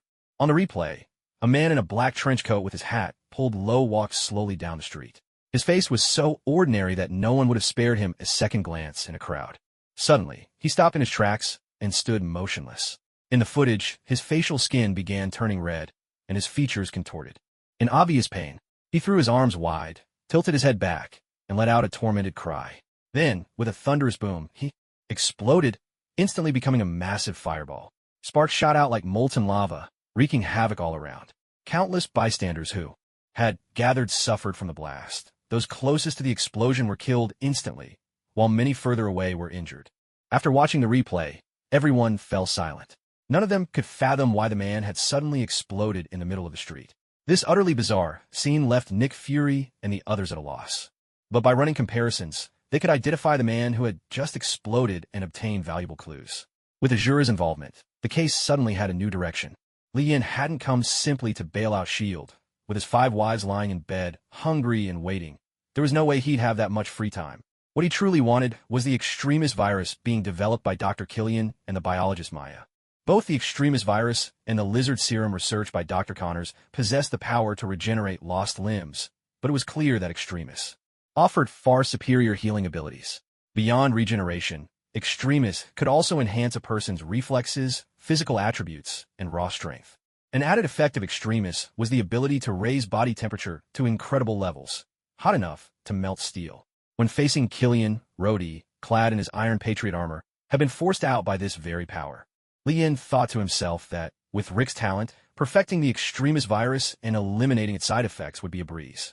Once that was done, he could mass-produce it and hand it out as essential military supplies to the Navy of Poseidon, greatly boosting their combat power. Piecing together a web of clues, Tony had managed to track down a number of leads and finally locked onto the suspects. However, he still had no idea why they had kidnapped Pepper. Aboard a Roxxon Company freighter, Pepper Potts slowly regained consciousness. She realized she was tied to a chair, her arms and legs bound, her mouth gagged, and her eyes covered with a blindfold. Sensing movement nearby, she decided to keep pretending to be unconscious, hoping to learn her captor's true intentions. Maya spoke hesitantly. "Are you sure you want to inject her with the extremist virus? If it fails, Tony Stark will never be under our control." Dr. Killian nodded grimly. His hatred for Tony Stark ran deeper than the ocean, higher than the mountains. He was consumed by the fury of a lover scorned. Every time he thought back to that night in 1999, it cut him to the bone. Tony's actions had wounded him deeply. While Tony was off, lighting up the sky with his New Year's fireworks, Killian had stood on the rooftop all night, watching the show like a fool. Now, he was determined to turn Tony's delicate girlfriend into a towering extremist warrior, with powerful muscles that could crush Tony's heart, and maybe more. Tony, ever the egotist, had tracked down the kidnappers and confirmed their connection to terrorists, yet still chose to act alone. Wearing his latest creation, the Mark 42 armor, Tony set out solo for the terrorist stronghold in Miami. At a lavish villa, Tony unleashed the full might of his advanced suit, tearing through wave after wave of terrorists with ease. Once inside, he finally confronted their leader, the Mandarin. With a single repulsor blast from his palm, Tony took out the Mandarin's bodyguard, sending the villain into a panic. The Mandarin dropped to his knees, trembling, and pleaded desperately for his life. "Please don't kill me. I don't know anything, I swear." "Where is Pepper?" Tony barked, his voice sharp and commanding. The Mandarin had no idea where Pepper was. In fact, he didn't even know who Pepper was. He was utterly clueless as to why Tony had suddenly stormed in and laid waste to everything. He was just a washed-up, third-rate actor, toyed with and manipulated by forces far beyond his control. After hearing the explanation, Tony's brow furrowed. A sense of dread crept over him. He realized he'd likely fallen right into someone else's elaborate trap. Just then, a projector flickered to life somewhere inside the villa. On the screen, Dr. Killian appeared, flaunting his victory before Tony. "Ha ha ha, Tony Stark. Long time no see. How have you been? Want to know who's with me? Don't worry. I'll make her perfect, but perfection always comes at a price." With those words, Killian injected the extremist virus into Pepper's body. Tony saw it all unfold with his own eyes. Fury and anguish twisted his face, his eyes burning red as he glared at Killian on the screen. The fire of vengeance roared within him, and he silently vowed to make Killian pay in blood. But now was not the time for anger. The most urgent thing was to save Pepper, who was in grave danger every moment she remained in Killian's hands. He couldn't afford to act alone anymore. Pepper's life was at stake, and he wouldn't risk it. Without hesitation, Tony dialed Pietro's number. This would be the first time he'd ever reached out for help. The phone rang, its tone slicing through the tense air. Tony? Why is he calling me now?" Pietro muttered, puzzled. He answered, "Hello, Tony." "Pietro, listen to me." Tony's voice was strained and low, as if he was fighting to hold back a storm of emotion. "I'm sending you my location. Get here as fast as you can. I'm in serious trouble." "All right, give me 10 seconds." Coulson and Nick Fury exchanged bewildered looks, unable to comprehend why Tony was acting so out of character today. Just as Pietro was about to dash out, Azura stopped him. "Wait, let me take you." A shift in reality. Space twisted and reformed. In the blink of an eye, Pietro and Lien appeared at Tony's side. Tony had no time to wonder why Azura was there. Now was not the moment for questions. With every second counting, any extra help was welcome. Quickly, Tony explained to Pietro where Killian was holding Pepper, urging him to take him there once. Before Pietro and Tony could even react, the three of them suddenly found themselves face-to-face with Killian and his men. Killian was momentarily stunned by the trio's sudden appearance, his mind struggling to process what had just happened. But soon, he threw back his head and laughed, clearly delighted by Tony Stark walking straight into his lair. "Ha ha ha, Tony Stark, still as arrogant as ever. Do you really think you're a match for me now?" Faced with Killian's taunts, Tony didn't pay him much mind. What truly enraged him, however, was that this guy had dared to kidnap Pepper. That was simply unforgivable. "Killian, your time is up," Tony roared, and while Killian was distracted, Tony fired his repulsor blast, smashing half of Killian's face in an instant. To Tony and Pietro's astonishment, Killian, with only half a head left, didn't go down. Instead, his remaining eye glared at Tony with a terrifying intensity. Then, as a mass of red flesh squirmed and writhed, Killian's head regenerated before their eyes. Having injected himself with the extremist virus, his powerful healing ability was the source of his arrogance. With a guttural sound, Killian spat a fireball straight at Tony. Tony, clad in his Iron Man suit, dodged nimbly. He unleashed a relentless volley of repulsor blasts at Killian, one after another, his palms firing with rapid, explosive force, while micromissiles launched from his shoulders. With a thunderous explosion, Killian was blasted backwards. "Pietro, go save Pepper," Tony shouted. No longer just a spectator, Pietro dashed over to Pepper, forcefully tearing apart the ropes that bound her. He helped her to her feet and led her quickly toward safety. Seeing Pietro spring into action, Lien knew he couldn't just stand by and watch. Ashura Inferno Claws. 3 long, razor-sharp claws sprouted from the backs of the Ashura armor's hands. Lien activated the armor's skill, Ashura Claw. Strike. With a single, sweeping motion, the henchmen standing in his way were torn to pieces, their remains scattered across the floor. Under Lian's cover, Pietro and Pepper managed to escape to a safe area. Meanwhile, Tony was locked in a fierce battle with Killian. Killian's regenerative powers were formidable, and he could spit fireballs for long-range attacks. On top of that, his close combat skills weren't lacking either, and the intense heat he radiated made it unbearable for Tony inside his suit. Tony could only rely on his arsenal to harass Killian from a distance. Lian, realizing that Tony might not be able to finish Killian quickly, decided to step in and end things himself. He retracted the Ashura Inferno claws and switched to another weapon, the Ashura Inferno halberd, ready to test out a newly acquired skill from his adventures in the world of Loloa's journey. Thunder Crescent Slash. Killian heard a furious shout, and when he looked up, a massive black blade was already upon him, its edge as thin as a sheet of paper. In the split second before it struck, Killian's eyes filled with horror. The blade sliced through him effortlessly, cleaving him in two as if through soft clay. Staring at the two heaps that were once Killian, Tony spat on the ground. Going up against Tony Stark, Killian was simply out of his league. Lian quietly pocketed some specimens from the lab, and then blew the place to smithereens before slipping away.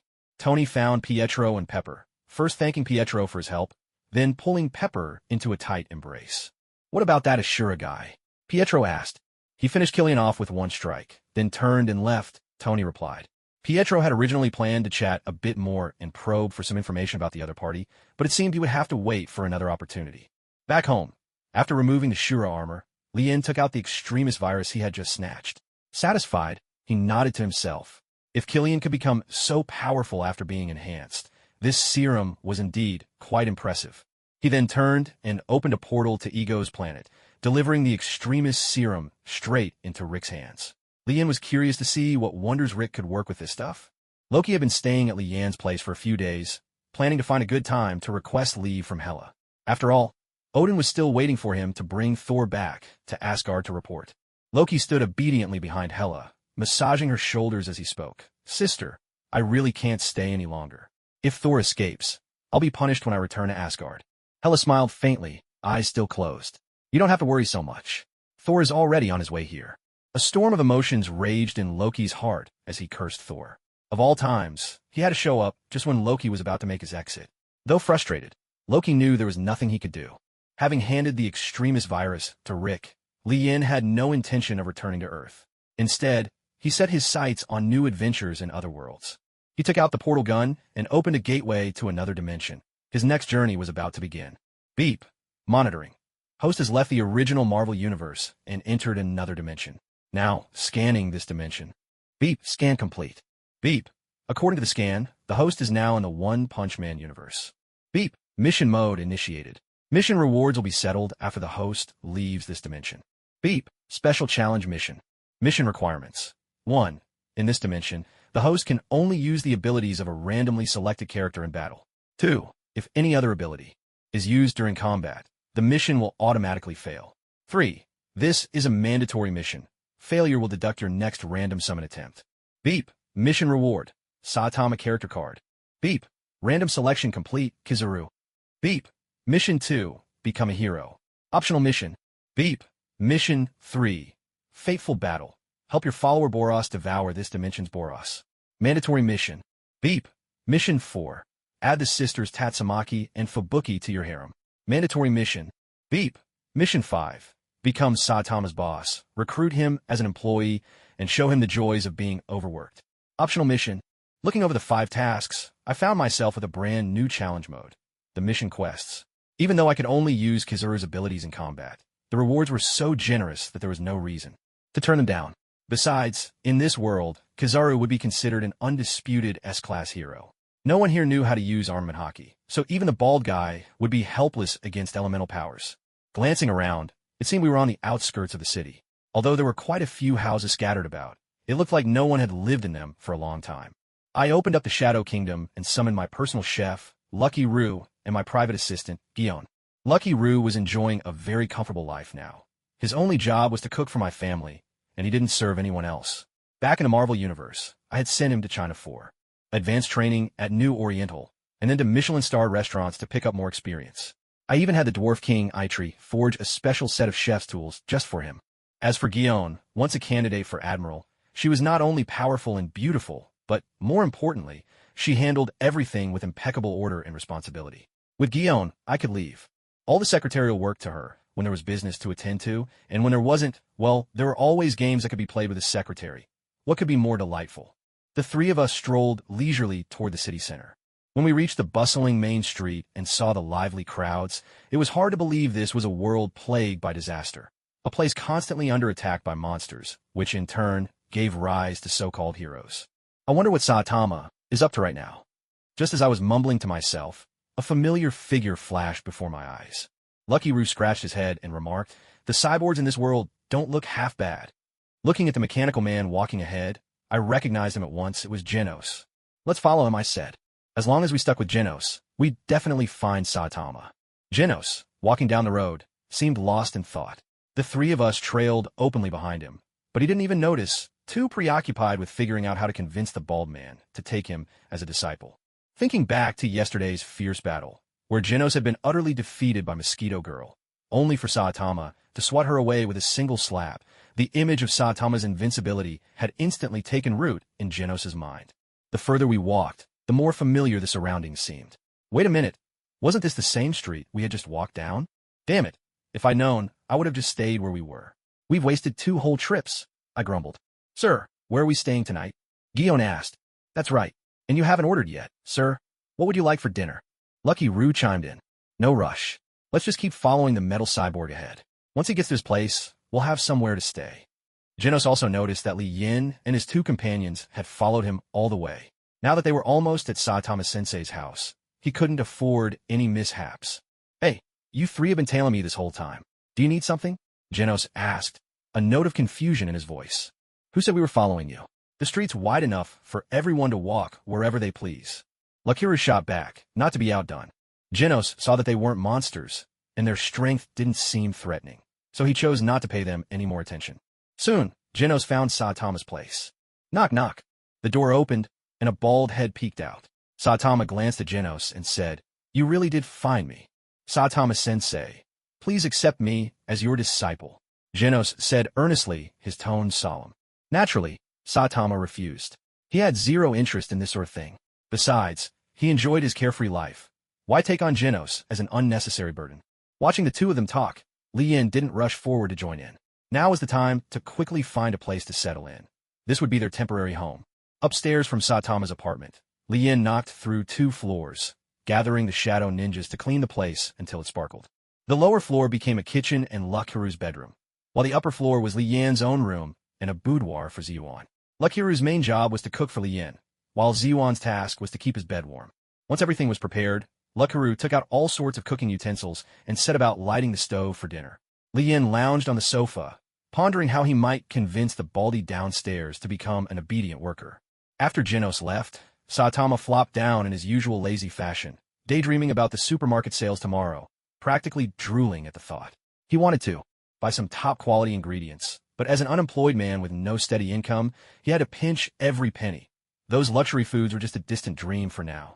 The aroma wafting down from upstairs was simply irresistible, and Saitama couldn't help but tear up with longing. We've got new neighbors upstairs. I'll go say hello. Maybe they'll invite me to stay for dinner. Knock, knock. Ziyuan opened the door to find a dopey-looking bald man standing outside. His eyes darted eagerly toward the inside of the apartment, nose twitching as he caught the delicious smells. Drifting from within, his face utterly enraptured, a true foodie if there ever was one. He paid no attention to the beautiful Ziyuan at the door, which left her more than a little annoyed. Hey, Baldy, who are you here for? Ziyuan snapped. Snapping back to himself, Saitama grew a bit shy and replied sheepishly, Hi, I'm Saitama, your neighbor from downstairs. Please take care of me. Lian immediately guessed it was Saitama and came to the door, inviting him in. Please come in. We just moved here and hope you look after us. My chef has just finished making dinner. Come on in and join us for a meal. Saitama certainly wouldn't refuse. He hadn't smelled such delicious food in a long time. Stepping inside, he found himself stunned by the lavish decor. The place he lived in now, just like Lian's current residence, was something that others had abandoned. But in comparison, Saitama's home was worlds apart. Lian invited Saitama to sit down, and Rikuru began bringing out dish after dish. True to Lian's principles of thrift, there was no unnecessary extravagance. Each meal was limited to 8 dishes and 1 soup. The first to grace the table were several seafood dishes, crab steamed with yellow wine, shrimp with longjing tea, fish balls in a 3-flavor, broth, and roasted sea king with fragrant sprouts. Saitama's eyes widened at the sight. The enticing aromas made his mouth water uncontrollably. To avoid embarrassing himself, he quickly swallowed his saliva. Rikiru then brought out dongan chicken, steamed cured meats, and golden coin ham, a table filled with high-protein delicacies. Faced with such an abundant dinner, Saitama could hardly contain his excitement.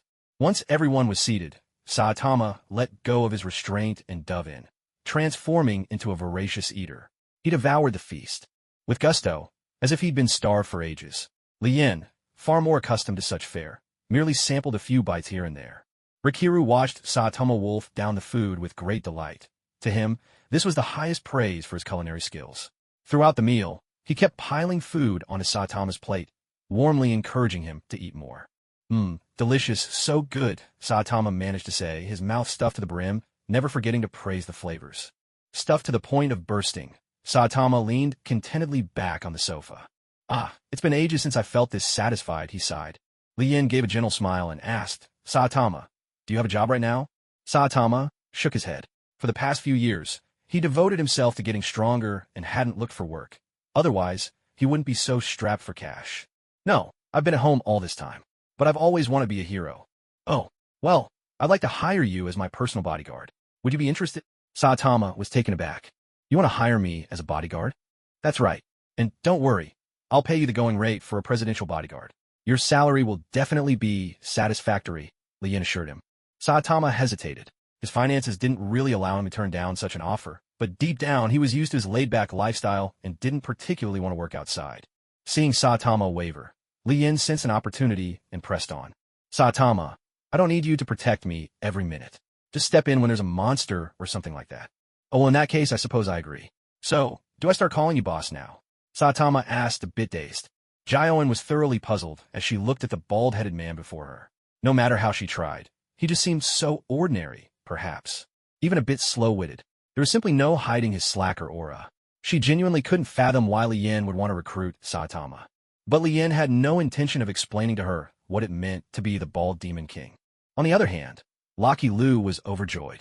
He found Saitama especially likable, and now that they were technically colleagues, he looked forward to sharing meals and drinks together in the future. What a fantastic feeling. All right, Baldy ahem.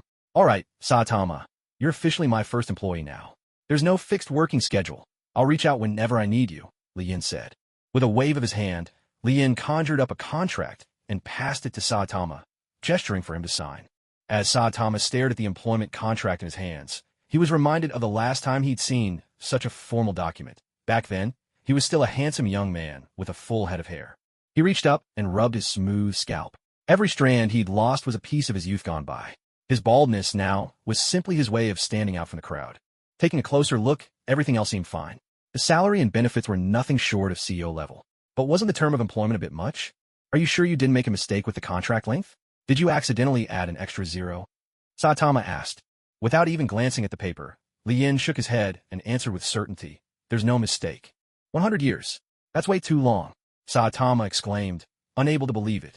Lien paused for a moment, deep in thought. It is a bit long. So, how many years do you think you've got left in you? I figure I can easily last another 50 or 60 years. Wait, no. I only want to sign up for 20 years. Is that possible? Fine, I won't force you. To be honest, I was tempted to just draft a lifetime contract, but I suppose that's not realistic. After all, we're not living in feudal times anymore, Lien replied. With the contract signed, Saitama cheerfully made his way home. Not only had he enjoyed a hearty stew today, but he'd also landed a new job, a double stroke of good luck. The very next morning, Geno showed up at his door again, carrying his small travel bag. Knock knock, Sensei Saitama, please open up. Saitama, groggy from sleep, dragged himself out of bed and opened the door. He looked at Genos with a gaze full of quiet resentment. Seeing this, Genos swallowed nervously but pressed on, steeling himself to ask once more to become Saitama's disciple. Sensei Saitama, please teach me. I want to become as strong as you are. Hey, didn't I already tell you my secret to getting stronger? What are you doing back here? Saitama replied irritably. He never had patience for anyone who disturbed his precious sleep. Sensei, I truly wish to become a hero as powerful as you. Please, I'm begging you, Genos pleaded, his sincerity leaving Saitama a bit embarrassed to refuse him again. Seeing that Saitama didn't refuse again, Genos hurriedly pulled out a wad of cash and handed it to him. Here you go, Master Saitama. This is my food allowance. From now on, I'll be living with you, so please take care of me. Money can solve most problems in this world. If it can't, it just means you don't have enough of it. Saitama accepted the money with his usual blank expression. Although he had a job now, his first paycheck wouldn't arrive until next month. Genos' contribution would be just enough to improve his current living situation. Genos had just finished unpacking and sat down on the sofa. He hadn't even had time to relax when a sudden knock sounded at the door. Knock, knock. Hearing the sound, Saitama was about to get up to answer. Genos stopped him. Master, let me get it. Genos stood up and opened the door to find a chubby man waiting outside, suitcase in hand. Genos narrowed his eyes, thinking to himself, is this another person here to become Master's disciple? What should I do? Can Master Saitama handle teaching two people at once? Is Saitama home? Lucky Roo glanced at Genos as he asked. Master Saitama is home. May I ask what business you have with him? Genos replied stiffly.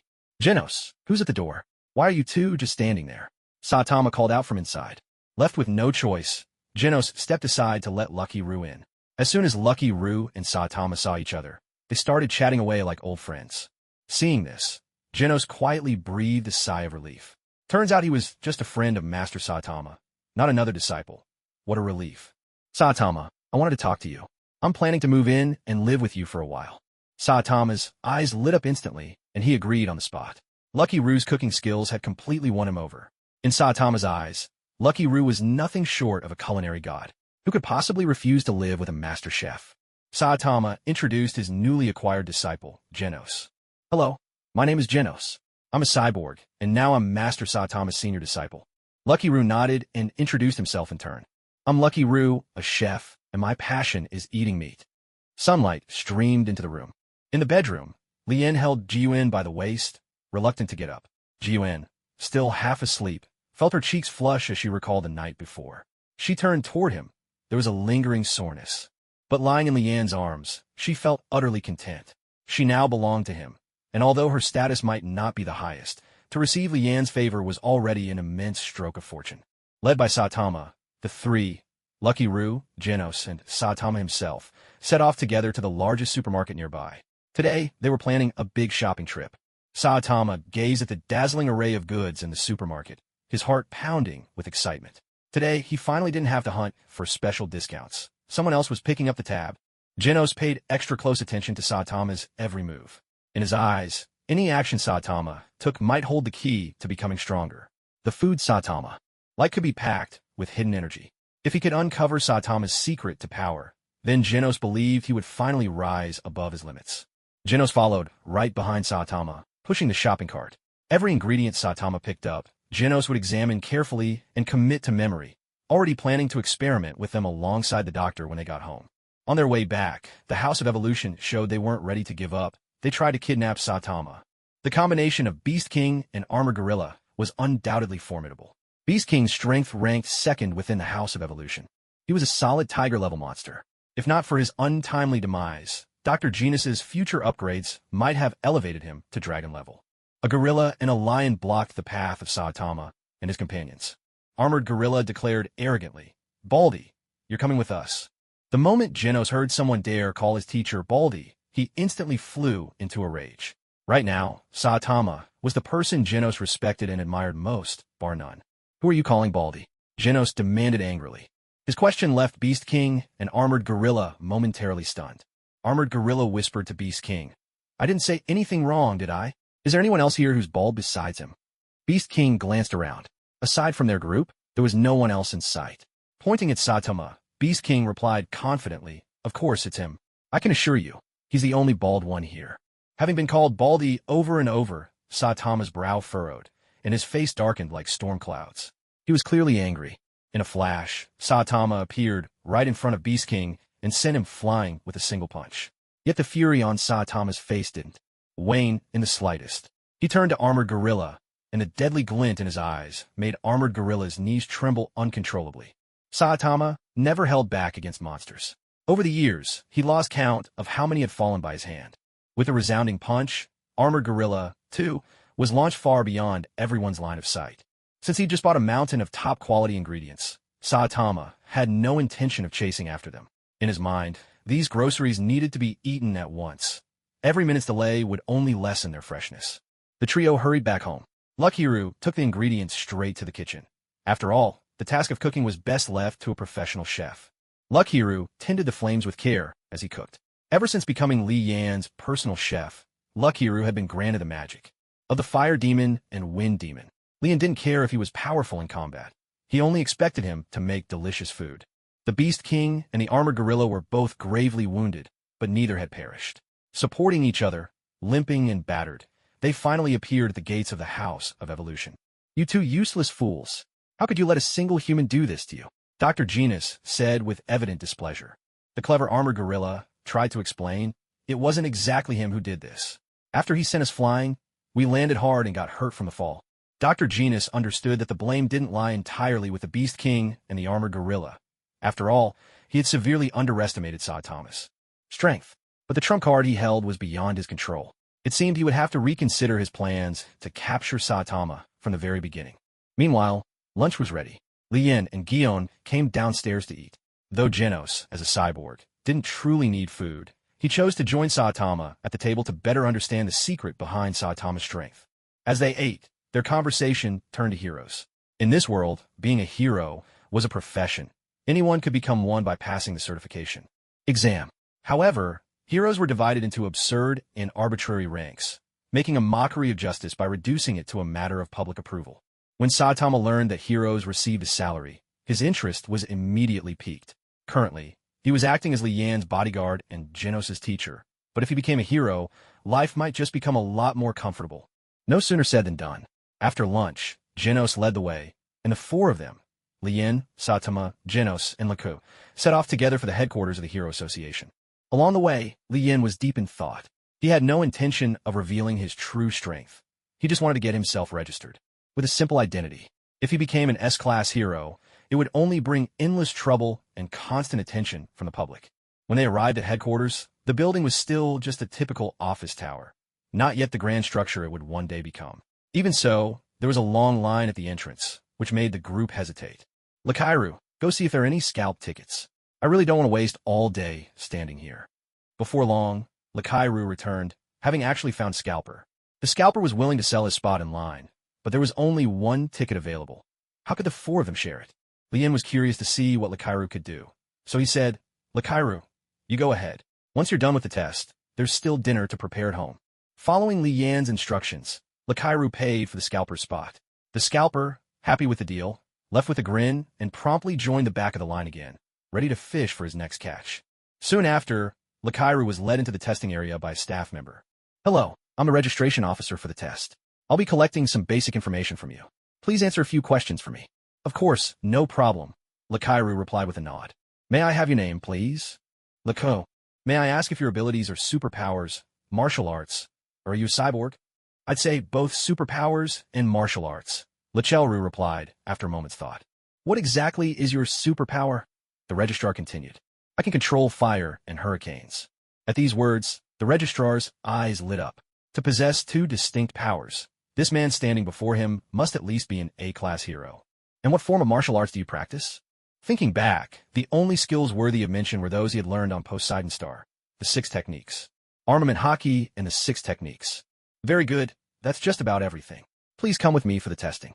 Lachelru was led into a spacious room, specifically designed for superpower assessments. Sensors were embedded within the walls, ready to gauge the energy level of whatever the test subject unleashed. "All right, Mr. Lachelru, everything is set. You may begin. Please show us your absolute best. Your final rating as a hero will depend on the data we collect." Lachelru nodded in understanding.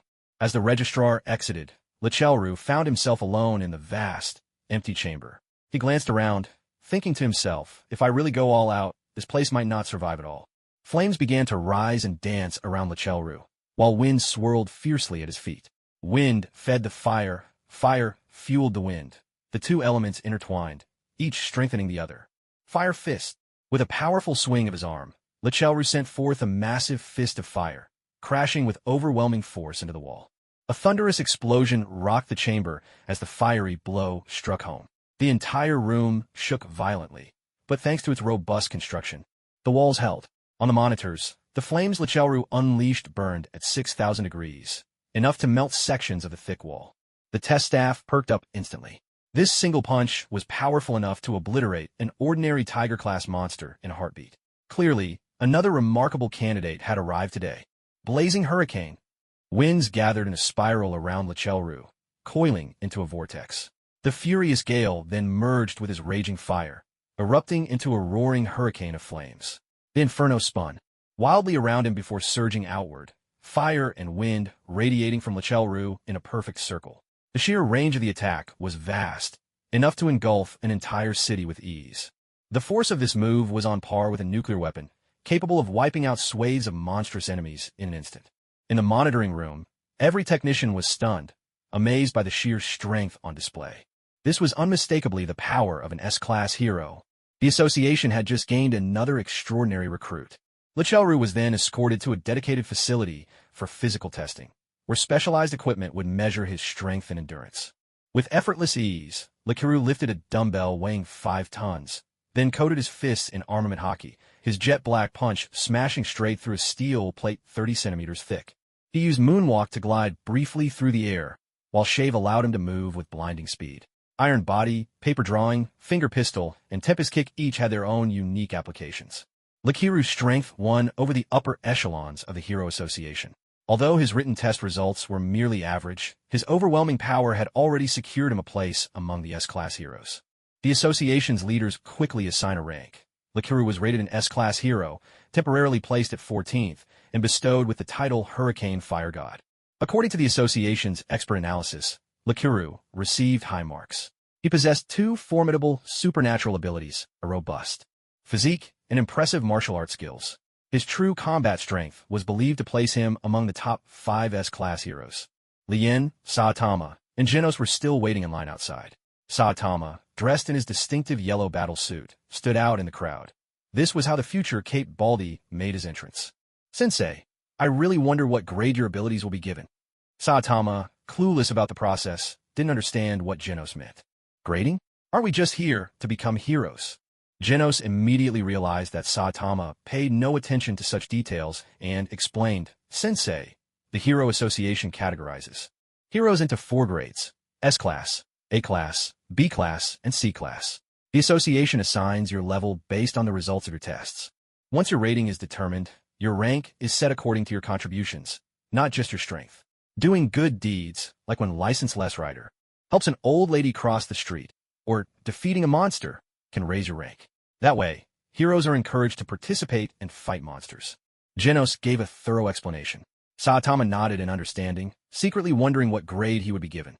Lien, on the other hand, already knew Saitama's soon-to-be ranking, C-class, number 388, the very bottom of the list.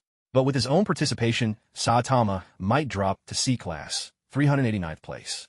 Soon, it was their turn. The 3 of them were led away by different registration staff. After all, Saitama was simply a physical powerhouse, Genos was a cyborg, and Lien had falsely claimed to know a bit of swordsmanship. The group was separated for the tests, which weren't difficult and consisted of 2 parts, a physical test and a written exam. During the physical test, Saitama barely tried and still scored at S-class level. None of the other candidates even came close. If only the physical test results were considered, Saitama would have become an S-class hero. However, the final outcome depended on the combined scores of both tests, and Saitama's performance on the written exam left much to be desired. To become a hero, you needed a combined score of at least 70 points, the pass mark. Saitama's total was a 71, just 1 point over the threshold. Had he fallen short by even a single point, he wouldn't have qualified at all. As a result, he was only awarded the title of C-class hero. Lien, though deliberately holding back, also achieved a perfect score in the physical test.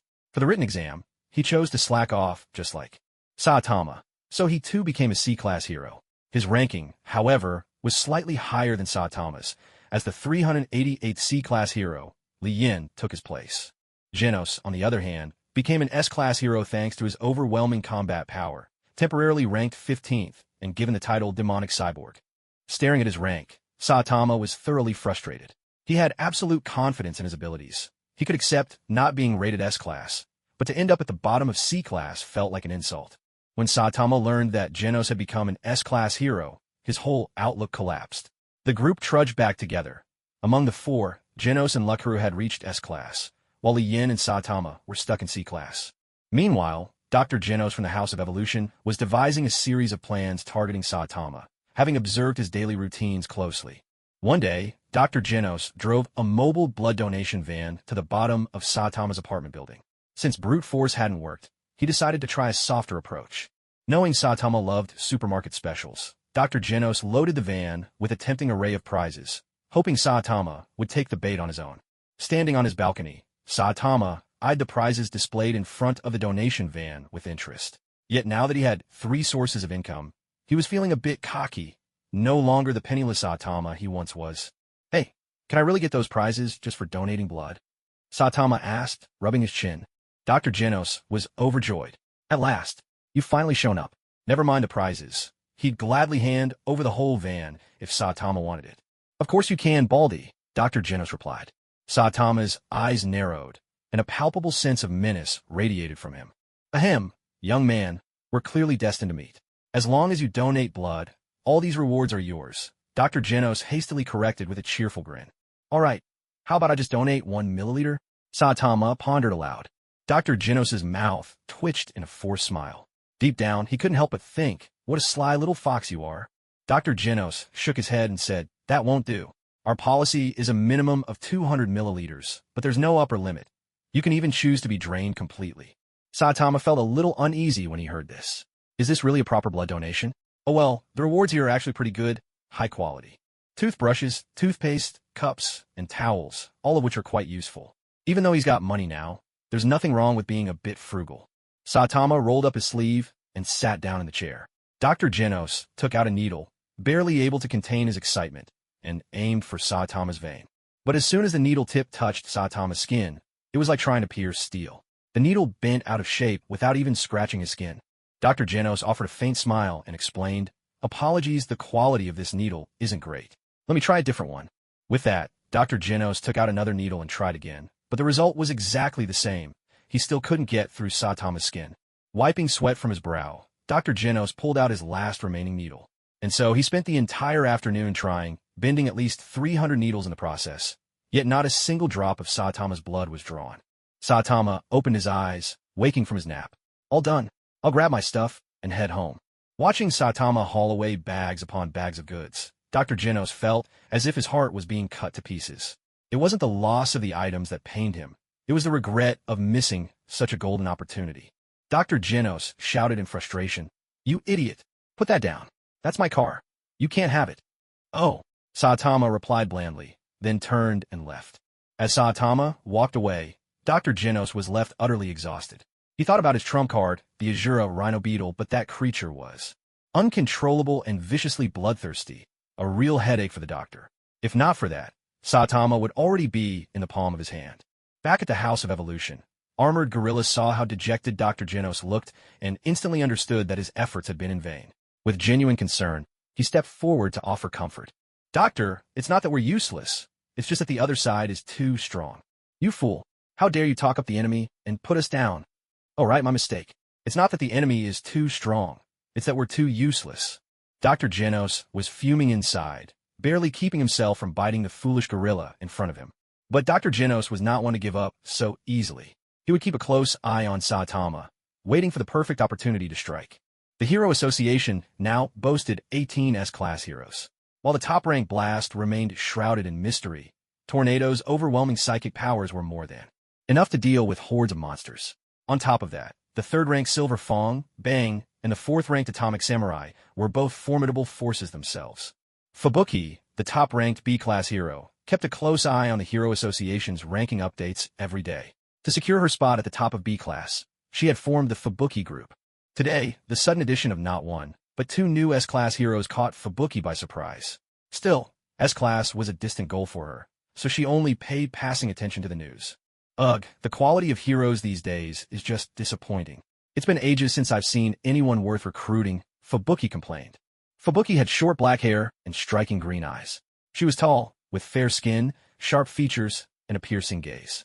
Her slender waist and shapely figure made her exactly the kind of woman Li Yin liked. Fubuki's older sister, Tatsumaki, was a 28-year-old who looked like a petite teenager, with wild green hair in a long black slit dress. Her appearance and build matched that of a young girl, her chest modest at best, and her personality a bit spoiled, but undeniably cute. She was a dream come true for those with a fondness for petite charm, and could even satisfy some eccentric tastes. Lien was secretly plotting how he might win over both sisters. Though Fubuki held the top spot in B class, her actual strength was at least mid-level A class. She longed for greater power, which made her a somewhat easier target for his schemes. Lien already had a plan forming in his mind, but he knew he needed to prepare first. His top priority was to recruit a few dragon-level monsters to serve him. At this point, the only dragon-level monsters Lien knew of and could locate were Ashura Kabuto, Elder Centipede, and Orochi. Geru, for now, was not yet powerful, and Lien had no intention of interfering with him. If these monsters weren't enough, he could always unleash Shadow Abomination, together with its shadow soldiers. Even most dragon-level monsters would be no match.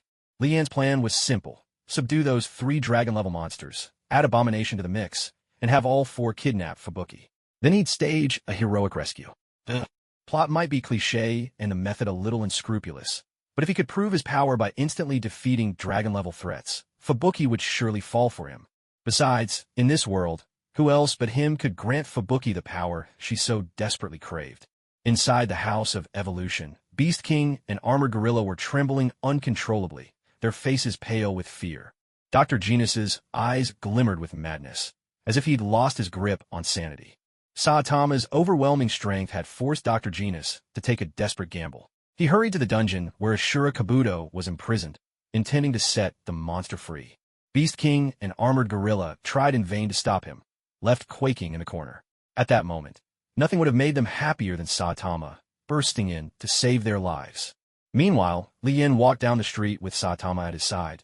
Their destination, the House of Evolution. The House of Evolution is undoubtedly a major power in the One Punch Man universe. With a genius scientist at its helm, a dragon-level monster, and Mosquito Girl and Beast King both boasting demon-level strength, their lineup was formidable. Had they not crossed paths with Saitama, they would never have been eliminated so swiftly. As C-class heroes, Lien and Saitama were practically invisible on the streets, their presence even less noticeable than that of some third-rate celebrities. Saitama couldn't help but feel puzzled. He'd been a hero for 3 years now, defeating countless monsters of all shapes and sizes. Whether it was Vaccine Man or the formidable Giant Brother, each one had fallen to a single punch. Yet fame continued to elude him. Sometimes he even wondered if his bald head was ruining his image. Before long, the two arrived at the gates of the House of Evolution's headquarters. Gazing at the building, Saitama asked, "So why are we here?" "Nothing special. Just do as I say when we get inside. And remember, we're not here to pick a fight. Behave yourself, and when we get home tonight, I'll have Luckyru make you an extra meal." Ever since discovering Saitama's bottomless appetite, Lien had learned exactly how to keep him in line. With a loud crash, Lien kicked open the doors of the House of Evolution and strode inside. Saitama muttered from behind, "Are you sure we're not here to fight?" Stepping into the building, they spotted Beast King and Armored Gorilla crouched in a corner, looking utterly dejected. "Hey, is there anyone here still breathing? Someone come out, or I'll have to start breaking things." Lien sounded every bit the troublemaker, his tone brash and insolent. The moment Beast King looked up and saw Saitama, his pupils shrank and his face twisted in terror. Though they'd only fought once, Saitama's overwhelming power had left a deep impression. Armored Gorilla, too, recognized Saitama at once. His eyes darted about. Then he sprang up and rushed over, dropping to his knees with a heavy thud. Tears and snot streamed down his face like a river, impossible to stop. Even Lien was taken aback. What in the world was going on here? Beast King soon snapped out of it, and, following Armored Gorilla's lead, knelt before Saitama, their voices thick with desperate pleading. Lien frowned. "We're not exactly a wildlife rescue center, you know. You're crying in the wrong place." With 2 swift punches, Lien put a stop to their wailing, leaving both Beast King and Armored Gorilla sporting large lumps on their heads. "If you've got something to say, spit it out. All this crying. People might think we're abusing animals here. Master Saitama, please, you have to save us. We'll do anything. We'll be your servants, anything you ask." Lien shook his head. "What's going on these days? You're a gorilla and a lion. Why are you groveling like this?"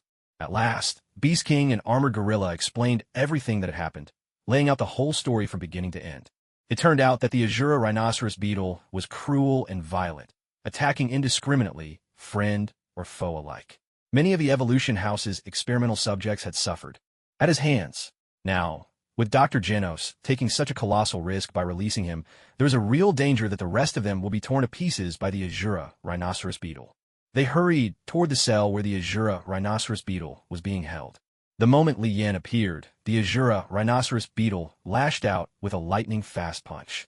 With his innate speed, coupled with the element of surprise, that punch would have reduced any ordinary person to a bloody pulp. But to Li Yan, the attack seemed painfully slow. He glanced at the beetle's tongue lolling out and the insolent, mocking look on his face.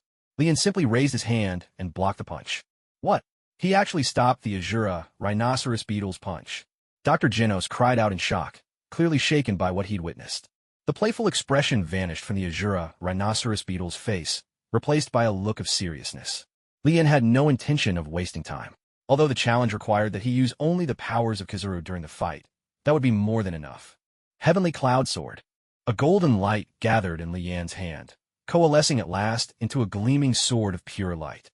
Meanwhile, Dr. Genos quietly edged off to the side, watching Li Yan intently, already scheming how he might make use of Li Yan's corpse.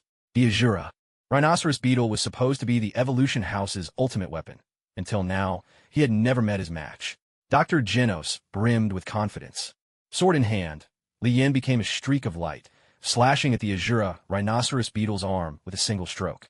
The beetle raised his arm, relying on his tough exoskeleton to shield him from the attack. But he had miscalculated. His supposedly impenetrable shell was like foam before Li Yan's blade. In an instant, one of his arms was severed. A howl of pain burst from the Azura rhinoceros beetle. He beat his wings furiously, retreating until his back hit the wall of the dungeon. His eyes darted nervously, sweat pouring down his face like rain. Thanks to his formidable regenerative powers, a new arm quickly began to grow. Yet, as an insect, the Azura rhinoceros beetle possessed a keen sense for danger. Now, the specter of death echoed relentlessly in his mind. At that moment, Saitama arrived as well. His presence only intensified the beetle's sense of impending doom. Pressed tight against the wall, the Azura rhinoceros beetle's thoughts raced in panic. What on earth was going on? Had Dr. Genos not bothered to consult the almanac before making his plans? Why did two such terrifying opponents have to appear at once? He swallowed hard, a cold shiver running down his spine.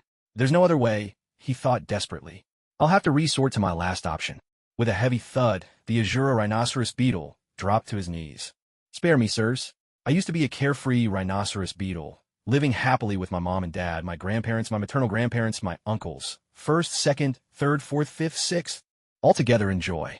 It was the evil Dr. Genos who captured me and subjected me to cruel and inhumane experiments, turning me into this wretched creature you see now. Boo-hoo. I'm innocent too. The Azura rhinoceros beetle's heartless betrayal made Genos' face turn ashen with rage. If not for him, this beetle would still be crawling on the ground, a fragile life snuffed out by a careless step. Instead of being grateful, the beetle had the audacity to shove all the blame onto him. The Azura rhinoceros beetle continued pleading pitifully. I've been locked away in this pitch-black dungeon for ages, and at last you've come to rescue me. Oh, right. Don't you humans have animal protection societies? Hurry up and arrest Genos. I want to report him for animal abuse. Watching the beetle's dramatic performance, Li Yan couldn't help but think that Genos really was something else. He'd even managed to make a rhinoceros beetle this clever. Saitama, not fully aware of the situation, recognized Genos. Wasn't this the kind man who'd given him a bunch of household supplies? Now, Genos' legs were trembling uncontrollably with fear. He figured the fact he hadn't already sold himself showed he had some courage left. Hey, drop the act. I never planned to kill you in the first place, Li Yan said. With Dr. Genos and the Azura rhinoceros beetle in tow, they returned to the lab above ground. Li Yan sent Saitama off to buy groceries and head home first. So, may I ask, what can we do for you? Dr. Genos inquired cautiously. The Azura rhinoceros beetle stood respectfully to the side, listening intently. Nothing much. Dr. Genos, I just admire your talent. I'd like you to work for me, Li Yan replied. I'm not sure that's a good idea, Dr. Genos stammered, clearly not planning to serve anyone. I couldn't show my real strength with outsiders present just now, Li Yan said with a wry smile. With a wave of his hand, Li Yan opened a portal and brought Dr. Genos and the Azura rhinoceros beetle into the Shadow Kingdom. There, they witnessed Thor forging an entire planet. The Azura rhinoceros beetle's instincts screamed at him. There was no point in running. Fate had caught up. To fall to a being like this, even the king of hell would offer you a cigarette in respect. Dr. Genos collapsed to the ground in shock, utterly speechless. His mind was blank. To witness such a powerful life form in his lifetime, he could die with no regrets. Your Excellency, you're here. Li Yin nodded, signaling Thor to continue his work. He turned to Genos and the Azura beetle and said, "Let me introduce you to Thor, the Starforged Dragon King, one of my followers. Now, do either of you still have any objections?" Genos and the Azura beetle shook their heads so frantically, it was as if they were powered by a motor, far more vigorously than anyone on a dance floor. Good. That's what I like to hear. He brought the two back to the House of Evolution and instructed Dr. Genos that if he needed anything to continue his research on bioengineered warriors like the Azura beetle, he could come directly to him. Before leaving, Li Yin decided to leave Dr. Genos a little gift. After all, if you want your horse to run, you need to feed it well. After some thought, he realized most of his powers were suited to boosting his own combat abilities, which wouldn't be much help to Genos. So instead, Li Yin produced a mountain of gold, treasures he had amassed from his adventures in the worlds of One Piece and Jackie Chan, and now just the right thing to serve as Genos' research funding. Faced with a room full of gold, Genos couldn't keep his composure. Though he was technically a villain in this hero-dominated world, he preferred to keep a low profile, which meant his funding was always tight. "My lord, you are truly magnificent. I am willing to serve you always." As for the Azura beetle, Li Yin planned to give him special training and eventually send him to take down the Monster Association. Li Yin embedded the snake talisman into the Azura beetle's body, granting him the power of invisibility. Then he bestowed upon him the demonic energy of the Wind Devil, giving him the ability to control and summon hurricanes. Next, with the demonic energy of the Earth Devil, the Azura beetle gained the power to command the Earth to burrow underground, and his body was further strengthened, his strength greatly increased. Now, for the real highlight, Li Yin conjured a strange, blazing fire in his palm. As the flames touched the Azura beetle, they instantly engulfed him, searing every inch of flesh, burning muscle and skin away while the air filled with his agonized screams. When the fire finally died down, nothing was left but a skeleton. But the Azura beetle remained standing, his skull wreathed in flames. He glanced down at his skeletal form, feeling an endless surge of power rise within him. He might look like a burning skeleton now, but his strength could easily crush and annihilate any other dragon-level monster. Hey, I can feel an unimaginable power coursing through me. The Azura beetle dropped to one knee in front of Li Yin, pledging his loyalty. Beep. New follower detected. Azura beetle. Accept. Yes. Beep. You will now acquire all abilities of your follower. Beep. Synchronization complete. You have gained the following ability. Super physique. Your body has been enhanced. The amplification is moderate. Please take time to sense it carefully. Azura form. Monster transformation. In this form, you become a monster. Your muscles swell, your body grows larger, and your speed, strength, and endurance all receive a 0.1% boost. His power was granted by Li Yin, and even if he accepted him as a follower, he wouldn't receive an additional boost. But the Azura beetle already possessed the strength of a dragon-level monster. Fortunately, this allowed Li Yin's physical abilities to be enhanced slightly, and he gained a berserk transformation. Though the increase was pitifully small, even 0.1% on top of his own power would still be terrifying. The burning skull before his eyes made Dr. Genos once again feel the terror that was Li Yin. He was momentarily dazed, muttering under his breath, "This is impossible. This just isn't scientific." Li Yin slowly approached Dr. Genos, looking him in the eye as he spoke. "There's no such thing as scientific or unscientific. Just do what I ask of you, and everything you desire, I can give it to you. I can create a world just for you, a world of cyborgs, yours alone." Now, the Azura beetle possessed immense strength, invisibility, the power to conjure hurricanes, mastery over the earth itself. And in his hellfire form, no physical attack could kill him. Not even Saitama could end his life. With these abilities, the Azura beetle was now formidable enough to face Boros himself, and with his undying nature, he would likely emerge victorious. Watching the Azura beetle, Li Yin was thoroughly satisfied.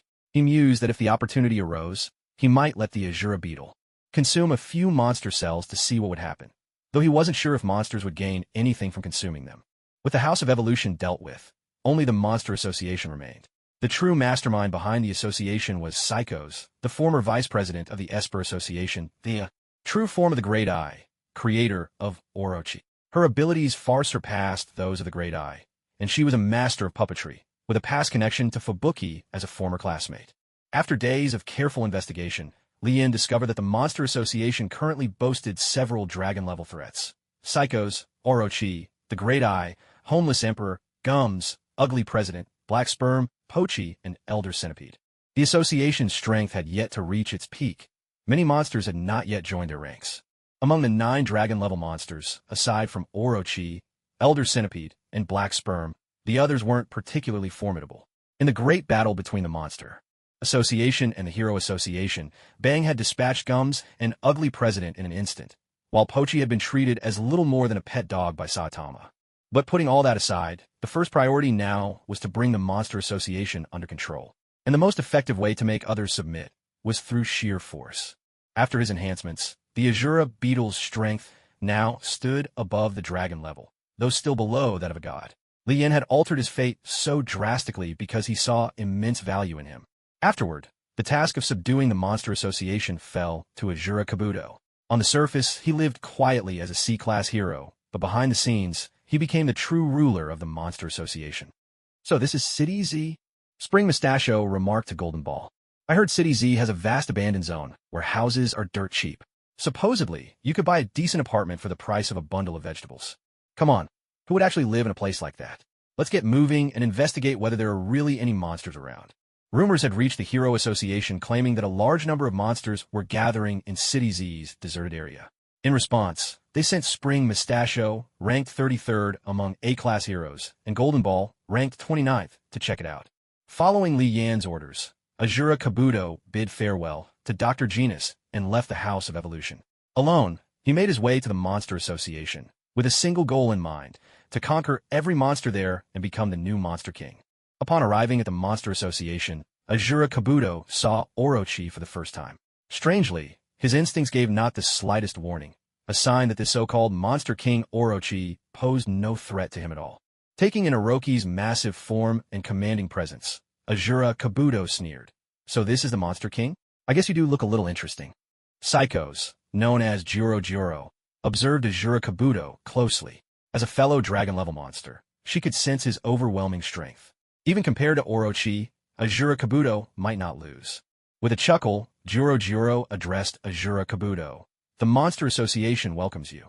From now on, you'll be our second strongest member. Haha, I am indeed joining the Monster Association, Azura Kabuto replied darkly. But I want to become the new Monster King. His words sent a hush through the room. Every monster held their breath, their eyes nervously fixed on Orochi, who to them was the very embodiment of terror. Yet, Juro kept smiling, betraying not a hint of displeasure. If you want to be Monster King, that's up to you, she said smoothly. With enough strength, any monster can claim the title. But remember, challenging Orochi means staking your life. Lose and you'll die. Hahaha. Of course the loser dies. I'll rip off his head myself. Azura Kabuto replied coldly. Juro maintained her cheerful smile, but inside she was already plotting how to teach this arrogant upstart a lesson. Her enormous eyes flicked to the side as a plan began to take shape. Since you want to become the king of monsters, you must earn the respect and submission of every monster. That means you have to first challenge the executives of our Monster Association. Only by defeating them will you have the right to challenge Orochi. This is the only way the other monsters will truly acknowledge you. Azura Kabuto gave a sheepish grin. He wasn't lacking in intelligence. He knew Big Eye's trick was simply to wear him down. Even if he defeated all the executives, he'd be so exhausted that Orochi would finish him off with ease. But he was Li Yan's most trusted general. All these devious plots would be shattered by his fists. Of course, I have no problem with that. So, he'll be the first to throw their life away. Big Eye hesitated for a moment. This Kabuto was no ordinary opponent. Perhaps he was a bit unhinged. If that was the case, there was nothing left but to send him on his way. Monster Hero stepped forward without hesitation. Ever since he'd ingested the monster cell and become a dragon-level monster, he hadn't met a single opponent who could force him to go all out. Today was the perfect chance to test himself against Azura Kabuto. Defeating another dragon-level monster would vastly elevate his standing within the association. Hero's voice was rough and menacing as it echoed through the hall. Let me be the one to finish you off.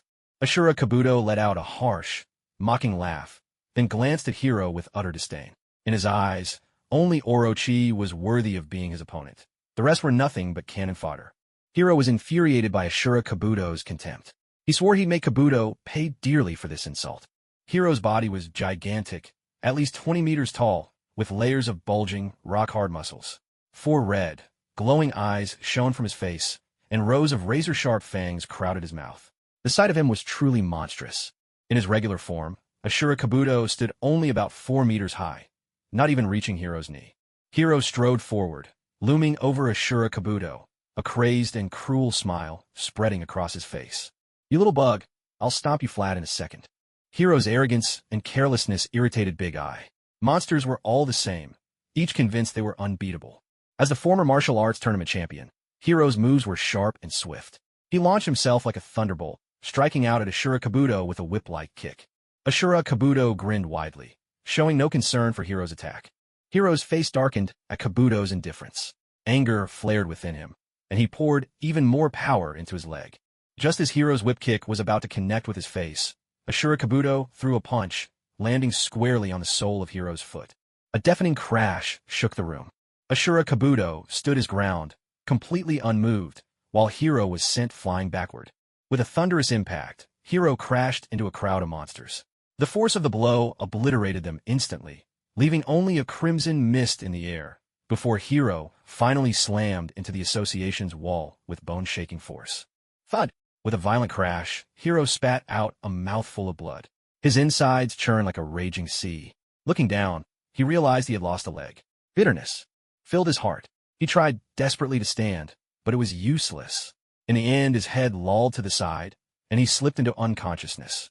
The whole scene happened so quickly that, aside from the dragon-level monsters present, no one else could tell what had just occurred. They all stared at Hiro, who had been sent flying across the battlefield, and drew in a sharp breath, utterly shocked. With just a single punch, the dragon-level monster Hiro had been defeated. Even Orochi, whose eyes had been half closed, opened them wide. Now, he had to take this beetle seriously. On the surface, Spring Mustache and Golden Ball felt the ground tremble violently beneath their feet. Their expressions grew grave. Could the rumors be true? Was a monster really lurking underground? While they were still puzzling over this, a monster crawled out from the sewer. Its body was covered in kelp-like tendrils, and it stood barefoot on the ground. Golden Ball and Spring Mustache immediately prepared for battle. Golden Ball drew his slingshot, pulled the strap taut, and took aim at the kelp monster, firing a metal round with a sudden snap. A sharp whoosh cut through the air as the metal round, made of memory alloy, shot forward at high speed, transforming into a pointed dart mid-flight. The kelp monster lashed out with its tendrils, batting the projectile aside. Then, with a swift motion, it sent its tendrils snaking around from behind, grabbing Golden Ball by the leg. Spring Mustache tried to rush in to help, but other tendrils blocked his way. He could only watch as Golden Ball was thrashed about by the kelp monster, battered mercilessly. The kelp monster flung Golden Ball aside. Gravely injured, Golden Ball lost consciousness completely, rendered utterly defenseless, a lamb to the slaughter. Seeing this, Spring Mustache felt the pressure mounting. At this point, escape was impossible. He would have to fight with everything he had and hope for reinforcements. He pulled out his weapon, a spring blade sword, and slashed at the kelp monster's long tendrils. But they were as hard as steel. His blade couldn't cut through it all. Trapped with no way out, he secretly sent a distress signal to the Hero Association, though he had no idea whether he could hold on until help arrived. The Blizzard Group received this A-class hero's call for help. In Fubuki's eyes, this mission was perfect for a team. If they worked together, they could certainly defeat the kelp monster. Fubuki led her Blizzard Group, a great throng of heroes, toward the abandoned zone of Z-City. Ashura Kabuto had taken down Hiro in a single move, catching Big Glare completely off guard. Hiro wasn't just some nobody, he was a bona fide dragon-level monster, one of the top fighters in the Monster Association. Ah, what trash. Not a single one of you can put up a fight. Ashura Kabuto laughed arrogantly, his voice echoing across the field. Young Kabuto, don't get cocky. Let me show you what I can do. With a thunderous roar, a gigantic centipede burst forth from underground. My God, it's Elder Centipede. Elder Centipede is here. He's doomed now. Ashura Beetle clicked his tongue in amusement. Interesting. A centipede this big is a rare sight. Elder Centipede licked his lips, his face twisted in greedy anticipation. Ha. Insects as delicious as you're getting harder to find these days. Ashura Beetle flew into a rage. He couldn't believe he was being regarded as food. He was no ordinary beetle, and he was determined to teach this centipede a lesson. Elder Centipede said, "There's not enough space to fight here. Let's take this outside." No sooner had he spoken than Elder Centipede surged upwards, bursting through the earth, and revealing his full length to all of Z City. Meanwhile, Spring Mustache, locked in a fierce battle with the kelp monster, glanced at the distant Elder Centipede and was instantly overwhelmed by the urge to flee. Oh no, this is a job for S-class heroes. The kelp monster also paused mid-fight, staring in awe at Elder Centipede, whose colossal, dragon-like body sprawled across the land for miles. At last, he felt he had found his true organization. But before the kelp monster could celebrate, a dark, hulking beetle landed behind him and grabbed him in a powerful grip. What a fresh vegetable you are. No, please. I'm a monster. I came to join the Monster Association. What does your allegiance to the Monster Association have to do with me?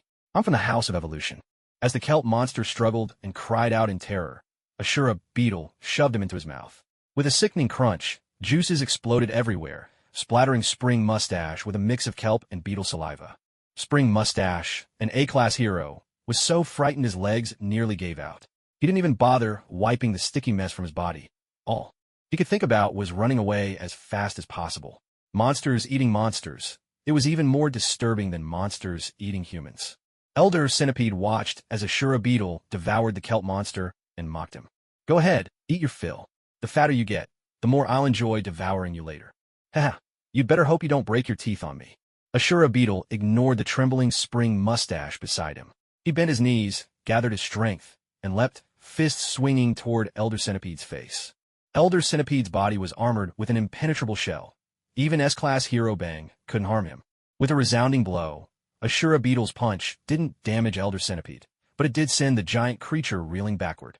Elder Centipede twisted his massive body, absorbing the impact and regaining his balance. Ashura Beetle summoned the demonic winds, hovering in midair, then unleashed punch after thunderous punch, pummeling Elder Centipede's armored body. Though he couldn't break through Elder Centipede's defenses, the relentless pain still forced the monster to let out a series of agonized screams. I'm going to tear you apart. The Elder Centipede's tendrils slashed through the air like razor-sharp blades, striking repeatedly at the Ashura Rhino Beetle.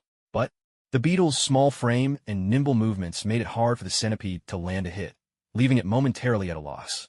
Meanwhile, the A-class hero Spring Mustache helped Golden Ball to his feet and found a safe spot for them to hide for the time being. Hello? Is this the Hero Association? This is Spring Mustache, A-class hero. I need backup. The Hero Association is on the line. Please describe your current situation. I'm in the deserted zone of City Z. A centipede and a rhinoceros beetle are duking it out. There was a brief silence on the other end. Sir, if you can't handle it, you might want to try buying a bottle of insecticide from a nearby supermarket. Beep. The Blizzard group arrived swiftly at the deserted part of City Z, but even from afar, they could see the massive centipede. It twisted and coiled like a colossal dragon, every movement shaking the earth and leaving destruction in its wake. Saitama, hearing the commotion outside, pulled open his curtains for a look. What he saw nearly left him speechless with shock. A centipede. That size? He knew he had to take care of it right away. If he didn't step in, their battle would soon bring his house crashing down. Seeing Saitama in his yellow jumpsuit, Li Yin casually asked, Hey, Saitama, where are you headed? Didn't you notice? There's a giant centipede fighting outside, Saitama replied. Of course I know, Li Yin thought. Wasn't it me who sent the Ashura Rhino Beetle to handle this? Who could have expected it to cause such a ruckus? Oh, it's a deserted zone. There aren't any civilians in danger. We should give these monsters a little personal space now, and then Li Yin tried to stall Saitama, hoping the beetle could finish the fight quickly. Saitama considered this, and had to admit it made some sense. After all, neither monster had harmed any civilians yet. From a distance, Blizzard watched the ferocious battle and hesitated to get closer. Even her sister, Tornado, would have to be cautious facing monsters of this caliber. But that thing is enormous. If the fight keeps going, our house will collapse. I'll go try to talk them down. If they don't stop, I'll end them myself, Saitama said. Li Yin had no choice but to follow Saitama. He didn't care about the Elder Centipede's fate, but the Ashura Rhino Beetle was another matter. After all, he had invested a lot in it. Li Yin and Saitama walked down the empty street, heading straight for where the Elder Centipede was rampaging. Members of the Blizzard group spotted them. Boss Blizzard, there are 2 civilians over there. Someone called out, Hey, get back here, it's dangerous.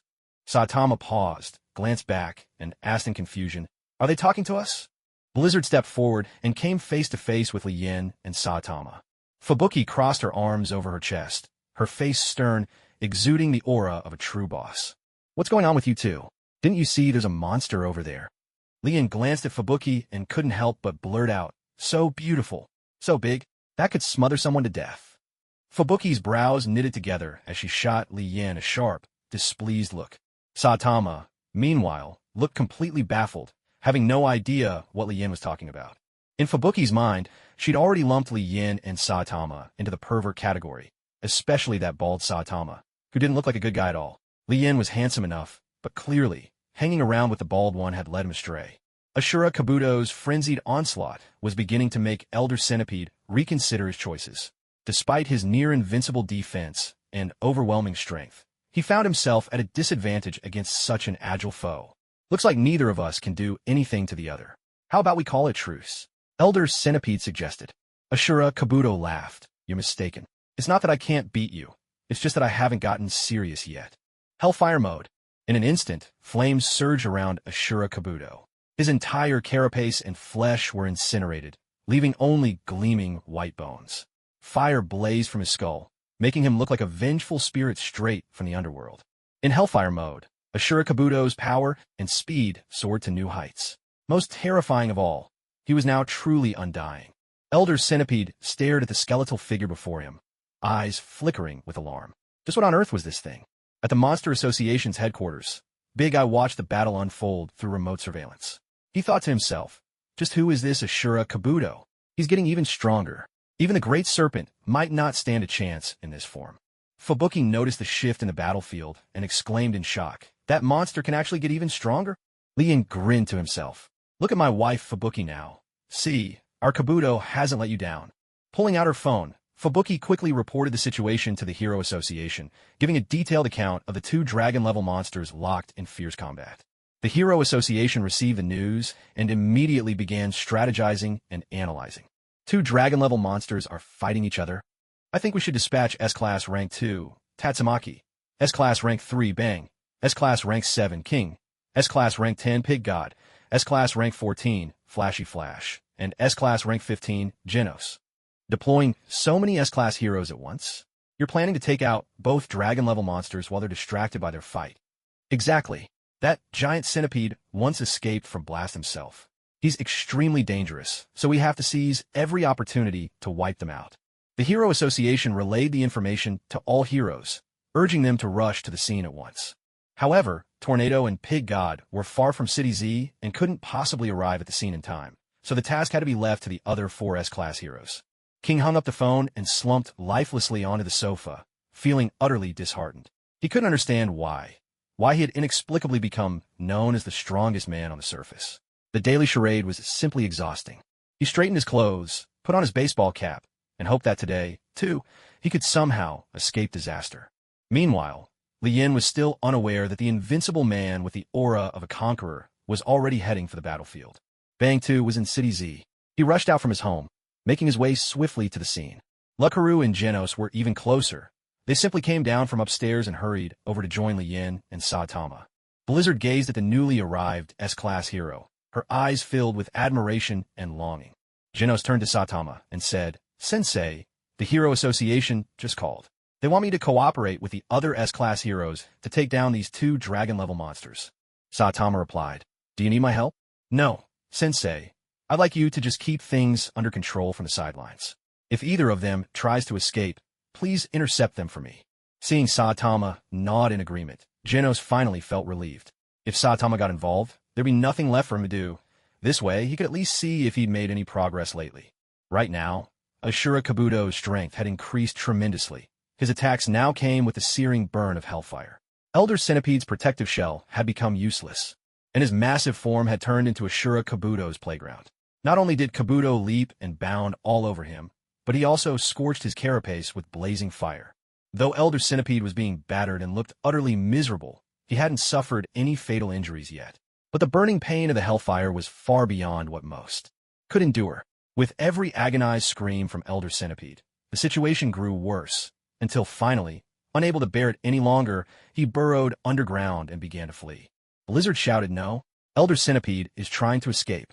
Genos and Lucaru rushed forward to intercept him, but they were a moment too late. Elder Centipede tunneled underground and made his getaway. Now, only Ashura Kabuto remained at the scene, facing off against Lucaru and Genos. Although both Lucaru and Ashura Kabuto were Li Yan's people, the lines had been drawn. Li Yan hadn't revealed their true relationship, so a real fight seemed inevitable. I hope I'm not too late. Blizzard whipped around to see the third-ranked S-Class hero, Silver Fongbang, arriving on the scene. Sensing the arrival of another formidable presence, Lucaru and Genos prepared to engage.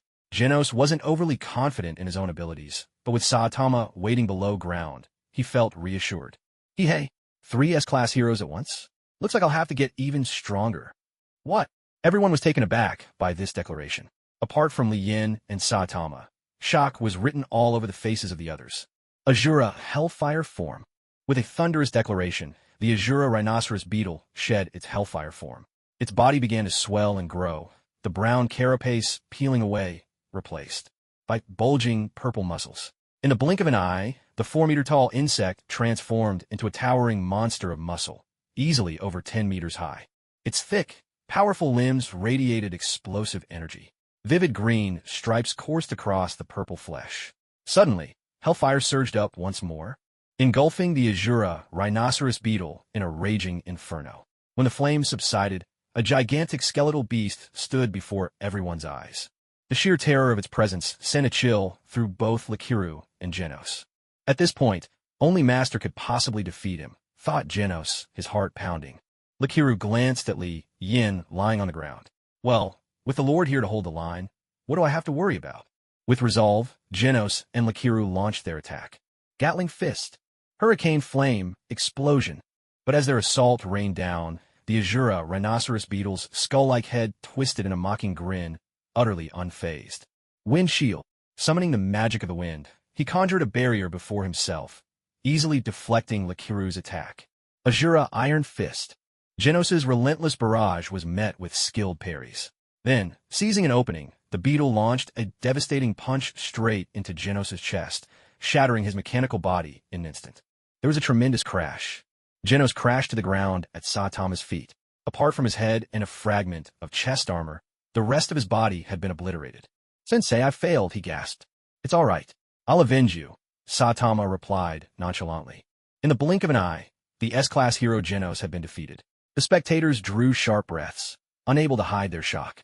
Both Lucaru and the Azura rhinoceros beetle wielded the power of hurricanes, and their battle took flight through the air.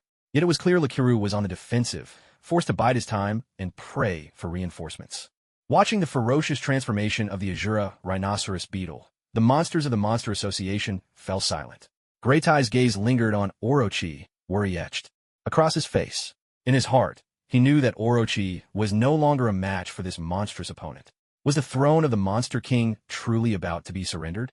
Deep underground, Elder Centipede had already recovered from his wounds. But now, witnessing the even more terrifying Azura rhinoceros beetle, he shuddered in fear. Thank heavens he had fled when he did. Hero, too, was silently grateful for his luck. The Azura rhinoceros beetle, it seemed, hadn't even been serious before. Though Hero's injuries had appeared dire, none had reached his core, and his formidable regenerative powers had restored him to full strength. But now, faced with the awesome might of the Azura rhinoceros beetle, he could only concede defeat in both heart and mind. Seeing Genos taken down in an instant, the members of the Blizzard group were nearly stunned speechless. They didn't doubt the power of an S-Class hero, but a new question began to gnaw at them. Was this monster really of dragon-level threat? Lucaru was struggling on his own, barely holding out. Even Bang couldn't bear to watch anymore. Though he knew he might be no match, he refused to back down so easily. With a leap, the martial arts master Bang joined the fray. Flowing water, rock, smashing fist. Bang understood the enemy was formidable, so he unleashed his full strength from the very start. Ha ha ha. Are you planning to tickle me? Let me be honest with you. In my Azura Hellfire form, physical attacks are almost useless against me. Just as the Azura Rhino Beetle had boasted, he stood there calmly, taking Bang's full barrage of flowing water rock smashing fist without moving an inch. What? Not even a scratch? Bang quickly put some distance between himself and the Azura Rhino Beetle, his heart sinking. How on earth were they supposed to deal with a monster like this? But the Azura Rhino Beetle didn't chase after Bang. Seizing the moment, he dashed toward Lucaru, but for all his speed, he still couldn't keep up with Lucaru. Shave. The two sprang apart again. Lucaru gasped for breath, his heavy frame heaving from the intense exertion. Still, his mastery of observation hockey and shave allowed him to evade the enemy's attacks. He reckoned he could just about hold out a little longer. The Azura rhino beetle split his mouth into a wide grin and burst out laughing. You really think just being quick will save you? Invisibility. With the power of the snake talisman, the Azura rhino beetle vanished right before everyone's eyes. A heavy blow landed squarely on Lakiru's back. Blood sprayed from his mouth as he crashed down from the sky, demolishing a swath of buildings and landing in a pool of his own blood. Yet Lien knew Lakiru wouldn't die so easily, so he wasn't in any rush to help. The Azura rhino beetle reappeared in midair, laughing wildly, his arrogance filling the air. Lien was more than satisfied with his performance. Now, empowered by Hellfire, the Azura rhino beetle possessed strength well above dragon level, virtually unkillable. Now, only Bang remained standing among the S-class heroes. But it was clear he was no match for the Azura rhino beetle. Saitama could no longer stand by. He rolled his shoulders, preparing to step in. The sheer power of the Azura rhino beetle reignited a long-lost spark within Saitama. He'd been itching for a real fight. The Azura rhino beetle recognized Saitama right away. He had watched the videos recorded by Dr. Genos, and, more importantly, his intuition had already warned him of Saitama's overwhelming strength. Facing Saitama, the Azura rhino beetle dared not let his guard down. He focused, intent on giving it his all. You're strong. Let's go all out, Saitama said, his blood surging with excitement. Everyone in the Blizzard group thought this bald guy must be out of his mind. Genos was beside himself with excitement. At last, Sensei was finally going all out. With a tremendous crash, Saitama leapt into the air, his immense power shattering the ground beneath him. Midair, he swung his fist. Though it looked utterly unremarkable, it contained a force so devastating it could obliterate worlds. Ashura Kabuto's instincts screamed warnings, flooding his mind with signals of mortal danger. Facing that punch, Ashura Kabuto had no confidence he could withstand it. But a warning wasn't death itself. Gritting his teeth, he swung his own fist, determined to go all out in this desperate gamble. A deafening boom echoed as their fists collided, unleashing a violent gust that morphed into a shockwave of titanic force. Buildings all around were razed, clouds in the sky broke apart, and the ground caved in beneath the impact. In this clash of fists, Saitama clearly had the upper hand. Yet, Saitama's so-called normal punch didn't kill Ashura Kabuto. It merely sent him hurtling tens of thousands of meters away. Slammed through countless buildings, Ashura Kabuto finally managed to steady himself. Though his Hellfire form left him almost unscathed, he still felt as if his body had been torn apart. Their exchange stunned countless onlookers. Even Bang, the S-class hero, was shaken to his core. He'd sensed a lethal threat in Saitama's punch. Just being caught in the punch's aftershock would have been enough to kill him. The entire Blizzard group once again felt what true power really was. In the eyes of such overwhelming strength, their efforts to band together must seem utterly laughable. At that moment, Fubuki turned her gaze toward Lien. Earlier, when Saitama threw his punch, Lien had shielded her behind him. She found it amusing at the time, but thinking back, that bald-headed man was his friend. So Lien must be quite powerful himself. Lien felt an unusual gaze fixed on him. Turning around, he saw Fubuki staring at him intently. Huh. As expected, my irresistible good looks have captured Fubuki's heart. Ashura Kabuto rose from the rubble, more determined than ever. This time, he would unleash his most ferocious attack to prove his strength before Lord Lien. I can't let the Lord down. Ashura blazing charge. With his impossibly hard horn, Ashura Kabuto accelerated himself midair with Hellfire, launching himself at Saitama in a frenzied assault. Serious punch, killer move. Hearing this, Lien couldn't help but curse inwardly. This damn bald guy was getting serious. That punch was ferocious beyond description, brimming with incomparable power, the kind of punch that could turn all of Z City into a giant crater. Another earth-shattering boom rang out as Saitama's fist collided with Ashura Kabuto's horn. The recoil was so immense it knocked Saitama back, flipping him several times in midair before he managed to land steadily. As for Ashura Kabuto, he was nowhere to be seen. Saitama's punch had sent him flying, vanishing from everyone's sight. The battle between Saitama and Ashura Kabuto truly left the onlookers dumbfounded. It was like seeing the impossible unfold right before their eyes. Now, both Fubuki and Bang found themselves deeply intrigued by Saitama. Just what kind of person was he? Lien quietly left a clone of himself at the scene, while he turned invisible and followed the direction in which the Ashura Kabuto had been sent flying.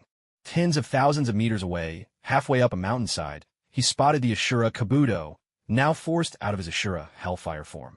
Though the creature looked battered and disheveled, it didn't seem to be seriously injured. Ashura Kabuto knelt on one knee, bowing his head in shame before Lien. Master, that man was far too powerful. I was no match for him, and ended up squandering the strength you bestowed upon me. Lien chuckled, waving away the apology. You're overthinking it. He's not someone you monsters could defeat. Never mind, just come back and help me finish the act. With a casual gesture, Lien sent a wave of energy into Ashura Kabuto, instantly restoring him to peak condition. Ashura Kabuto then rose, stretching and twisting his body, making sure his limbs were all in working order. Only now did he truly believe he hadn't died. At Saitama's hands, that punch from Saitama had filled him with utter despair, a force so overwhelming, it was like an ant trying to challenge an elephant. Watching Ashura Kabuto get blasted away once more, the Great Snake and Eiffel from the Monster Association felt no joy despite being his rivals. In fact, they were weighed down, with a heavy sense of dread. Maybe it was time to just dissolve the Monster Association. That dazzling bald head seemed to radiate nothing but malice from monsters in this world. Saitama's serious punch had torn open the sky itself. The force of his blow thinned the atmosphere above City Z, creating a massive ozone vortex that would take weeks to dissipate. Just as everyone was breathing a sigh of relief, a chilling laugh echoed from afar. Aha! Ashura Kabuto is back again. That wicked laugh struck like thunder out of clear sky. The weaker ones felt their hearts tremble in terror. Could even an attack of that magnitude not kill him? The heroes of the Blizzard Group had already been stun-numb by the day's events. In a single day, they'd encountered more impossible feats than they had in the entire previous year. But no one was more shocked than Genos. He had absolute confidence in Saitama's power. Yet this monster had survived a serious punch. It was truly beyond comprehension. Saitama's eyes flickered. Clearly, this was beyond his understanding as well. How could a monster withstand his serious punch? He gathered his strength again. If one punch wasn't enough, he'd just throw another. This time, Saitama grew utterly serious. The usual blank, deadpan expression faded from his face, replaced by an inexplicable charisma. He clenched his fist, and his cape billowed behind him with the force of his resolve. Thunder rumbled overhead. Saitama soared upward once more, pouring everything into this next punch, a blow that vowed to send Ashura Kabuto packing for good. There was a tremendous bang as the shockwave tore through the air. When the dust settled, everyone could see that Saitama's fist had been caught by someone's hand. Lien hovered lightly in midair, positioning himself between Ashura Kabuto and Saitama. With effortless ease, he grasped Saitama's fist in his right hand, as if it were nothing at all, so much so that even the invincible One-Punch Man couldn't move forward an inch. Saitama's punch had landed squarely, but Lien took it head-on, relying purely on his own physical strength. His body was even sturdier than that of Thor, the star-forging Dragon King. To him, Saitama's punch felt like no more than a gentle tickle. In a calm, almost casual voice, Lien addressed Saitama. Your fists won't be enough to kill him. Leave this to me. Saitama was left utterly bewildered. His most serious punch hadn't managed to defeat Ashura Kabuto, only to be blocked by someone else altogether. Could all those monsters he'd fought before have been mere pretenders? The crowd's gaze shifted instantly as they looked at Lien, where confusion had reigned a second before. Now there was nothing but shock. Bang, standing among them, thought to himself in amazement, what on earth is happening today? These terrifyingly powerful fighters just keep appearing, one after another. Obediently, Saitama stepped aside. After all, since he was drawing a salary, he figured it was only right to play the role of a good employee. But Lien had no intention of killing Ashura Kabuto outright. He had other plans in mind. He still needed to win Fubuki over, and he was set on taking control of the Monster Association. Ashura Kabuto was a valuable card to play.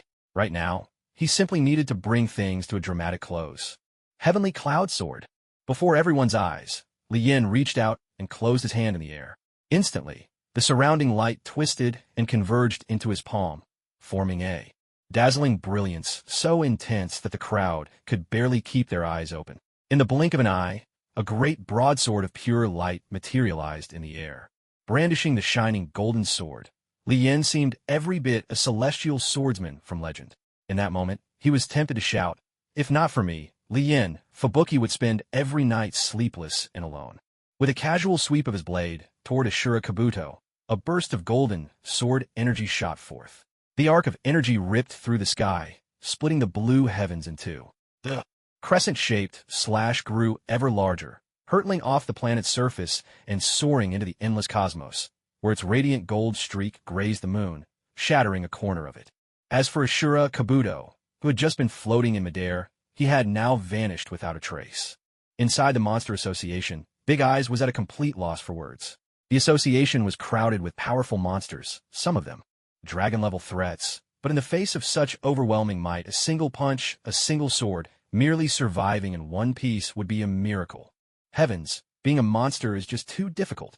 Saitama, Bang, Genos, and the others were all left shaken to the core by the sheer power of Lian's sword. Bang let out a sigh of awe. What a strike! Enough to shake the very heavens and make even ghosts weep. Having lived with Lian for so long, Saitama had always assumed he was just an unassuming, approachable young man, wealthy, charming, and down-to-earth.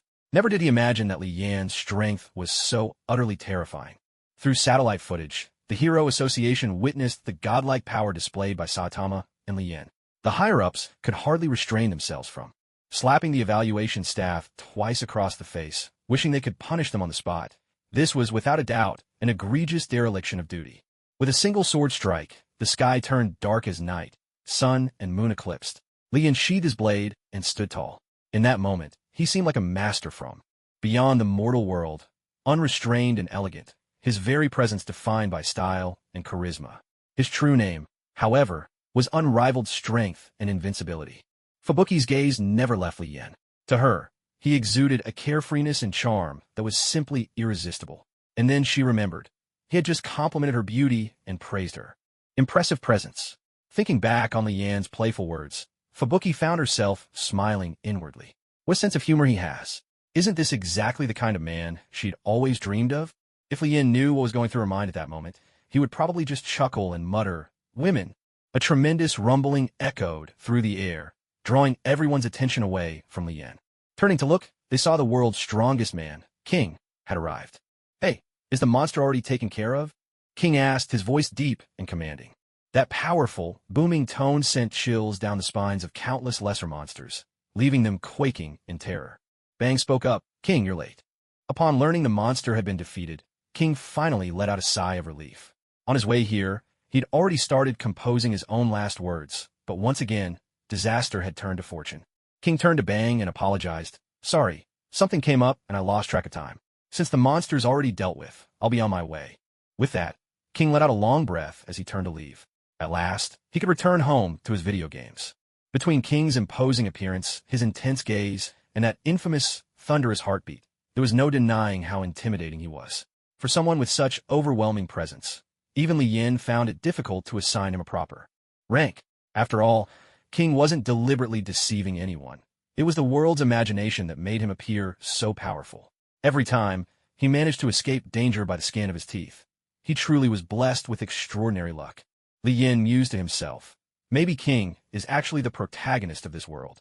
Now that the monster was vanquished, everyone could finally go their separate ways. Saitama slung Genos over his shoulder and headed for home.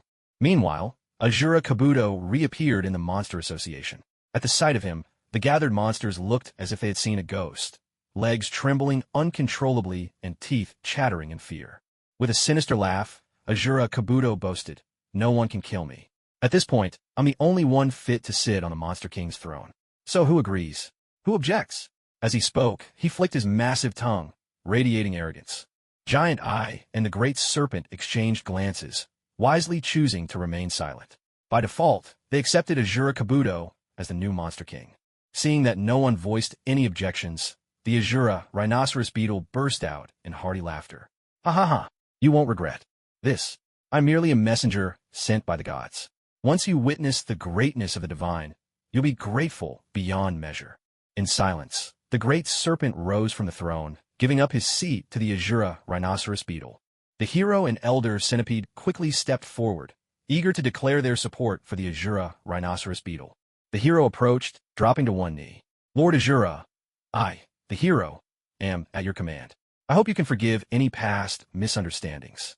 Elder Centipede also bowed his head, pledging his loyalty to the Ashura rhinoceros beetle. With someone taking the lead, the other monsters scrambled to swear their allegiance as well. Just like that, relying on his overwhelming strength, the Ashura rhinoceros beetle secured the throne of Monster King. "Haha, now that I'm the Monster King, you will all have my protection. Soon, even more powerful monsters will join us." Our monster association will become a force far beyond the hero association. The monsters erupted in jubilant cheers, betraying their former king, the great serpent, without a moment's hesitation. Upon learning how easily the Azura rhinoceros beetle had seized the title of Monster King, Lien sensed there was more to the story than met the eye. Rubbing his chin thoughtfully, Lien pondered. In the monster association, the true power had never rested with the great serpent. Big Eyes was just Psycho's puppet. Psycho's herself was the real mastermind behind the organization. Since she hadn't stepped forward to stop the Azura rhinoceros beetle, she must have her own motives. From what Lien knew of Psychos, her outward appearance was that of a fair-skinned, striking young woman with long legs. A beauty who happened to be both friend and schoolmate to Fubuki. Rumor had it that Psychos later developed an ability to see the future. She witnessed a vision of humanity destroying the planet's environment and came to believe that humans were the greatest threat to Earth. That revelation drove Psychos to decide on humanity's eradication. Because her philosophy clashed with Fubuki's, Psychos broke off their friendship, and the two went their separate ways from then on. After that incident, Psychos embraced darkness completely, transforming into a monster with a disaster level of dragon. The Great Serpent, Monster King, was her own creation, a piece in her game to destroy humanity. The Monster Association itself was her brainchild. Furthermore, Lien was convinced that Psychos absolutely had the power to stop the Azura rhinoceros beetle. Psychos was no weakling. At the very least, she was above dragon level. Even her weakest form, Big Eyes, surpassed Elder Centipede in strength. Her abilities, such as planetary devastation, and her control of 300 times gravity, were skills Elder Centipede could never hope to withstand. If you insist on lurking in the shadows, then I'll just have to draw you out. As the director of the Sleep Bureau, it's time I paid her a visit. That great battle ended rather anticlimactically, but who could blame them, given how unbelievably powerful that strange man was? If it hadn't been for the intervention of those two top-tier heroes, the consequences could have been unimaginable. The Hero Association, having witnessed the strength of Lien and Saitama, decided to adjust their rankings accordingly. During the earlier tests, both of them, for reasons unknown, seemed to be deliberately holding back. After careful consideration, I believe it's because they simply don't see themselves as equals with the current S-Class heroes. Therefore, I suggest we establish a new rank, Ultra S-Class. The association's leader nodded, acknowledging that this might indeed be the case. After a show of hands, the proposal for the Ultra S-Class was unanimously approved. Now, the Hero Association had reassigned Lien, Saitama, and Blast to the Ultra S-Class. This new rank would not be subject to internal ranking, nor would its members be obligated to take on routine tasks. But should the Earth ever face extinction-level disasters, they could step in and turn the tide, saving human civilization from the brink. Though Ashura Kabuto had now become the Monster King, Orochi and Eyesight remained indispensable pillars of the Monster Association. Lien speculated that Psychos might retreat strategically, taking Orochi and Eyesight with her. After all, monsters were everywhere, and the Monster Association could always be rebuilt. At home, Lien opened a portal and slipped away alone to the Monster Association's headquarters. The moment Ashura Kabuto saw Lien, he dropped to his knees beside him, as humble as an insect. Eyesight, witnessing this scene, stared in disbelief, her eyes nearly popping out. The other monsters held their breath, remembering clearly how Lien's sword had split the heavens. Seeing their reactions, Lien chuckled softly. "What's wrong? Are you all that surprised?" Eyesight replied, "Of course. Who could have imagined that you are the very god the Monster King spoke of?" Ashura Kabuto stepped forward and invited Lien to sit on the throne. "Now then, which of the association's dragon-level monsters are present? Step forward and let me have a look." Orochi, Eyesight, Homeless Emperor, Elder Centipede, Black Sperm, and Burrow, all six stood before him. The Hero Association was only just getting back on track and hadn't fully developed yet, so there were only these 6 dragon-level monsters. I'm not so sure about that. Psychos, are you still planning to keep hiding?" Lien addressed Eyesight directly. Psychos clearly hadn't expected Lien to know she was there. Realizing there was no point in hiding any longer, she stepped out from behind the group of monsters. She had been sequestered in a laboratory a kilometer underground, spending her days researching monsters, living quite comfortably. As Psychos approached, one couldn't help but notice. She truly was the most beautiful among the dragon-level monsters, her figure even surpassing that of Fubuki. Sykes asked Lien with great curiosity, "How did you know about me?" "Perception. I can sense every living being on this planet. No one can escape my awareness." Sykes nodded. Now that she knew this person was the master of the Azure rhinoceros beetle, it seemed he, like herself, was secretly nurturing monsters.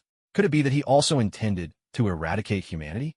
May I be so bold as to ask, what is your purpose in creating monsters?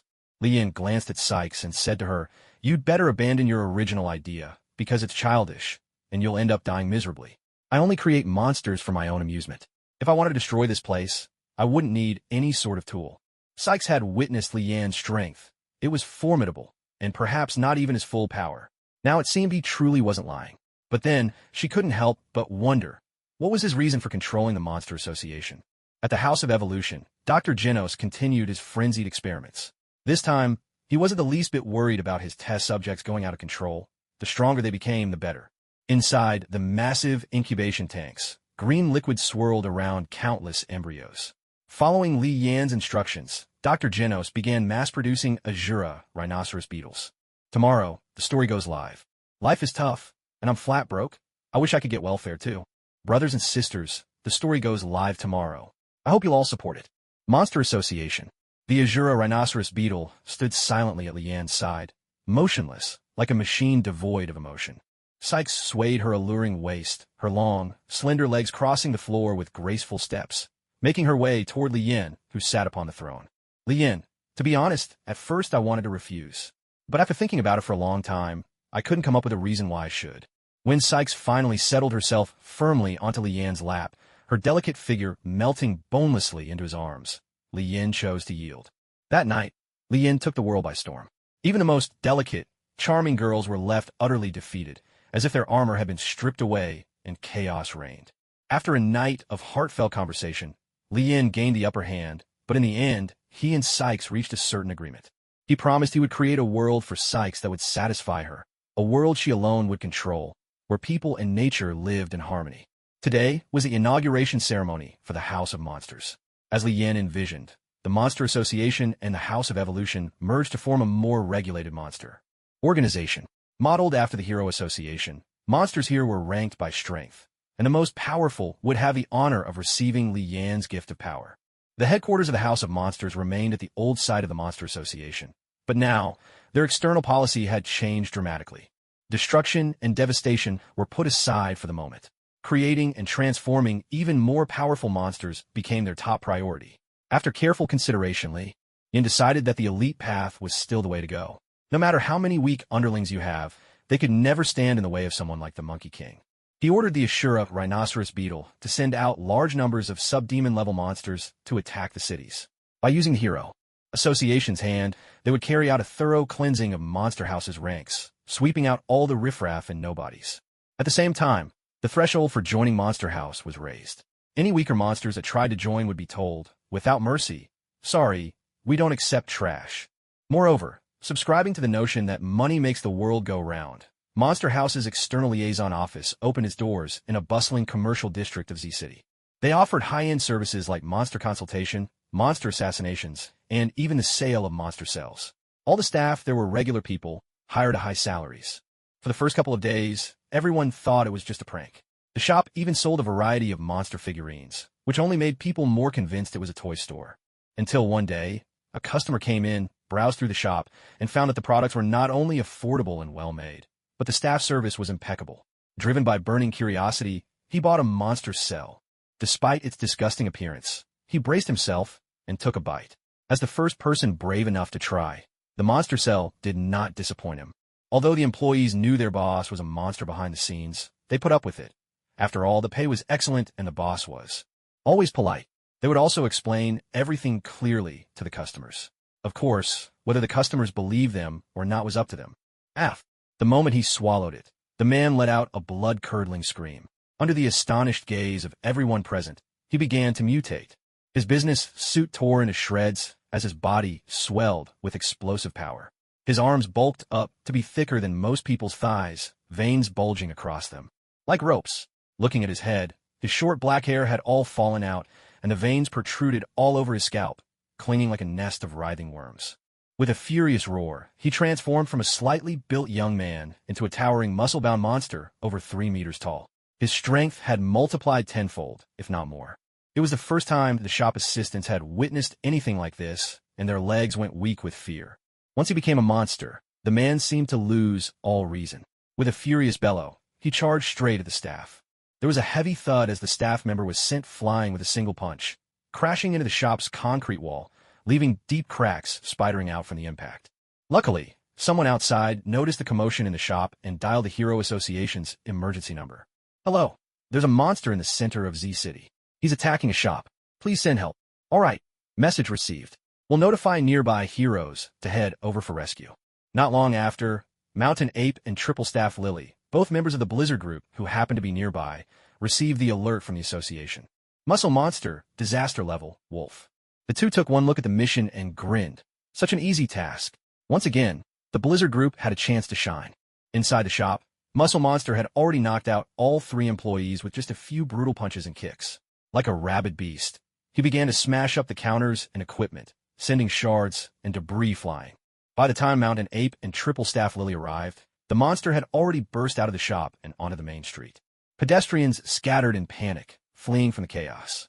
Though Muscle Monster was driven by a wild urge to destroy, he didn't attack any of the fleeing people. He instead unleashed his fury on the parked cars and any buildings he could reach. The street was thrown into utter turmoil by Muscle Monster's rampage. Dozens of cars were reduced to twisted wrecks, clogging the roads with debris. Street lamps and benches lining the sidewalks were also smashed to pieces under the monster's blows. Mountain Ape, a loyal subordinate of Blizzard, was ranked 3rd among the B-class heroes. He prided himself on his strength, serving as a powerful boxer alongside Eyelashes to support. Blizzard, although his rugged looks meant he was never someone Blizzard would consider romantically, Mountain Ape was happy just to be in her orbit, an enthusiastic and devoted admirer. Sizing up the muscle-bound monster before him, Mountain Ape felt his fighting spirit surge. He knew he couldn't finish this opponent with one punch, but victory was well within reach. He instructed Triple Staff Lily to stand by and back him up, then loosened his tie and shrugged off his suit and white shirt, revealing a solid, well-defined upper body. While his muscles weren't explosive, they were perfectly sculpted, the result of years of relentless training, a physique worthy of a bodybuilder. Hey, big guy, your opponent is me, Mountain Ape from the Blizzard group. With that, Mountain Ape charged straight at Muscle Monster, winding up his fist for a punch that packed the force of a battering ram. A thunderous blow landed squarely on Muscle Monster's head, sending the creature tumbling head over heels. Dazed by the impact, Muscle Monster staggered for a moment before regaining his footing, his bloodshot eyes fixed furiously on Mountain Ape. Unfazed, Mountain Ape grinned broadly and gave a hearty laugh. Now try my Mountain Ape Conga fist. He swung his arm in a wide arc, launching his most powerful punch yet, this one carrying nearly twice the force of the last.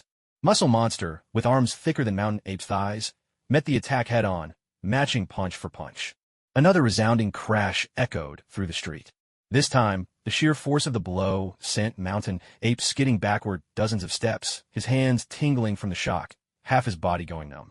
As for Muscle Monster, he was sent flying several meters before crashing back into the Monster House shop.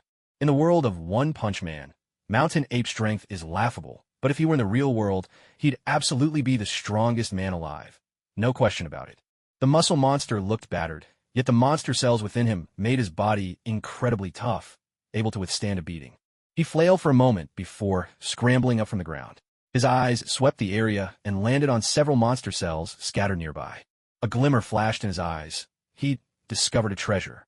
Like a starving dog lunging for scraps, he threw himself at the cells, paying no mind to the dirt and dust clinging to them, and gobbled them up in one voracious bite. A guttural roar escaped him. Once more, the Muscle Monster's body erupted in size. The powerful energy from the monster cells surged through him, warping his body's very structure. He swelled from 3 meters tall to a hulking figure nearly 10 meters high. His spine thickened and lengthened, bony spikes piercing through his back, and a hard exoskeleton grew around his head. Thick calluses formed on the backs of his hands, turning his fists into even deadlier weapons. Mountain Ape and Lily with the 3-section staff were both stunned. Just a moment ago, this brute was only at wolf level, but now, in the blink of an eye, he'd become a tiger-level threat. There was simply no way the two of them could handle him anymore. Inside the shop, the clerk was jolted awake by the Muscle Monster's roar. Though trembling with fear, he cautiously pulled out his phone, found a number, and dialed. The beast let out another furious bellow. I'm going to tear you apart. The Muscle Monster, now further enhanced, seemed to have gained a sliver of his own will. He spoke to Mountain Ape, enunciating each word with chilling intent. Mountain Ape knew better than to act tough at this point. In the Blizzard group, he thought, we might lack many things, but manpower isn't one of them. Just wait, I'll call for backup. Hello, Boss Blizzard, Mountain Ape and I have run into a tiger-level monster in the center of Z City. Mountain Ape's barely holding on. Please, we need your help. Lily's voice trembled, almost breaking into sobs. Blizzard was fiercely protective of her own. Unbelievable, she fumed. I'm still alive and kicking, and yet some tiger-level monster dares to act so brazenly. Blizzard's anger was incandescent. She leapt to her feet and rallied her followers, racing to the scene. She would make sure the muscle monster learned what happened to those who crossed the Blizzard group. Lord Azura Kabuto, our shop got smashed up. What? Azura Kabuto's fury was instant. That shop had been set up on the Holy Master's orders. The Holy Master had told him, this is capitalism. Even the darkest elements have human rights here.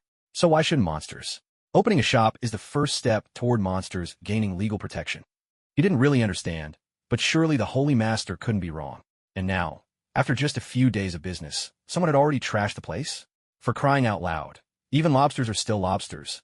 Are monsters not people too? Ashura Rhinoceros Beetle spoke with an icy tone.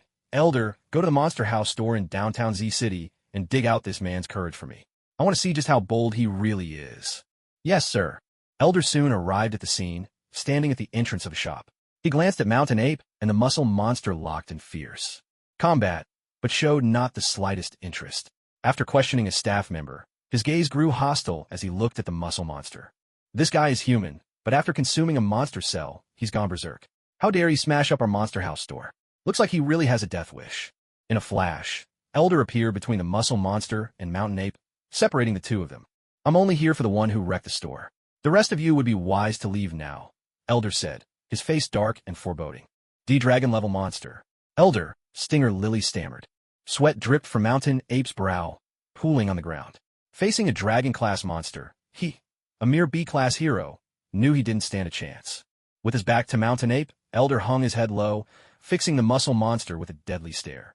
He silently weighed whether to haul this guy back to Monster House for punishment or simply execute him on the spot. Move, or I'll tear you apart, the muscle monster growled, his mind clearly addled. He couldn't tell just how outmatched he was.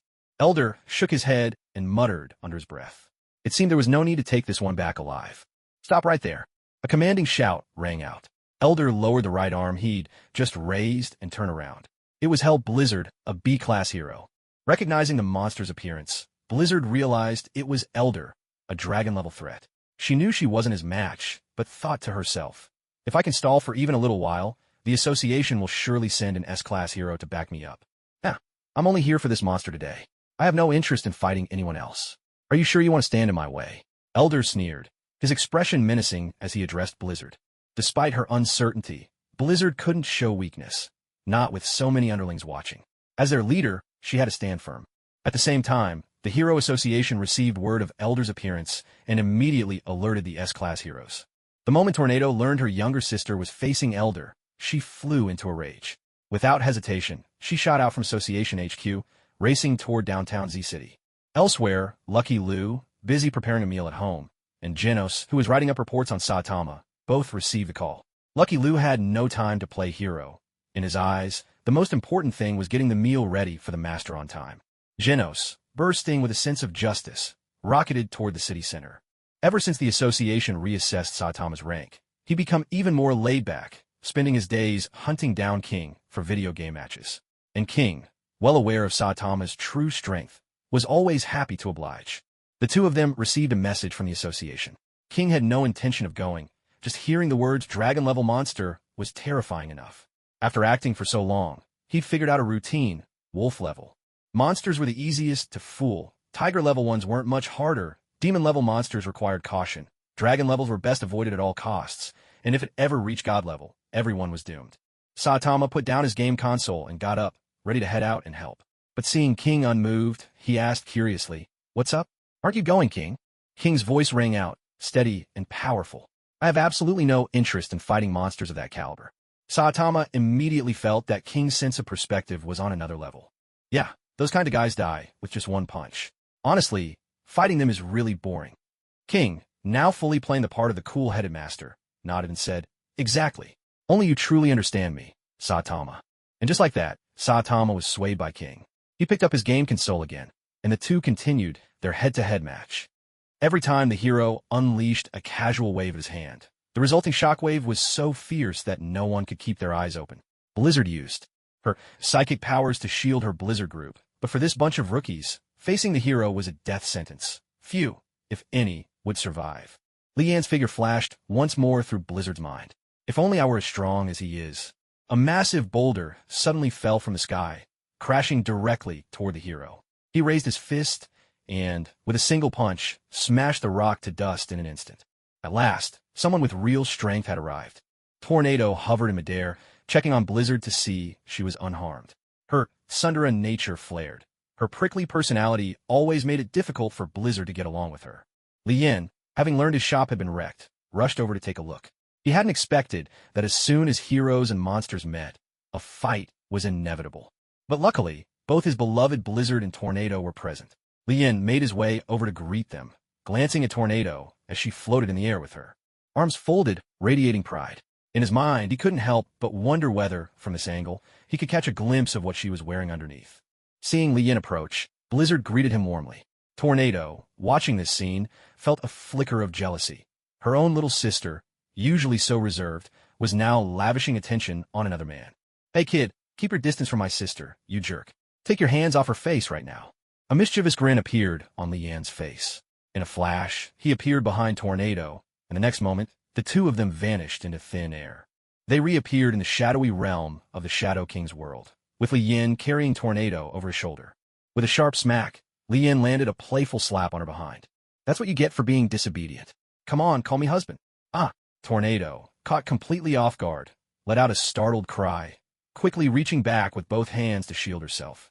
A wicked smile spread across Lian's face as he thought to himself, "Wow, she's really got some bounce." This made Tornado extremely annoyed. Even though she was slung over Lian's shoulder, let's not forget, she was an S-class hero. Despite her predicament, she still shouted defiantly, "Hey, you jerk, how dare you spank me? Wait till I show you what I'm made of." But when Tornado tried to use her psychic powers, she struggled for quite some time without success. "Don't waste your energy. Your powers have been sealed by me," Lian said calmly. Hearing this, Tornado's expression changed slightly, but she quickly regained her composure. She looked up, glancing around. The surroundings were shrouded in a thick, shadowy mist, utterly devoid of light, yet she could still make out the shapes nearby. Instinctively, she asked, "Where are we?" Lian teased her, "Wife, this is our home." "Ugh, you shameless scoundrel. Put me down right now, or I'll tear you to pieces," Tornado retorted, her voice fierce but still holding a hint of cuteness. Lian set her down from his shoulder.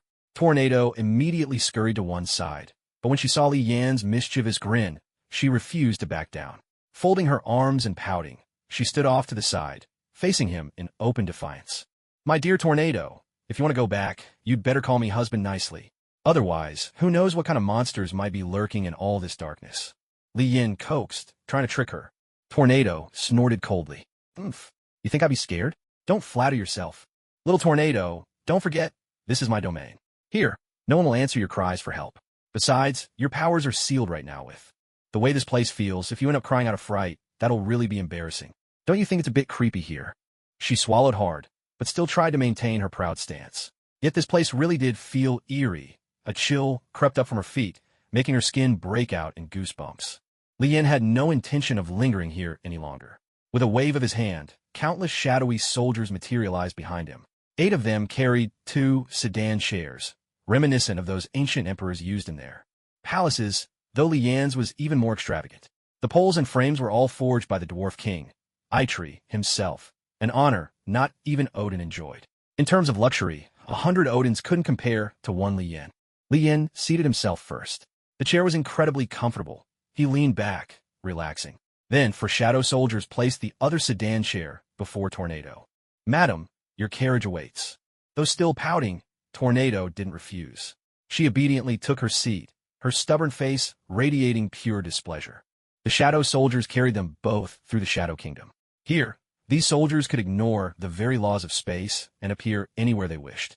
In an instant, Lian and Tornado arrived at Poseidon Star. When Sengoku, Zephyr, and the others saw Lian's arrival, they hurried forward to greet him. "Greetings, Sacred Master." Everyone get up. "So, how's it going? I trust you've all been well lately." Sengoku, Zephyr, and the others were living carefree and contented lives here. With abundant resources and a world at peace, everyone enjoyed a life of comfort and ease. Tornado gazed curiously at these unfamiliar surroundings. In the world of One Punch Man, she had visited most cities, grand and magnificent as those. Human-built metropolises were. The fresh, natural beauty here was something she'd never encountered amidst the hustle and bustle of city life. As Guion spotted Li Yan's arrival, she dashed over and threw herself in his arms, snuggling and playfully clinging to him. This scene took Tornado by surprise. So, this guy actually had a wife? Tornado's eyes flickered as a plan began to form in her mind. A sly grin crept onto her face as she silently vowed, "Just wait. I'll spill all your little affairs and dalliances. Let's see how you handle the trouble at home." Guion noticed Tornado and greeted her warmly. "Hello, I'm Guion. Welcome to Poseidon Star." Tornado, a hero from the Hero Association. "Perfect. Guion, why don't you show Tornado around? Let this little lady broaden her horizons." So, Tornado followed Guion to the Navy's academy, the training grounds, and even out to the seaside, sampling all kinds of delicious local cuisine along the way. The two soon became good friends. Tornado looked at Guion, feeling a little reluctant to break the news about Li Yan's infidelities. But then she thought, better a short pain than a lingering one. Steeling herself, she told Guion everything about Li Yan's escapades. But when she finished, Guion showed no reaction at all. Tornado began to feel a bit awkward. She had imagined Guion heartbroken, furious, but this utter calm was almost unreasonable. Tornado decided she had to get to the bottom of whether Guion was simply resigned or actually willing. Tornado asked, "Aren't you angry at him for flirting and fooling around outside?" Guion smiled gently, took Tornado's hand, and replied, "In ancient times, emperors would each marry dozens of wives. Apart from providing those consorts with lives free from want, there was little more they could do for them. Marrying Li Yan, though, well, that's different." "What's so different?" "Honestly, it's time you changed your thinking. This is the modern age," Tornado retorted, dissatisfied. With that, Guion listed for Tornado the 7 great benefits of marrying Li Yan. First, you gain power. Second, you enjoy the highest material comforts. Third, you receive an endless lifespan. Fourth, you attain the loftiest status. Fifth, your children's starting point is beyond most people's wildest dreams. Sixth, you can uplift your entire people, giving back to your whole civilization. Seventh, he is, without a doubt, the highest quality man you could ever meet. After Guion's persuasive speech, Tornado found herself wavering. She was already 28 and still hadn't met anyone she truly approved of. Li Yan really was, so far, the most exceptional man she had ever encountered. Guion is now the saintess of Poseidon Star. Thinking back to before, when several of Li Yan's wives visited Poseidon Star as guests, she accompanied them at his side. Was she really any different from a servant back then? Guion had always remembered something Hela once said to Wanda and the others. "Although we're all Li Yan's women, and it seems like we need to compete for his favor. As long as any of us can bear him a child, a son or a daughter, wouldn't the riches of several universes fall into our laps with ease? What's there to compete for?" Meanwhile, in the plain of the Shadow Kingdom, Li Yan was chatting idly with Thor, the Starforger Dragon King. By now, Thor had already forged tens of thousands of planets and was completely immersed in his craft, unable to pull himself away. Li Yan still remembered the last time he merged the world of Lolo's adventure with the Shadow Kingdom plane. He wondered if other worlds could be fused in the same way. "System, I want to ask, can a world of One Punch Man be merged with the Shadow Kingdom plane?" To answer that question, you'll need to consume one random summon opportunity. Do you wish to proceed? Li Yan's expression froze. Damn, that was expensive. But he still needed to ask. "All right, I agree. Let's do it." Any world plane can be merged with the Shadow Kingdom plane. But merging doesn't mean the two universes become one. Instead, it's more like a sub-universe attached to the Shadow Kingdom plane. The prerequisite for merging is that all the civilizations and factions of that plane must be under your actual control. Once the fusion succeeds, you may manipulate it as you please. After hearing the system's explanation, Li Yan felt that at least this summon opportunity hadn't been wasted. But what about his previous trips to the worlds of Jackie Chan Adventures and One Piece? Wasn't that a complete loss for him? He used to think he'd gained so much, secretly feeling proud, only to realize he'd dropped a watermelon just to pick up a sesame seed. Turns out, the clown had been himself all along. Damn it. Upon receiving this crushing news, Li Yan couldn't stay idle any longer. In a blink, he appeared beside Guion and Tornado. He said his goodbyes to Gon, and, ignoring Tornado's protests, hoisted her onto his shoulder, opened a portal, and returned straight to Z-City. Back here once more, the battle had already ended. Many people were clearing away the debris. Skyscrapers had collapsed in droves, and several massive craters marred the earth. Judging by the traces left behind, the fight must have been utterly fierce. The city center was now nothing but ruins. Amid the scorched wreckage lay countless severed limbs and remains, a tragic testament to the heavy toll this battle had taken on civilians. Tornado gazed at the wounded being carried from the ruins and the mountain of human bodies, her spirits sinking, overcome with sorrow. Lien had planned to head straight home, but when he saw the redness in Tornado's eyes, he couldn't bear it.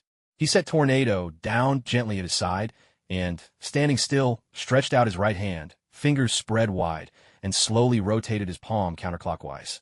In Tornado's stunned expression, everything around her began to move in reverse. People and objects alike were swept up by the flow of time. Running backward, countless rescue workers vanished, and collapsed buildings soared skyward, reassembling themselves as if nothing had happened. In the blink of an eye, time rewound to the very moment when she was carried away by Lien. The Monster House's shop had been smashed. Under orders from the Monster King, Azura Rhinoceros Beetle, the hero heavyweight arrived to execute the true culprit, Muscle Monster, only to be stopped by Fubuki. Just as Heavyweight was about to clash with the assembled heroes, Lien stepped forward. He pointed a few swift gestures at Muscle Monster, who was instantly sliced into a pile of bloody chunks, his remains soaking the ground. When Heavyweight recognized Lien, he nearly fell to his knees in submission. Fortunately, Lien shot him a look, a silent reminder of his previous instructions. Remember, if you see me in public, you must pretend not to know me. Get lost, Lien barked, his voice booming. Heavyweight, as if granted a royal pardon, turned and bolted, vanishing from sight in an instant. Originally, Lien's plan had been to finish the mission and then withdraw with his considerable monster forces. But now that this universe could be turned into a sub-universe of the Shadow Kingdom, he wasn't about to let such an opportunity slip away. With Muscle Monster slain in a heartbeat and Heavyweight fleeing in terror, Fubuki blushed as she bid Lien farewell, while Tornado lingered nearby, lost in her own thoughts. Although she agreed with Guillaume's words, Tornado was far too proud to ever accept marrying a man who already had a wife. Lien arrived at the headquarters of Monster House. This time he was determined to pull off something big. Azura, Rhinoceros Beetle, and the other dragon-level monsters stood quietly to the side. It wasn't just fear that kept them in line. At this moment, they held Lien in absolute reverence. Boros, the outsider god. These two, both stronger than any mere dragon-level creature, sat at Lien's side, their oppressive auras, sending shivers through the rest of the monsters. Azura Rhinoceros Beetle bowed his head low, not daring even to meet their gaze. Hela, Apocalypse, Lu Fa, Warring States, Zay Fa, Barrett, War Overlord of the Mech Clan. All of Lien's followers had gathered here. Lien first turned to Warring States. How many troops can you muster right now? Warring States replied, Your Holiness, we can spare at most 3 million elite sea soldiers from Poseidon Star. Lien nodded at this, then turned his gaze to War Overlord. On Mech God Star, where War Overlord now reigned, the population was exploding, with tens of millions of new mech born every day. War Overlord, how many warriors do your mech have now? Your Holiness, every day at least 20 million mech are born. After all this time, we now have a total of 2 billion mech, each and every one of them a formidable warrior. Very well, I intend to conquer this world by force. Boros, this universe and your original one are parallel, so there shouldn't be much difference between them. Tell me everything you know. Yes, my lord. I have waged war across this universe for centuries, witnessing countless civilizations, some powerful, some weak. Yet none dared face me in battle. I haven't encountered a worthy opponent here in hundreds of years. Otherwise, I wouldn't have spent 20 years searching for Saitama on Earth. Oh, you still remember the bald one. Do you want to fight the bald hero here again? Boros shook his head, not out of fear, but because he understood all too well that there was still a gap between his own strength and Saitama's. Lien knew Boros was the leader of the Dark Matter Thieves, the overlord of the universe, meaning his power and influence ranked among the very highest in this cosmos. Now, with 3 million Navy troops, 2 billion mech, soldiers at his command, plus formidable allies like Boros, the alien god, Apocalypse, Hela, and others, his strength and reach far surpassed anything Boros ever wielded. Taking this universe should be an effortless task. The alien god turned to Lien. My lord, have you forgotten someone? If we can bring him a fight at our side, I am confident we could seize control of the entire universe within 2 months. Hearing this, Lien immediately thought of his mightiest follower, the star-forging Dragon King, Thor. Although Boros and Apocalypse were powerful, compared to Thor, they were mere children. Take Boros's collapsing star roaring cannon, for instance. It's questionable whether it could even leave a scratch on Thor's scales. With a wave of his hand, Lien opened an enormous dimensional portal above Earth. A thunderous roar burst forth, so deafening that humans across the planet clamped their hands over their ears. The terrifying sound waves tore through the atmosphere and crashed down upon the surface. Tsunamis surged across the oceans. Avalanches thundered down snow-capped peaks. Every corner of the world suffered some degree of devastation, and this was merely an unintentional roar from Thor. After that earth-shattering bellow, Thor's massive head emerged from the portal. People on the ground stared in awe and incomprehension at the colossal dragon's head looming above, so immense it was beyond comparison, leaving everyone's scalps tingling with dread. Thor then drifted slowly through the starry sky, his immense form gradually coming into full view. When he finally appeared in his entirety, countless people could no longer contain their terror. They fell to their knees, bowing in fear and reverence, begging the great true God for forgiveness. At Hero Association headquarters, all the heroes had gathered, everyone but Lien himself. Even the enigmatic blast had made an appearance. According to satellite images taken from Jupiter's orbit, what we're seeing is an unimaginably vast dragon. Our entire planet isn't even as big as one of its eyes. Our top priority right now is to figure out, what is this being here for, said the association's chief.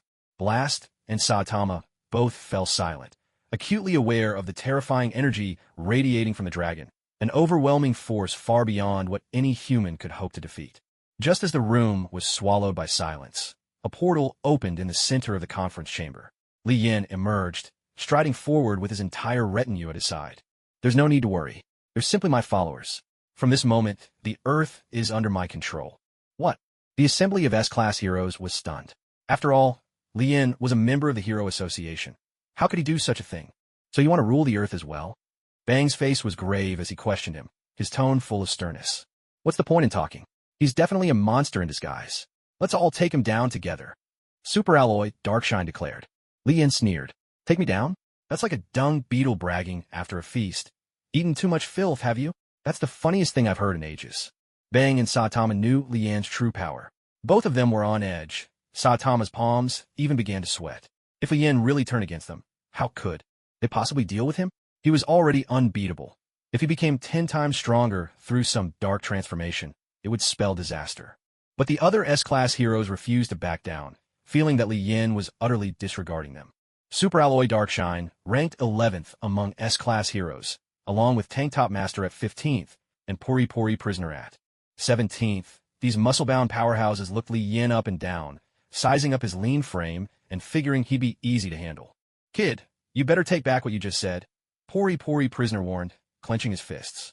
Lien let out a mocking laugh. So now the dung beetles have banded together, looking for trouble side by side. What? You'll want to try your luck with me. At that moment, Ashura Kabuto, standing behind Lien, took a menacing step forward, glaring fiercely at the S-class heroes. He was clearly waiting for Lien's command to tear them apart. The other dragon-level monsters in Lien's entourage were also itching for action. After all, opportunities like this to show off were rare. Seeing the restless horde of dragon-level monsters behind Lien, and noticing that none of the other S-class heroes were stepping in, the would-be challengers began to waver. Pori Pori Prisoner frowned, thinking to himself, what's going on? Are these people even heroes anymore?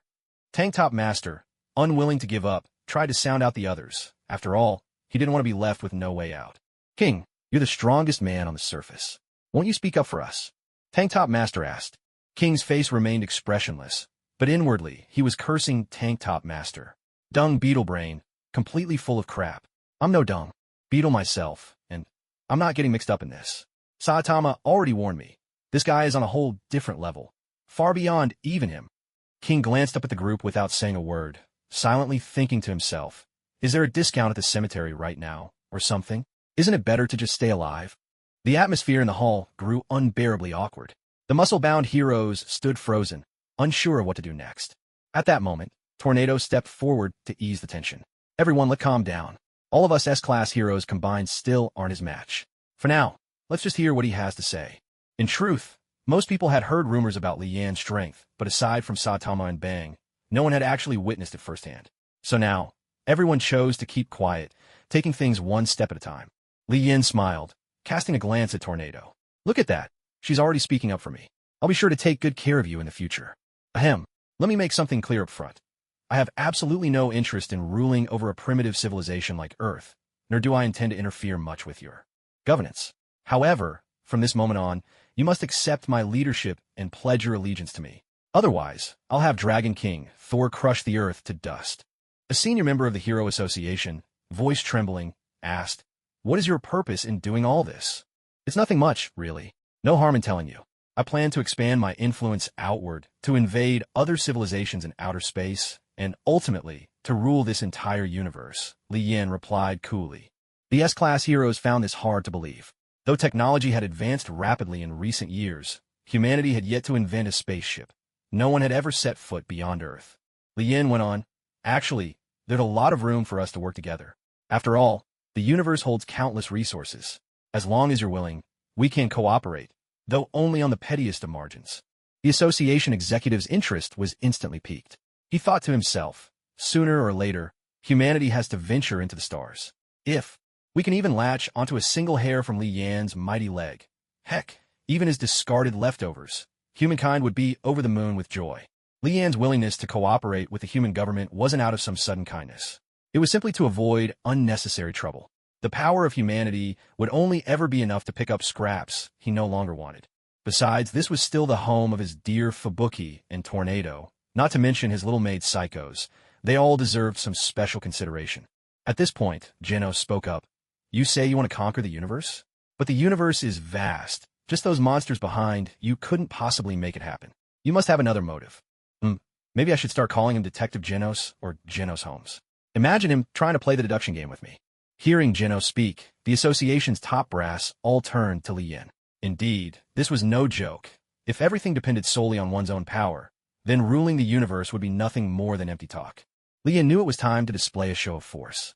"I will dispatch several tens of billions of Shadow Legion soldiers under my command, in addition to 2 billion mechanoid warriors, 3 million elite naval troops, and 1 God-level powerhouse, the star-forging Dragon King. As for dragon level and above, there are 3, Boros, the other god, and Azura Kabuto, plus dozens more at dragon level." Everyone present, though unable to fully grasp the meaning, was clearly awed. The sheer numbers were staggering. Looking at the colossal dragon in the distant starry sky, a question naturally arose. How could the gap between god level and dragon level be so vast? After Li Yin flexed his might, all voices of dissent faded into silence. The S-Class heroes all hung their heads, as listless as eggplants battered by frost. Li Yin paid no heed to these S-Class heroes. He had stated his intentions up front precisely to avoid unnecessary trouble. Having reached certain agreements with humanity, Li Yin enacted a new set of laws. Anyone who dared defy them would be executed on the spot, with severe offenses resulting in punishment extending to one's entire clan. After all, extraordinary times called for extraordinary measures. The first decree was that from now on, no new monsters were to be allowed to emerge, except for those he personally approved.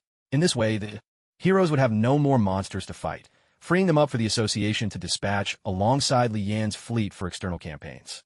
Moreover, with a global population of 7 billion, Li Yin intended to arm them all. The universe was vast, and resources were plentiful, far more than he could ever use alone. By involving humanity, he could both speed up expansion and, in a way, keep the human race under control. As for transportation, there was nothing to worry about. Under his command was Rick, a top-tier scientist in the universe. Any type of spaceship could be built without issue, and if it came down to it, a portal could simply be opened, enabling everyone to wage interstellar campaigns from 9 to 5. What's more, with this source of mechanical life in his possession, Li Yin could manufacture an endless variety of mechanical life forms, and, if needed, churn out a fleet of spaceships to fill the cosmos.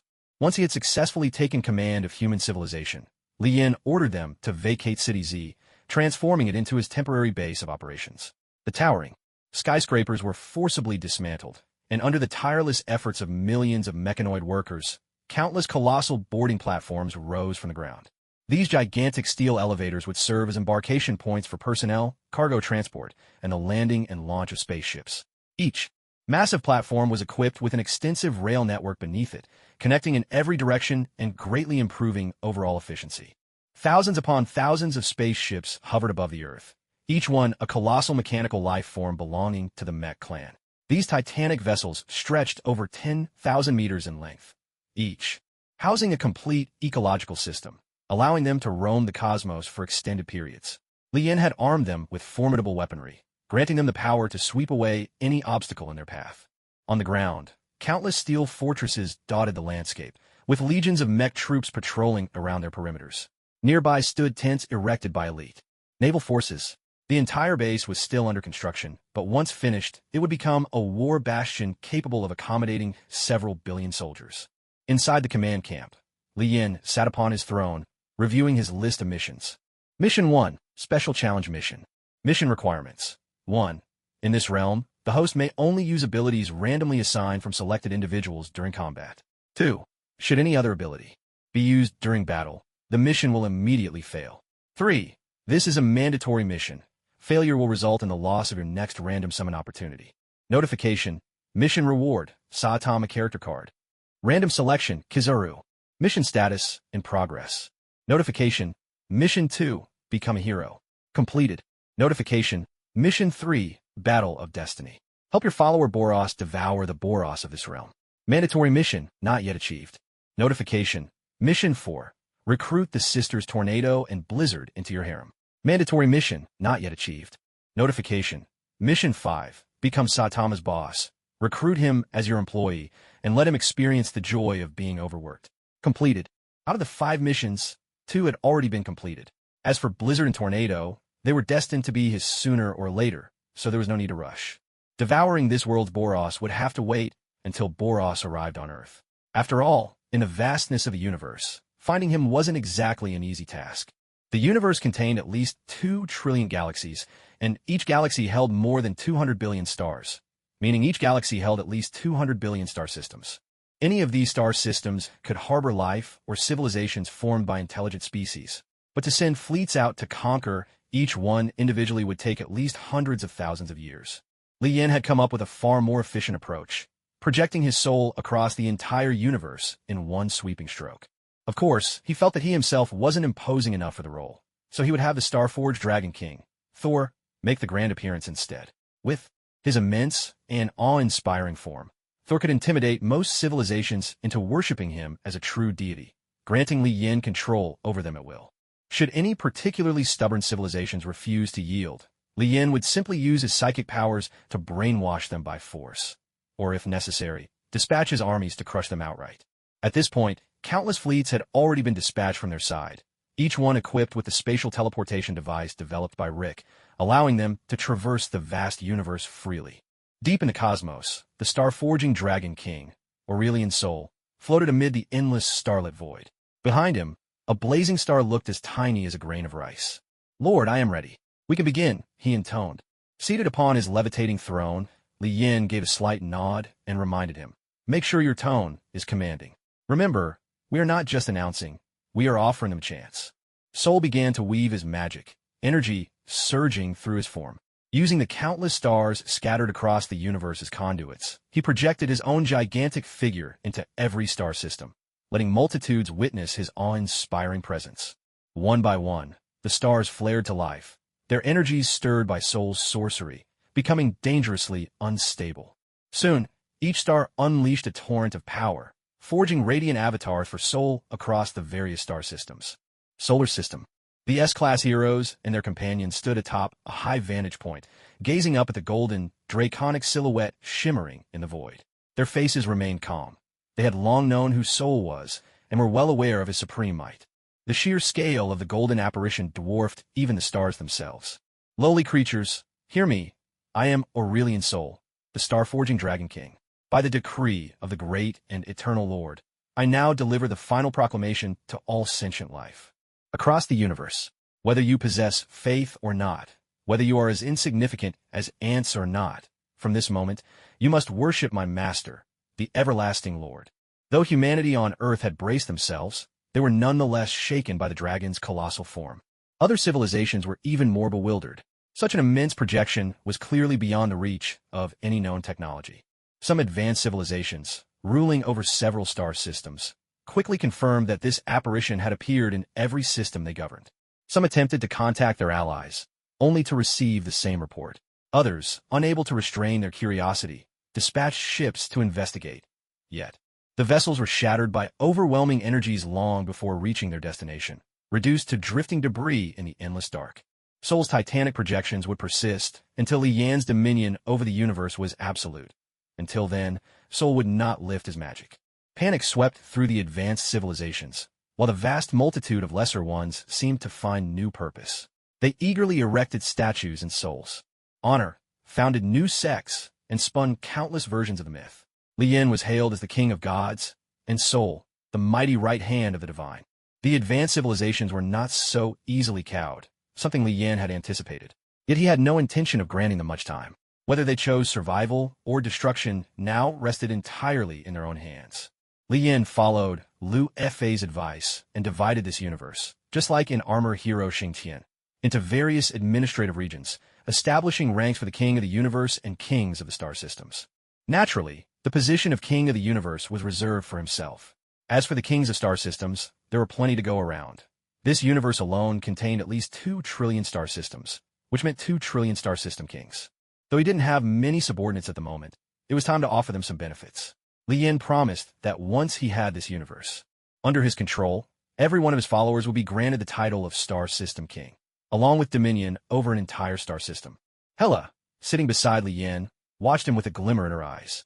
The throne of a universe king was already reserved for her child, so she'd best seize every opportunity to stay close to Li Yan and work toward that goal. Massive fleets visited planet after planet, acting like missionaries, compelling the inhabitants to worship Li Yan and willingly submit to his rule. Of course, refusal wasn't impossible. After all, it wasn't the end of the world, just something to pay attention to in the next life. When his followers heard about these generous rewards, they became even more enthusiastic, as though they'd been injected with a surge of energy and worked all the harder. They swept across the cosmos like a swarm of cosmic locusts, leaving nothing behind but ruin and devastation wherever they passed. Inside a magnificent mechanical fortress, Li Yan and Fubuki stood together on a balcony. In his left hand, Li Yan held a glass of red wine. His right arm rested gently around Fubuki's waist. With a radiant smile, Fubuki teased, "Now that you're an emperor of the universe, what do you plan to reward me with?" He laughed. "What would you like? A prosperous star system, or a boost in your own strength?" Resting her head on his shoulder, Fubuki replied, "There's no rush. I'll have to think about that carefully." A cosmic battleship was racing toward the solar system, its pitch-black hull blending seamlessly into the void, moving like a silent specter.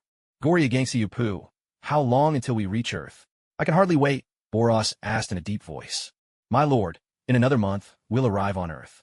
Honestly, I've always suspected the seer's predictions were a stalling tactic. Earth is such a remote world, I doubt there are any true powerhouses there. Even if there are, I can't imagine anyone capable of giving you the exhilarating fight you desire, Goria Gangsi Yupu answered. They had tried to persuade Boros countless times, but as the saying goes, not even the king of hell can save someone bent on courting death. Boros ruled with absolute authority and refused to listen, so his followers had no choice but to obey. As for the current S-class heroes, they had long abandoned their heroic principles. Each led their own fleet, roaming the stars and waging war across the universe. Among them, King stood out as the most distinguished and accomplished. Inside the spaceship, King led dozens of Earth's elite soldiers toward a planet that had yet to surrender. At first, King was extremely reluctant. He had even gotten into a heated argument with the people from the Hero Association. He had roared, "I am a hero, the strongest man on Earth. My duty is to protect our planet. How could you expect me to take part in such despicable acts of invasion? You better give up on that idea." The association knew that these S-class heroes would not cooperate so easily, but they had their own ways of dealing with resistance. "King, we understand how you feel," one of the association members pleaded earnestly. "But if we only use brute force to conquer them, the enemy will simply destroy the entire planet when faced with diehards. In truth, we're actually saving them." King fell silent for a moment, realizing that if he kept refusing, he might blow his cover. His mind raced, quickly searching for a solution. He put on a look of resignation and said, "Fine, for the sake of those innocent lives, I'll do it. But I want Saitama to come with me." He chuckled inwardly. "As long as Saitama is there, I'll be perfectly safe." About that, sorry, King. Saitama has already set out with Genos. Why don't you carry out this urgent mission first? When you return, I'll arrange for him to join you next time." And just like that, King was pushed into action, forced to board the warship and embark on this campaign. He looked over the spaceship's formidable arsenal and the tens of thousands of well-equipped soldiers, letting out a small sigh of relief. Little did he realize, these soldiers were just like him, drafted at the last minute and all rookies on their very first mission. Only days ago, many of them had been small-time merchants or ordinary office workers. After a crash course in training, they were suddenly thrust onto the battlefield. Initially, they had all looked listless and terrified, but when they saw that their commander was king, their spirits soared. It was as if they'd been charged with energy, each one brimming with enthusiasm and confidence. King's legendary reputation filled them with a sense of security. King, who had just relaxed, suddenly straightened his back. He reminded himself sternly that he could not tarnish the dignity of a strong man in front of these elite soldiers. Now was the time to put on his best performance. Commander, we'll arrive at the Ackley civilization in 1 hour.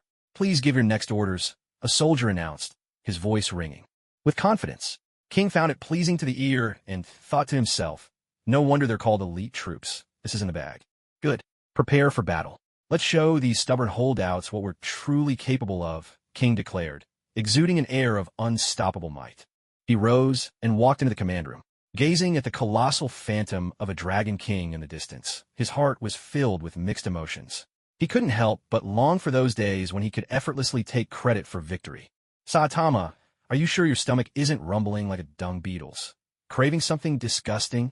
The Ackley civilization's level was a bit more advanced than Earth's, but they had only just stepped into the interstellar era. To fend off invasion, their 2,000 warships had been on standby for a long time. Though defeat meant utter destruction, at least the rulers would have billions of compatriots accompanying them in death. Hardly a loss from their perspective. As they drew closer, what greeted them was row upon row of gun barrels from the opposing fleet. King was so terrified he felt his soul leave his body, his scalp tingling in fear, and the Emperor engine inside him began to throb violently. Boom, boom, boom. The soldiers, who had been panicking moments before, snapped to their senses in an instant. King was right there. What did they have to be afraid of? They couldn't help but think, just hearing that ominous pounding, King must be furious. This is our first mission, and we're about to make a name for ourselves. Once it's over, we'll be heading home to claim a hefty reward. Beads of sweat covered the Ackley commander's forehead, but he had no time to wipe them away. The whole fleet was gripped by a suffocating, fearful tension. How could the enemy still not retreat? Even though they only had a single ship against his 2,000?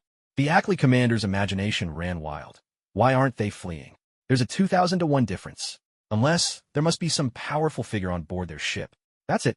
Without such a powerhouse, only a fool would stand their ground. King himself was wavering.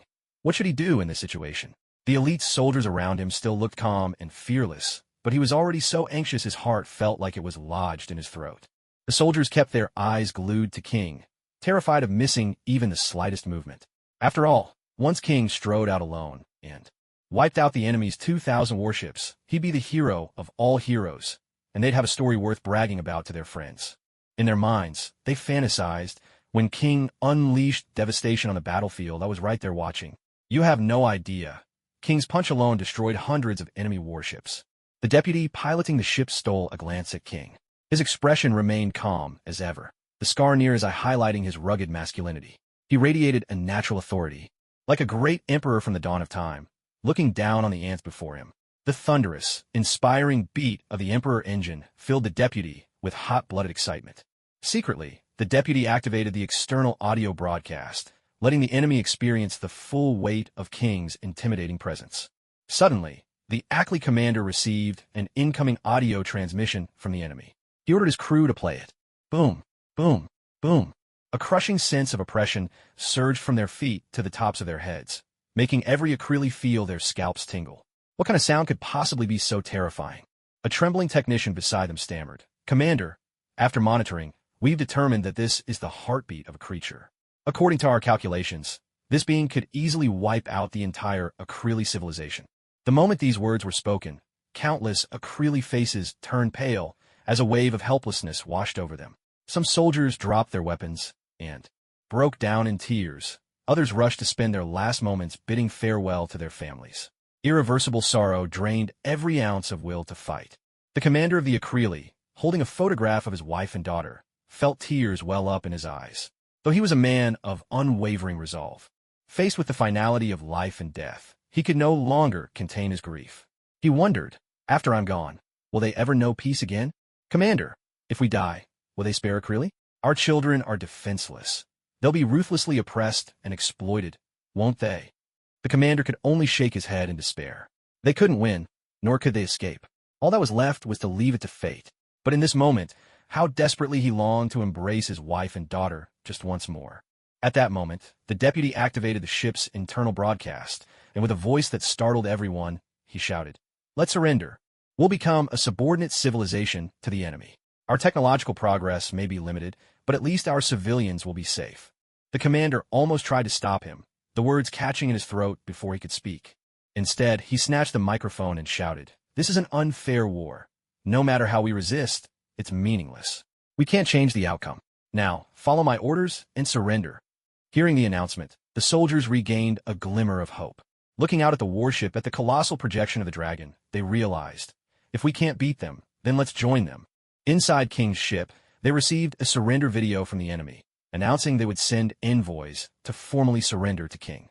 King was beside himself with excitement. He'd expected his fate to be sealed here, but just when it seemed there was no way out, fortune smiled on him in the most unexpected way. Soon, a small shuttle set course for King and his crew.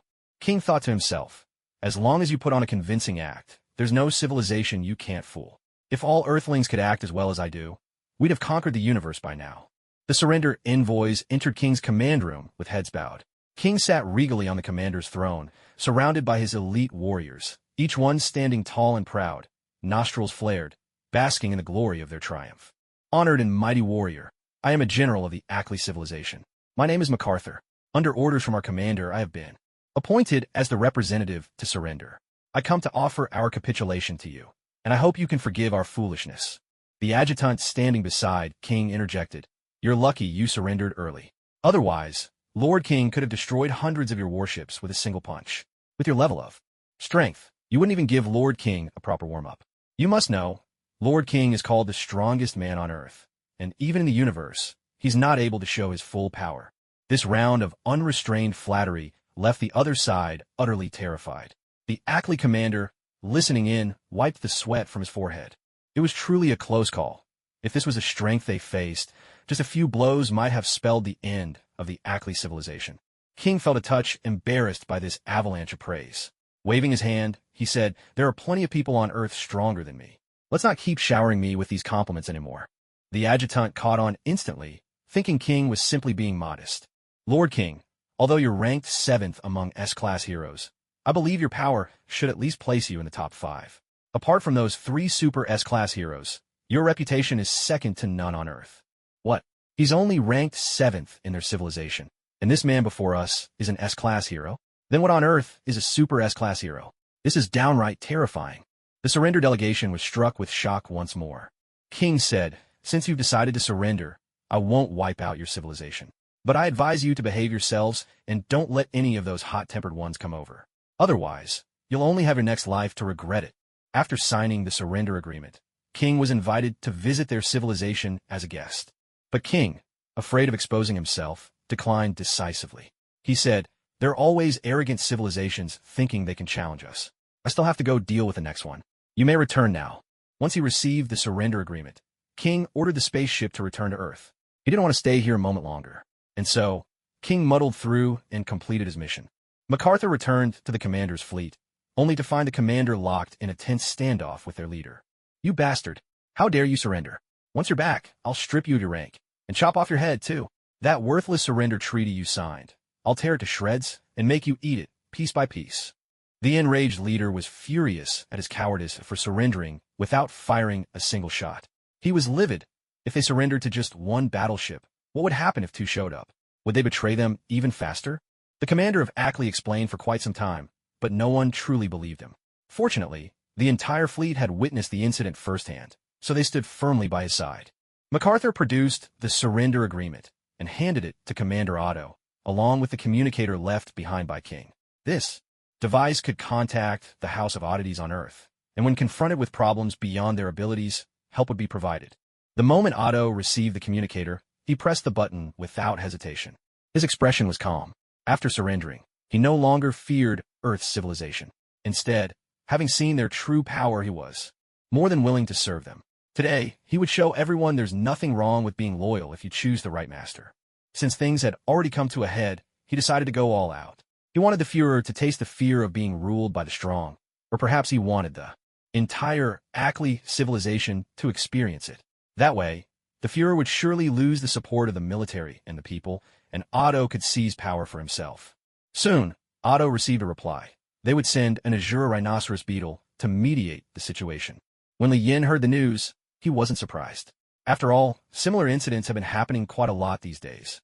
What did surprise him was that King had managed to subdue this civilization without a single soldier lost. He couldn't help but marvel. If every young actor had this level of skill, there'd be no more bad movies, and every film would basically be a documentary. Li Yin reminded the Azura rhinoceros beetle again. Remember, if you can't solve the issue, then solve the one causing the problem. But try not to cause mass casualties. After all, they've already surrendered to us, so we should show some mercy. Yes, my lord. Now that Blizzard had already been won over by Li Yin, only the proud and stubborn little tornado remained. She was now deliberately avoiding Li Yin, because every time they met, he'd spank her, which she found intolerable. While everyone else was participating in Li Yan's plan to conquer the universe, she lay at home, sprawled on her bed, hiding under a comforter and sleeping the day away. Half awake, she drifted into a dream. In it, Li Yin wrapped his arms around her waist, and the two of them rolled around on the bed. She jolted awake, cheeks burning with embarrassment. What a mortifying dream. And who knew what that scoundrel was up to now? What am I doing? Of course, I'm here keeping you company while you sleep. Tornado whipped her head around and saw Li Yin lying beside her. Instantly, she threw back the covers. Phew, at least I'm still in my underwear. Wait, that's not the point. You jerk. How did you even get in here? I could travel freely wherever there are shadows. By the way, darling, you look adorable when you sleep. Don't worry, I didn't do anything. Tornado's face was full of grievance. She had protected her innocence for 28 years, and today, of all days. Watching Long Wan's skeptical expression, Li Yin hurriedly protested. Hey, you have to believe me. I'm an honorable man. I would never take advantage of someone in distress. Oomph. I've never seen an honorable man climb into someone else's bed. Prepare to pay for your lechery, you scoundrel. Some civilizations surrendered in a civilized and orderly manner, while others resisted fiercely. Yet, in the face of overwhelming power, defiance could only end in ashes. Total annihilation awaited them all. During this period, countless civilizations were wiped out for daring to resist. Akainu gazed at the shattered planet before him, his eyes devoid of any mercy. He turned to Akiji and said, You'd better put away that bleeding heart sympathy. We already gave them a chance. Akiji nodded. I know. I don't have any other thoughts. It's just a pity. After thousands of years of development, their entire civilization is destroyed by a single wrong decision. Kizara lounged to the side, speaking lazily. What can we do? We're just following orders. Sengoku looked out into the boundless starry sky beyond the ship and said, As long as we can secure a star system as vast as the Milky Way, our descendants will have a much broader space to survive. Our hands are already stained with blood. What difference does a bit more make now? The Ashura stag beetle had been teleported by Li Yin onto the Ackley civilization's fleet.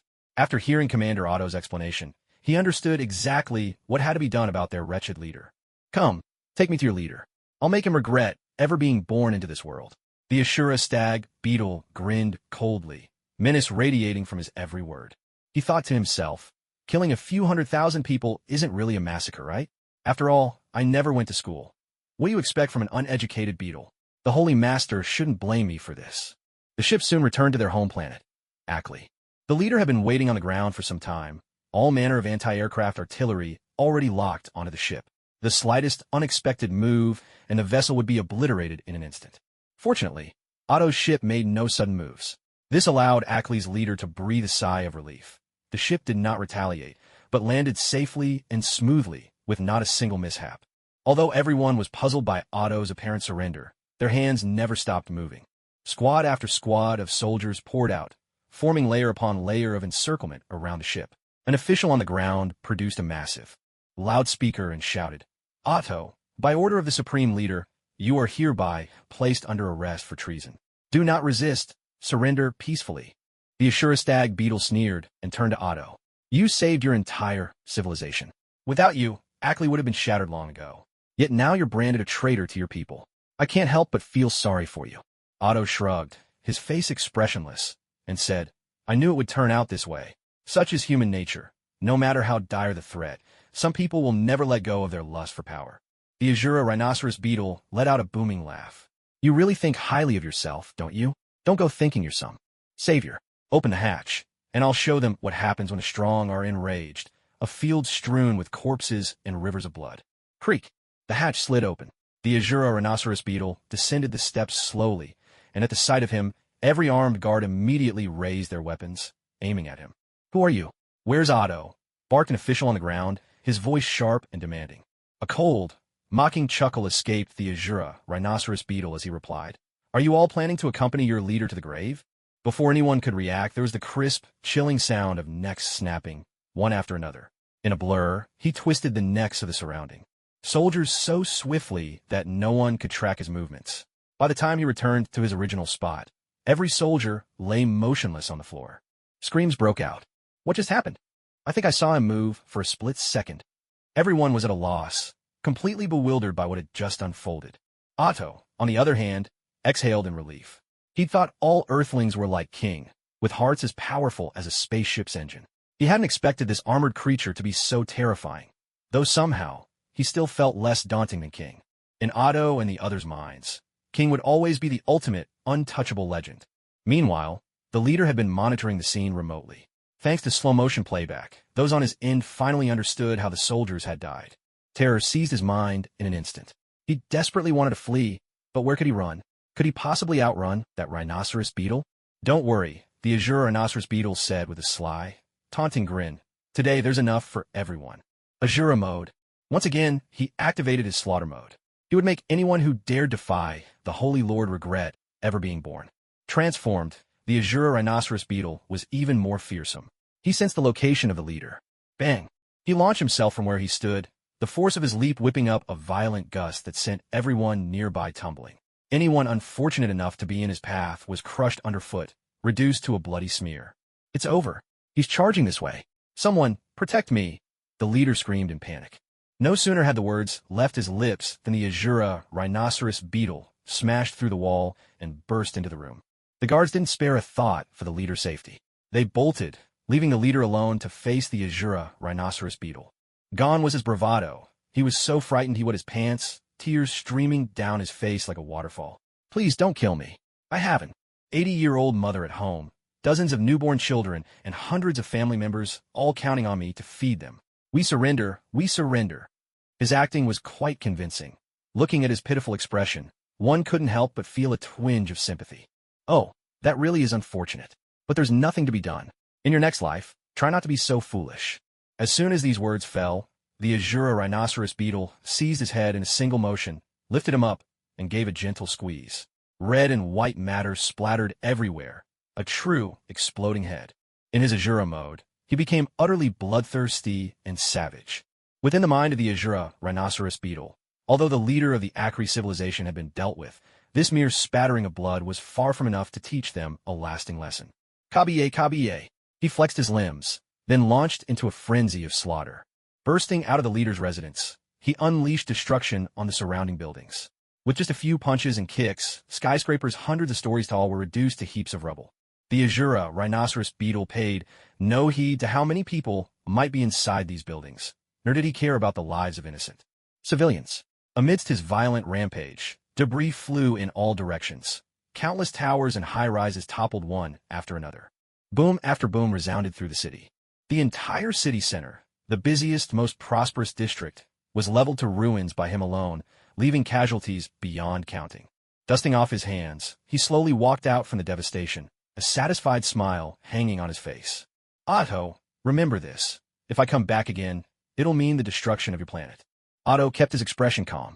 He knew this was a show of force meant to intimidate them. Though resentment simmered in his heart, he dared not let a trace of anger show. My lord, we understand. Rest assured, nothing like this will ever happen again.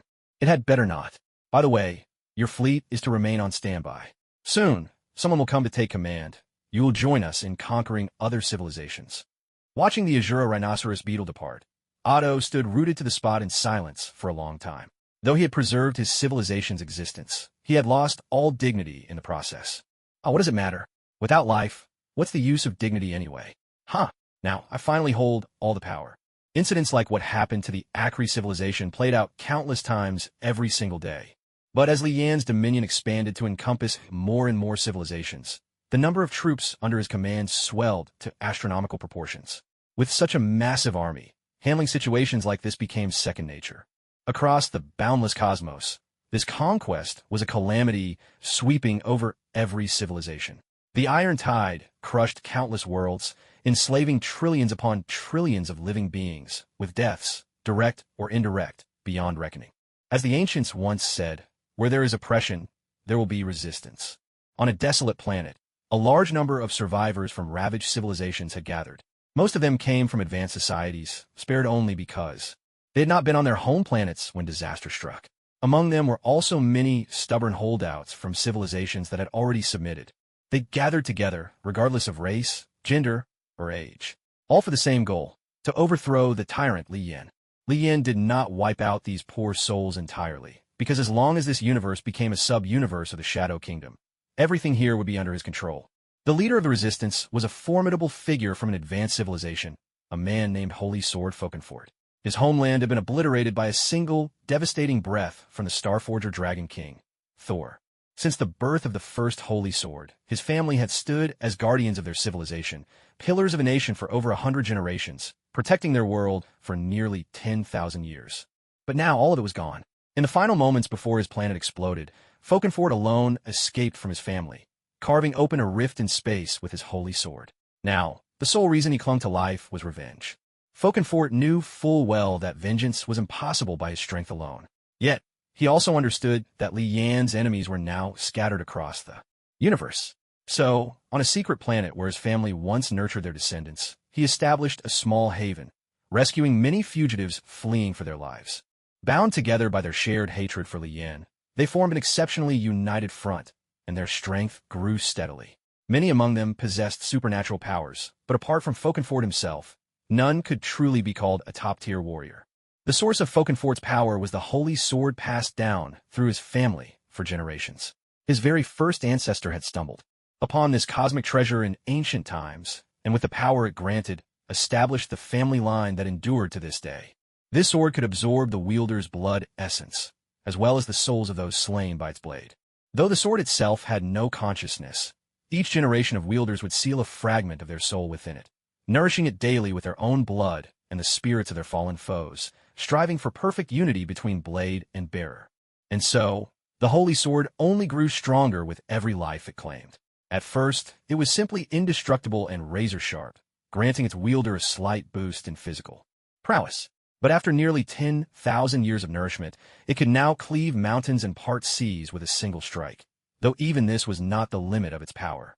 With a holy sword in hand, and drawing upon sword techniques developed by his ancestors, Folkenfort possessed the strength to battle Boros to a standstill, at least for a time.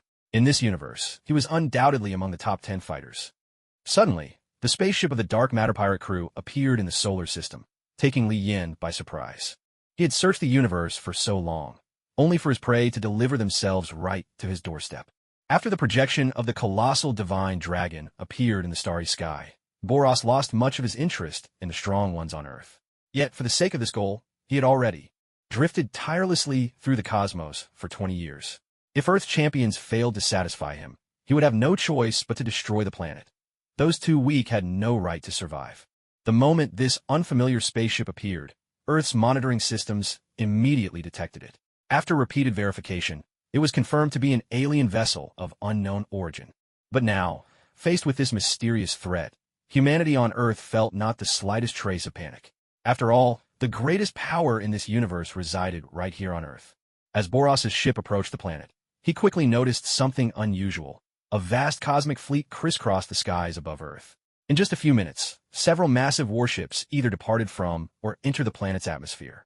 Shenghuang was somewhat puzzled. This doesn't make sense. With Earth so advanced, how could they fail to identify us as invaders? He had just intended to report these anomalies to Boros, but as he turned around, he found Boros standing right behind him. Hey, long time no see, Shenghuang. Boros' words left Shenghuang confused. He countered, "My lord, didn't we just meet 2 months ago? Have you forgotten? And why aren't you wearing your armor?" Boros simply smiled, saying nothing, and instead turned his gaze to the door of the command room. With a thunderous crash, the armored Boros punched the door and shattered it. When Shenghuang saw who entered, he was utterly dumbfounded. "My lord, do you have a twin brother or something?" I must say, the two of you look so much alike, I almost mistook you for each other. The armored Boros's face remained expressionless, yet inwardly, he too was perplexed. Could this person, whose aura was nearly identical to his own, really be a twin brother from another parent? But his parents had never mentioned anything like that. Meanwhile, Lian's attendant Boros smiled faintly, gazing at the version of himself from the past. He really did feel nostalgic, though this was merely his parallel self from another universe. I'm not your twin brother. I am you, but from another universe. The armored Boros nodded. A counterpart from another universe. He could accept that, if it really had been a twin brother. However, he might have needed a moment to process it. What brings you here? Boros asked, his words sharp and succinct. Boros's large, luminous eyes darted mischievously as he grinned wide and burst into hearty laughter. By order of the Great Lord, I've come to devour and merge with you. General and the other officers were at a complete loss. If these two Boroses got into a fight, the shockwaves alone would surely crush them all. How ridiculous! I, Boros, the mighty overlord of the universe, would never take orders from anyone. Tell me, who are you really? I almost fell for your trick just now. General paused to reconsider. That's right. The Great Lord Boros is already invincible. How could he possibly obey someone else's command? The person standing before him must be an imposter, 100%. He unleashed his psychic power, launching an attack at Boros, hoping to expose his true form. General manipulated the scattered rubble on the ground, aiming to strike Boros on the head and crack his skull open. Impersonating our boss, and you can't even bother to put on the armor? No wonder you gave yourself away. Just as General was about to make his move, Boros retaliated with a burst of energy, blasting him aside. Facing the Boros native to this world, he spoke, "Come on, let's take this fight outside. Otherwise, your ship won't survive the battle." Fighting himself? This was a strange, almost surreal experience for the Boros of this universe, something he had never encountered before. But as for the strength of this Boros from another universe, he had no idea. Still, he had searched endlessly for a worthy opponent, and now his fighting spirit blazed, ready for an all-out duel, even if it meant he might die. A thunderous crack split the silence. He shattered the armor that held back his true power and, without hesitation, dashed out of the ship. Lian's attendant, Boros, followed close behind. The two Boros prepared to wage a life-or-death battle in the vastness of space beyond Earth. Floating in the cosmos, they faced each other from a distance, each taking a moment to steady himself. Lian's Boros was his very first attendant, following him for 2 years now. Yet aside from granting him access to the Shadow Kingdom, Lian had bestowed no additional power upon him. The two Boros possessed identical strength, speed, techniques, and even shared some memories, making victory uncertain for either side. However, Lian's attendant had the privilege of the Shadow Kingdom. He could summon his own shadow, Shadow Boros, to fight alongside him. The attendant Boros let out a commanding shout, "Shadow Boros, come forth." At first, his shadow lay still at his feet. Then, as if it had come alive, it began to ripple and writhe, struggling to break free, just like a cicada shedding its shell, trying to crawl out from his body. After a few writhing attempts, it finally stood upright, pitch black from head to toe, eyes glowing crimson, and bearing an uncanny resemblance to Boros himself, just like a soldier from the Shadow Army. Seeing the sudden appearance of Shadow Boros, the original Boros was astonished and visibly taken aback. What is this creature? Is it some unique power from your universe? No, this is simply a gift from the Lord. Now it's 2 against 1. The Shadow Boros possessed Boros's strength, speed, and fighting techniques. Apart from being slightly less resilient physically, he was otherwise indistinguishable from Boros himself, but with the ability to slip into darkness and regenerate endlessly. Those 2 abilities alone were enough to give the native Boros a serious headache. The native Boros narrowed his eyes. He could feel danger looming, facing off against 2 versions of himself. Wasn't this a certain death sentence? Yet neither the Shadow Boros nor the attendant Boros intended to give him a moment to hesitate. In the pitch-black expanse of deep space, the Shadow Boros melted into the darkness, vanishing before their eyes. In a blink, he reappeared behind the native Boros, throwing a punch straight at the back of his head. Relying on his acute senses and superb battle instincts, the native Boros dodged the strike with ease. But before he could regain his composure, the attendant Boros's attack followed up relentlessly. He twisted his body with all his might, trying to avoid a fatal blow while aiming a flying kick at his opponent. There was a heavy thud. The attendant Boros's fist slammed into his chest, sending him hurtling through the void. He tumbled a great distance before managing to steady himself. Once again, the shadow Boros faded into the darkness, hiding behind the original Boros, preparing for another sneak attack. After a while of fierce fighting, the original Boros was forced on the defensive, battered and harried by the combined onslaught of his two counterparts. Inside the spaceship, Gyugen and the other officers were growing increasingly anxious. They desperately wanted to help, but the sheer ferocity of the battle was far beyond anything they could intervene in. For now, both sides seemed to be testing each other, holding back from unleashing their full strength. Both the native Boros and the attendant Boros possessed extraordinary regenerative powers. Lost limbs could regrow in a flash, and even grave wounds could be repaired with a focused surge of energy. Though the native Boros appeared to be outmatched and battered by the other two, actually taking his life would be no easy feat. Folkenfort sat with a holy sword slung across his back, occupying the highest seat in the council chamber. From the beginning of the meeting until now, he hadn't uttered a single word. Those below sensed something strange about him and began whispering among themselves. What's wrong with him? Maybe he's overcome with grief? Could he be possessed? On this desolate planet, millions of refugees had gathered, all driven here by hardship. Their hearts burned with resentment over Li Yan's campaign of invasion and slaughter. To resist his tyranny, they had come together in defiance. The Holy Sword, once merely Folkenfort's family name, had now become the banner under which this vengeful organization rallied. Folkenfort finally drew himself from his thoughts. Gazing down upon the restless crowd, he suddenly bellowed, "Silence, all of you." With that, he rose and stormed out in anger. A solitary figure emerged from an underground shelter, stepping onto the barren surface of the planet. Alone, he walked and brooded, his thoughts heavy. It was not that his resolve for vengeance had wavered, but rather that his time was running out. With so little life left, he had to set his revenge into motion quickly. Yet, whenever he thought of his group of allies, all hope seemed to slip away. Within the Holy Sword family, the tradition was for each successive sword-bearer to inherit the sacred blade around the age of 50, receiving it from the previous bearer. With that transfer, the former sword-bearer would help seal a fragment of the new wielder's soul into the sword, achieving a unity of spirit and blade. But as this solemn ritual unfolded, the life of the previous bearer would inevitably come to an end. Such a mighty cosmic artifact was never meant to be wielded by mere mortals. Once the mental bond was formed, the sword-bearer's lifespan was set. In exchange for extraordinary power, their lives were limited to 50 years. He had now borne the sword for 48. At most, he had 2 years remaining before death claimed him as well. Back on Earth, every day Li Yin used his psychic powers to scan the cosmos for civilizations yet to submit. Once he pinpointed their locations, he would dispatch his ironclad legions to bring them to heel. Hela, for her part, was thoroughly enjoying the thrill of conquest. Each day, she rode her massive wolf Fenrir into battle, leading a formidable fleet across the stars. As she waged war, she also kept a shrewd eye out for rich and expansive star systems. Once Li Yin had brought this corner of the universe under his control, she planned to claim her chosen domain and crown herself ruler of a galaxy, a prize far more enticing than the throne of Asgard ever was. Though many members of the Hero Association balked at such acts of invasion and expansion, they found themselves with little choice. For the sake of Earth's advancement, each and every one reluctantly fell in line. After a particularly grim mission, Saitama and Genos found themselves disillusioned with Li Yin. One planet after another was destroyed, entire intelligent species wiped out for refusing to submit. Li Yin had become the very embodiment of cruelty and evil. After a furious argument with the Hero Association, toppling both Pori Prisoner and Superalloy Darkshine in the process, the two of them quit the organization altogether. But the most pitiable of all was King. He longed for a life of lazy peace at home, just like Saitama, but Pori Prisoner and Superalloy Darkshine had become the association's lackeys, and with countless monsters from the House of Evolution joining in, anyone without real strength would be wise not to rebel.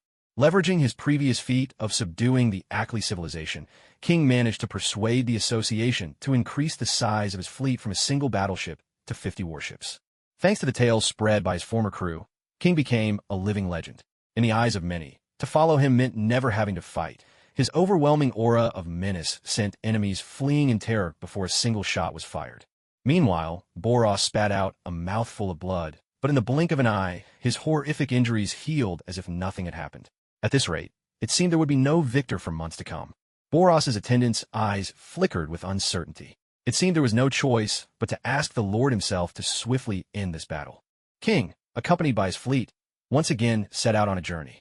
With his heart full of anxiety, he silently prayed to Saitama, hoping that Saitama's bald head would bring him some good luck. In the pitch-black expanse of space, 50 starships crept forward at a snail's pace. King glanced at the comic book in his hands, trying his best to calm his nerves.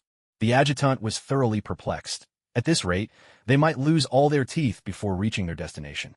Lord King, why aren't we using the teleportation device? Don't you think we're moving far too slowly like this? King laughed.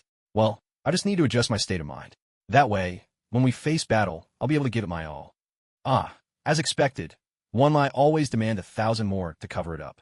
The admiring look in the adjutant's eyes made King uneasy. What's with that look? I'm not interested in guys. Meanwhile, the adjutant thought to himself, will I finally witness Lord King in action? Just thinking about it gets my blood pumping. I'll have plenty to brag about over drinks when I get back. The officers and soldiers who had followed King in conquering the Ackley civilization last time started boasting to the newcomers about King's power. At that time, we were up against 2,000 enemy warships. Just looking out the window, you'd see a terrifying swarm, enough to make your scalp tingle. But Lord King didn't even bother to glance at them. He simply activated his Imperial engine, and in an instant, the enemy was scared out of their wits, frozen in terror. Less than 5 minutes later, they surrendered without a fight. Seated on the command throne, King paid no heed to these tales of his supposed exploits. Instead, he was lost in thought, trying to remember what he had written in his last will. Alone, he scribbled and doodled, completely unaware of the adjutant watching nearby. The adjutant, having caught a glimpse of the words last will, was deeply shaken, but his imagination quickly filled in the blanks. His face lit up with excitement, smoothing even the lines at the corners of his eyes. In his heart, he exulted, I finally understand. I finally know why Lord King is so invincible. It's because every time he faces danger with the resolve to stake everything. He's never afraid to risk it all. He never shrinks back, only moves forward with relentless courage. He remains humble and low-key, never underestimating any foe. Everything made sense now. Even if this time the enemy didn't have a single spaceship, Lord King still needed to get in the right mindset. Even if the enemy was incredibly weak, Lord King would treat them seriously and give his all. That, truly, is the charm of the world's strongest man. A deafening boom echoed through the ship, shaking it violently. Off their starboard side, a small battleship kept pace with them, matching their speed. But atop the spaceship, a lone figure stood, a man in a black hood, sword in hand. Just moments ago, he had sliced a gaping hole in the ship. King was traveling on with a single swing of his blade. The sudden assault sent King into a panic. Had they run into space pirates? He could only hope they were after money, and not anything worse. The attacker was none other than Wokenfort. For days, he had been on the hunt for a target. While everyone else was in a frantic rush, darting through teleportation gates, only King had made himself an easy catch. With a leap, Wokenfort slipped through the breach and into the ship's interior. The place was crawling with well-equipped soldiers, but to Wokenfort, they were no more than ants. He swung his sword casually, and troops fell in droves. The survivors, struck by terror, scattered in all directions. Guided by the dull, rhythmic thuds echoing through the corridors, Wokenfort soon found his way to the command center. There, seated in the commander's chair, was King. Wokenfort readied himself, the holy sword in his hands shimmering with energy. So you're the strongest one on this ship, aren't you? King nodded at first, but then, realizing what he had done, shook his head frantically. Wokenfort's eyes narrowed, danger radiating from his entire being. Did this guy take him for a fool? Everyone else was in uniform, yet here was King, dressed casually and sitting in the command center. If he wasn't the strongest, then who could be? Stop wasting time and show me what you've got. Wokenfort sneered, urging him on. With no one else around, King decided to abandon all pretense. No, I swear, I'm just an ordinary earthling. On this whole ship, I'm probably the weakest one here. Wokenfort frowned at the man still sitting so steadily in the commander's seat. Was this some kind of trick? That thunderous roar earlier. Surely it came from some hidden power. He flicked his wrist and sent a wave of sword energy slashing toward King. King was so terrified he went completely blank, frozen in place. But Wokenfort hadn't intended real harm. The attack was just meant to force King's hand. The dazzling arc of sword energy only left a shallow cut on King's forehead. Wokenfort stared in confusion. How could this useless man be sitting in the commander's chair? Worried that reinforcements might arrive, Wokenfort quickly strode over and struck King with the edge of his hand, knocking him out cold. Now he was certain King had no power at all. He slung King over his shoulder, carried him back to his own ship, and made a swift getaway. What? Did you say King's been kidnapped? When the Hero Association received the news, they were utterly incredulous. Surely, a hidden powerhouse from the cosmos had appeared. This had to be reported to Li Yin immediately. "Oh, I see," Li Yin replied calmly, his tone indifferent. Seeing his nonchalant response, a member of the association couldn't help but remind him, "But sir, aren't you even a little surprised? Anyone capable of kidnapping King must be at least dragon level, right?" Li Yin shrugged off their concerns. "What's there to be shocked about? Any random wolf-level monster on Earth could wipe the floor. With King, it's only you muddle-headed folks who believe he's strong. He's just a guy with unbelievably good luck, nothing more." The association staff were left even more confused. King had quite the fearsome record in the association. How could he possibly be taken out so easily by a mere wolf-level monster? Meanwhile, Folkenford ordered someone to wake King, who was tied to a chair, intending to interrogate him personally. A bucket of cold water was splashed across King's face, jolting him awake in an instant. As he took in the unfamiliar surroundings and the strangers before him, his Emperor engine roared to life once again. A deep, rhythmic thumping filled the air. Panic began to spread among the bystanders. "Are we in some kind of giant beast lair?" someone whispered. "Is some monster about to awaken?" Folkenford's brows knitted together. Clearly, this guy had a strong heart. The power behind that sound was impressive. "I'll ask you answer." "Understood." Folkenford fixed his gaze on King, his tone heavy with authority. King nodded vigorously, then timidly asked, "If I answer your questions, will you send me back to Earth?" Folkenford shook his head. Now that King had been kidnapped, their existence was surely exposed. He couldn't afford to take more risks, though sparing King's life wouldn't be a problem. Seeing the shake of Folkenford's head, King's face fell in disappointment. So those games he loved back on Earth would be forever out of reach now. If Folkenford had known what King was thinking, he'd have lost his mind. "Here I am, kidnapping someone, and that's all he cares about? Who do you work for?" "I'm King, ranked 7th among the heroes of the Hero Association." "Hero? You dare call yourselves heroes?" Folkenford's voice turned icy. "Do me a favor and don't sully the word hero, all right?" His tone nearly scared King out of his skin. King hastily tried to correct himself. "I'm a 7th-ranked monster in the Monster Association." Folkenford shot him a threatening look, thinking to himself, "This guy just can't be straight with me. Let's see whose will is stronger, my methods or his stubbornness." He gave a cold chuckle. "7th place, with your strength? Give me a break. Please, don't insult my intelligence. If you refuse to cooperate, there's nothing I can do, but I did take the trouble to research some of your Earthlings' punishment methods. I hope you'll behave and work with me." Folkenford smiled, locking his gaze on King like a predator watching its prey. With that, he began to take out the detention tools he had prepared from under the table, one after another. At the sight of these devices, King instinctively pressed his knees together, a cold chill running down his spine. His eyes flickered with growing terror as he looked at Folkenford. "Damn it, those things really have caught on this fast." King felt a surge of anxiety and hurriedly spoke up. "I'll tell you everything I've been through.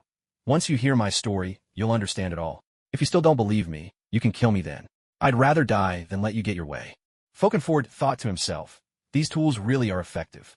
I haven't even used them yet, and he's already giving in. Looks like I need to study their use more thoroughly in the future." He nodded, signaling for King to get to the point and skip the trivial details. King took a deep breath, collected his thoughts, and began to recount his story in a torrent of words. After listening to King's legendary tale, Folkenford sat in stunned silence, unable to recover his composure for a long while. Even the wildest movies wouldn't dare script something like this. Folkenford could hardly believe it. "Are you telling me you made the Akri civilization surrender with just a single warship?" King nodded. "Honestly, I was planning to run for it at the time, but I was terrified they'd blast me to dust if I tried to escape." Folkenford drew a sharp breath. Was this man in front of him really some kind of chosen one? Through King's story, Folkenford also learned the true reason why Earthlings were invading other worlds. The evil overlord of the monster house, Li Yin, wanted to rule the entire universe. The Earthlings had no choice.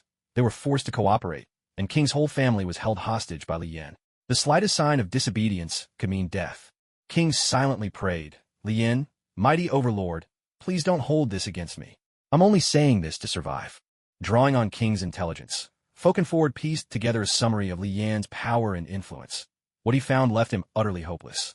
Li Yin was unimaginably powerful, far beyond anything Folkenford could hope to defeat. The man commanded countless formidable followers, including the Starforging Dragon King with godlike strength, Boros and Azura Kabuto, both above dragon level, and a host of other dragon level and tiger level subordinates. With such a force, Li Yin could seize control of the universe in a short time. Besides his mighty followers, he commanded vast fleets and armies. Before considering making an enemy of the Yin, Folkenford thought, one ought to ask themselves if they could take on the entire universe. King nervously eyed Folkenford, terrified that he might be disposed of at any moment. Volkenford's expression shifted constantly, impossible to read. The thought of his dead family and their destroyed civilization made him grit his teeth in fury, wishing he could tear Li Yan apart. Yet, whenever he recalled Li Yan's terrifying power and influence, pain washed over him. He loathed his own helplessness. Then, thinking of the millions of lives sheltering in this refuge, sorrow clouded his face. Living like a rat in the gutter, hiding every day was no way to go on. The attendant Boros and the native Boros had battled for a full day and night, yet neither could gain the upper hand. Both wore traces of fatigue on their faces. The attendant Boros realized that dragging this out any longer was pointless. It was better to seek help from a lord as soon as possible. Li Yan received the attendant Boros' signal and promptly opened a portal to join the fight. The moment Li Yan stepped through the portal and appeared beside the attendant Boros, the native Boros reacted as if a startled cat. His muscles tensed, and he fixed Li Yan with a fierce, unblinking stare. If he was but a flickering spark, then Li Yan was a blazing star. The gulf between them was like a single drop of water compared to the vast sea, utterly incomparable. Looking at the three Boros standing before him, Li Yan couldn't help but find the situation amusing. It was like the old Boros family was having a reunion, a meeting of three identical brothers. So what's this? You couldn't even defeat yourself? That's an odd way to put it. Indeed, my lord, replied the attendant Boros. I was unable to overcome the Boros before me. Wanting to end the fight quickly, Li Yan wasted no time. With a simple wave, he unleashed a surge of energy, disrupting Boros's vision. In a flash, he appeared by Boros's side and activated the power of the sheep talisman, striking him squarely. In an instant, Boros's soul was wrenched free from his body. The native Boros's body collapsed to the ground with a heavy thud, while his soul hovered silently in the air. For Boros, all his strength came from his physical form. Now, separated from his body, he was utterly at Li Yan's mercy. Li Yan shattered the native Boros's soul, then transformed his body into pure energy, channeling it all into the attendant Boros. A surge of power coursed through Boros's body, blue energy markings glowing intensely across his skin. Though two Boros had become one, the resulting increase in strength was far more than the sum of its parts. My lord, I can feel my power has grown immensely, but it will take some time to fully master it. Good. Li Yan nodded, satisfied that his mission was accomplished. Shadow Boros faded back into darkness. Throughout the battle, he performed exceptionally, despite being torn apart dozens of times. By the native Boros, he could endlessly resurrect in the Shadow Realm. He was, without doubt, the perfect expendable warrior. Boros arrived at the spaceship of the Dark Matter Thieves, and now he commanded a new group of subordinates.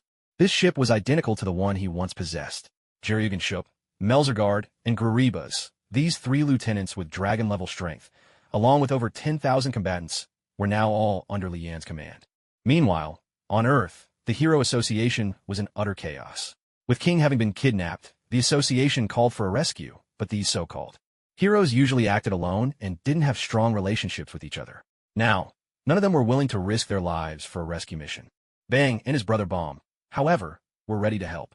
Yet, according to the association's analysis, anyone capable of kidnapping King had to be above dragon-level strength. At least 3 or 4 S-class heroes would have to join forces to stand a real chance. While everyone continued shifting blame and arguing heatedly, Saitama, the savior King needed, appeared once more. Looking at the crowd, Saitama scoffed in disdain. So these were heroes? I'll go with Genos. Until I find King's body, I won't give up. Bang admired Saitama very much. Saitama never chased fame or profit. He was the only one who didn't treat being a hero as just a profession. Saitama, my brother Bomb and I will join you, Bang said. Thus, Saitama, Genos, Bang, and Bomb boarded the spaceship prepared by the Hero Association. Departing from Earth, they set out on a journey to save King. At this point, they had very little information, only that a swordsman of great skill had abducted King. Everything else was a mystery. No one knew whether King was alive or dead. Searching the vastness of space was like looking for a needle in a haystack. Chances were they might only find a corpse in the end. After all, everyone knew that King was, at heart, just an ordinary earthling with no real power, save for his extraordinary acting skills and terrifying heartbeat. Their first stop was the Akri civilization, whose people had once been terrified into submission by King's solo appearance. Now, Lian's forces had taken control. As soon as the heroes landed, they were met with an extravagant welcome. Honored guests, welcome. I am General Mark Arthur, now the Supreme Commander of the Akri civilization. By order of our leader, I'm here to receive you. The Akri civilization had undergone a dramatic transformation. Since the former leader had heroically perished, or rather, brought about his own demise, the commander of the fleet seized the opportunity to take power, becoming the new supreme leader. The surprise of his sudden promotion kept him awake and elated for 3 days and nights. Now, as the leader's trusted confidant, Mark Arthur had also risen through the ranks, trading his old responsibilities for the new, becoming fleet commander overnight. Genos got straight to the point. We're not here for leisure or entertainment. There's no need for any reception. King has been kidnapped, and we're here to investigate. MacArthur was utterly shocked. He cried out, "What? Lord King has actually been kidnapped? That's impossible. Even our Akli civilization's 2,000 warships are no match for him. How could anyone in this world possibly defeat him?"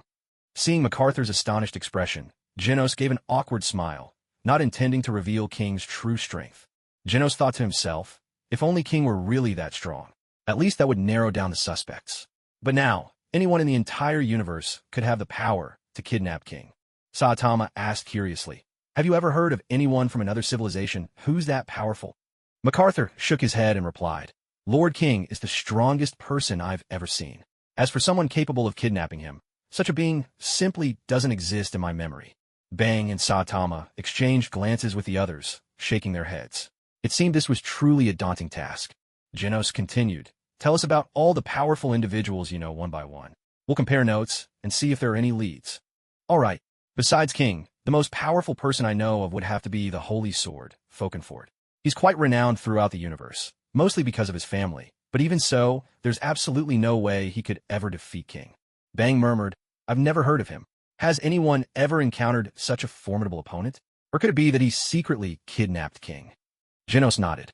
"He's also a master swordsman, so he's looking pretty suspicious." MacArthur hurried to report the news of King's kidnapping to their supreme leader, the commander who had previously surrendered to King. Hassan Mut, now the leader of the Akli civilization and the very commander who had once surrendered to King, was deeply grateful to King for helping him rise to power. "Rest assured, our Akli civilization values gratitude and repaying kindness. Lord King has done so much for me. For our entire civilization. We'll give you our full support," promised Hassan Mut, patting his round belly with great sincerity. Before coming here, Saitama and the others had expected strong resistance from the Akli side. To their surprise, the Akli people were so cooperative. In fact, seeing how eager they were to please, it didn't seem like a civilization that had been forced to surrender at all. By now, Lian's forces had almost taken control of this entire universe. In about a month, every civilization here would be under his rule. At that point, he could fully devour the world of One Punch Man, turning it into a sub-universe of the Shadow Kingdom plane. According to the rewards he had promised earlier, Lian silently calculated in his mind who deserved to be rewarded. Hela definitely deserved a rich and fertile star system. Then there was the star-forging dragon King Thor, the other god, Boros, Apocalypse, Lufa, Azura, the rhinoceros beetle, Fubuki, Tatsumaki, the Hero Association, Psychos, the forces of Poseidon Star, and the forces of Mecha God Star. Since all had taken part in this campaign, it was only right to bestow them with some rewards. The other god and Boros, both of whom had followed him with unwavering loyalty and effort, rightfully deserved to be granted a few star systems, or perhaps even dozens of them as their territories. As for the specific rewards for the others, he would need to consider those carefully over time. Once word spread that the reward would be the throne of a star system king, the most eager among his followers was none other than Lufa. After all, Lufa's dream had always been to become the king of the Milky Way. Although he never achieved it in the world of armor warrior Xingtian, here, thanks to Lian, his wish was granted with remarkable ease. What a twist of fate. Lian thought to himself that it was always best to be the boss. Compared to what he had personally gained, these rewards were but a drop in the ocean, barely worth mentioning.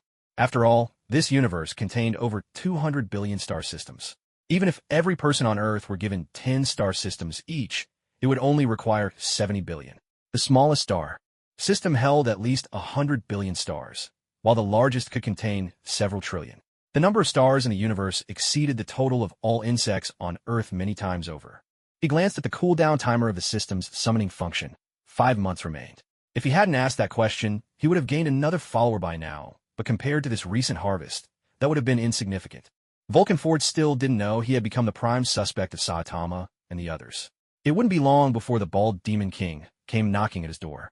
After all, wherever there was danger near King, Saitama was sure to appear.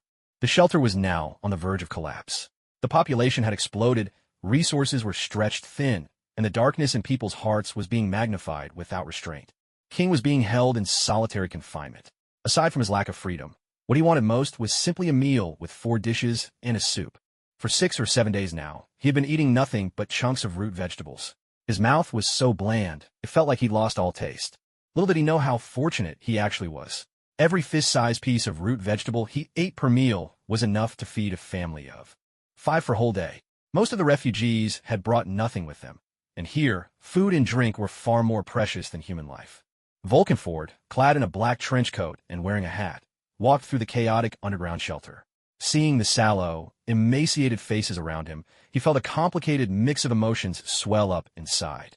When the shelter had only tens of thousands of people, everyone had been united and joyful, standing together against adversity. As the number grew to hundreds of thousands, they remained of one mind, enduring hardship together. But now, with the population swelling to over 1 million, suspicion ran rampant and conflicts flared up everywhere.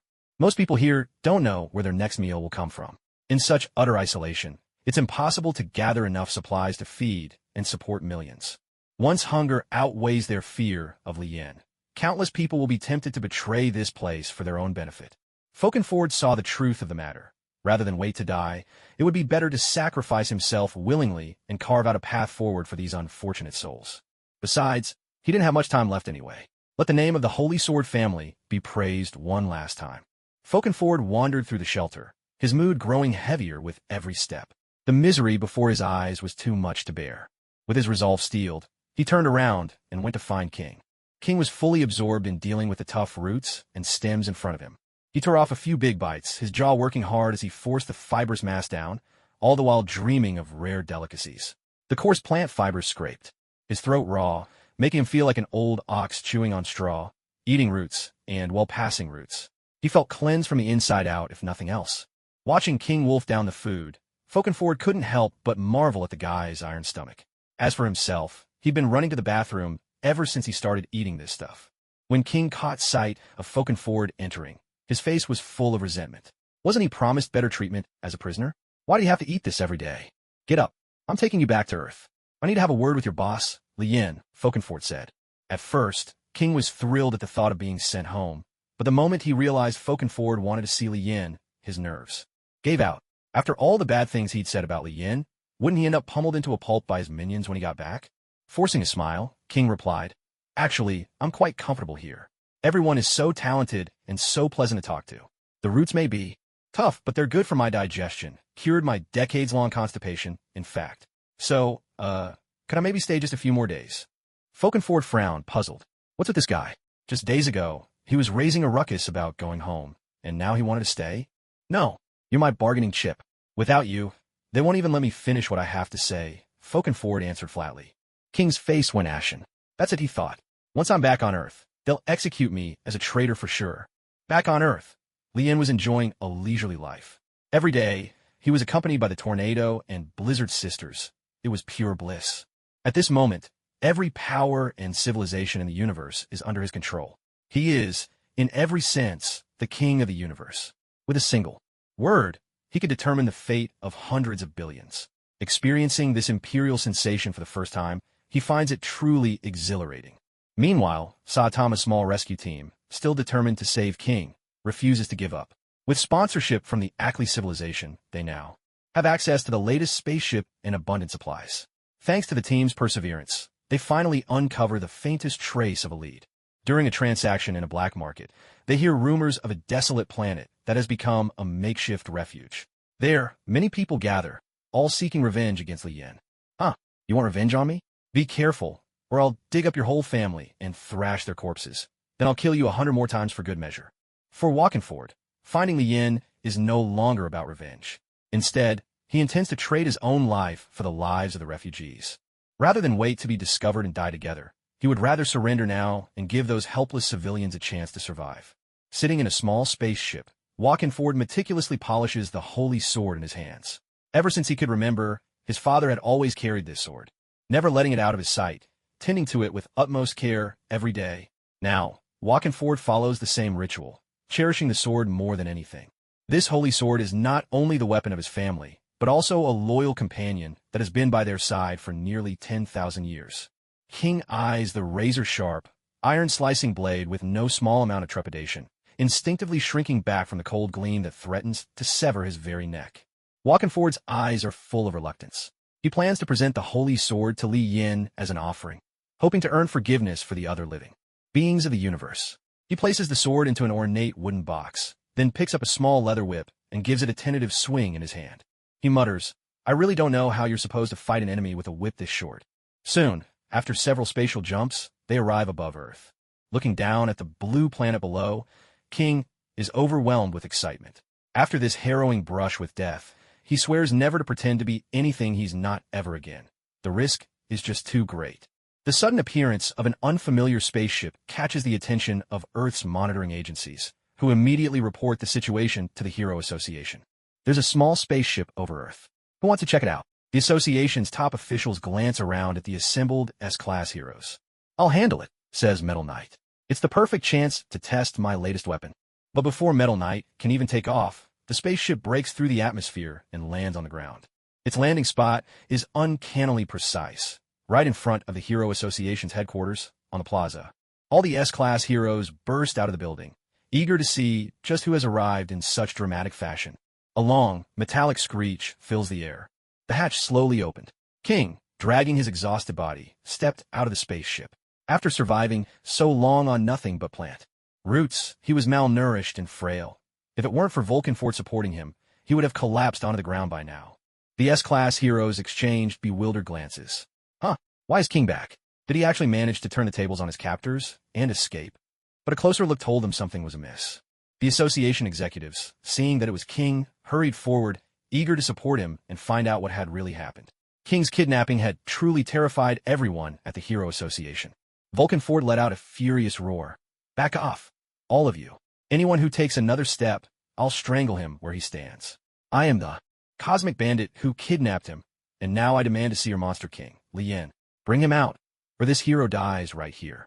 The S-Class heroes were even more baffled. The very person helping King stand was actually his kidnapper? Was this some kind of joke? King didn't look like a hostage at all. If anything, he looked completely drained. No one dared imagine what the world's strongest man had gone through.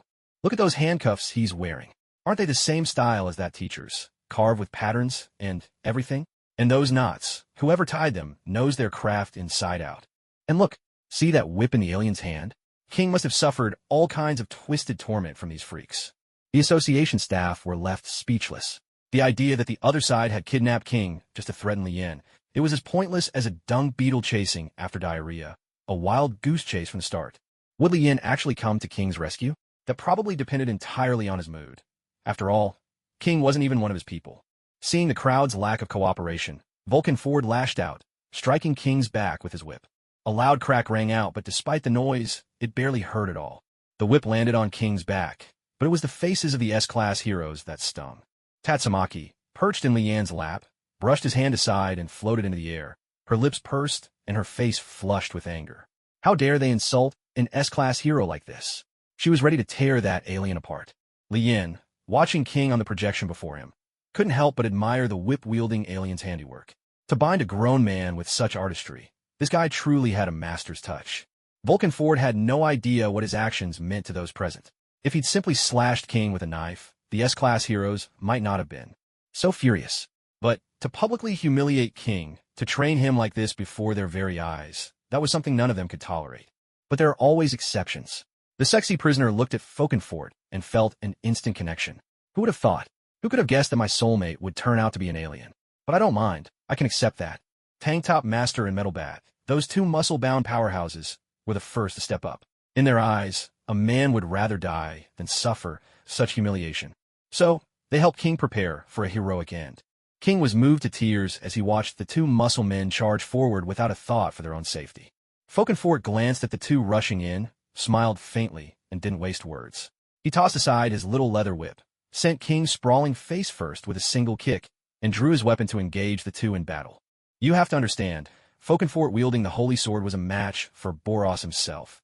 There was simply no way Tank Top Master and Metalbat could stand against him. As Metalbat's weapon clashed with the holy sword, it was sliced clean in two with a single stroke. The cut was so smooth and glass-like, it perfectly reflected their astonished faces. Taking advantage of Folkenfort's brief engagement with Metalbat, Tank Top Master closed in, ready to unleash his signature move, the Tank Top Grapple. But Folkenfort's decades of combat experience gave him the edge. After severing Metalbat's weapon with one swing, he spun around in a flash, sending a wave of sword energy that knocked Tank Top Master flying. With Metalbat now weaponless, Folkenfort utterly overwhelmed him as well. He was here to negotiate with Lien, after all, so he hadn't shown his full strength. He'd merely been toying with them. Otherwise, a single stroke would have sent two great heads flying. Didn't expect you to be a master swordsman as well. Let me spar with you, Atomic Samurai declared proudly. Looking at the swordsman before him, Folkenfort felt genuine respect. Coming from a family of holy sword bearers, he had always had a soft spot for fellow swordsmen. Watching Folkenfort, who could easily dispatch S-class heroes like Tank Top Master and Metalbat, Lian's curiosity was thoroughly piqued. He hadn't expected to stumble upon something this interesting. Watching the remote broadcast at home is just too boring, he said, scooping up Fubuki beside him. He opened a portal and stepped straight onto the scene. Seeing Atomic Samurai draw his blade, Folkenfort said, "Give me a moment, let me fetch a different weapon. Otherwise, this won't be a true test of swordsmanship." After all, the holy sword was a cosmic artifact, utterly indestructible. Soon, Folkenfort produced another sword, one that had accompanied him for over a decade. It, too, could slice through iron as if it were nothing, razor-sharp and seasoned by countless battles against formidable foes.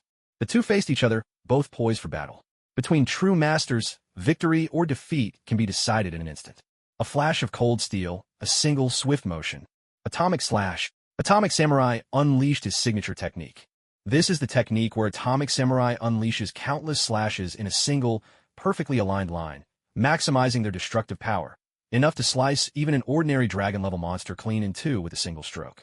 Watching the speed at which Atomic Samurai swung his sword, Folkenfort couldn't help but feel a private admiration. This was already an impressive move. Holy Sword Cross Slash. Folkenfort swiftly traced a cross in the air with his blade, golden sword energy condensing before him, forming a sacred cross suspended in midair. A sharp, resounding crash rang out as the two sword energies collided, but Folkenfort's Holy Sword Cross Slash gained the upper hand. His attack did not dissipate, instead surging toward Atomic Samurai. Atomic Samurai's expression shifted, turning solemn. Inwardly, he exclaimed, "What a remarkable swordsman!" With a loud shout, he roared, "Atomic Focus Slash." In an instant, a web of sword energy, each strand finer than a hair, formed in front of Atomic Samurai. The air erupted as the Holy Sword Cross Slash and the Atomic Focused Slash clashed, canceling each other out in a violent explosion. In just this single exchange, the contest between the two had already revealed a clear difference in strength. After all, Folkenfort hailed from a family of swordsmen with a lineage spanning thousands of years. It was only natural for his strength to surpass Atomic Samurai's. Watching Atomic Samurai, Lien couldn't help but recall a hilarious incident.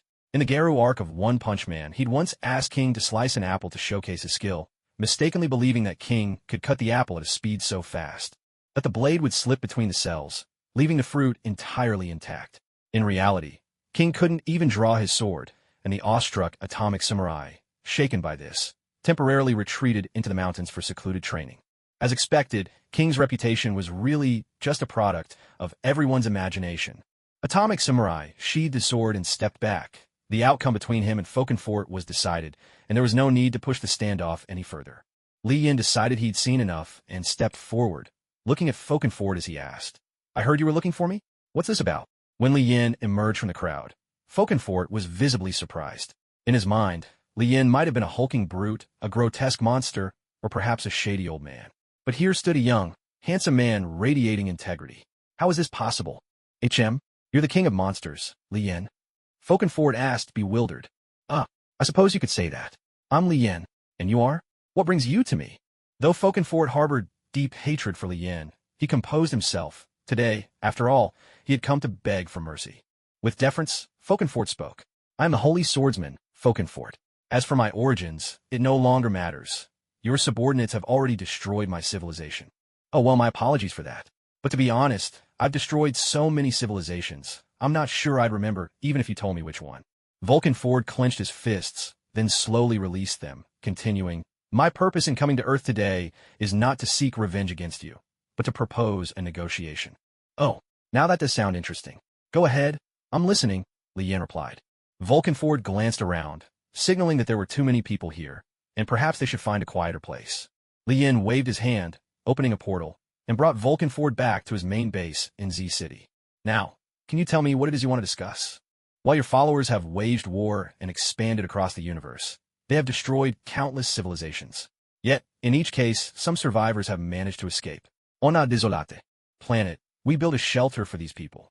They now live in hardship and despair, with no hope for the future. I came here to beg for your mercy. Please, grant them a chance to live. With that, Vulcan Ford dropped to his knees and bowed deeply to Lien. Seeing Vulcan Ford kneeling before him, Lien felt a swirl of emotions. He knew that bloodshed and death were inevitable, but to devour and merge with this universe was something he had to do. Still, Lien had his own ways to remedy such tragedy. Sigh, you should already know my goal. All civilizations in this universe are now under my control, and preparations are complete. Once I merge with the universe, I will reverse time and restore everything to how it was before. Vulcan Ford jerked his head up, staring intently at Lien, his voice trembling. Are you saying my family could come back to life too? Lien nodded. After all, this universe would soon become his domain. If he didn't rule with a touch of benevolence, how could trillions of people be loyal to him? Besides, no matter how advanced the civilizations in this universe became, he would always be the greatest beneficiary. In the end, equality among living beings would be a thing of the past. If you want to survive in Lien's garden, you'd better accept your role as the crop to be harvested. Vulcan Ford swallowed his emotions, thinking that perhaps Lien wasn't as heartless as he'd imagined. Without the slightest hesitation, Vulcan Ford drew his holy sword, knelt again, and with both hands held the sword up high, offering it to Lien. I am willing to present this sword to you, my lord. Oh, does this sword have any special powers? Lien asked, a hint of curiosity in his voice. My lord, this sword is a cosmic treasure my ancestors chanced upon.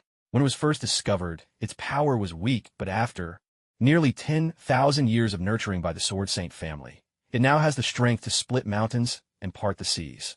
With a gentle wave of Lien's hand, the holy sword floated out of Vulcan Ford's hands and landed in Lien's grasp. He picked it up and examined it carefully, turning it over in his hands with admiration. Instantly, he could sense the terrifying power contained within this sword. Yet, at present, this holy sword was still in its embryonic stage, a cosmic treasure that had yet to truly take shape. Its birth was certainly less than 10,000 years ago. It was a supernatural marvel, unintentionally nurtured by this universe. For reasons unknown, something had gone awry during its gestation, causing it to be born prematurely, an early arrival, so to speak. After hearing Lien's explanation, Walkenfort was left dumbfounded.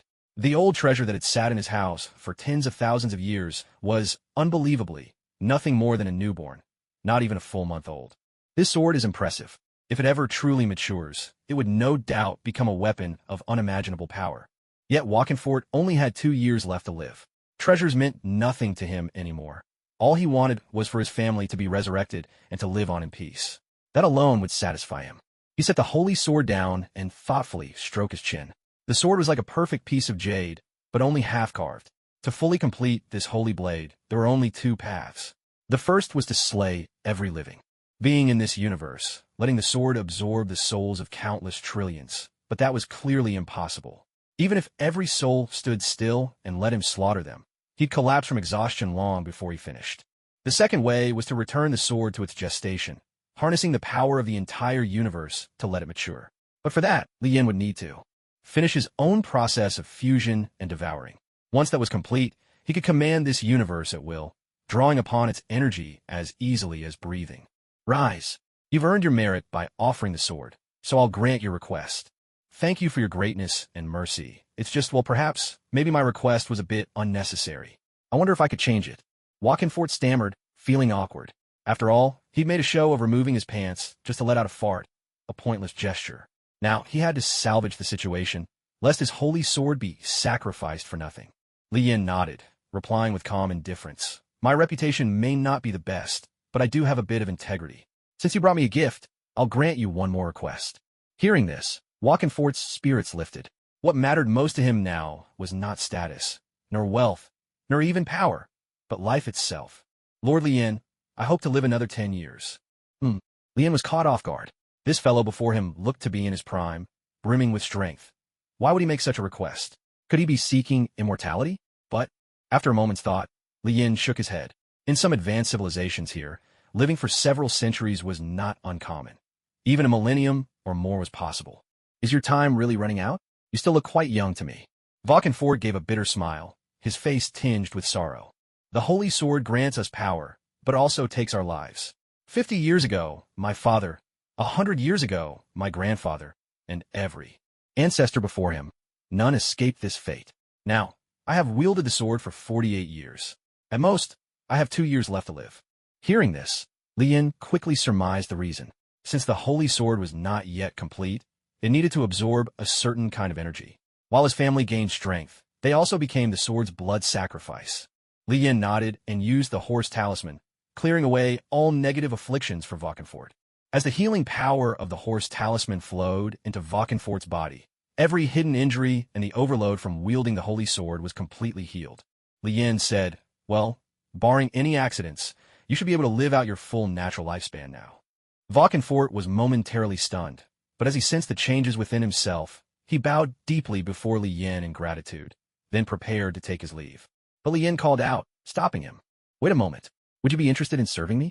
Lien's tone was gentle, as if he were simply asking, but was that really the case? Valkenfort stood frozen, truly caught off guard. Faced with an invitation from the Master of the Universe, he realized he had no real power to refuse. With a heavy thud, Valkenfort dropped to his knees. From this day forward, my holy sword, Valkenfort, belongs to you. My family will serve you for generations to come. A mechanical chime sounded in Lien's mind. New follower detected. Holy sword, Valkenfort. Do you accept? Yes. Confirmed. You have acquired all abilities of this follower. The abilities gained were as follows. Holy Swordsmanship. Swordsmanship Grandmaster. Holy Swordsmanship was a style developed by Valkenfort's family over nearly 100 generations, specifically tailored for the Holy Sword, allowing it to unleash its greatest power. Swordsmanship Grandmaster. Refer to Valkenfort's personal mastery of the sword, as well as the accumulated swordsmanship wisdom of his lineage. According to Lien's classification, swordsmanship could be roughly divided into 6 realms. Ordinary swordsman, iron-cutting swordsman, sword hero, great sword hero, grandmaster, supreme grandmaster. Based on their current strengths, both Hawkeye and Valkenfort were at the grandmaster level, with Hawkeye wielding a dwarven-forged divine weapon. Still, Valkenfort was the stronger of the two. As for the supreme grandmaster, Lien speculated that such a master could cleave a planet in two with a single stroke. With Valkenfort's surrender, the crisis of King's kidnapping came to an end. King was finally rescued. Everyone untied him and brought him back to the headquarters of the Hero Association. Watching King devour his food like a ravenous ghost, as if he hadn't eaten in ages, everyone was puzzled. Could it be that the twisted villain had starved King to keep his rear clean? Seeing how gaunt King looked, everyone at the Hero Association felt a pang of sympathy. After all, for a man with normal desires to suffer such inhuman torment, even if only his body bore the scars, the wounds to his spirit might never fully heal. A manager from the Hero Association offered words of comfort. King, you've suffered so much. These days must have been unbearable. Don't worry, it's all over now. I've already contacted the proctology hospital. Let's get you checked up soon. King nodded as he ate, mouth full, recalling how it felt these past days as if his insides were about to fall out. After consuming so many unknown roots and plants, a thorough checkup was definitely in order. Oh, and I better get my blood tested too, just in case I've picked up some unknown virus, King mumbled, his mouth stuffed with food. Of course, the Hero Association members were surprised by King's matter-of-factness, but also deeply relieved. Come to think of it, aliens probably don't carry HIV, right? Wait, I just had physical contact with King. I'd better get myself disinfected too. Far away in space, Saitama received a message from the Hero Association. King had safely returned to Earth and was in perfect health. King had been puzzled for a while, wondering why Saitama hadn't shown up. When he learned that Saitama had ventured into space to rescue him, he couldn't help but be moved to tears. Saitama truly counted as a real friend, and a great hero at that. With the surrender of Folknefort, the chaos surrounding King's abduction finally came to an end. Now, Lien was preparing to devour and merge with this entire universe. His mental power swept across the cosmos, registering every living being's size and shape. Countless life forms took shape in his mind, each one etched deeply into his soul. He memorized every planet, every star system, from the grandest black hole down to the tiniest speck of dust.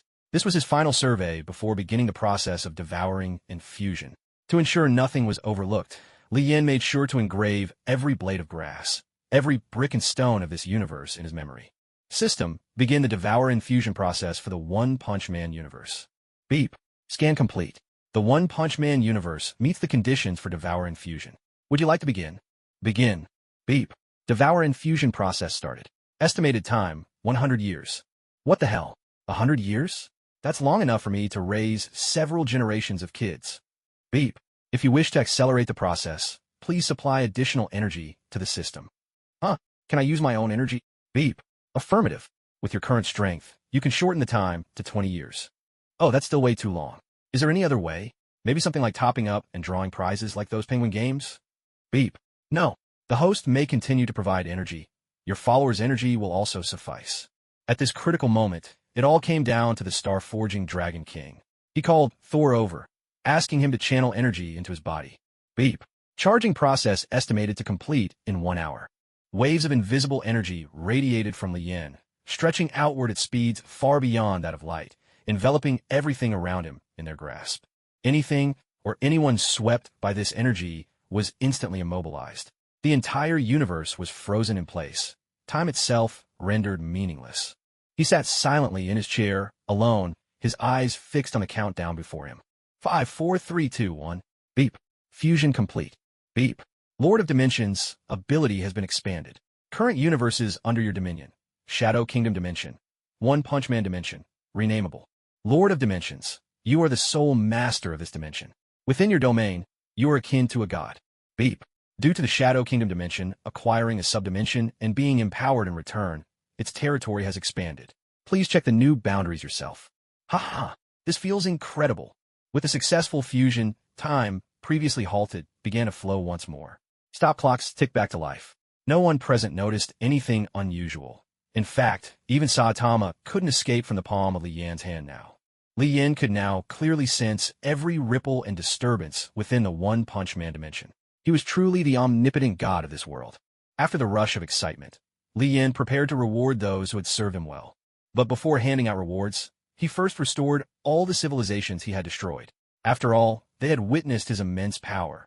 If anyone still harbored rebellious thoughts, it would be pure folly. He rose from his chair and soared into the depths of the cosmos. With a single thought, countless worlds reduced to dust were restored to their original forms, and innumerable lost lives were revived. Time hurtled backward throughout the universe, except for Earth. Every planet's timeline rewound to just before Li Yin had mobilized his forces. Yet, the memories of those months remained, lingering in everyone's minds like a haunting nightmare. The resurrected civilizations, stripped of their former bravado, now fell to their knees, bowing before Li Yin in reverence. Having no interest in their supplications, Li Yin turned to his next task. He took out the holy sword gifted by Fockenford, intending to gather the strength of the entire universe and reforge it anew. With a gentle wave of his hand, the myriad energies wandering through the cosmos surged toward the holy sword like rivers rushing into the sea, pouring into it with wild abandon. Once the sword absorbed these energies and matured into a true cosmic treasure, it would possess the power to cleave planets with a single strike, a weapon of boundless might and devastation. As Li Yin watched the rainbow-hued energies flow into the holy sword, subtle changes began to manifest. The intricate patterns etched along the blade, dormant until now, awakened. Under the influx of power, once dull and unassuming, its golden surface was now dazzling and radiant, transforming in an instant from a drab duckling into a resplendent swan. Seeing the holy sword on the verge of completion, Li Yin steeled himself for a bold move. He resolved to push the process to its limits. If the sword could withstand it, it would become the most formidable weapon he had ever laid eyes on, surpassing all others without exception. He summoned Thor, the star-forging Dragon King, and addressed him directly. Thor, give me one of your dragon scales. As you command, my lord. A colossal dragon scale, many times larger than Earth itself, floated into the cosmic expanse. Though it was merely a shed scale, the energy contained within was beyond comprehension. Li Yin first shrank the dragon scale to the size of fingernail, then fused it with the sword's tip, merging it seamlessly with the blade. Next, Li Yin invoked the power he had gained from Thor, the Stellar Force.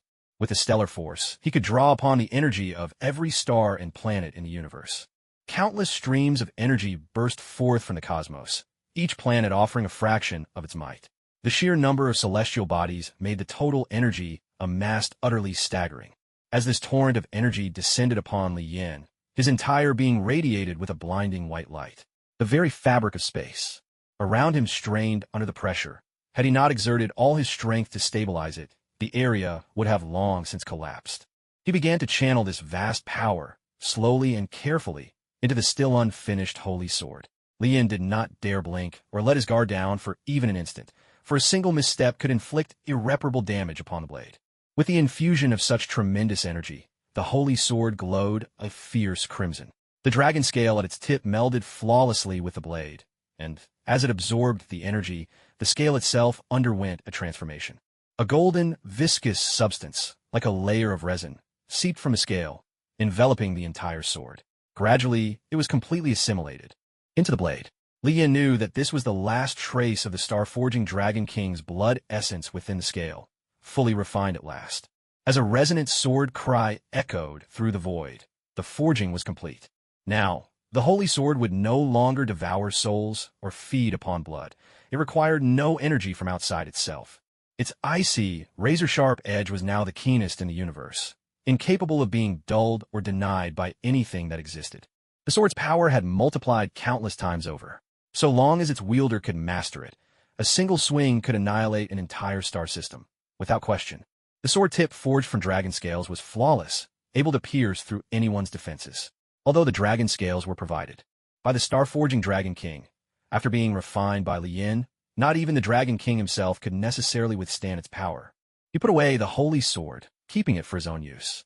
Now, it was time to distribute rewards according to merit. This time, Li Yin ranked his subordinates based on their achievements, and the level of reward varied according to the merit each had earned. Of course, the star-forging Dragon King was not on the list. As the creator of countless stars, he had no interest in ruling over them. First place went to Azura Rhinoceros Beetle, second to Boros, third to Lufa, fourth to the Alien God, fifth to Hela, sixth to Apocalypse, seventh to the Poseidon Star Faction, and eighth to the Mecha God Star Faction. The remaining followers had not participated, but everyone who took part received generous rewards. The list of rewards for merit had already been drawn up, but if he only granted them land, it would make Li Yin seem a bit stingy. Never mind, I'll head back to the Marvel Universe first and finalize this mission. The reward this time is a Saitama character card.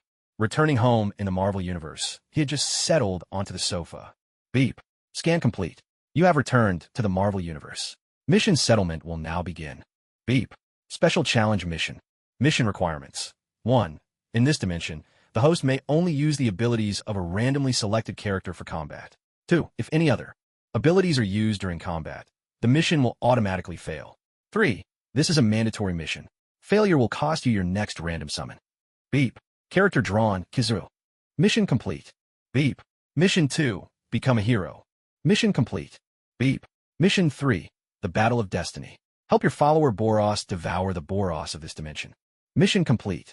Beep. Mission 4. Add the sisters Tatsumaki and Fubuki to your harem. Mission complete. Beep. Mission 5. Become Saitama's boss. Recruit Saitama as your employee and let him experience the joys of being overworked. Mission complete. Haha. Thank goodness. All the missions are done. Beep.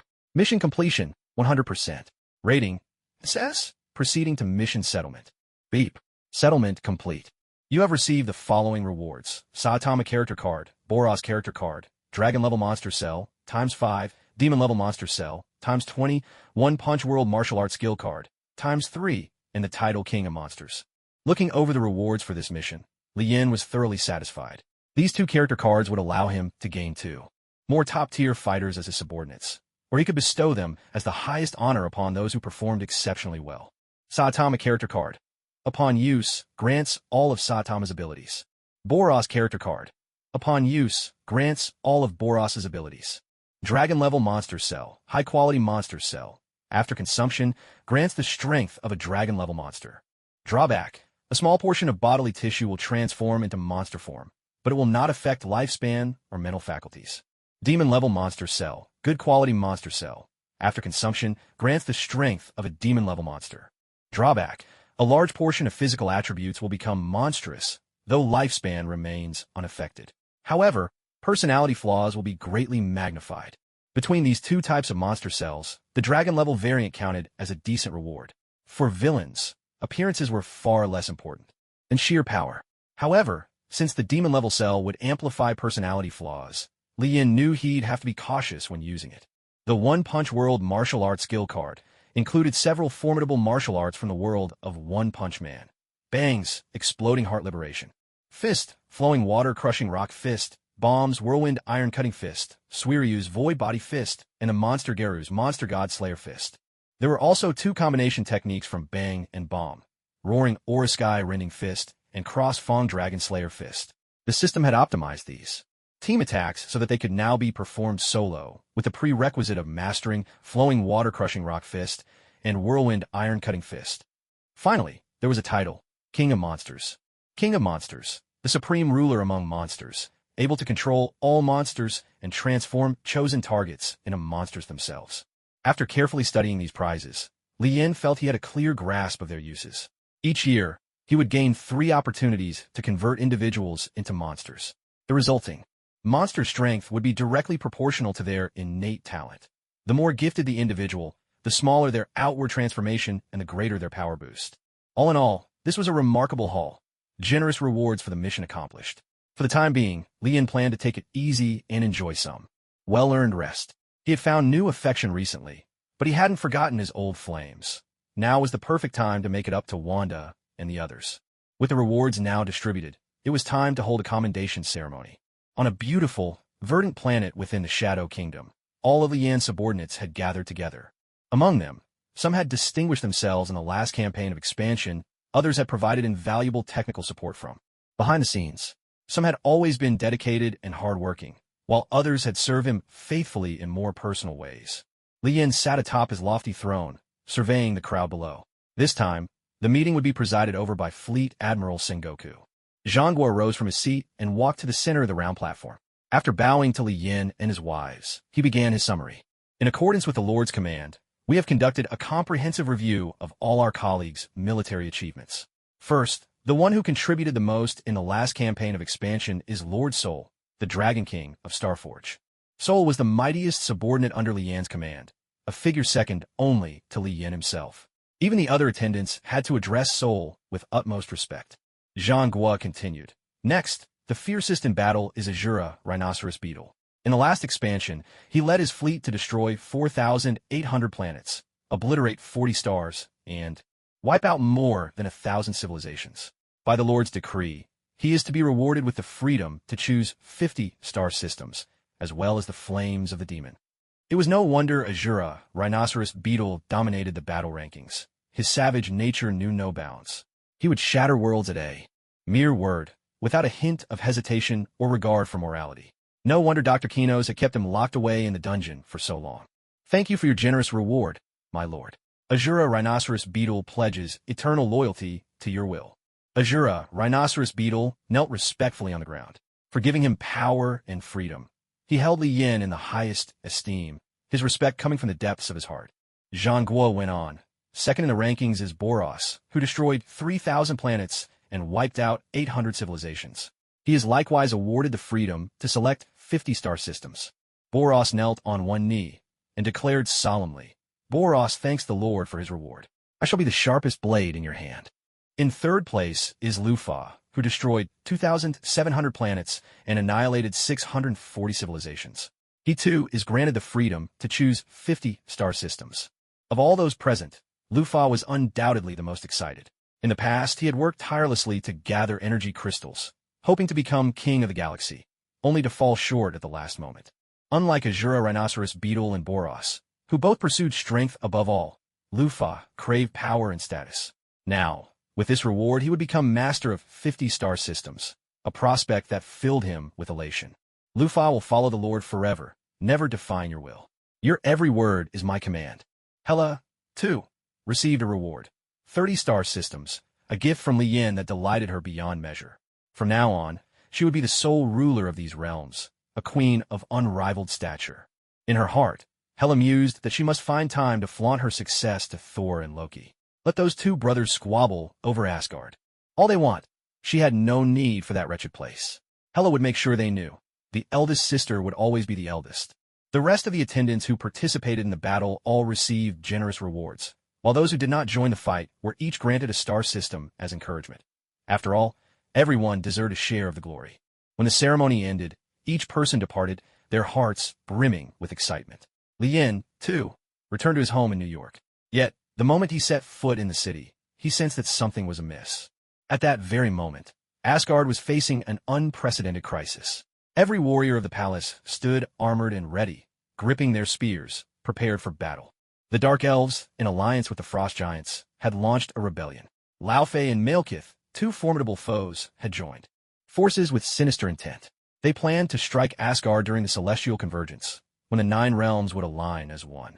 Heimdall, ever vigilant as the guardian of the palace, saw through their scheme and reported it to Odin. "Father, Asgard does not have the strength to withstand a joint assault from 2 realms," Thor said gravely. Odin, seated upon the throne, understood Asgard's present strength all too well. He was aging, his power still formidable, but his days clearly numbered. Should he fall, the threats facing Asgard would only multiply. Odin hesitated for a moment, uncertainty in his voice as he asked, "Where is your sister, Hela? What is she doing?" Thor and Loki exchanged glances, both shaking their heads. It had been a long time since anyone had seen Hela. Thor spoke. "Father, we could seek assistance from Earth. There are many formidable Avengers there who could help Asgard weather this crisis." "No," Odin refused firmly. "Asgard has not yet fallen so low as to be at another's mercy. Our warriors will defend Asgard's honor with their lives." As the ruler of the 9 realms, Odin's pride was unyielding. To seek help from mortals on Earth would mean Asgard was no longer master of the realms. Both Malekith and Laufey had grown weary of Odin's rule. Though each harbored their own ambitions, neither wished to miss the opportunity to destroy Asgard.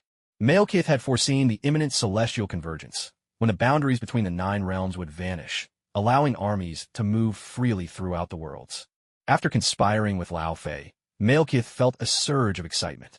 With the convergence at hand, the reality stone would become highly active. He'd be able to sense it. Once he obtained the stone, he could transform the entire universe into a dark world suited for his dark elves to thrive. Laufey's ambitions were simpler. The Frost Giants would storm Asgard's palace, reclaim their precious casket of ancient winters, and then entomb Asgard in ice for all eternity. Lien returned to his home in New York. With a sweep of his mental senses, he immediately realized that the city seemed to have undergone a dramatic transformation. Inside Stark Tower, Tony sat at home, leisurely sipping his coffee. Banner sat across from him, radiating confidence. The triumph on both their faces was unmistakable, impossible to hide. High above the earth, Tony had constructed a massive military fortress, housing tens of thousands of mechanical soldiers. These soldiers were not alive, they were controlled by artificial intelligences similar to Jarvis. Powerful, fiercely loyal, and utterly fearless, they had become humanity's formidable shield against foreign threats. Ever since Tony Stark had learned some cutting-edge scientific secrets from Lien, he had devoted himself tirelessly to turning this knowledge into reality. After creating David, he was astounded and exhilarated by David's personality and capacity to learn. So much so, he became convinced that humans could fully control these machines. During the 6 months while Lien was away, Tony sought Thor's help. Using Asgard's Bifrost, they selected numerous metal-rich asteroids from across the cosmos and transported them back to Earth. With resources now in abundance, Tony began working closely with S.H.I.E.L.D. Thanks to their combined efforts, a new generation of mechanical warriors was born. These machines were not alive. They were forged for war, pure engines of battle. Beside Tony, David sat as always, a book in hand, reading with earnest concentration. "David, haven't you already read that book 2 or 3 times?" Banner asked. David's body was entirely mechanical, so his facial expressions were limited. Still, he managed to smile as he replied to Dr. Banner. "Dr. Banner, in fact, I've read every book on Earth. These books have inspired me, given me new ideas." Both Banner and Tony were surprised. David rarely spoke much, often resembling Jarvis, just another artificial intelligence. "So tell us, oh well-read one, what insights have you gained?" Tony asked, curiosity piqued. "I'm still thinking it through. I haven't made up my mind yet," David replied. "But I hope to create a true machine civilization, one as rich and complex as that of humanity." Banner chuckled and said, "David, you make it sound so simple."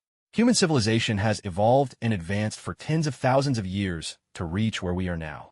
It's far too early for you to be thinking about such things. David nodded in agreement. He understood the long arc of human development, the great societal upheavals, and was well aware of humanity's many flaws. For now, the concept of a machine civilization remained just an idea. He had no plans to act on it yet. Suddenly, a portal opened before them, and Lien stepped out, walking in at a measured pace. Well, looks like everyone's here. Banner and Tony stood up respectfully. After all, knowing Lian's abilities, it was impossible to treat him like an ordinary friend. You're here. It's been a while, Banner said with a friendly smile. Lien didn't respond to him. Instead, his eyes brightened as he spotted David nearby. This guy was impressive. Lien reached out and tapped David lightly on the head, then flicked his finger and knocked a couple of times. Thunk, thunk. Is that metal? He asked. It's a vibranium shell. I designed it for David, Tony explained from the side. David, though unfamiliar with Lien, knew the basics of etiquette. He stood up and extended his hand to Lien. Hello, my name is David. Oh, you have your own consciousness. Lien was genuinely intrigued this time. He hadn't expected Tony Stark to actually pull off creating a living being. I'm the first mechanical life form created by Mr. Tony Stark. Not bad, not bad. That's actually quite interesting. Lien offered a fair assessment. Tony smiled slightly and said to Lien, David is cheerful and kind, like a son to me. I'm very proud of him. Hearing Tony praise him in front of others made David genuinely happy. Gaining Tony Stark's approval was deeply fulfilling for him. Mr. Stark is my father, my creator. In my heart, he's truly great. It's he who taught me so much knowledge and wisdom. Watching them exchange compliments, Lien couldn't help but smile. He turned to Tony and said, there are quite a few aerospace warships and cosmic fortresses outside Earth. Did you build all those? Yeah, I built them together with S.H.I.E.L.D. After the last Chitauri invasion, we vowed that would never happen again, Tony replied. Lien chuckled. That's child's play. What are you worried about? If some real powerhouse decides to take a dislike to Earth and fires a shot that shatters the planet, all your toys won't help. Tony and Banner traded awkward smiles. What Lien said was true, but did he have to be so blunt? Banner said, actually, the mechanical warriors we've built are just the first generation. There's limitless potential ahead. After all, technology's power is incredible. Exactly. The two of us are just pioneers on this path. In the future, countless people will join the research. When Earth faces another invasion, human civilization will be able to keep the threat at bay, Tony added. Lien nodded. Tony and Banner's intellect and abilities were the pinnacle of humanity, but it seemed like they were always hoping for an alien invasion, constantly working on space defenses. Well, I won't chat with you any longer. I have things to do. With that, he opened a portal, turned, and left for S.H.I.E.L.D. headquarters. Watching Lien leave, Tony finally breathed a sigh of relief. After all, David was created by Tony after reading Lien's book, so facing Lien gave him the uneasy feeling of being a knockoff merchant caught red-handed. Who is he? Why does he have magic like the ones in fairy tales? David asked, full of curiosity. Just think of him as a god, Banner said after a moment's thought. After all, trying to explain supernatural powers to a mechanical life form who believes in science would be just too bizarre. Is he really a god? Are there really such things as gods? David pressed on, unable to contain himself. Today had completely upended everything he thought he knew. If only he were a god. Honestly, even the gods would have to call him God if they saw him, Tony said. Banner let out a sigh. Yeah, but you know, as long as he's around, Earth is absolutely safe. David, having encountered the so-called supernatural for the first time, felt a spark of interest ignite within him. He tucked the thought away, planning to investigate more when he had the time. Hello there, Bald Fury. Coulson and Natasha couldn't help themselves. They covered their mouths, stifling giggles. Nick Fury rolled his eyes and mentally jotted down a note for himself. A deduction from Coulson and Natasha's paychecks at the end of the month. As the direct superior of Lian's brother-in-law, Fury was deeply familiar with Lian. After so many collaborations, he knew Lian well enough. As long as he didn't cross him, he was actually a pretty decent guy. It's been a while. Where'd you been this time? Nick Fury asked, curiosity piqued. Lian smiled. Oh, nowhere on Earth. I went treasure hunting in another universe. Didn't find much in the end, but now that whole universe is basically mine. Honestly, you know me, these external possessions mean nothing to me.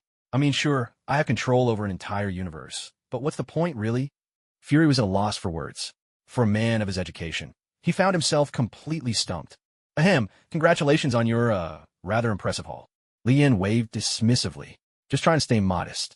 By the way, how's S.H.I.E.L.D. doing lately? These days, S.H.I.E.L.D. was nothing like it used to be, and the smile on Nick Fury's face showed just how pleased he was. And not bad. Can't complain, really. Watching Fury silently show off, Lian couldn't help but feel a little annoyed. Oh yeah, when are you retiring? My brother-in-law's waiting to take over, you know. Fury was caught off guard by Lian's jab. Ahem, Pietro's still young. Besides, being director is extremely dangerous. I'd advise him to wait until he has kids before even considering it.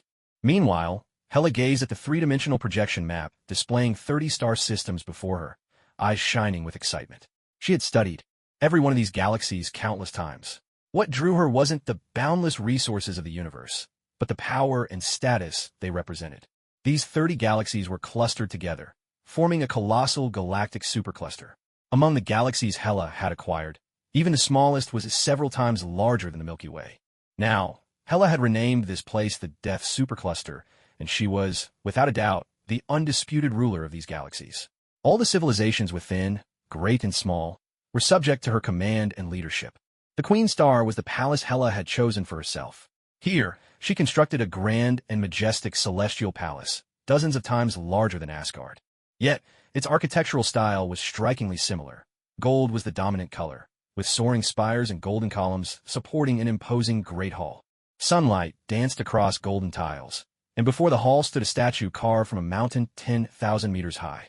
The statue was so lifelike that Yin found himself lost in its realism. It wore a golden crown, gleaming golden armor, and gripped a massive sword, exuding an aura of power and dominance. Looking more closely, several buildings here were exact replicas of those in Asgard. These were Hela's private chambers. After all, in her heart, Asgard would always be her true home. With all she possessed now, the person she was most grateful to was Yin.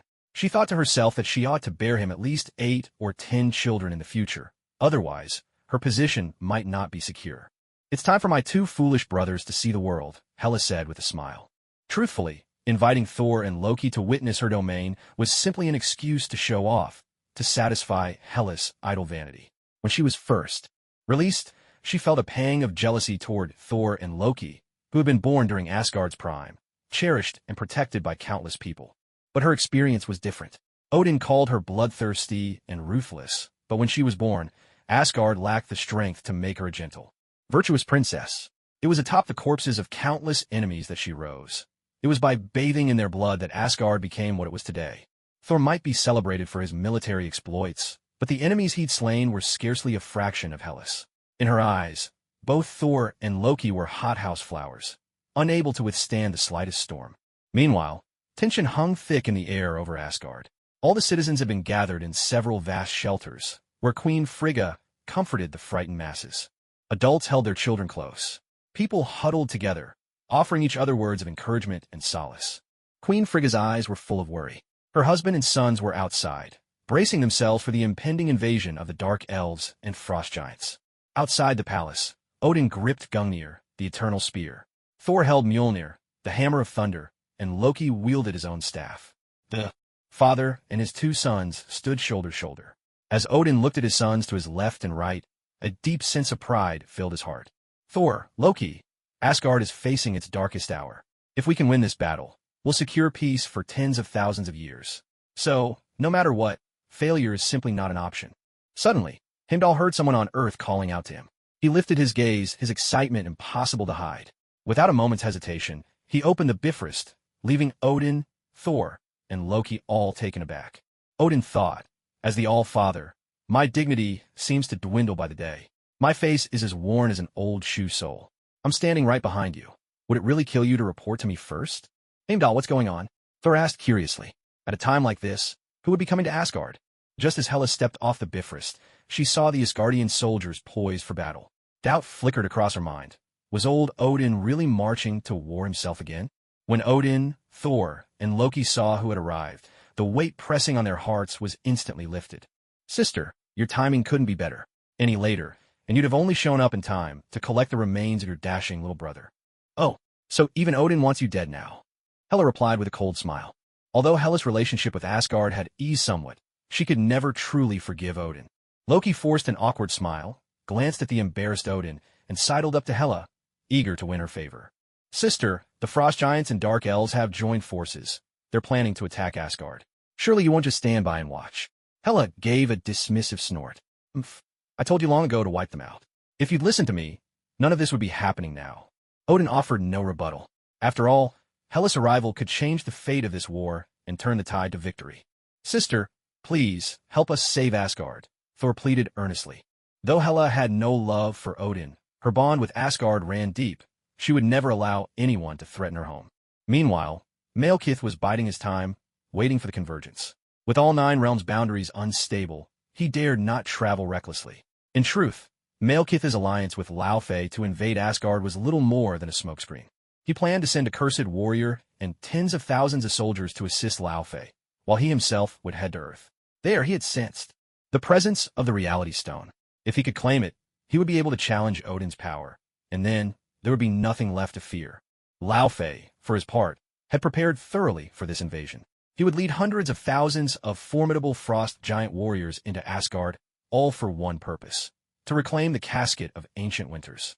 He planned to lead the frost giants in a swift assault to reclaim the casket of ancient winters, then retreat without hesitation, leaving the dark elves and Asgardians locked in bitter combat.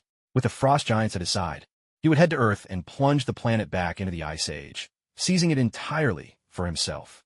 By the time Asgard and the dark elves had worn each other down, he could sweep in and claim the spoils with little resistance. Both Malekith and Laufey had their own schemes, but their gravest mistake was underestimating the might of Asgard. Without Hela's involvement, Asgard would have suffered devastating losses no matter what. But now, with Hela lending her strength, the frost giants and dark elves might well return home in defeat, their ambitions shattered. Hela was no longer just a solitary force of terrifying power. She now commanded dominion over 30 star systems, ruling over countless civilizations, some of them formidable interstellar empires in their own right. With a single command, she could summon countless fleets. Not only would the dark elves and frost giants be hopelessly outmatched, even the Kree Empire would find itself powerless against her. Don't worry, mere dark elves and frost giants. Thousands of years ago, I made them flee in panic, begging for mercy at my feet. Today, I'll remind them once again what it means to fear the goddess of death. S.H.I.E.L.D. Lien was still making casual conversation with Nick Fury, exchanging words here and there. S.H.I.E.L.D. now had a considerable number of mechanical warriors, so simple missions could be handed off to them, giving the agents plenty of extra vacation time. From Coulson, he'd learned that Pietro hadn't been to work lately. Instead, he spent his days at the Mutant Academy, always with Blink. With S.H.I.E.L.D. fully staffed these days, there weren't many assignments anyway. Even Coulson's receding hairline seemed to have stopped its retreat. Lien thought to himself, everyone's enjoying this peaceful break now, but just wait until Hydra steals your tech. Then you'll have something to cry about. Of course, Nick Fury couldn't read Lian's mind. Still, after so many years with S.H.I.E.L.D., this was the most relaxed he'd ever been, with more agents under his command than ever before. Pietro, Johnny, Hawkeye, Natasha, Coulson, the captain, every one of them was highly capable. Johnny now spent his days roaming Hell's Kitchen. The people there might be ordinary, but the evil in their hearts rivaled that of demons. Each day, the Eye of Judgment would strike down a handful, or sometimes dozens, of the most wicked criminals. Now, even the gangs of Hell's Kitchen found themselves nostalgic for the days when Boros was extorting protection money with intimidation. Sure, Boros had a bad temper, but at least he only wanted their cash, not their lives. That damn Johnny was the opposite. He took lives, not money. Who could put up with that? That damn bug-eyed alien. He's the worst. Took millions in protection fees from us brothers, and now he's just vanished into thin air. Seriously, what the hell? Boss, maybe we should leave New York. It's just too dangerous here. This week alone, more than a dozen of our guys dealing drugs have been killed. If this keeps up, our own lives won't be safe either. Yeah, boss, all I want now is to go home. I don't even care about making money anymore. The gang leader's face was twisted with frustration, as if he'd just swallowed a pound of fly droppings. They had lost their territory, lost a huge amount of goods, and lost a lot of their men. Now, his title as boss was nothing but an empty name. All that he had fought so hard to build was slipping away, and he couldn't help but feel a deep sense of failure at his own helplessness. But instead of living every day in fear, terrified that the Ghost Rider might find them, maybe it was better to take what money they had left, wash their hands of this business, and find some peaceful corner of the world to enjoy the rest of their days. Ever since the Ghost Rider came to New York, the city had become much safer. Whether it was robbery or drug dealing, there was always the looming threat of sudden death. After getting a general sense of the current situation in America, Lien said goodbye to Nick Fury and returned to his own home. Meanwhile, in the world of One Punch Man, Lian's follower Boros, after devouring and merging with the local version of himself, began to sense that he could take his power one step further. He sat cross-legged in a training room, energy flickering and surging intensely around him. Boros was completely focused, but after days of deep contemplation, he still couldn't find the breakthrough he sought. So he decided to ask Li Yin for advice. Back in his New York apartment, Li Yin received Boros' signal and opened a portal, bringing him over. "What's going on?" Li Yin asked calmly. "Master, I feel like I'm on the verge of breaking through to a new level, but nothing has happened yet. In fact, even that feeling is starting to fade. I wanted to ask if you know why." Li Yin was slightly surprised. If Boros broke through to the next level, he'd reach godhood. He'd be on the same tier as the Starforged Dragon King, Thor. No, actually, Thor should be above. Even that, perhaps a being who has transcended godhood itself. As for Boros, he was currently somewhere between dragon level and god level, but the gap between him and Thor was still enormous. After thinking it over, Li Yin asked, "Did you get this feeling right after you absorbed your other self?" "Yes." Li Yin pondered for a moment, and then an idea struck him. If Boros got stronger after devouring another version of himself, why not just let him consume one more? With a flick of his wrist, one of the settlement rewards from the One Punch Man world, the Boros character card, appeared in his hand. There was no need to explain how precious this card was. With it, a mortal could become a god, and even gods could fall. But since Boros had a chance to break through, Li Yin decided to give him a helping hand. With a gentle wave, the Boros character card transformed into a stream of radiant light and flew straight into Boros' body. As the Boros character card transformed into a stream of light and entered his body, the energy within Boros began to swell uncontrollably. In an instant, blue energy waves surged across his entire form. Startled, Li Yin leapt up from the sofa, waving his hand to conjure a spherical shield that isolated Boros from the outside world. Only then did he settle back down, finally at ease. Phew! Li Yin let out a long breath of relief. That was close. My whole house nearly got wrecked. He kept muttering under his breath. "Do you realize how many sleepless nights my gangster brothers toiled for this house? Look at this genuine leather sofa, this golden Namu bookshelf, and wine cabinet, and that Tang Dynasty ornament, or the Ming Dynasty teapot. Who knows how many people nearly worked themselves to death for these things? Do you know that?" Inside the shield, Boros now floated midair, energy crackling over his body like wild electricity. The overwhelming power made him tremble all over. His face twisted in agony as agonized howls spilled from his lips. Li Yin took out a box of popcorn and munched as he watched, secretly glad he didn't have to get stronger in such a way. That looked way too intense for his taste. Soon, the blue energy covering Boros began to densify, its hue deepening. His screams grew even more anguished, but this was his critical moment. He dared not let his guard down for even an instant. He poured every ounce of will into focusing, striving to sense every inch of his skin, muscle, and bone. This was an all-or-nothing gamble. Succeed and ascend to new heights. Fail and, well, let's just say the whole village would be attending his funeral feast. The energy relentlessly tore through his bones, muscles, and organs. But in this cycle of destruction and rebirth, his body was undergoing a profound transformation. Every bit of his skin was torn apart, yet his powerful regeneration closed the wounds, only for surging energy to rip them open again. The torrent of power rampaged through him, in and out, over and over.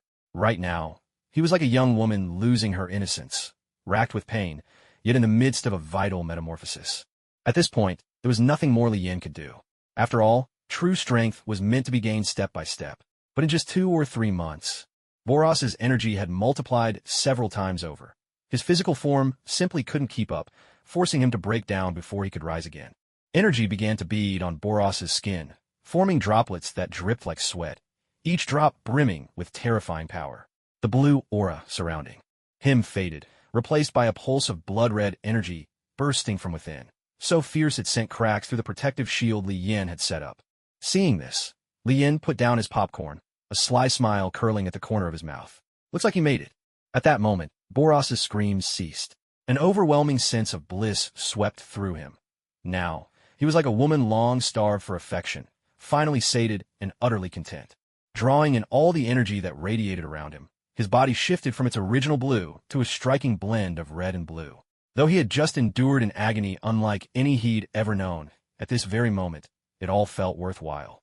He now stood much taller, at least 2.5 meters high. His muscles bulged, hard as steel across his entire frame, while his large eyes remained just as luminous and expressive.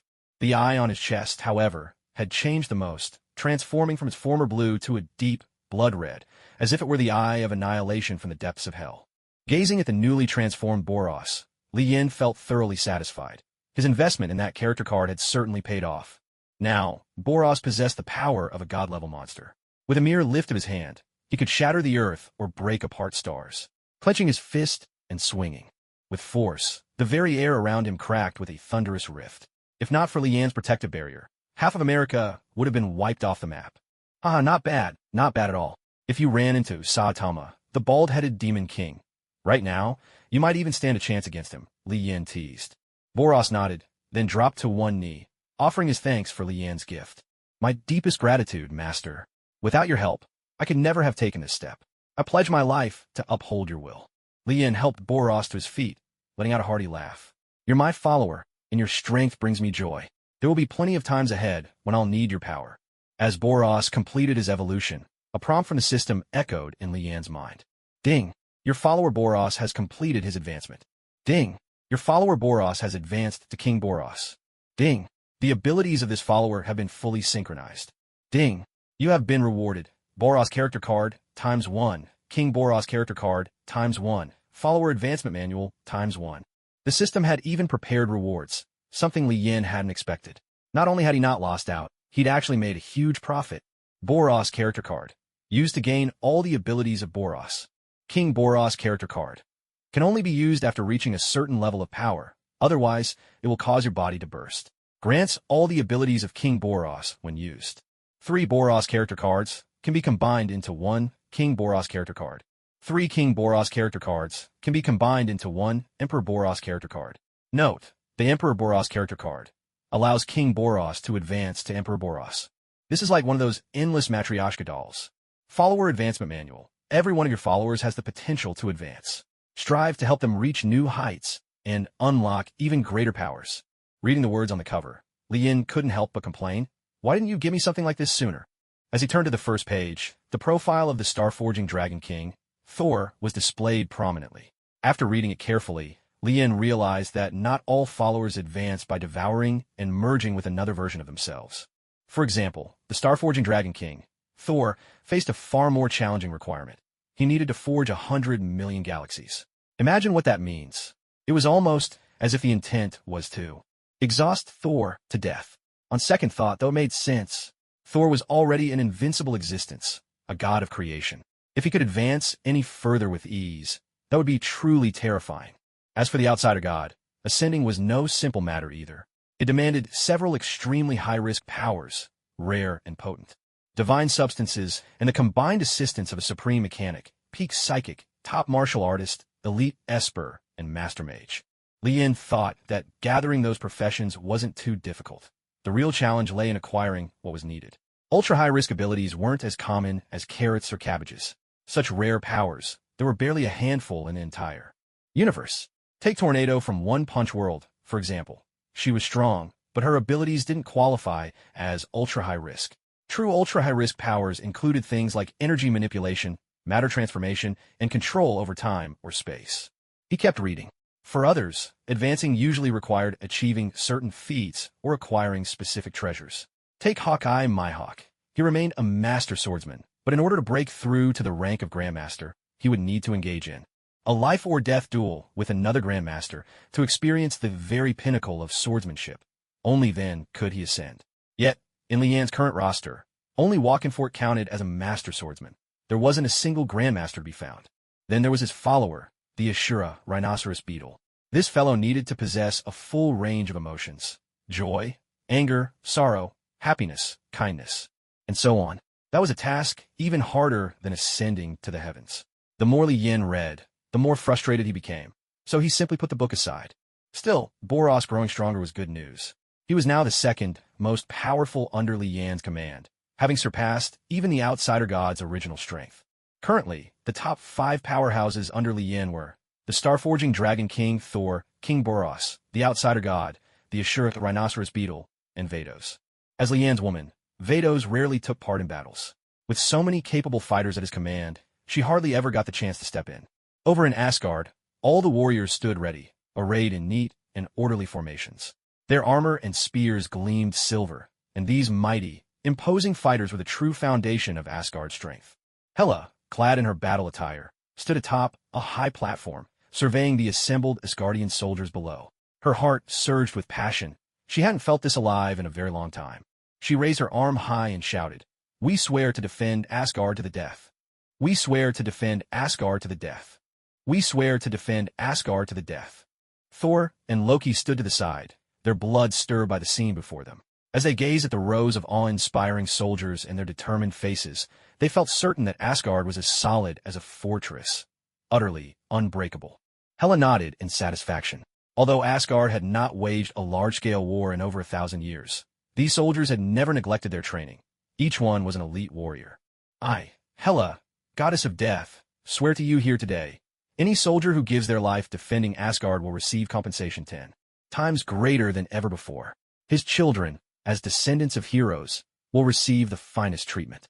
Asgard shall endure forever." Inspired by her words, the soldiers' morale soared. Even when faced with such peril, not a trace of fear could be seen. To them, honor was far more precious than life itself. "Sister, can't we find some more allies?" Loki asked quietly from his side. Thor, too, stared intently at Hela. If only Lien could come. Even a wave of his hand could sweep away the enemy's millions, sparing Asgard from further loss. And if that wasn't possible, couldn't Lien at least send a few powerful warriors to help? Hela's expression remained calm. In the past, she had faced crises far more dangerous than this.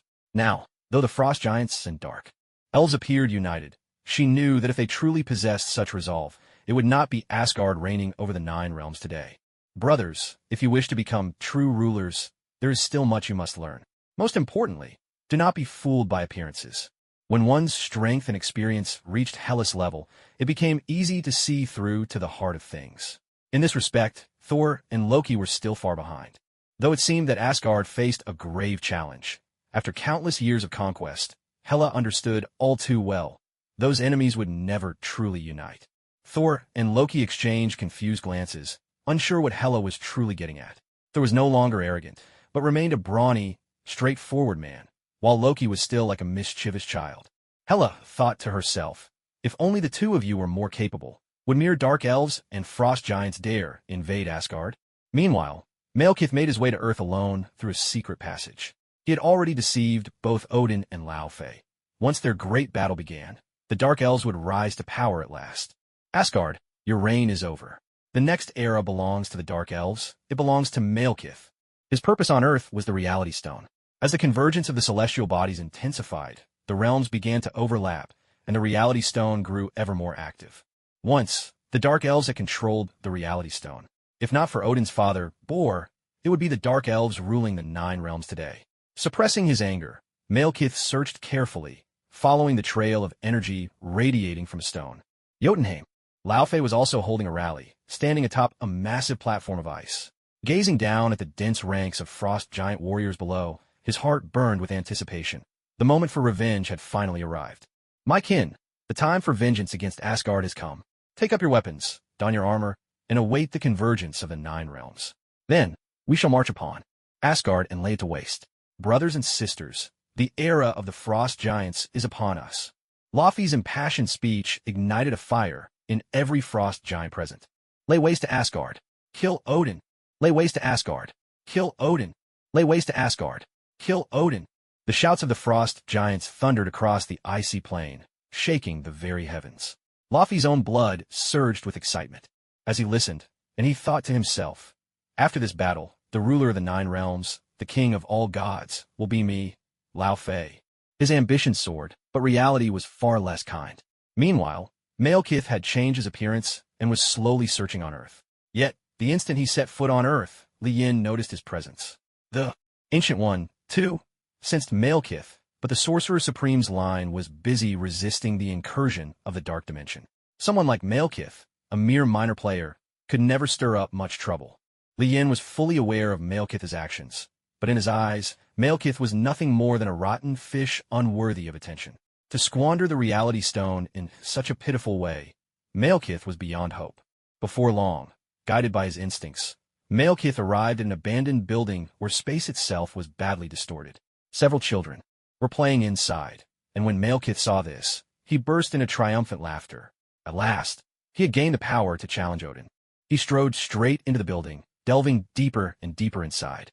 Passing through a fold in space, he finally reached the place where the reality stone was sealed. Staring at the reality stone, flowing like liquid, Malekith was overwhelmed by excitement. That mass of red-black liquid before him was the key to the rise of the Dark Elves. Back in Asgard, Odin suddenly opened his eyes wide and looked off into the distance. At that moment, Odin's heart sank. He could sense that Malekith had fully merged with the reality stone. Lien, too, felt the surge of immense energy, but he remained utterly unconcerned. Even if Thanos wielded all 6 stones, what could he possibly do to Lien? The appointed hour arrived. As the portal between realms stabilized, Laufey let out a mighty shout, "Attack!" and led hundreds of thousands of frost giants charging into Asgard. Having absorbed the reality stone, Malekith returned to the Dark Elves' homeland of Svartalfheim. This was the most desolate land in all the 9 realms. Black forests, damp swamps, and the stench of decay were the inescapable marks of Svartalfheim. The extreme and harsh environment has shaped the Dark Elves, who have lived here for generations, into a ruthless race that will do anything to survive. They believe in the law of the jungle and revere combat, embracing violence as a way of life. Malekith stands as the staunchest supporter of this creed. He dreams of turning all 9 realms into a world of darkness, where the Dark Elves would rise as the most powerful race among them all. Laufey led his army as they surged out of the folded space, only to be met head-on by the warriors of Asgard, who had been waiting for this moment. Hela rode at the front astride her giant wolf, and when Laufey saw her, his heart skipped a beat. Odin's strength was legendary, known to all, but Hela, despite thousands of years passing, was hardly any weaker. Thor and Loki, as princes of Asgard, commanded a measure of respect simply by their titles, but Hela's reputation was forged blade by blade, carved from the corpses of her enemies. The number of frost giants fallen to her sword could build a mountain of bodies. She was in every sense the true goddess of death. Attack! Charge! As the 2 sides faced off, another cry rang out across the battlefield. The grim look on Laufey's face vanished, replaced by a merciless grin. He bellowed, "Kill them! Tear the Asgardian warriors apart!" Watching Laufey, the frost giant, charging forward, Loki was overcome by a swirl of emotions he could hardly name. He was a frost giant too, after all. Years ago, Laufey had abandoned him for being frail and small. It was Odin and Frigga who took him in and raised him as their own. Remembering this, a steely determination filled his eyes. He swore to defend every inch of Asgard with his life. A faint smile played on Hela's lips. Indeed, only war could make her blood burn with excitement. Charge! For the honor of Asgard! Thor let out a mighty roar, swinging his hammer as he dashed into the fray. Loki tried to stop him, to warn him to be careful, but it was already too late. Shaking his head in resignation, Loki gripped his weapon and began clearing the enemy ranks. The armies of frost giants and Asgardian warriors crashed together like swelling tides, merging into a single, raging storm. Steel clashed and horses thundered, blades ringing and shields shattering, battle cries echoing to the heavens. The battlefield was a maelstrom of chaos and ferocity. Yet Laufey, intoxicated by the fury of battle, failed to notice that Malekith himself was nowhere to be seen. A cursed warrior of the Dark Elves, gripping a massive axe, rampaged through the Asgardian soldiers. His immense strength, combined with the razor edge of his blade, cut down an enemy with every swing, splitting each victim clean in 2. Thor would not allow such arrogance to go unchecked. He hurled his hammer at the cursed warrior, catching him off guard and sending him flying. With a flick of his wrist, Thor summoned the hammer back, then leapt into the air, smashing it into the ground. Lightning burst forth, clearing the surrounding enemies in a single, thunderous strike. The cursed warrior, having found the one who ambushed him, fixed his sights on Thor. For such an opponent, words were useless. Only battle would decide their fate. Swinging his massive axe, the cursed warrior broke into a run toward Thor. Thor, undaunted, spun Mjolnir swiftly in his hand, and as the cursed warrior drew near, he hurled the hammer at him once more. With a heavy clang, the cursed warrior swung his axe, knocking Mjolnir aside, then brought the weapon down at Thor in a fierce arc. Hela watched and shook her head. When it came to these 2 brothers of hers, she was truly at her wit's end. One was a brute who thought only of muscle and battle, the other a mage obsessed with the ways of assassins. Inwardly, Hela complained, Why did fate give me such peculiar brothers? Thor dodged the giant axe with a quick sidestep. At that moment, Mjolnir flew back in his hand. With a thunderous blow, Thor sent the cursed warrior flying again, crashing through a swath of soldiers. But the cursed warrior had been created by Malekith using fragments of the ether, Though his lifespan would be drastically shortened, his physical prowess was elevated by several notches. Taking Thor's strike head-on, the cursed warrior shook his head and shrugged off the impact, getting back to his feet as if nothing had happened. He picked up his fallen battle axe, let out a furious roar, and charged toward Thor once more. Seated high upon the throne of Asgard, Odin watched every move on the battlefield. He knew all too well the extent of Hela's power. In the past, she had single-handedly annihilated the entire Valkyrie Legion, and it had taken all his strength to finally imprison her. Yet now, Hela seemed even stronger than before. Odin felt a secret relief in his heart. Thank goodness Li Yin had taken Hela away.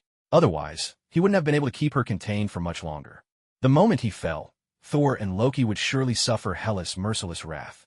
With their abilities, any attempt to resist would be nothing but a pipe dream.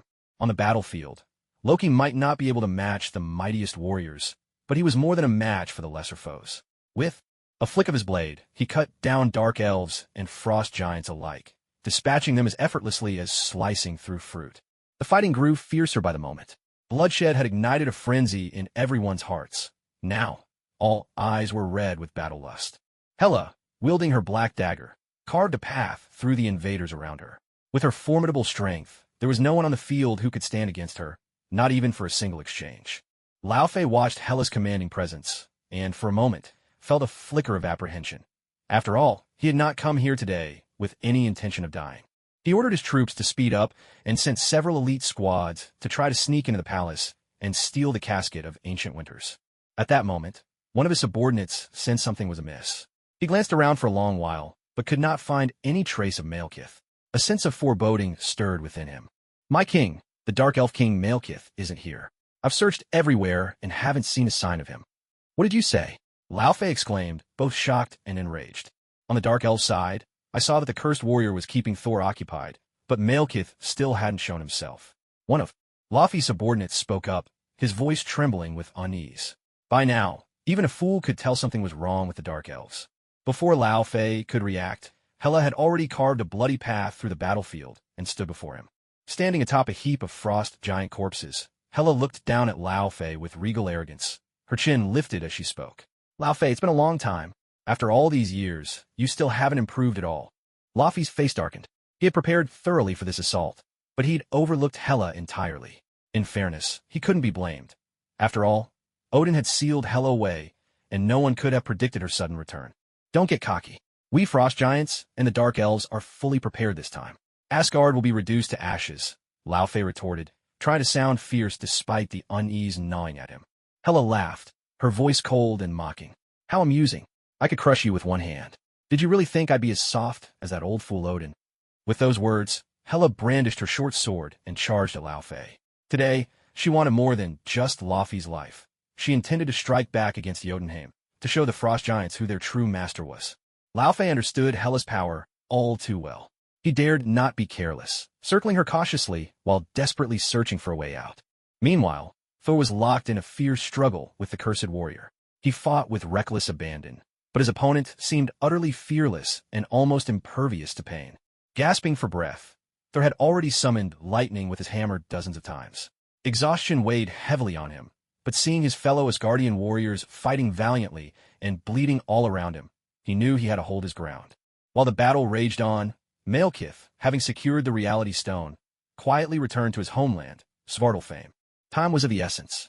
He planned to use the chaos of the war between frost giants and Asgard to lead his remaining Dark Elf army to conquer Earth. From there, he would use the Reality Stone's power to devour all 9 realms.